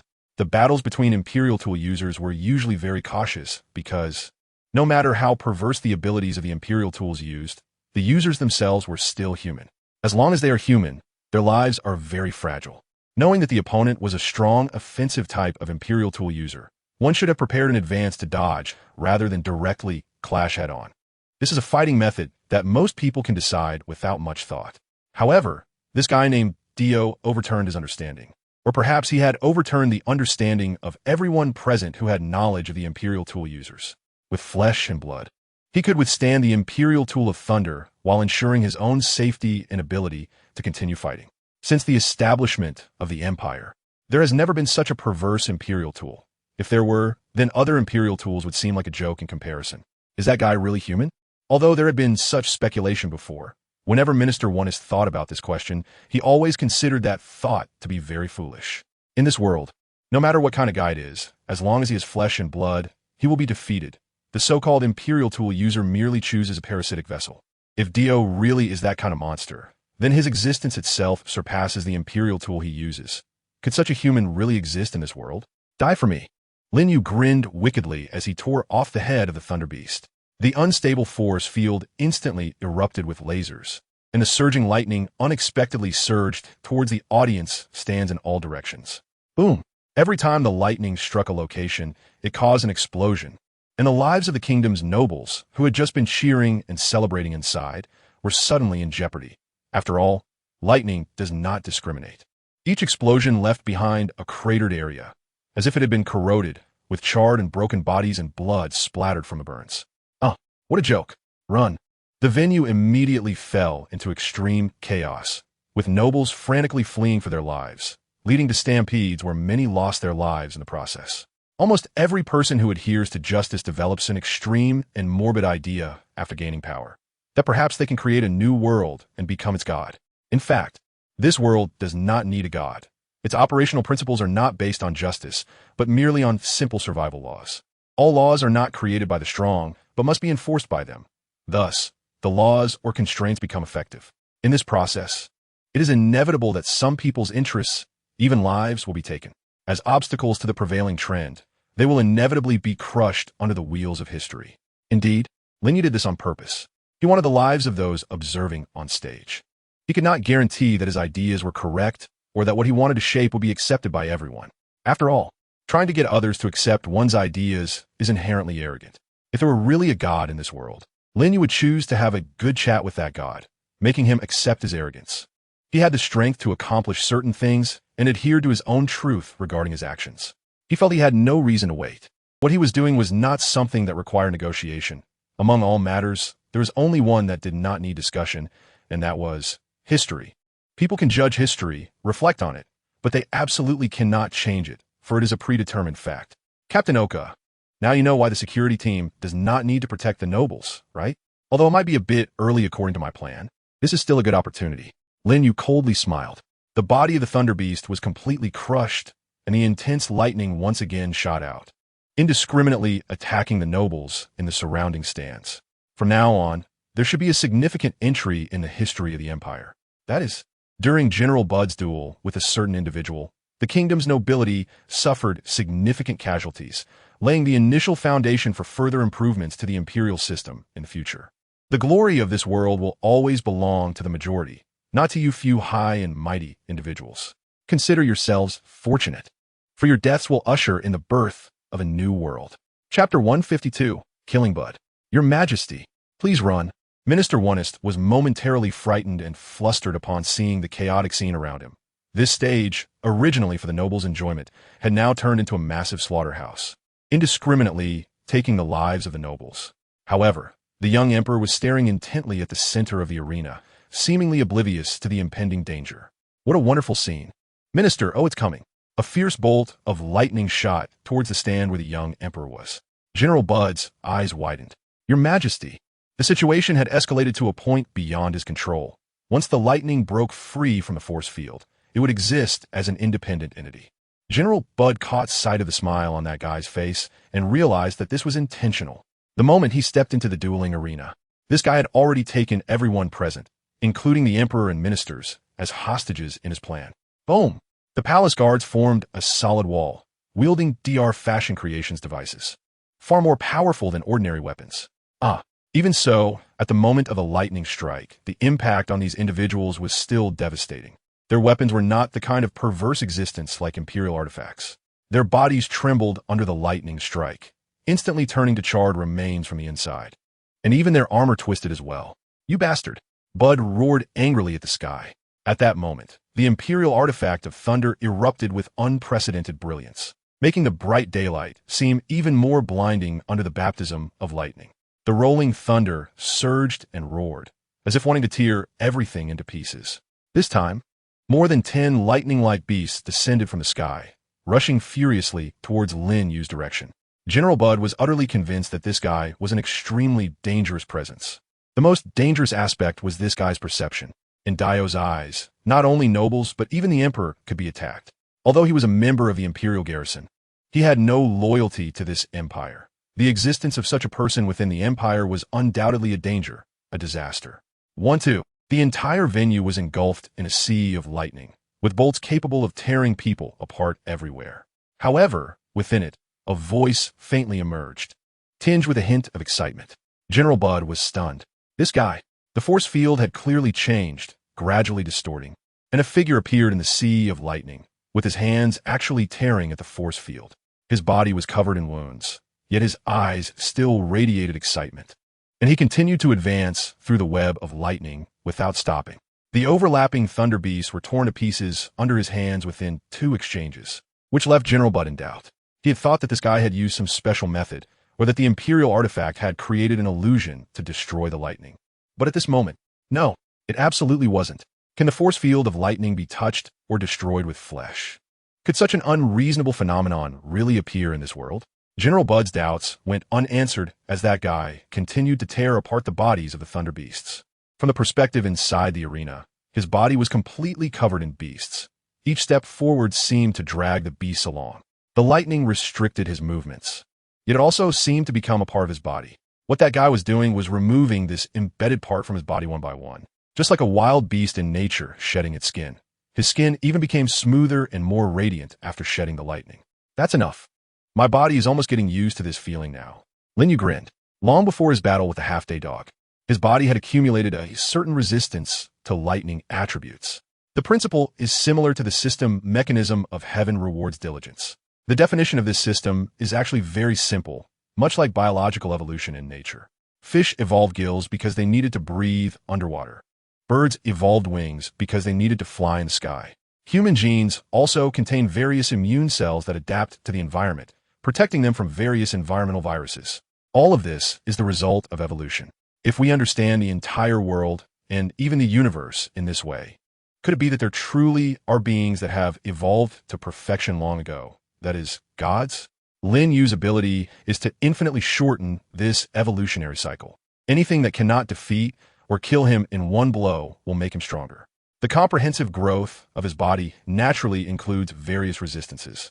Because he inherently possesses the toxic blood of a ghost, he can adapt to any poison, having fought against enemies with lightning attributes. It is only natural that he has a certain degree of immunity to lightning. What General Bud is doing is merely taking Lin Yu's ability to adapt to lightning to a whole new level. This is impossible. There's nothing impossible. I've heard my enemies say similar things too many times, Uncle.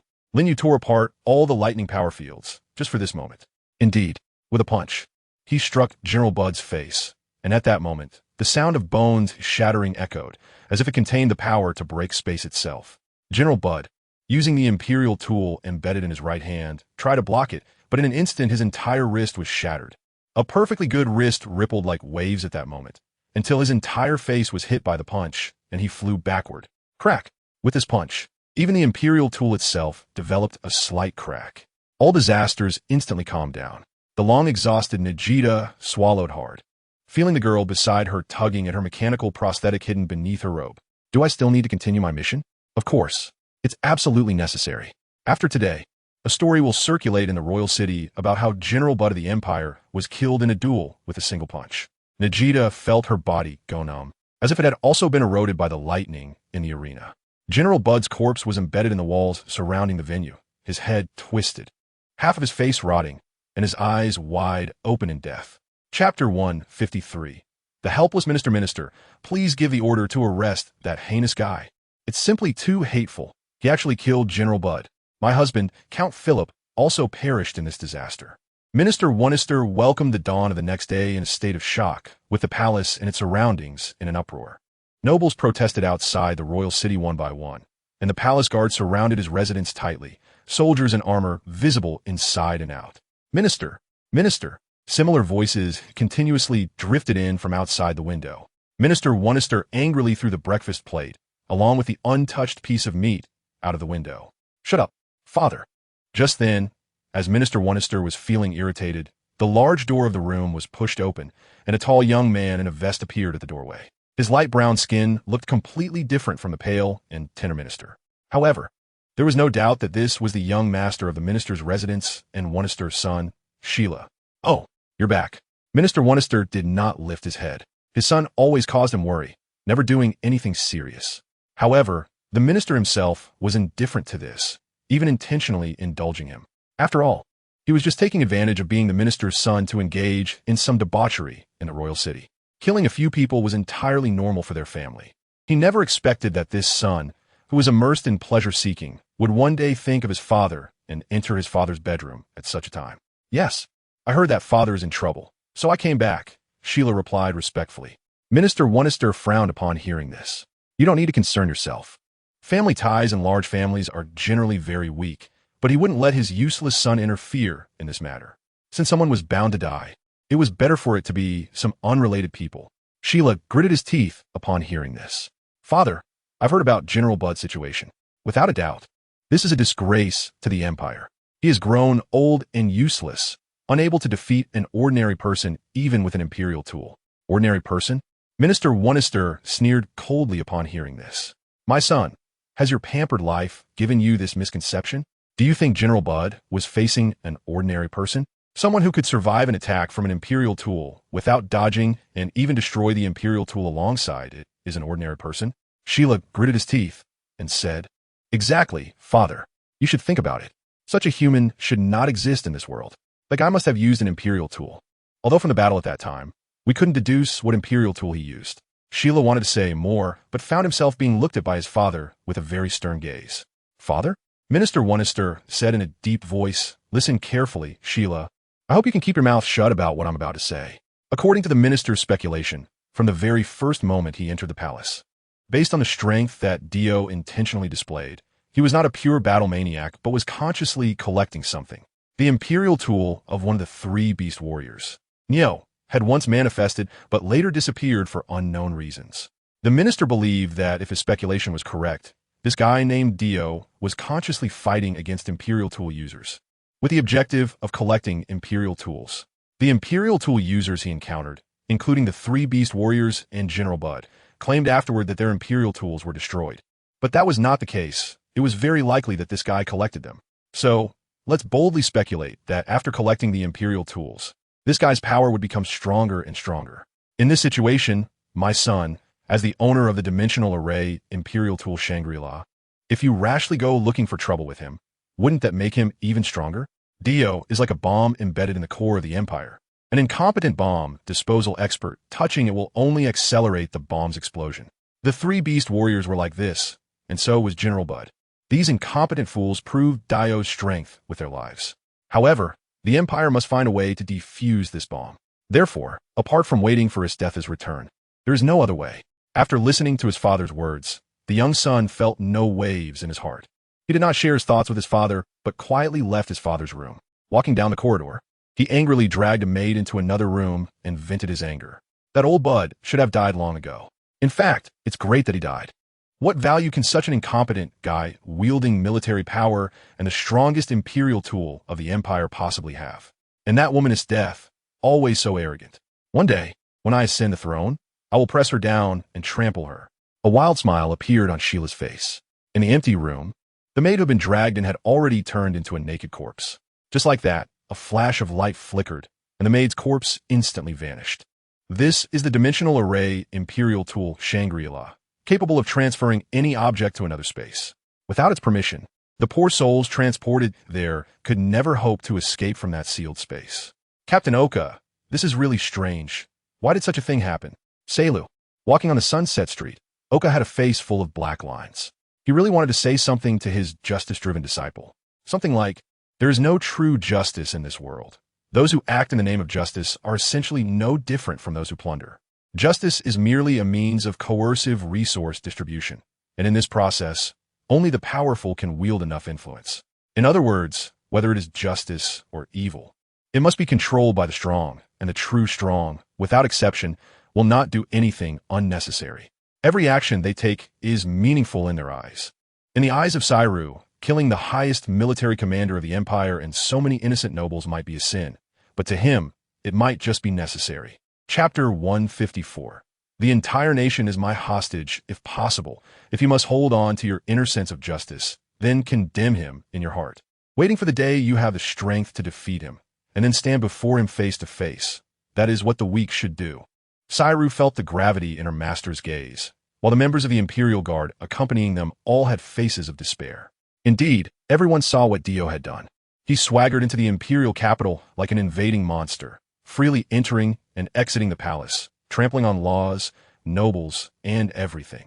However, the political ministers have yet to make a reasonable evaluation of that person's actions. To say it plainly, no orders have been given to send that guy to the gallows. The entire nation seemed to have become his hostage. The nobles who died in the duel arena were the best proof. He killed so many people, including General Bud, the highest military commander of the empire. Yet now he was returning to his residence, the Imperial Guard, as if nothing had happened. The entire nation was powerless against him. One of the strongest Imperial artifacts fell lightly before him. Anyone could imagine what happened that day in the palace, where the ministers sold out the entire country to save their own lives. At this moment, only Sairu, the girl, dared to stand up and reveal the truth. At this moment, the guy walking alone in front stopped. Did he hear? All the members of the guard instinctively shivered. Even Captain Oka had a tense expression, while the girl Sairu, beside him, looked at the tall figure without fear. Instead of backing away, she stepped closer, lifted her head, and stared directly at the guy, who turned around. Sairu, Oka silently shouted, his fists clenched so tightly that veins popped out. All the guards instinctively swallowed hard, ready to witness the scene of this fearless girl being shattered before them. Dio, even though the rules of the duel arena state that life and death are irrelevant, what you did is simply too much, involving so many nobles, and General Bud lost his life at your hands. If you're truly powerful, I suggest you first learn the laws of the empire and the basic norms of being a person. Bang! Lin Yu expressionlessly gave Sai Lu a chestnut in front of everyone. Sai Lu immediately cried out in pain, hugging his head with both hands. Can anyone tell a beast trapped in a cage to be careful not to harm the spectators watching the show? No, that's a fallacy. Whoa, death is fair to everyone. In my eyes, it's not that I bestow death upon them, but they choose death for themselves. Everything I do is just, and there's absolutely no problem. What justice? Whoa, whoa, whoa. Are you still trying to stand on the opposite side of justice? Lin Yu expressionlessly retracted his hand, and Sai Lu, who had been hit on the head and felt a sharp pain, unexpectedly started crying in the street. Everyone has their own set of principles for how to act. Lin Yu's principle of action is that when none of his four wives are around, he decides how to act based solely on his own judgment.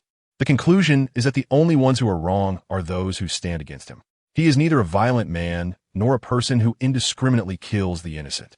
He believes that this self-proclaimed righteous girl has some serious issues. Many things in this world are quite ambiguous. Even the deeply sinful bad people may inadvertently do a good deed, and conversely, good people can also act in ways that are questionable. Raising a certain label only serves to make their actions appear more purposeful and reasonable. And even the label of loneliness? Doesn't its subconscious meaning still imply a desire for others to understand him? Whether it's a righteous act or an evil one, some justification is needed to make the action seem reasonable. All living beings require reasons to construct their actions, even if it's just wanting to gaze blankly at the sky and do nothing. That desire is a reason in itself. Lin Yu's initial reason was simply to transform his body, allowing himself to freely control his abilities, which required imperial artifacts. Later, upon witnessing the guards collecting taxes and staying with Emily's family, he empathized and became aware of the country's decay and backwardness, where many people barely managed to survive. This sparked his sense of justice. Undeniably, this is the arrogance of the strong. Because of his immense power, he could kill the kingdom's nobles today without much scheming, even influencing the whole country directly, which others simply could not do due to lacking such strength. Those nobles are not innocent, including General Bud, who held a position without merit, yet fancied himself loyal. Where should Lin Yu feel regret? Should he regret being too powerful? preventing these people from fully revealing their ugly sides? Is this the justice that the girl speaks of? Lu, you are too reckless. Don't do such foolish things again in the future. After Lin Yu left, Captain Oka finally reprimanded his apprentice. He realized that in the entire security team, or rather the entire empire, only his foolish apprentice had the courage to confront that guy. Others, including Minister Onest, didn't dare to utter a word. Master, I want to see Dr. fashion. Lu stubbornly wiped away the tears at the corner of his eyes. Oka fell silent for a moment. Are you really decided? Yes, if no one in this country can stop that guy, then I have to do something instead of just watching. Oka stood on the street at dusk, feeling the wind brush against his face. For the first time, he felt a sense of helplessness. His intuition told him that guy, Dio, must be plotting something. He certainly came to the capital to obtain something, and it's simple to think about what the Empire has that such a powerful person covets. It's nothing but imperial artifacts. Many people might have noticed, including Minister Onest now. But so what? Someone will inevitably fall into the trap, just like his apprentice Lu. He has become the enemy of this country. All the schemes are useless against this powerful guy. He won't negotiate with anyone. You can only make him stop by defeating him. He prides himself as a messenger of justice, yet he is utterly unaware. He is as arrogant as a king. Only a king could kill so many high-ranking individuals without blinking. He is a country in himself, quietly sitting there, waiting for challengers to arrive. Chapter 155, Unfulfilled Intentions. On the way back to the security team, Lin Yu saw a girl outside the caution tape, carrying a basket. She was wrapped in a headscarf, looking very anxious, seemingly pleading with the guarding soldiers for something. Lin Yu recognized the girl. She was the long-lost Shavana. Mr. Dio. Upon seeing Lin Yu, Shavana waved her hand with a smile, her graceful figure resembling a flickering light and shadow swaying in the winter forest, even causing the guarding soldiers to unconsciously show a foolish expression. Had this girl always been so charming? Lin Yu slightly shook his head, realizing that he didn't have much understanding of this matter. Or rather, he had lost the ability to distinguish between the beauty and ugliness of women after getting married. No matter how pretty they were, they could never surpass his wife. That was just how it was. As expected, the dragon-slaying youth eventually became a dragon, living up to the image of a sound pillar. Besides his own wife, other women were no different from men in his eyes. When something really happened, he would definitely not show mercy just because the other party was a woman standing on the opposite side. Miss Shavana, is there something you need? Hearing this, Shavana quickly approached, her steps lacking nothing of the unique lightness of a young girl. Well, Mr. Dio has been in the Imperial Guard for over a month now, and my father and I have not had the time to come and greet you. Feeling her body close to him, Lin Yu frowned slightly. Previously, due to the incident with the Ilya family, he felt that this woman should somewhat harbor resistance towards him. After all, the tragic death of a childhood friend's family in a fire occurred right before his eyes, and Shavana herself was a female warrior who had been fighting on the border for a long time. She should have guessed something, then given up on those naive fantasies. Losing interest in Lin Yu, who unintentionally performed a heroic act of saving a beauty, or perhaps feeling fear. It was understandable for a girl to have a crush. It's not surprising for a young boy to fall for someone at this age, but one must not lose their rationality. About that incident, Shavana blushed, waiting for Lin Yu to say something. However, Lin Yu remained somewhat silent as she pointed to her own face. That incident, Mr. Dio need not mind. You've come to terms with it? Lin Yu felt a sense of relief upon hearing this. That's good. He was a psychologically healthy, normal man. Testing a man's resolve with beauty was akin to provoking a cat with fish. The issue wasn't whether one could withstand such tests, but rather to avoid finding oneself in that situation altogether. A good man like Lin Yu, who upheld male virtue, wouldn't stand before a woman naked and claim to be indifferent to the opposite sex. However, before he could shift his thoughts from this mindset, his arm was embraced, the touch surprisingly soft. I really want to see what Mr. Dior's workplace is like. I asked them for a long time just now, but they didn't respond. Can you take me to see it? Shavana provocatively glanced at the guards behind the warning lines. However, her playful demeanor wasn't too embarrassing. After all, a cute person only needed to show their adorable side, and no matter what expression followed, they wouldn't be disliked. Are you really sure you want to go? MMHM, what if we can't go back tonight or in the future? Lin Yu smiled faintly. The guards at the security line showed expressions of deep envy and jealousy. And even the group returning from the duel behind Lin Yu commented on the scene. Goodness, is he planning to use the garrison of the Imperial Guard for some indescribable activities? That burly man over 2 meters tall. Next to him, a delicate girl about 1 meter 60, The image is simply unimaginable. Sai Lu, control your emotions. I didn't expect that guy to have this side to him. It seems you need to handle your departure procedures quickly. Captain Oka stopped his disciple.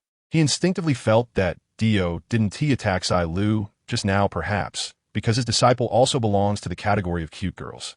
Has Dio finally revealed his true nature after being with the Imperial Guard for so long? Upon hearing this, Shyvana's face turned red, and she lowered her head and said, Mr. Dio, that kind of thing is still too early for me. Early? Don't joke around, Shyvana. Hasn't your father always been worried about your marriage? On your way back to the capital, weren't you constantly thinking about finding someone you like in this prosperous place? Have you forgotten all of that? Shyvana was taken aback. Her face still flushed, and then she stammered, No, I haven't forgotten, it's just. Lin Yu picked up Shyvana in a princess carry. As long as you haven't forgotten, since you like me so much, the wedding is just a ceremony. You don't need to be too shy. Here, I believe there won't be any inconsiderate fellows to disturb our good times. He turned his face to glance at Oka. At that moment, Captain Oka also understood. He was very hungry, and he felt that his colleagues who went with him to the dueling arena in the capital must be hungry too. At this time, they needed a place away from the dormitory, a quiet spot in the cafeteria, to enjoy dinner together. Ideally, it should be about 2 or 3 hours, just enough to digest the fatigue of the day. If possible, everyone could sit together without discussing right or wrong, regardless of black or white. Simply enjoying coffee and chatting about warm, everyday matters. Feeling the girl in his arms seemed a bit stiff, her fair and soft hand gripping his arm, seemingly nervous enough that her nails were digging into his flesh. However, Lin Yu's strong body was hard to damage, let alone nails. Even a knife wouldn't leave any wounds. After entering the resting area, the small room contained a table with porcelain cups for drinking water. Lin Yu threw Shyvana onto the bed. With a loud bang, a kick at the door, making a resounding crash. How annoying. Mr. Dio, could you be a bit gentler? Cold sweat trickled down Shyvana's forehead, and a strained smile appeared on her face. However, in the next moment, Lin Yu coldly gripped her throat tightly, lifting her body as if she were a small chick. Ms. Infiltrator, or should I say Mr. Your disguise skills are indeed impressive. You almost tricked me, but you've made a fatal mistake. Shyvana is the kind of woman who dares to think and act. She has tried to sneak into my room at night multiple times, attempting to pull down my pants. She's not like you, a sultry wench who would be shy or refuse. Chapter 156. Threat. Why have I been communicating with that woman for more than half a month? The person disguised as Shyvana felt her neck being constricted by a rigid object, unable to move an inch. She clearly remembered pretending to be a young lady, luring Shyvana into an alley one day, pretending to be a good Samaritan, warning her not to get too close to Dio, and then inviting Shyvana into the already prepared hideout of the Night Raid organization. She had skillfully extracted a lot of useful information from Shyvana. She even vaguely sensed that the girl's attitude towards that monster, Dio, was not one of disgust or fear, but rather fascination. She seemed quite enamored with that creature. However, her disguise skills were still seen through. Damn it, that woman pretended to be obedient on the surface, but was she actually the predator between her and Dio? Cough, cough. Boom. The team members passing by the dormitory heard a loud sound, similar to an iron bed frame collapsing, leaving them stunned. Truly worthy of Dio. Lin Yu did not choose to kill this guy immediately. If he really had the intention to kill, he would have likely done so the moment he sensed the presence, hanging the body up for her companions to collect. In that case, he might even catch a few Imperial Arm users. As this guy also had the scent of an Imperial Arm, Lin Yu probably guessed her identity as well. The reason he did not act on it, as he had decided from the beginning, was that he did not plan to take action against Night Raid until he encountered Steph. Transforming freely. Gaia Foundation, Night Raid Organization. Imperial Arm User Church, is that you? Church, who was trying to draw a dagger from her waist, looked at Dio with disbelief, and her movements completely halted. She did not understand, until now, to ensure that she would not be betrayed during the infiltration process. Her existence was known only to a few key members within Night Raid, including the B0SS. Moreover, she was different from the usual members of Night Raid. She hardly exposed her true appearance to anyone, and due to her Imperial Arm's inability to engage in combat, she would not normally participate in operations to strike against the evils of the capital. In this situation, her presence was almost a mystery. Even if someone discovered her and speculated that she was from Night Raid, they could not accurately identify her personal information or the name of the Imperial Arm she used. What's wrong? I gave you the chance and time to speak. Why are you silent now, when you were so eloquent just a moment ago? Lin Yu, dressed in military uniform, leaned back in his chair, resting his hands on the desk behind him with his long-booted leg propped up high. There was no doubt that this sitting posture would be scolded by Xiangnai Hui, but she wasn't here. Lin Yu was free now. It was like his wife had gone back to her family. Even if he wanted to inject a whole bottle of mayonnaise into his bread, no one would say anything to him. Even if he was used to sprawling out in a big letter while sleeping, it wouldn't hurt anyone. And it didn't matter if he made the room a mess. The best part was that even if he occasionally wanted to lie down on the bed, he didn't even have to take off his socks and shoes. He could even eat while lying on the bed. What kind of man with a wife would dare to think of such things? Now, in this place, he had realized it. He no longer felt the need to explain anything. He had already won over others too many times. Undoubtedly, in this room of less than 30 square meters, it was his personal palace, his absolute domain. Chelsea felt an inexplicable oppressive force, as if it enveloped this small room, making the atmosphere feel heavy like a dark cloud. Here, it really looked like a prison. Why? You can know my identity. That's not important. What matters is that you are the first member of the Night Raid organization brave enough to approach me since I came to the capital. What is your purpose? To investigate my information, or to wait for the chance to kill me? Lin Yu observed Chelsea's eyes. His physique allowed him to quickly detect subtle changes in humans. Changes in the eyes, shifts in emotions. These minor details could alter the flow of air. However, after a slight probe, Lin Yu gave up. This method only worked on novices, those who had been lying for a long time, even professionals. Would he feel like they were lying when playing a role? They would automatically split off a persona to dominate the body, much like dedicated actors who need time to step out of their roles after a performance, sometimes even suffering from depression or doing things that are hard for ordinary people to understand. In this regard, Chelsea was a master of her craft. With the support of Gaia's foundation, she could perfectly replicate anyone. If she hadn't miscalculated the huge contrast between Shyvana's emotional actions and psychology, it's likely that even Lin Yu wouldn't have been able to detect her as a counterfeit so quickly. Aren't you going to say anything? Lin Yu couldn't help but smile at Chelsea's vigilant and silent expression. I think I've been quite merciful. Just imagine. The military of this empire has many scum who are good at interrogation. If you were handed over to them, you can imagine what your fate would be, right? Chelsea gritted her teeth, still wearing a cold expression. After the bed was smashed, waves of pain shot through her body, making it temporarily impossible for her to support herself off the ground. However, she would not waver. She was well aware of what a female spy would face if her identity was exposed and she fell into enemy hands. She had long accepted this realization. Death and pain could not shake her beliefs. Lin Yu was eager to know what the Night Raid's attitude toward him was now, and whether they would deploy that woman. I came. He chuckled, thinking, so you have a backbone, huh? It seems these matters don't instill fear in you, Miss Chelsea. I know everything about your Night Raid, including the important members and key information, as well as the Imperial arms they use. I also understand that what I'm doing is nothing more than adding a finishing touch for you Night Raid members. Your B0SS probably still wants to take a wait-and-see approach while I continue to wreak havoc in the capital. At this point, even Chelsea showed a hint of shock on her face. After all, what a joke. He knew the information of all the main members of the Night Raid. The very things she had wanted to keep tightly guarded were all known to him. The information was completely exposed. Could there still be any talk of a leak? Chapter 157. Compromise. Lin Yu was not testing. He could still imagine this level of situation. Chelsea, as a professional spy, infiltrated his side with the purpose of probing into his true intentions in the capital. Besides that, there was something even more important. I think you need to accomplish the task assigned by your B0SS, which is quite a difficult thing. To test the enemy's strength. The simplest approach is to arrange an opponent of equal strength for him. However, she was unwilling to take the risk of starting a war. In this case, your infiltration was merely a futile effort. The information you could obtain was, to me, nothing but trivial.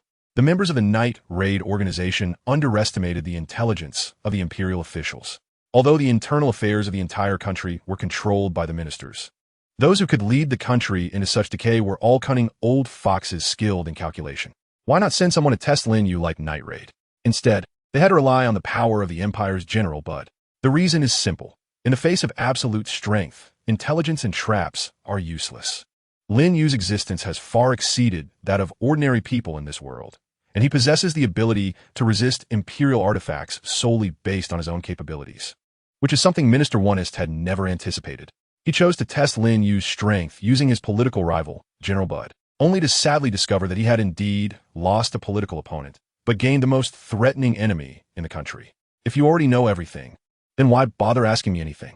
Chelsea gritted her teeth and gently turned her face aside. She was ready to face her fate, her mind echoing with the laughter and joy shared with her companions. Today, she would meet her end. However, with a creak, the door opened and Lin Yu strode out. Shortly after, he returned with a fine bedboard, followed by blankets and such. After setting everything up, he tied Chelsea up with rope and stuffed her under the bed. Just as Chelsea was about to say something, disbelief and despair erupted in her beautiful eyes, because Lin Yu had already taken off his socks and stuffed them into her mouth. Miss Chelsea, I hope you don't want me to kill you or throw you. This female spy into the interrogation room of the security team.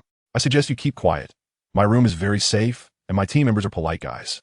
They want to eavesdrop or randomly enter my room. I can assure you of that. Chelsea, resembling a caterpillar under the bed, had tears in her eyes, but quieted down considerably upon hearing this, filled with confusion. Aside from restricting your personal freedom, I want to limit any of your rights, even including your right to send messages to headquarters. Of course, all of this will be done under my surveillance. I can guarantee your life as a captive, but I will absolutely not guarantee your human rights for no reason. Lin Yu was thinking and warmly gave Chelsea time to accept all of this. The general idea was to have Chelsea continue to convey information to the night raid during this period, presenting an appearance that things were progressing smoothly on their side.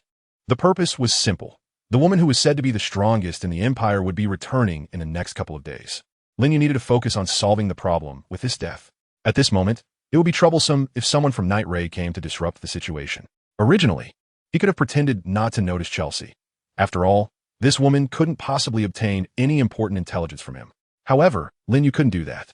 He didn't have the mental energy to engage in a battle of wits with a professional spy like Chelsea. Was that really necessary? It was like having a gun with bullets, but choosing to fight the enemy with a knife instead. This was different from his duel with Bud. Making decisions in areas where he was not skilled, leading to outcomes that diverged greatly from his intentions, was quite foolish. After about 10 minutes, when this woman finally settled down and her gaze, filled with shame and anger, showed a bit more rationality, he took the socks out of her mouth. What if you go out? You tie me up. How am I supposed to eat? How can I take a shower? How do I go to the bathroom? Do I have to do all these things under your surveillance? Lin Yu clasped his hands together, and it was already night outside, with soft moonlight shining into the room. Indeed, your escape skills are among the best, and I cannot guarantee that after gaining a certain level of personal freedom, you won't convey any messages to the enemy during the night raid that I do not wish to see. Therefore, everything must be conducted under my surveillance. What a joke. Are you a pervert? Your tastes as a man are truly vulgar. Chelsea felt a tingling sensation all over her body. She was already prepared to face death, even ready for the standard scenario of a female spy being stripped by the enemy. However, as long as she treated those situations as painful experiences, she could remind herself of the ideals for which she was fighting, making it all seem less unbearable. What is this now? Not only has she accomplished nothing and been tied up by the enemy, but this guy also wants to use her to convey false information to headquarters. And he plans to monitor her while she eats, bathes, and uses the restroom? How could she possibly accept such a thing? Lin Yu frowned, feeling a bit upset. Damn it, it's already good enough that I didn't take your life. You still dare to negotiate terms with me? I made it very clear. Why does this woman still act like she's walking down the street thinking everyone is after her beauty? Isn't it just a mix of dozens of pounds of flesh and bones?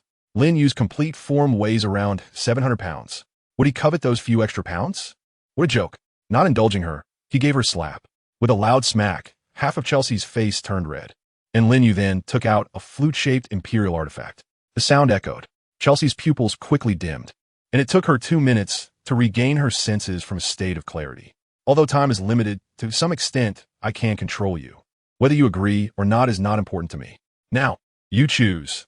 Do you want to be thrown into a chaotic den of men and then complete the tasks I assign you? Or do you want to obediently listen to what I say? Lin Yu put away the Emperor tool of the flute. This Emperor tool can only control emotions. If Chelsea's emotions are indeed very strong, to the point of refusing to yield even in death, then this Emperor tool would have no effect on her. In other words, it would be a complete failure. However, Miss Chelsea looked extremely terrified, shrinking her body and trembling as she looked at Lin Yu. Chapter 158.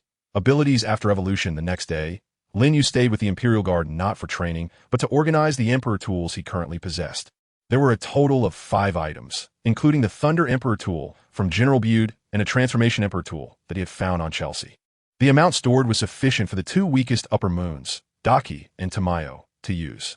From now on, their blood would be completely separate from Lin Yu's body, and they would be in a subordinate relationship. Lin Yu himself underwent significant changes as well. His height of over 2 meters was slightly reduced in strength, and his prominent muscles were once again refined and contracted. His flesh and blood were entirely disconnected, forming something very pure. For example, if he obtained Oni blood, his body would develop in the direction of an Oni. Similarly, if his cultivation progressed, his body would automatically evolve to require a significant amount of energy. After absorbing the Emperor tools, instead of shrinking, it would expand, reaching about 8 meters in height.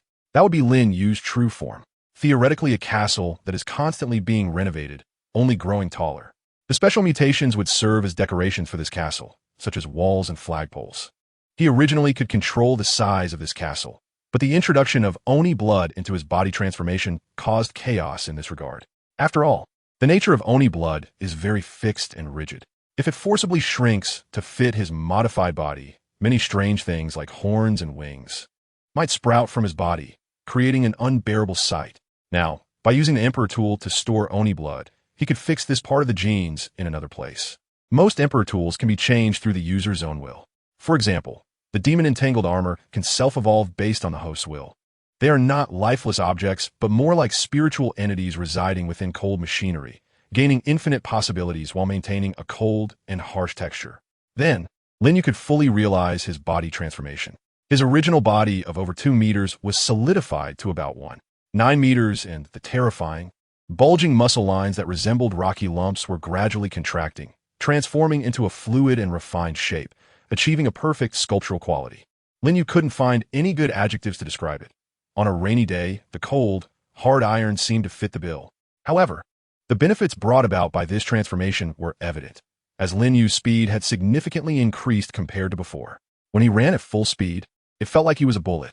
The members of the security team training alongside him barely had time to react before they felt a gust of wind pass by. Their bangs blown up, leaving them stunned in place. That guy, is he even faster than before? During the heavy load cross-country training, the security team members widened their eyes, with Captain Oka's attentive little whip following closely behind. Stop looking around. Is that running? Get your spirits up. The player from a Slayer team had a determined expression. She had already made up her mind to fight against evil to the end. Even if that guy can make a round trip in just a few minutes now. She was determined to catch up. Justice might be late, but it would definitely not be absent. As long as she didn't T-stop, the road would continue to extend. Dr. Fashion had already agreed to her request. After the transformation, she would be able to stand alone as a user of Imperial tools, and when the time came, she would make that guy pay for his actions. After training in the facilities of the Imperial security team, Lin Yu could feel a noticeable change in his body. This was naturally not just from exercise. His system of reaping rewards for hard work, Lin Yu left the security team and went alone to a desolate deep mountain forest. If the refined body brought about physical changes, then what he was about to attempt now, tempting the Imperial tools within his body to combine with the power of demon blood, would completely transcend the physical realm. Close combat Demon King, long-range Magic King. How could he possibly compare? Lin Yu felt that he was getting closer and closer to the invincible ultimate being. What awaited him at the end of that road? Perfection or destruction? It didn't matter. A gambler wouldn't give up betting out of fear of losing everything. And a warrior wouldn't put down their sword out of fear of being killed. The only flaw of his system was that it would never regress during this process of advancement. There would be no chance to start over. Even if Lin Yu did nothing, his body would still grow stronger with the passage of time. If he had to say something, what he was doing now was merely accelerating this evolutionary process and then injecting some condiments like ketchup or mayonnaise into it. First, activate the Water Dragon's possession of the Black Horse Lin Ring's Imperial artifact. A burst of light appeared between Lin Yu's fingers. Soon, a strange scene emerged in his mind, a vast blue sky, with the never-ending tides surging in waves. This feeling was right. It was just like when he first learned the water-breathing technique that had almost fully merged with his body, and its manifestation naturally followed the methods he was familiar with. Unlike before, in the water-breathing technique, Lin Yu experienced more changes in his state of mind, such as the feeling of being a mere grain in the vast ocean, unable to control anything, only able to experience. Now it was completely different. He had become the master of these tides. Lin Yu raised his hand, and streams of water shot out from the magnificent waves, shimmering and reflecting each other. They soared into the blue sky, blocking out the sun, twisting their bodies in a spectacular display. Is this control over the elements? Chapter 159. This death returns. A blue line continuously emerged in Lin Yu's mind, always in a state of detachment, yet its existence was remarkably clear and hard to ignore. It was like a returning ship seeing the curling smoke from a hearth on the shore in the sunset sea. Following that direction, Lin Yu's hand seemed to hold nothing, yet there was a sensation of grasping something. Once he imagined a certain object, the liquid he was controlling would change into that form according to his thoughts. It was as if he had mastered some kind of element truly marvelous.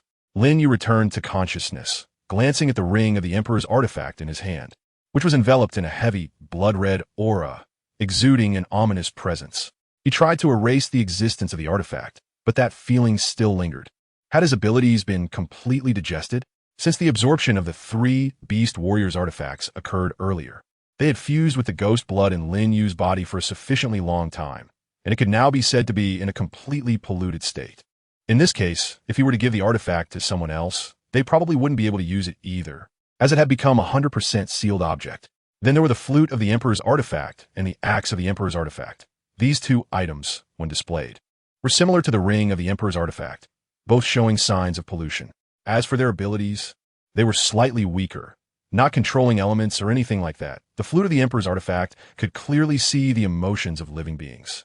Lin Yu verified this in the deep mountains and forests by observing animal foraging behaviors.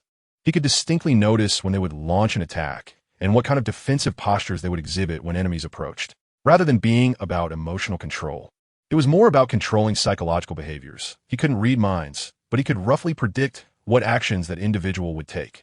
Of course, this ability was not very accurate for humans, as many people, despite being furious and wanting to hit someone, would still restrain their emotions, and in Lin Yu's eyes, they would merely appear to have a tendency to hit. As for the axe of the Emperor's artifact, it was somewhat lackluster. Its ability was to retrieve thrown weapons and change their flight trajectories in the process, similar to playing with a yo-yo. In a real battle among powerful opponents, it was quite a trivial ability, and Lin Yu lost interest after testing it by throwing a few pieces of wood. Still, the control over certain elements was truly enticing. Lin Yu, who had always been obsessed with body sculpting and physical training, discovered for the first time the charm of abilities beyond merely enduring with his body. Imagine this. He was only a few hundred meters away from an enemy, and during the rapid approach, he could perhaps use water elements as propulsion to increase his speed. In water, it would be even more impressive. He would utilize water elements to isolate all space, creating a stage for a one-on-one showdown with the enemy. Surpassing the speed of sound, steadily advancing towards the distant speed of light. Everything was just to bring his fist closer to the enemy's head. Was this the charm of magical-like abilities? What kind of surprise would the thunder of the Emperor's artifact bring me? It was finally time to unveil the last feast. As the only artifact of the Empire that could be compared to its death's devil's essence, the Thunder artifact surely wouldn't be that disappointing. Lin Yu took out the Thunder Emperor's tools, which looked like 2 thick sticks. At that time, when General Bud was using this thing, Lin Yu couldn't help but want to complain, saying that this was not an Emperor's tool at all, but clearly just conductive antennas. There were not many signs of corrosion or contamination for blood on them. Lin Yu closed his eyes and could vaguely feel the sky above him, with clouds rolling and a low rumble of thunder like the roar of a beast. It was usable, but for now, it couldn't be turned into a part of his body. Boom! A bolt of lightning shot down from the sky, striking directly at Lin Yu's body. Damn, that's pretty wild. Lin Yu wiped his charred face, and the slightly longer hair that had finally grown out was swept away, turning into a buzz cut again. Clearly, the Thunder Emperor's artifact did not recognize Lin Yu as its master. In its uncorrupted state, the artifact's consciousness was resisting Lin Yu and even attacked him. I'll lock you up for a month, damn it. In the end, Lin Yu did not experience the effects of the thunder element. If he had to say, there were some benefits. The electrotherapy had increased his body's resistance to electricity. With no other choice, he put away the Thunder Emperor's artifact and returned to the garrison. By this time, the royal capital was approaching dusk, yet it was still very lively. Upon closer inspection, one could see quite a few nobles gathered at the city gate, seemingly waiting eagerly for something. Lin Yu's military uniform was completely shattered by lightning, so he borrowed a tattered robe from a kind-hearted noble, which just managed to wrap around his entire body. Crack! Not long after, the city gate was opened by the guards. The roar of beasts startled the residents inside the city. The The claws of a ground dragon crawled in, slightly cracking the stone pavement beneath it, while the soldiers behind the ground dragon cracked their whips to quiet the unruly beast. The scene on the streets of the royal capital suddenly became grand, as a long line of soldiers entered one after another, either riding exotic beasts, wielding unusual weapons, or clad in conventional armor with axes and halberds. Their attire was completely different from that of the kingdom's soldiers. The insides of their armor were covered in a thick layer of fluff, as if they came from a very cold place. Indeed, the most immediate impression this entire army gave was one of coldness and a sense of impending doom. Most striking was the small hill formed by several exotic beasts in the center of the army, where a stunningly beautiful woman sat with an icy expression, her legs crossed. In her hands, she held several iron chains, the ends of which were attached to some naked men lying on the backs of the beasts like dogs. "It's death! It's death!" A frenzy erupted among the nobles. General Death, who was stationed at the border of the empire, returned to the imperial capital with her victorious army that day, leading the main commander of the enemy forces captured during the campaign against the foreign tribes. Death stood like an unyielding wall at the border, her presence immortalizing the glory of the empire. As always, she exuded an imposing aura, that woman. Among the crowd, Nichirin showed a look of nostalgia. Chapter 160. Planned for the night raid. Because Death was far from an ordinary person. Even the members of the night raid organization could only hide far away to observe her. Nichirin, who had once stood against Death, knew all too well the terror of this woman. One of her eyes and an arm had been destroyed by Death, and the imperial army she commanded had always won wars in the border regions through brutal and merciless means. The imperial tools that woman possessed were simply terrifying. Even if the entire army of the empire were to be annihilated, as long as Death remained at the border, the kingdom's frontier would be as solid as a rock. B0SS. Don't look at me like that. Faced with the worried gazes of her comrades in the organization, Nichirin smiled and waved her hand. There was nothing to be done. There would always be many helpless situations in the world, just like Death's absurd strength. Since the army had already been defeated this time, all they could do was accept this fact and move forward. Maine smiled upon hearing this, but the new country boy beside her still looked a bit confused. He had joined the night raid out of a sense of justice, and the two friends who came with him from their hometown had found decent jobs in the empire through the arrangements of the night raid, doing quite well. However, he was not very sensitive to political topics. "Tasmi, don't be too nervous. Our current strategy is to avoid encountering that woman as much as possible. As long as we don't engage in battle, we'll eventually wait for the day she leaves the capital." Amidst Maine's slightly disdainful gaze, Brand patted the timid country boy on the shoulder. "Sigh, that woman is as spirited as ever. At this rate, will the day we overthrow the empire's rule really come?" Leona stretched her shoulders and lay lazily on the table. Death was in her prime, only about 20 years old, with an incredibly strong imperial tool. In this situation, waiting for her to age was a long shot. Many of the night raid members were older than Death, although they were prepared for a protracted struggle. They couldn't wait until everyone was dead. The night raid members fell into silence. There was no way around it. Death truly felt like a mountain pressing down on everyone's hearts. Nichirin crossed her arms beneath her eyebrows, revealing a hint of smile. "Don't be so desperate. Isn't Chelsea already looking for allies for us? Moreover, that guy has an irreconcilable conflict with Death." Brand sighed. "B0SS, while this is bound to happen, it seems that no matter what the outcome is, it won't be of much benefit to us. We still haven't figured out what that guy Dio's purpose for entering the capital is, and we can't guarantee that he is on our side. If he really defeats Death, things become even more complicated. I know that, which is why I gathered you all. The day the guy fights Death, we must take action. The best outcome would be to destroy both him and Death together. Only then can our long-held wish truly be fulfilled." A warrior's light shone in Nichirin's eyes. In the struggle of the strong, should the weak flee? No, in a balanced contest, the weak might just be the last straw that tips the scales of victory. They could choose to side with Death, or choose to side with Dio, or profit from the mutual destruction of both. Of course, this idea was extremely risky, like ants watching two elephants fight without running away. A small mistake could lead to their complete destruction. However, this was a crucial opportunity worth betting on. No matter who won between the two, it would bring no benefit to Nichirin. Ideals had to be realized by one's own hands. She sent Chelsea to monitor Dio, not to truly seek him as an ally, but to uncover the real reason that man came to the capital. Once this was determined, there would be room for negotiation in the worst-case scenario, preventing a situation like with this death, where the meeting was a matter of life and death.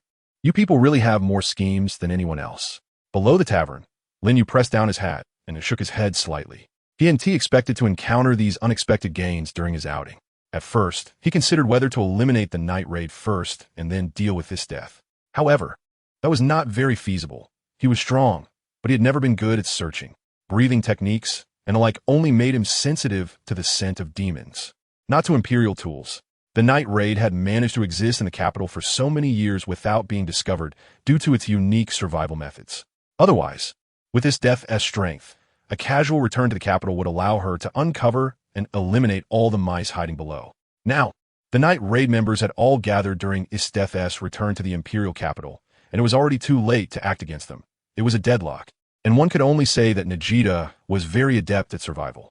After returning to the detention center, Lin Yu pulled Chelsea out from under the bed. Without her imperial tool, she returned to her original appearance, her face flushed, tightly crossing her legs and shifting from side to side. I know. I'll take you now. Due to the night raid, Lin Yu, who had lingered on the street for a while, was looking impatient as he pulled her towards the restroom to solve her physiological problem.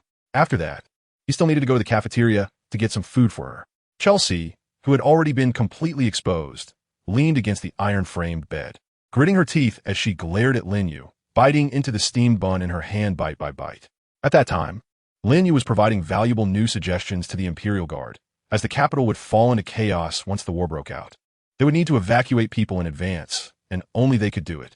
As for the execution of the plan, Lin Yu would discuss it with Captain Oka in advance.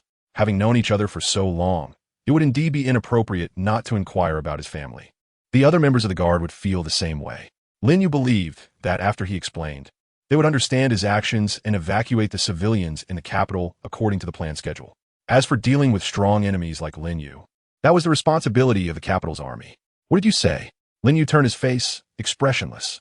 Chelsea snorted upon hearing this, resting her face on her knees and taking another bite of the steamed bun. Chapter 161, The Broken Chelsea. The army's bonfires scattered like stars across the plain outside the city walls, illuminating the desolation of the night. They pushed the captives returned from this expedition onto the execution ground, where cruel punishments such as piercing, live burial, kneeling on stones, burning, boiling in cauldrons, poisonous flowers, and being doused in wax were performed one after another, resembling a grand theatrical performance. The wails of the prisoners echoed across the plain to the capital, a faint and chilling sound that made one's scalp tingle. Chelsea sat in the small room, which felt like a cage, and sensed the cold air seeping in through the open window. Should one fear death? No, it is the absence of death that is to be feared. Should one fear pain? No, it is the absence of pain that is to be feared. That feeling clung to her heart like a demon, and even in her dreams, she could see the dreadful fate awaiting her, while the harsh reality upon waking left her feeling powerless. Chelsea caught a glimpse of the man behind the chair, emanating a profound and cold aura, as unyielding as iron. His mere presence turned this already terrifying room into a genuine torture chamber. What fate awaits my companions after I write this letter? Lin Yu saw her trembling hand gripping the pen. Although her voice was very soft, there was still a strong sense of determination, like the last bit of stubbornness. They would survive. Chelsea turned her head, her eyes red, staring intently at Lin Yu. Lin Yu leaned against the bed and sighed helplessly. You women are just so unreasonable, liking sweet lies but insisting on making those lies come true, demanding that everything move towards the most beautiful direction without rest. If that's the case, why not just finish everything and go to sleep? In dreams, anything can happen, right? Just kill me. Hurry up. Now. Right away. Chelsea covered her face and cried, but her body still moved involuntarily. The imperial instrument of the flute was controlling her body, even when her consciousness was fully awake. Is it really like this? Lin Yu smiled. It seemed that Chelsea had convinced herself that she did not have the ability to resist the imperial tools, and thus could only accept this fact. The imperial tool of the flute happened to be able to play a role at this moment. Originally, the imperial tool of the flute did not have such capability, but after the addition of demon blood, it did. Stop. Stop. My body. Don't play childish tricks there, Miss Chelsea. Lin Yu's cold snort made Chelsea stop shouting. Just because he didn't mind the people outside hearing the sound from the room, it didn't mean he could let Chelsea spill everything. Who knows if there would be reckless people spreading it outside. Lin Yu tried to keep his voice at a level that the nearby dormitory couldn't hear. What makes you think that the letter you've written can take the lives of your companions? Take a closer look at what it says. Chelsea came to her senses and turned to look at the letter. It was written by Dio, using his stand to force her body to write. It wasn't some false information, but rather her realization during the investigation that Dio was extraordinarily powerful, perhaps even more than all the stand users in the organization combined. Therefore, based on the current strength of the organization, Chelsea felt that the best choice was to retreat and temporarily leave the capital. If this had been written before Dio killed General Bud, Chelsea might have thought that Dio was just a paper tiger, not to be feared. However, after spending these days together, she fully believed that this guy was definitely yearning for battle. He was undergoing unimaginable training every day, as could be heard from the guards passing by outside. He was a living monster. In comparison, the intensity of the night raid training seemed like child's play next to him. That was the gap in strength. This letter merely stated this fact. What conspiracy do you have? Conspiracy? Lin Yu was amused. He just wanted Nagita to weigh the situation and then have a one-on-one duel. If not, then he would face Akame and his death together. After all, he had recently gained a new ability from the Imperial Arm, so he would always find a way to cope. Compared to his usual training, he really didn't put much thought into Chelsea. At most, it was like taking a pet for a walk, feeding her, and alleviating some daily boredom.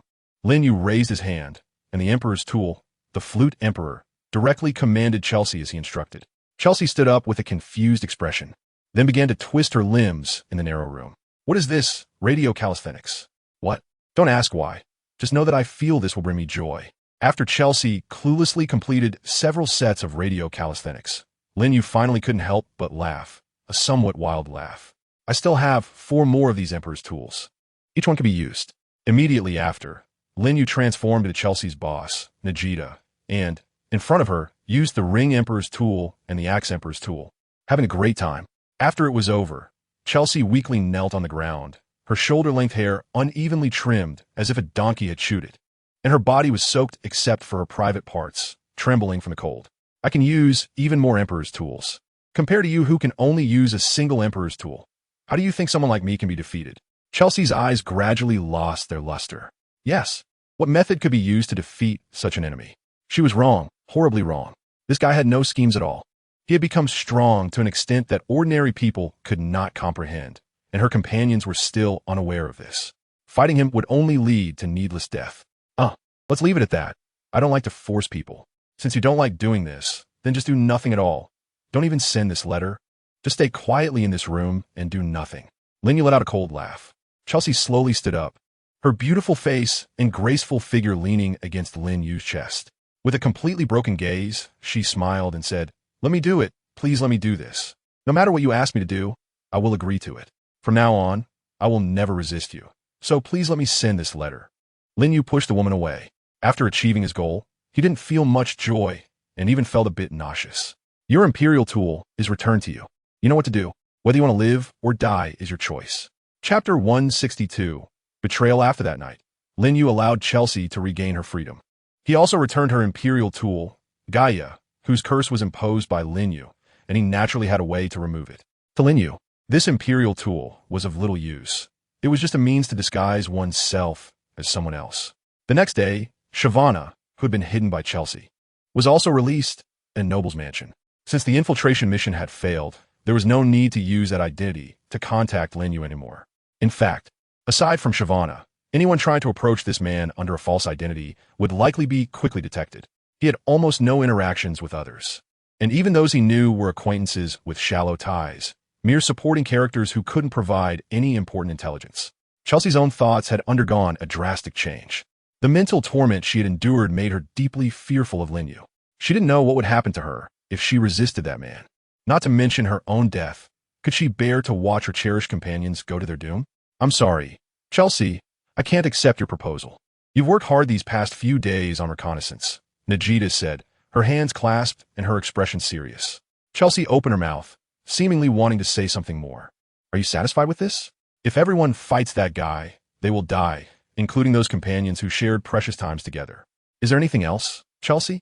Seeing that Chelsea was reluctant to step back, Nagita was lost in thought about the intelligence Chelsea had brought back regarding Dio possessing several Imperial tools and being able to use them, completely unaware of Chelsea's current mood. Chelsea. Boss, let me take her back to rest. She never listens to these miscellaneous reports anyway. Just tell her where to go and what to do for the mission. That's fine, Nagita nodded. Chelsea then noticed that her companions were all looking at her with worried expressions. How ironic. It was them who should be worried. In the lounge, Chelsea remained silent, slowly removing her clothes, taking off the black stockings from her long legs, and changing into new clothes.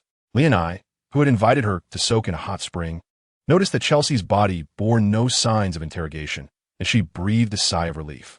Fortunately, you weren't hurt this time. That's great, Chelsea. Chelsea opened her cabinet and took out a towel and bathrobe, her beautiful profile still showing no expression. Normally someone who loved to tease others. She seemed exceptionally silent at this moment, as if she had become a different person, making Leonai, who sensed something was off, awkwardly point to her face.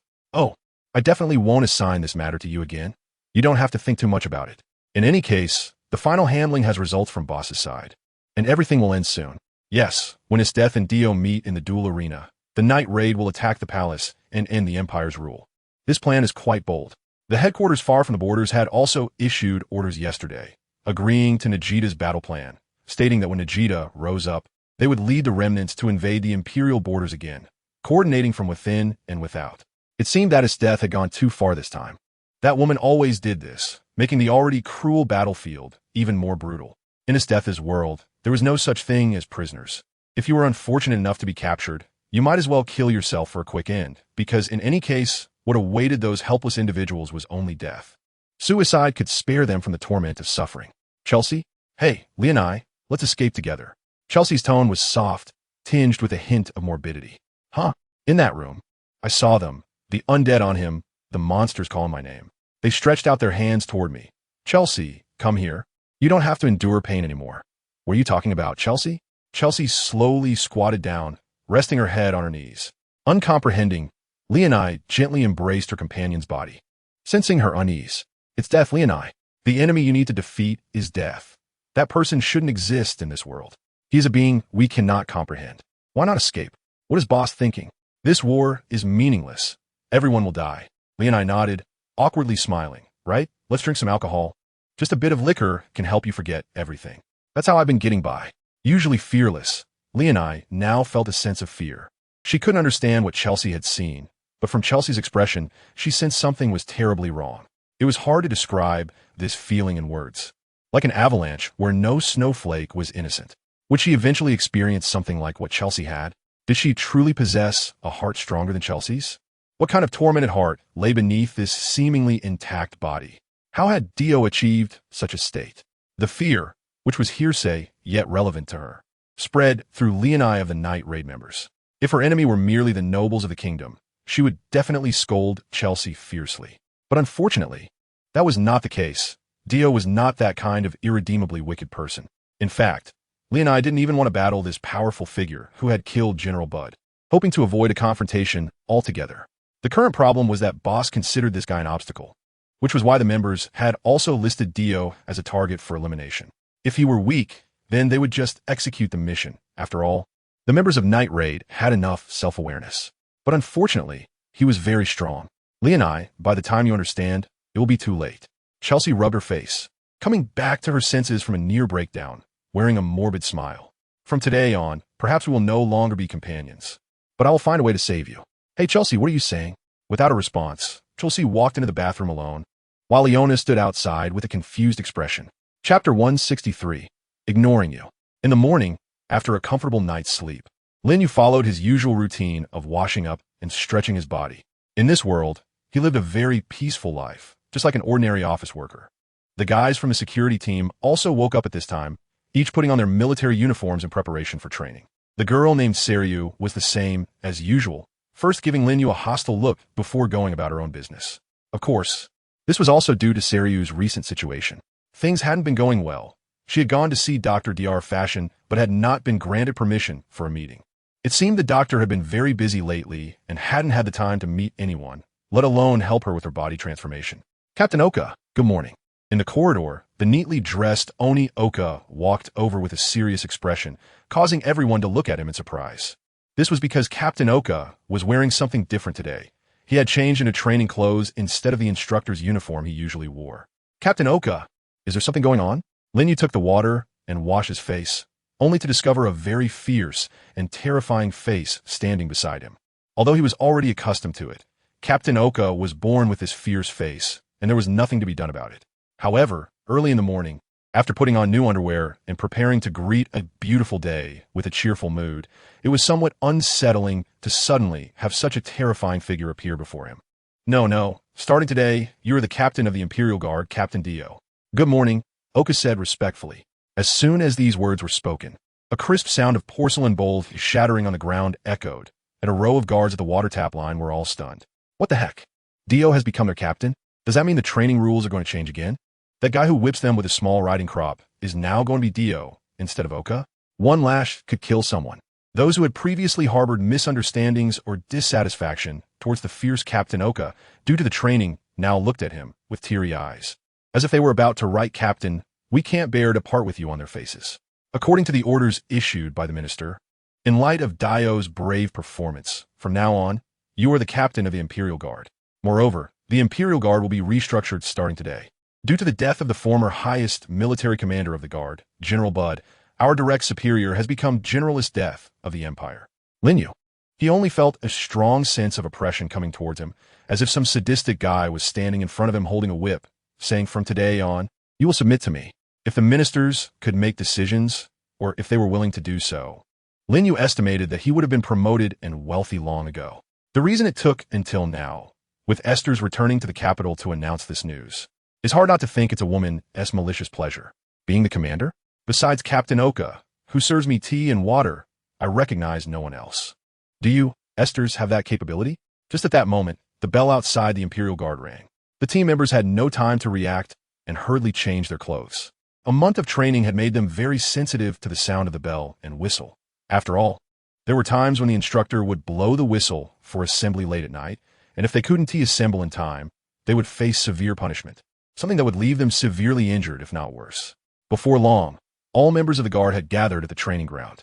Captain Oka, who had been promoted to vice captain, stood aside in the ranks, while the guy who was promoted to captain by the discerning minister walked out from the inner room in ordinary training clothes, looking quite impatient. Who blew the whistle? Reported Captain Dio. It was me. A member of the team stammered as he spoke. He had often confused Dio with Captain Dio before, and now that Dio had really become captain, he didn't have to make mistakes anymore and called out fluently. Lin Yu turned his head, and there was no need to ask anything further. Outside the gate of the Imperial Guard, a tall woman was standing beyond the security line. She was dressed in a white military uniform, wearing a hat, and her light blue hair fluttered in the wind.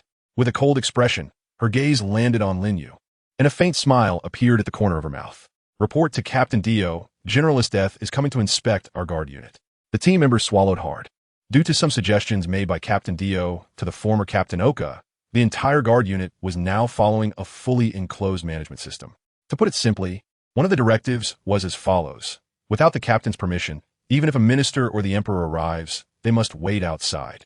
If this rule is not followed, extremely severe penalties will be imposed. Of course, the last time Captain Dio brought an unfamiliar woman into the guard unit was not considered a violation. He must have discussed it with the captain beforehand. The guarding team members could only think this way. Besides that, they had to strictly adhere to the rules, even if the other party was Generalist. Fortunately, the general was quite reasonable and did not make things difficult for the soldiers. After hearing this rule, she actually stood outside and waited obediently. What are you waiting for? Hurry up. Captain Oka looked at the team member with anger. Is this guy out of his mind? That's his death. We should quickly let her in and serve her tea and water. How can we leave the highest military commander waiting outside? Unfortunately, he was now the vice captain. Captain Dio raised his hand, his face expressionless. Our mission as the Imperial Guard is to protect the lives and property of the residents in the royal capital. Even if the commander comes to inspect, we cannot stop our work. All personnel, to your positions. Training starts now. Just like before, no need to panic. Yes. Captain Oka noticed that Dio's orders seemed to be more effective than his own and, of course, was already accustomed to it. However, he was still a bit anxious. Captain Dio, Generalist, is still outside. Should we? Lin Yu pressed down the brim of her hat. She liked to watch, so let her stand outside and watch. Now, I am a captain, the highest commander here. Do you think just because she is my superior, I should open this door for her? It seems that merely being the supreme commander of the empire and your superior is not a sufficient reason. Oka instinctively felt that this statement was very accurate. After coming to his senses, he chuckled foolishly for a moment and stopped thinking. Chapter 164. First contact in the Imperial garrison. There is an unwritten rule. The regulations within the team take precedence over the captain's orders. And Dior's words take precedence over the regulations. After all the rules are written by Dior himself, and he enforces them more suffocatingly than anyone else. A team member once tracked Dior's daily behavior and found that whether it was mealtime or shower time, he was the kind of person who adhered strictly to the team regulations, maintaining a constant state of fear down to the second. The deviation in the time spent on daily activities would not exceed 5 seconds. He lived like a precision machine, so even apart from the team regulations, one had to be completely convinced by him. Thus, when Captain Oka realized that the garrison had undergone a change in leadership, it was already too late. He could only attend the regular training in his training uniform as the vice captain. The so-called power of the Empire and dirty collusion did not exist here in the garrison, regardless of her family background. Disobeying orders here only had one outcome. Either you would be beaten into submission or beaten to death. The team members had been going through this for a month, and any resignation letters would definitely not be accepted, because unless you could lead your family away from the Imperial capital, Dior's team members would personally take you to talk with your family, asking you why you wanted to quit. Don't slack off, you reckless bunch. Instructor Dior raised the small whip inherited from the former captain and struck it hard against his tall boots. His passionate voice echoed throughout the training grounds, making those who were already training hard tighten their nerves and throw themselves into training even more vigorously. Outside the garrison, the Imperial general, who was revered by her subordinates as a queen, his death gradually lost the smile on her face, turning cold. She wanted to know if she was being ignored, but she could not personally ask. It was clearly still the warm spring season, yet the world inexplicably turned into a white expanse. A cold wind swept through, covering Mr. Dior's face with a layer of deep frost, yet his actions did not stop, commanding the people in the field to train in an orderly manner. Lin Yu felt a bone-chilling cold, a sense of impending crisis lingering in his heart. If he had devoured Tong Mo back then, perhaps he wouldn't have encountered so much trouble. However, upon reflection, even if he had consumed Tong Mo with his physical condition at that time, could he really absorb his poisonous blood? Demon blood is not like snake venom. It doesn't spread or corrode unless there's a wound. It is highly corrosive, and its destructive power is akin to drinking aqua regia, while Tong Mo is like aqua regia mixed with a lot of glass shards. Even if Lin Yu's digestive system were exceptional, he probably wouldn't be able to handle it. Without any ice attribute resistance, his body felt a real sense of threat under Isteth's imperial tool, which was as sharp as a cold winter. The trainees in the area were so frozen that their snot had turned solid, looking pitifully toward Lin Yu. Isteth stood with her arms crossed over her chest, holding her head high. She was waiting for someone to come and personally open the door for her. However, Instructor Dio showed no intention of doing so. He roared, startling everyone in the training ground. Get your spirits up. You guys just finished breakfast. You might encounter even harsher environments in the future. Can you let such a small difficulty stop you? Get running. What a joke. She is deaf. Wouldn't he go and ask around in the Infinite City? Would he indulge someone who put on airs in front of him? There are indeed people in this world who can make Lin Yu bow his head, but Isteth is definitely not among them. Roar? Isteth coldly smiled. She chose not to continue using her imperial tool. She was indeed the cold ice queen in the eyes of ordinary people, but that was only in the eyes of enemies. If she were to lower the temperature further, she didn't know if Dio would die, but the members of the Imperial Guard present would definitely die. She wouldn't risk the lives of her subordinates just to save face. This thought was naturally grasped by a certain individual who was determined to walk his own path to the end. He was different. No matter how many members of the Guard died, he wouldn't feel any psychological burden. On the contrary, after they died, he would have to shoulder the responsibility of captain to avenge them. In the end, Isteth took a step forward, and in front of her, a staircase appeared out of nowhere, gradually crossing the warning line. Her elegant and beautiful figure stepped onto the frozen ground, resembling the most stunning scenery in winter. Will you fight? Isteth walked in front of Dio, each step heavy enough to make the members of the Imperial Guard nervous, wanting to escape the scene. Their instinct as living beings told them that this place was too dangerous right now. Yet in the end, no one dared to take the first step. Captain Dio, on your first day in office, you seem quite dissatisfied with me, your superior. Don't you acknowledge my authority? Not at all, General Isteth. You underestimate yourself too much. How could Captain Dio not acknowledge your authority? He doesn't acknowledge anyone's authority. Captain Oka, who had been in contact with this man for a long time, was convinced that someone like Dio, who dared to directly invade the palace on the first day of arriving in the capital, killing the Empire's highest military commander and then returning to the guards' dining hall to sit and enjoy a cup of coffee with rye bread. Wouldn't take anything seriously. Captain Oka closed his eyes and looked up at the sky. Oh, this is... Lin Yu turned his head and smiled. It was quite arrogant and provocative, at least in Isteth's eyes. This man was deliberate. He just wanted to fight. Isteth's expression immediately darkened. Lin Yu seemed oblivious as he turned his head and said, Captain Oka, could you introduce me? Captain Oka's face looked extremely unpleasant, as if he had eaten a moldy piece of bread stored for a month and had to accompany it with a meat pie full of maggots. He really hadn't done anything and found himself inexplicably caught between the two. He took a step forward, and the aura emanating from the Ice Queen beside him made the left side of his body feel a sharp pain, as if his blood had frozen. This is our commander, the general guarding the frontier of the Empire, the current highest military commander of the Empire, General Isteth. Chapter 165, Direct Action. I see, General Isteth. My subordinates and I are training according to the Empire's garrison regulations. Did you come here with any instructions? Lin Yu opened the door and got straight to the point. He didn't salute or shake hands, glaring at Isteth with fire in his eyes. Indeed, he was angry. Just think about it. On such a sunny morning, you put on new underwear, donned your military uniform, preparing to become stronger using the equipment in the training ground, and at such a passionate moment.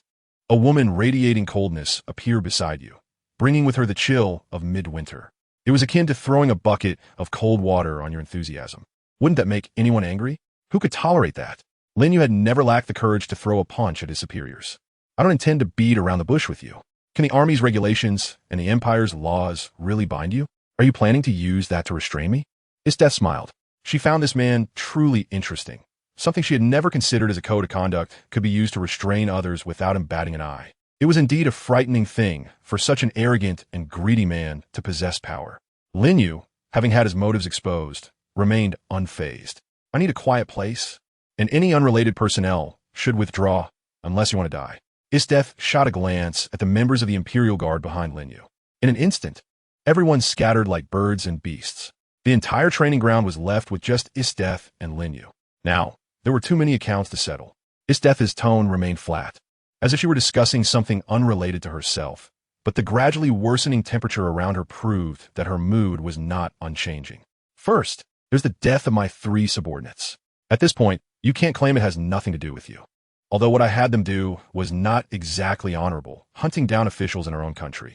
This is something that probably couldn't even be documented with the ministers. You don't need to know my purpose.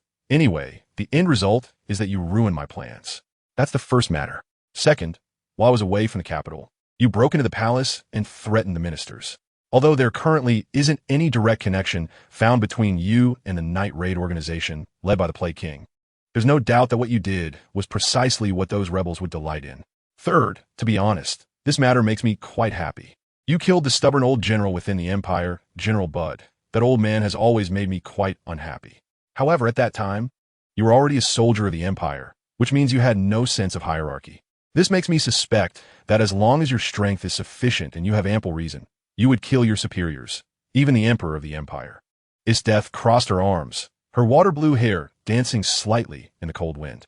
She appeared somewhat petite compared to Lin Yu, yet still looked very tall, exuding an aura of an ice queen, as if she were above everything. The tightly bound military uniform seemed slightly small against her prominent chest. She smiled coldly. So, what exactly are you yearning for? Lin Yu frowned. Such matters cannot be explained in just a few words. The purpose of it all doesn't really mean much to me. To put it simply, in a nutshell, can you fight me? Like General Bud? Just like him. Isteth restrained her smile. Can I take this as a provocation towards me? Lin Yu sneered and said, think whatever you want. Isteth slightly gritted her teeth. She believed that Bud had considered similar things when faced with this situation. If it were the old her, she would definitely have readily agreed to this man's request and then granted him death. Alternatively, if she were unaware of this man's situation, she would have directly fought him. But now it was different. The person she hated the most was not Dio, but the foreign race. In other words, before returning to the royal capital this time, her intention was to organize a group of capable subordinates to insert nails of the foreign race into the royal capital, which meant to eliminate them in a night raid. When the 3 beast warriors died, she had also planned to kill that troublesome guy directly after returning. However, after General Bud's death, the nature of the situation changed. The ministers repeatedly stated that the Empire could not take any more risks. If she lost her last pillar, now there was only her, the highest commander, who could command the army. Even if she wanted to have a childish duel with this guy, her identity did not allow it. This request was too unreasonable. Of course, if you are willing to help me with something, perhaps I could agree to your request. Isdeth thought for a moment and revealed a smile, as if she were being generous. What a joke. You little slut in revealing clothes. Lin Yu grinned as he took off his gloves, stretching his muscles with a crackling sound. No need. I'm good at giving myself opportunities. Right here, right now. Let's do this. I'll kill this woman and claim her imperial weapon for myself. He swung a punch directly at Esther's head. The ice and snow walls collapsed instantly, and Esther's retreated rapidly, the buzzing wind of the punch still ringing in her ears. The upper half of this man's clothing had completely exploded, revealing muscles as solid as rock. The sudden attack made Esther's frown. If she had taken that punch head-on, the news in Empire tomorrow would probably be about the second highest military officer dying at the hands of the same person, turning the Empire into a laughingstock, and the already restless lower-class citizens would likely rebel. But what was going on? Esther felt a surge of heat in her chest, rushing toward her imperial weapon's mark. It's been a long time since I've encountered such an enemy. She took a deep breath, a mad smile blooming in her ice-blue eyes. I really hope you're strong enough. It must be incredibly pleasurable to crush a powerful man like you. I hope you don't die too soon. Come on, you little bitch in military uniform. Let's see who kills whom today. Lin Yu sneered, rubbing his fists. The crude words made Isdeth frown slightly, a complex emotion surging within her. No one in the entire Empire dared to speak to her like that. He was the first. A bit excited? How ridiculous. Isdeth was somewhat angered by her own thoughts. In the frozen world, countless cavalry clad in cold armor suddenly emerged, filling the air with a chilling and murderous aura. Chapter 166. Breaking the move, the saying that one person can stand against 1,000,000 troops is not just for show. The Empire's strongest imperial weapon, the manifestation of the demon god, demon's essence, was most outrageous not because it could freeze the surrounding space and change the rules within the area, but because, in this space, Isdeth was truly the Ice Queen in every sense, able to infinitely regenerate her soldiers on every inch of land. The ice soldiers surged like a tidal wave, rising from the ground and charging at Lin Yu with weapons in hand. At the moment Isdeth moved away from Lin Yu, the ground beneath him instantly froze. His legs sinking deep into the ice, the cold aura gradually creeping up his ankles. As a toy, the human body was still too fragile, not enough to satisfy her. Isdeth sighed softly, having regained her composure. Although she wanted to capture this man, lift his chin with her high heels, and whip his body with a leather whip. Given the current situation, that kind of pleasurable scenario was unlikely to happen. Even if she captured him, this guy would either die or be crippled. Otherwise, if he remained healthy, teasing such a captive would be far too dangerous. Even Isdeth couldn't truly handle that. Like a hunter posing in front of the most ferocious beast in nature, it would be a path to self-destruction. The overwhelming ice soldiers engulfed Lin Yu's tall figure. The blades formed from solid ice, ruthlessly slashing at his body. The plummeting temperature froze his blood, and the area that restricted his movement confined his limbs. Undoubtedly, this was a desperate situation with no chance of victory. No one in this world had the ability to fight Isdeth alone. She was the strongest in the world. Even if the Empire were to be destroyed, Isdeth would likely still stand firm on this land. Being invincible was an incredibly lonely thing for this woman, like looking down at the world from a cold mountain, trampling everything beneath her feet, yet because of her high position, she could never wait for someone to come to her. Crack. Huh. Isdeth instinctively gasped, her water-blue eyes, as cold as eternal frost, revealing her surprise. That was the sound of solid ice cracking. Crack, crack, crack. Fissures began to appear on the massive fortress covered in snow and ice, showing no signs of stopping, gradually spreading and continuing to extend. Pieces of ice and snow began to fall to the ground, shattering like a glass mirror. Boom! A dull sound echoed. A strong arm burst out from the solid ice, followed by a second one. Both hands clawed at the cracks in the ice, pulling outward, causing the frozen domain to tremble. This is impossible. The temperature has dropped to such a level. Isdeth instinctively exclaimed. Until now, no one had been able to escape from her icy prison. The key reason was not how solid this prison was, but the temperature. A large part of human activity relies on blood flow. Areas where blood cannot circulate will die from lack of oxygen. When frozen by Isdeth's imperial weapon, it forcibly solidified all the blood in the body, instantly turning it into solid ice. Imagine all the blood in the body turning into ice shards in an instant. Is there still a possibility of revival? However, his death had underestimated him. It seemed that even the coldest ice could not freeze this man's fiery and powerful body. Boom! The fortress was torn apart, and Lin Yu stood in the center of the frozen area like a beast, excitement and trembling barely visible within his blurred figure. All internal organs frozen, hands and feet instantly deadened, the degree of bodily damage reaching 70% in an instant. Unable to move, the body lost its meaning of existence. The demon blood frozen, unable to repair. He could only rely on the demon blood stored within the Thunder Imperial weapon for external repair. This meant that relying solely on his body, he absolutely could not defeat the woman before him. If her ice attacks expanded further and reinforced the domain, he could even risk death. As fellow generals of the Empire, the gap was simply too large, but had only managed to inflict superficial wounds on Lin Yu, while his death now possessed the ability to kill him. She could completely freeze the demon blood Lin Yu used to repair his body, while the winter-like chill was only barely countered by the equally named Thunder Imperial weapon. And that was in a state where it could not be used at all, only trying to avoid having its core damaged. However, his death instinctively took 2 steps back. She was slightly intimidated by this man's resilience. That last move could be considered one of her strongest techniques. She had used it to defeat hundreds of thousands of foreign troops. Even in the history of war, it was unprecedented. It was thanks to her imperial weapon that she could capture the commanding general of the foreign army, their prince. Yet, such a move had no effect on the man before her. At least, that was how it appeared to his death. Dio still stood within the frozen domain, only a few hundred meters apart.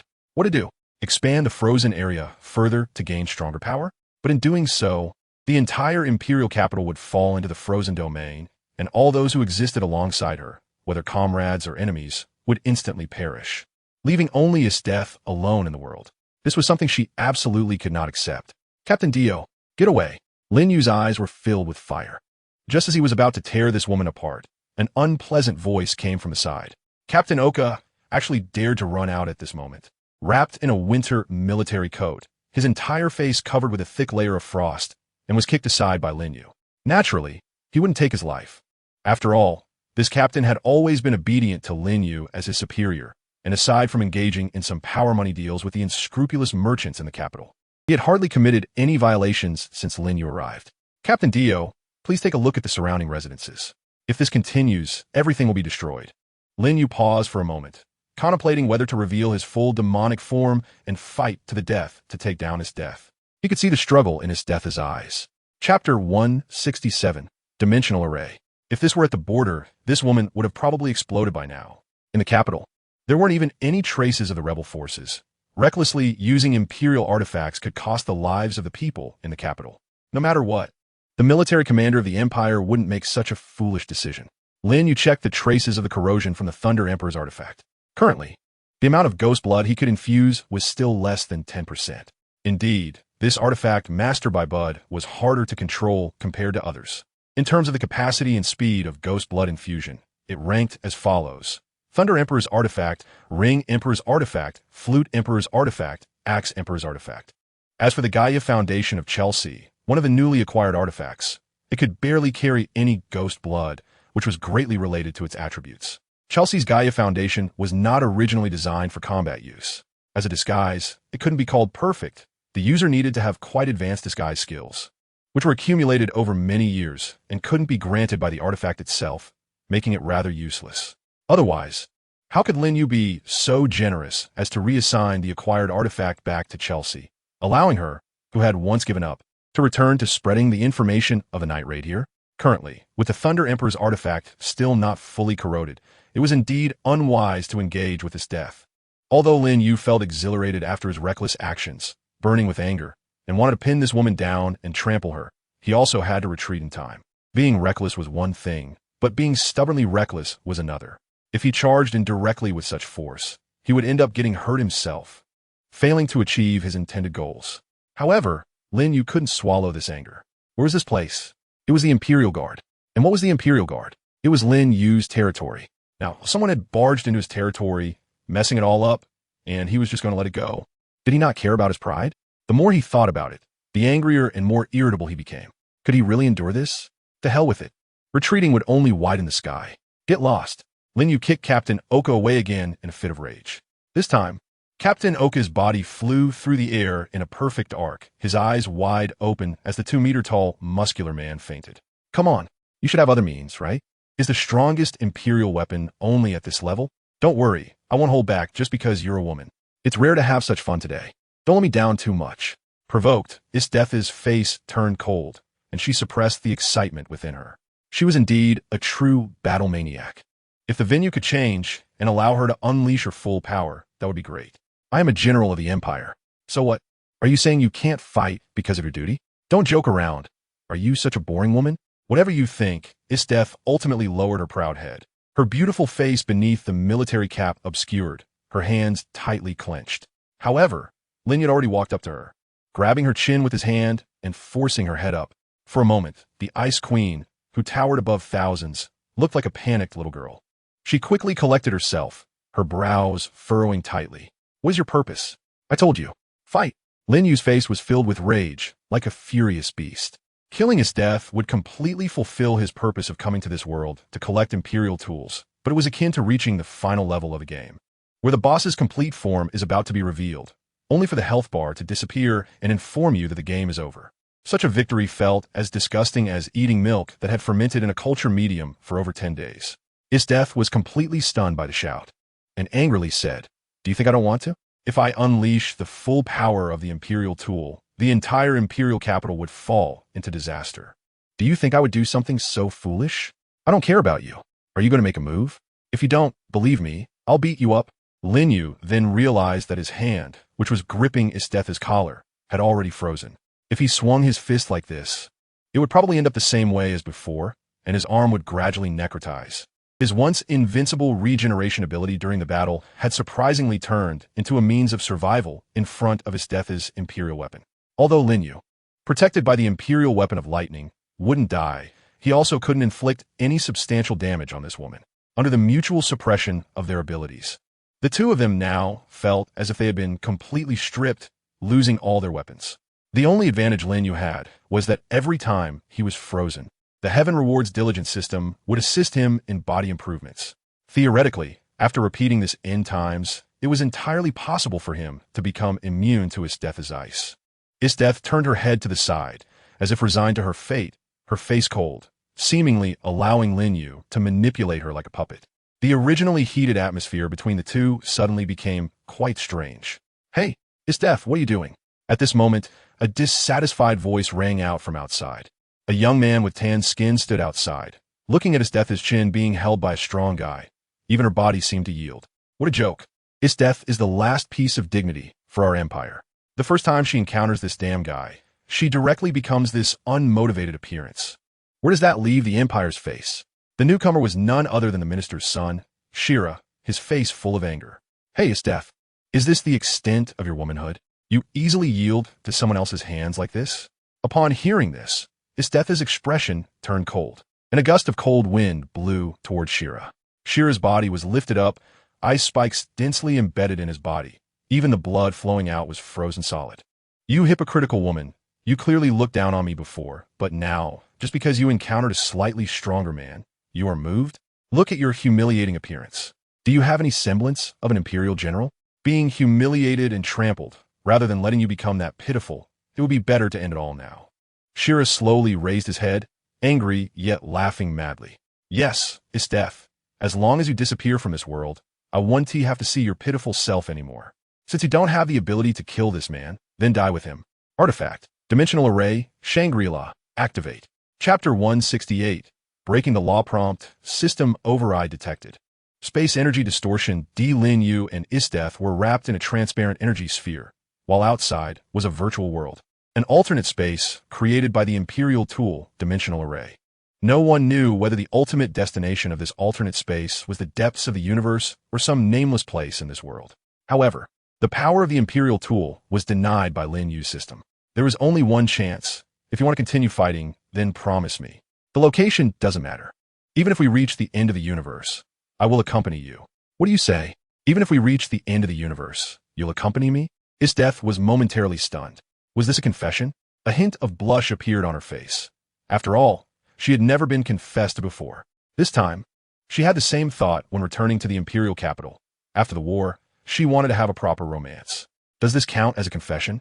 Answer me. Lin Yu spoke with conviction, looking at the woman with a somewhat strange expression. He didn't know what she was thinking right now, but it didn't matter. A real man must fight, even if it means going to the ends of the universe to determine a winner. He had no particular preferences and never immersed himself in pretentious emotions. The only thing he insisted on was, as a warrior, engaging in a fierce duel with his enemies. Ensuring it was exhilarating. As Yu Zue Tianyuan commented, he was a ball of fire, destined to either burn his enemies or himself. Even in destruction, he would never allow himself to extinguish quietly. Time and again, he found himself in destruction. This was his fate. In this world, besides this woman, no one could accompany him. There was no time left. The energy circle of the system was gradually expanding. The sound of the Shangri-La formation, shattering, echoed, and the surrounding mysterious backdrop began to crack, as if the entire world was slowly collapsing. Esther's broke free from the man's strong arm, and once again raised her head like a queen. She crossed her arms over her chest. Let's disappear together at the ends of the universe on our first meeting. Is there any more romantic line than this in the world? A warrior's heart, in love, should be like this. Esther spoke coldly, but a mad smile appeared in her eyes. If you're not afraid of death, as you wish. System prompt. The spatial power is being resolved. Current progress 50, 60, 70. Outside, Shira's legs trembled as she fell to the ground. What on earth was happening? He saw that after activating Shangri-La, those two guys were indeed covered by the force field created by the Imperial tool and disappeared from their original spot. At this moment, a pebble-shaped object suddenly appeared in the space, gradually becoming transparent. Inside, Esther's figure emerged, along with the guy standing in front of her, who lowered his head with a sinister smile on his lips. 80, 85. It's so noisy. Lin Yu's expression was icy. With a loud bang, he pressed both hands directly against the system's protective shield. The body of the evil spirit unfolded, and a complete form was generated. 4 meters, 5 meters, 6 meters, 8 meters, 9 meters. The protective shield generated by the system was based on the highest power of this world, which means that as long as he transformed into a strength far beyond this world, theoretically, he could directly destroy the system's rules. Detecting that the system's protective shield was being disturbed, it began self-defense measures. It started analyzing the destructive object. Please abide by the rules, host. Lin Yu, towering like a demon with blood-red pupils, exuded an aura of disdain for the world. His nearly 9-meter height resembled a small building, leaving Death utterly shocked. She never expected to face such a being. He slapped the system's protective shield with one hand, causing the space to tremble and the sound of shattering to echo. For someone who dared to challenge the rules and risk his life to fight for it, discussing rules was inherently foolish. Everyone in this world is different. If it weren't for the awakened system, Lin Yu might have remained an ordinary and gentle boy until now. The boy is fragile. The boy has nothing. But when the boy masters a power that can challenge this world, his youthful, passionate heart will ignite completely. At this point, don't talk to me about rules. From the moment I obtained you, I knew my fate was one of endless battle. I have never wavered and will not contemplate weak things. So, when I want to roar at this world, you better obediently shut up. The boy's heart is vast and grand, fighting against life, against fate, against himself. As long as there is breath, the battle continues. With actions in this crowded world, in a place where no matter how one struggles, they cannot make a sound. Igniting, captivating sparks. What an exhilarating thing that is. Living. How can one be content with mediocrity? How can one do nothing and die in the crowd? Get moving. To hell with the constraints of rules. Break it. With a final punch, the system's protective shield completely shattered. Crimson Ice System space protection, entering a damaged state. Shira, who had long been too frightened to speak, blankly shifted her gaze away from the unparalleled beast before her. Her Shangri-La Imperial tool once again emitted an unprecedented brilliance. This time, the originally shattered space, along with the monster, disappeared together with Death, vanishing from the Imperial garrison's training ground. This day marked the darkest day in the Empire's history. The general station far at the border, Death, suddenly went missing, leading to the border troops in the royal capital being leaderless. Meanwhile, the night raid operating in the royal capital received this news. They launched the most intense attack on the border troops camp, rescuing several high-ranking military leaders, including a prince from a different ethnicity, as well as some captives. However, those rescued high-ranking leaders were all in a state of mental disarray, unable to continue fighting. They even struggled with basic self-care, requiring assistance from the Night Raid organization. In this unpredictable situation, Nagetta had no choice but to advance the original plan. Chapter 169. The situation in the royal capital. According to General.The's instructions, if she was no longer present, the arrangement in the imperial capital was as follows. Form a hunter team to combat the potential revolutionary army organization, Night Raid.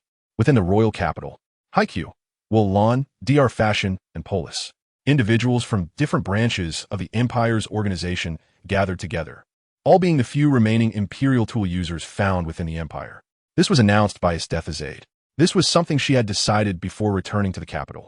Even if she was temporarily absent, the orders would still be executed. The Form Hunter team would become the most powerful organization against the Revolutionary Army's Night Raid. Haikyuu, the girl who possessed the terrifying Imperial tool, the Dead March, 8 rooms, capable of controlling corpses.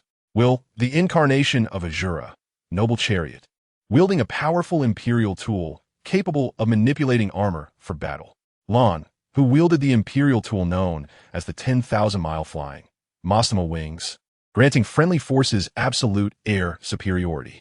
Dr. Fashion, with the Imperial tool, God's hand, perfectionist, able to create various intricate devices and even single-handedly produce a militarized army. Excelling in both repair and healing of human injuries, regarded as the strongest support. Polis, who wielded the Imperial tool Purgatory Summon, Rubigon, capable of burning a large area of enemies and spewing lava, a battlefield meat grinder in large-scale combat, with no one able to escape his fire coverage. These were the few usable Imperial tool users that could be found in the Empire. Estetha had integrated various intelligence to select them from the major institutions within the Empire. Each person had their unique and irreplaceable role, and even in battle, their strength was comparable to a fully equipped elite army, capable of trampling tens of thousands of enemies. And then, we've already heard about it. General.The has gone missing. What good does it do to gather us together? The battlefield situation is ever-changing. Although the institutions we previously served have dealt with matters related to Night Raid, to some extent, suddenly breaking away from the original organization and forming a unit with a group of strangers, can we really form a fighting force? Moreover, hasn't the military considered this? This could very well be a plot by Night Raid. That disaster-causing individual might be a member of Night Raid. Lang, who came from a teaching background and was usually very calm, helplessly shrugged. The Empire has indeed been in a state of disgrace lately. First the walls were breached. Then the palace was invaded, and now General Bud's death, along with Estetha's disappearance. The cause seems to stem from one person. In other words, such a large empire is being threatened by a single individual. They still haven't clarified whether that individual is a member of Night Raid or what role Night Raid plays in this series of events, whether they're deliberately plotting something. Even Estetha could not handle it. Yet they summoned us from different Imperial troops, looking as if they were ready to risk everything against the enemy. Is this a joke? Isn't that just asking for death? Yes, the area where Estetha disappeared was supported by my unit from the Imperial garrison, and it seems that the minister's son, Shira, was greatly frightened, constantly shouting about monsters. He himself is also an Imperial tool user. What could possibly scare him like that is quite intriguing. Polis crossed his arms in front of him, his muscular frame appearing somewhat awkward. He was nervous too. He had a wife and children. Although he was willing to sacrifice his life for the peace of the Empire, he couldn't just go into battle against an unknown powerful enemy without any information. What if that individual was part of Night Raid? Then disappearing alongside General.The would certainly be within Night Raid's expectations. What about us? How much information do we actually possess in this process? We'll summarize the conversation between the two. The aide was sweating profusely from being questioned, and he waved his hand. Quiet. On this matter, General.The has no room for negotiation. Her orders are to gather you all to combat the Night Raid. The methods, location, and timing are not important. Your task is to eliminate all potential members of the Night Raid that may appear in the capital. Will's face twitched slightly, and Lin deliberately distanced herself from the Dr. Fashion doctor who seemed eager to approach him. Having long heard of Estetha's reputation, her words truly reflected the style of a queen, leaving no room for discussion. Is there food? Black Eyes expressionlessly raised his hand. It seemed this debate had come to an end. As long as one was within the Empire's system, Estetha's orders were absolute, and no one could defy her. Children? Will instinctively wanted to cover his forehead. When he came to his senses, he noticed a little girl, a man in a white coat who looked somewhat perverted, a frail scholar-like man, and a guy wrapped tightly in a gas mask. In the room, It seemed he was the only one resembling a soldier. Was it really feasible to team up with such a group to combat the night raid? Night raid headquarters. An opportunity. This was an unprecedented chance. Najeta stood up, her eyes bursting with ambition. As a leader who had weathered many storms, she was very dissatisfied with the current state of the kingdom, which was precisely why she had joined the night raid. Now, everything had settled. ISDEF was not present. Their main members of the night raid were inside the kingdom. And even General Bud, who had previously stationed in the capital, had been slain. Was there a better once-in-a-lifetime opportunity? After waiting for so many years, they could finally overthrow the Empire's rule. The members of the night raid all raised their heads, filled with fighting spirit. At first, everyone might have different goals, but now they all shared a common objective. As long as they entered the palace, killed the ministers, and pulled the young emperor down from the throne, ending this foolish era was just around the corner. Among the group, only Chelsea remained silent. After the operational plan was announced, they needed to assess the military strength in various places in the capital after his death returned. That woman was no simple character.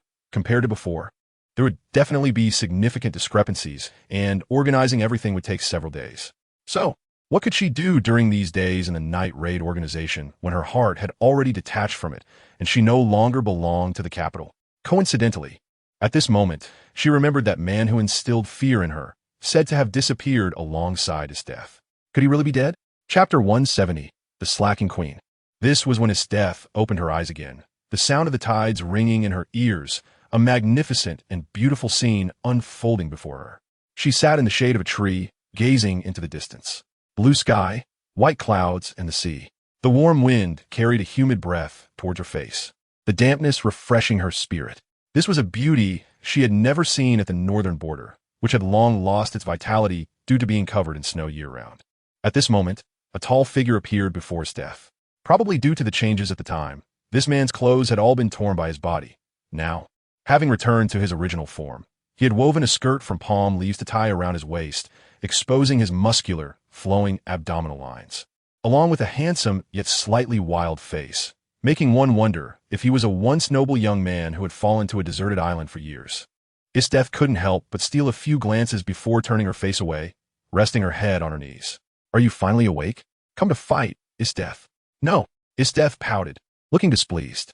If she guessed correctly, this guy must have some imperial weapon that could transform, as it seemed he had shattered space at that time.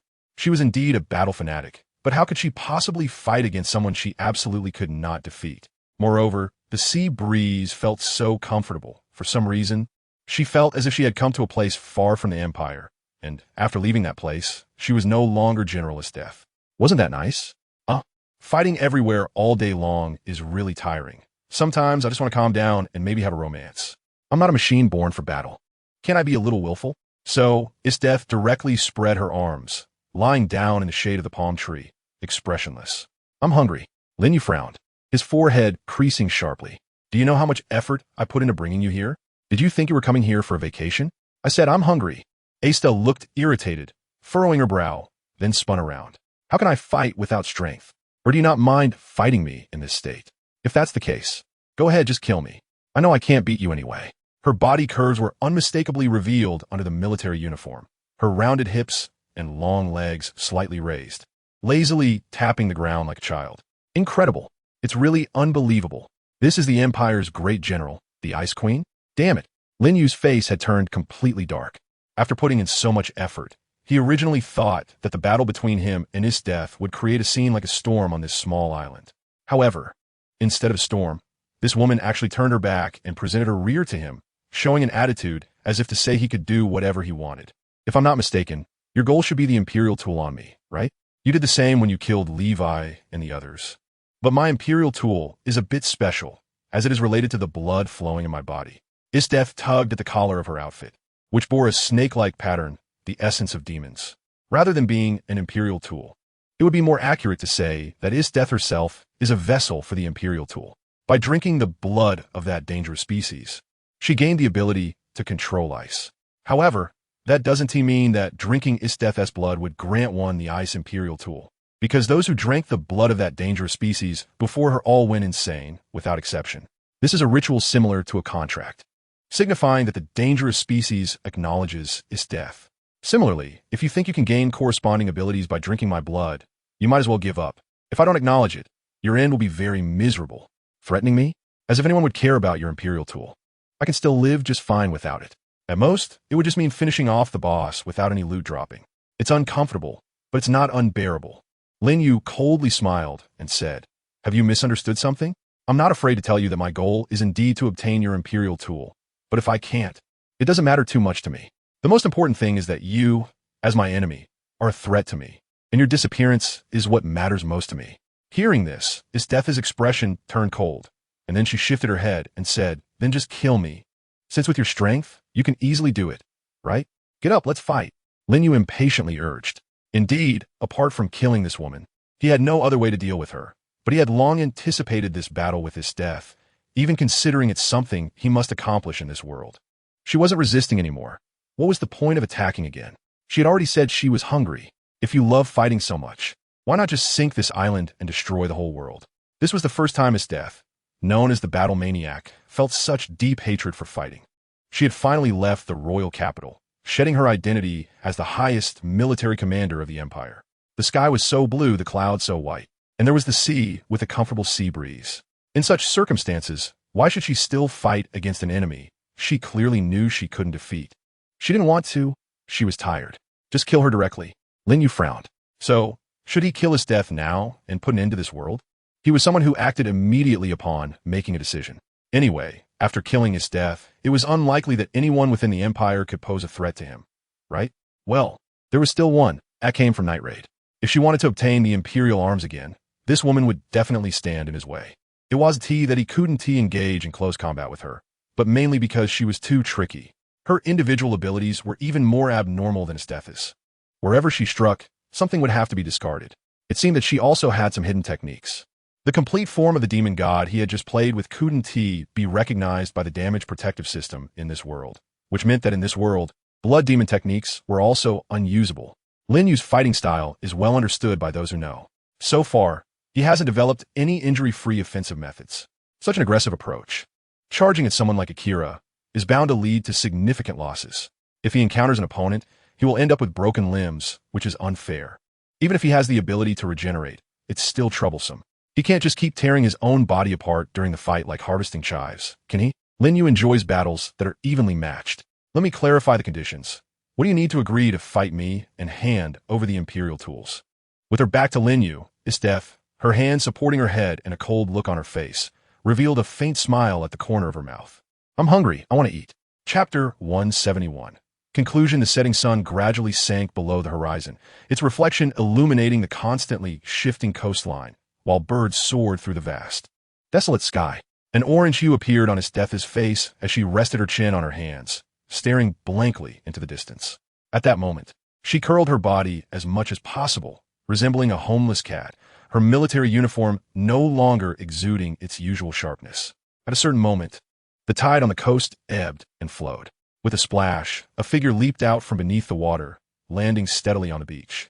With a sculptural quality and flowing lines perfectly defined on his body, he expressionlessly grabbed two wriggling fish and casually tossed them onto the sand. Just one of the fish was over a meter long. Before long, Lin Yu had set up a bonfire. Thanks to Aunt Huizi, he rarely cooked at home. Occasionally, when Aunt Huizi took a day off, Kanawai would step in, and if that didn't work, it would be Butterfly Ninja. The two sisters were traditional women who generally wouldn't let their husbands lift a finger. However, this didn't mean Lin Yu's cooking skills were poor. On the contrary, he usually received praise from his peers when not using wisteria flowers in his dishes. Before long, the sizzling sound of food cooking filled the air, and the aroma drew Death closer. However, she was still somewhat reserved and didn't dare to reach out, instead putting on a pitiful expression. The difference between Death on the small island and her demeanor in the Empire was significant. It could be said they were two completely different people. To be honest, Lin Yu felt disappointed by this appearance. He thought that in such a situation, saying something like, "Hurry up and eat, then we can fight," would make it seem like he had some violent tendencies, which he would never do to a weaker opponent. Of course, if Death could ignite her fighting spirit, that would be another matter. This woman's imperial tool, the devil's essence, was incredibly powerful, and if Lin Yu didn't use his full strength, he might not be able to handle her. Take it. Lin Yu cut the large fish into pieces and then threaded them together with sharpened bamboo skewers. After grilling, they presented a brown, tar-like appearance. This type of sea fish is delicious even without any seasoning. After taking a small bite, Lin Yu handed the bamboo skewer to his death. The great general of the empire seemed to struggle a bit, likely due to her pride. Refusing? In the moment Lin Yu retracted it, she swiftly snatched the bamboo skewer, turned her back, and took a bite. Don't make strange sounds while eating. Oomph. For a brief moment, immersed in the food, Death coldly huffed in response, then buried herself in her work again, a look of happiness appearing on her face. Lin Yu looked up and could see the stars in the night sky. The sound of the rising sea water ringing in his ears, incessant. Where exactly is this small island? It seems that neither he nor Death had ever thoroughly explored this question, but from the system prompt panel, it was clear that they were still in the world of accumulation. The world is cruel, yet there are still places filled with warmth. As the sea breeze brushed against his face, for a moment, Lin Yu wanted to go back to his home. Sometimes, people are such strange creatures. They have long told themselves to be strong and move forward, not to look back, yet in those fleeting moments of stopping, the empty house and the deserted streets. Perhaps just because the weather had turned cold, suddenly reminded him of someone who often told him to wear more clothes. And then, he wanted to put everything down and go back. Do you have a way to go back? Death held the fourth skewer of fish meat in her hands, her eyes carrying a hint of probing. Guess. The second day, the third day, the fourth day. Life was almost unchanged.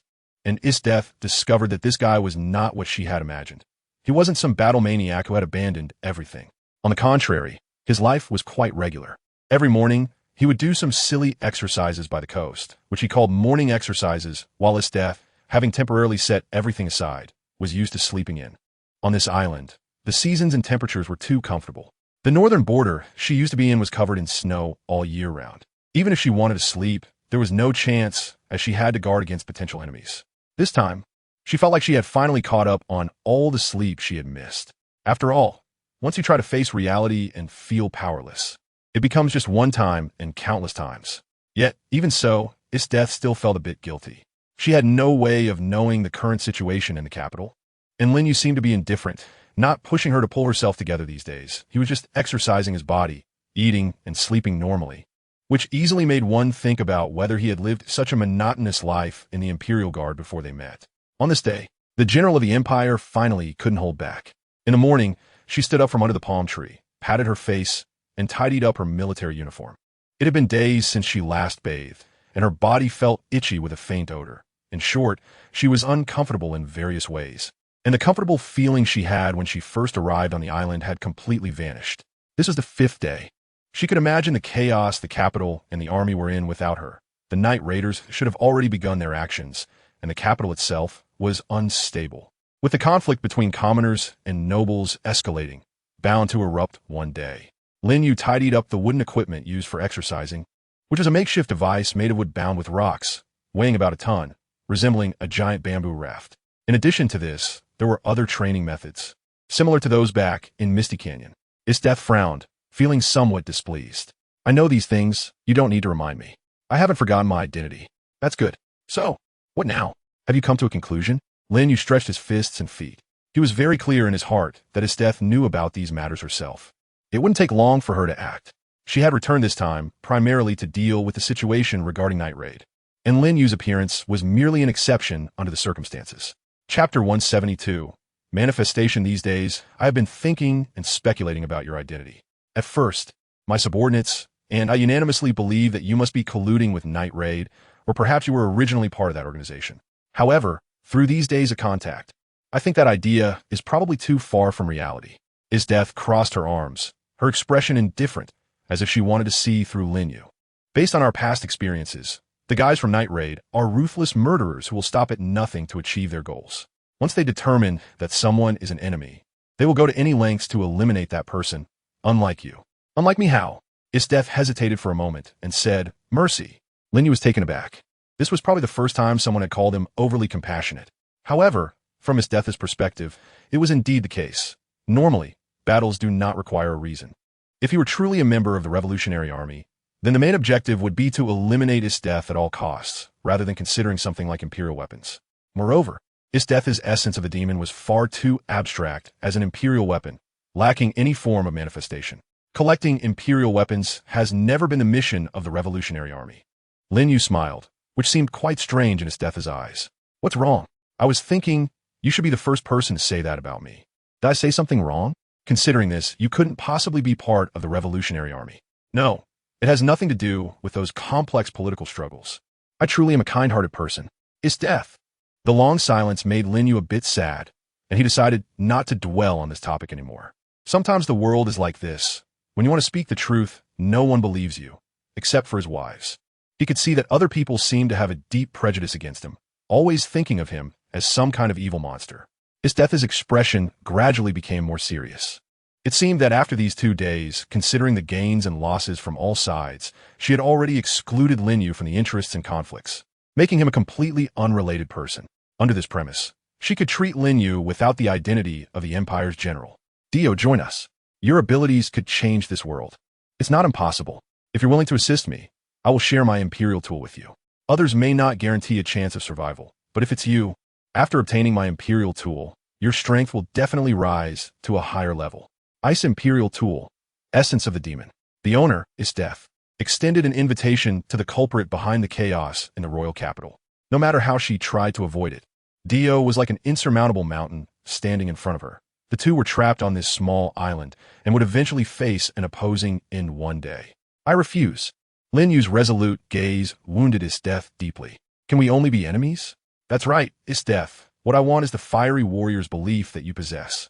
I have always believed that the strong in this world are inevitably lonely, those who do not fit and will never attract others' attention. If there is anything that shines, it must be the belief they uphold to achieve something they are committed to at all costs. You, who have lost your fighting passion, are no different from an empty shell in my eyes. Loneliness must also have its meaning. Humanity's greatest shining point is to acknowledge that there are shining points within oneself, always holding on to a positive passion to pursue what one wants to do. It doesn't matter if one is not understood or continues to fail. Being a fool who dedicates a lifetime to something is meaningful. Lin Yu was pleased to see such a proud Esteth. Her heroic demeanor was admirable to him. You, dressed in military uniform, shouldn't be so fragile. If you really want to show me your vulnerable side, then at least before that, let me shatter your strength. This battle is far from meaningless. For me, it may be the fiercest fight I have in this world. For you, the general of the Empire, the meaning of life, the things you seek, must be defined by yourself. Go and fight for it, not like a defeated enemy begging. Lift your head, like a warrior. Sure enough, you really are impossible to communicate with. Esteth raised her head, a faint smile appearing, and then she became even more excited. The atmosphere around her was gradually changing. Although she wanted to live comfortably in this place for a while longer, or perhaps it wouldn't be so bad to spend a lifetime together. After all, there's so many people in this world. Just looking at that monstrous guy made her feel less alone. When she spent time with him, she truly felt alive. Not like an outcast. This feeling, as a warrior, was truly despicable, and it was pointed out by the other party, leaving her no dignity at all. How dare he refuse her request and treat her this way? There is no one like him in the entire Empire. I have decided, Dio, I will defeat you, and then keep you by my side forever. Huh, if you could do it, then come and try. Lin Yu smiled slightly, growing more excited. Two monstrous figures stood opposed on the beach under the setting sun. The surrounding atmosphere underwent a dramatic transformation. The air currents began to swirl, thunder rumbled within the clouds, and the ground froze with ice, as if two giant beasts were roaring fiercely between heaven and earth, about to tear each other apart without hesitation. At this moment in the imperial capital, the minister's son, Sila, was horrified and sat down on the ground. Outside the royal city, there was a commotion. The rebel army was inciting the civilians to riot, and all the guards in the palace had gone out to suppress the chaos, turning the entire royal city into a mess. In this situation, his imperial tool, Shangri-La, unexpectedly activated on its own. The entire sky underwent a drastic change, and the scene shifted to a small island where the figures of two people were clearly visible. One could even see the expressions on their faces if they looked up. Esther and the demon Dio, what was going on? At this moment, whether it was the guards in the royal capital, the onlookers from the lower classes, or the nobles, almost everyone was bewildered. They could not understand why these two individuals appeared there, but a rift opened in the sky, revealing such a scene in the void. Looking at the radiant light emanating from the imperial tool, Silo was stunned. What was happening? Chapter 173. Turning face while Silo was at a loss for understanding. Lin Yu on the other side had some clarity. It seemed that the system's defenses had been shattered and were not yet in a state of recovery. while Lin Yu had forcibly enhanced his state to battle Esther, causing a series of reactions related to space, which led to this live broadcast of the entire world of accumulation. Lin Yu was aware of this, while his death seemed to be oblivious.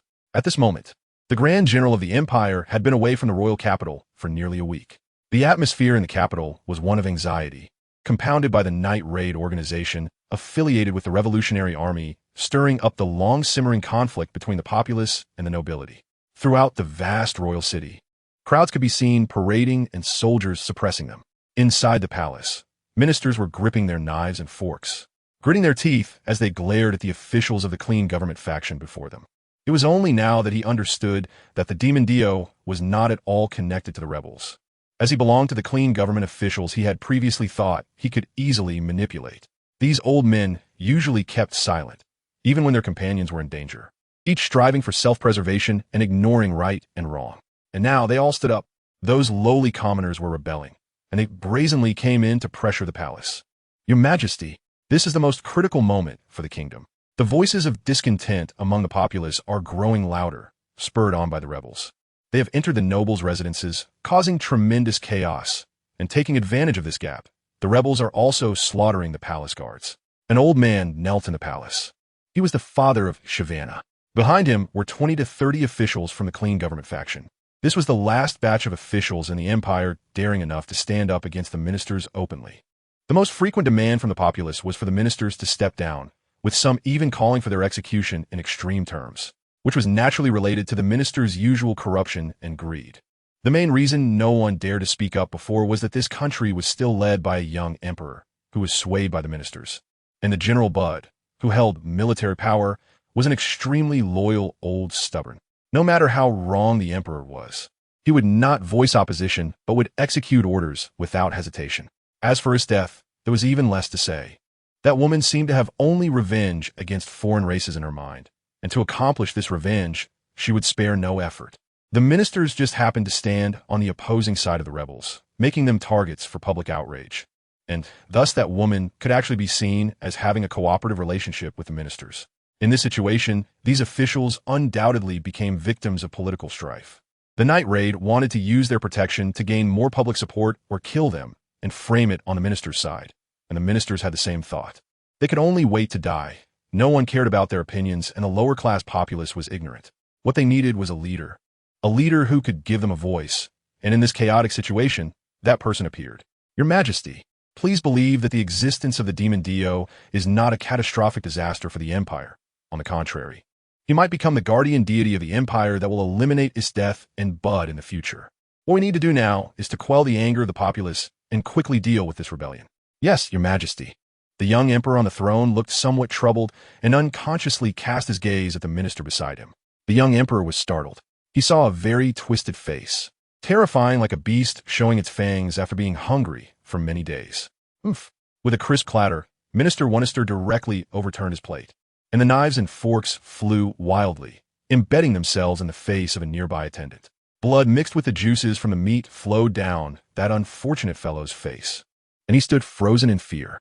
No hostility? Look at what that guy has done during this time. A mere commoner, openly breaking into the palace, violating the law, and killing the Empire's highest military commander in the dueling arena. Now, as the captain of the Imperial Guard, he dares to provoke the Grand General stationed at the border during this chaotic time. How can you say that this guy is not colluding with the rebels? Huh? If before, Minister Wunister had ever fantasized that perhaps Dio, as a simple battle maniac, could be utilized to help him eliminate political enemies like General Bud at most, the ministers would be slightly constrained by him, gently persuaded, treated like ancestors, and there would be no problem. At worst, he would just be a second his death. After all, the ministers were already accustomed to it, as long as their interests were not touched. If that didn't work, according to the original plan, he could ask his death to let them fight it out, and he could then profit as a bystander.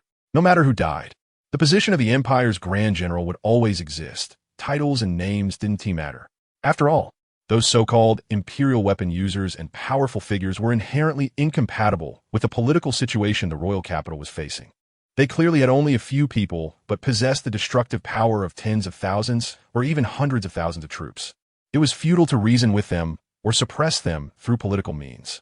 How could mortals fight against gods? The ministers, despite their high positions and power, also found it hard to navigate. The only support they could rely on was the emperor, and they treated his as a revered ancestor. Now it was different. Dio was not the kind of lone wolf. He was clearly entangled in politics, standing on the same side as the minister's deadly foes. These ants had all gathered because of one person daring to challenge him in this palace. How could he still harbor illusions about Dio? He had to make a clear stance and regard the other party as an enemy. Minister, your majesty, my suggestion is to execute all the traitors of the kingdom. They are supporting someone who will destroy the foundation of the kingdom, the demon Dio, the most powerful enemy the empire has ever faced.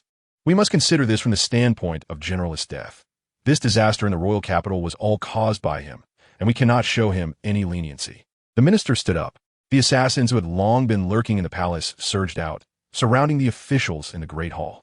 Let me see. Since you are so confident that these cowards hiding in the dark dare to come out and speak for you, can you really defeat that woman's death? I don't believe it. The minister glared at the sky outside, where a great battle was about to break out. Chapter 174, Slavery Nichirin there. It's probably due to the imperial weapon. Currently, we don't know exactly what happened, but that guy indeed clashed with his death. According to informants within the imperial capital, on the morning a week ago, the day after his death returned to the royal capital, she went alone to the imperial guard. What happened afterward is unknown, but that street was completely frozen. In a certain inn in the capital, Nichirin, who planned the entire event, was hiding as the commander. While most of the night raid members under her command, apart from her own humanoid imperial weapon, Susanoo, had been dispatched. Maine and Akame were responsible for assassinating noble members who stood on the same side as the ministers in the capital, while Hill and Brant were tasked with killing high-ranking military officers. Rabuck and Chelsea were in charge of relaying information and arranging the routes for the assassinations and escapes. Leone seemed to have vanished after entering the battlefield, but this was to be expected. She always had a tendency toward the streetwise, making her hardly a soldier who obeyed orders unconditionally. The deaths of both military personnel and nobles could further intensify conflicts, and in this chaos, it was not uncommon for guards to kill civilians, while some civilians rose up to fight back against the guards. However, due to his death's disappearance, the soldiers in the capital found themselves without leadership, leading to many military and civilian standoffs. The night raid took advantage of this to launch attacks and seize the initiative. The current situation was clearly one-sided. Before storming the palace to decisively change the situation, the scene that worried Nichirin the most occurred, the final confrontation between his death and that man.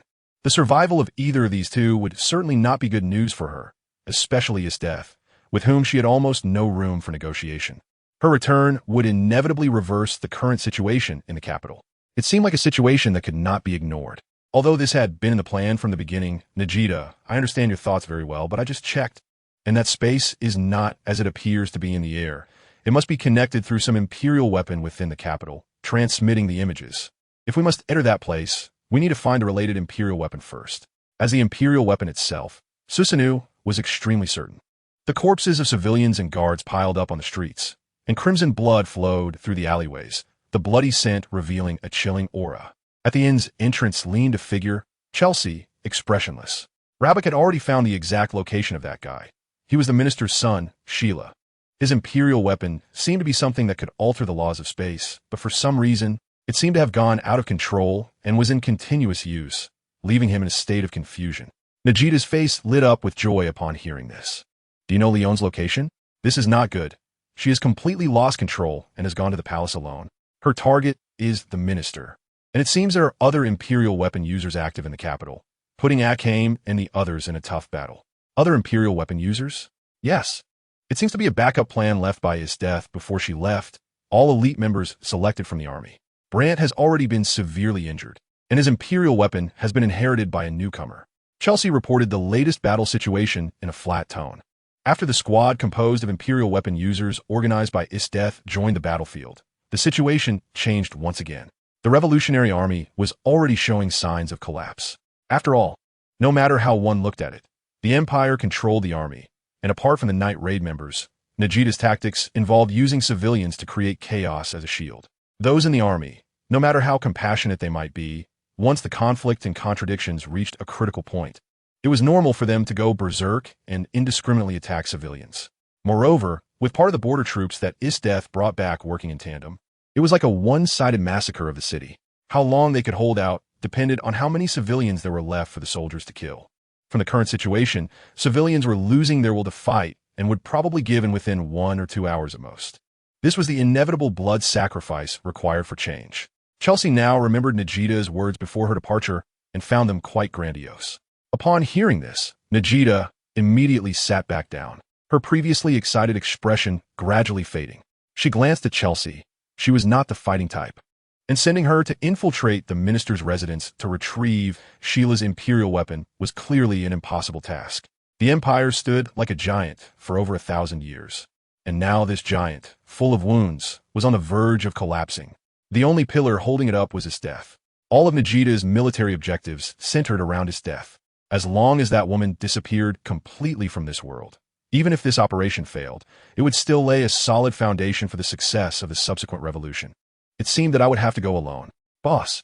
Nagita seemed to have lost some rationality at that moment, and Chelsea's expression changed slightly. What's wrong? It's nothing.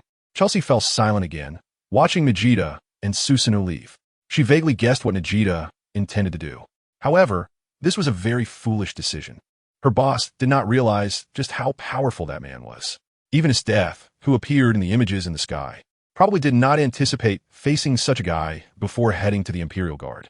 Boss, someone like you, who can abandon everything to achieve your goals, is as shameful as a traitor like me. Someone like us is bound to go to hell. Chelsea looked at her right hand, which bore a blood-red mark.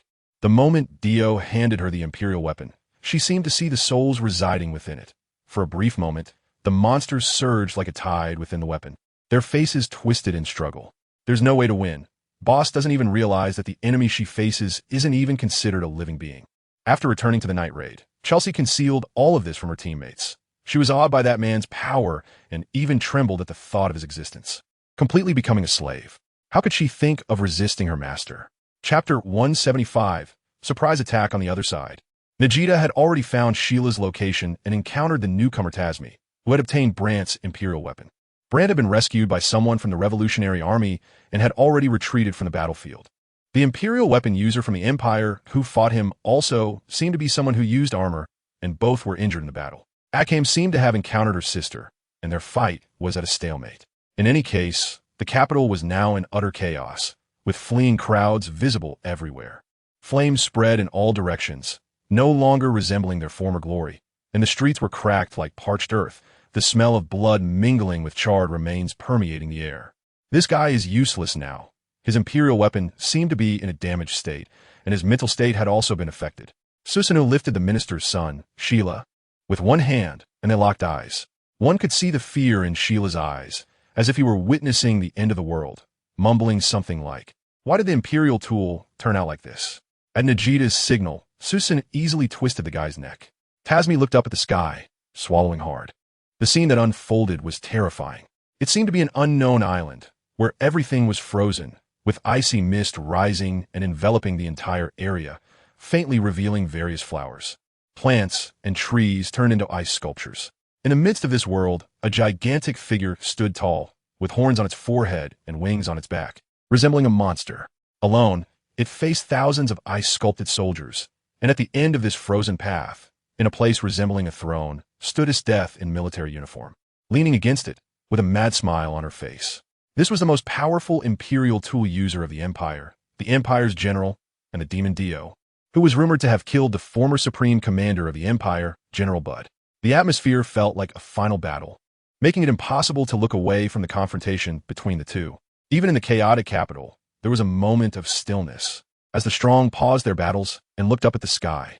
Boss, Generalist Death of the Empire. I believe Brand has introduced her to you before. I originally thought you wouldn't get a chance to meet this guy in the final battle. Nagita smiled fiercely. She never thought she could participate in this battle of the strong alone, but if it really came down to just her, she would try her best anyway. This was the only opportunity. As long as she could ensure the death of his death, this battle would ultimately end in victory. Victory means that the villagers in my hometown can live in peace and safety from now on, right? Tasmi forcibly suppressed the fear in his heart. Anyone who saw such a scene would be trembling in fear, even wondering if those two monsters in the sky would suddenly break the barrier and descend to the mortal realm, turning everything into fragments. Yes, Tasmi, this is the justice we are pursuing. As long as we eliminate his death, the Empire will lose its final barrier, and the long-cherished wish of our revolutionary army will be realized. At that time, everything you long for will also come true, Nagita coaxed. She had already realized that after inheriting Brand's Imperial tool, the original Imperial tool, demon possession, had undergone evolution. Generally speaking, such a situation wouldn't happen. However, the demon possession Imperial tool seemed quite special. Unlike other Imperial tools, it could evolve on its own after sensing the host's will. If this boy's obsession was strong enough, there was no doubt he would become a key piece for the revolutionary army to turn the tide of battle. Nagita's sharp intuition as a leader was always on high alert, and upon realizing this, she instantly decided to involve this boy in her final plan. Tasmi, this is a critical moment. Are you willing to enter that battlefield with the belief that you will die? Tasmi did his utmost to stop his body from trembling, and the fear in his eyes gradually turned into determination. He joined Night Raid because he believed in his own sense of justice. He and his companions left their hometown and traveled thousands of miles to the capital, separating once along the way. But they were reunited thanks to the talents of Night Raid. After spending some time together, he quickly integrated into this organization. There was the somewhat innocent red-eyed girl who loved food, the messy yet warm-hearted Leon, the sharp-tongued but always helpful Mine, the quiet yet gentle Hill, and the somewhat frivolous but not bad person, Lubbock. Most importantly, there was his older brother Brand, who gave him hope to stay in Night Raid, got injured for him, and entrusted him with the important Imperial tool, demon possession. In such circumstances, this was his moment to shine. How could he possibly retreat? Perhaps I was born for this moment. No, let me go, boss. Tasmi raised his head, staring at the two monsters in the sky. The boy's burning heart ignited, and the will of the demon possession Imperial tool began to spread. Armor manifested, and the soul of the evil dragon residing in the Imperial tool was awakening, opening its mouth and roaring as if it wanted to tear apart this space. It's a bit difficult, but I'll do my best to create an opportunity. Susanoo picked up Sheila's Imperial tool, the dimensional array. As a humanoid Imperial tool, all its operations were conducted at the cost of Nagita's life force, especially when releasing important skills, which would be a serious disaster for Nagita. However, even so, he knew what his master was hoping for. At the moment the dimensional array was activated, light burst forth instantly. Blood also spilled from the corner of Nagita's mouth. Boss, it's nothing. I just didn't expect that as another Imperial tool user, using a second Imperial tool would consume so much. I hadn't considered what it would be like if a person possessed two Imperial tools at the same time. It seems this state is really... It's impossible, Nagita. Susanoo sighed slightly. To simultaneously master two Imperial tools? If such a person existed, they certainly couldn't be called human. Chapter 176, Moonlit Arrival. Is this your original form? Dio? Isdef looked at the man before her, who resembled a small building, with admiration. His long hair danced like the night, and his flesh was swelling as if filled with air, becoming as solid as rock. The sound of his heartbeat was like a small explosion, pounding in Isdef's chest. Even from hundreds of meters away, she could feel the man's scorching aura, as if a long-dormant volcano was stirring at that moment, with magma rising, searching for a critical point to break through completely. You don't seem to feel fear, Isdef. Lin Yu stretched out his fully released hands, and the cold air currents in the atmosphere were instantly dispersed. His arms were jagged like a monster's, his skin a dark hue with a hint of crimson, and his face bore vein-like patterns. Once the oppressive feeling was ignored, the first impression was not terror, but a breathtaking beauty. It satisfied everyone's hidden desire for destruction, as if everything born for battle was concentrated in this man, who stood uniquely in the world, like a god or a demon. Isdef suppressed her inner excitement. If before she had felt a slight sensation, after spending these days in contact with him, she even fantasized about spending the rest of her life on this small island with him, and hesitated about whether to confess her feelings to him. Now she could no longer control herself. She truly was. Dio, in this moment, I deeply admire you. For the first time in my life, I am grateful to have become so powerful. Perhaps the reason I became this strong is for this moment. To meet you. Come on, attack me. Penetrate me. The unprecedentedly powerful enemy ignited all of Isdef's excitement as a battle maniac. She advanced towards Dio like a devout believer yearning for the holy fire. Regardless of the cost at the end of the road, even if it meant burning herself out, or rather, she had long since prepared for such a resolution. Swish! The tide-like ice soldiers waved their weapons, simultaneously taking the same offensive stance, their spearheads aimed squarely at Lin Yu. Meanwhile, the icy mist on the ground in his vicinity was rapidly spreading. On this deserted island, Isteth did not need to worry about her identity as a general, nor did she need to concern herself with the innocent lives caught up in this war back in the capital. In this moment, the blood within her was called to its utmost, the emblem of the imperial tool on her chest glaringly red. Lin Yu's lips curled slightly. The powerful blood of the demon he absorbed, the blood of Upper Moon 1 Kokoshibo, was gradually surging within him. He extended his right hand, and a drop of blood fell. Crack! The originally frozen ground began to show a slight crack. Under the astonished gaze of Isteth, with a thunderous roar, a massive sword covered in thorns was violently thrust into the ice surface. That guy pulled the giant sword out with one hand, and the wave of air dispersed the swirling ice mist, instantly clearing the surroundings. Isteth, I grant you the qualification to challenge me. He stood atop the ice layer, his voice echoing through the heavens and earth like a voice of divine pardon. At that moment, the ice soldiers charged forward, the sound of their footsteps resonating throughout the space, an overwhelming sense of destruction pressing down upon them. Even those in the royal capital who looked up at the sky instinctively lowered their weapons. Compared to what was happening there, their current battle felt like children's play, or perhaps their fight truly held no meaning at all. These two beings existed in their world, and casually picking one of them could completely obliterate this world. To them, others might be no different from ants. Lin Yu spread his wings and flew, instantly breaking through the horizon. Although he had previously thought to avoid using ghost blood as much as possible to allow his body to get the corresponding training, at this moment, the mood of his death made him boil with excitement. It was similar to when he faced Pei Lang. At that time, he didn't think he had much of a chance of winning. But at the moment the gun fired, his body's reaction speed surpassed the fear of death. And all he could think about was one thing: he must kill that guy. It was only after that he understood that the conditions of battle were equal for everyone, regardless of strength or weakness. As long as there is life, there will definitely be death. Strength and weakness are not important at certain times. What matters is that one must do something, even if it's just the fearless struggle of an ant.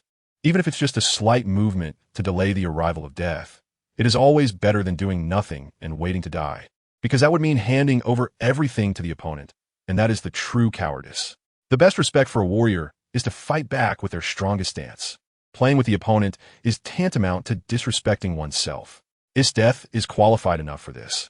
It has nothing to do with the odds of winning. And this is the main reason Lin Yu chose to fight in his complete form.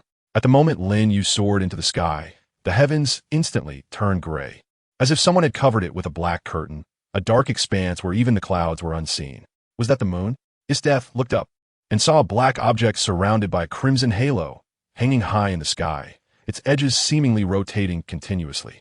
Immediately after, arcs of black began to fall slowly, like snowflakes light and airy. The frozen soldiers below also stopped in their tracks, looking up at the Queen's angle. Crack! The moment the first moon arc touched the frozen soldier, the hard ice was instantly sliced away neatly, dismembered limbs falling to the ground, followed by more and more moon arcs descending, covering the entire battlefield. The tens of thousands of frozen soldiers summoned by Isteth were caught in the moon arc battlefield, and they didn't even have a precise grasp of the enemy's position before collapsing in pieces. Those moon arcs that fell below the ice surface left behind pits, as if they were about to fall into the abyss of despair.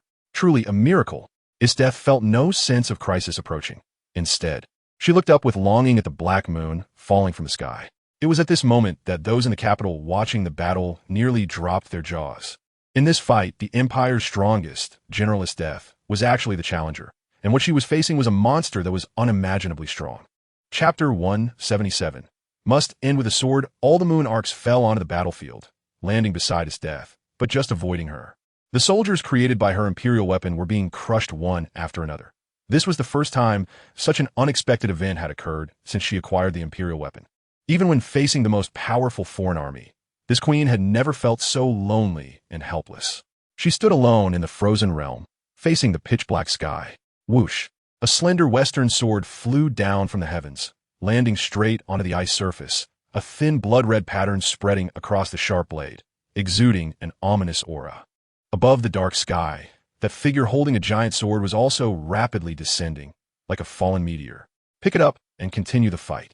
Upon hearing this, Isteth showed no hesitation and drew the western sword. As soon as she held it, her face turned crimson, and she instinctively let out a moan.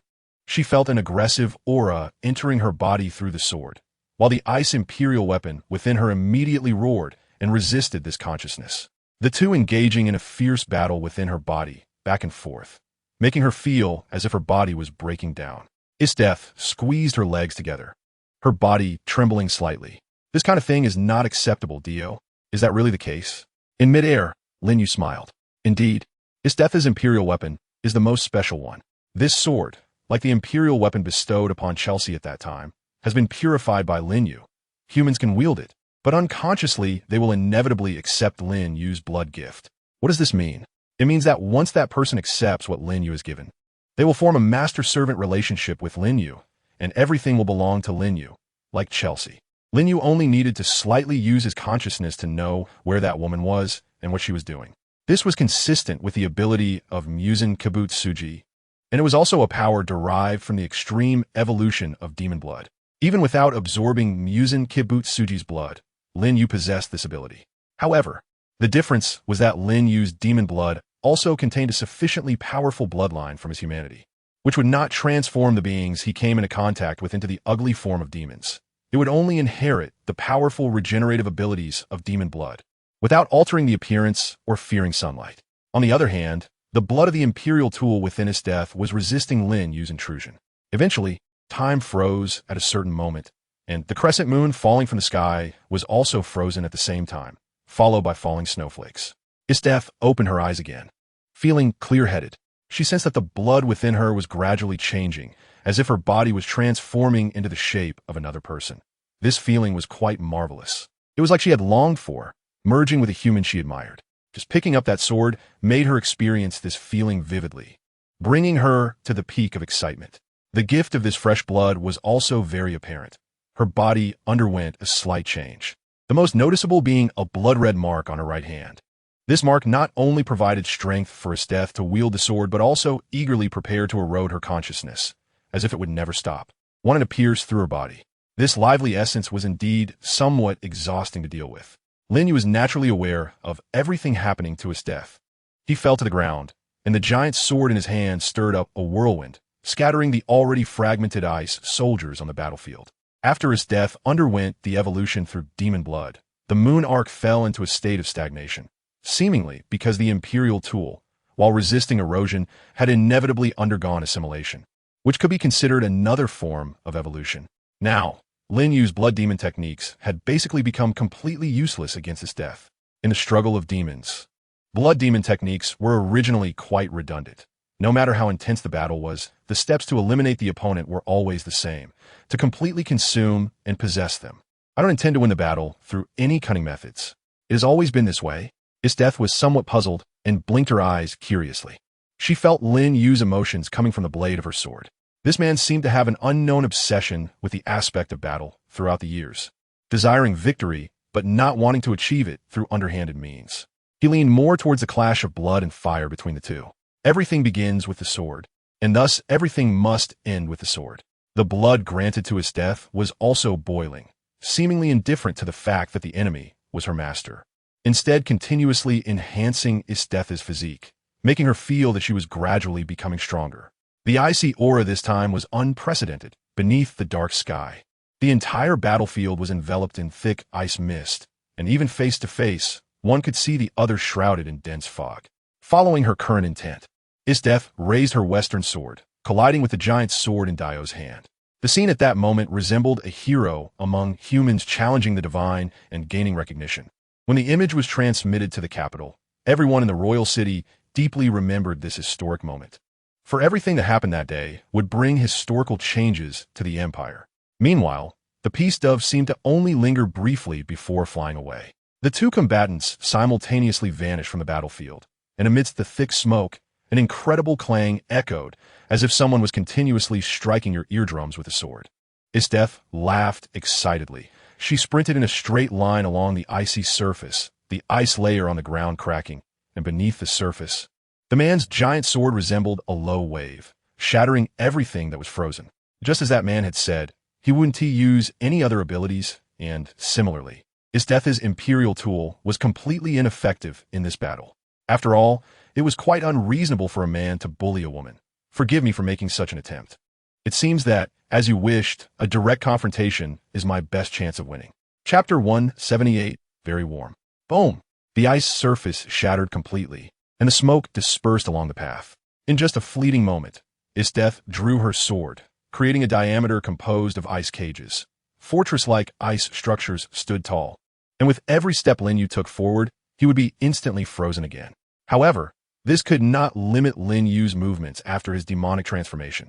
While granting blood to Isteth, he also gained corresponding resistance to the ice imperial tool. Even without the blood grant, his body after demonization could withstand all sorts of flashy attacks. Unless someone could wield a sword forged from the sun to directly cut through his body, all attacks would be ineffective against him. Yet the sword in Isteth's hand, inheriting Lin Yu's blood, could indeed harm him. He maximally granted this woman fairness. Her performance did not disappoint Lin Yu either. In terms of speed and explosive power, she was the top among the people Lin Yu had encountered. During their battle, Lin Yu couldn't gain an advantage in a short time even with his swordsmanship, and it allowed the opponent to have a chance to unleash the imperial tool's freezing ability. Although it was only for a fleeting moment, it was still an opportunity. Isteth frowned slightly. She noticed that Dio would experience a brief moment of stagnation when breaking through the ice layer. While almost negligible, the fact of object collision was inevitable. Dio was not an illusory existence. He had a real, physical body, and even colliding with a piece of paper would cause a brief stagnation. In that short moment, as long as she could seize it, with this thought, Isteth slightly waved her sword while dodging. Clang! The ice walls rose high, wrapping the two figures like the shimmering aurora in the night. Lin Yu swung his sword, but Isteth dodged just in time. At the moment when the giant's sword shattered the wall, Isteth lunged forward again. Poochie! Isteth's pupils suddenly dilated. She had hit. Her sword had actually pierced. Lin Yu swung his sword and shattered a layer of barrier, slightly frowning. The pain from his abdomen stimulated his nerves, and the wound froze in an instant, sealing the nerves in that area. This freezing was very different from before. It directly penetrated Lin Yu's body. Isteth's blood was also highly corrosive, making it impossible to heal the wound in a short time. Moreover, once a part of the body was pierced, it would inevitably fall into a frozen state and become unusable. Fortunately, the wound was on his abdomen. If it had been on his arms or legs, it would have been a real problem.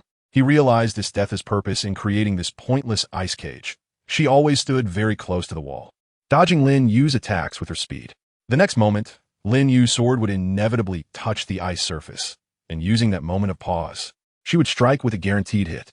The time was very short, almost negligible, but Isteth grasped it well.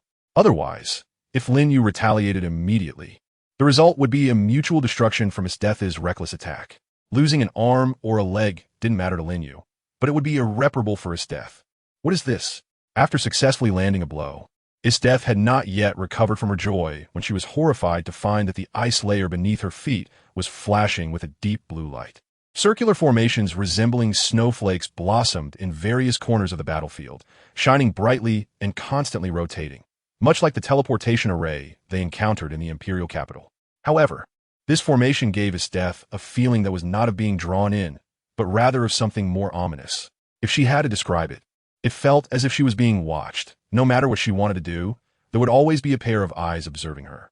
Cold sweat broke out on Isteth's forehead, and the corners of her mouth raised slightly. Hey, isn't this a bit unfair? How could she possibly defeat such a nightmarish, hellish enemy? Fear and trembling. This is from the imperial tool within her. The imperial tool is afraid. However, the blood from her wrist was gradually boiling, telling Isteth that she must pierce the guy's body with her sword. The imperial tool that was originally meant to counter him was gradually yielding control to the blood granted by Dio during this process. Isteth moved, and this time it was different from before. She took the initiative to attack, thrusting her sword, with ice fortresses standing within her attack range. This woman actually chose to hide all her movements during the attack in this way. Every time she broke the ice, her trajectory would undergo strange changes. This is the Empire's general, Isteth. After gaining sufficient power, her sensitivity to battle far exceeded that of ordinary people. She noticed that these rising snowflake formations were capturing her direction of advance in a 360-degree, no dead angle manner. In other words, everything about her was laid bare before Dio as if she were naked. Both her attacks and defenses were useless. In this seemingly hopeless situation, she found the only feasible way to break the deadlock in a brief moment. As expected of you, Isteth, Lin Yu's pupils suddenly dilated. In his vision, there were only fleeting shadows, breaking through the frozen fortress, rising and falling, their trajectories completely untraceable. Death moved like a mermaid, constantly leaping out of the sea, weaving between the frozen fortress, her every movement breathtakingly beautiful. At this moment, the snowstorm array had completely failed. Puff! In an instant, a sharp western sword pierced Lin Yu's chest. Death's profile was melancholic, her water blue hair dancing in the cold wind. This sword strike was incredibly beautiful, like a moth flying into a flame. Amidst the pitch-black world, the snowflakes continued to fall, and only this place radiated with an aurora-like glow. The nobles in the palace, observing the battle, erupted into unprecedented applause. The ministers excitedly grinned. He is dead. Death really killed that monster. Meanwhile, the officials of the conservative faction led by the elder were like dead ashes under the guard's restraint. Dio was their last hope to save this decaying empire. Well, I've taken your heart. This feeling is truly warm. This should be enough, right? Death released the sword hilt, her expression akin to that of a lover, wrapping her arms around the neck of this towering monster. Chapter 179. Resurrection. This world has always been so cruel to Death. In her childhood, her village was ravaged by a foreign race. The so-called Ice Queen was merely a flower of vengeance that grew amidst fire and hatred. Over the years, she had been used as a weapon of war, and no one ever asked her what she needed. A normal life was something she could only wish for. Yet, even those who had lived in the icy wilderness for years, accustomed to the cold and cruelty, had a slight yearning for warmth. Just when she finally found it, she had to kill it herself. This indescribable pain was reflected in the tears sliding down Death's eyes, like broken pearls. The glory of a warrior. Is that really more important to you than life itself? In the wind and snow, that tall silhouette stood between heaven and earth, his right hand gripping a giant sword embedded in the ice, his body towering like a mountain, standing straight. Proud, silent. Hood. The heartbeat gradually ceased, and everything returned to calm. At the same time, the blood bestowed upon Death in her right hand reached its peak vitality, rejoicing as if applauding Death's courage and achievements. Amidst this intensity, the defensive line forged from her imperial blood gradually crumbled, instinctively merging slowly with that portion of blood. Death furrowed her brow. At the moment of merging, she instinctively covered her chest, feeling unbearable pain, as if her chest was burning. The gloom of the sky was dispersing, revealing clear colors. The icy mist in the air was also gradually returning to normal, the hard ice covering the flowers and trees slowly melting, revealing their tender green appearance. Tasmi. Now is the time. The invaders on the island pressed on. Susanoo utilized Nagita's life to successfully conduct a consumption, activating the imperial tool Shangri-La, teleporting the two to this deserted island. Although they had previously thought that the final death would belong to the Empire's great general Death after a series of shocking battles, the demon Dio ultimately died, a result that was hard to believe for most observers of the battlefield. However, for the Revolutionary Army, Death could not return to the capital alive. This woman must die here. Evil spirits entwined. Chains wrapped around the boy's armor. The flames of the evil spirit burned, engulfing the heavens and earth, and further consuming life to enter the final mode. The calamity, soul manifesting Susanoo also drew out his weapon, the sword of Amino Murakumo. This was the strongest combat force that the Night Raid could muster based on the current situation in the capital. If it were before, Death might still have the strength to fight. But now, she found herself in a very difficult position. For some reason, since just now, her imperial tool seemed to be shrouded in a layer of dust, unable to be used. Moreover, her body had fallen into some unknown state, as if all the blood in her body had been drained and then rain-fused. In this process, she could clearly feel the rebirth of her body. After everything was completed, perhaps she would become stronger than before. Yet until it was over, she remained very weak, wanting to exert strength, but her body would not allow it. Seeing Nagita with an excited smile, blood spilling from the corners of her mouth, Death understood. Perhaps she would not leave this island alive today. Death was not something difficult for her to accept. Perhaps it was because she was so accustomed to death that at this moment, she found herself surprisingly calm. Dio, do you believe it?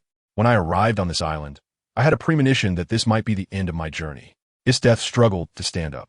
Turning her back to Dio, a faint smile on her face, a sense of relief washing over her. I have regrets too. Who doesn't he wish their vulnerable side could be appreciated by others? Yet you always maintain that cold, unfeeling demeanor, rejecting my weakness. Even so, why can I not suppress this feeling for you in my chest, as if you still live inside me? Perhaps I am just a strange person after all. So be it. Your final glory will be defended by me. Betting on the name of his death, I will sleep here with you, ensuring you are not alone. Dio was right. Until now, what has supported her forward was not something weak. Even if today all her powers were stripped away, unable to use her imperial tool. Even if her hands and feet were all severed, unable to wield a sword to fight. But she was still this death, the one who would always hold her head high. Nagita, her imperial tool ability seemed to be gradually weakening. If we are to attack, now is the best opportunity. Susanoo observed the surrounding situation. The reason this island was frozen before was due to Isdeth's imperial tool. The current situation was already clear. Isdeth, for some unknown reason, could no longer maintain her imperial tool. And the temperature was gradually rising, the hard ice melting. This Ice Queen clearly saw the enemy right before her, yet she could not fight as calmly as before. Instead, she instinctively chose to pick up her sword, appearing as if facing a great enemy. It was evident that something was wrong with her imperial tool. How embarrassing. Isdeth. So you would have a day like this? Nagita smiled fiercely. When she worked alongside Isdeth, her eyes and hands were severed by this woman. At that time, she discovered the darkness of the Empire and, with the determination to change it, joined the Revolutionary Army. This woman, however, walked a path of no return and has now become her greatest enemy. However, everything will come to an end today. Without the imperial tools, Isdeth is just an ordinary woman with slightly better sword skills. Even an average imperial tool user could easily take her down. Thud. What? Nagita's expression changed drastically. She clearly heard a strong and powerful sound coming from a place she least wanted to see. Not far away. Susanoo and the transformed Tatsumi were also stunned at the first moment. It was a sound like ancient drums echoing throughout the entire space. Thud. Chapter 180. Return to simplicity. This is impossible, Nagita exclaimed. She had confirmed with Susanoo before entering this space. The life signs of the demon Dio should have completely ceased, which could be clearly sensed from Isdeth's expression as well. Or rather, if even Isdeth couldn't eliminate the demon Dio in this world, then who else had the ability to kill him? However, such an unacceptable scene unfolded right before her eyes. The royal capital, and even the entire world, quietly observed this moment, with the beasts in the jungle lifting their heads, devoutly gazing at the sky. Thud! A heartbeat echoed from that massive body once again. Crack! A fissure appeared on the black skin, fragments falling off, followed by the entire gigantic body showing signs of cracking. The system template for the heavenly Tao is being overwritten. Demon S Purification Fusion, Demon Blood Evolution in progress. 30. 35 has reached critical value. 40. Evolution completed. Demon Blood fully fused. Evolution not yet complete.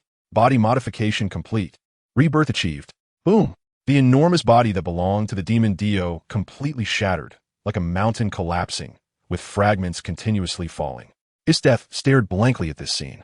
Amidst the collapse, a glowing figure slowly descended. His body was draped in a white robe, the edges shimmering with golden light, and his silver-white hair gently swayed, giving off an ethereal feeling. It was an extraordinarily handsome face. He slowly opened his eyes, and his golden pupils overflowed with divine light. At that moment, the space around him also froze. Isdeth was astonished. That familiar feeling was definitely her imperial tool. This guy actually used her imperial tool to seal the surrounding space. Lin Yu felt the changes in his body. This was a power he should have obtained long ago, but it had been suppressed due to the chaos of the ghost blood. The so-called growth of the body is like this. It reaches a point of returning to its true essence, and it cannot continuously grow indefinitely. In terms that ordinary people can understand, this is a path to divinity. In the process of continuous evolution, the body gradually evolves into the most rational mode of use. And the end of this path is no different from the gods in the eyes of mortals. Right now, Lin Yu could not feel the explosive, destructive power from his body as he did before, but he sensed that with just a casual movement of his hand, even the strongest enemy would be as fragile as paper. The level was completely different. At this moment, he was infinitely close to being a living being, yet constantly breaking free from the realm of biology. Esther's Imperial Gear had directly elevated his evolution to 40%, so as long as he collected the remaining Imperial Gears, he should be able to achieve 100% evolution. Deal. Have you already sensed it? The power I have bestowed upon you. Lin Yu smiled slightly. Isdeth nodded. At that moment, the power of the Imperial tool had fully returned to her body. and at the same time, she possessed all the positive effects of the demon blood. The current's death was essentially immortal, unless there was one possibility. If Lin Yu were to die, she would die too. Otherwise, even if her head or limbs were severed, she would instantly restore herself to her original state. Now, how Lin Yu could die was also a question, unless someone could completely seal off the space, trapping him inside, so he couldn't move, and then use overwhelming power to break open his nearly invincible body and destroy all the cells inside. Achieving this would require the destructive power of about 1,000 nuclear bombs combined. During this process, it would also need to ensure that the sealed space was sufficiently strong. Otherwise, Lin Yu would not die. In a world like this, it simply couldn't withstand such immense destructive power, so it was nearly impossible for Lin Yu to die here. His death, our battle is over. Your Excellence has shocked me. I have already died at your hands once. You need not feel guilty about your identity. You are no longer the Grand General of the Empire. You are mine. In Lin Yu's golden eyes, a hint of hesitation flickered. Slave? Dependent? Is it a bit perverse to say so? Although he had wanted to face his death in a direct battle, he had never given up on the idea of coveting the divine power she possessed. Later on, using that Western sword, he employed some tactics to finally make her body submit. Now, although his death possesses self-awareness, she has essentially become a puppet completely at his command. As long as he issues instructions firmly enough, this queen cannot resist at all. No, Dio, even though I don't know how you survived, my stance will not change. Killing you is my mission. Your existence will obstruct the duty I must fulfill. Put down your sword and obediently stand in punishment. Lin Yu tapped the queen holding the sword, and she was momentarily stunned, then a hint of red appeared on her face as if she realized something. Huh. Death obediently dropped the sword, standing in place with an expression of disbelief. Lin Yu frowned. He didn't want to waste time in a battle that had already been won. This woman was truly stubborn. Are you annoying? I've already said you've beaten me once. I've given you face. Why can't you understand? If you keep going on like this, do you believe I'll spank you? Death's face flushed, her lips slightly pouted, looking at Lin Yu with dissatisfaction. The latter completely ignored her and walked past her, heading towards Nagita. Tazmi and Suzu no Kami both looked like they were facing a great enemy. While Nagita's face was pale, she might have already guessed that the demon Dio had grown into a state she could no longer comprehend. One sentence was enough to make her enemy Death obedient. What incredible strength this is, perhaps. To be honest, before I stepped into this country, what you revolutionaries were doing had nothing to do with me, and I had no intention of involving myself in your schemes within the Empire. However, the only thing I found unacceptable about what you did was that it was somewhat treacherous. Clearly, you are people of the Empire, yet you use foreign enemies to deal with domestic issues. It seems you only want to overthrow the Empire, but you have never considered how to uphold your so-called justice. Death hated people from other ethnicities precisely because those guys invade the borders and indiscriminately slaughter civilians and soldiers, like beasts, even more cruel than the people of the Empire. Chapter 181. Unmatched strength. Nagita's thoughts were not wrong, but her methods were undoubtedly wrong. This kind of inviting wolves into the house while thinking it's a roundabout way to save the country would lead to tragic consequences. And there's no need to elaborate on that. Lin Yu's purpose in this matter is not very strong. After all, the future development of this country has nothing to do with him. He has obtained the Imperial artifact and can just pack up and leave. For him, there is no loss or benefit entanglement involved. But as I said, humans are different from beasts. No matter where they go or what happens, they will still feel empathy. There is no saying that one can only watch a tragedy unfold if it is beyond their capability. That is not clarity, it is a weakness of the heart, a fear of being blamed, a fear of others' gaze. Ultimately, it is living in the eyes of others. For someone like Lin Yu, it is quite simple. He never considers those complicated things. If he doesn't like it, it doesn't matter if thousands point at him and curse. He will still do what he wants. To be blunt, your actions make me very unhappy. Although the thoughts of those old supporters in the Imperial capital are naive, there is still a possibility of realization. My goal is to reclaim the Imperial artifacts you hold in your hands, so whether it is the Emperor and his ministers or your revolutionary army, you are all my enemies. The Imperial artifacts are too dangerous.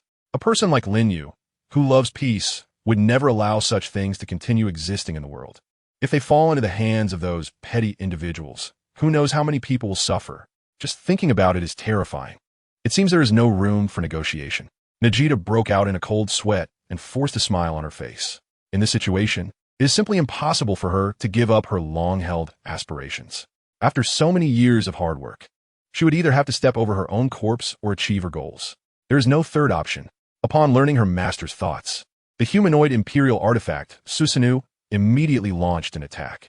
His sword, Amano Murakumo, fell from the sky like a rainbow light. A loud explosion echoed, and a portion of the island where Lin Yu stood was completely pierced through, forming a large pit resembling that of a meteorite impact, charred and emitting wisps of smoke. Did he dodge it?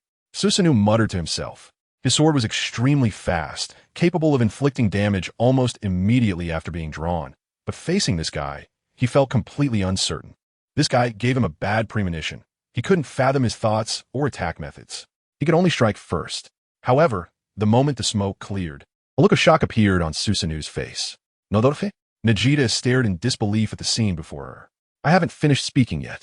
Lin Yu impatiently grabbed the sword of Tian Tsongyun, which didn't have a hilt and was a weapon that was sharp from all angles. It could basically be considered a part of the imperial tool, Susanoo's body, and to catch this sword, one must have a sufficiently strong body to support it. However, his physical abilities now surpassed those of the human form imperial tool by a great margin. I'm not a bloodthirsty person. If you Night Raid folks are willing to hand over your imperial tools, I might consider letting you go. Ah, that really is kind of you. But we aren't gathered here out of a desire to cherish our own lives. Nichida's pretty words only made Lin Yu's displeasure rise further. He knew this woman wanted to use dialogue to allow her imperial tool Susanoo to observe his weaknesses more closely. As the weaker party, Nichira was indeed an excellent politician, able to use her verbal skills to gain considerable advantages for her side, even during battle. But the problem was that what she said seemed reasonable to her. While Lin Yu saw only a madwoman willing to sacrifice the lives of her followers to achieve her goals, treating everything around her as a tool for use. This was somewhat similar to the situation of the Demon Slayer core leader, Erida Yose, but Yose faced a much harsher reality than Nichira. He and his family bore a curse of several hundred years, constantly enduring pain and the loss of familiar comrades, struggling to defeat an enemy that was fundamentally unbeatable. That was a counterattack in the face of despair. Was Nichira truly in despair, given the Empire? No. She should be thinking about how to change the status quo when seeing the flaws in her country. Feeling powerless is one thing, but with whatever light and warmth one has, they should admit it. Eventually, there will be companions who stand up. A single spark can ignite a prairie fire. There will always be people who stand up in a numb age. They are ordinary but do extraordinary things, which is what makes them great, isn't it? Nichira has completely lost hope in her country, hoping to use other strength to destroy everything and then build a beautiful new nation on the ruins. But then what? How can she ensure that the country she establishes won't encounter the same problems as the Empire? She hasn't solved the issues that led the Empire to its current state. If history were to repeat itself, her presumptive actions would merely repeat the tragedy without solving any problems. Lin Yu is not very good at persuading people. He has always been quite tongue-tied. There are too many factors involved in what Nichira wants to do, and if he's not careful, countless families will suffer alongside her. When it comes to being indecisive, Lin Yu thinks it's pure nonsense. If you want to die, I'll grant you that wish. Lin Yu grabbed the Tenzi Yunji sword in his hand, its sharpness revealed. His silvery white hair danced like a dream. Then with a swoosh, before Tasmi on the ground could react, a loud explosion echoed in the sky. Nichira's eyes widened as she coughed violently, blood bursting forth. The imperial tool, Susanoo, was directly pierced through the vital point in this strike, completely falling into a state of destruction. And this process was merely a casual move. Boss, Mr. Su, Tasmi shouted, clearly in great pain, struggling and confused. Lin Yu also showed a look of nostalgia, just like he did back then, but he was a bit vain and didn't like to show his powerless side in front of others. Chapter 182. The tyrant appears. It was somewhat surprising to his death. She noticed that the imperial tool on the Revolutionary Army member seemed to have undergone a slight change, enveloped in a deepening blood-red glow. The cursed spirit was bound, and the armor-type imperial tool was made from the ferocious dragon-shaped, dangerous species tyrant. An ordinary person would die immediately upon wearing it, and the imperial tool itself seemed to retain a certain level of consciousness, allowing for evolution.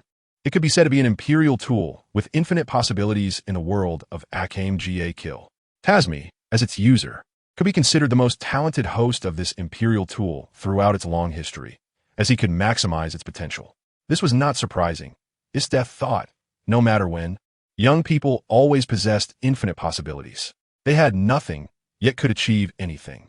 Lin Yu never looks down on enemies charging at him head-on. Youngsters like Tasmi are even more so. Both he and his imperial tool can become stronger through their own consciousness. Tasmi is filled with anger, and his will is the strongest catalyst for the evil spirits that haunt him. Lin Yu smiled and stretched out his right hand. A drop of blood fell to the ground, and then it spread like a thread to Tasmi's body. Let me help you complete your final evolution. The true evil spirit possesses you. Release the evil dragon soul that resides within the imperial tool. The red web-like thread enveloped the entire body of the evil spirit-possessed imperial tool. The evil spirit-possessed imperial tool erupted with an unprecedented wail. Blood light soared into the sky, and a blood-colored wind swept everything around, causing everything within 100 meters to quickly wither and decay, turning into barren land. The part that originally belonged to the helmet's head now had metal cracking open, connecting to flesh, tearing a bloody gash, and it opened its mouth in a furious roar. Soon, dark red stripes began to appear all over the armor, resembling scales, gradually manifesting. Its form grew larger, breaking through to about 10 meters, overshadowing the sky, transforming into a giant monster. It whipped its tail, its scarlet eyes stared at Lin Yu with a loss of reason. Anger and rage filled the air, extremely violent. Is this an imperial tool? Isdeth faintly sensed the aura emanating from that monster, reminiscent of her own essence of demon and the blood of Dio, seemingly forcefully elevated to another level by Dio's blood. However, doesn't this mean, what a guy skilled at walking on the edge of danger? So confident he won't be defeated? Obviously, Dio could defeat this guy in a more secure manner and reclaim the imperial tool. But he made an unexpected choice, that is, just as the opponent was about to complete its evolution, not only did he help the opponent, but also elevated this evolution to a higher level that should not have been reached. The current evil spirit-possessed tool could no longer be called an imperial tool. It was the dangerous species that had been reclaimed, awakening in a more powerful form. This is a true monster. B0SS. The members of the night raid in the capital fell into despair in an instant. They never expected that at this critical moment, the boss would choose to enter that space. And with the death of Susanoo, Nijetta's life seemed to have reached its end. She lay on the ground. Her wide-open eyes had already lost their color. The leader of the revolutionary army, Nijetta, announced her death at this moment. Meanwhile, the rebellion in the capital was still in full swing. Most of the rebellious civilians were indiscriminately slaughtered by the army, and the remaining ones posed no combat capability. Hiding everywhere, the hunter squad under his death was also resisting the night raid forces lurking everywhere. Akame had a hard-fought victory over her sister, Kurome, but due to being outnumbered, she was severely injured by the subsequent army's ranged attacks. Meanwhile, Maine, who was responsible for covering, was surrounded by the Imperial Army in a high building and could not move temporarily, waiting for rescue from the follow-up troops. After Nijetta's death, Lubbock lost his composure. In his battle with Boris, he was careless and had one of his arms burned off. The Revolutionary Army had completely fallen into a disadvantaged position. Although they were wielders of Imperial tools, they were still living humans. With the coordination of the Imperial Guards and Isdeth's stationed border army, defeat was only a matter of time. However, amidst this overwhelming victory, the ministers in the palace were not happy at all. Isdeth, what are you doing? Why don't you kill him? At the moment when the heart of the demon Dio stopped beating, the ministers were almost cheering. But what happened next was truly hard for them to accept. That monster was not dead. The vast imperial capital was already a headache with Isdeth as a monster. And now there was another one. The Empire originally created imperial tools to stabilize the regime, but now it seemed to be doing the opposite. These imperial tool wielders could each take on thousands, even tens of thousands, and with this death, one person could destroy a nation without breaking a sweat. So what did they need the imperial army for? What do they need the monarchy for? These high-ranking individuals could not act at will with the power in their hands. Instead, they had to be constrained by these warriors. What sense does that make? Now the Empire had another unknown origin demon, Dio. If he were allowed to return to the capital alive, seeing those clean government types gritting their teeth and wishing to tear him to pieces, the ministers felt a shudder deep in their souls. He swallowed hard. What are you guys waiting for? Hurry up and execute all these old bastards. This is treason. Minister Wonister's face turned the color of liver. The guards holding the ministers below exchanged glances, unmoved. At that moment, Minister Wonister understood. These guys were betting, helping whoever was winning. These were the palace's personal soldiers, and in such a situation, they had become flip-floppers. It was easy to imagine how the nobles below were faring. Minister, the young emperor looked panicked at his only pillar of support. Sweat dripped from Wistearia's forehead. Your Majesty, if it comes to that, we can only activate that. No matter what, we must preserve the glory of the royal family. Chapter 183. Utilization and Slavery. Roar. The Imperial tool had completely transformed into the evil dragon tyrant, shaking mountains and rivers, like a volcano that could erupt at any moment. Its claws were dark red and metallic, its wings were bone-like, and its cicada-like wings appeared tattered, yet full of tension. With a slight movement, this massive creature soared into the sky, shooting down more than a dozen sparks like falling heavenly rain, completely restrained by an unknown force. Its was surprised to find herself suddenly embraced and flew into the sky alongside Dio. At this moment, wings also sprouted from Dio's back. They were pure white, making one feel as if bathed in divine light at a glance, and his golden eyes now overflowed with excitement. It was hard to believe how the Empire once subdued such a dangerous species. It was merely a slight help in its evolution, and now it was truly a dragon. There were no real dragons in this world. They were mostly sub-dragon species, like the earth dragon Lin Yu encountered at the beginning. These impure bloodlines only inherited part of the dragon's outer form, lacking the special internal abilities. The tyrant before them was clearly different. It could not only fly, but also had the ability to spit fire. When those fireballs fell to the ground, they stirred up a scene like boiling lava, turning that area into a dark red charred state. The destructive power of a single fireball was even more perverted than the Imperial tool, Susanu's Amaterasu's sword, making it unimaginable what kind of catastrophic phenomenon would occur if this guy unleashed a full-power attack. Its coming is death. In the next moment, a fireball fell from the sky again. At Lin Yu's reminder, Its expression changed, and the air around her rippled slightly. The temperature dropped sharply, ice mist spread, and a cracking sound was heard as the entire fireball halted in midair, then solidified into a shape resembling a block of ice. This was something Its clearly hadn't realized. She had only been thinking of creating an ice wall to block the fireball's advance, but she hadn't expected that her Imperial weapon's ability could directly freeze the fireball. She saw the snowflake formation blocking the fireball's path, which acted like a protective array within a certain area, standing between her and Dio. Any fireball that touched that snowflake formation would be instantly frozen. Even the scorching core would extinguish in an instant. This is not the ability of your Imperial weapon. Or rather, there is no longer an Imperial weapon with special abilities within your body. This is your own power.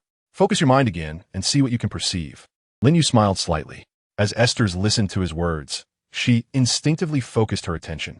She realized that, even without looking at the sky, various trajectory-like traces could emerge from the darkness of her sea of consciousness, landing on each snowflake and forming a long path of attack.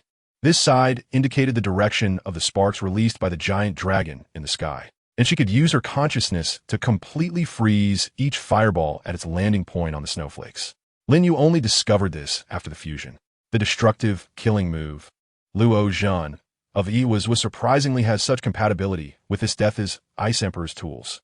Perhaps the experiences of these two are too similar, both being warriors who have lost everything in the past, allowing them to fuse to such a powerful extent at this moment. Get ready, it's about to begin. Lin Yu reminded again, and the two soared into the sky. Above the pitch-black clouds, the evil dragon talent was flying with its claws bared, swinging its powerful limbs and smashing the ice walls created by Its into pieces. Its was once again surprised. The ice blades swept through the air, slicing the giant dragon's arm into two segments, but the bright red blood quickly scattered and then regenerated instantly. It has received the blood I bestowed, just like you. This is a battle between monsters. These things are useless and cannot completely kill the opponent. The evolution level of the Imperial tool talent had far exceeded Lin Yu's expectations. Once it fully absorbed the Imperial tool, it would master the three elements of ice, thunder, and fire all at once. This was no longer a special ability, but belonged to the realm of magic. Moreover, the most perverse aspect of this creature was its terrifying recovery ability, able to revert to its original form the moment it was damaged. The only way to kill such a creature is to consume it. Lin Yu raised his hand. Tyron's two large wings were instantly frozen, and the clouds in the sky surged with thunder, lightning shooting out, striking her massive body down from the clouds and crashing into the ground, creating a large pit. Subsequently, endless vines began to crazily grow around the ground, with dozens of wooden dragons spreading wildly, intertwining over Tyron's body, binding her hands and feet. The furious roar of the giant dragon had not yet stopped. It opened its mouth, gathering scorching flames inside, but in that moment, ice descended again, sealing its entire head. It seems that it is still somewhat lacking. Lin Yu pouted. He initially thought that this evolved dragon could trigger something akin to a calamity-level phenomenon, like a word spirit. However, judging from the current situation, it indeed has endless possibilities for evolution. Perhaps after evolving for a while longer, it could really reach that level. Nevertheless, it is still too weak at the moment. Even at the moment it becomes a divine weapon, the only abilities it can offer its host are flight, power enhancement, and a hard armor capability. As for special abilities, it can only manipulate fire, which is completely countered by the demon S corruption. As the strongest divine weapon in the Crimson World, the demon S corruption is truly disturbingly powerful. Lin Yu slightly shifted his intention, and the layer of ice covering the wooden dragon continuously thickened and spread, its solidity akin to that of an ice mountain frozen for thousands of years. Under the condensation of ice mist, even Tyrant within it gradually vanished. It was being stripped away. The ice layer gradually melted, and Tyrant's form began to shrink, eventually transforming into the figure of a young man and the imperial weapon. Tasmi had completely fallen unconscious, with his blood vessels bursting in unreasonable ways, resembling worms crawling on his skin. Meanwhile, the imperial weapon on the ground slowly began to levitate, flying towards the direction where Lin Yu was. At that moment, Isdeth finally understood the principle behind this guy's method of seizing the imperial weapon. Chapter 184. Recovery. In fact, the imperial weapon essence of demon on her body had already hinted at this. The imperial weapon acts to some extent according to the will of its host. Especially when the host is in urgent need of power, sometimes the desire to become stronger prompts the imperial weapon to generate even more powerful abilities. While abilities have limits, desires are endless. The host itself may not realize where the limits of the imperial weapon's abilities lie. Thus, Dio took advantage of this, granting his blood to the other party, and when the other used the imperial weapon, this blood also integrated with the will of the host into the imperial weapon. It can be said that the pollution of the imperial weapon is entirely determined by the host's own desire to become stronger. The stronger you wish to become, the more severely your imperial weapon will be polluted. At this moment, the imperial weapon used by this young man had completely taken on a layer of dark red, and the aura emanating from it was crystal clear to his death. Both his body and soul had completely belonged to the man before her, leaving no room for resistance. Heaven rewards diligence. Template loading. Progress 80. Lin Yu's white robe swayed, and his silver hair flowed like a dream, radiating a glow from his profile that resembled a fallen angel. Anyone who saw this man at this moment would unconsciously think of two words: perfect. He stood perfectly in the world, every move resembling a divine decree. After absorbing the powers of thunder, ice, and dragons, Lin Yu's strength reached an unprecedented peak. The world in his eyes was no longer the superficial one before. The structure of all matter could be materialized into molecules, and he could even perceive the tiniest movements of air, using these molecules to condense power. This was similar to magic, but different. He didn't need to chant or construct a magic circle to access this extraordinary power. His physical body had also reached an unprecedented state of fullness, with a golden light flowing over his skin. This phenomenon, resulting from the infinite solidification of his body, meant that every move he made could resonate with space. No longer just a simple punch. Of course, this abundant display of power was limited to this world. If he were in a world with richer elements, his physical prowess might still have room to rise. As the Susanoo and the imperial weapon Shangri-La were reclaimed, the space of the small island trembled, and the sky above the empire was gradually shattering. The power of the dimensional array was also being absorbed by Lin Yu. At this moment, he not only mastered the power of elements, but also the power of space, having seemingly become a god of this world.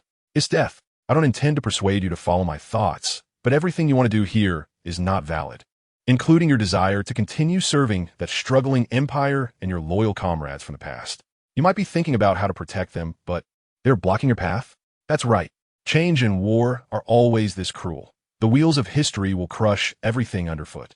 You have your own persistence, but what I aim to achieve carries many hopes. Even if they didn't desire this hope like I did before, I arrogantly bestowed it upon them. But this is my thought, and it will surely be realized.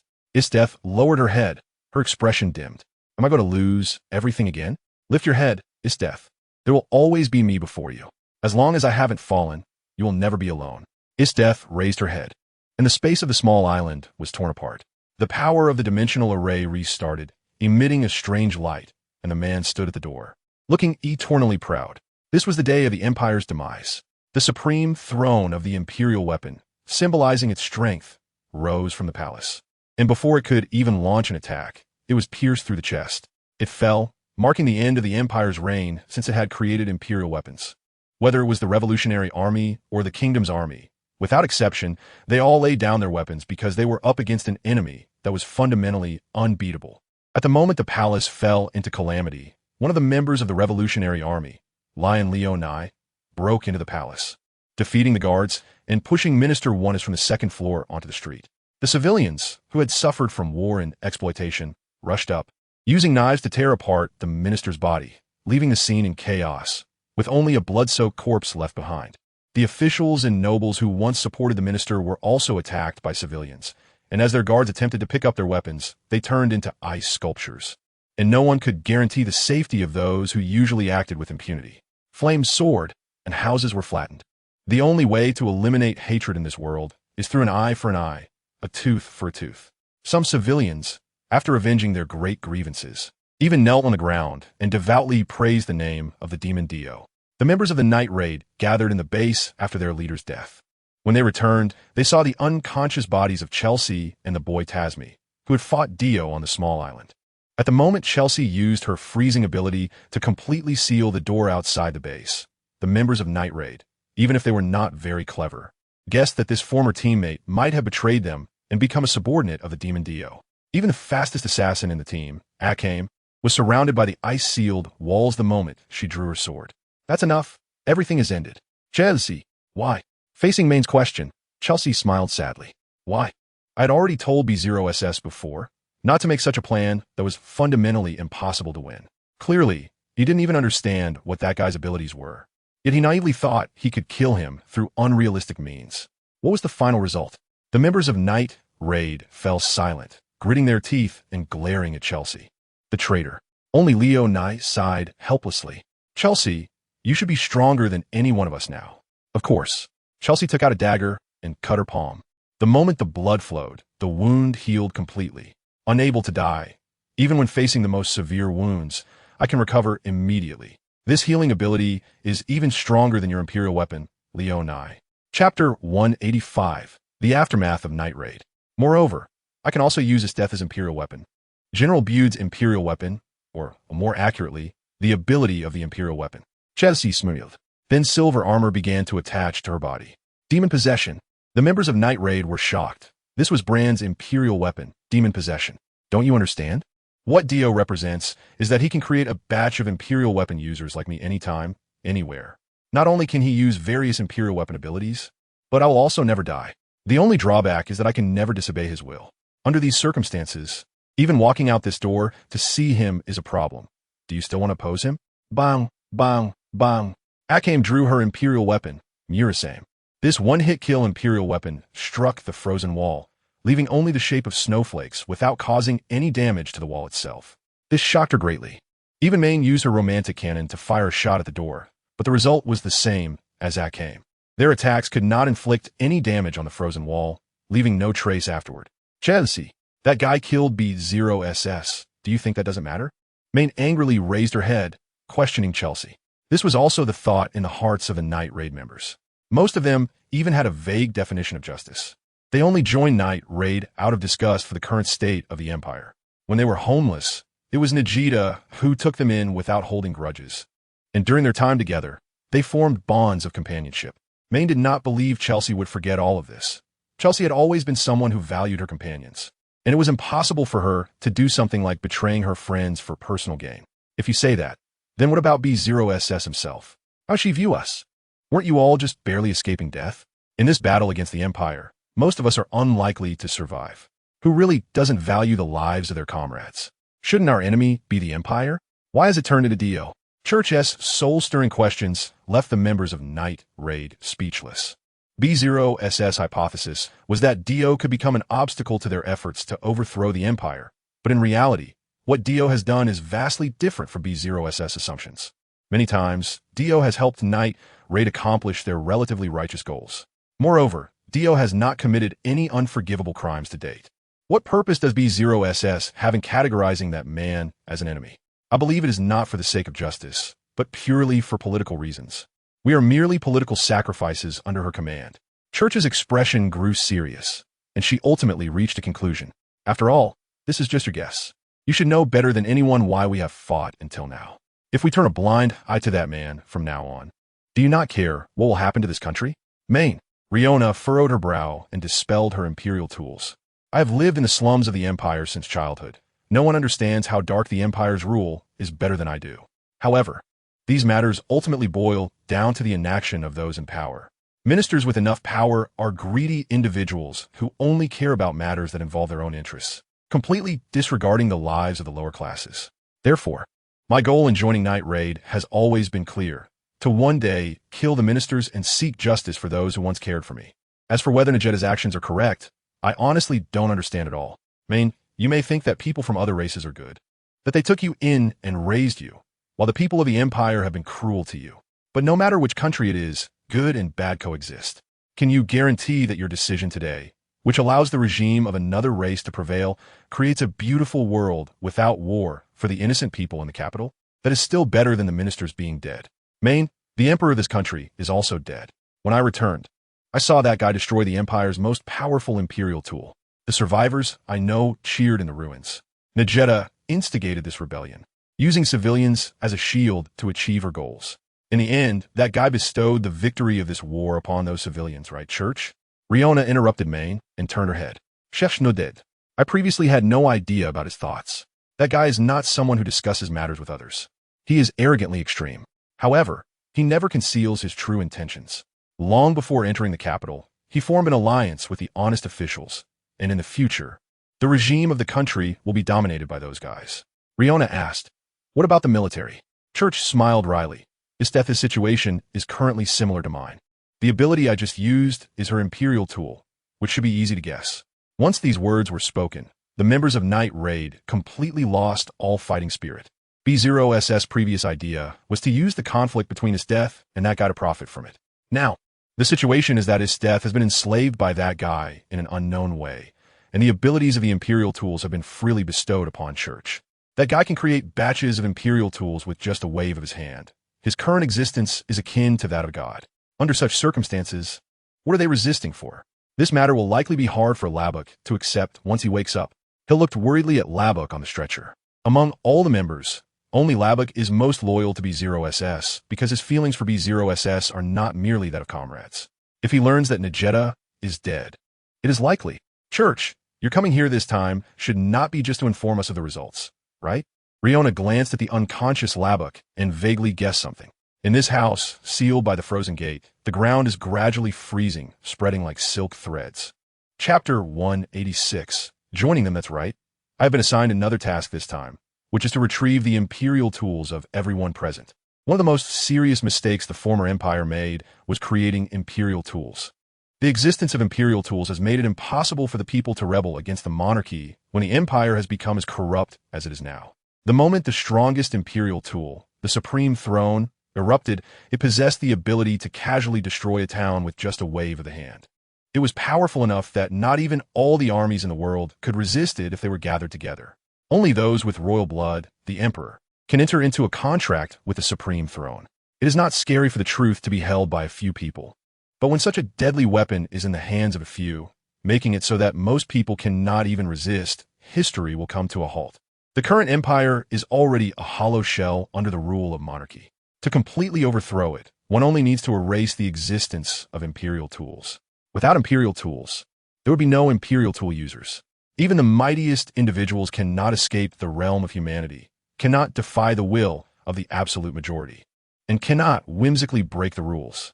This is the embryonic form of a society maintained by various rules, where everyone lives within the scope of those rules and enjoys a certain degree of equality.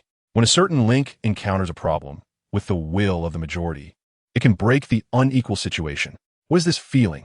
It feels as if all the guilt has gathered onto my body. Is this twisted sense of justice really so fascinating? Church instinctively extended her fair fingers, her face flushed. In the frozen room, all members of Night Raid were fixed in place. What she was going to do was not to consult with her past comrades, but to enforce it forcibly. And this was not out of that man's will, but rather what she herself wanted to do. She instinctively wanted to please him, recognizing everything about him, and madly worshipping him. Could it be that this feeling is not unique? Even his death, who is in a similar situation, possesses it too? The day after the Empire's collapse, the first rays of morning sunlight streamed into the bedroom of the Empire's general, his death. Lin Yu got up, slightly furrowing his brows. He had always been a very disciplined person. He went to bed by 10 o'clock every night and got up around 6. Then did a complete set of calisthenics to stretch his muscles. If he had time, he would go to the dojo to practice kendo or something. The women at home all thought of him as a very healthy man, but sometimes he was indeed too healthy, making it hard to resist. He himself didn't view marital matters as particularly important. As long as his wives were happy and satisfied, he was indifferent. After all, with his body evolved to such a degree, he could derive pleasure from more stimulating sources. Just a little more sleep, right? A delicate white arm wrapped around his neck. Lin Yu's expression was somewhat helpless. He originally wanted to tell his death that their level of intimacy had far exceeded such matters and that there was no need to be bound by formality. However, this woman stubbornly believed that she had to complete everything like an ordinary person in order to gain her so-called sense of security. So, is it possible that the sense of security women speak of is derived from such things? It was completely incomprehensible. Don't forget the promise you made to me. I've already stayed with you all night. Isn't that enough? Lin Yu got up under his death's resentful gaze, putting on his clothes to avoid exposing himself. This woman's physique was no less than that of his wives. She had been transformed by his blood. If there were indeed a possibility, she could continue such activities for a month without sleep, feeling no fatigue, but instead continuously enjoying pleasure. Lin Yu hadn't slept at all last night, which had evidently led her to show signs of addiction. He needed to quickly put an end to her desire for his body. However, the remaining old stubborns in the Empire believed that I was in cahoots with Minister Wisteria, and allowing me to continue holding military power was a very unwise decision. Don't make excuses. It's you who don't want it, isn't it? Lin Yu said coldly. Upon hearing this, Death pouted, tears of grievance welling up in her eyes. She had been a general for so long. Wasn't that enough? How much longer did she have to serve? Couldn't the Empire find someone else to replace her for this kind of job? Yes, it's true that I don't want to do it. But you don't care at all about what I want. Isn't that right? Lin Yu was a bit troubled as he held his forehead, now that the Imperial artifacts had been fully recovered. The only thing he needed to do in this world was to provide an explanation for the fallen empire and establish a new, relatively reasonable nation. The old-timers who had previously supported him had long implemented various policies for the welfare of the people, and now a leader with military power was needed to execute all of this. Additionally, the fall of the kingdom would be accompanied by various small-scale rebellions, which would require the army to suppress. In other words, these matters couldn't proceed without his death. Lin Yu couldn't handle these trivial tasks himself. If he completed them, all the credit would go to him, and if he left afterward, the country would still struggle to operate. Lin Yu is a person who strives for perfection as much as possible. It's impossible for him to come to this world, mess everything up, and then just walk away without a care. He wouldn't do something like that. Lin Yu turned around, and the expression on his face gradually softened. He smiled slightly and said, Death, think about it.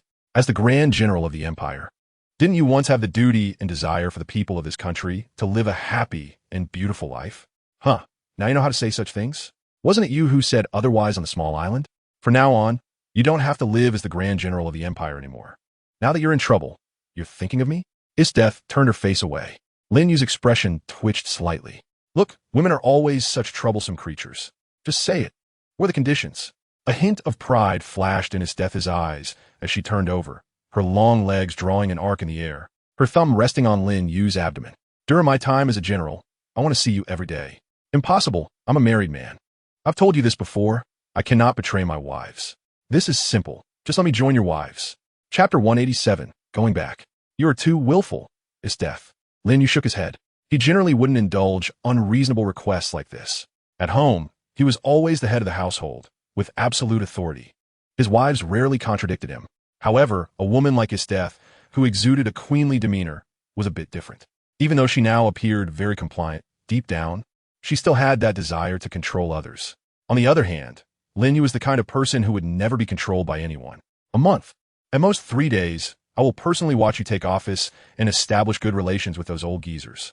Don't think you can fool me. I know that, with just an appearance, you can pacify the military in less than a morning. As for the establishment of the new regime, all it takes is your nod. After that, They will abolish the monarchy and establish a parliament. Is it really that difficult to sort these things out in 3 days? Don't you want to stay a few more days in the country you built yourself? After all, when you say you want to go home, where exactly do you mean? Outside the empire? You don't need to worry about those things. Your demands are too many for me to satisfy, and I can't persuade my wives to accept you. Your best course of action is to forget everything that has happened here, including my matters. Lin Yu is not someone who is good at building connections. Even though he has had physical interactions with his death, he doesn't believe that this woman is truly suitable to live with him.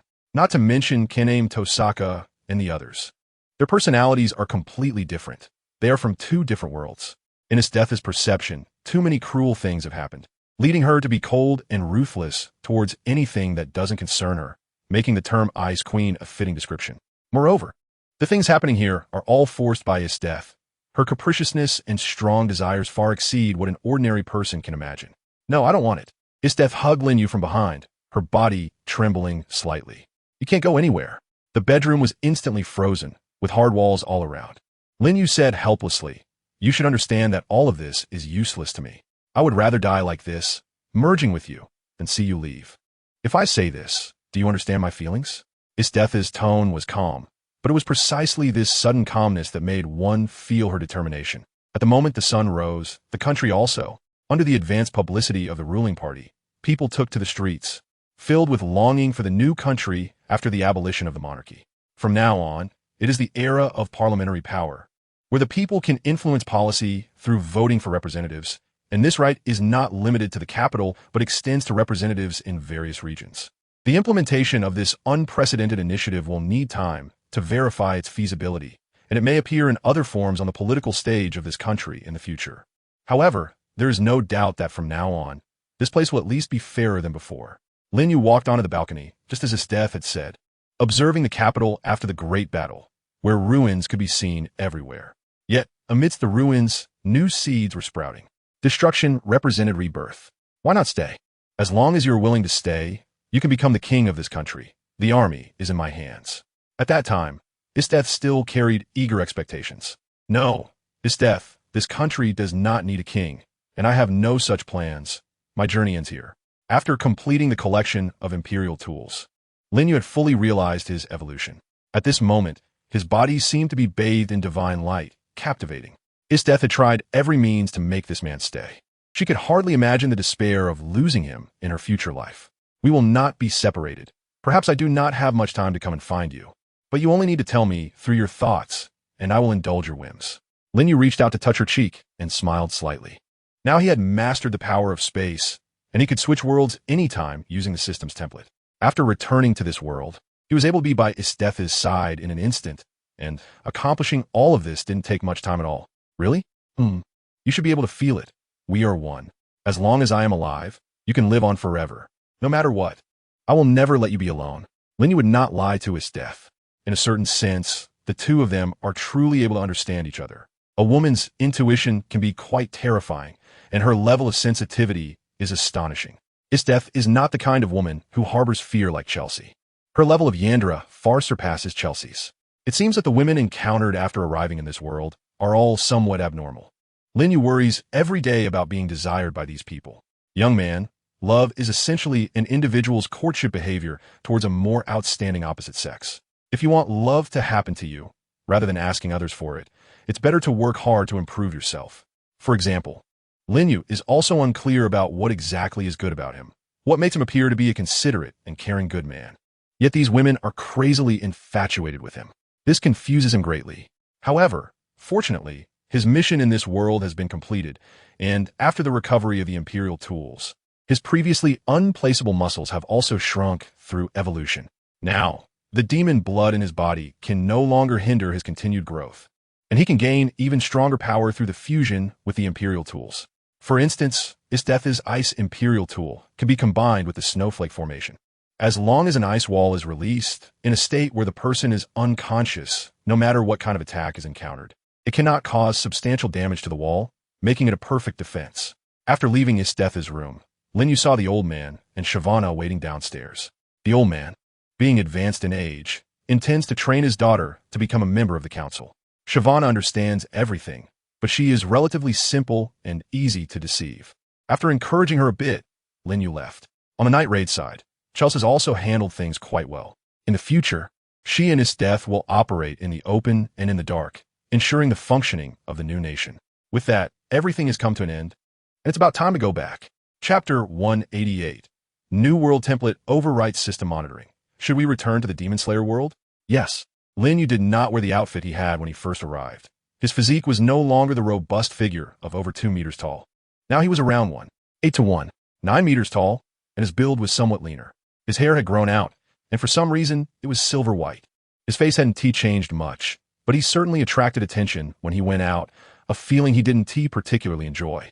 So he simply bought a new white one-piece robe in the capital, and when he pulled the attached hood up, it covered his entire face perfectly. When he returned to the world of Demon Slayer, nearly 3 months had passed here, which was roughly the same as the time that had elapsed in the world of Akatsuki. The butterfly mansion still looked the same as it did when he left. Previously, the Kocho family had said they would help renovate it into a Western-style building to keep up with the times, but his wives did not agree. They were more conservative women who preferred wooden courtyards and pavilions, and enjoyed planting flowers and plants to create a pleasing environment. The reunion was naturally very emotional. After these months, their longing for their husband had only increased. Even the usually reserved Kanai Kocho held Lin Yu tightly and didn't want to let go for a long time. Lin Yu had no choice but to let them have their fun like a mascot. During this process, he had to constantly comfort himself, as perhaps he was a person without a heart or lungs. He felt that these few months had passed in the blink of an eye, and returning home felt like coming back from a trip with no lingering feelings of restlessness or longing. During his time in the Empire, aside from an exciting battle with his he hadn't really used his skills much. His opponents fell easily, which left him somewhat disappointed. Now, he could only become stronger by fighting powerful opponents. Why are you all looking at me like that? Is there something strange about me? After his wives vented their emotions, Lin Yu looked confused, seeing them sitting stiffly on the tatami. My abilities have improved. If you don't like it this way, I can still go back to the way I was. No, this is just fine. Led by Butterfly Kane, everyone agreed that Lin Yu's current appearance was the best. Although his previous gym body provided a sense of security, it was too heavy a burden. At night, the family gathered for a meal. Just in time, Kane had also entered high school, seemingly at the same school as Tanjiro Kamado. Upon hearing that Lin Yu had returned, Yuzui Tenjin brought the 2 children back and came over to their house to share a meal. He praised Lin Yu for the significant changes he had undergone, saying his current appearance was much more glamorous than before, and even offered to give Lin Yu the title of the deity of the Gion Festival in the Yoshiwara district. The outcome was predictable. Originally, the dining table should have been filled with delicious dishes, but Mr. Yuzui could only have miso soup with sake, sitting at the end of the table, which had its own flavor. Butterfly Shinobu smiled and said that deities of festivals shouldn't need earthly things. Should they bring some candles and paper money for Mr. Yuzui to enjoy with his meal? Otherwise, just drinking miso soup was too unreasonable. Now the investigation work was almost complete. Reports from team members across various regions confirmed that there were no more demon attacks. Half a month ago, the Lord officially announced the dissolution of the Demon Slayer Corps. The things Lin Yu learned before seemed to be of no use in this new era. It was now the age of technology. He and the ninjas under him were preparing to apply for schools to learn skills suitable for survival in society. If Lin Yu was interested, he could join them and their old buddies in school. Facing Yuzui Tengen's invitation, Lin Yu shook his head. His situation was somewhat special. Although he couldn't create extreme destruction just by entering a dojo like before, his naturally radiant presence made it troublesome wherever he went. When leaving the Empire, many people had already begun to treat him as a deity, which was precisely the reason. He seemed too sacred and inviolable. Of course, this did not apply to his and his wives. It seemed like they viewed Lin Yu as a fragrant mascot, spending hours with him without getting tired. No way. Going out with Mr. Yuzui is absolutely not an option. Kanroji Mitsuri put down her chopsticks, looking dissatisfied. Hey, did I offend you all? At this moment, Yuzui Tenjin finally voiced the confusion that had been in his heart for a long time. Butterfly Shinobu smiled and said, Not at all. Our family has always welcomed the former Sound Hashira of the Demon Slayer Corps. It's just that we dislike the deity of the Gion Festival a bit. Mr. Yuzui doesn't need to take it to heart. Hey, the Sound Hashira has retired. There are no more Sound Hashira in this world. You just simply dislike me, right? Yuzui Tenjin cried out, while Lin Yu's wives all snorted coldly. In their eyes, Lin Yu had done nothing wrong, and Yuzui Tenjin was a man who didn't know how to conduct himself, always thinking of leading Lin Yu astray. If the two were to go out alone, Yuzui Tenjin would definitely take Lin Yu to troublesome places like Yoshiwara, which would result in inexplicably adding more sisters to the mix, and that would be undesirable. They had already discussed it and were determined to keep a close eye on Lin Yu, ensuring that no ill-intentioned women could approach him again. Even if he couldn't find a job, it didn't matter. With their professions and salaries, supporting the family was incredibly easy. Just the monthly financial support from the Kamadou family was enough for their family's expenses for several months. Their husbands were the kind who could live comfortably without working for a lifetime. Moreover, for them, having a husband who didn't work was wonderful. They could see him every day when they came home, get close to him, and what could be more important than that? Loading the diligent reward template. Calculating the world of accumulation kill. Completion, progress 100, all Imperial tools collected. Detected that the host's elemental density is too high to utilize effectively. Initiating the starting from 0 Otherworld template, which may solve this issue. Would you like to load it? Chapter 189. Comfortable daily life. Lin Yu's eyes brightened. It wasn't just because of the opening of the new world, but because he had gained another skill. Congratulations. The host has obtained the title of Master of Tomb Raiding. Due to the host's long-term habit of accumulating wealth, the system will reward a small warehouse, enhancing future treasure hunting efficiency. As long as a kill is made, the host can obtain everything from the opponent, including their gear. What does this represent? It means that in the future, after killing someone, he no longer needs to search for useful items himself. The previous method was quite rough, relying on Lin Yu to identify valuable items. If it weren't for his expertise in this area and his meticulousness, he probably wouldn't have achieved this special title granted by the system. However, such situations will no longer occur from now on. After killing any species, he can immediately obtain the corpse, regardless of what is hidden on it or within its skin and blood. He will understand immediately what unique items he has acquired, which can be stored in his virtual small warehouse. Skill panel, not yet unlocked. Lin Yu realized after a moment of thought that the system's granting of such abilities must naturally align with the current world. If it were a world like Demon Slayer or accumulation kill, the skill void warehouse would definitely be unusable. It's a unique skill that he could only access after entering the new world from scratch, and he would have to reach 100 compatibility before he could fully acquire it. However, Lin Yu wasn't as anxious now as he had been before the accumulation kill world. After all, this trip home meant he wouldn't have to go out and show his face. If no one saw him, it wouldn't affect his daily life at all. Moreover, having not returned home for several months, if he suddenly came back and then said he was going out again, it would surely cause an uproar at home. He had to consider the feelings of his wives as well. Following the usual routine, Lin Yu stayed home for a few months as he had before. During this time, he also shared his blood with his wives. The previously fierce and violent attributes had completely disappeared after the transformation of his Imperial artifact, and Lin Yu was able to control it himself. After all, he had already experimented on Chelsea and later on his death without any issues. The safety was fully guaranteed. After this, there was naturally no need for protective measures. It seemed that after getting married, Kaname Butterfly and the others had developed an even stronger desire to become mothers. For women with more traditional views, the inability to carry on the family line was something that kept them awake at night. So, taking advantage of this relatively idle time, Lin Yu could only fulfill his responsibilities as a husband as much as possible. However, it was hard to imagine whether the children who would inherit his genes would be different from normal children at birth. Regardless, after the change in constitution, the impact of childbirth on his wives should be minimal. Time passed quickly. In 3 months had soon gone by. During this period, his death had been urging Lin Yu to return to the royal capital through the power of their bloodline. Lin Yu had not yet confessed to his wives about her, as the matters of 2 worlds seemed too bizarre to explain. Even his wives probably wouldn't be able to accept the idea of Lin Yu transcending dimensions at this stage. It was a bit too fantastical.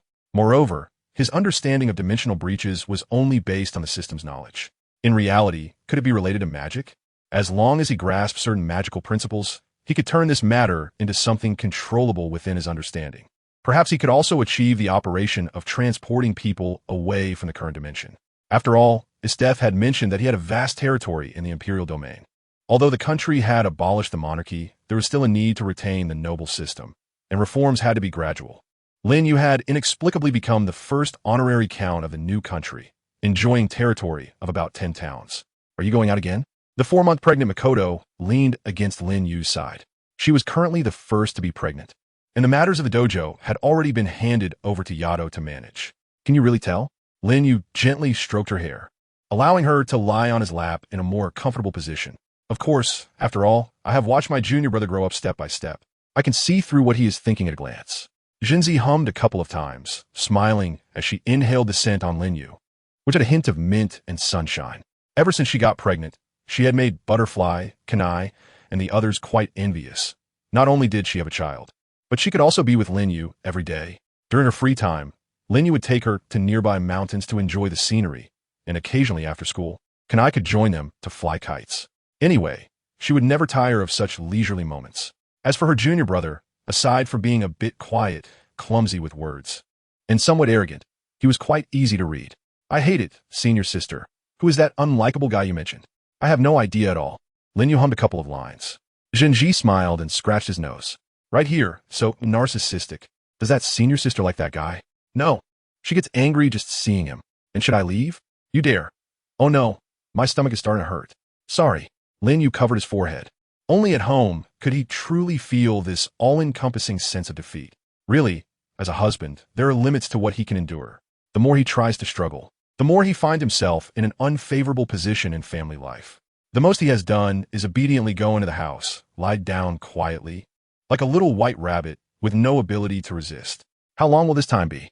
Zhenggu touched her slightly protruding belly, her face radiating maternal glow. Norus, we can talk about it after you give birth. Lin Yu smiled. To be honest, he had no idea how the opening of the new world would turn out. After all, the world he was about to enter was quite extraordinary. In the previous worlds like Demon Slayer or Accumulation Kill, the powerful characters were real threats that could kill without too much mystery. The unknown is what is truly terrifying. The world of Zero contains too many unknown factors. And even Lin Yu, after entering that world, probably wouldn't be as calm as he was now. Chapter 190. Starting from zero in another world naturally. There is no need to express these concerns to his wife to make her worry, nor did he need to rush. In his understanding, family always came first, no matter where he went. Becoming stronger was secondary, so it would be fine to discuss it after the child was born. A few months later, Lin Yu's first child was born. Former members of the Demon Slayer Corps came to their home to celebrate, and the Kanroji family later rented a rose manor to hold a full moon ceremony for the child. This was not specifically to celebrate Lin Yu, but mainly because after the dissolution of the Demon Slayer Corps, Kanroji Wise-Eye had not thought of a way to gather his past comrades. Most of the current members of the Demon Slayer Corps had entered society through the Kanroji family's connections, while some were sent to school to learn professional skills. Taking advantage of Lin Yu's family's good fortune, everyone gathered together for a reunion. From a distance, one could see many people in suits, with quite a few doing better than their former superiors. When they met, everyone looked proud and delighted, making it inevitable for them to tease each other. But the overall atmosphere was very joyful. Fortunately, everything was normal after the child was born. He didn't turn out to be the kind of gifted child Lin Yu had worried about. It was a boy. He weighed about 8 pounds at birth, looking soft and chubby like a small glutinous rice ball. However, he had a large appetite. Breast milk couldn't satisfy his needs, and the bottle had to be filled about 10 times a day. He also urinated a lot, with a strong metabolism. Even his mother, Shinako, was both amused and helpless, and they named him Lin Zhe. Wah. Little Lin Zhe was silent when he was born, which frightened his father Lin Yu quite a bit, prompting him to gently pat his little bottom a couple of times. Still silent, he just stared at Lin Yu with wide eyes. Lin Yu made a funny face, and this little rascal actually smiled. But whether he cried or laughed, as long as he could make a sound, that was good enough. Lin Yu and Junzi finally breathed a sigh of relief. Being parents is not easy. In the following month, they suffered from the torment of this little guy, who often cried out in the middle of the night, wanting to be fed. He was quite amusing, crying and making a fuss, but not shedding a single tear. He would wait for his parents to serve him as if he were an ancestor, and then he would laugh happily. It was clear he learned to manipulate from birth. They couldn't tell whose personality he had inherited. Lin Yu didn't mind, but Zhenguo was tortured to the point of questioning her life. Clearly on vacation at home, she often woke up with her hair a mess and her eyes lacking luster. As soon as the little one raised her hand, she knew she had to wash the baby bottles again. Kanahui and the others had suggested helping Zhenguo with the baby, but after just one night, no one brought it up again. This little troublemaker could eat, poop, and make a fuss. During the day it was manageable, but at night, she wouldn't let anyone sleep. Kanahui and the others were feeling a bit overwhelmed. They had been so eager to have kids, but now that they were experiencing it firsthand, they found the little one cute in any situation, yet raising her was truly a daunting task. One needed to be mentally prepared for that. Thanks to this little rascal. The others had also stopped insisting on talking to Lin Yu about having children. However, given Kanahui and the others' personalities, this phase probably wouldn't last long. Therefore, while they had this time, Lin Yu should set off. With everything prepared, he should now have mastered several elements after merging all the Imperial tools. He could feel it even with his eyes closed. Thunder, ice, and fire, 3 orbs of light floated in his consciousness. After integrating the template of a parallel world from scratch, this sensation became even stronger. Imagining and manifesting felt as if he could use them at any moment. However, in the world of Demon Slayer, he still couldn't bring them forth. A notification detected that the host had the intention to travel to a new world. The upcoming world, Zero starting life in another world. Would you like to enter? Yes. A burst of light engulfed the heavens and the earth, leaving everything in a white haze. Lin Yu, cloaked in a white robe, was deeply immersed in it, and then the world became clear. Lin Yu was deep in a dense mountain forest, and he looked at his right hand with confusion. In it, he held a sturdy object resembling a staff, made of wood that exuded an ancient texture, with a gentle glow flowing over its surface. As he grasped the staff, the elements in his mind began to materialize before him. Red fire orbs, blue lightning orbs, and white ice orbs, each floating and flickering like will-o'-the-wisps. Note, mobile warehouse. Mage's staff, indestructible, serves as a medium to cast any magic. 2-in-1, Lin Yu understood that this staff should be his mobile warehouse. With his staff, he could easily touch gold, and he could also release magical elements through it, which means casting spells. However, although it was said to be casting spells, he didn't know how to do that. Chirp! A moose stood in the grass not far from Lin Yu, and they locked eyes. Thunder from the heavens, pierce it. Lin Yu waved his staff, his white robe fluttering. Then, with a crackling sound, a ball of lightning extended a tentacle over a meter long, which then emitted blue smoke. Lin Yu was confused. Is this a system crash? Gulu gulu. The sound of a hungry stomach echoed, and Lin Yu licked his lips. Could it be related to his chanting? Just like when he used the Imperial artifact before, he didn't need any extra chanting. He could unleash it just by thinking about it. He envisioned a scene in his mind, where solid ice spread across the ground and completely locked the 4 hooves of the elk below. The white orb moved, burrowing into the ground, and then the area around a meter was completely frozen. Then there was nothing more. Lin Yu, system prompt. The energy stored in the Imperial tool has suffered a dimensional strike, making it unable to absorb energy on its own. And the magic storage is insufficient. You can increase the magic storage by preying on creatures or obtaining magical items. Understood. I am in a state of empty blue, right? It's not that the Imperial tool from the Akame Kill world is ineffective here, but rather that after arriving in this world, it seems unable to acquire the energy needed for use. It was originally completely useless. However, there is now a possibility to supplement the required magic power by preying or obtaining items through the host, Lin Yu. What a joke. Does that mean I have a useless spirit root? Lin Yu looked incredulous. If he remembered correctly, there seemed to be a type of magician in this world who could open certain doors, similar to establishing a connection with the magic of this world, and then obtained the required magical energy from those doors. Chapter 191. Whatever is lacking comes. Such a person, in theory, could use an unlimited amount of magical power as long as their body, as a vessel, could absorb enough magical energy. But Lin Yu was currently like a big jar, completely empty inside. Damn it, what use are you then? Lin Yu glared fiercely at the staff in his hand, remembering that this thing also had a treasure-seeking function. He ultimately couldn't bear to throw it away. He glanced at the distant elk, which also seemed to lift its head and look at him for a moment. Lin Yu raised his staff and charged forward. Half an hour later, Lin Yu had built a fire pit with freshly roasted deer meat laid out on top. Congratulations! You have obtained a whole magical forest elk, gaining 0.01 magical energy. The panel that appeared in the warehouse was disappointing. It was like buying an incredibly powerful graphics card, but not being able to power even a fan at home. The dissection was quite efficient. The meat chunks from the skin and fur could be cut into perfect shapes whenever needed, and this storage mechanism also clearly marked the expiration date. If consumed within the valid period, the ingredients would remain fresh indefinitely, but once past the expiration date, they would rot and be automatically cleared. At the same time, a rustling sound came from the nearby bushes, and a few figures holding daggers stood up with ill intentions. Parker, what is wrong, Leah? In the depths of the forest, a silver-haired girl in a splendid robe slightly lowered her hat brim. She saw a traveler who looked about the same as her being surrounded by several unfriendly individuals not far away. The green crystal on her chest glimmered slightly, and then a fluffy little cat suddenly jumped out. I say, Leah, should we just ignore this? That guy doesn't seem easy to deal with. And those little thieves should be something he can handle alone. Emilia stubbornly shook her head, saying, No, Parker, since we've seen this, we must offer help. Moreover, we're still far from the capital, and it doesn't relate to what we need to do, so we can't just stand by. The elf Parker helplessly spread his furry paws. I really can't do anything with you.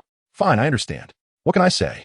My daughter is just such a charismatic, righteous, and kind-hearted child. Emilia blushed at his words, muttering, Parker, you sly thing. But after today, that's it, Leah. I'm quite tired after dealing with those magical beasts in the forest. Okay, I understand. Hey, big brother. I just saw that this mage seems to be attacking the elk with his staff. I saw it too. Is he really joking with that level of magic? What a pity for those nice clothes and that staff. It looks quite valuable. If sold to the merchant guild belonging to the Karsten family in the capital, it would definitely make a good profit. Hey, mage, did you hear that? The knives in our hands don't have eyes. So it wouldn't be good if you got hurt. You'd better hand over everything on you quickly while you still can. Lin Yu was taken aback and raised his head. This scene left the few robbers who were about to rob him dumbfounded because, for some unknown reason, the guy they were trying to rob seemed to be smiling, looking very happy. What you have in your waist bag is. One robber tugged at his waist bag and grinned. Haven't you seen this? This is a magic core from a magical beast, top quality. Who knows how much magical power is contained in it? We could make a fortune selling it on the market. We are really lucky today. We stumbled upon a few beast corpses in the forest. Hey, why are you wasting so many words with him? Another robber, sensing that the gaze of this guy before him seemed to be getting stronger, felt an ominous premonition rising in his heart. How to put it? Although it felt a bit inappropriate, he couldn't shake the feeling that he was the one being robbed.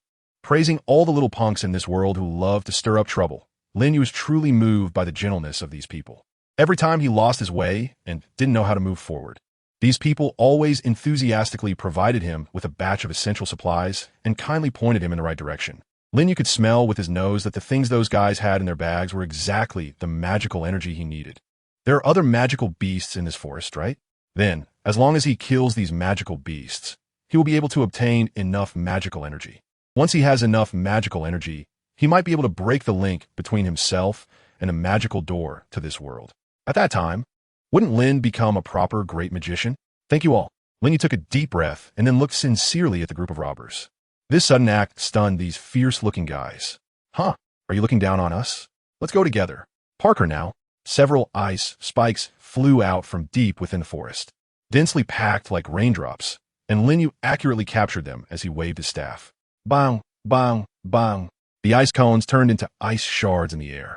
Lin Yu blocked the deadly blow for the thieves, his fierce gaze darting towards the silver-haired girl who had just emerged from the forest, looking very shocked. I advise you not to meddle in other people's affairs. After being reprimanded, Emilia instinctively took 2 steps back, while Parker frowned, staring at this mysterious figure in a wizard's robe. Is this how you use a wand? Elf Maga. Silver hair. The thieves' eyes widened in fear upon seeing the silver-haired girl, as if they had encountered the most terrifying disaster in the world, leaving Lin Yu at a loss on how to calm them down. It was all because of this suddenly appearing woman that his plans were disrupted. However, even though he had changed worlds, most of the abilities of his imperial tools were currently unusable. Lin Yu's fundamental physical qualities still far surpassed those of ordinary people, just relying on his physical prowess. He was already in existence that greatly outmatched the likes of chopping red eyes from that other realm. In this world, that attribute had not diminished in the slightest. If the combat power ceiling of this world did not have those special abilities as a bonus, comparing him to others was completely the difference between a genius and an ordinary person. Chapter 192. Emilia Lin Yu raised his wand and struck a thief on the head, leaving a mess of blood and flesh. The artifact granted by the system was indeed terrifying. Although it was made of wood, it was much harder than a human skull, making it extremely practical. With another swift motion, he executed a spinning strike called Looking at the Moon, breaking one person's leg with a single blow of the wand. He then leaped into the air and delivered an elbow strike, his pure white robe flowing in the wind, not stained with a drop of blood. Amidst the girls' exclamations, Lin Yu did not stop. The remaining 2 were not spared either. Under the impact of such a sturdy wand, they were utterly defenseless, and with just one strike, they spat blood and fell into unconsciousness. Rewards. For thief corpses, 3 magical wolf cores for gold coins and 30 silver coins. Lin Yu furrowed his brows. The blood-stained wand emitted a faint glow, and the thieves on the ground gradually faded along with the light. However, Lin Yu slightly adjusted his will, selectively collecting artifacts. After putting away the wand, he refused to collect the corpses. From his perspective, the wand was indeed very convenient to use. It didn't require incantations, just a thought could distinguish between the useful and the useless. After multiple uses, it completely aligned with the host's own consciousness, eliminating the need for further contemplation, leaving behind mostly useful items. Is there something going on? Lin Yu turned his head, and Parker, who was flying beside Amelia, was momentarily stunned. Amelia ignored Lin Yu and quickly moved forward to check the injuries of the thieves. After a long while, a look of disappointment appeared in her eyes. These people were basically all fatally injured and could not be saved. Leah, it's better not to be too sad. After all, these people were at fault first. If they hadn't done such things, they wouldn't have faced such a tragic end. The meaning and cost of life given to each person are equivalent. I understand, Parker. Amelia got up and did not greet Lin Yu. It was evident that the girl seemed very dissatisfied with Lin Yu's actions, her face showing a hint of gray. However, Lin Yu was staring directly at her chest. Parker frowned. I know my daughter is cute and kind, but isn't it a bit rude for you to keep staring at her like that? It's okay, Parker. Amelia did not look at Lin Yu, just shaking her head in disappointment. Silver hair, half-elf. With these 2 elements, she was a symbol of disaster in this country, no on this continent. It was normal for her to be discussed or even hated and have things thrown at her while walking down the street. Since childhood, she had deeply loved this world, but it seemed that this world did not like her. No, Leah, this guy has felt strange to me since just now, Parker whispered in Amelia's ear. Lin Yu unconsciously leaned back, deeply shocked. He had never imagined that such good fortune existed in this world. It was one thing to find money just after stepping out the door, but to discover the key to a treasure vault afterward was something else entirely. With his keen eyesight, he could clearly see the endless magical energy contained within the emerald gemstone worn by the girl in front of him. His own imperial tool was yearning for that power. How kind this girl was. Just moments ago, when he was attacked by thieves, she had thought to help him, adhering to the principle that one should reciprocate kindness. Lin Yu suddenly felt that he had been somewhat rude to her earlier and needed to adopt a gentlemanly demeanor towards this girl. Drawing on the upper-class knowledge he had learned from Yuzue Tenjin, Lin Yu slightly bent at the waist, placed his right hand on his chest, and elegantly performed a bow. Hello, it's a pleasure to meet you. I am a traveler Dio. Amelia paused for a moment, then softly said, Puck, you were right. This person seems a bit strange. In her heart, she had a very poor impression of this man who called himself Dio, especially with the corpses of thieves scattered around. The brutal scene made her think that this man was definitely a ruthless character. However, Amelia herself wasn't much better. When she cast magic, she sometimes couldn't control her power, resulting in outcomes like broken arms or legs. After all, the human body was quite fragile. Lin Yu looked compassionately at the corpse on the ground. Sigh, I didn't expect that a few people would barge in while I was cultivating. Sigh, what a sin. I really appreciate your assistance, just now. But my actions were also for a reason. Out of control? Parker questioned, dragging his chin in confusion. Lin Yu was taken aback for a moment, then showed an expression of so you understand. Is this your spirit? Amelia was just about to speak when Parker, who was beside her, interrupted. A smile was on the cat's face. Nice to meet you. My name is Parker. My name is Shatira. Amelia timidly spoke this name and observed Lin Yu's expression. Lin Yu was surprised and said, Is Sadala the jealous witch Sadala? Parker chuckled with a very sinister expression. Yes, silver hair, half-elf. It's the jealous witch Sadala who once destroyed the continent. Amelia lowered her head, her expression gloomy. Lin Yu was taken aback for a moment, then burst into laughter, leaving Amelia and Parker somewhat at a loss. I'm sorry, my dear elf, but my teacher back in my homeland told me that Sadala is an extremely evil being. However, I really can't associate your master with evil. I remember very clearly that just a moment ago, when I was surrounded and almost lost control, wasn't she about to step in to save me? How could someone so gentle to strangers possibly be related to the jealous witch? It doesn't seem like an act.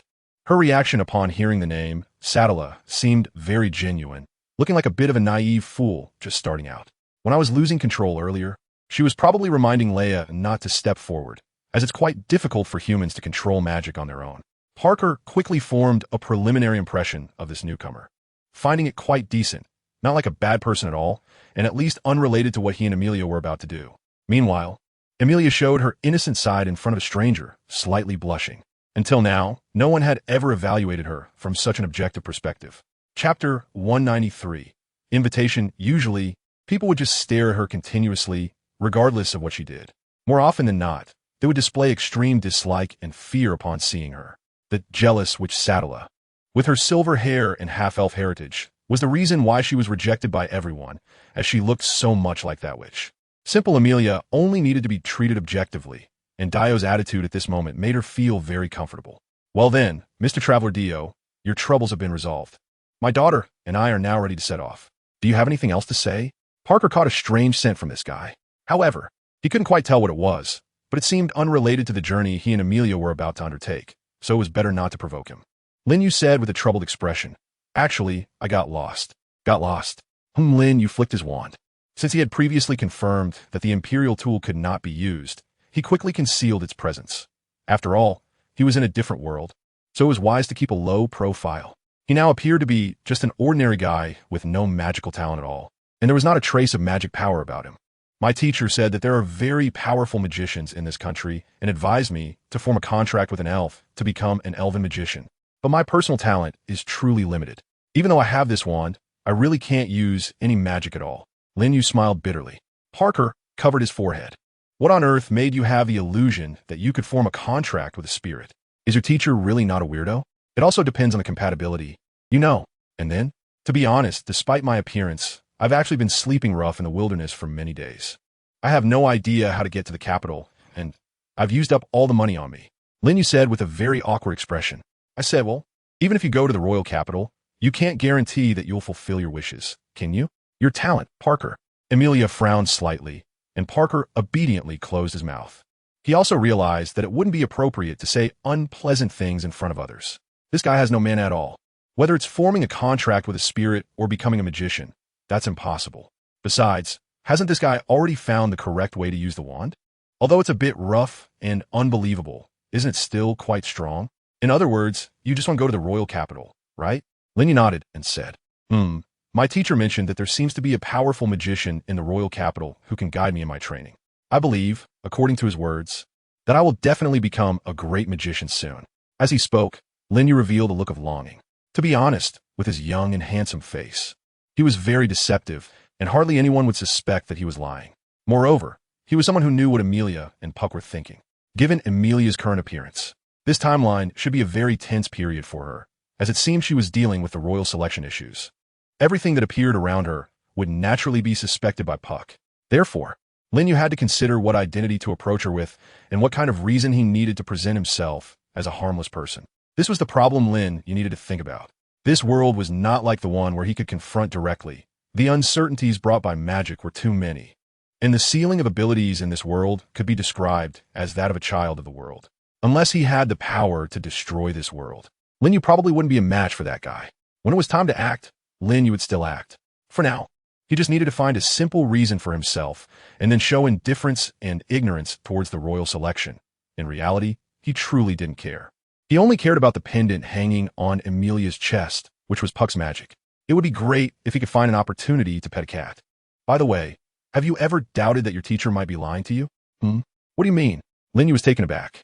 Parker, I'm really getting angry. Amelia glared at Parker in annoyance, while Parker turned his face away with a grin. Others just want to become real magicians. What's wrong with that? Even if they have no magical talent at all, even if they lose control of their dreams due to forcibly invoking magic, just thinking about such dreams is already beautiful enough, right? You don't have to mind. What Parker said isn't necessarily correct. After all, everyone's constitution is different. Amelia went on to explain a lot, though it wasn't really necessary. From Parker's perspective, Lin Yu still seemed like a naive fool who didn't understand anything. Even with such obvious hints, Lin Yu still had no doubt about his dreams. However, her daughter's kindness was truly hopeless. Honestly, if it weren't for this naive fool complimenting Amelia a few times, there wouldn't have been so much trouble. After saying a lot, Amelia also realized that she might have gone a bit too deep too soon. She couldn't help but feel a bit flustered, cursing herself for being a bit foolish while her face turned red. Mr. Dio is going to the capital, right? Yes. Lin Yu nodded blankly. He was indeed a bit confused. Much of what Amelia said was about the principles of magic and her personal experiences with it. These things were somewhat incomprehensible to Lin Yu, as he only saw elements as a mass of color in his mind, something he could summon when needed. Parker leaned in and whispered to Amelia, "Leah, are we really going to invite this guy to join us in Roswell's territory?" "It's fine, Parker, don't worry too much. It's not right to leave him alone in the forest, and there aren't many merchant caravans passing through here. It's so far from the capital." A cloud of concern had already formed over Amelia's head.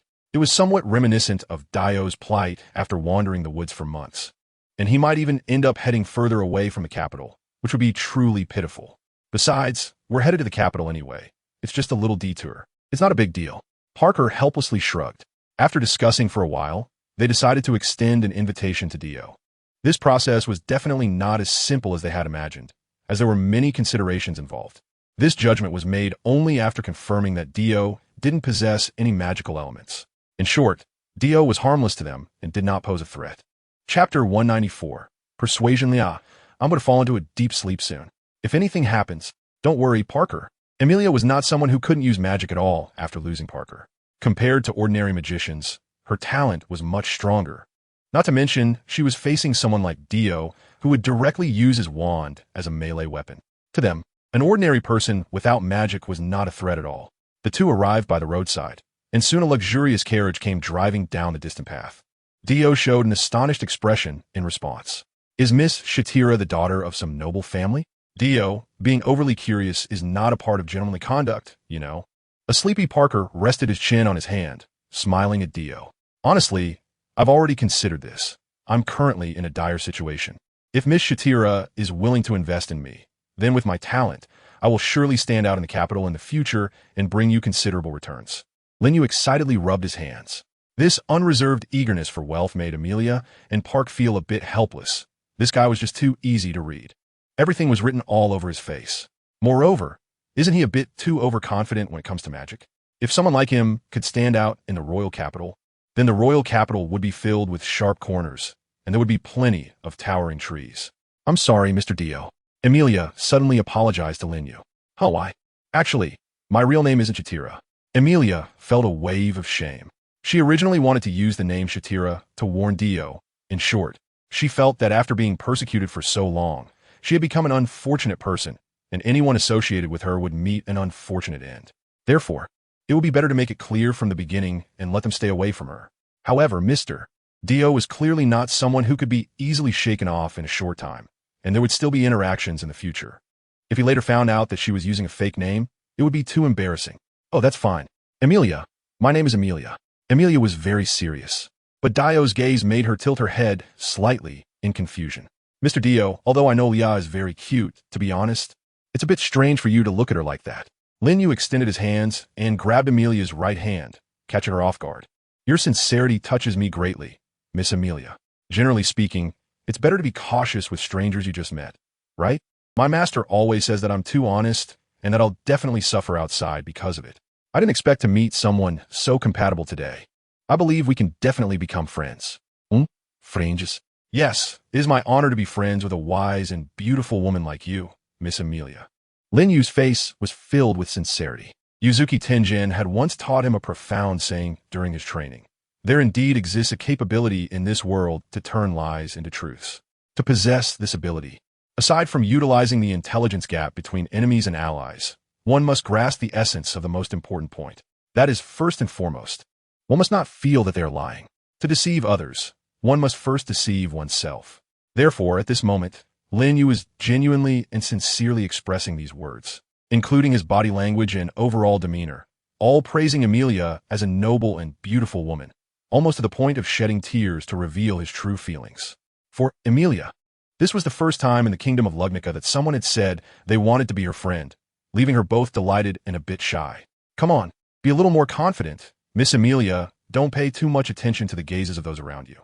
Amelia's reaction made Lin Yu feel as if he was seeing a butterfly named Kanai from another world. All the boys should take note. No woman dislikes sweet words. You just need to find the right moment to approach.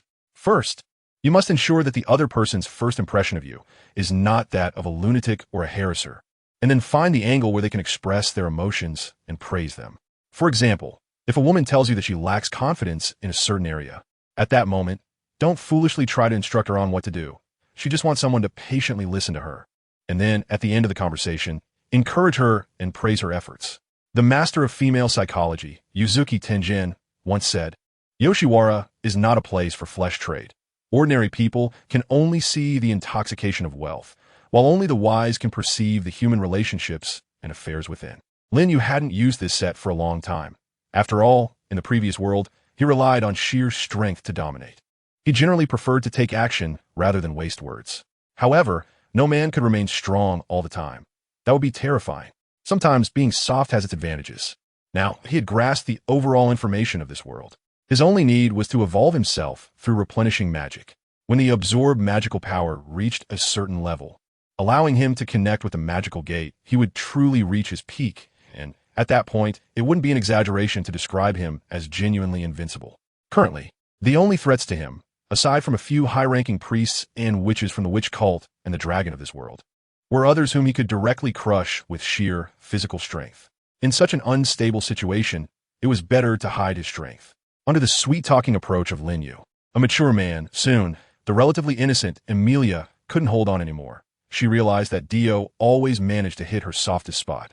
For instance, he would say things like how lonely it must be for her to always be alone. In truth, no one genuinely enjoys loneliness. Anyone who feels lonely hopes that someone will come to discover them. Emilia was no exception. From her hometown to the kingdom of Lugnica, receiving the protection of the border lord Roswell and being nominated as a candidate for the kingdom's heir, she had gone through too many distressing experiences along the way. It seemed as if all the malice of the world was focused on her.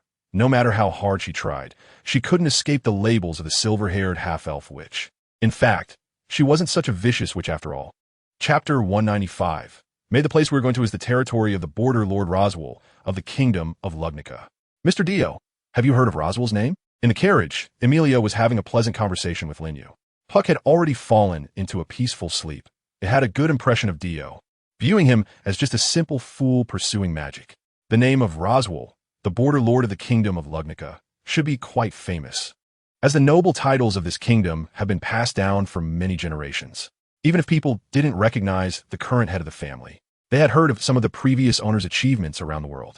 Lin Yu also cooperatively mentioned some positive rumors about Roswell on the continent, mostly well-known stories of heroes fighting dragons. However, Emilia smiled and said that these were not done by the current head of the family. Regardless of whether it's true or not, it doesn't matter. Any head of the family, as a magician, is quite remarkable. Emilia also recalled what Dio had said earlier about going to the royal capital to discover his magical talent. So, isn't this a great opportunity with Roswell? That is true. But my teacher told me that my matters must be settled in the royal capital. To be honest, although I find him annoying and stubborn at times, and he always speaks in such a confusing way that it's hard to understand his direction, he has never missed the mark when it comes to conclusions. Emilia was slightly surprised. The mystery that Dio displayed at this moment made her feel something unusual. However, upon reflection, it made sense. A magician like Dio, who directly uses a wand as a close combat weapon, is indeed quite rare. It is normal for this continent to have all sorts of strange occurrences. In that case, Dio's teacher must be an impressive person, right? Well, you could say that. Lin Yu forced a smile. After all, lying wouldn't bring down lightning. So, he might as well make up a story.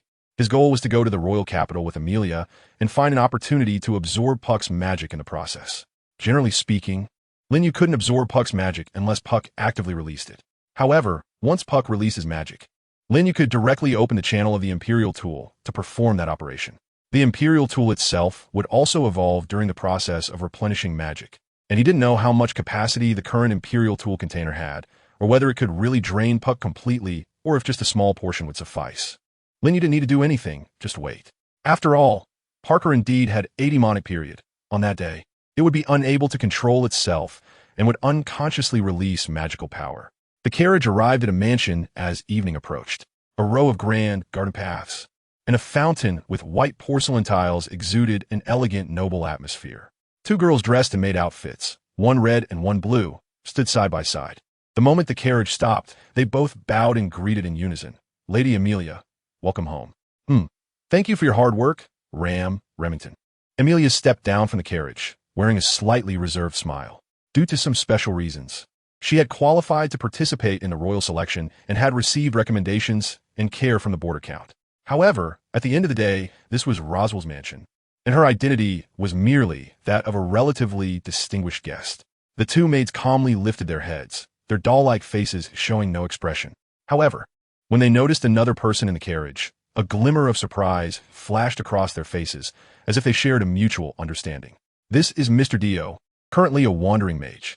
Since he didn't know how to get to the royal capital, I temporarily brought him back with me. He will go with me in a few days, Emilia explained with a smile. After the two sisters bowed, they went to a place far away from Lin Yu, seemingly discussing something. It was obvious that this was a critical period for the royal selection, and the two sisters appearing at Roswell's mansion in the border count were no ordinary individuals. Their master was the border count who supported Emilia's candidacy. In this situation, it was easy to imagine the level of protection for Emilia. Any unfamiliar person appearing around her would be viewed with suspicion, and they likely wanted to clarify Lin Yu's background. However, from Emilia's troubled expression, it was clear that she couldn't explain Dio's background in just a few words. She simply thought he was a decent person and wanted to offer him some help. Lord Dio, I am Remington. I will take care of your daily needs from today on. Not long after, as if they had agreed upon it, the blue-haired maid walked up to Lin Yu with great formality, her doll-like face showing no expression, and her tone was very flat. Lin Yu felt a sense of helplessness in his heart. To be honest, he wasn't used to being taken care of. It was the same back in the Empire when he had Shavana look after his daily life. The customs of this noble society were really quite absurd. What if he was used to sleeping naked and was deep in slumber when someone barged in? Wouldn't that be uncomfortable? However, he still put on a smile. This is really too polite. I just happened to come here, and you can treat me like an ordinary guest. You don't need to mind. The standard for hosting ordinary guests in this mansion is like this. Rem stated without hesitation, showing no signs of lying. After the group entered the mansion, it was inevitable to mention the owner of the mansion, the famous magician Roswell from the border, as Emilia had referred to him. For some unknown reason, Roswell was currently not in the mansion, but he had informed Lin Yu about this matter. Then came the evening meal and a series of daily routines, with the blue-haired maid following Lin Yu without any embarrassment. Miss I.E.M., you can just call me Remington. I'm going to take a bath now. I know. I've already prepared clothes for you. As for the size and style, since the only male in the mansion is Lord Roswell, they're all tailored to his figure. And there are only servant clothes available, so I hope you don't mind. That's not a problem, but what? I'm going to change clothes. Are you sure you don't want to step out for a moment? Chapter 196. Standard plot. The bathroom in the Roswell mansion was indeed quite large, fragrant as if it had been pre-soaked with rose and tulip essence. And from a distance, one could see the mist rising from the large door of the bathroom. Lin Yu took off the white mage robe, and his silver hair cascaded down like moonlight, highlighting his perfectly exquisite profile, emanating a faint glow. Rem felt a bit dazed watching him. It wasn't a surge of girlish feelings. As a professional maid of the Roswell mansion, she didn't have those unnecessary emotions. She simply thought that perfection is, from a biological perspective, very straightforward. If there really existed a human whose appearance had evolved to an impeccable level, it should look like this. She hadn't felt this way before he took off the robe. Although he was a guest, and everything had to follow the arrangements of the host family, he still wasn't quite used to being served like this. So could Miss Rem please avoid situations like bathing? Lin Yu smiled apologetically. Rem said nothing, only slightly bent down a bow and then stepped out. It seemed that he needed to be a bit more careful. After Lin Yu entered the bathhouse, his expression became profound. He hadn't tried solving problems through thought for a long time. In the past, he was more accustomed to using force to resolve issues. However, in this world, the boundaries of enemies are quite vague. There's no saying that once you join one faction, you become an enemy of the other faction, and then you just need to use force to fight against them. In this world, including the unseen mansion owner Roswell, there are also some unknown existences, all seemingly revolving around the two words which, each with their own plans and purposes. What Lin Yu needed to do was not to become the ruler of the world or to eliminate a certain force. The objectives and the efficiency of achieving those objectives have always been his top priorities. Arranging a reasonable identity for himself and ensuring he has enough reasons and means to replenish his magical power is his best choice. Rather than trying to get himself into trouble, the path he is to take here is completely different from that of the Empire. Given the current situation, the two sisters left behind by Roswell to guard the mansion should have already shifted their attention to him. He just doesn't know what actions they will take next. Mr. Deal? Oh, Miss Emilia, hello. After finishing his bath, Lin Yu was drying his hair with a towel, having just stepped out of the bathroom for some fresh air. We happened to encounter Emilia coming from the other end of the hallway. She had changed into a new long dress, her smooth long hair cascading over her shoulders. and her youthful, exquisite face showed a hint of surprise. "Ah, sorry, I almost didn't recognize you just now. I didn't expect Mr.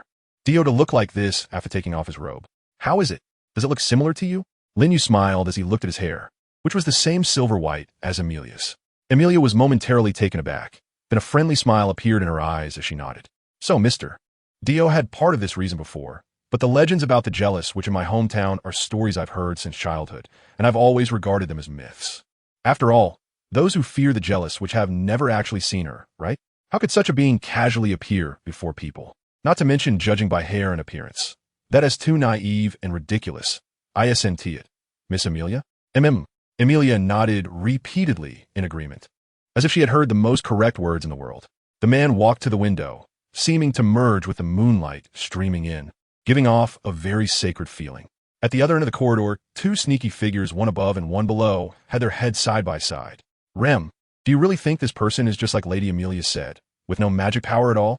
"I don't think so, sister. When he took off his mage robe, I was indeed momentarily mesmerized. He must be hiding his magic power. Is that so? I checked, and I can confirm there is no trace of corrupted magic residue on you. What is going on? Did you make a mistake, Rem?" The two exchanged words. The red-haired maid Ram felt that her sister was likely mistaken. However, based on the current situation, there was indeed something indescribably strange about this man. Especially after he removed his mage robe, this strange feeling surged forth. If one had to describe it, it was like possessing remarkable looks and a great aura befitting an extraordinary person, yet with very mediocre talent. Seeing him enjoying a pleasant conversation with Emilia, Ram turned away. "I will report this to Lord Roswell. Before that, Ram, this is a critical time for Lady Emilia. I believe it doesn't matter why this person is around her, or if he has ulterior motives. What is important is that he made the wrong choice and has become an eyesore." Ram glanced at the corridor, where Emilia wore a very joyful smile that was clearly heartfelt. At this moment, a hint of regret appeared in Ram's expression. "Well, Ram, your judgment is correct." After saying this, she slipped into the darkness of the corridor, heading up to the Lord's room on the upper floor. Meanwhile, her sister Rem displayed a very vigilant expression. Night fell, and the entire mansion was silent and empty. After nightfall, everything returned to calm, in the dark manner.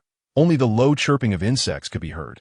The moonlight refracted through the glass windows into the corridors of the mansion, creating a dim atmosphere. Ding! Ding! The crisp sound of metal clashing echoed from the dark depths, spreading all the way to a guest room on the second floor. Gently, with a creak, the door was pushed open. Under the moonlight, it was clear to see that the bed in the center of the room was empty, the blankets wrinkled with residual warmth. The blue-haired maid Rem held a large iron hammer covered in thorns. Her doll-like delicate face no longer looked as cute as in the daylight, replaced by a cold and cruel expression. She slightly tilted her head, her tone icy. "Where is it?" Chapter 197. Luckily, you came to your senses. 1, 2, 3, 4. 2, 2, 3, 4. Rotational exercises, chest expansion exercises. Lin Yu took a deep breath, stretched his fists and feet. Ever since he tried the radio calisthenics, he realized that, compared to practicing sword techniques or weightlifting, the actual physical benefits from the calisthenics were far greater. This is because the routine engages almost every joint in the body. And after completing a set, not only strength and speed improve, but even physical fitness tends to develop in a more balanced manner. There would no longer be the previous issue of overdeveloping a specific muscle group, leading to an imbalance where one part looked disproportionately muscular compared to others. One could say that, with the support of the diligent cultivation system, radio calisthenics have proven to be quite effective. Who? He noticed a figure slowly emerging on the stone path, illuminated by the moonlight behind him. Lin Yu did not turn around. Discovered? Rem, who thought she was being careful, was taken aback for a moment, then gritted her teeth and tried to make her tone as calm as it had been during the day. "What is the guest doing here so late?" "Oh, it's Miss Rem. I'm having a bit of trouble sleeping." "Trouble sleeping? Well, after all, suddenly staying in someone else's house still feels a bit unusual, and before this, I was camping out in the wild, so I didn't dare to sleep at night. I could only wait until daytime to hang up in a tree and sleep for a bit. After sleeping like that for a long time, I've actually gotten a bit unaccustomed to sleeping in a bed." Rem tightened her grip on the hammer in her hand, a smile escaping her lips. The guest really knows how to joke, who would be unaccustomed to sleeping in a bed. "There are people, Miss Remington, in the village of my hometown. Everyone sleeps on the ground. I also have a younger brother around my age. I wonder how he is doing now." Lin Yu looked up at the sky, a reminiscent smile appearing on his face. Rem was moved by the expression and instinctively tightened her grip on the hammer. Brother? Yes, it's really quite amazing. My brother looks exactly like me, similar to Miss Rem and Miss Ram's situation, the only difference being the color of our hair. Mine is white, and his is black. Lin Yu still did not turn his head, seemingly lost in telling a rather long story. Of course, this story was not real, but fabricated. Similar to the one in the original work that deeply moved Rem about the red and blue demons. He created a younger brother whom he admired greatly. He was a waste with poor magical talent.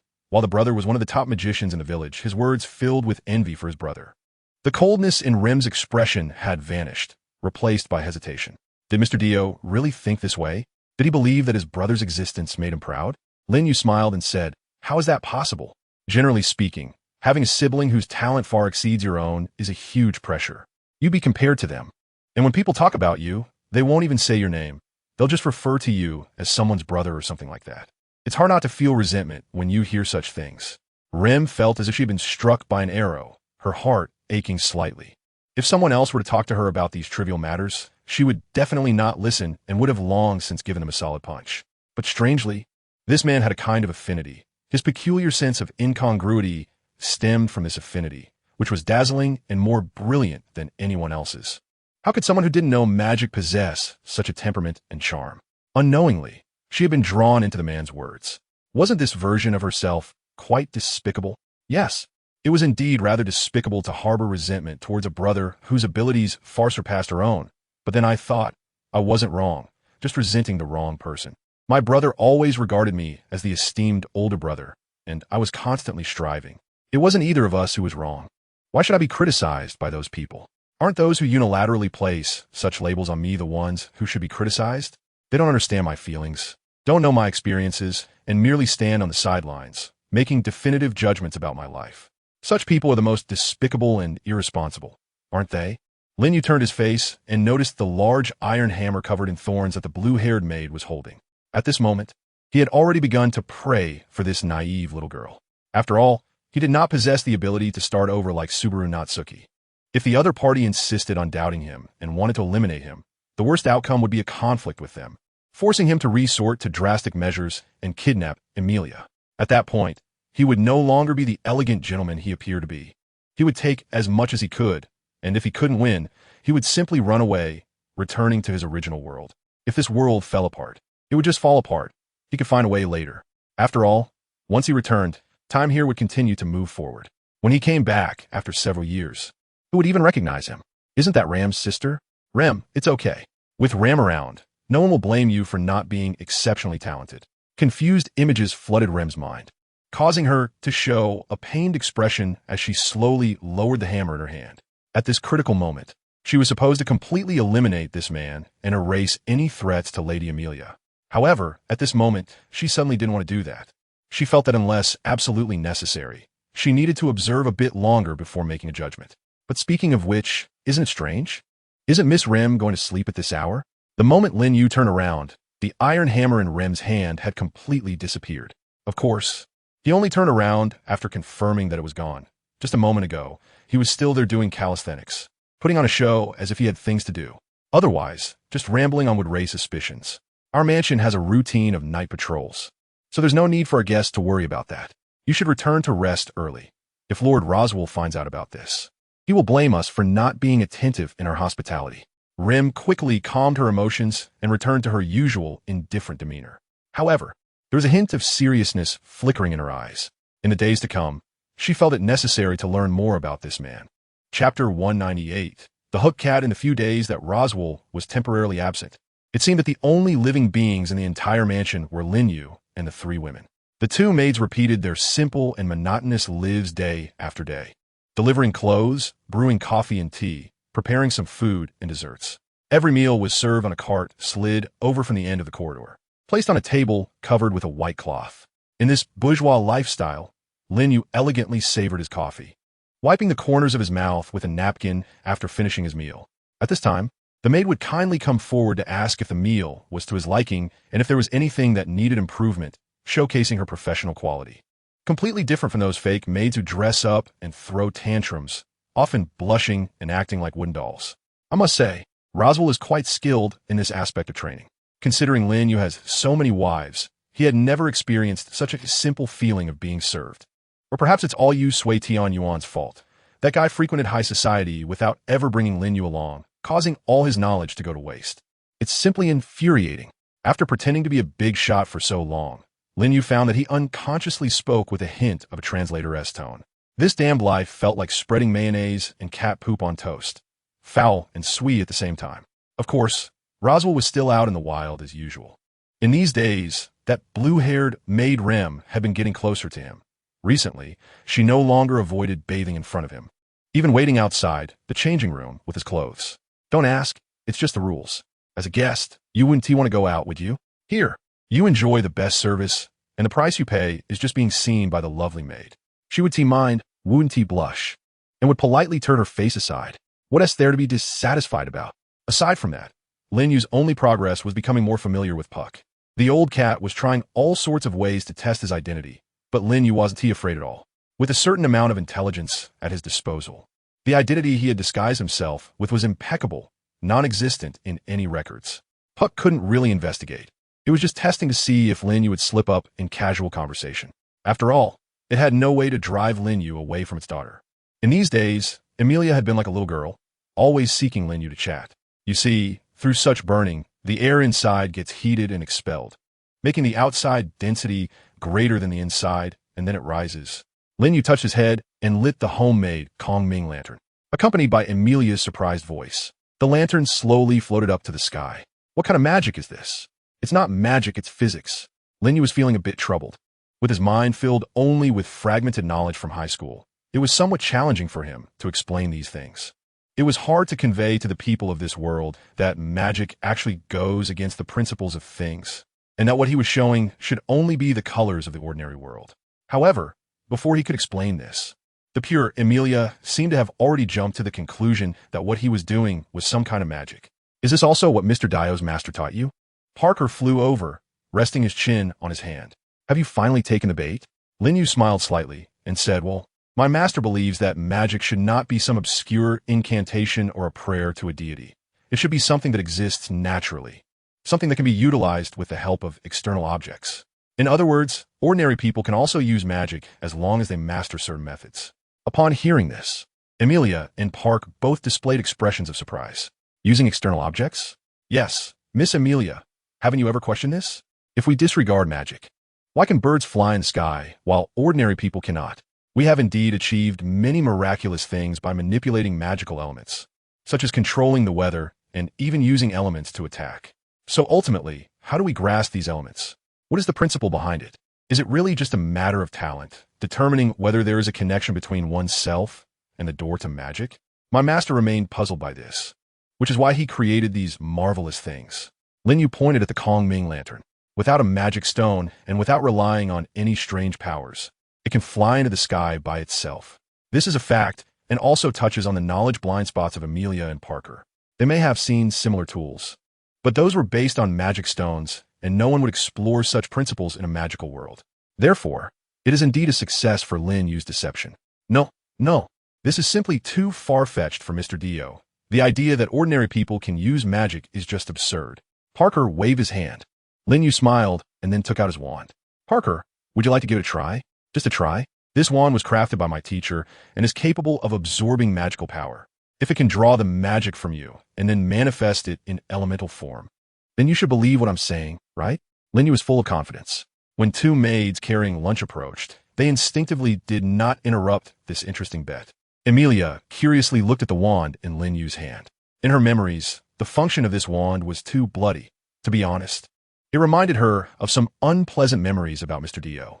This thing can absorb magic? Parker awkwardly smiled and said, there are many items that can absorb magic. Parker, your element should be fire, right? Lin Yu smiled slightly.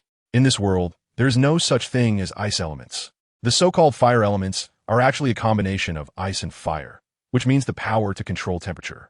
If this magic wand can absorb the elements you control and release them at different temperatures, what do you think? Parker was taken aback by the words, and then a sinister smile appeared on its cat-like face. What is its identity? Dio's words were undoubtedly a provocation to its status. How could its magic be so casually altered by others without its permission? That sounds interesting, Mr. Dio. If you can really do it, then feel free to give it a try. Chapter 199. In evolution, Parker carefully observed the wand in Lin Yu's hand, but found nothing unusual. However, it was precisely this that was shocking.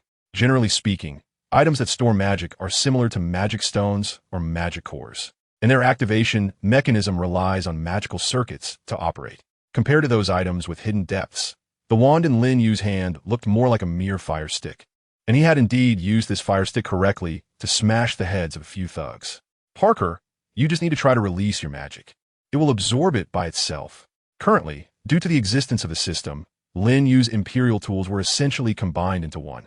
It was like a huge operating machine sharing a core, but each arm had its own effect, and the blood of demons served as an auxiliary tool for these arms to extend and evolve. For example, Isthetha's imperial tool, the demon's purification, could combine with the Wanaga's destructive killing needle to create a terrifying defensive barrier, while Bud's Thunder Imperial tool could combine with the Haftangu's tearful thrust to enhance penetration and attack frequency.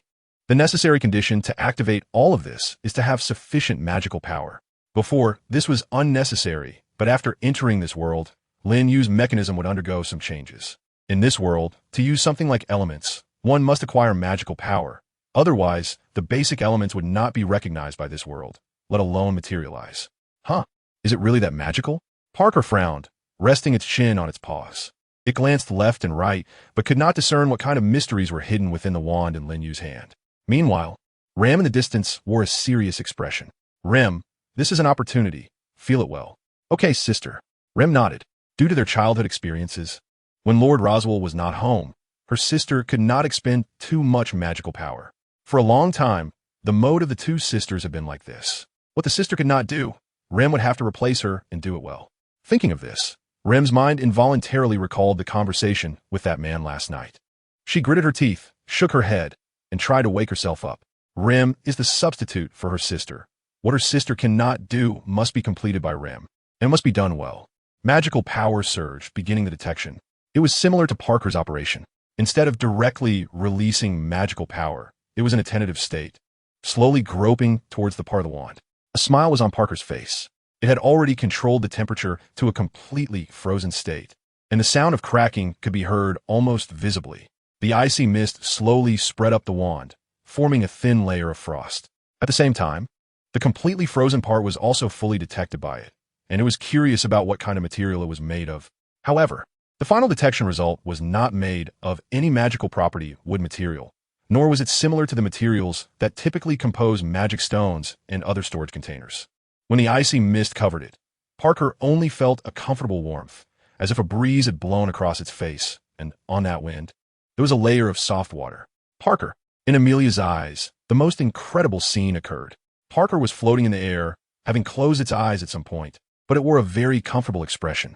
It was surrounded by a bluish, liquid-like substance, with the liquid rippling around it like a water surface disturbed by wind. Rem. On the other side, Rem, who was next to Ram, also exhibited similar symptoms. Her eyes closed as if she had entered a deep sleep, absorbing magic power. Saturation at 50, 60, 70. Lin Yu felt the continuous influx of the Imperial artifact.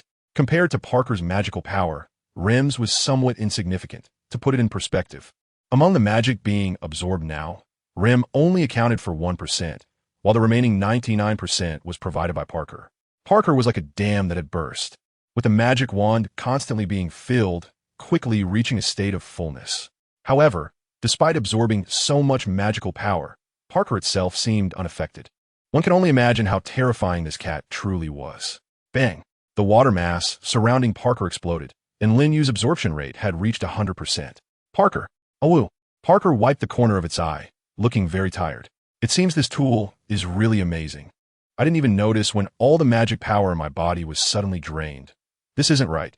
You haven't summoned your true form yet, Lin Yu secretly complained. According to his feeling, this time the absorption at most only absorbed 1/10 of Parker's magical capacity. Saturation reached 100, and an evolution would take place. Lin Yu was surprised to discover that the few clusters of elements in his mind, which had initially been the size of a fist, had now transformed into a shape resembling a large banner, lush and vibrant. In the center of this array of elements, a totem-like prototype was taking shape. The mana gate was being formed, with a completion level of 10. Lin Yu pondered for a moment. So it means he still needs to absorb Parker's energy 10 more times to establish a connection with the magic of this world? This is quite necessary, as Lin Yu currently cannot obtain magic by himself. Once he opens that door, he will be able to acquire magic through the connection with this world. At that point, magic will no longer run out like it does now, requiring supplementation from elsewhere. Moreover, the benefits brought by leveling up are also very apparent. The elements now are obviously much more abundant than before, so naturally, using them will be much stronger than it was previously. As for the specifics, he can just find a time to experiment. Rem, how are you doing? Sister, I feel a bit unwell right now, as if my magic has been drained. Rem covered her head, feeling dizzy, and her face slightly flushed. When she accidentally turned her face to look at Lin Yu, for some reason, her heart suddenly fluttered. That feeling was strange, as if she had a connection with this man. How could this happen? She didn't even know this guy at all. Chapter 200. Should be thanked, Mr. Dio. It's your turn to show what you can do. No problem. Lin Yu summoned the magic power from his wand, and at the moment of being absorbed, all these things turned into feed for the Imperial artifact. He waved slightly forward, and magma-like flames burst forth, intense and scorching, startling everyone present. Parker was 100% sure that this was definitely not his magical element. How'd you do that? It doesn't look anything like the elements you just absorbed. That's the magic of this tool, Parker. I want to uncover this secret, which is why I wish to go to the royal capital. Lin Yu showed a helpless expression. As for the secret, Lin Yu himself couldn't figure it out, so he just rambled on. After all, this was a world-class treasure of the system. If Parker could see it clearly, it would become an existence beyond the understanding of this world. Even that dragon Ao Tion, who always seemed to be at ease, probably couldn't do that. Sure enough, Parker's expression became serious. This cat, which usually displayed a great deal of composure, was encountering something beyond its understanding for the first time. Regarding this matter, Mr.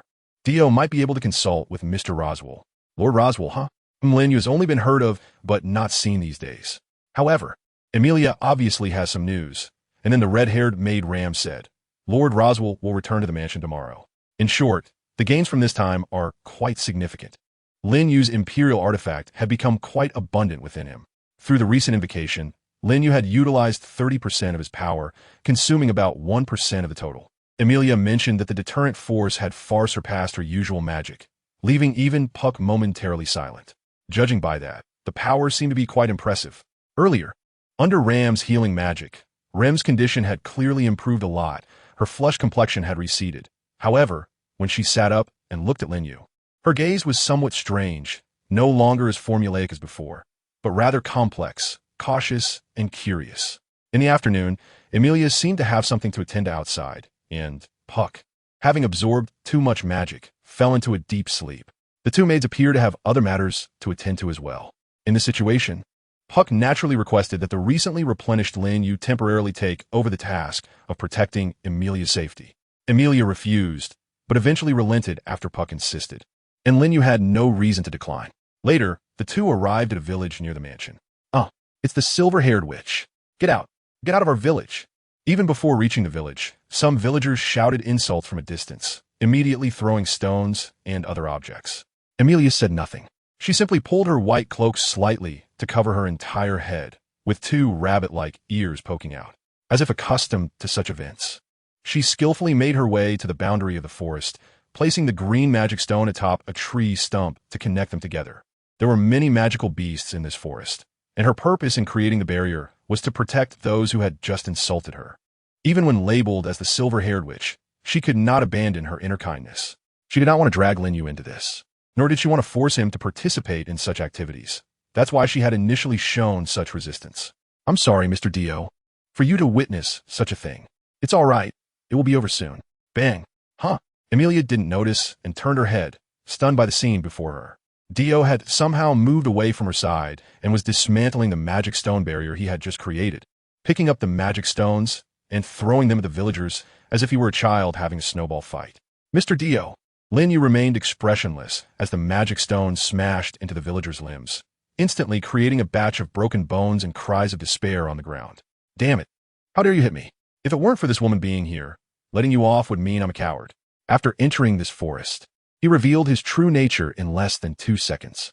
Does he need to tell others about his glorious deeds? In this lifetime, he has killed ghosts, saved worlds, and nearly destroyed the capital of a certain world. He has torn apart demon beasts with his bare hands and dismantled the highest throne. Go ask around. Who would dare to throw stones at his face for no reason, or stand in front of him and act tough? Are they really that bold, or just looking to end their lives? Lin Yu has never denied that he has a bad temper. Don't mention anything about restraint to him. His restraint has a premise, which is not to lay a hand on him. Dare to make a move? Okay, one of us must be knocked to the ground today. What's wrong, Miss Amelia? Lin Yu turned his head in confusion, the wand in his hand already poised and ready. A fiery dragon ready to pounce on the group of villagers. Amelia covered her mouth with both hands. This Lin Yu frowned and said, Miss Amelia, I know you have a kind heart, but when facing bandits, we cannot show mercy. These guys are the most despicable. They often attack you when you are asleep. They're not bandits. Lin Yu was taken aback for a moment and turned to look at the group of pitiful guys lying on the ground. Yes, we are the villagers of the village. Spare our lives, spare our lives. The villagers who had just been very arrogant were knocked down by Lin Yu, their legs broken. They glanced at Amelia and immediately sought a chance for survival, promptly revealing their identities. Amelia also looked at Lin Yu with hopeful eyes. Mr. Dio, please spare them. They are indeed villagers of the village. Lin Yu questioned, since they are villagers, why does Miss Amelia create a barrier to protect them? Yet they speak harshly towards her. Is it just because Miss Amelia has silver hair? As he spoke, he tore off his robe, revealing his own hair. I have silver hair too. Should silver-haired people be discriminated against? Do good deeds still lead to being attacked? The villagers were left speechless, staring at the fiery magic wand in Lin Yu's hand. Lin Yu frowned and said, I really can't tolerate this kind of thing. In my hometown, those who do good deeds are thanked with money and rewards by the villagers. If there are no corresponding rewards or words of gratitude, I really can't acknowledge that these guys are villagers. Amelia's eyes showed a dazed expression. What was Mr. Dio saying? We are good people. Hurry up and thank us. Lin Yu's expression was somewhat angry as he pointed his fiery wand at the disabled villagers on the ground. Chapter 201. Unforeseen Events. The flames spread further, with a menacing fire dragon glaring at the villagers, who stared back in despair with wide eyes. Finally, someone spoke up. Yes, this Miss Amelia is here to protect us. I advised you guys from the very beginning not to do such things. So what if she's a silver-haired half-elf? If she were really a witch, wouldn't we have died a long time ago? Hey, you were the one who was the most aggressive just now, and now you're pretending to be the good guy?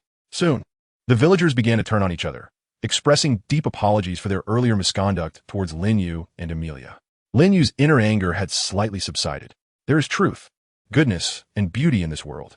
The reason he initially refrained from killing was not only because Amelia was beside him, but also because he had always wanted to believe that truth, goodness, and beauty exist in this world, as long as one communicates reason properly. If everyone could just be a bit more patient, wouldn't it all make sense? After returning to the village, the group was taken to a place for healing, and Amelia promised to treat them, which wasn't a big problem. However, under Lin Yu's suggestion, the villagers suddenly realized and were deeply moved, pleading with the two to accept a portion of their money and goods as a fee for the treatment. The village chief, understanding the situation, stepped forward. This is our token of gratitude. We are immensely grateful that you were sent here by the Lord to maintain the forest barrier. However, regarding that part of the barrier, don't worry, that part of the barrier. Amelia smiled, but was interrupted. Miss Amelia, your magical power is limited. After replenishing so much at once.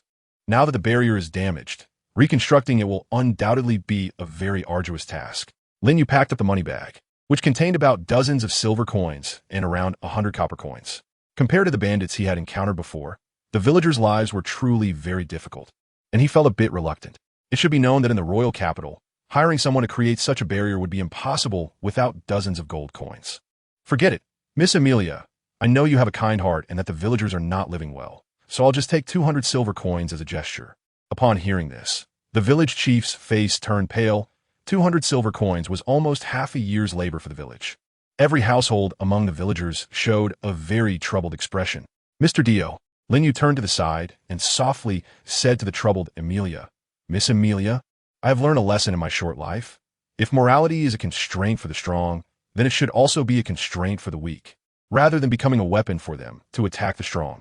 They clearly know what losing the barrier means, yet they still do such things to you, who is maintaining the barrier, acting recklessly under the banner of the weak. What happened today is simply their own doing. But don't worry, I will take care of everything. Lin Yu discreetly placed the money pouch into his sleeve, a gentle smile appearing on his face, which momentarily captivated Amelia.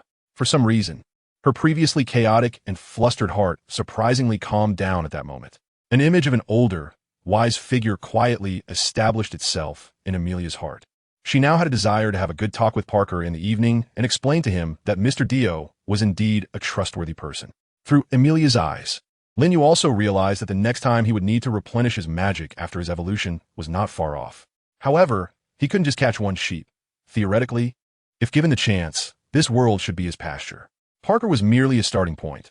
When the time came, no matter the witch church's archbishop or those scheming witches behind the scenes, even if they died, Lin Yu would still grab their souls for a sip. Call him the master of magic replenishment from another world. In the end, the villagers discussed among themselves. Given how dazzling Lin Yu's wand was, constantly emitting light of ice and fire, its holy radiance illuminated their hearts, leading them to realize their own ugliness. We understand. As a reward for mending the barrier, we will pay 200 silver coins. Additionally, we are extremely grateful for Lady Amelia's continuous efforts. No, not at all. Even Amelia, in such an atmosphere of genuine kindness and beauty, appeared somewhat embarrassed. The motives behind these people's flattery were all too obvious, and the speed at which they changed their attitudes felt somewhat out of place. However, with Parker currently asleep and Amelia not being particularly strong-willed, she truly had no way to judge what Lin Yu had done, so she simply let it be. The final outcome was likely good, but the reward received was indeed too much. As the two continued to communicate, Amelia clearly leaned towards first consulting Lin Yu on both major and minor matters. At that moment, in the border mansion, the current head, Roswell, returned. Beneath his clown-like decorations was a pale face, adorned with a hint of color and a strange smile. Lord Roswell. The two maids bowed in greeting. Originally expected to return tomorrow, the Lord had come back a day early. He extended his right hand and placed it in front of the blue-haired maid's forehead, his expression turning somewhat cunning. Oh, this is quite interesting. A tool that can absorb magic without any chanting and without detectable magic circuits? Ram glanced worriedly at Remington. Roswell then smiled and asked, Rem, can you tell me why you chose to let him go that night? Roswell was aware of everything that happened in the mansion. Even the actions that Rem had taken on her own judgment were done with his tacit approval. However, there was no doubt that no conflict had erupted that night. This was entirely different from what was recorded in the gospel. The person now appearing beside Amelia was not the one Roswell was looking for. Dio, from the unknown. I'm sorry, Lord Roswell, but Rem cannot do that because before taking action, he shared a bit of his experience with me, which was similar to what I and my sister went through. Rem lowered her head and recounted everything truthfully. She had also told her sister Ram about this. She never hid anything from her sister. Huh, this is really puzzling. What on earth is going on? Roswell covered his forehead with a melancholic expression. Chapter 202. World line change. The usually carefree border lord found himself genuinely troubled today. According to the gospel, a person from the unknown would certainly appear beside Amelia next, possessing some ability to correct the world, and that person undoubtedly held all the information. Given this situation, it was expected that Rem's background would be mentioned, and using such a method to evade pursuit was not a bad approach. However, this person should not be Dio, who was currently beside Amelia. The gospel indicated that the appearance of that person would not be until Amelia next visited the royal capital, which was 3 days later. What on earth was going on? Had something changed that caused that person to appear early? In a hurry from the sanctuary, Roswell rushed into his room, flipping through a book on the shelf marked with strange numbers. No, not him. Lord Roswell, if this is truly troubling you, let Ram handle it. We can clean it up in one go. Ram, usually cold, appeared very worried. The only ones who could make her show such an expression were her sister Ram and her master Roswell. With his back to Ram, Roswell closed the book and discreetly hid it deep in the bookshelf, taking a deep breath. No, Ram, if this is part of the trial, then he clearly only has a piece of the puzzle. Is it reasonable for this book that can predict the future? Of course, it is reasonable. After all, he only has half of it. He had never considered that there might be a deviation at some point. Now that it has happened, this possibility must be accounted for. The gospel shows that there can only be one person beside Amelia, and that is certainly correct. Ram, do not reveal my return to anyone. Just tell them I have urgent matters and cannot return to the mansion for now. Amelia should learn to handle things in the capital on her own. This will be a good opportunity. As for Ram, forget it. Roswell thought for a moment, his expression serious. Just now, when probing into Ram, He had an extremely bad premonition, as if he had trespassed into a beast's territory. Although nothing happened during the process, he felt as if a pair of bloody eyes were watching his every move. Perhaps it was just an illusion. He preferred to think so, as what he was doing now required a great deal of energy every day. Are you leaving again? Ram asked, puzzled. Well, no matter what. I need to resolve this before things get tricky. Roswell smiled, then took a piece of paper from the drawer on which was engraved the pattern of a badge. He then left his mansion and made his way to a certain location at the kingdom's border, where he handed the drawing to someone from an organization. It was nearly the 4th day since he had come to the mansion, and Roswell, who was originally expected to return, claimed he had urgent matters and would not be coming back. Moreover, the two maids had been indifferent towards Lin Yu. To quickly obtain first-hand information, Lin Yu slightly warmed the blood he had received from the blue-haired maid, Remington. Indeed, he had held back a bit when absorbing Rem's magical power.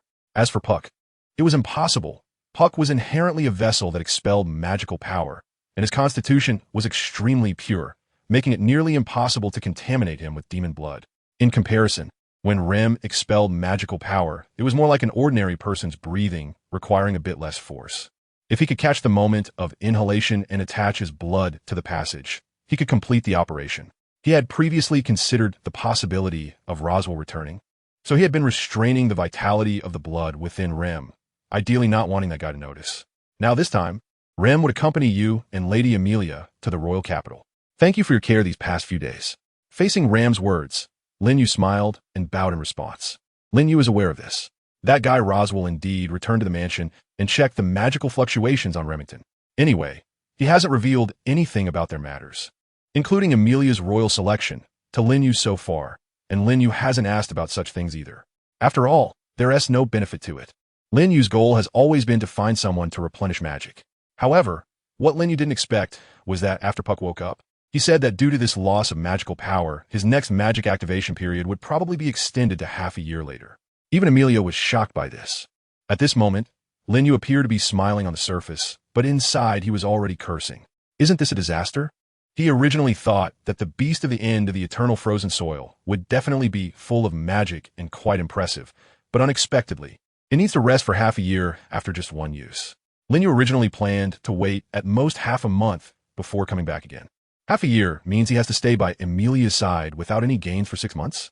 If he had that kind of patience, he would still be strategizing in the Demon Slayer world. As for the other character that should exist in the mansion, Beatrice, Lin Yu has never had the opportunity to interact with her, and considering her constitution, she is not the kind of quick result type that Lin Yu needs. Without efficiency, there is no need for interaction. After arriving in the capital, Lin Yu immediately said a temporary farewell to the female lead of this world, Amelia, as he needed to look for new targets in the capital. Lin Yu was walking on the street in a white robe when he passed by an apple stand. He happened to see a boy in sportswear standing in front of the apple stand, holding a convenience store bag with a very gloomy expression, as if he had died 1,000 times. He quietly walked towards the corner, where he encountered a few thug-like characters.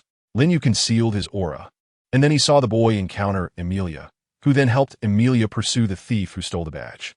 Everything was very similar to the beginning of the original story. The only noteworthy point was that at the moment the boy turned the corner into the alley, he came out relying on his own abilities. He quickly subdued those thugs, beating them half to death, blood splattering everywhere, with a cruel, twisted smile on his face. Am I directly crossing over to the path of the Purging King? Chapter 203. Purging King Natsuki Subaru. This boy, Natsuki Subaru, is an important piece in the operation of this world, and his every move is connected to a lot of things. But if parallel worlds really exist, then Lin Yu exists on one of those lines. It is now obvious that Natsuki Subaru's mental state is not that of an optimistic young man. He seems a bit gloomy, as if his mind has been stimulated by something. Lin Yu still couldn't determine his judgment, but it was obvious that the Subaru Natsuki on this line was definitely not the kind of conventional hot-blooded youth. There must be some issues in his heart arising from infinite deaths. Why did he return here again? Was there a problem with the save point? Subaru Natsuki covered his forehead, looking somewhat perplexed. He remembered that his initial death was caused by being chased by 2 sisters, driven to desperation, and ultimately falling off a cliff. His last death was when he subdued the world's second-ranked knight, the Blue Lightning Cercis, hoping to use this guy's combat power to resist that unreasonable pervert, Reinhardt.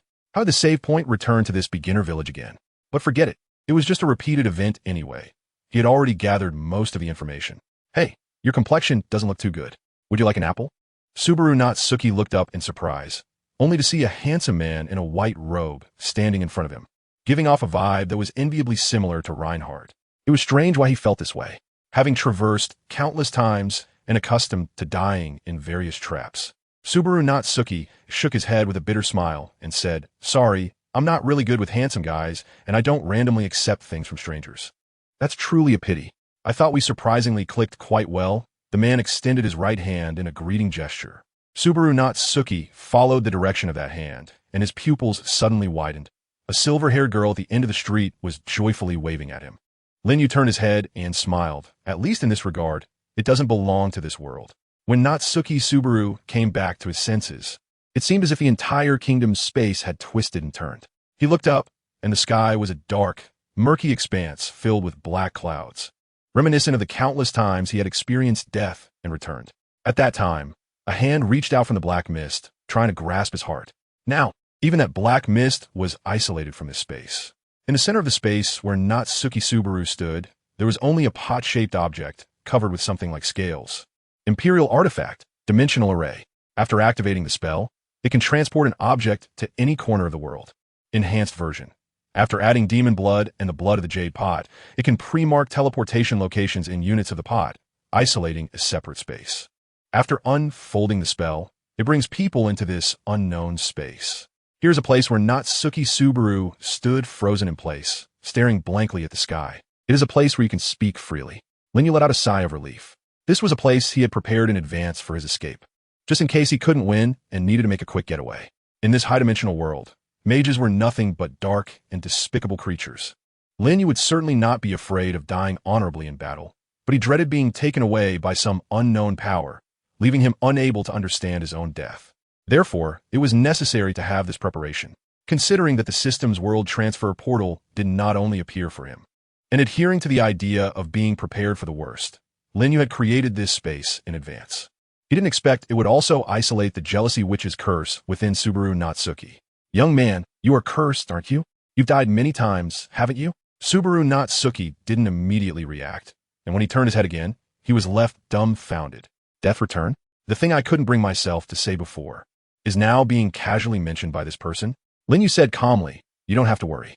In this space, curses won't take effect. You will lose the ability to return from death. Once you die, it will be real death. Theoretically, that's how it works." At this moment outside the kettle, countless hands reached out from the mist, as if searching for something. "Who exactly are you?" Subaru steadied his emotions. After experiencing death and return countless times, his heart had long since become numb. Now, he was no longer as curious as before to unravel the mystery surrounding him. He had only one goal, which was to survive and be with Amelia. Lin Yu shook his head and said, "That's not important. What's important is that our enemy is the same." "Enemy?" "That's right. You should know who the most powerful being in this world is, the one who can never be defeated, the one who can recklessly destroy everything you've painstakingly built." Reminded by the gaze of the man before him, Subaru instinctively blurted out, "At this moment, that man is looking into your eyes. Like you, I'm not a being of this world. My purpose is simple. I know you have the ability to collect magic stones." Through Subaru's eyes, Lin Yu realized that his bluff had hit the mark. This line is the route of the eradication of the king. In this line, Subaru is pursued by the twin maids, and in order to sustain his sister Rem's life, he collects magic stones from all over the world. Ultimately, the ending of this line is that he meets his demise at Rem's hands. Although Subaru's combat ability is weak, he possesses abundant information and a sharp mind, allowing him to cooperate with the forces of the kingdom. In other words, he is a very competent businessman. Lin Yu has already tried. His magic absorption ability has a serious flaw, which is that he cannot absorb magic when the other party actively releases it. In other words, he can absorb magic, but the amount he can absorb is not something he can control. It depends on how much the other party is willing to release. Clearly, Parker has no reason to provide him with magic a second time, as that cat is quite cautious. In this situation, if he wants to obtain a stable source of magic, magic stones are the most basic and practical means. Therefore, he is considering whether to collaborate with this timeline's Subaru. "You have seen my abilities, and I currently lack magic stones. If you can find a way to get me enough magic stones, I will try to help you resolve your major concern." Reinhardt. Chapter 204. Defining goals, I have experienced death and return. Subaru Natsuki pressed his hand against his chest and took a deep breath. After confirming that the strange power that had been entwining him all this time had disappeared, he finally believed the words of the man before him. It seems you know quite a bit. Lin Yu did not deny it. Natsuki Subaru frowned and asked, "Are you serious? Or have you already confirmed Reinhardt's abilities?" In his past reincarnations, he had confirmed that man's strength countless times. No matter what methods he used, he could never completely kill that man. Even this time, in addition to recruiting the world's second knight, Subaru had other plans, intending to use the entire world as a burial offering for that man. But thinking about it this way was really quite funny. How could such a guy even exist in the world? Magic was ineffective against him. Swordsmanship was ineffective against him. He easily defeated anyone he encountered, and opposing him led only to a dead end. His existence seemed to embody the world itself, making it impossible for anyone to resist. It was a typical protagonist script, yet it was not in the hands of this otherworldly reincarnator. That's why I said to give it a try. Once you step out of this circle, the curse inside your body will still take effect. For you, this failure is just an information summary, isn't it? Lin Yu sighed. He also had his own aspirations and did not come to this world solely to absorb magic power for evolution. It was inevitable that he would have a fight with Reinhardt. It would be his concluding act. Strong individuals seeking to fight other strong individuals is as natural as men seeking women for romance. Such things need no reason. I understand now. Since you possess such abilities, I am willing to cooperate with you. Natsuki Subaru calmly gazed at the black mist outside. For him, pursuing this guy's background was not important at all. Even if he faced betrayal, it didn't matter to him, as he would still have the chance to correct things after his next rebirth. Information is not a simple question-and-answer exchange. Dialogue is important, but what matters more is observing what this guy has done. At the very least, if it is true that he can completely kill himself in this space, then he would have acted long ago, wouldn't he? By the way, did you already know Amelia beforehand? Considering subsequent matters, she, as a candidate for the royal selection, might have already exposed your identity to Roswell. Will you face an investigation from the Border Marquis? Is that okay with you? Do you think that after you appeared, Roswell's attention would still be on me? Lin Yu greatly admired Natsuki Subaru at this moment. Even though he still couldn't let go of his obsession with Amelia in his heart, he would subconsciously prioritize the gains and losses when considering issues. Only such a Natsuki Subaru was worthy of being his partner. Natsuki Subaru deeply looked at Lin Yu for a moment. At that moment, he confirmed it. Lin Yu didn't lie. He is a fellow traveler of equal status, with similar knowledge and consistent goals. This is someone who can cooperate. My name is Natsuki Subaru. May I know your name if it's convenient? Deal. Soon, the barrier was lifted. Natsuki Subaru felt as if something deep inside him had returned with a thud, like a deeply shrouded dark cloud. This time, his expression was grim. His heart gripped tightly, nearly stopping. Damn it. He hadn't said a word since coming out, nor revealed any information. Was it really necessary? Did he need to meet her again? In the streets of the royal capital, Lin Yu returned to the moment he had just greeted Amelia. After entering that space, time outside had stopped, which was different from the world transition. Natsuki Subaru shook his head. Amelia, as one of the royal candidates, was too conspicuous. Staying by her side would mean every move would be watched by others. Since my new timeline is here, I can handle things better and avoid the trouble of Roswell. As long as I don't appear beside Amelia, he probably won't be able to confirm I am the person from the gospel. Next, Lin Yu and Natsuki Subaru interacted for a few days. He went to some places. Since Lin Yu had already been approached by Roswell, the cautious Natsuki Subaru avoided acting together with him. After all, he was unsure of what terrifying things that Border Lord would do after the Gospel's account deviated. I have to say, this version of Natsuki Subaru is a monster of extreme rationality. He wouldn't lose his judgment because of Amelia in his eyes. Everything is a tool, just like a player completely engaged in a narrative game, filled with strategies to clear the game. His main task in this timeline is to find a way to defeat Reinhardt, and it seems that Lin Yu is the only one who can attempt this. Since it is an attempt, what Natsuki Subaru needs to do now is to work for Lin Yu with peace of mind. Anastasia Hashin, she is our target. She holds the power of the Merchant Guild. To obtain enough magic stones, we need to seize that power. Inside the inn, Natsuki Subaru rested his chin on his hand. After spending 3 days, he had already interacted with several figures in the royal capital, all of whom, like Amelia, were candidates in this royal selection. Anastasia herself doesn't possess any power. She has an innate flaw of not being able to use magic. However, her subordinates, the Iron Fong, are quite troublesome. especially her knight, Julius, who is a guy I dislike, but his strength is undeniable.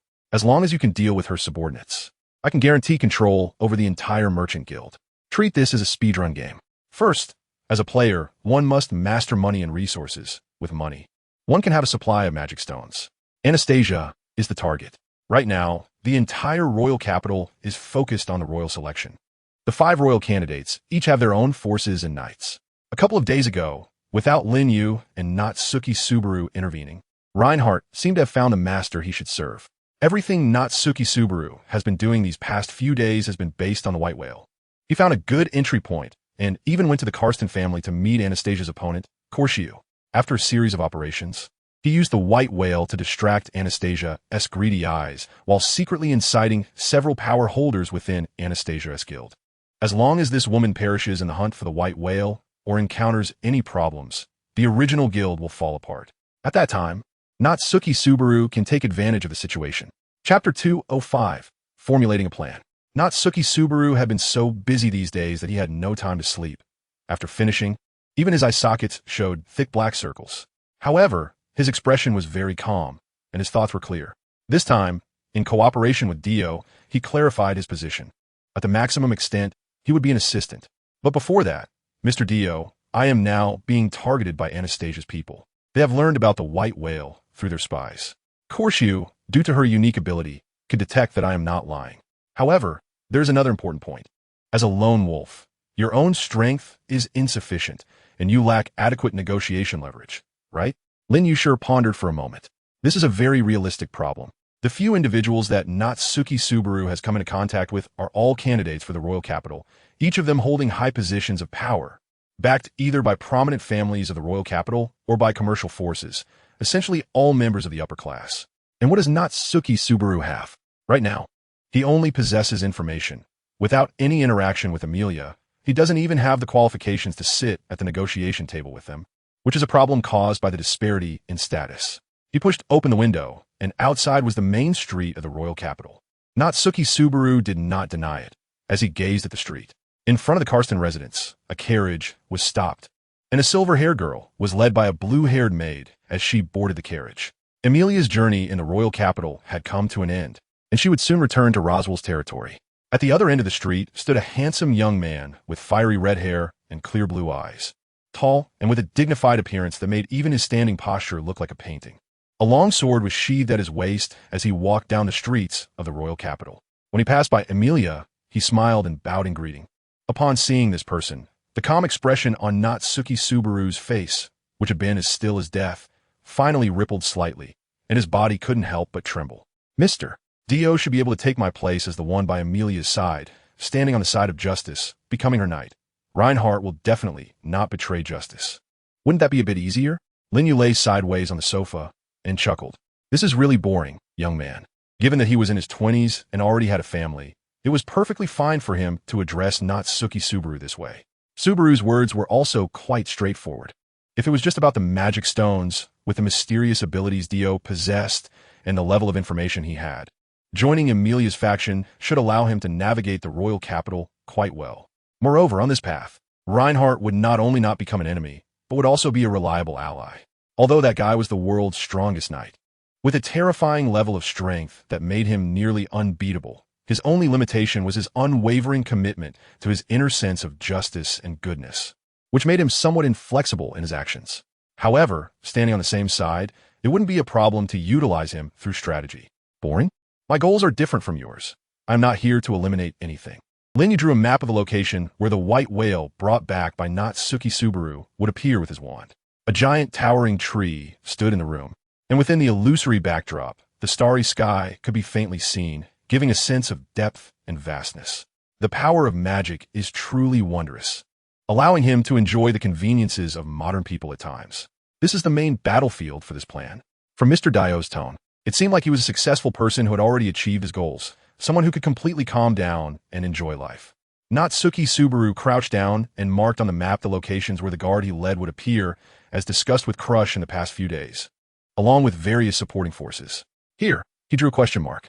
This naturally referred to the part belonging to the Anastasia Trading Company. Since it was intelligence organization, it needed to be done perfectly, and the people marked included Julius, a member of Iron Fang, and their individual abilities. In this way, the map of the various forces in the royal capital, centered around the white whale incident, was completed. It was clear at a glance. That was about the feeling of it. Perhaps being fellow travelers, Lin Yu could relate quite well to Natsuki Subaru at this moment. After all, Lin Yu had completed the of two worlds and had his own family, so no matter where he went, there would always be a place in his heart to care about. Unlike Natsuki Subaru, who was thrown into this world, experiencing countless cycles of reincarnation, gaining and losing repeatedly. Under such circumstances, it was already impressive that one could remain sober and not collapse. He probably thought that despite doing so much, he still had nothing. Isn't this clearly a different treatment? To become stronger and fight against stronger opponents. This is currently what I most want to do, so I will absolutely not avoid Reinhardt. He is one of the reasons for my existence in this world. Natsuki Subaru stared blankly at the man in front of him, and after a long time, he smiled. A hint of envy showing in his eyes. This confidence in mastering power, feeling no confusion about what he wanted to do, was something he had never experienced. He only remembered being left with nothing, dying again and again like a stray dog, and then starting over. Facing Reinhardt one-on-one, if he really had that kind of strength, any man would want to give it a try. Just thinking about it was enough to get his blood boiling. The negotiation table had already been set up. I lied to Crush, saying I came from outside the kingdom, which isn't really a lie, as it's the truth. Therefore, I need not worry about her detecting my abilities. She would probably think I was some external force. As for why I provided information about the white whale, I reasoned that I hoped we could hunt together. You hunt the white whale, and I hunt Anastasia's people, right? Lin Yu smiled and said, everything that was said to Kurish could not possibly be a lie, as it would be detected.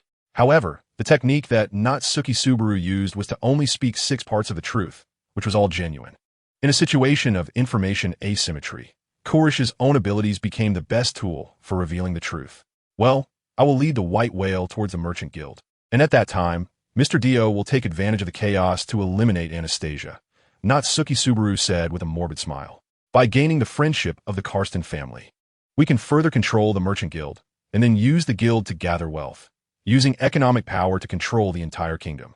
Finally, we will take the people of the entire nation as hostages to kidnap Reinhardt and engage him in the final battle. Lin Yu couldn't help but laugh joyfully. This method is not despicable at all.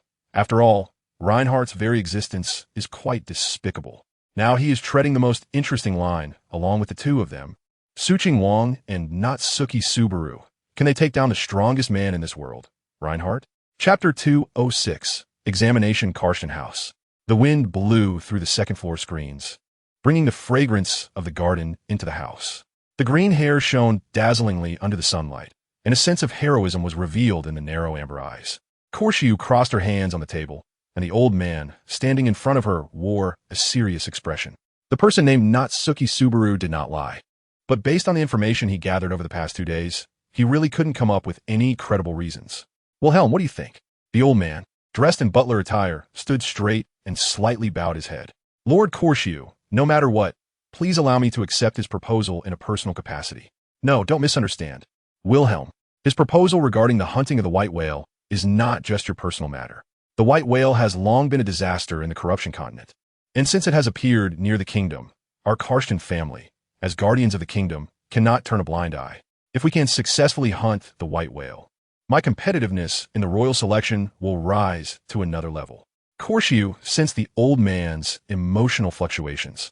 This elder, known as the Sword Demon, had maintained a lukewarm attitude ever since entering the Karsten family, and almost nothing could pique his interest. Or rather, there were really not many things in this world that could make him care. And the white whale happened to be one of those few, and the most important one. Wilhelm's wife, the former sword saint, Teresa van Astria, had perished at the hands of the white whale, and for many years. This elder had been wanting to avenge his wife. Now, my only concern is what Natsuki Subaru's true purpose is and what role he plays in this incident. Lord Korshiu, do you suspect that there is some conspiracy hidden behind this matter? Wilhelm asked, puzzled. Korshiu nodded. It's hard not to be suspicious. Suddenly, a mysterious person appears in the royal capital, establishes connections in just a few days, then comes to the Karsten family to inform them about the white whale and urges them to organize a hunt, confidently guaranteeing that they will definitely be able to hunt the white whale.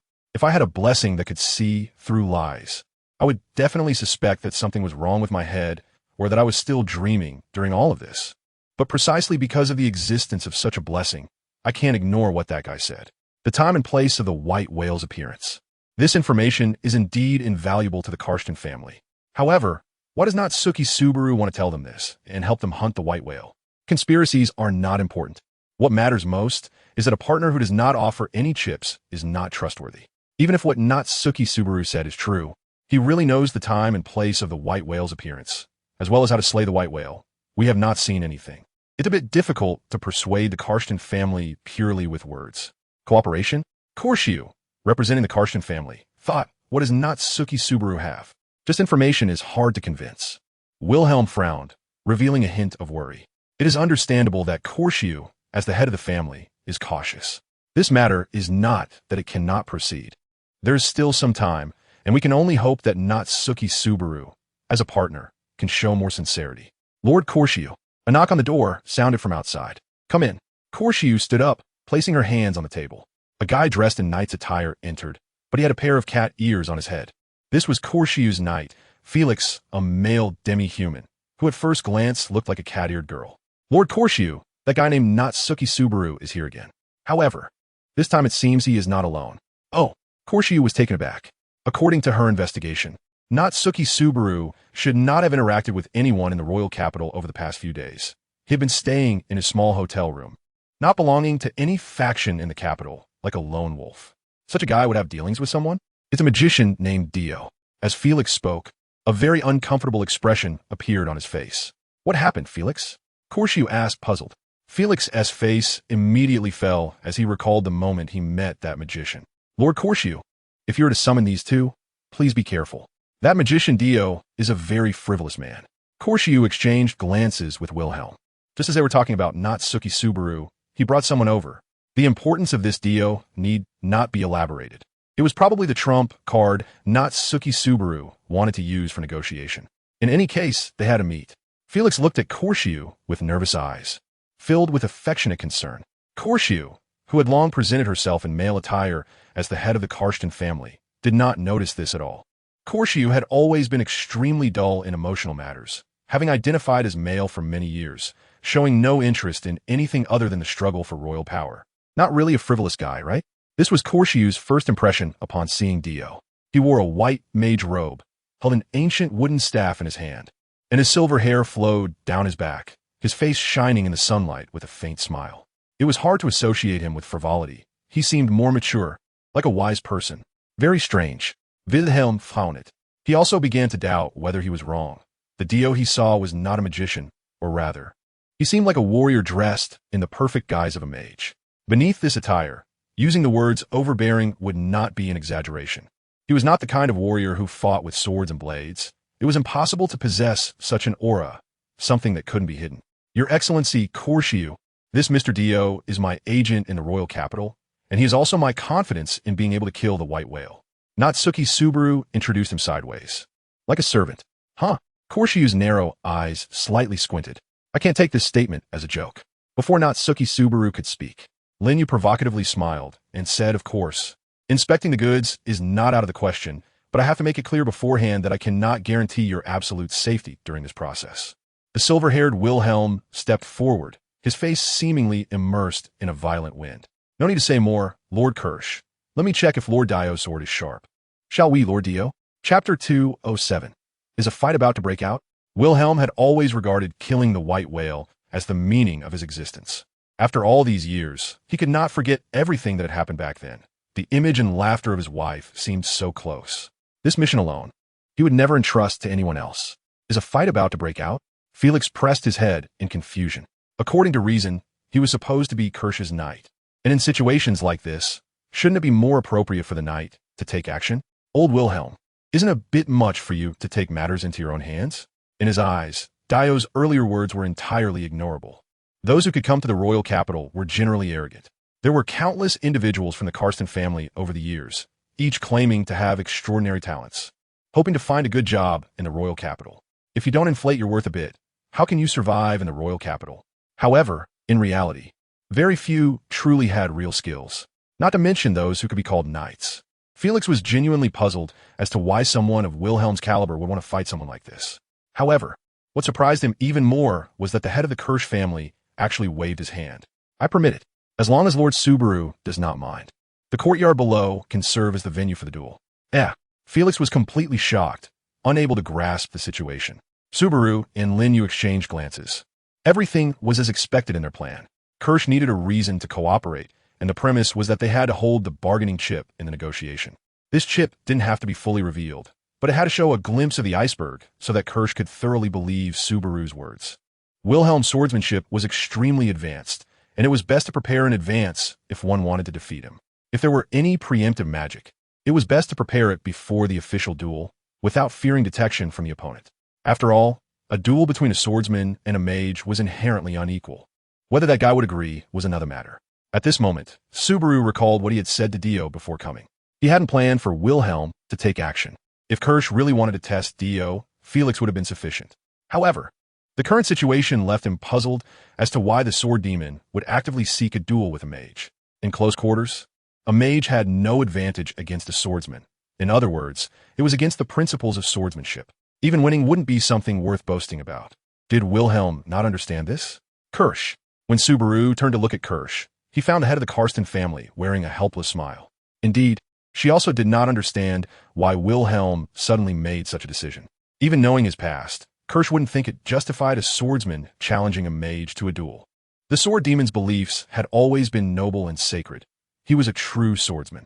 However, considering the Karsten family's perspective to understand the true strength of his partner Subaru, Kirsch still agreed at the first opportunity. Wilhelm took the lead, removing his coat and drawing the western sword from his waist. At around 60 years old, his face was full of wrinkles, and his hair was as white as snow, but his physique was well maintained, standing around 8 meters tall, strong like a man in his 30s, with no signs of physical decline. Lord Dio, my name is Wilhelm von Istria. I hope you won't hold back just because I'm an old man. Felix instinctively trembled. He had never seen Wilhelm display such an expression. His entire face seemed shrouded in a cloud of gloom. Kirsch was equally astonished. She could sense just how sharp Wilhelm's sword intent was at that moment. Is it really necessary? Is this mage named Dio so difficult to deal with? The man in the mage's robe stood quietly on the other side of the courtyard, at the end of a flower-lined path, with his staff deeply embedded in the thick soil. Lin Yu slowly opened his mouth and emitted a steam-like sound. The breathing technique, one of Lin Yu's divine skills, had never ceased to be used. His physical fitness was always on a rise, and the role of the breathing technique was to bring him exponential enhancement based on that foundation. In terms of swordsmanship, this old man in front of him definitely belonged to the top tier. Even the techniques of the ceiling-level Reinhardt might not be better than his. Are you going to chant? Felix and Korshu both focused intently. When Natsuki Subaru saw this, Dio grabbed his outer mage robe with his right hand and took it off. His posture was identical to Wilhelm's. He slowly raised his staff, carrying it behind him like a spear. Can magic be released like this? Felix looked puzzled. Little did he know, in battles between strong opponents, every detail mattered, and any external objects that could hinder their movements had to be eliminated. Wilhelm's voice trembled as he moved like a swift wind, instantly disappearing from his original spot. His figure appeared chaotic like a fading light, resembling a ghost in the brief distance. However, Dio was not at all prepared to create distance. He swung his staff forward violently, colliding fiercely with Wilhelm's sword. Subsequently, Dio's attacks came like a torrential storm. He wielded his wand with vigor, and each step forward produced a resonant sound. After dozens of exchanges, Wilhelm began to struggle to defend himself and quickly created distance with a roll. His hand was slightly aching, and there were many nicks on his sword. Korshu, Felix. Natsuki Subaru instinctively inhaled. My name is Dio, a person who aspires to become a great magician. What's wrong, Wilhelm? Is that all you can do? Get up. Continue fighting me. Lin Yu extended the magic wand, and a fiery aura gradually emerged above the flowing lines of his upper body, increasing in temperature and appearing formidable from a distance. Is it really like this? Wilhelm smiled knowingly. He had sensed something was off since their first meeting, as if he had encountered a kindred spirit. A warrior's weapon is not merely the sharp sword in hand, but the burning heart within. Even if it falls into slumber, it will not cease to roar. Chapter 208. A small test of skills. Swordsmanship competition. Breath of the sun. Lin Yu's body temperature gradually rose, and his lungs operated like the power furnace of a high-speed train. This feeling was truly a long-lost sensation. He could hardly remember the last time he showcased his swordsmanship. Huh. Wilhelm displayed a look of surprise. If he had to describe his current mood in one word, it would be beauty. A beauty that shone like flowing light and colors. The wand transformed into a sword, dazzling in the garden bathed in the morning sun, more dazzling than the sunlight itself. What kind of sword technique was this? There was no time to admire it. Wilhelm instinctively responded as his body moved. The sword lunged straight toward Lin Yu's chest, swiftly. Under the brilliance, Wilhelm's sword and wand crossed paths, and a look of shock appeared in the old man's eyes. I lost. Wilhelm lowered his head. Hey, old man. You're kidding, right? Felix was dumbfounded. Just now, the two had exchanged dozens of moves without a clear victor, and they hadn't even come to terms with the fact that Dio, the mage, had developed a different use for the wand. Then the two engaged in battle again. All he saw from the sidelines was Wilhelm wielding the sword and crossing with Dio. It was just one move, and neither was injured. Yet Wilhelm lost? Lord Dio's swordsmanship is above mine. Wilhelm sheathed his longsword. The sensation from behind still lingered. If Dio had been holding a sword, he would have been pierced just now. To be honest, he couldn't understand why the sword appeared from behind when they were face to face. During the exchange, he vaguely seemed to see something like fiery patterns appearing on Dio's face. He couldn't tell if it was an illusion. In any case, he could not comprehend that sword strike. He indeed lost. Korshiyu was momentarily stunned, then applauded with both hands. What a wonderful duel. Natsuki Subaru's expression was calm, but his heart was already turbulent. He felt a deep envy. If only he could possess that kind of ability. Then, Mr. Agent Dio, our negotiation requires one final condition. Back at the Karsten family's mansion. Through the negotiations over these 2 days, the Karsten family had long been prepared for battle. In fact, hunting the white whale had always been Wilhelm's long-held wish. Even without Natsuki Subaru's intelligence, the Karsten family could mobilize personnel the moment the white whale appeared. The concerns that Korshiyu had previously held no longer existed. Dio's appearance elevated the authenticity and reliability of the information provided by Natsuki Subaru to a new level. This world is very realistic. It's not about how smart or imaginative you are that allows you to sit at the negotiation table with big figures. Strength is the most important. Dio, who could defeat Wilhelm, clearly had that qualification. So, Lord Korshiyu, what is the final condition you mentioned? Lin Yu took his seat as the agent, with Natsuki Subaru standing beside him as his assistant. This was of no concern. There would be no feelings of jealousy between the two over who took the spotlight. Subaru's purpose in this line was very clear. He wanted to find a way to defeat Reinhard. For this, he had changed a lot in his approach, avoiding direct contact with Amelia and instead choosing to operate as a behind-the-scenes player, accurately grasping the kingdom's economy through the Merchant Association. Love, glory, and justice had all been abandoned by this young man. He even considered himself a tool to be used. And what about Lin Yu? It seemed unreasonable for Subaru to fail in this endeavor. He admired this young man. In this world, success never belonged to those who appeared to have great talent or were born superior, but rather to those who would stop at nothing to achieve their goals.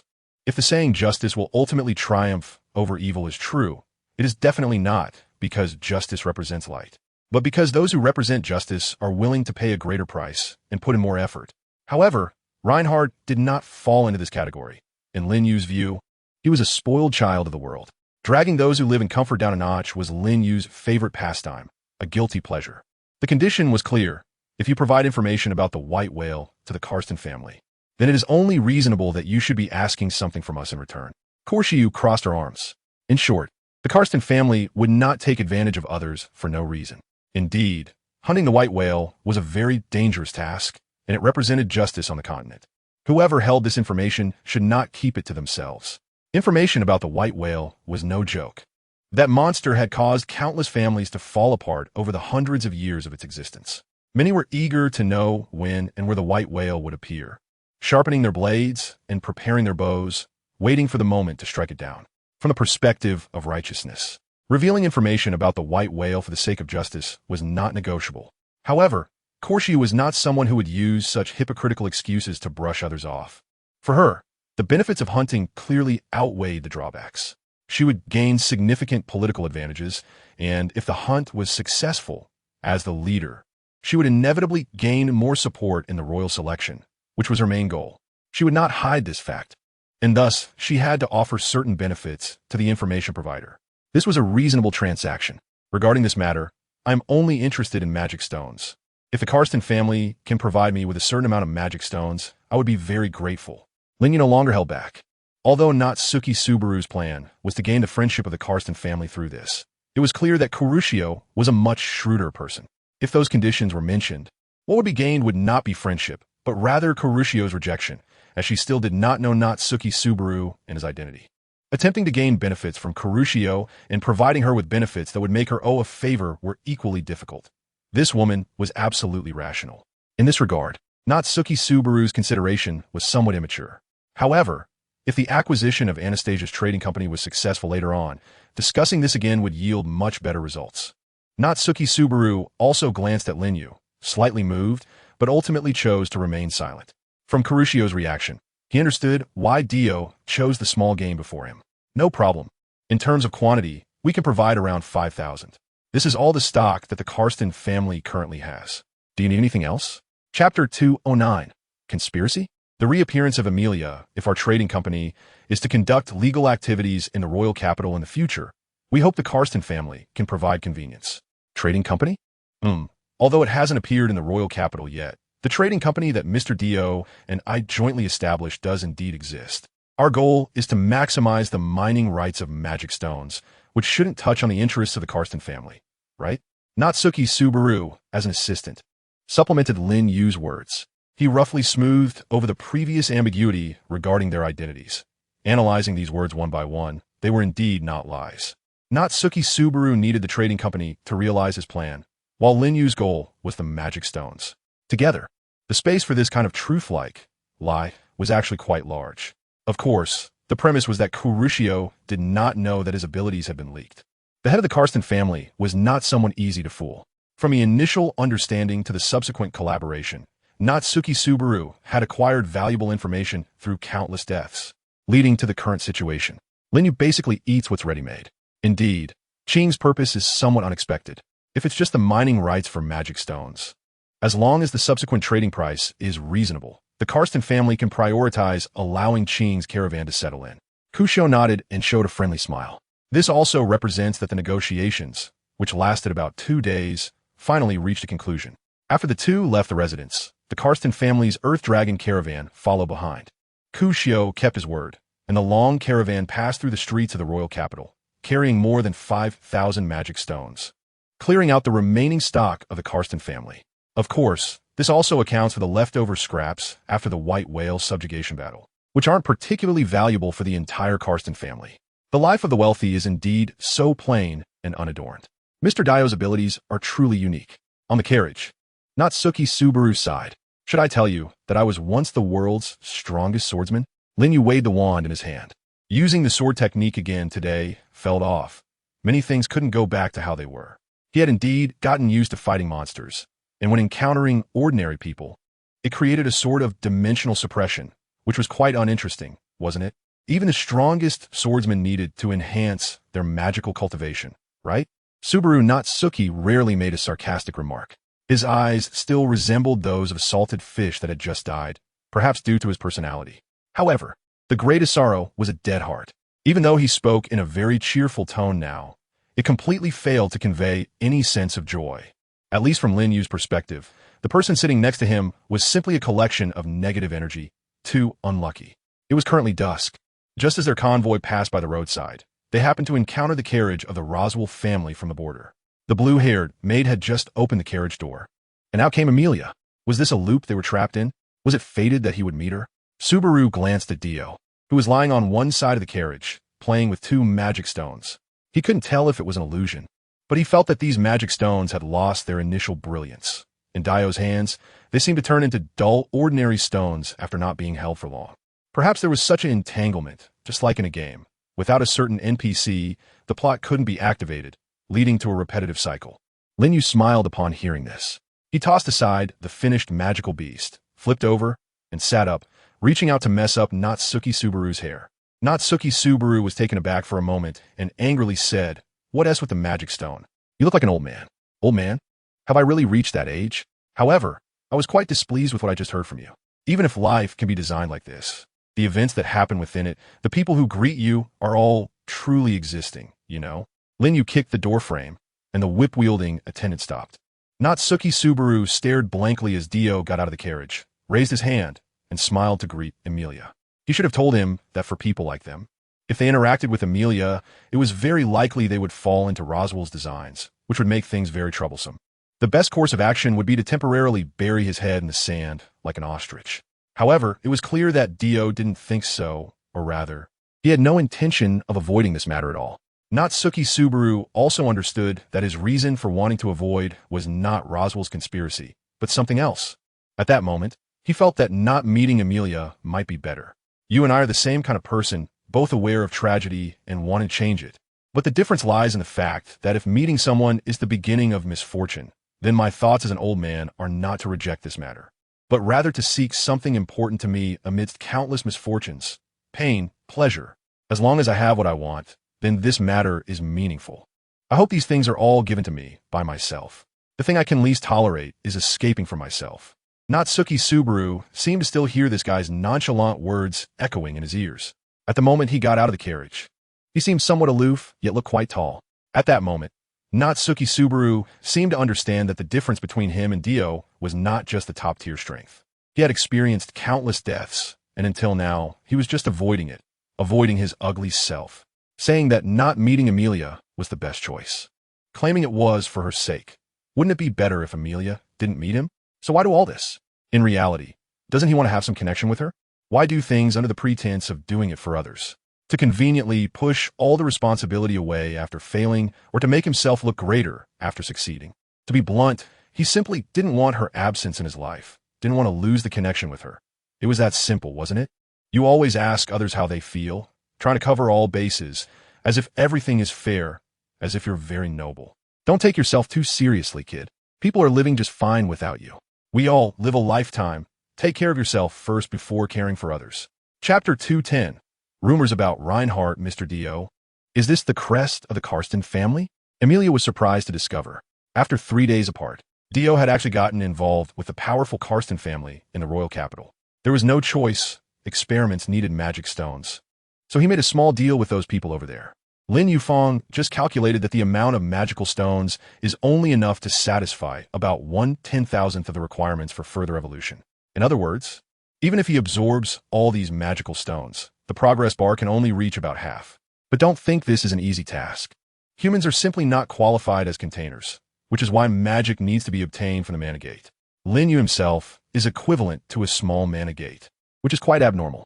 In a single attack, the amount of magic power used by a human depends on their physical fitness and talent, as well as various other factors. However, for Lin Yu, it entirely depends on how much magic power he has in reserve. Firecrackers won't kill anyone, but a nuclear bomb can. It's been almost 3 days since we last met. Miss Emilia, what brings you to the royal capital this time? Suddenly, with a swoosh, Puck flew out from Emilia's hair. Mr. Dio, this is the carriage of the border candidate Roswell. My daughter came to the royal capital with very deep intentions, and it is quite impolite to inquire about such matters. Lin Yu nodded. Of course, there was no need to ask further about the matter related to the royal selection, as he wasn't particularly concerned about it. He simply wanted to know if Emilia had returned to the capital due to some irresistible circumstances. Parker had nothing to do with that matter. Emilia didn't particularly like to lie. Moreover, she had always had a good impression of Dio, especially after the events in the village. It felt like Dio had helped her untangle some of her mental knots, and she could perhaps live a bit more honestly, being brave enough to say no when she disliked something. In any case, she was more willing to share things unrelated to the royal selection with Dio. So, Mr. Dio, 3 days ago, I lost something very important in the capital, and then with Parker's help, we found that thief and got it back. However, the situation seems to have changed now. There are bad rumors in the capital saying that the person who helped me has imprisoned the thief. Is that an enforcement officer? Emilia pondered for a moment. Well, but he seemed to be on vacation that day. Lin Yu said with confusion. Isn't that fine? Since he is a law enforcement officer and happened to encounter a theft, your belongings were returned, and he put the thief in jail. Isn't that normal? He really hasn't figured out where the problem lies.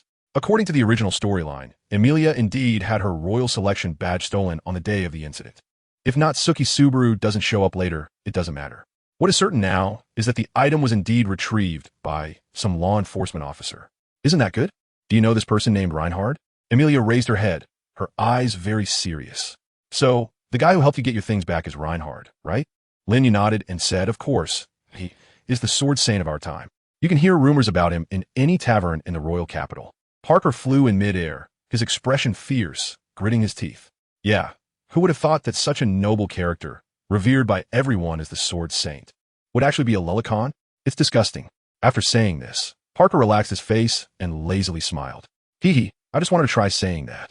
Amelia complained, Parker, we still haven't clarified the situation. You see, Mr. Dio, the thief who stole my things was actually a child from the slums. I don't think she came to steal out of malice. She was probably manipulated by someone with ulterior motives. I thought about not pursuing her charges. By rights, she should have been released the same day, at the latest the next day, but the Kingdom's patrol team said it was like a celebrity gossip. Reinhardt himself is a very kind person. He never uses his status as the Sword Saint to bully others during conversations. In such cases, many people would naturally joke about him. After all, there was no cost involved. He is quite magnanimous. Thus, someone, disregarding Reinhardt's family and its honor, spread such rumors, saying that Reinhardt had fallen in love with a young girl. The rumor monger was not just speaking without basis. Every word was precise, even describing the young girl's appearance and hair color. Coincidentally, the blue-haired maid had not left the royal capital at that time, and, upon hearing this rumor, informed Amelia. I have met Reinhardt before, and I don't believe he would do such a thing. Perhaps there is something more to it, Amelia said, her expression somewhat hesitant. So you're saying you came to the royal capital for something completely unrelated to you, and even thought about saving the thief who almost stole your things?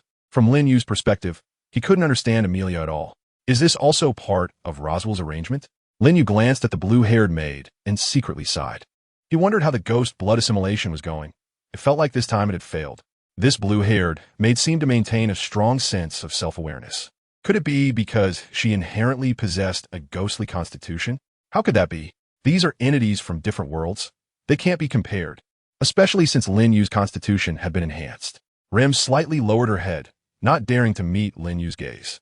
For some reason, recently, she often imagined this man's face while sleeping, subconsciously feeling a sense of closeness to him, a sense of security when near him, and wanting to see him again.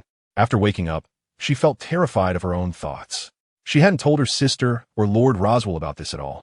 However, what puzzled Rem was that when she turned her gaze towards the carriage, a boy dressed in strange clothes caught her attention. Was he with Dio?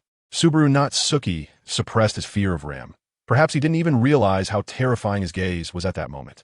The final step that prompted him to change was the moment he was chased off a cliff by the two sisters. He had never once thought of harming them. But what about these two sisters? Time and time again, they killed him. Chapter 211, Crisis, Assassin. Subaru Natsuki once wanted to be kind to this world, but this world had never given him any warmth. Now, he lived only for himself. Mr. Dio. Lin Yu noticed that the boy's gaze towards Amelia carried a hint of coldness. This is how it should be. It should be like this. Lin Yu's kick, just now, wasn't really aimed at the carriage door. He actually wanted to kick Subaru Natsuki in the butt. If you love someone, say it out loud.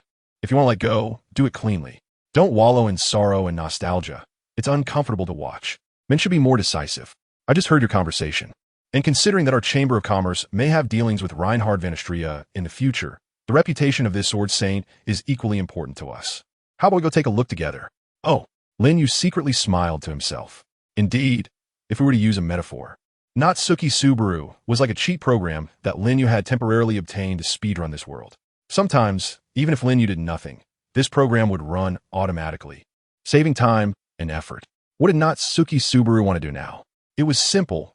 This matter seemed to be connected to Reinhard, but in essence, it was a conspiracy designed by Roswell. According to the gospel, Amelia would encounter the person capable of changing the gears of fate in the royal capital, which was Natsuki Subaru. However, after meeting Lin Yu, Subaru had already made plans and rejected this encounter. Thus, there would naturally be no relationship between him and Amelia. It seemed that this version of Natsuki Subaru had also abandoned kindness and was preparing to completely sever his ties with Amelia, not wanting to be burdened by this relationship. It was clear that if this matter was not resolved, Roswell would not let it go easily. Now, Natsuki Subaru wanted to see what would happen when he and Dio, two transgressors, appeared beside Amelia at the same time, and what kind of conspiracy Roswell had prepared. As for the matter of Reinhard, it was merely an excuse. Oh, I forgot to introduce him. This young man's name is Natsuki Subaru. He is a friend I recently made in the royal capital. Don't let his young age fool you. He actually controls a trading company. He seems to be quite concerned about Reinhardt's affairs. Can we travel together? Lin Yu smiled as he introduced Emilia. Emilia nodded. If Mr. Dio said so, then there shouldn't be any problem. Reinhardt came from a prestigious family and was a public figure, so it was nothing unusual for them to go see him. Or rather, even if something did go wrong, wouldn't it be Reinhardt's own fault? However, unfortunately, when the two of them took the Roswell family's carriage and arrived at the capital's patrol office with Emilia, they did not see the Sword Saint Reinhardt. I'm sorry, Lady Emilia, but the Sword Saint is not at the patrol office these past 2 days. Not here. Where did he go? Perhaps he has returned to the Istria family. A maid from the Istria family came by a couple of days ago. Ah, could the rumors be true? Emilia covered her mouth with both hands. During their journey, they had heard the latest rumor that the Sword Saint Reinhardt had proposed to a young girl, and they had returned to the Istria family, with a wedding likely to be held soon. The guards at the patrol office looked unaware and quickly whistled at the sky, pretending they hadn't heard anything. If Reinhardt comes back, please notify this inn. This matter is really important. Emilia handed over a piece of paper. She didn't have any ulterior motives. She simply wanted to know if that girl was coerced by Reinhardt. After all, she couldn't escape her involvement in the origin of this matter, and with such events unfolding, she naturally couldn't stand by and do nothing. Both Subaru Natsuki and Lin Yu, who had fully grasped the situation, remained silent. Their understanding of this matter was the same. It seemed that rumors in this other world were fundamentally similar, becoming more absurd as they spread. The truth of the matter was that Reinhardt had found the fifth candidate for the throne, and the girl who had stolen Emilia's badge, Philip, was someone Reinhardt had to protect. From this perspective, it wasn't unfair to say that the Sword Saint had a preference for young girls. However, in reality, it wasn't for such superficial reasons. This was about the royal selection, a matter of national importance. It seemed that no conclusions would be reached today. It was unfortunate that the two of them had come for nothing. Emilia sighed. As evening approached, it was time for her to return. It's fine. He will be staying in the capital for a while longer. It's not a big deal. Lin Yu smiled and patted Natsuki Subaru's shoulder. He also felt like he was playing with something very new. If others were in a similar situation, they would probably find a way to get rid of the main character, Natsuki Subaru, and then live a shameless life with the female leads. However, he chose to collaborate with the darkened main character, trying to kill a man who seemed like a god in this world. It seemed that no events had been triggered. Only after Emilia left did Subaru finally let out a sigh of relief. Having experienced countless deaths and returns, he could accurately calculate the turning points of each event. If going to the patrol station could be considered an event, then something unexpected would definitely happen along the way. However, overall, everything seemed very ordinary, and even the absence of Reinhardt was not particularly strange. Not necessarily, right? Don't you remember? You only discover such things when you die. Lin Yu shook his head. The two of them were in a deserted alleyway on their way back to the inn. The night was dim, and there wasn't a single shadow in sight on the long street. Only a few mice scurrying in the dark corners. Subaru Natsuki's pupils suddenly dilated. A sharp flash of a blade emerged from the darkness, appearing right behind Dio, slashing towards his body. He wanted to warn him, but it was too fast. He only instinctively sensed the danger. However, Dio was even quicker. He seized the hand holding the knife and instantly executed a shoulder throw. Bang! The woman, dressed in a revealing black outfit like a siren, was forcefully thrown to the ground, her body heaving. Oh, good evening, beautiful miss. Lin Yu wore a harmless smile on his face. Chapter 212, Warm Blood. Elsa Grantstyle, nicknamed the Gut Hunter. The first challenge that Subaru Natsuki faced after crossing into the royal capital was this woman. There were many times he was killed by her and her cruel methods. She especially enjoyed blood and entrails. As a result, seeing this woman now made Subaru feel a wave of stomach pain. Even the hard stone road was shattered by the impact, and the sound of bones breaking echoed. Elsa, who was knocked to the ground, did not show any signs of pain on her face. Instead, she looked somewhat surprised, puzzled about how this guy had discovered her. Her speed was very fast. Without answering Lin Yu's words, she swiftly flipped up, and the knife in her other long hand came slicing through like a blade of wind. This time, the glaringly sharp blade was less than an inch away from Lin Yu's eyeball, while Lin Yu's hand was longer, grabbing Elsa's neck just in time to prevent her strike. Elsa reacted quickly as well, immediately changing her target and slashing the knife toward Lin Yu's arm. Crack! The sound of the blade hitting the ground. Elsa's left arm was completely twisted by a knee strike, and her forearm hung limply. Even so, Elsa did not give up. She lowered her head, just able to reach the hand that Lin Yu had around her neck. She prepared to bite. Are you annoying? Lin Yu furrowed his brows. In the end, he released his grip on the throat without hesitation. This scene left the nearby Natsuki Subaru dumbfounded. The only person he had seen who could subdue Elsa so effortlessly in close combat was Reinhard. However, Reinhard's fighting style was far more gentlemanly than Dio's, which was much more casual. Unlike Dio, who expressionlessly squeezed the other person's body part, clearly distorting and deforming it. Wasn't that a bit crude? Natsuki Subaru wouldn't feel guilty about his suddenly emerging indecent thoughts. After all, any healthy young man witnessing this scene would probably think the same way. It can only be said, truly, that Mr. Dio is impressive. What on earth is going on? Why is it so difficult to handle? Elsa, completely restrained at all her joints, tilted her head slightly, showing a puzzled expression. It seems your employer's offered reward has led you to mistakenly believe that everything is under your control. Have you ever considered that you might lose your life because of it? Lin Yu smiled faintly. After a long time, a hint of a smile appeared on Elsa's calm face. It's hard to say. Rip. The sound of tearing clothes echoed. Despicable. To escape using such a method. Lin Yu furrowed his brow. This woman actually took advantage of her soft, water-like body, making it impossible for him to grasp her with just one hand. She was too slippery. By the time he regained his senses, he had already torn off some fragments of her clothing. Taking this opportunity, she managed to escape from Lin Yu's grasp and instantly pressed herself against his chest, with both her hands completely restrained. She couldn't use her weapon and opened her mouth to bite at Lin Yu's neck. I can smell it. Your blood seems different from others. It gives me a craving. Do you know what that feeling is? Elsa was pressed against Lin Yu's chest, her lips stained crimson. Blood flowed down her neck. She reveled in it, her complexion flushed, utterly pleased. Warmth. This is a warmth I've never experienced before. Why is your blood so captivating to me? Mr. Dio. Subaru Natsuki's face turned pale. Hey. This guy can't just go down like this, right? He promised to kill Reinhard. How can he collapse here? In the end, would he have to rely on himself to find a solution?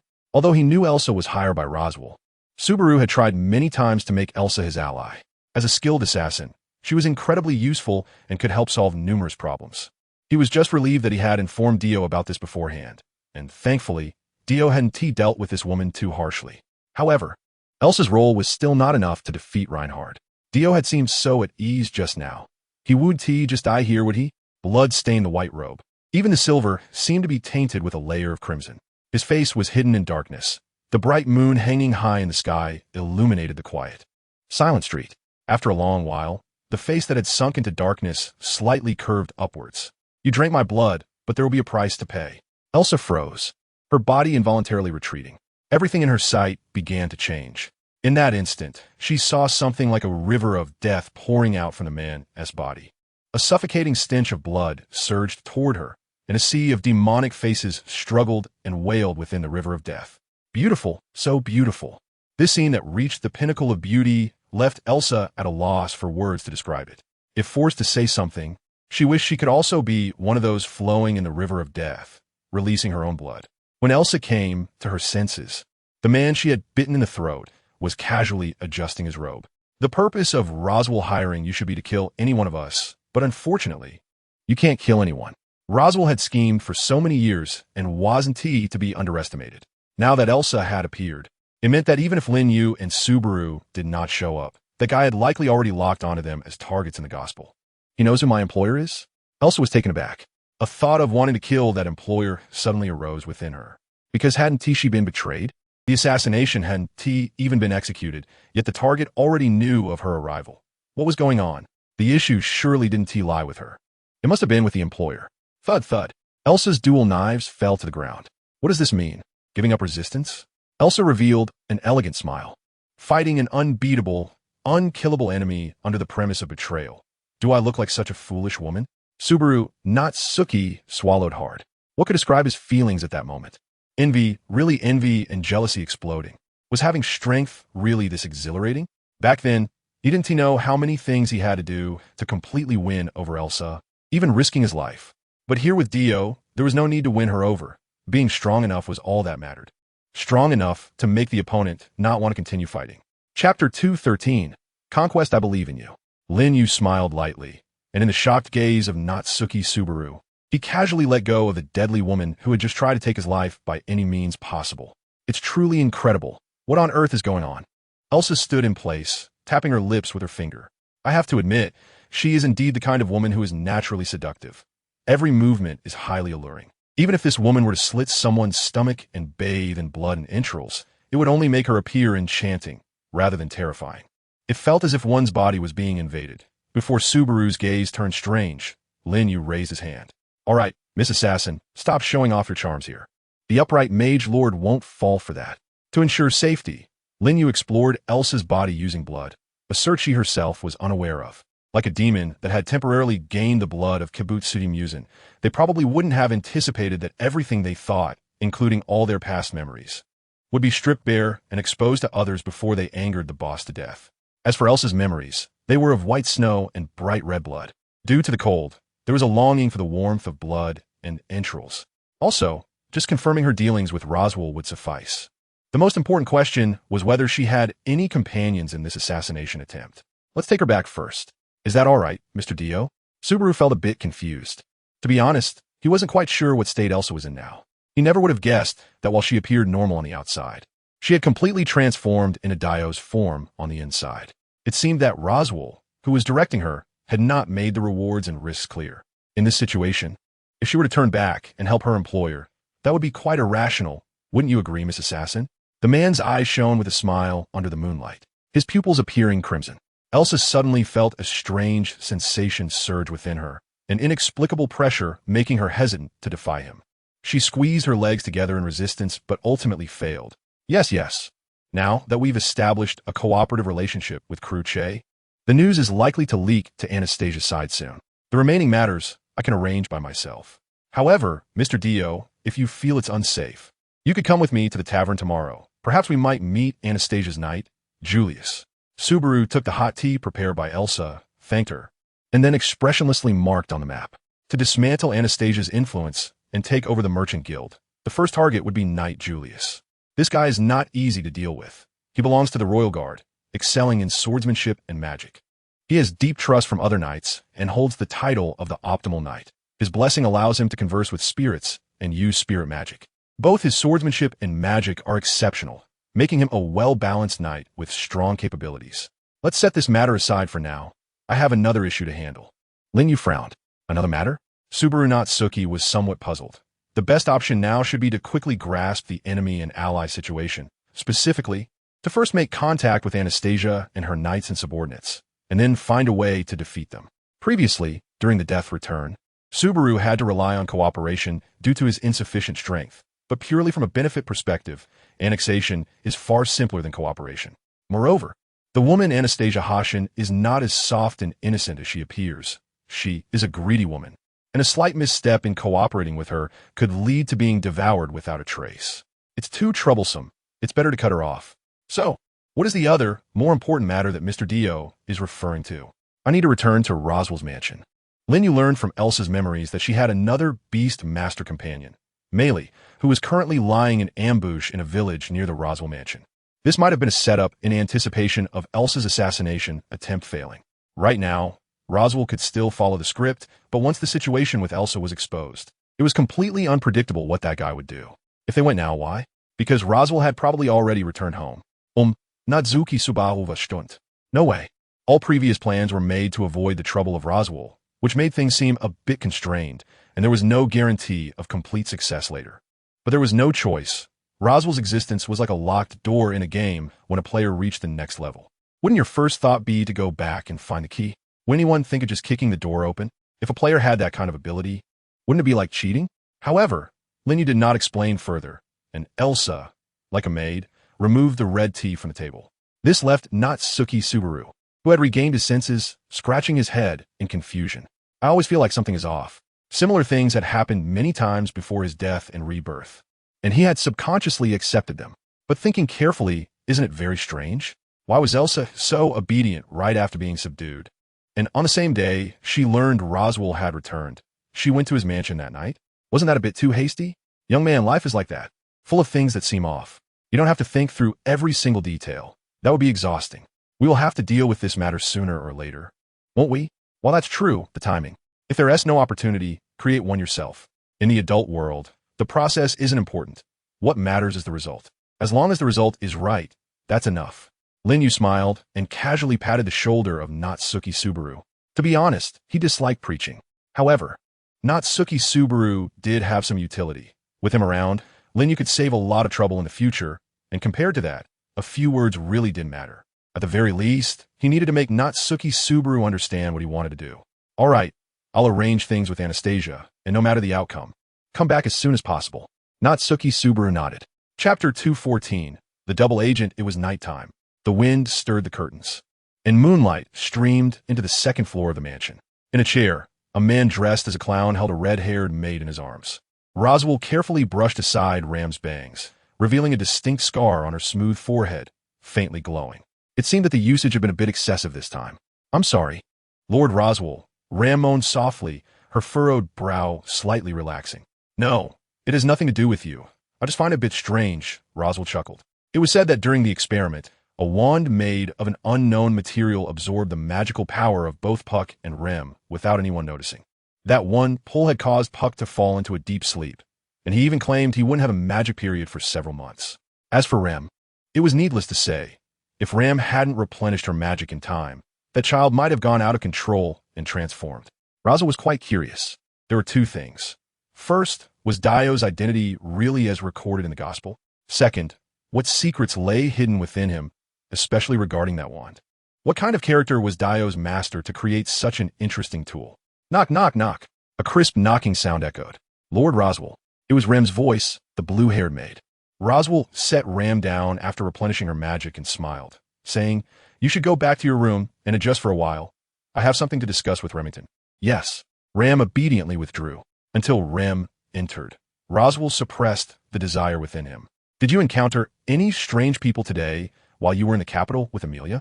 Lord Roswell, are you referring to Mr. Dio? Rem tentatively replied. Roswell sighed in relief, murmuring to himself, So it's really him, but why would he appear so early? Never mind. It wasn't the time to investigate such matters. The important thing was the trials mentioned in the Gospel. Fortunately, he had made arrangements in advance in the capital. Lord Roswell, Rem immediately recounted everything she had encountered in the capital with Amelia, without feeling anything was out of place. You just said there was a boy next to Dio? Roswell seized upon this crucial piece of information. Yes, he was dressed oddly, and for some reason, he seemed a bit fearful when he looked at me, as if I had done something to him that was too much. This left me feeling a bit perplexed. Rem nodded. Roswell took a deep breath. An inexplicable smile appeared on his clown-like face, but his eyes were filled with killing intent. What was going on? Rem's expression showed signs of struggle, and just then, a strange feeling surged within her, reminding her of that man's appearance. Every time the name Dio was mentioned, she felt uncomfortable, a strange excitement, as if something in her body was dancing. Lord Roswell, Dio is a dangerous person. He infiltrated the merchant guild in just half a day and made contact with the Karsten family. If we continue to let him maintain his relationship with Amelia, things will become difficult to handle, especially since Lady Amelia seems to trust him too much. That's exactly what I was thinking, Remington. I completely agree, Roswell said earnestly. If what Rem just said was correct, then previous assumptions needed to be overturned.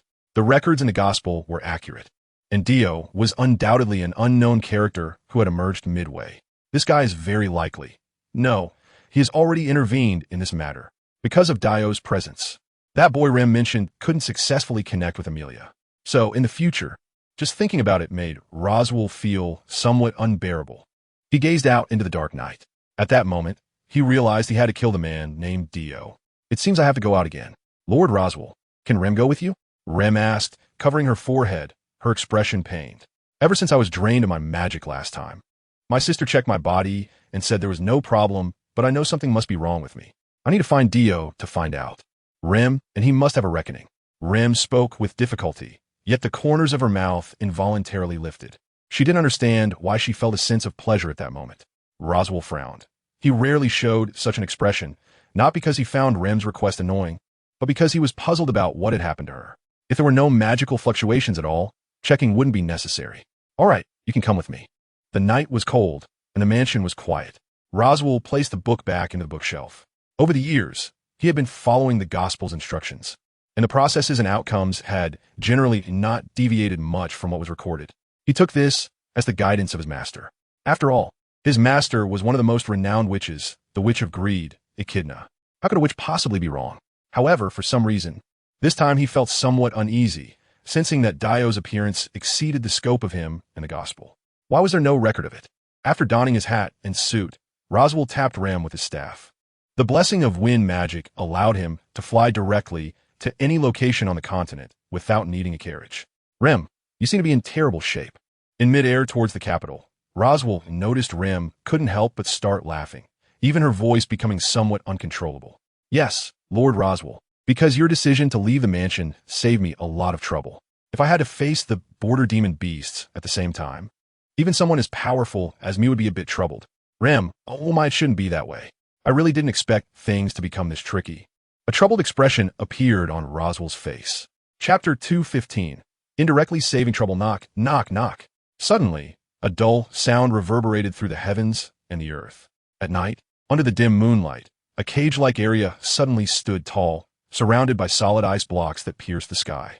From a distance, it appeared to shimmer in a mix of light and darkness, resembling the aurora. Although it was unclear what method had been used to control Rem, using her as a tracking subject allowed for the precise release of magic that created such a thing. Roswell looked at the blue-haired maid in front of him, somewhat troubled. Rem appeared very pleased, unable to suppress her smile. It gave off a very exciting vibe. If it weren't for the situation, Roswell wouldn't mind mimicking her expression. At the same time, orbs of light in red, blue, yellow, green, and other colors continuously floated around Roswell. As the royal court magician of the kingdom, he excelled in using 6 different attributes of magic. Although it felt a bit inappropriate for him to say so himself, he truly belonged to the strong type. Each type of magic had been developed to its utmost, utilized to its peak, and likely because of this, the kingdom trusted him to guard the border alone. Honestly, this way of treating guests is not elegant at all. Roswell shook his head and waved his wand. The orbs of light that swirled around him like will-o'-the-wisps rapidly struck the solid barrier made of ice. The glowing orb seemed soft and powerless until they hit the icy barrier, creating a sound of impact, splatter, and explosion, reminiscent of a volcanic eruption with flowing lava shaking the earth.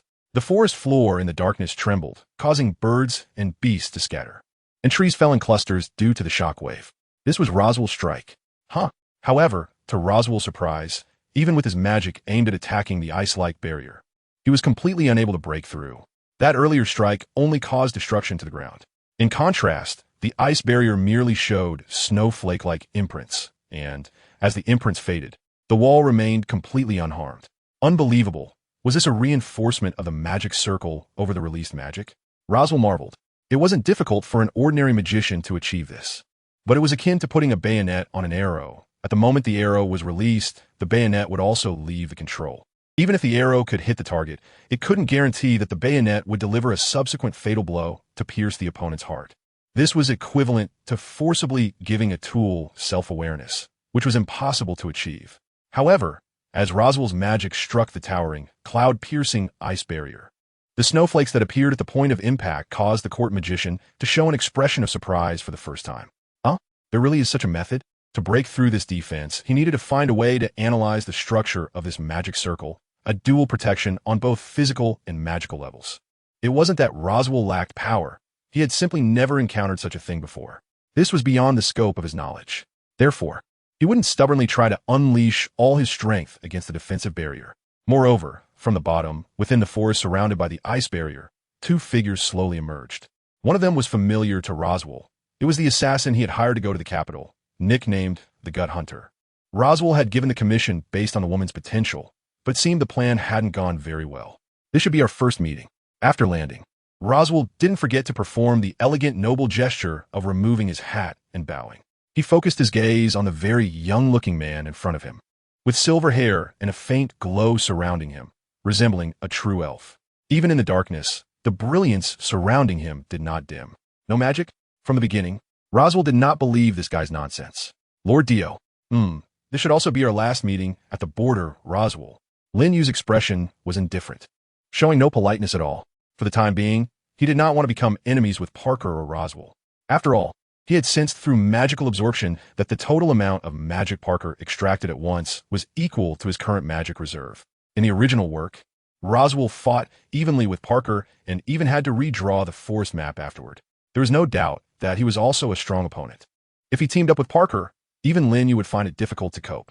Once Parker transformed and revealed his true form, regardless of whether Lin Yu could win or not, It would essentially signal the end of his mission in this world. It wasn't necessary. With just Roswell alone, Lin Yu had to make a choice between him and Subaru Natsuki. Either let Subaru go and allow Roswell to deal with him, or eliminate Roswell to end his series of conspiracies. Was there even a choice? Without Subaru, who would serve him food? Would he have to collect magic stones or do other trivial tasks himself? It was as simple as taking down Roswell. Great. Lin Yu was good at this. To avoid Parker, the best way was to lure Roswell out of the mansion. He originally planned to use Elsa to create a false narrative of mission success to deceive Roswell into leaving the estate and ambush him on the way to the royal capital. However, no matter what, one always feared internal traitors. As long as the blue-haired Maidrem was around, Lin Yu could roughly keep track of Roswell's movements. It was only a matter of time. Tonight just happened to be the right occasion. He hadn't even gone looking for this guy, and yet he was already thinking about getting rid of Lin Yu. Lin Yu doesn't need to exert so much effort. Shouldn't he rush over to fight him to the death? It seems there is no room for negotiation now. Before that, may I ask a question? Rem, and this young lady, what exactly did you do to turn them into this? Or rather, are they really still alive? Roswell smiled slightly and continued to bow, like a diligent apprentice. Elsa was sent by him. That is beyond doubt. It is only natural for her to want to kill him. You don't need to know. Lin Yu threw his wand to the side, to Elsa, and took two sharp curved knives from her hands. The white wizard's robe danced in the cold moonlight, and the blades glinted with a chilling light. Chapter 216. The Incomprehensible Roswell. Both Elsa and Rem wore a sickly smile on their faces. Of course, this was not because Lin Yu was infatuated with the Yandere attribute, controlling it with his own blood. To explain it this way, when Muzin was creating demons, he would also notice certain things. The original demon blood is the same. It only triggers the deepest desires within, causing one to lose their sanity in pursuit of that desire and become increasingly indifferent to other matters. Thus, this also creates powerful demons whose personalities are generally very twisted. The more twisted they are, the higher their talent. In the fields they care about, their pursuit reaches a nearly pathological level. In short, demon blood can indeed make people become increasingly perverse in various fields. Lin Yu himself is not exempt from this. In terms of combat, he tends to get easily excited and explosive, wanting to tear everything apart, which is quite obvious.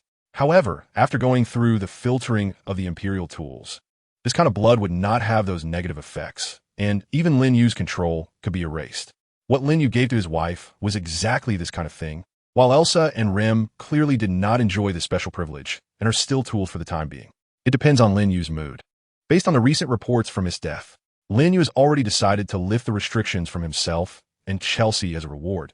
But for some reason, whenever he has this thought, the two women always show a strong sense of resistance. Lin Yu is unwilling to check what their true intentions were for refusing. Really? Sometimes a woman's thoughts can't be casually examined. He was afraid that, even as a man, he would seem perverted. This was truly perplexing. Roswell frowned. The man before him was clearly wearing a mage's robe, yet he held knives in both hands, resembling a warrior. It was indeed puzzling what he intended to do. However, as a border lord, Roswell was also quite skilled in close combat. After a brief hesitation, he smiled in relief and vanished from his spot. An elbow strike flew directly toward Lin Yu's chest, but Roswell was shocked to find that it was merely an afterimage. Bang! From his side, Lin Yu leaped into the air and kicked Roswell in the abdomen. Accompanied by a crisp crack, Roswell's body shot backward like an arrow, crashing into the hard, frozen wall, leaving a pattern resembling snowflakes. Puffed. Blood trickled from the corner of Roswell's mouth as he struggled to rise from the ground.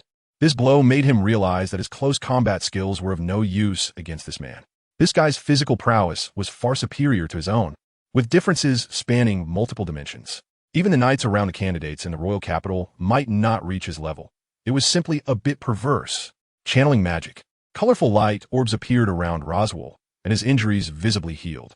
The kick that had struck his ribs had directly pierced his lung, causing a stinging sensation with each breath. But within less than 3 seconds, he had completely recovered. Bang, bang, bang. Lin Yu naturally would not give him any chance to catch his breath. Taking advantage of your illness to seek your life, he instantly charged forward with dual blades in hand. In an instant, Roswell used magic to fly into the air, and the magical orbs swirling around him burst forth like cannon fire on the battlefield, raining down like a meteor shower, covering the entire area with terrifying explosions. A deafening roar echoing. The display of this magic was truly catastrophic, comparable to the level of destruction in Lin Yu's previous world. Just looking up, one could see a scene reminiscent of the apocalypse. Colorful meteors seemed to dominate the sky, all coming crashing down towards you, exploding upon impact, buzzing as if to shatter eardrums. In an instant, the forest covered by the ice barrier was completely obliterated, a distance of about a kilometer in all directions, turning everything on the ground to scorched earth, leaving nothing behind. This was truly troublesome. As Roswell flew into the sky, he shifted his gaze to the battlefield below. The shockwaves from the magic stirred up the dirt and gravel in the space, forming a thick gray mist, obscuring what was happening inside.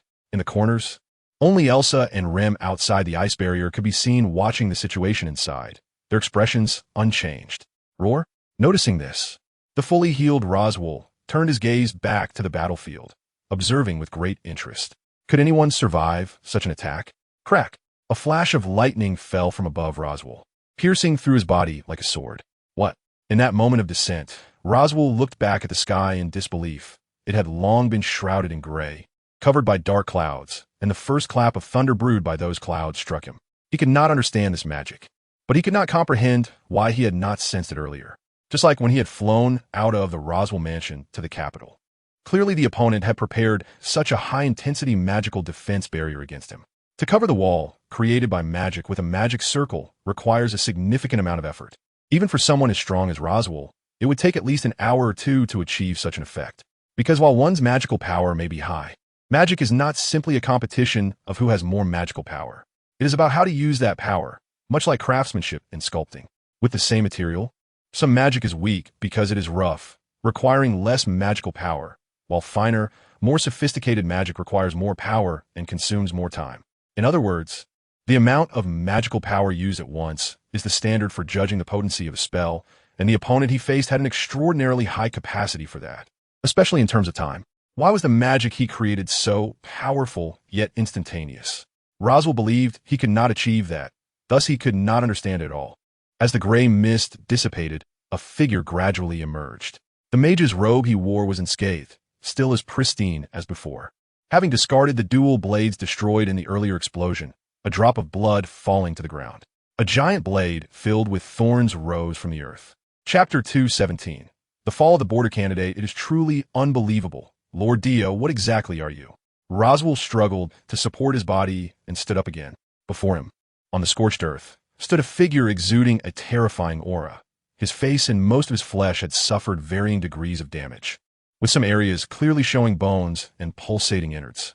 However, these were gradually recovering. Roswell did not sense any healing magic. This question should be directed at me. After all, I haven't been injured in a long time. The figure slowly pulled the great sword from the ground, his mouth slightly open, steam-like substances swirling and dissipating. His tone was somewhat excited. After leaving the world of the red eyes, due to the demon blood being absorbed by the Imperial artifact, his body could grow normally again, having evolved to a point where it was impervious to blades, even under the condition of using the breath of the sun, paired with the sharpest Nichirin Blade. It could not cut through his skin and muscle, unless he willingly allowed it, like when he bestowed blood to Elsa, preemptively using demon blood to destroy that part of his skin's defense from the inside. Otherwise, external factors could not harm him at all. Now, Roswell's magic could easily breach his outer skin defenses. Was there anything more thrilling than this? Honestly, I don't want to experience this kind of thing a second time. Roswell wore a bitter smile, perhaps having gone through a similar experience before. Encountering an opponent who was absolutely unbeatable left him feeling that there were indeed such incomprehensible things in this world. You diligently sought the mysteries of magic, studying tirelessly, conducting experiments meticulously, succeeding countless times, and finally feeling somewhat confident, becoming a student viewed as extremely gifted or a highly respected master, perhaps even able to represent magic. Yet, then appeared someone like this, with unreasonable strength, denying everything you had accomplished, rendering your struggles laughable in his hands. In the end, you couldn't protect those you wanted to defend. Clearly, this time, that type of opponent had appeared before Roswell once again. This time, how could he fall in such a place? A massive amount of magical power gathered around Roswell, the previously weak, glowing orbs igniting instantly, resembling totems in the night. The magical elements in this space, faced with suffocating pressure, collided and compressed against each other, presenting an extremely unstable state, as if oxygen-deprived fish were trying to leap out of water, all fleeing, while a deep abyssal mouth was swallowing them. But the ice walls kept everything isolated outside. Thus, in this situation, as the magical elements were continuously drawn away, the space exhibited a distorted state. This was Roswell's magic. Horrifyingly powerful. Haha, just right, I thought my ability would have no place to be used. Lin Yu's face twisted slightly, feeling an unknown power seemingly tearing at his body. However, this did not affect his intense and turbulent mood at this moment. He felt the imperial tool within him roaring, the totem at the center of evolution shaking. In an instant, all elements in the space were ignited in the darkness. A drop of blood fell onto the totem, and all elements instantly disintegrated, shattering and wilting. This was Lin Yu's new ability. He named this ability Demon Breaker. It meant that he could grant certain magical immunity to objects through demon blood, an effect caused by the fusion of the Imperial Tool's elements and demon blood.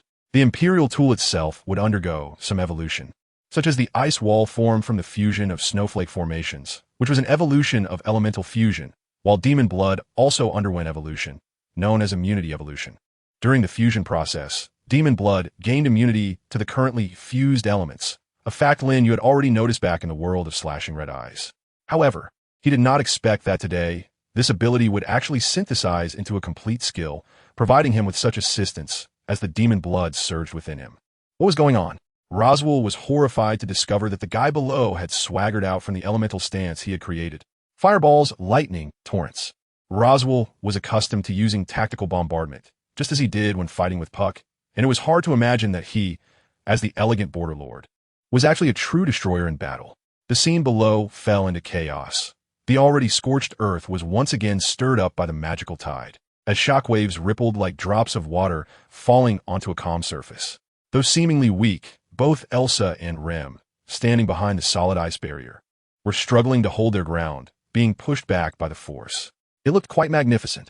In the center of the battlefield, Lin Yu endured the relentless bombardment. Whether it was fireballs or lightning striking him, they would turn to ashes as if automatically erased. After activating this ability, the price Lin Yu had to pay was that he could not use the Imperial Tool during the immunity process and had to consume magical power. Otherwise, it would indeed be too overpowered. Roswell's splendid magic was basically harmless to Lin Yu, with the only point of caution being to avoid wind element magic. Because Lin Yu had not gained immunity to that element, there was no such thing as a wind Imperial Tool, and flying-type Imperial Tools could not acquire the wind element. If they could, it would be a terrifying matter, as it would mean Lin Yu could fuse the dimensional array of the Space Imperial Tool to enter a state of complete vacuum with no resistance, thereby indirectly gaining the ability of a certain high priest of the witch cult to destroy anything that cannot be destroyed. At the moment black wings spread out, Lin Yu sidestepped countless wind blades, gracefully soaring into the sky. Roswell's attacks had not yet ceased. However, everything came to an end here. With most elements immune and his physical body under absolute pressure, a poor magician's options were indeed very limited. He fell from the sky. A large hole pierced through his chest. I wanted to turn you into one of them, but unfortunately, your soul is too old, clinging to a withered belief, unable to withstand any destruction. Roswell gazed nostalgically at the sky, his chaotic silver hair reminding him of a woman's figure, tears of unwillingness welling up in his eyes. So it is teacher. The border lord of the Lugnica kingdom, Roswell, confirmed dead. He never expected that this trip out of the mansion would become the last time he ran away from home in his life. Chapter 218. Sudden Situation, Roswell's Mansion. The red-haired maid Ram awoke from her dreams, dazedly looking at the window screen. The quiet balcony was bathed in the serene moonlight, creating a chilling atmosphere. She did not know what was wrong with her, feeling a slight pain in her heart, as if she had lost something important. Rem? Is it Rem? When Ram came to her senses, she noticed a figure standing on the balcony. The lights inside the room were turned on, and Rem slowly walked in from outside the balcony. Sister, didn't you go out with Lord Roswell to do some errands? Why are you back now? Ram asked, somewhat surprised. At this moment, her sister Rem wore a faint smile, calm and tranquil. This made Ram instinctively feel something was off, but she couldn't quite pinpoint what was wrong. Lord Roswell has already returned to the sanctuary. He asked me to tell you, sister, that the next time we meet should be when Emilia-sama goes to the sanctuary. I hope you can take care of yourself. Hearing this, Ram's face fell, and she immediately understood. At that moment, Lord Roswell must have said this with a smile, which was truly embarrassing, as he had always shared his precious magical power with her whenever she found herself in trouble. "Rem, what is that in your hand?" "This." Rem smiled as she opened her palm, revealing a small tuft of silvery hair, glowing faintly. Ram shivered and said, "Don't tell me you and Lord Roswell hunted some magical beast on the way back, and you thought it's for look nice, so you took some back." Rem shook her head. She gazed at the tuft of silvery hair in her hand with a very gentle expression. Ram hurriedly wrapped herself tighter in her blanket, turning her back to her sister. "Do you only use this method of conquest on beautiful women?" In the jungle, Elsa chuckled softly, a hint of mischief hidden in her black eyes with tear marks. "No, I only bestow my blood upon those I find useful." Lin Yu denied it without thinking. He wasn't the kind of guy who would turn a beautiful woman into a tool doll by infusing her with blood. He just found that the useful tool dolls were all beautiful women. Logically speaking, raising a Roswell would be much more beneficial than raising a Rem or an Elsa, especially in terms of combat power, which is not even comparable. However, unfortunately, although Roswell's obsession is deep and he has great talent, his soul is too old to withstand the evolution brought about by demon blood. Forcing it would be akin to Musin directly infusing his blood into an ordinary person, which would not only be ineffective, but would also cause them to explode on the spot.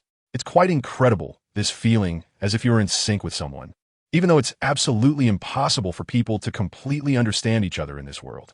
Elsa placed her hand on her chest. She could feel that her body was undergoing significant changes, seemingly becoming faster and stronger than before. More importantly, there was a strong sense of dependence. A strange feeling that even if she hated herself, she would never hate the man in front of her. Everything he said was right, everything was the truth, and it couldn't be violated. She just needed to stay by his side. Someone like Elsa, who didn't have a strong sense of self-awareness, almost immediately obeyed, while the blue-haired maid Rem only asked for something from Lin Yu as the price for her submission. Rem's thoughts weren't important, as she knew she couldn't resist. But if you hurt her sister, she would strangle you with that hair. Rem would never forget what happened today. The sense of self-awareness seemed quite stubborn, but fortunately, like her sister Rem only felt simple gratitude towards Roswell, without any special feelings. Thus, to avoid harming her sister Rem for the time being, Rem had to weave a clumsy excuse for Roswell to go to the sanctuary. Now that the client was dead, your and Mealy's mission has ended. My partner believes that your utilitarian value is high and that you can handle some dark and dirty matters. Lin Yu pondered for a moment. The route that Natsuki Subaru was about to take would undoubtedly involve assassinations, whether of competitors or former allies. The game of business is this cruel. There are no eternal friends, and anything that gets in the way must be eliminated. This time, in his battle against Roswell, Lin Yu had used up 80% of the magic stones he had taken from the Karsten family, and such a huge expenditure must be avoided as much as possible. As long as he evolved, there would be a safety net, but before that, it was best not to use either the Demon Breaker or magic, especially the Demon Breaker. This skill is powerful, but its consumption is severe, almost a one-to-one energy expenditure. This also shows how formidable Roswell is. With a wave of his hand, he can wield the power of thousands of magic stones. Such a scale is not something an ordinary magician can achieve. He still needs to find a way to obtain magic stones. To get magic stones, he first needs to deal with the Merchant Guild. Once he obtains the mining rights, with Natsuki Subaru's abilities, he should be able to get magic stones for free in unlimited supply. Elsa was somewhat silent. Lin Yu then said, "Don't worry. I've said before that I won't use this ability on people casually. Meili isn't at my threshold yet. If you don't want her to be involved, that's fine. Having you is enough. As for how she arranges things later, you could decide however you want. How about that? I need to ask for her opinion." Elsa nodded. She was a person without much autonomy, but her companion Meili was a unique presence for her. After parting ways with Elsa at the border, Lin Yu quickly returned to the royal capital. However, when he arrived at the small inn, he pushed the door open to find the room empty. On the messy table, there were signs of a lamp being knocked over, and the chairs and benches seemed a bit disordered. It was evident that Natsuki Subaru was no longer there. Lin Yu went down to the second floor. The hotel owner was a middle-aged man, whistling casually, looking quite indifferent. Bang! Who did that? Lin Yu lifted his sleeve and slammed it against the wall, causing the uncle's head to ache painfully. He saw a wand pointed threateningly at him, glowing with fire.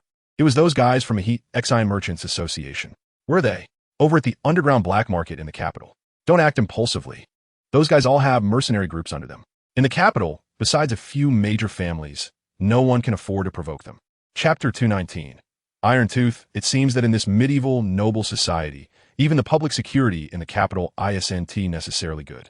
It's astonishing that such a large living person could be taken away right before his eyes. Lin Yu felt somewhat helpless. In fact, he could have given some of his blood to Subaru Natsuki back then, but the problem was that the guy had the curse of the jealous which implanted in him. If he really did that, he couldn't guarantee that there wouldn't be any issues. If Subaru Natsuki died in this world, it would be an irreparable loss for Lin Yu. After all, he didn't have the ability to reload a save. Can you confirm that they are from the Gossen Merchant Group? Of course. But don't go telling anyone that it was me who said it, Master Mage. I know you all have ways to interrogate souls. So please don't do that to me. I'll tell you everything. Although they were wearing headscarves, the only ones who use wolf cubs to pull carts are from the Gossen Merchant Group. All the merchants in our area use earth dragons. You should know that very well. Moreover, everyone knows that the underground black market in the royal capital is the stronghold of the Gossen Merchant Group. These outsiders can't possibly establish themselves openly in the royal capital.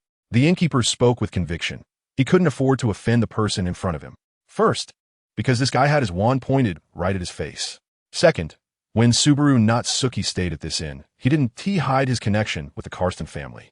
And the magical stones transported by the caravan were stored in another room of this inn for Lin Yu's use. This made it clear that the two of them had deep connections with the Karsten family. One side was from the Gossen Merchant Group, and the other was from the Karsten family. The innkeeper couldn't afford to offend either side. Tib, I told you long ago not to be so rude. Now look, you've overused your ability, haven't you? It's not Mimi's fault. I just made a suggestion, and you said there was no problem, then went straight to action. Confused, Subaru Natsuki slowly awakened from his unconsciousness, hearing a noisy sound in his ears.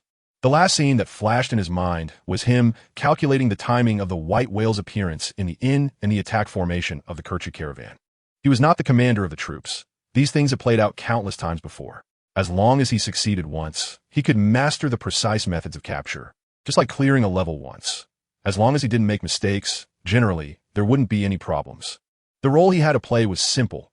Release the witch's aura within him to attract the white whale's attention and provide an output environment for the sword demon Wilhelm. The only variable here was the position of the Anastasia caravan. After all, on the battlefield, in front of the Kerchu caravan, it was quite difficult to completely wipe out the Iron Tooth members under Anastasia. Indeed, it was too risky to deal with the white whale. Wouldn't it be more prudent to wait for the lazy high priest of the witch cult to appear and then find a way to deal with these people? While Subaru Natsuki was pondering this question, he suddenly felt a buzz in his head, and then he couldn't hear anything. When he opened his eyes, he was stunned by the scene in front of him. Standing before him were two members of the Iron Tooth group under Anastasia, twins among the Beastmen children. Looking a bit cute with their fluffy fur, and their voices were very childish, but they were definitely boys. He was very familiar with these two little guys. But at this point in time, they didn't know him. Having experienced countless resets, Subaru Natsuki wouldn't make such a low-level mistake. He quickly sorted out his thoughts. Awake, huh, kid? Suddenly, a rough voice sounded from outside the room. This was a place similar to a small warehouse, surrounded by many boxes, with dim oil lamps lighting the dark environment. A gust of wind blew open the door, and a tall beast man with a werewolf head walked in. The leader of the Iron Tooth. I want to ask you something about the magical stone mining rights in the forest held by the Karsten family. You'd better not pretend to be unclear about it. Subaru Natsuki frowned. He had considered countless possibilities, all related to the white whale. Clearly, the Gossen Merchant Group had grasped some of the matters related to his discussions with Kerchu. It should be that Kerchu and Anastasia had reached some sort of agreement, intentionally leaking these matters to Anastasia. After all, from Kerchu's standpoint, it was impossible to investigate his background openly. Using this as a condition, they entrusted it to Anastasia. Anastasia might think that he wanted to obtain the forest magical stone mining rights and view him as a powerful enemy trying to establish a foothold in the royal capital. It wasn't that he had a persecution complex, nor did he doubt Kerchu's character. It was just that he was too aware that politics had nothing to do with personality. Kerchu was the type of woman who could openly engage in schemes. She only guaranteed that she would prioritize considering Subaru Natsuki's mining rights. But she wouldn't provide assistance in the competition between him and the Gossen Merchant Group. That would cost extra. So now, did the Gossen Merchant Group bring him here to confirm whether he was a future enemy? How should he respond? Lord Anastasia, that boy's been brought back by us. The leader is currently discussing with him. As for the mage who was with him, Iron Tooth's Vice Captain Mimi Palbatten shrugged helplessly. It's still unclear where he went. For someone who had just won against the sword demon Wilhelm, trying to track his whereabouts would indeed be quite difficult for just these few members of Irontooth. In the room, a cute girl dressed in fluffy white clothing rested her chin on her hands, slightly furrowing her brows. Sigh, Kircher really is something. She refuses to provide us with any information about the process besides the results. She was Anastasia Gossin, the president of the Gossin Merchant Group and the only one of common birth who had climbed up step by step through her own efforts to contest for the position of heir to the throne. Perhaps this is out of respect for Mr. Wilhelm, she thought. After all, duels between swordsmen are very noble. If information about the opponent were leaked to the enemy, it would undoubtedly be disrespectful to the opponent. Chapter 220, Julius. The most esteemed knight, Julius, explained. His white attire highlighted his slender and elegant figure, with a long sword at his waist, and his upright appearance exuded an air of noble elegance. His demeanor was different from most of the people in Anastasia's camp. As he hailed from a once prominent family in the Ludnica kingdom, he had joined Anastasia's camp considering her commercial abilities to save the kingdom's dire economic situation. Upon hearing this, Anastasia despondently rested her face on the table, seemingly collapsing onto it. But if that's the case, doesn't that mean we have no idea about the strength of the person who defeated Mr. Wilhelm? It is said that a mage named Dio managed to win against Mr. Wilhelm in battle? Or did Mr. Wilhelm not use his full strength at all? Julius pondered seriously. Lady Anna, this situation is unlikely to occur. Mr. Wilhelm is not the type to joke about duels. There are simply no mages within the kingdom who could defeat him, and even among swordsmen, there are hardly any. In other words, the person named Dio is very strong. As soon as he said this, both Anastasia and Mimi, who had come to report the situation, instinctively swallowed hard. As the premier knight, Julius's greatest strength was not his power, but his upright character. He would never lie or do anything contrary to chivalry. Anyone he judged to be strong was at least on the same level as him in the royal selection competition as a knight protector. However, brother, given the current situation, we have no room to retreat. Regardless of whether the royal selection proceeds smoothly, we must ensure Lady Anna's commercial status in the royal capital. If we allow this foreign power to enter now, we cannot predict the serious consequences that will follow. At this moment, Julius's brother, Joshua, who was also a knight of Anastasia, stuffed the report into a pile of documents. Setting aside the royal selection, the entire Ludnica kingdom was currently facing a serious economic decline and desperately needed someone to turn the situation around. The two brothers had chosen to assist Anastasia because of her outstanding business acumen. Now, a foreigner had appeared. The mining rights in the forest of the Karsten family were merely one part of the entire business chain for the Hessian Trading Company. Abandoning them would not affect the overall situation, but they feared that once the outsider settled in, they would demand more. Merchants are all greedy. They must ensure that the Hessian Trading Company remains the sole dominant force, and to achieve this, they must eliminate any potential threats. This is by no means an overreaction. After all, isn't there already a threat from this outsider? Someone who even surpassed the sword demon Wilhelm in a duel is completely unimaginable. The two individuals, Subaru Natsuki and Dio, hide terrifying forces behind them. Isn't that a threat? In other words, no matter how the captain negotiates, the final outcome for us will be the same. Subaru Natsuki, Dio, and the forces behind them are enemies, without a doubt. The room fell into a brief silence. For the first time, Anastasia felt a headache. The problem wasn't Subaru Natsuki, who they had captured. He was clearly an information broker, with a little manipulation and coaxing. Considering the benefits of the whale information, it wouldn't be impossible to appoint him as the person in charge of the Hessian Trading Company's mining of magic stones in the forest. Dio, how strong is the man who defeated Wilhelm? How should we resolve this? Lady Anna, should I tell the captain to extract the whale information first, and then handle the situation cleanly? After all, once we have the whale information, we can also report back to the Karsten family. Mimi swallowed hard. This was the plan to break the net first. They would have to do it sooner or later, so it was better to act early. That was her style. Julius, what do you think? Anastasia turned her gaze to her knight. Julius nodded. In any case, as long as we don't exceed the boundaries of the royal capital, it shouldn't be a problem to investigate. To be cautious, since we've already captured that boy, let's take the initiative. I will ensure Lady Anna's safety. I swear on my life. Just then, the lights in the room flickered. It seemed as if a wind had blown in. Julius's pupils suddenly dilated. Easy. Blood splattered against the glass of the window as the bodies of two mercenaries stationed outside the door fell to the ground. Mimi opened her mouth wide. only to realize that someone had already seized her throat, lifting her up like a steel claw, slowly raising her into the air. "Oh, good evening." The person smiled slightly. The Hessian Trading Company stronghold, a place guarded by numerous mercenaries, had been breached so easily. Anastasia instinctively covered her mouth, while Joshua stood beside her. Julius immediately drew his sword, his expression stern. "An elf knight? Quite a promising specimen," Lin Yu murmured.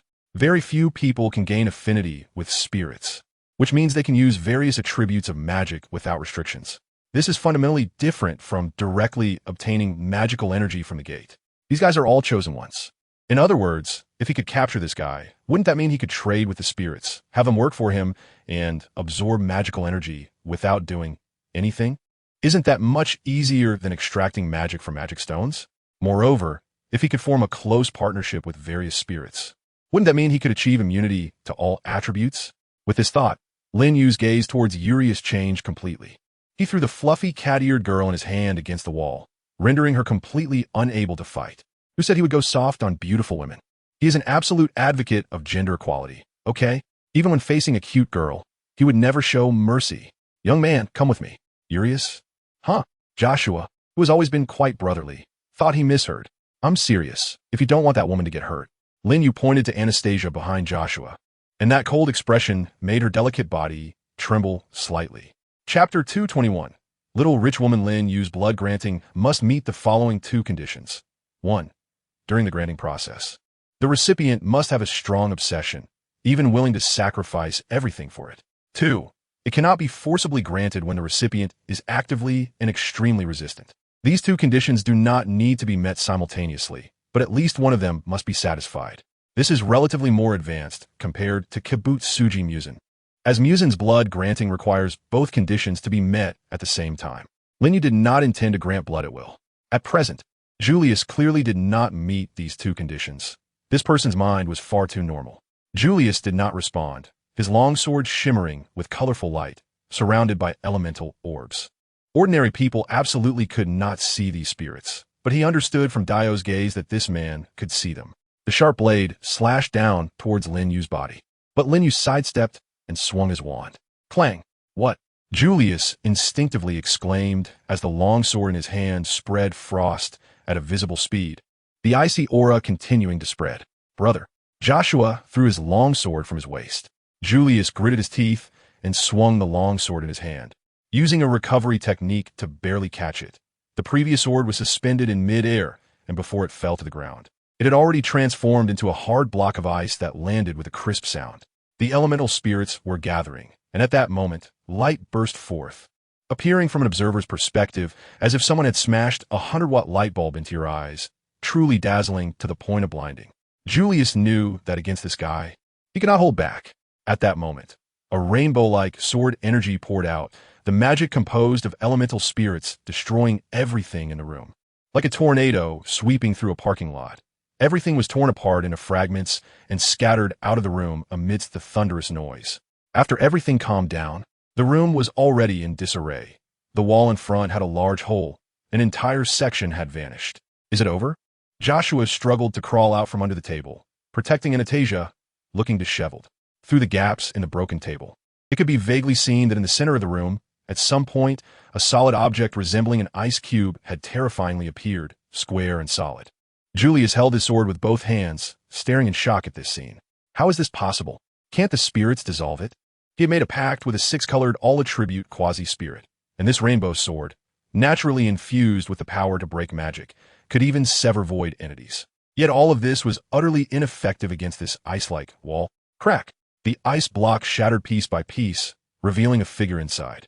Lin Yu slammed his wand on the ground, his expression quite unpleasant. Damn it, if this continues, the magic stones he had basically obtained for free from the Quirksue side would be used up.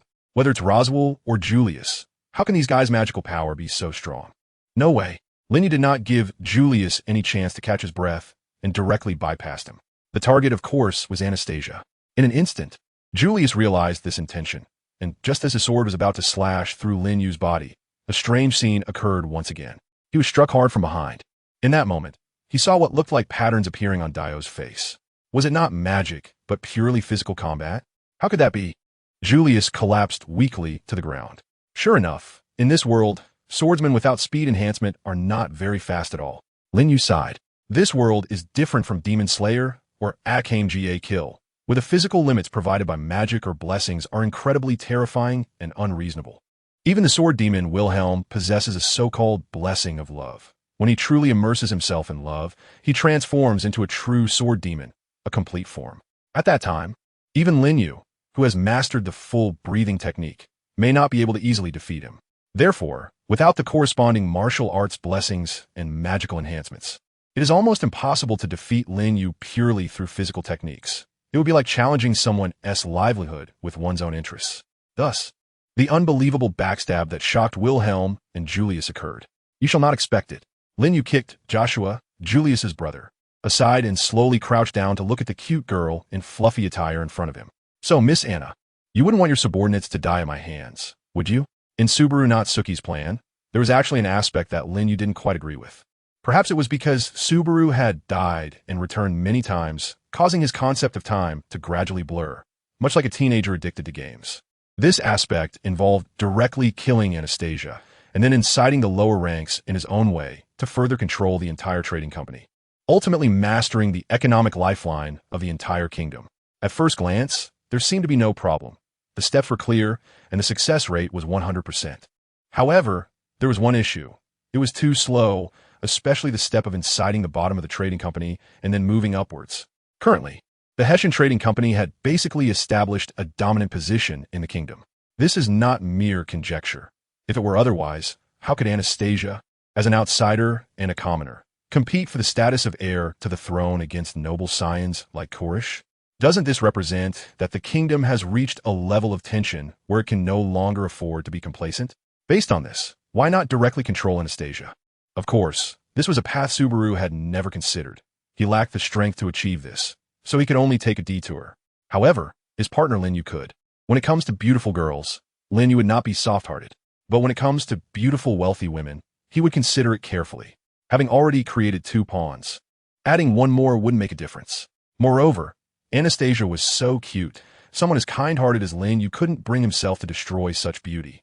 Now you should understand, I have the ability to help you fulfill your wishes, but this matter must remain a secret between the 2 of us. If you mention it to outsiders, I can guarantee you will die. Lin Yu retracted his hand. Anastasia on the ground felt the changes in her body, and a greedy expression emerged in her eyes. This was her desire. Having once been unable to use magic, she could only find security in money. Chapter 222. Beating the Problematic Youth. She must have seen a lot of small amounts of money in her mind now. Ghostly blood is such an unreasonable thing.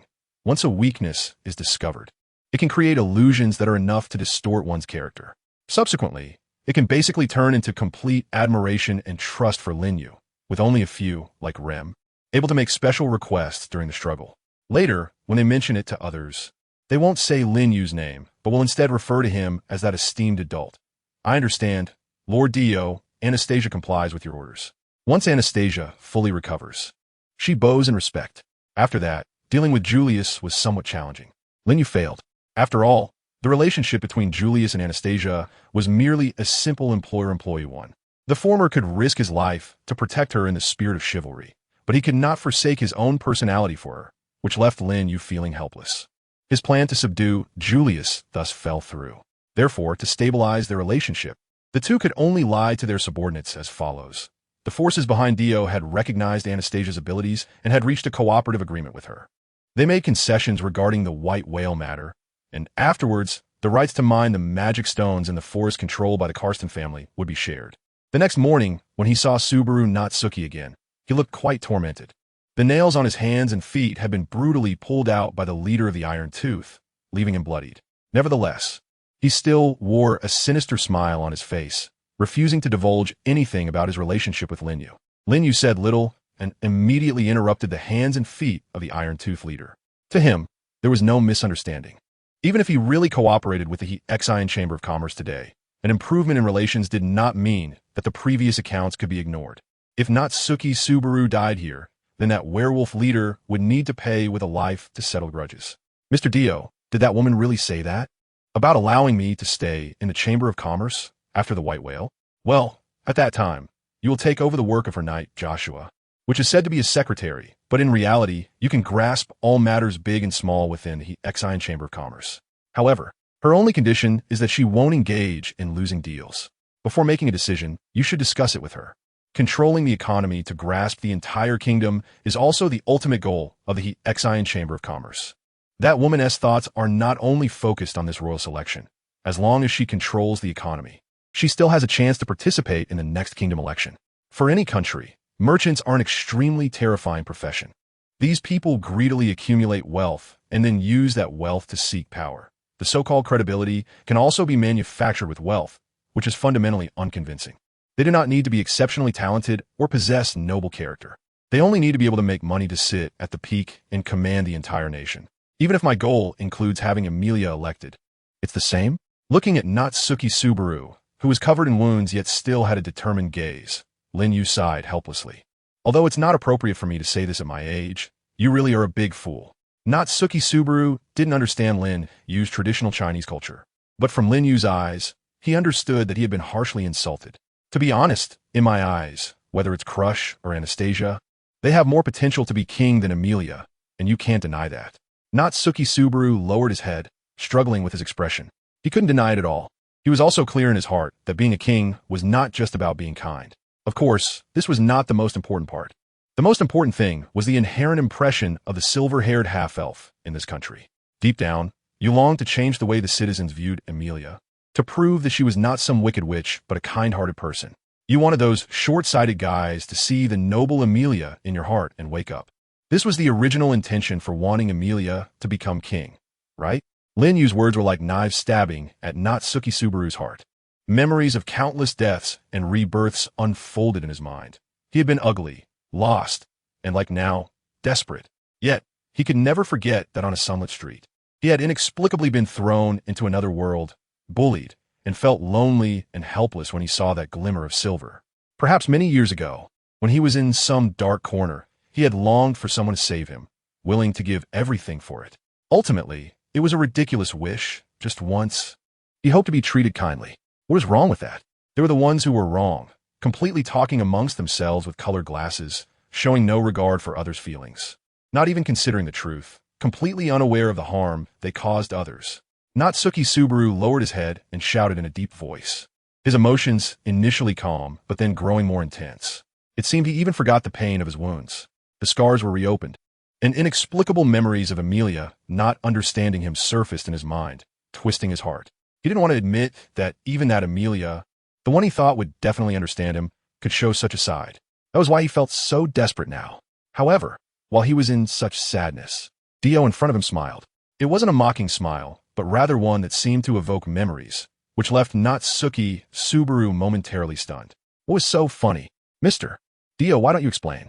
I was just thinking that people like you are quite common, always using morality to restrain others, and when someone handles things poorly, you point fingers like saying, someone reminded you there are more human traffickers lately. Watch your children, and you say, does my child not have the right to play freely? What's wrong with those who were once persecuted by the silver-haired, which sat Ella looking at Emilia with hatred? They were the ones hurt, not you. Why should you care how they feel, patiently explaining to them? Can you erase the pain they experienced? You are so understanding of Emilia's suffering. Why not be understanding of theirs? Chapter 223, The Reborn Natsuki Subaru. But just because one has suffered does not mean they can vent that on innocent people. Emilia is innocent. A heavy kick sent the injured Natsuki Subaru crashing against the wall, knocking over a nearby trash can. Where's the innocence? Is she the only one suffering injustice in this world? Young man, I hope your not-so-stupid brain can understand one thing. This world is always unfair. Some are born into wealth and luxury, while for others, just surviving is a problem. Morality is always meant to restrain oneself, not to restrain others. If you want to waste time trying to change others' ingrained impressions, you don't even qualify to cooperate with me. Lin Yu's expression was cold as he stared at the bruised face of Natsuki Subaru, a chilling smile appearing on his lips. If you want Emilia to become the king, then you should eliminate all the factors that prevent her from becoming one, and place the throne in front of her. That's what you should be doing, isn't it? It's not about wanting someone to be king, but rather about allowing someone to be king. Power is never a matter of charity, but of awe. In that moment, Natsuki Subaru realized that Mr. Dio was not like him. Mr. Dio prioritized his own feelings when handling matters and perhaps considered the feelings of those he cared about. As for others, they simply did not exist in his eyes. If their roles were reversed, Emilia's situation might only be about who insulted Emilia. And Dio would make that person disappear, rather than considering how to change the other person's thoughts. I understand now, Mr. Dio, but in this process, what about Emilia's feelings? You live such a miserable life, like a caretaker. You might as well try to understand my feelings first. Talking to you feels like encountering a ghost after 8 lifetimes. Lin Yu could guarantee that if he were still in the Imperial Guard, he would definitely kick this guy's ass hard with his long boots. You keep talking about Emilia all day, but does she even know you? Or did she cry and beg you to save her? None of that ever happened. So what's the point of you sitting there alone and going crazy with your thoughts? Natsuki Subaru was so overwhelmed that he couldn't speak. Let's not even mention that this is typical self-pitying behavior. Even if Emilia really were with him, in Lin Yu's view, he had never thought about such complicated matters when interacting with his own wife. When couples argue, like with Butterfly Shinobu, she would never admit where she was actually upset. If you ask her, she would just smile and say, "Oh, it's nothing, no problem at all." But anyone with half a brain would know that if you truly believe there's no problem, then that's your biggest problem. This situation is complicated enough, right? Enough to drive someone crazy, right? But what's the solution?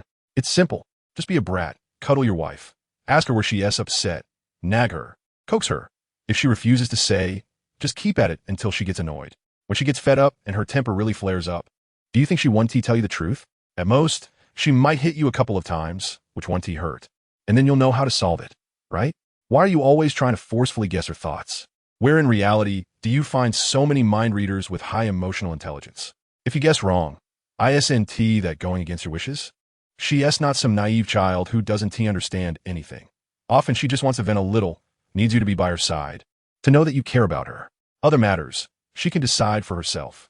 You, as a man with such delicate thoughts, squirming, sure, being thoughtful isn't wrong, but it's unnecessary to make yourself so miserable by overthinking. Damn it, just thinking about it is annoying. Lin Yu felt a surge of irritation and didn't want to argue anymore. He grabbed the collar of Natsuki Subaru. For today, we won't come up with any battle plans. I'll take you to a place first. What place? Natsuki Subaru, bruised and battered, asked with difficulty. Lin Yu carried Seigetsu Subaru back to the Heian Chamber of Commerce again, following the instructions given by Anastasia. He is now considered a VIP. His sudden return filled the guards with fear, knowing that this guy had broken the captain's hands and feet right in front of the president. It is said that the 2 vice captains nearby were so shocked at the time that they didn't even dare to move. He casually threw Seigetsu Subaru to a few guards. First, clean him up and change him into decent clothes. As for the bill, just mention it to your president, and she can reimburse me later. This is Lord Dio. After entering the Chamber of Commerce, Lin Yu could see a bustling commercial street, which was the underground black market, where he could find all sorts of treasures. After buying a few decent finished magic stones, he made his way to Anastasia's residence, a quaint commoner's house. Upon seeing Anastasia again, along with her 2 knights, Lin Yu still wore a stern expression.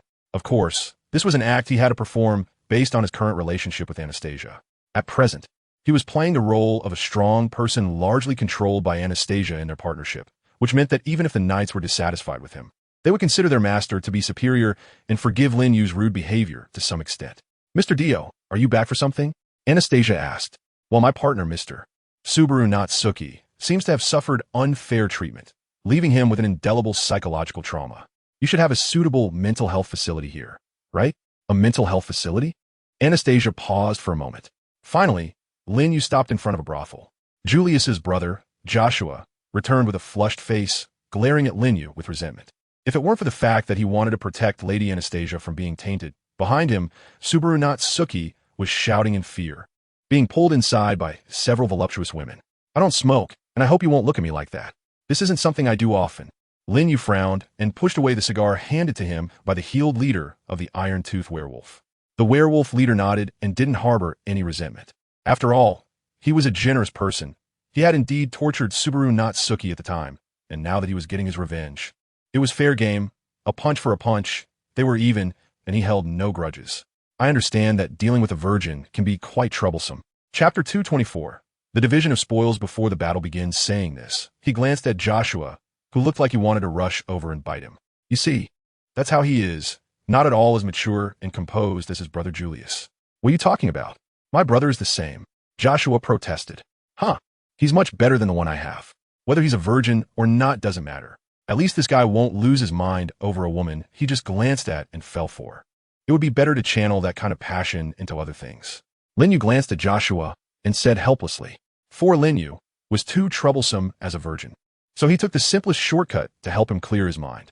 Not far away at the street corner, Mimi was with her two younger brothers, standing beside Anastasia, with a look of disdain and vigilance. Is it really okay to collaborate with that kind of person, Lady Anna?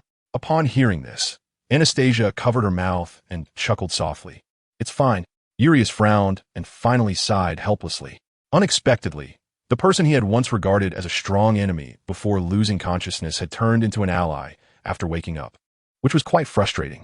He seemed like a relatively elegant person, so how could he be so rude? Mimi voiced a common sentiment among them.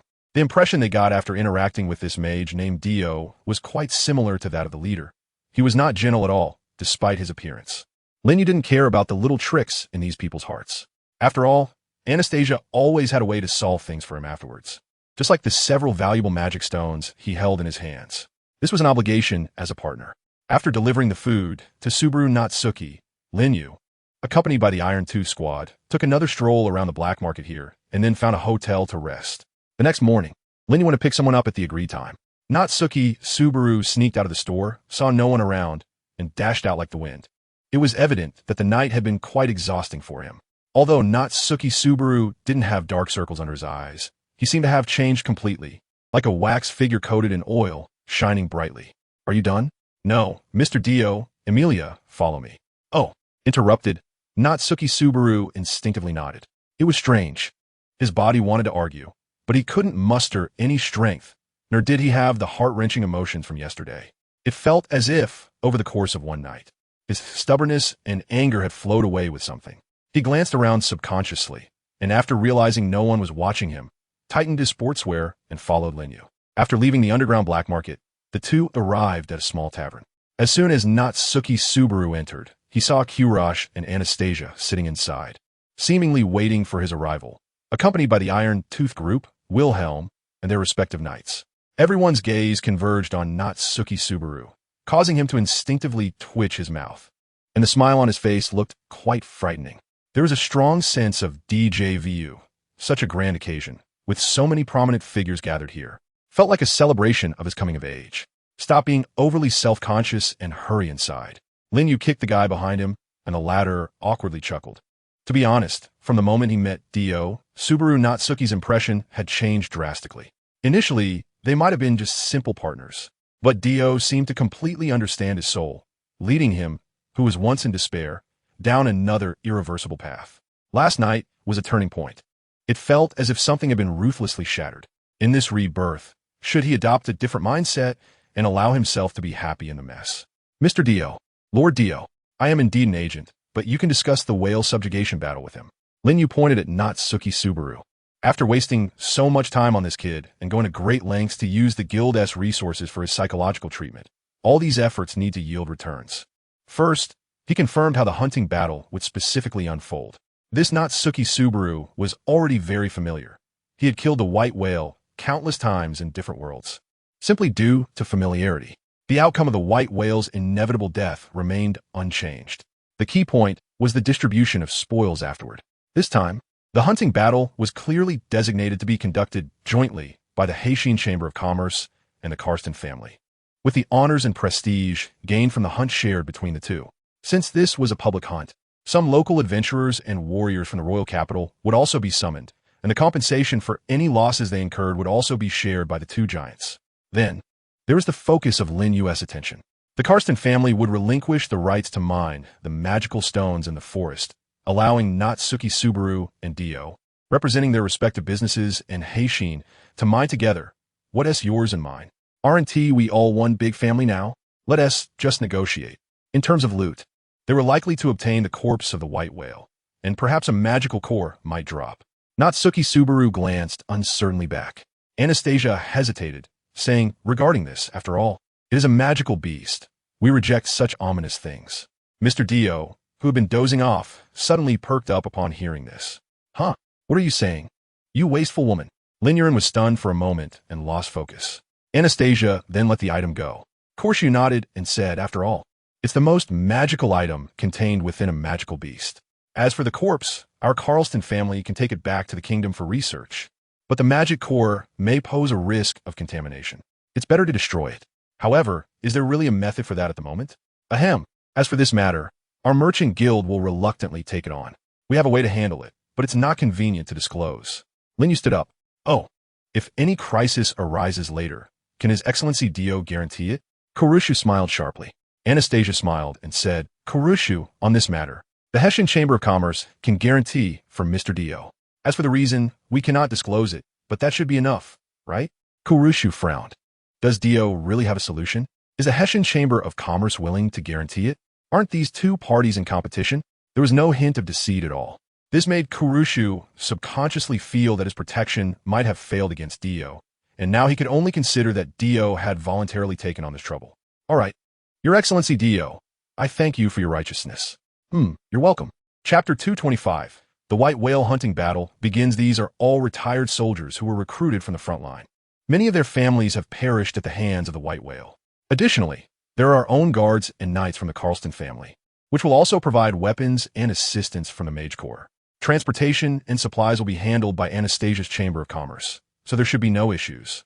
In a large venue, many well-dressed combat personnel came and went, with a mix of young and old, and all attributes like tanks, healers, and damage dealers were present, making it feel like a world-class adventurer guild's annual meeting. With Kurushu, the head of the Carlston family, as the leader, the morale of this team is naturally not a concern. Finally, this day has arrived, Your Excellency Wilhelm. Yes, the elderly group, led by Wilhelm, had serious expressions, with many people filled with tears, clearly harboring long-standing resentment against the White Whale, one of the three great magical beasts of the continent. Your Excellency Ong, that outfit suits you very well. Yes, Ong looks really handsome. Nowhere.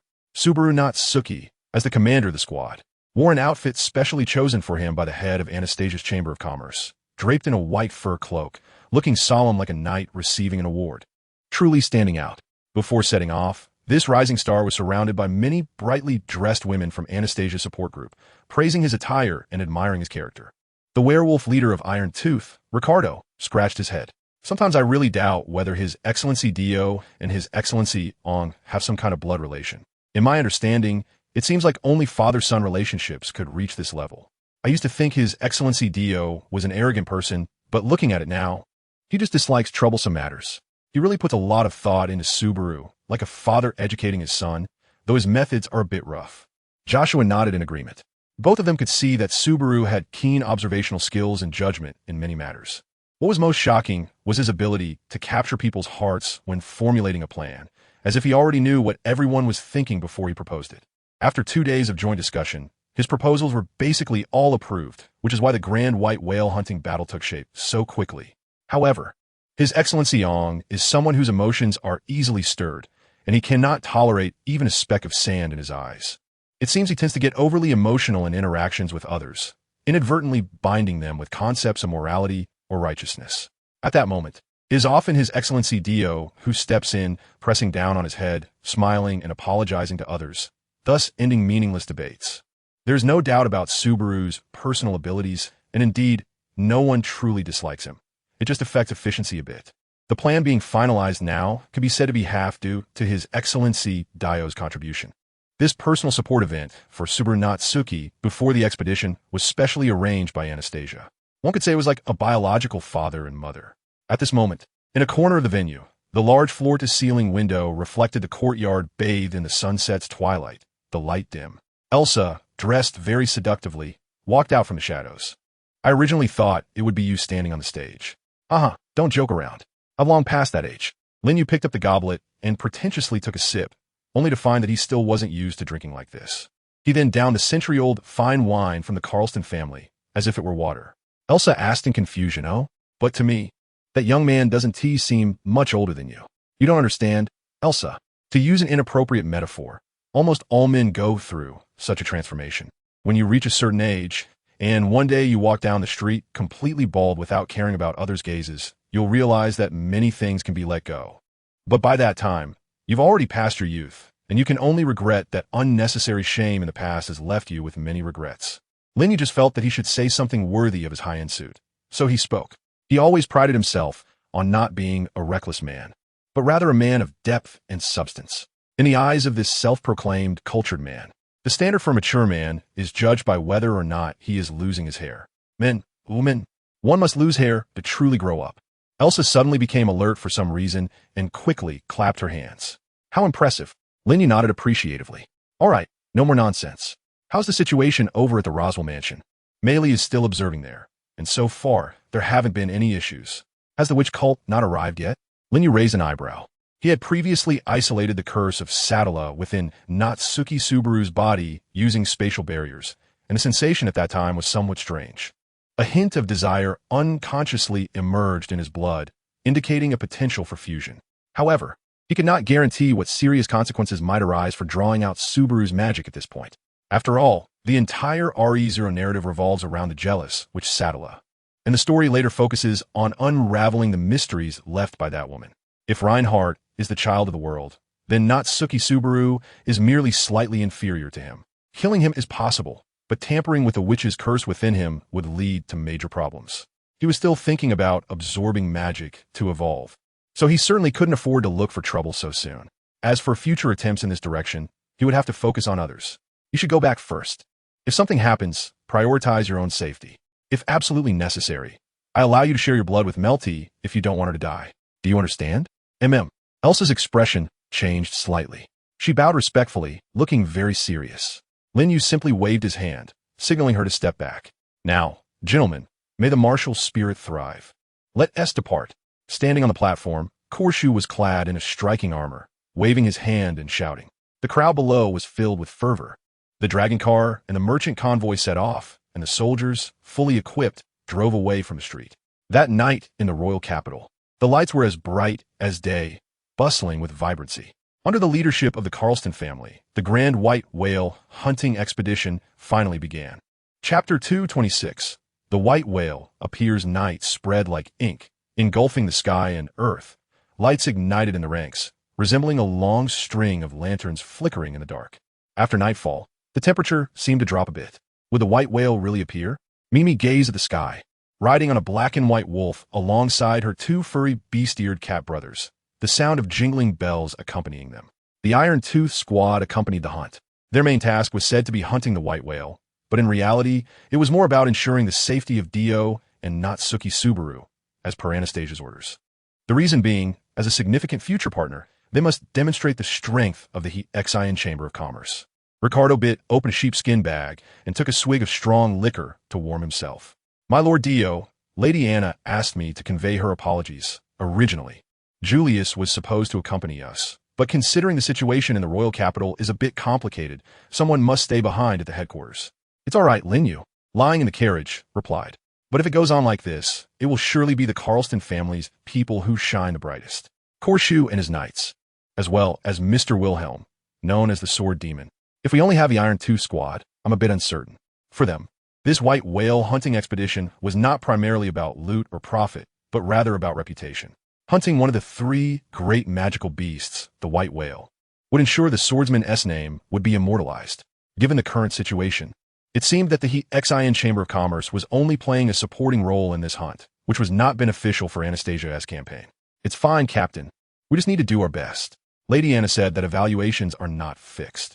As long as we have a vast future, we have the opportunity to change. Everyone will remember our presence in this white whale hunt. The trio from the sub-squad seemed very optimistic, and their playful banter never ceased, indicating that the bond between the three brothers was quite strong. Natsuki Subaru rode at the front of the line on a land dragon, occasionally glancing back to check Lin Yu's expression. He feared that if he did poorly, Dio would assign him to do strange things again. Over the past few days, his despair had transformed into overwhelming shame, feeling that he had done so many things unworthy of Amelia, wondering why he couldn't resist temptation. Some things seemed strangely divided into once and countless times. In the end, he couldn't remember how many times he had immersed himself in tenderness. At that moment, an old soldier squeezed over with a grin. Lord Subaru, after this is over, will you still go look for Lilith? Please forgive me, but I must refuse. I have made up my mind. After this, I cannot do such things again. I am devoted to Amelia. I cannot make mistakes anymore. Subaru clenched his fists. The old soldier looked regretful and said, Is that so? Lilith said if you went again, she would show you some new tricks she recently learned. Like using magic to provide pleasure. It's the kind of feeling that would send you straight to heaven. She said she would only provide that service for you. He chuckled and added, if you don't go, tell Lilith to give that opportunity to me. I can give her all the rewards from this hunt. That kind of thing is really hard to resist. Lilith has magic like that. Subaru's face turned red, instinctively clenching his legs. Then he waved his hand with a serious expression. Enough. Last time. Keep a secret. Emilia, I'm sorry. I promise. Next time I'll be wholeheartedly devoted to you. Thus, the team had been moving for several hours until a shadow emerged on the plains, a giant tree standing between heaven and earth. That's it. Subaru pointed in that direction. He clearly remembered how significant that tree was during the last white whale hunting expedition. Without it, the conclusion of the hunt would have been disastrous, with countless casualties. Moreover, the sword demon Wilhelm had been swallowed by the white whale. Although he later displayed astonishing combat power, that battle was still quite perilous and full of unknowns. If it were to repeat, Subaru was confident they would win. But this time, with Dio involved, everything would be different. It was a brand new hunt. Everyone, take positions as per the prearranged zones. Korshu, known for his decisiveness, immediately issued the orders. The originally long line quickly dispersed in all directions, taking up ambush positions. What followed was a 2-hour wait. Would it really appear? Surely the intel wasn't false? Similar complaints emerged, but everyone knew how grand this hunt organized by the Carlston family was. The intel was likely accurate, and they were merely expressing their nervousness. Facing such a powerful, unknown magical beast, it was indeed impossible to remain completely at ease. The sword demon Wilhelm stood by the giant tree in front of Flowerbed, the wind lifting his cloak, his figure somewhat desolate. My lord Dio. Lin Yu also took the opportunity to get off the carriage. According to the time displayed on Subaru Natsuki's phone, the white whale would appear in 3 minutes. It wasn't that he intentionally walked over here for the elegant old man to see the flowers while lamenting. It was mainly because this spot was indeed the best for output. Lin Yu was also eager to see what the 3 great magical beasts of this continent were truly like. You must have heard my story. The white whale is my enemy, having killed my wife. The sudden words caught Lin Yu off guard. God bear witness. He had no intention of reopening the old man's wounds, yet he spoke with a heavy heart. The former sword saint, who was the old man's wife, had a hidden truth that no one knew. The deceptive which Pandora had interfered, causing the current sword saint, a young Reinhardt, to awaken, leading to the former sword saint losing control and protection over the dragon sword, ultimately resulting in her demise. To outsiders, it appeared as if she had perished at the hands of the white whale. For many years, the old man had regarded hunting the white whale as his lifelong aspiration. Even now, I cannot fathom how your excellency Dio managed to strike that blow. You are even more powerful than I imagined. Surely, you will shine brilliantly in this battle. But let this be the old man's humble request, just in case. At that moment, the sound of a bell rang out, belonging to Subaru Natsuki. The entire venue fell silent, and everyone gasped. Mr. Wilhelm, I don't know why your confidence has wavered, but let's not speak such dispiriting words now. How could a long-anticipated enemy be dealt with through another's hand? Lin Yu looked up, facing the enormous monster that appeared in the moonlit sky. Chapter 227, The Unforeseen Hunting Battle. The white whale had appeared just like that. If it weren't for the sound of the bell from Natsuki Subaru, everything would have come without warning. It floated in the sky like a malevolent spirit, emitting a wailing sound. At the moment it dove down, everyone on the ground looked up and could see a halo-like thing swirling around its forehead. In its crimson pupils, there seemed to be a disdainful smile. Looking down upon the mortals below, attack! Natsuki Subaru's eyes widened. Indeed, after seeing such a creature multiple times, fear instinctively arose in his heart. It was terrifying. The mage group under Kersher took the lead and fired the first shot. Countless magical orbs shot up from the ground into the sky, and the colorful projectiles bombarded the white whale, causing no pain or discomfort. It let out a wailing sound. When Wilhelm saw the white whale, the heavy atmosphere surrounding him dissipated. He was no longer a sorrowful, elegant old man, but an angry, elegant old man. He charged forward on his dragon knight. The mage's daylight magic unfolded instantly, illuminating the previously dark scene with explosions in the sky, revealing the scaly armor attached to the white whale. Everyone, aim for the whale's belly and attack. Kersher commanded, using his swordsmanship to cut through, striking the middle of the whale and causing blood to spurt. However, it seemed that only this one hit could inflict damage, as most of the damage from other mages was blocked by the whale's scales, which were evidently very sturdy and minimized magical damage. The Iron Tooth group, following the pre-established plan, began to advance and attack after the mages finished their magical attacks.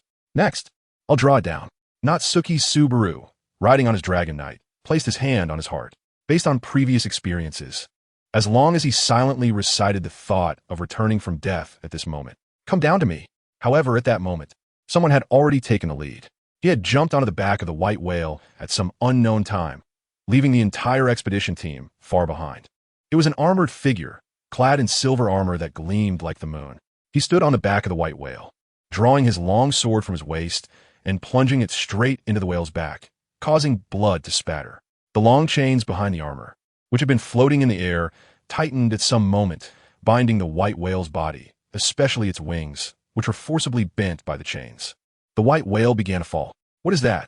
Natsuki Subaru's mind was filled with 1,000 curses. Kamen Haida? Eva? Maybe it's a bit small, but it looks so cool. So cool. This kind of mech-like thing is the ultimate romance for a man. You'd better compensate me for the magic power you used up later. Facing the white whale's seemingly confused crimson eye, Lin Yu couldn't help but smile with delight. It was his first time hunting such a massive magical beast, and compared to the earth dragon he encountered in the Empire, it was simply exhilarating. He could smell the wildness of the white whale even through the armor. It was nothing like a domesticated animal. Exhilarating. So exhilarating. Is that Lord Dio? Don't look around. The white whale is about to fall. Attack according to the pre-planned strategy. Captain Ricardo led the charge, followed closely by 3 vice captains and a mixed wolf bee squad, rushing to the side of the white whale and attacking up close. Boom, boom, boom. The side of the white whale was ripped open, blood pouring out. How dare you fly all the way here to be cut down? Today, you will meet your end here. Wilhelm leaped up, directly landing on the back of the white whale, beginning his sliding attack. He tore open a large gash on the whale's back, blood gushing out. Then, feeling that his previous move wasn't cool enough, he slid over from the other side, smoothly like ice skating, with blood spraying out like a fountain.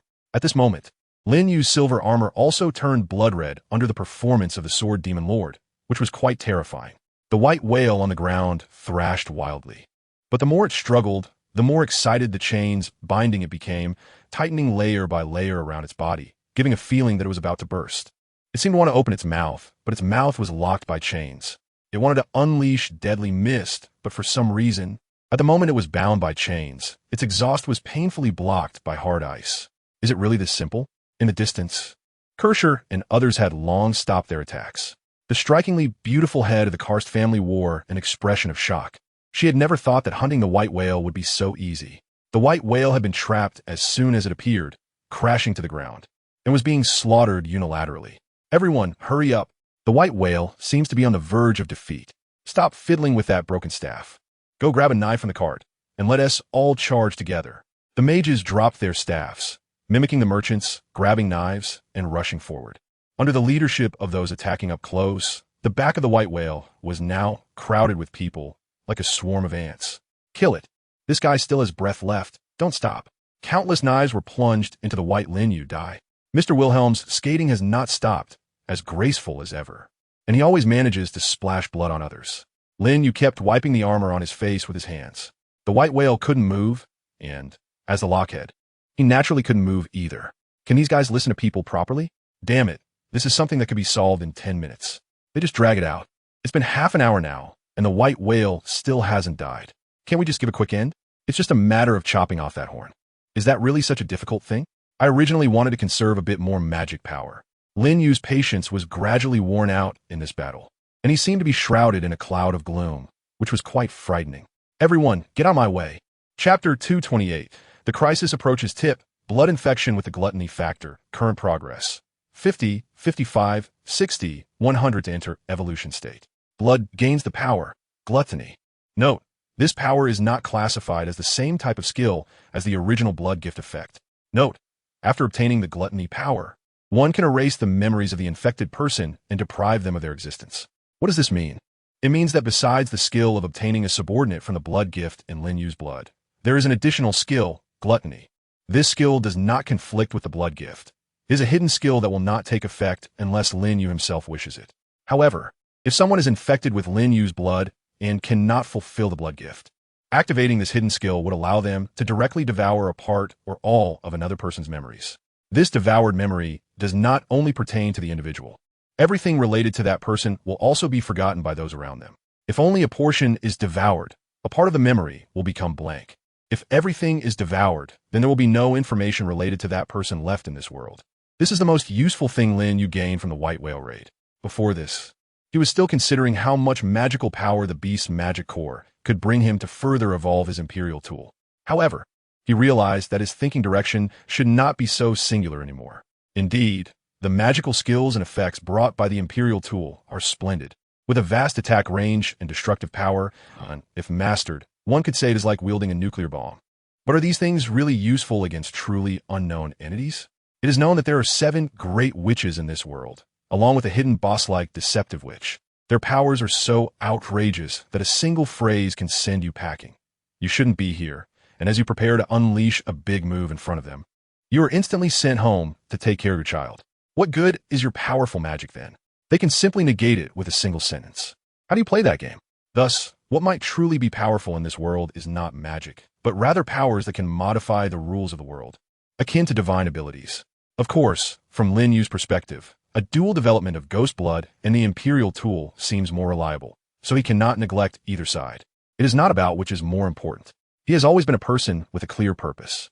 Lord Dio, please forgive my boldness, but it seems that your relationship with the Anna Chamber of Commerce looks more like that of cooperative partners rather than competitive rivals. Is there a deeper reason behind this? At this moment, the remaining members of the Karsten family and the Hashin Chamber of Commerce were transporting the White Whale's corpse back to the capital, with Yu riding alongside Lin Yu. She was a person with a keen political sense, and through this hunting battle, she once again clearly recognized how terrifying Dio's strength truly was. If previously her considerations were based on the forces behind Dio, now it was necessary to place him as an individual on the negotiating table. Naturally, the nature of Dio's relationship with the Hashin Chamber of Commerce became Yu's primary concern. If they were still rivals, it would undoubtedly be a good thing for the Karsten family. If not, it would be worth paying attention to, especially since all resources in the upcoming election would be meticulously contested. And the power to mine magic stones was completely worth Yu's efforts due to the White Whale hunting battle. You would have to ask Anastasia about that. I'm not keen to discuss this matter. Lin Yu didn't understand the bird politics and didn't want to worry about it. Yu was too intuitive. If this were a fantasy story, she would definitely be the type of character that says, this person must not be kept, and she had a built-in lie detector function. Talking too much nonsense with her would surely lead to exposure. Oh, Yu smiled meaningfully. Why did it seem like Dio was the one being coerced? Although Anastasia was quite capable, could she really have such power that even a strong person like Dio had no choice but to bow down to her? At this moment, the troops ahead suddenly stopped. Yu shouted in confusion. What happened? The guards quickly arrived. My lady Yu, our mount suddenly stopped when we reached the front. Yu frowned, noticing that her mount seemed to be acting strangely, its body trembling slightly, instinctively afraid of something. When she turned her face again, she found that the returning troops were blocked by 2 people ahead. To be precise, they were 2 oddly dressed individuals who looked quite ominous. Who are you?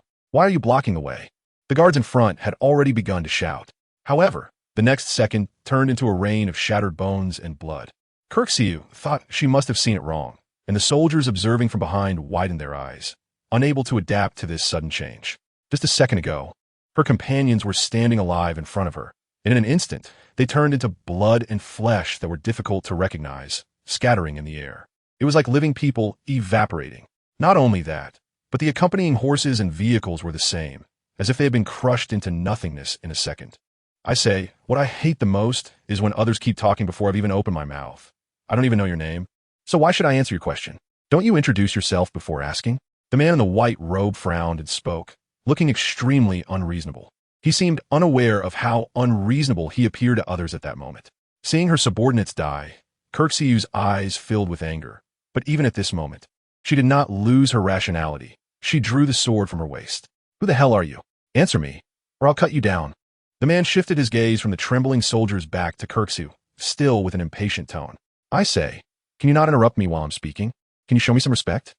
Yu felt darkness in front of her, and then, suddenly, the whole world changed. She seemed to enter a vast white space. With nothing around her, although it only lasted for a brief moment. When she came to her senses, the chattering man was stunned, looking at her with an extremely shocked expression. Chapter 229. The ending. It wasn't only the man who was shocked. Lin Yu, far behind Kirksey, was also taken aback.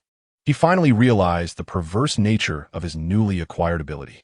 The ability created through blood as a medium could not be obstructed and did not require any conditions to be met. Just now, he had merely tried to extend his right hand, letting blood drop to the ground, then guiding it to Kirksey's position, consuming her existence, and using spatial imperial tools to transfer her body to another location. This was not some unnecessary operation. It involved the order of using powers. My name is Regulus Xerneas. Who exactly are you? Regulus shifted his gaze to the guy behind Kirksey. He had clearly seen the death process of the white whale and knew which guy was leading the battlefield. Just now, when he was using his power, time had stopped, and everything in space should have solidified, yet a strange scene occurred. The blood that dripped to the ground continued to spread in a straight line. Before his power could destroy one of Kirksey's hands, the straight line of blood took Kirksey away from this place. Lin Yu did not pay attention to Regulus. Instead, he was immersed in the perversion of this new ability. Why was he able to maintain self-awareness and seize Kirsch's body even when Regulus was using his powers? The reason is simple. The blood infused with gluttony is itself a void that deprives existence. How could something that does not exist in the world be acknowledged by it? Thus, it successfully deprived Kirsch of her existence, allowing her to escape the constraints of spatial laws in terms of feasibility. Although her body would still be affected by Regulus's powers, Lin Yu could ignore Regulus's influence and manipulate her body. This involves the issue of the use of powers. It is important to note that when powers cannot exert their intended effects, Regulus is nothing more than an ordinary person. How could his speed and strength compare to Lin Yu's blood? At this moment, the gluttony bishop Lai Baden-Kados, who had come with Regulus, sensed something was wrong. Hey, it seems this guy has gluttony factors. Huh? Regulus was taken aback and then extremely astonished. How could this happen? Don't forget, the white whale was just killed. Perhaps he has some way to absorb the gluttony factors from the white whale. Lai Baden-Kados was much more rational than the chattering greed bishop. He had been observing this man. Besides using the gluttony factors, there was likely something similar to spatial magic. However, he couldn't figure out how exactly he was using it.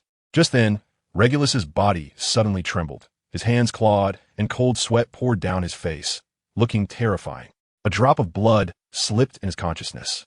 When he looked up, he saw that guy extending his right hand, wearing a smile. Regulus's pupils dilated instantly, and the threat of death caused him to instinctively activate his powers. This time indeed stopped as he wished. Just as he was about to show a triumphant smile, he froze. At that moment, what he saw was not the external world he had just been in. He had arrived in a completely dark and enclosed space. Everything around was pitch black. Looking up, he could see a sky shrouded in dark clouds, spreading like silk. Within those clouds floated corpses. They possessed unparalleled beauty, but wore no expressions, drifting in the air like marionettes. These were once all his wives. For the first time in over 100 years of crushing opponents with his powers, Regulus encountered this incomprehensible situation.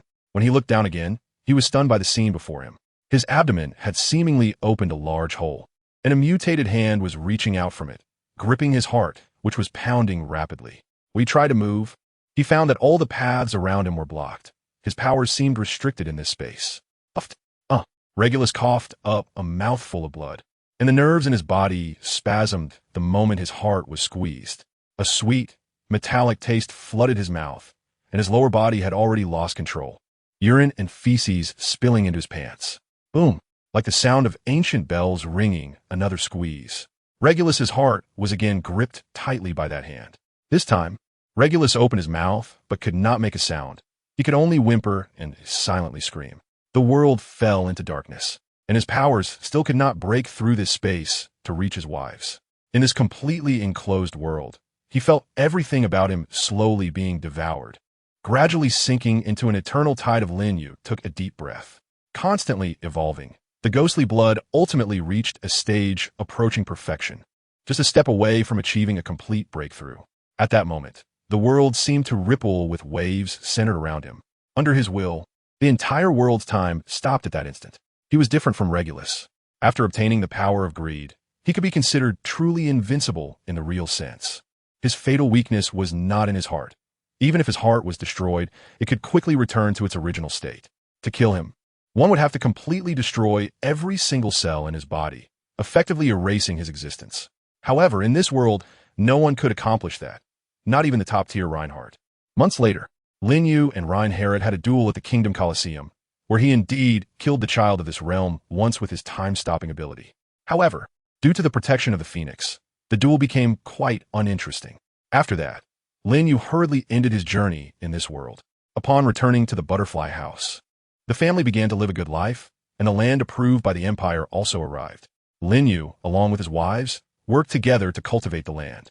At one point, he returned to a comfortable rural life with a sword in hand, creating a harmonious atmosphere. Synopsis: Lin Yu travels to the world of Demon Slayer and activates the diligent reward mode. Every physical training session increases his attributes, and the increases are unlimited and stackable. His physical body becomes saintly, with supreme strength. Daki looked in fear at the tall man before her, completely shrouded in shadows. The Nichirin Blade behind him was larger than her entire body, and her neck was firmly gripped by a powerful arm. Bare-handed demon hunting?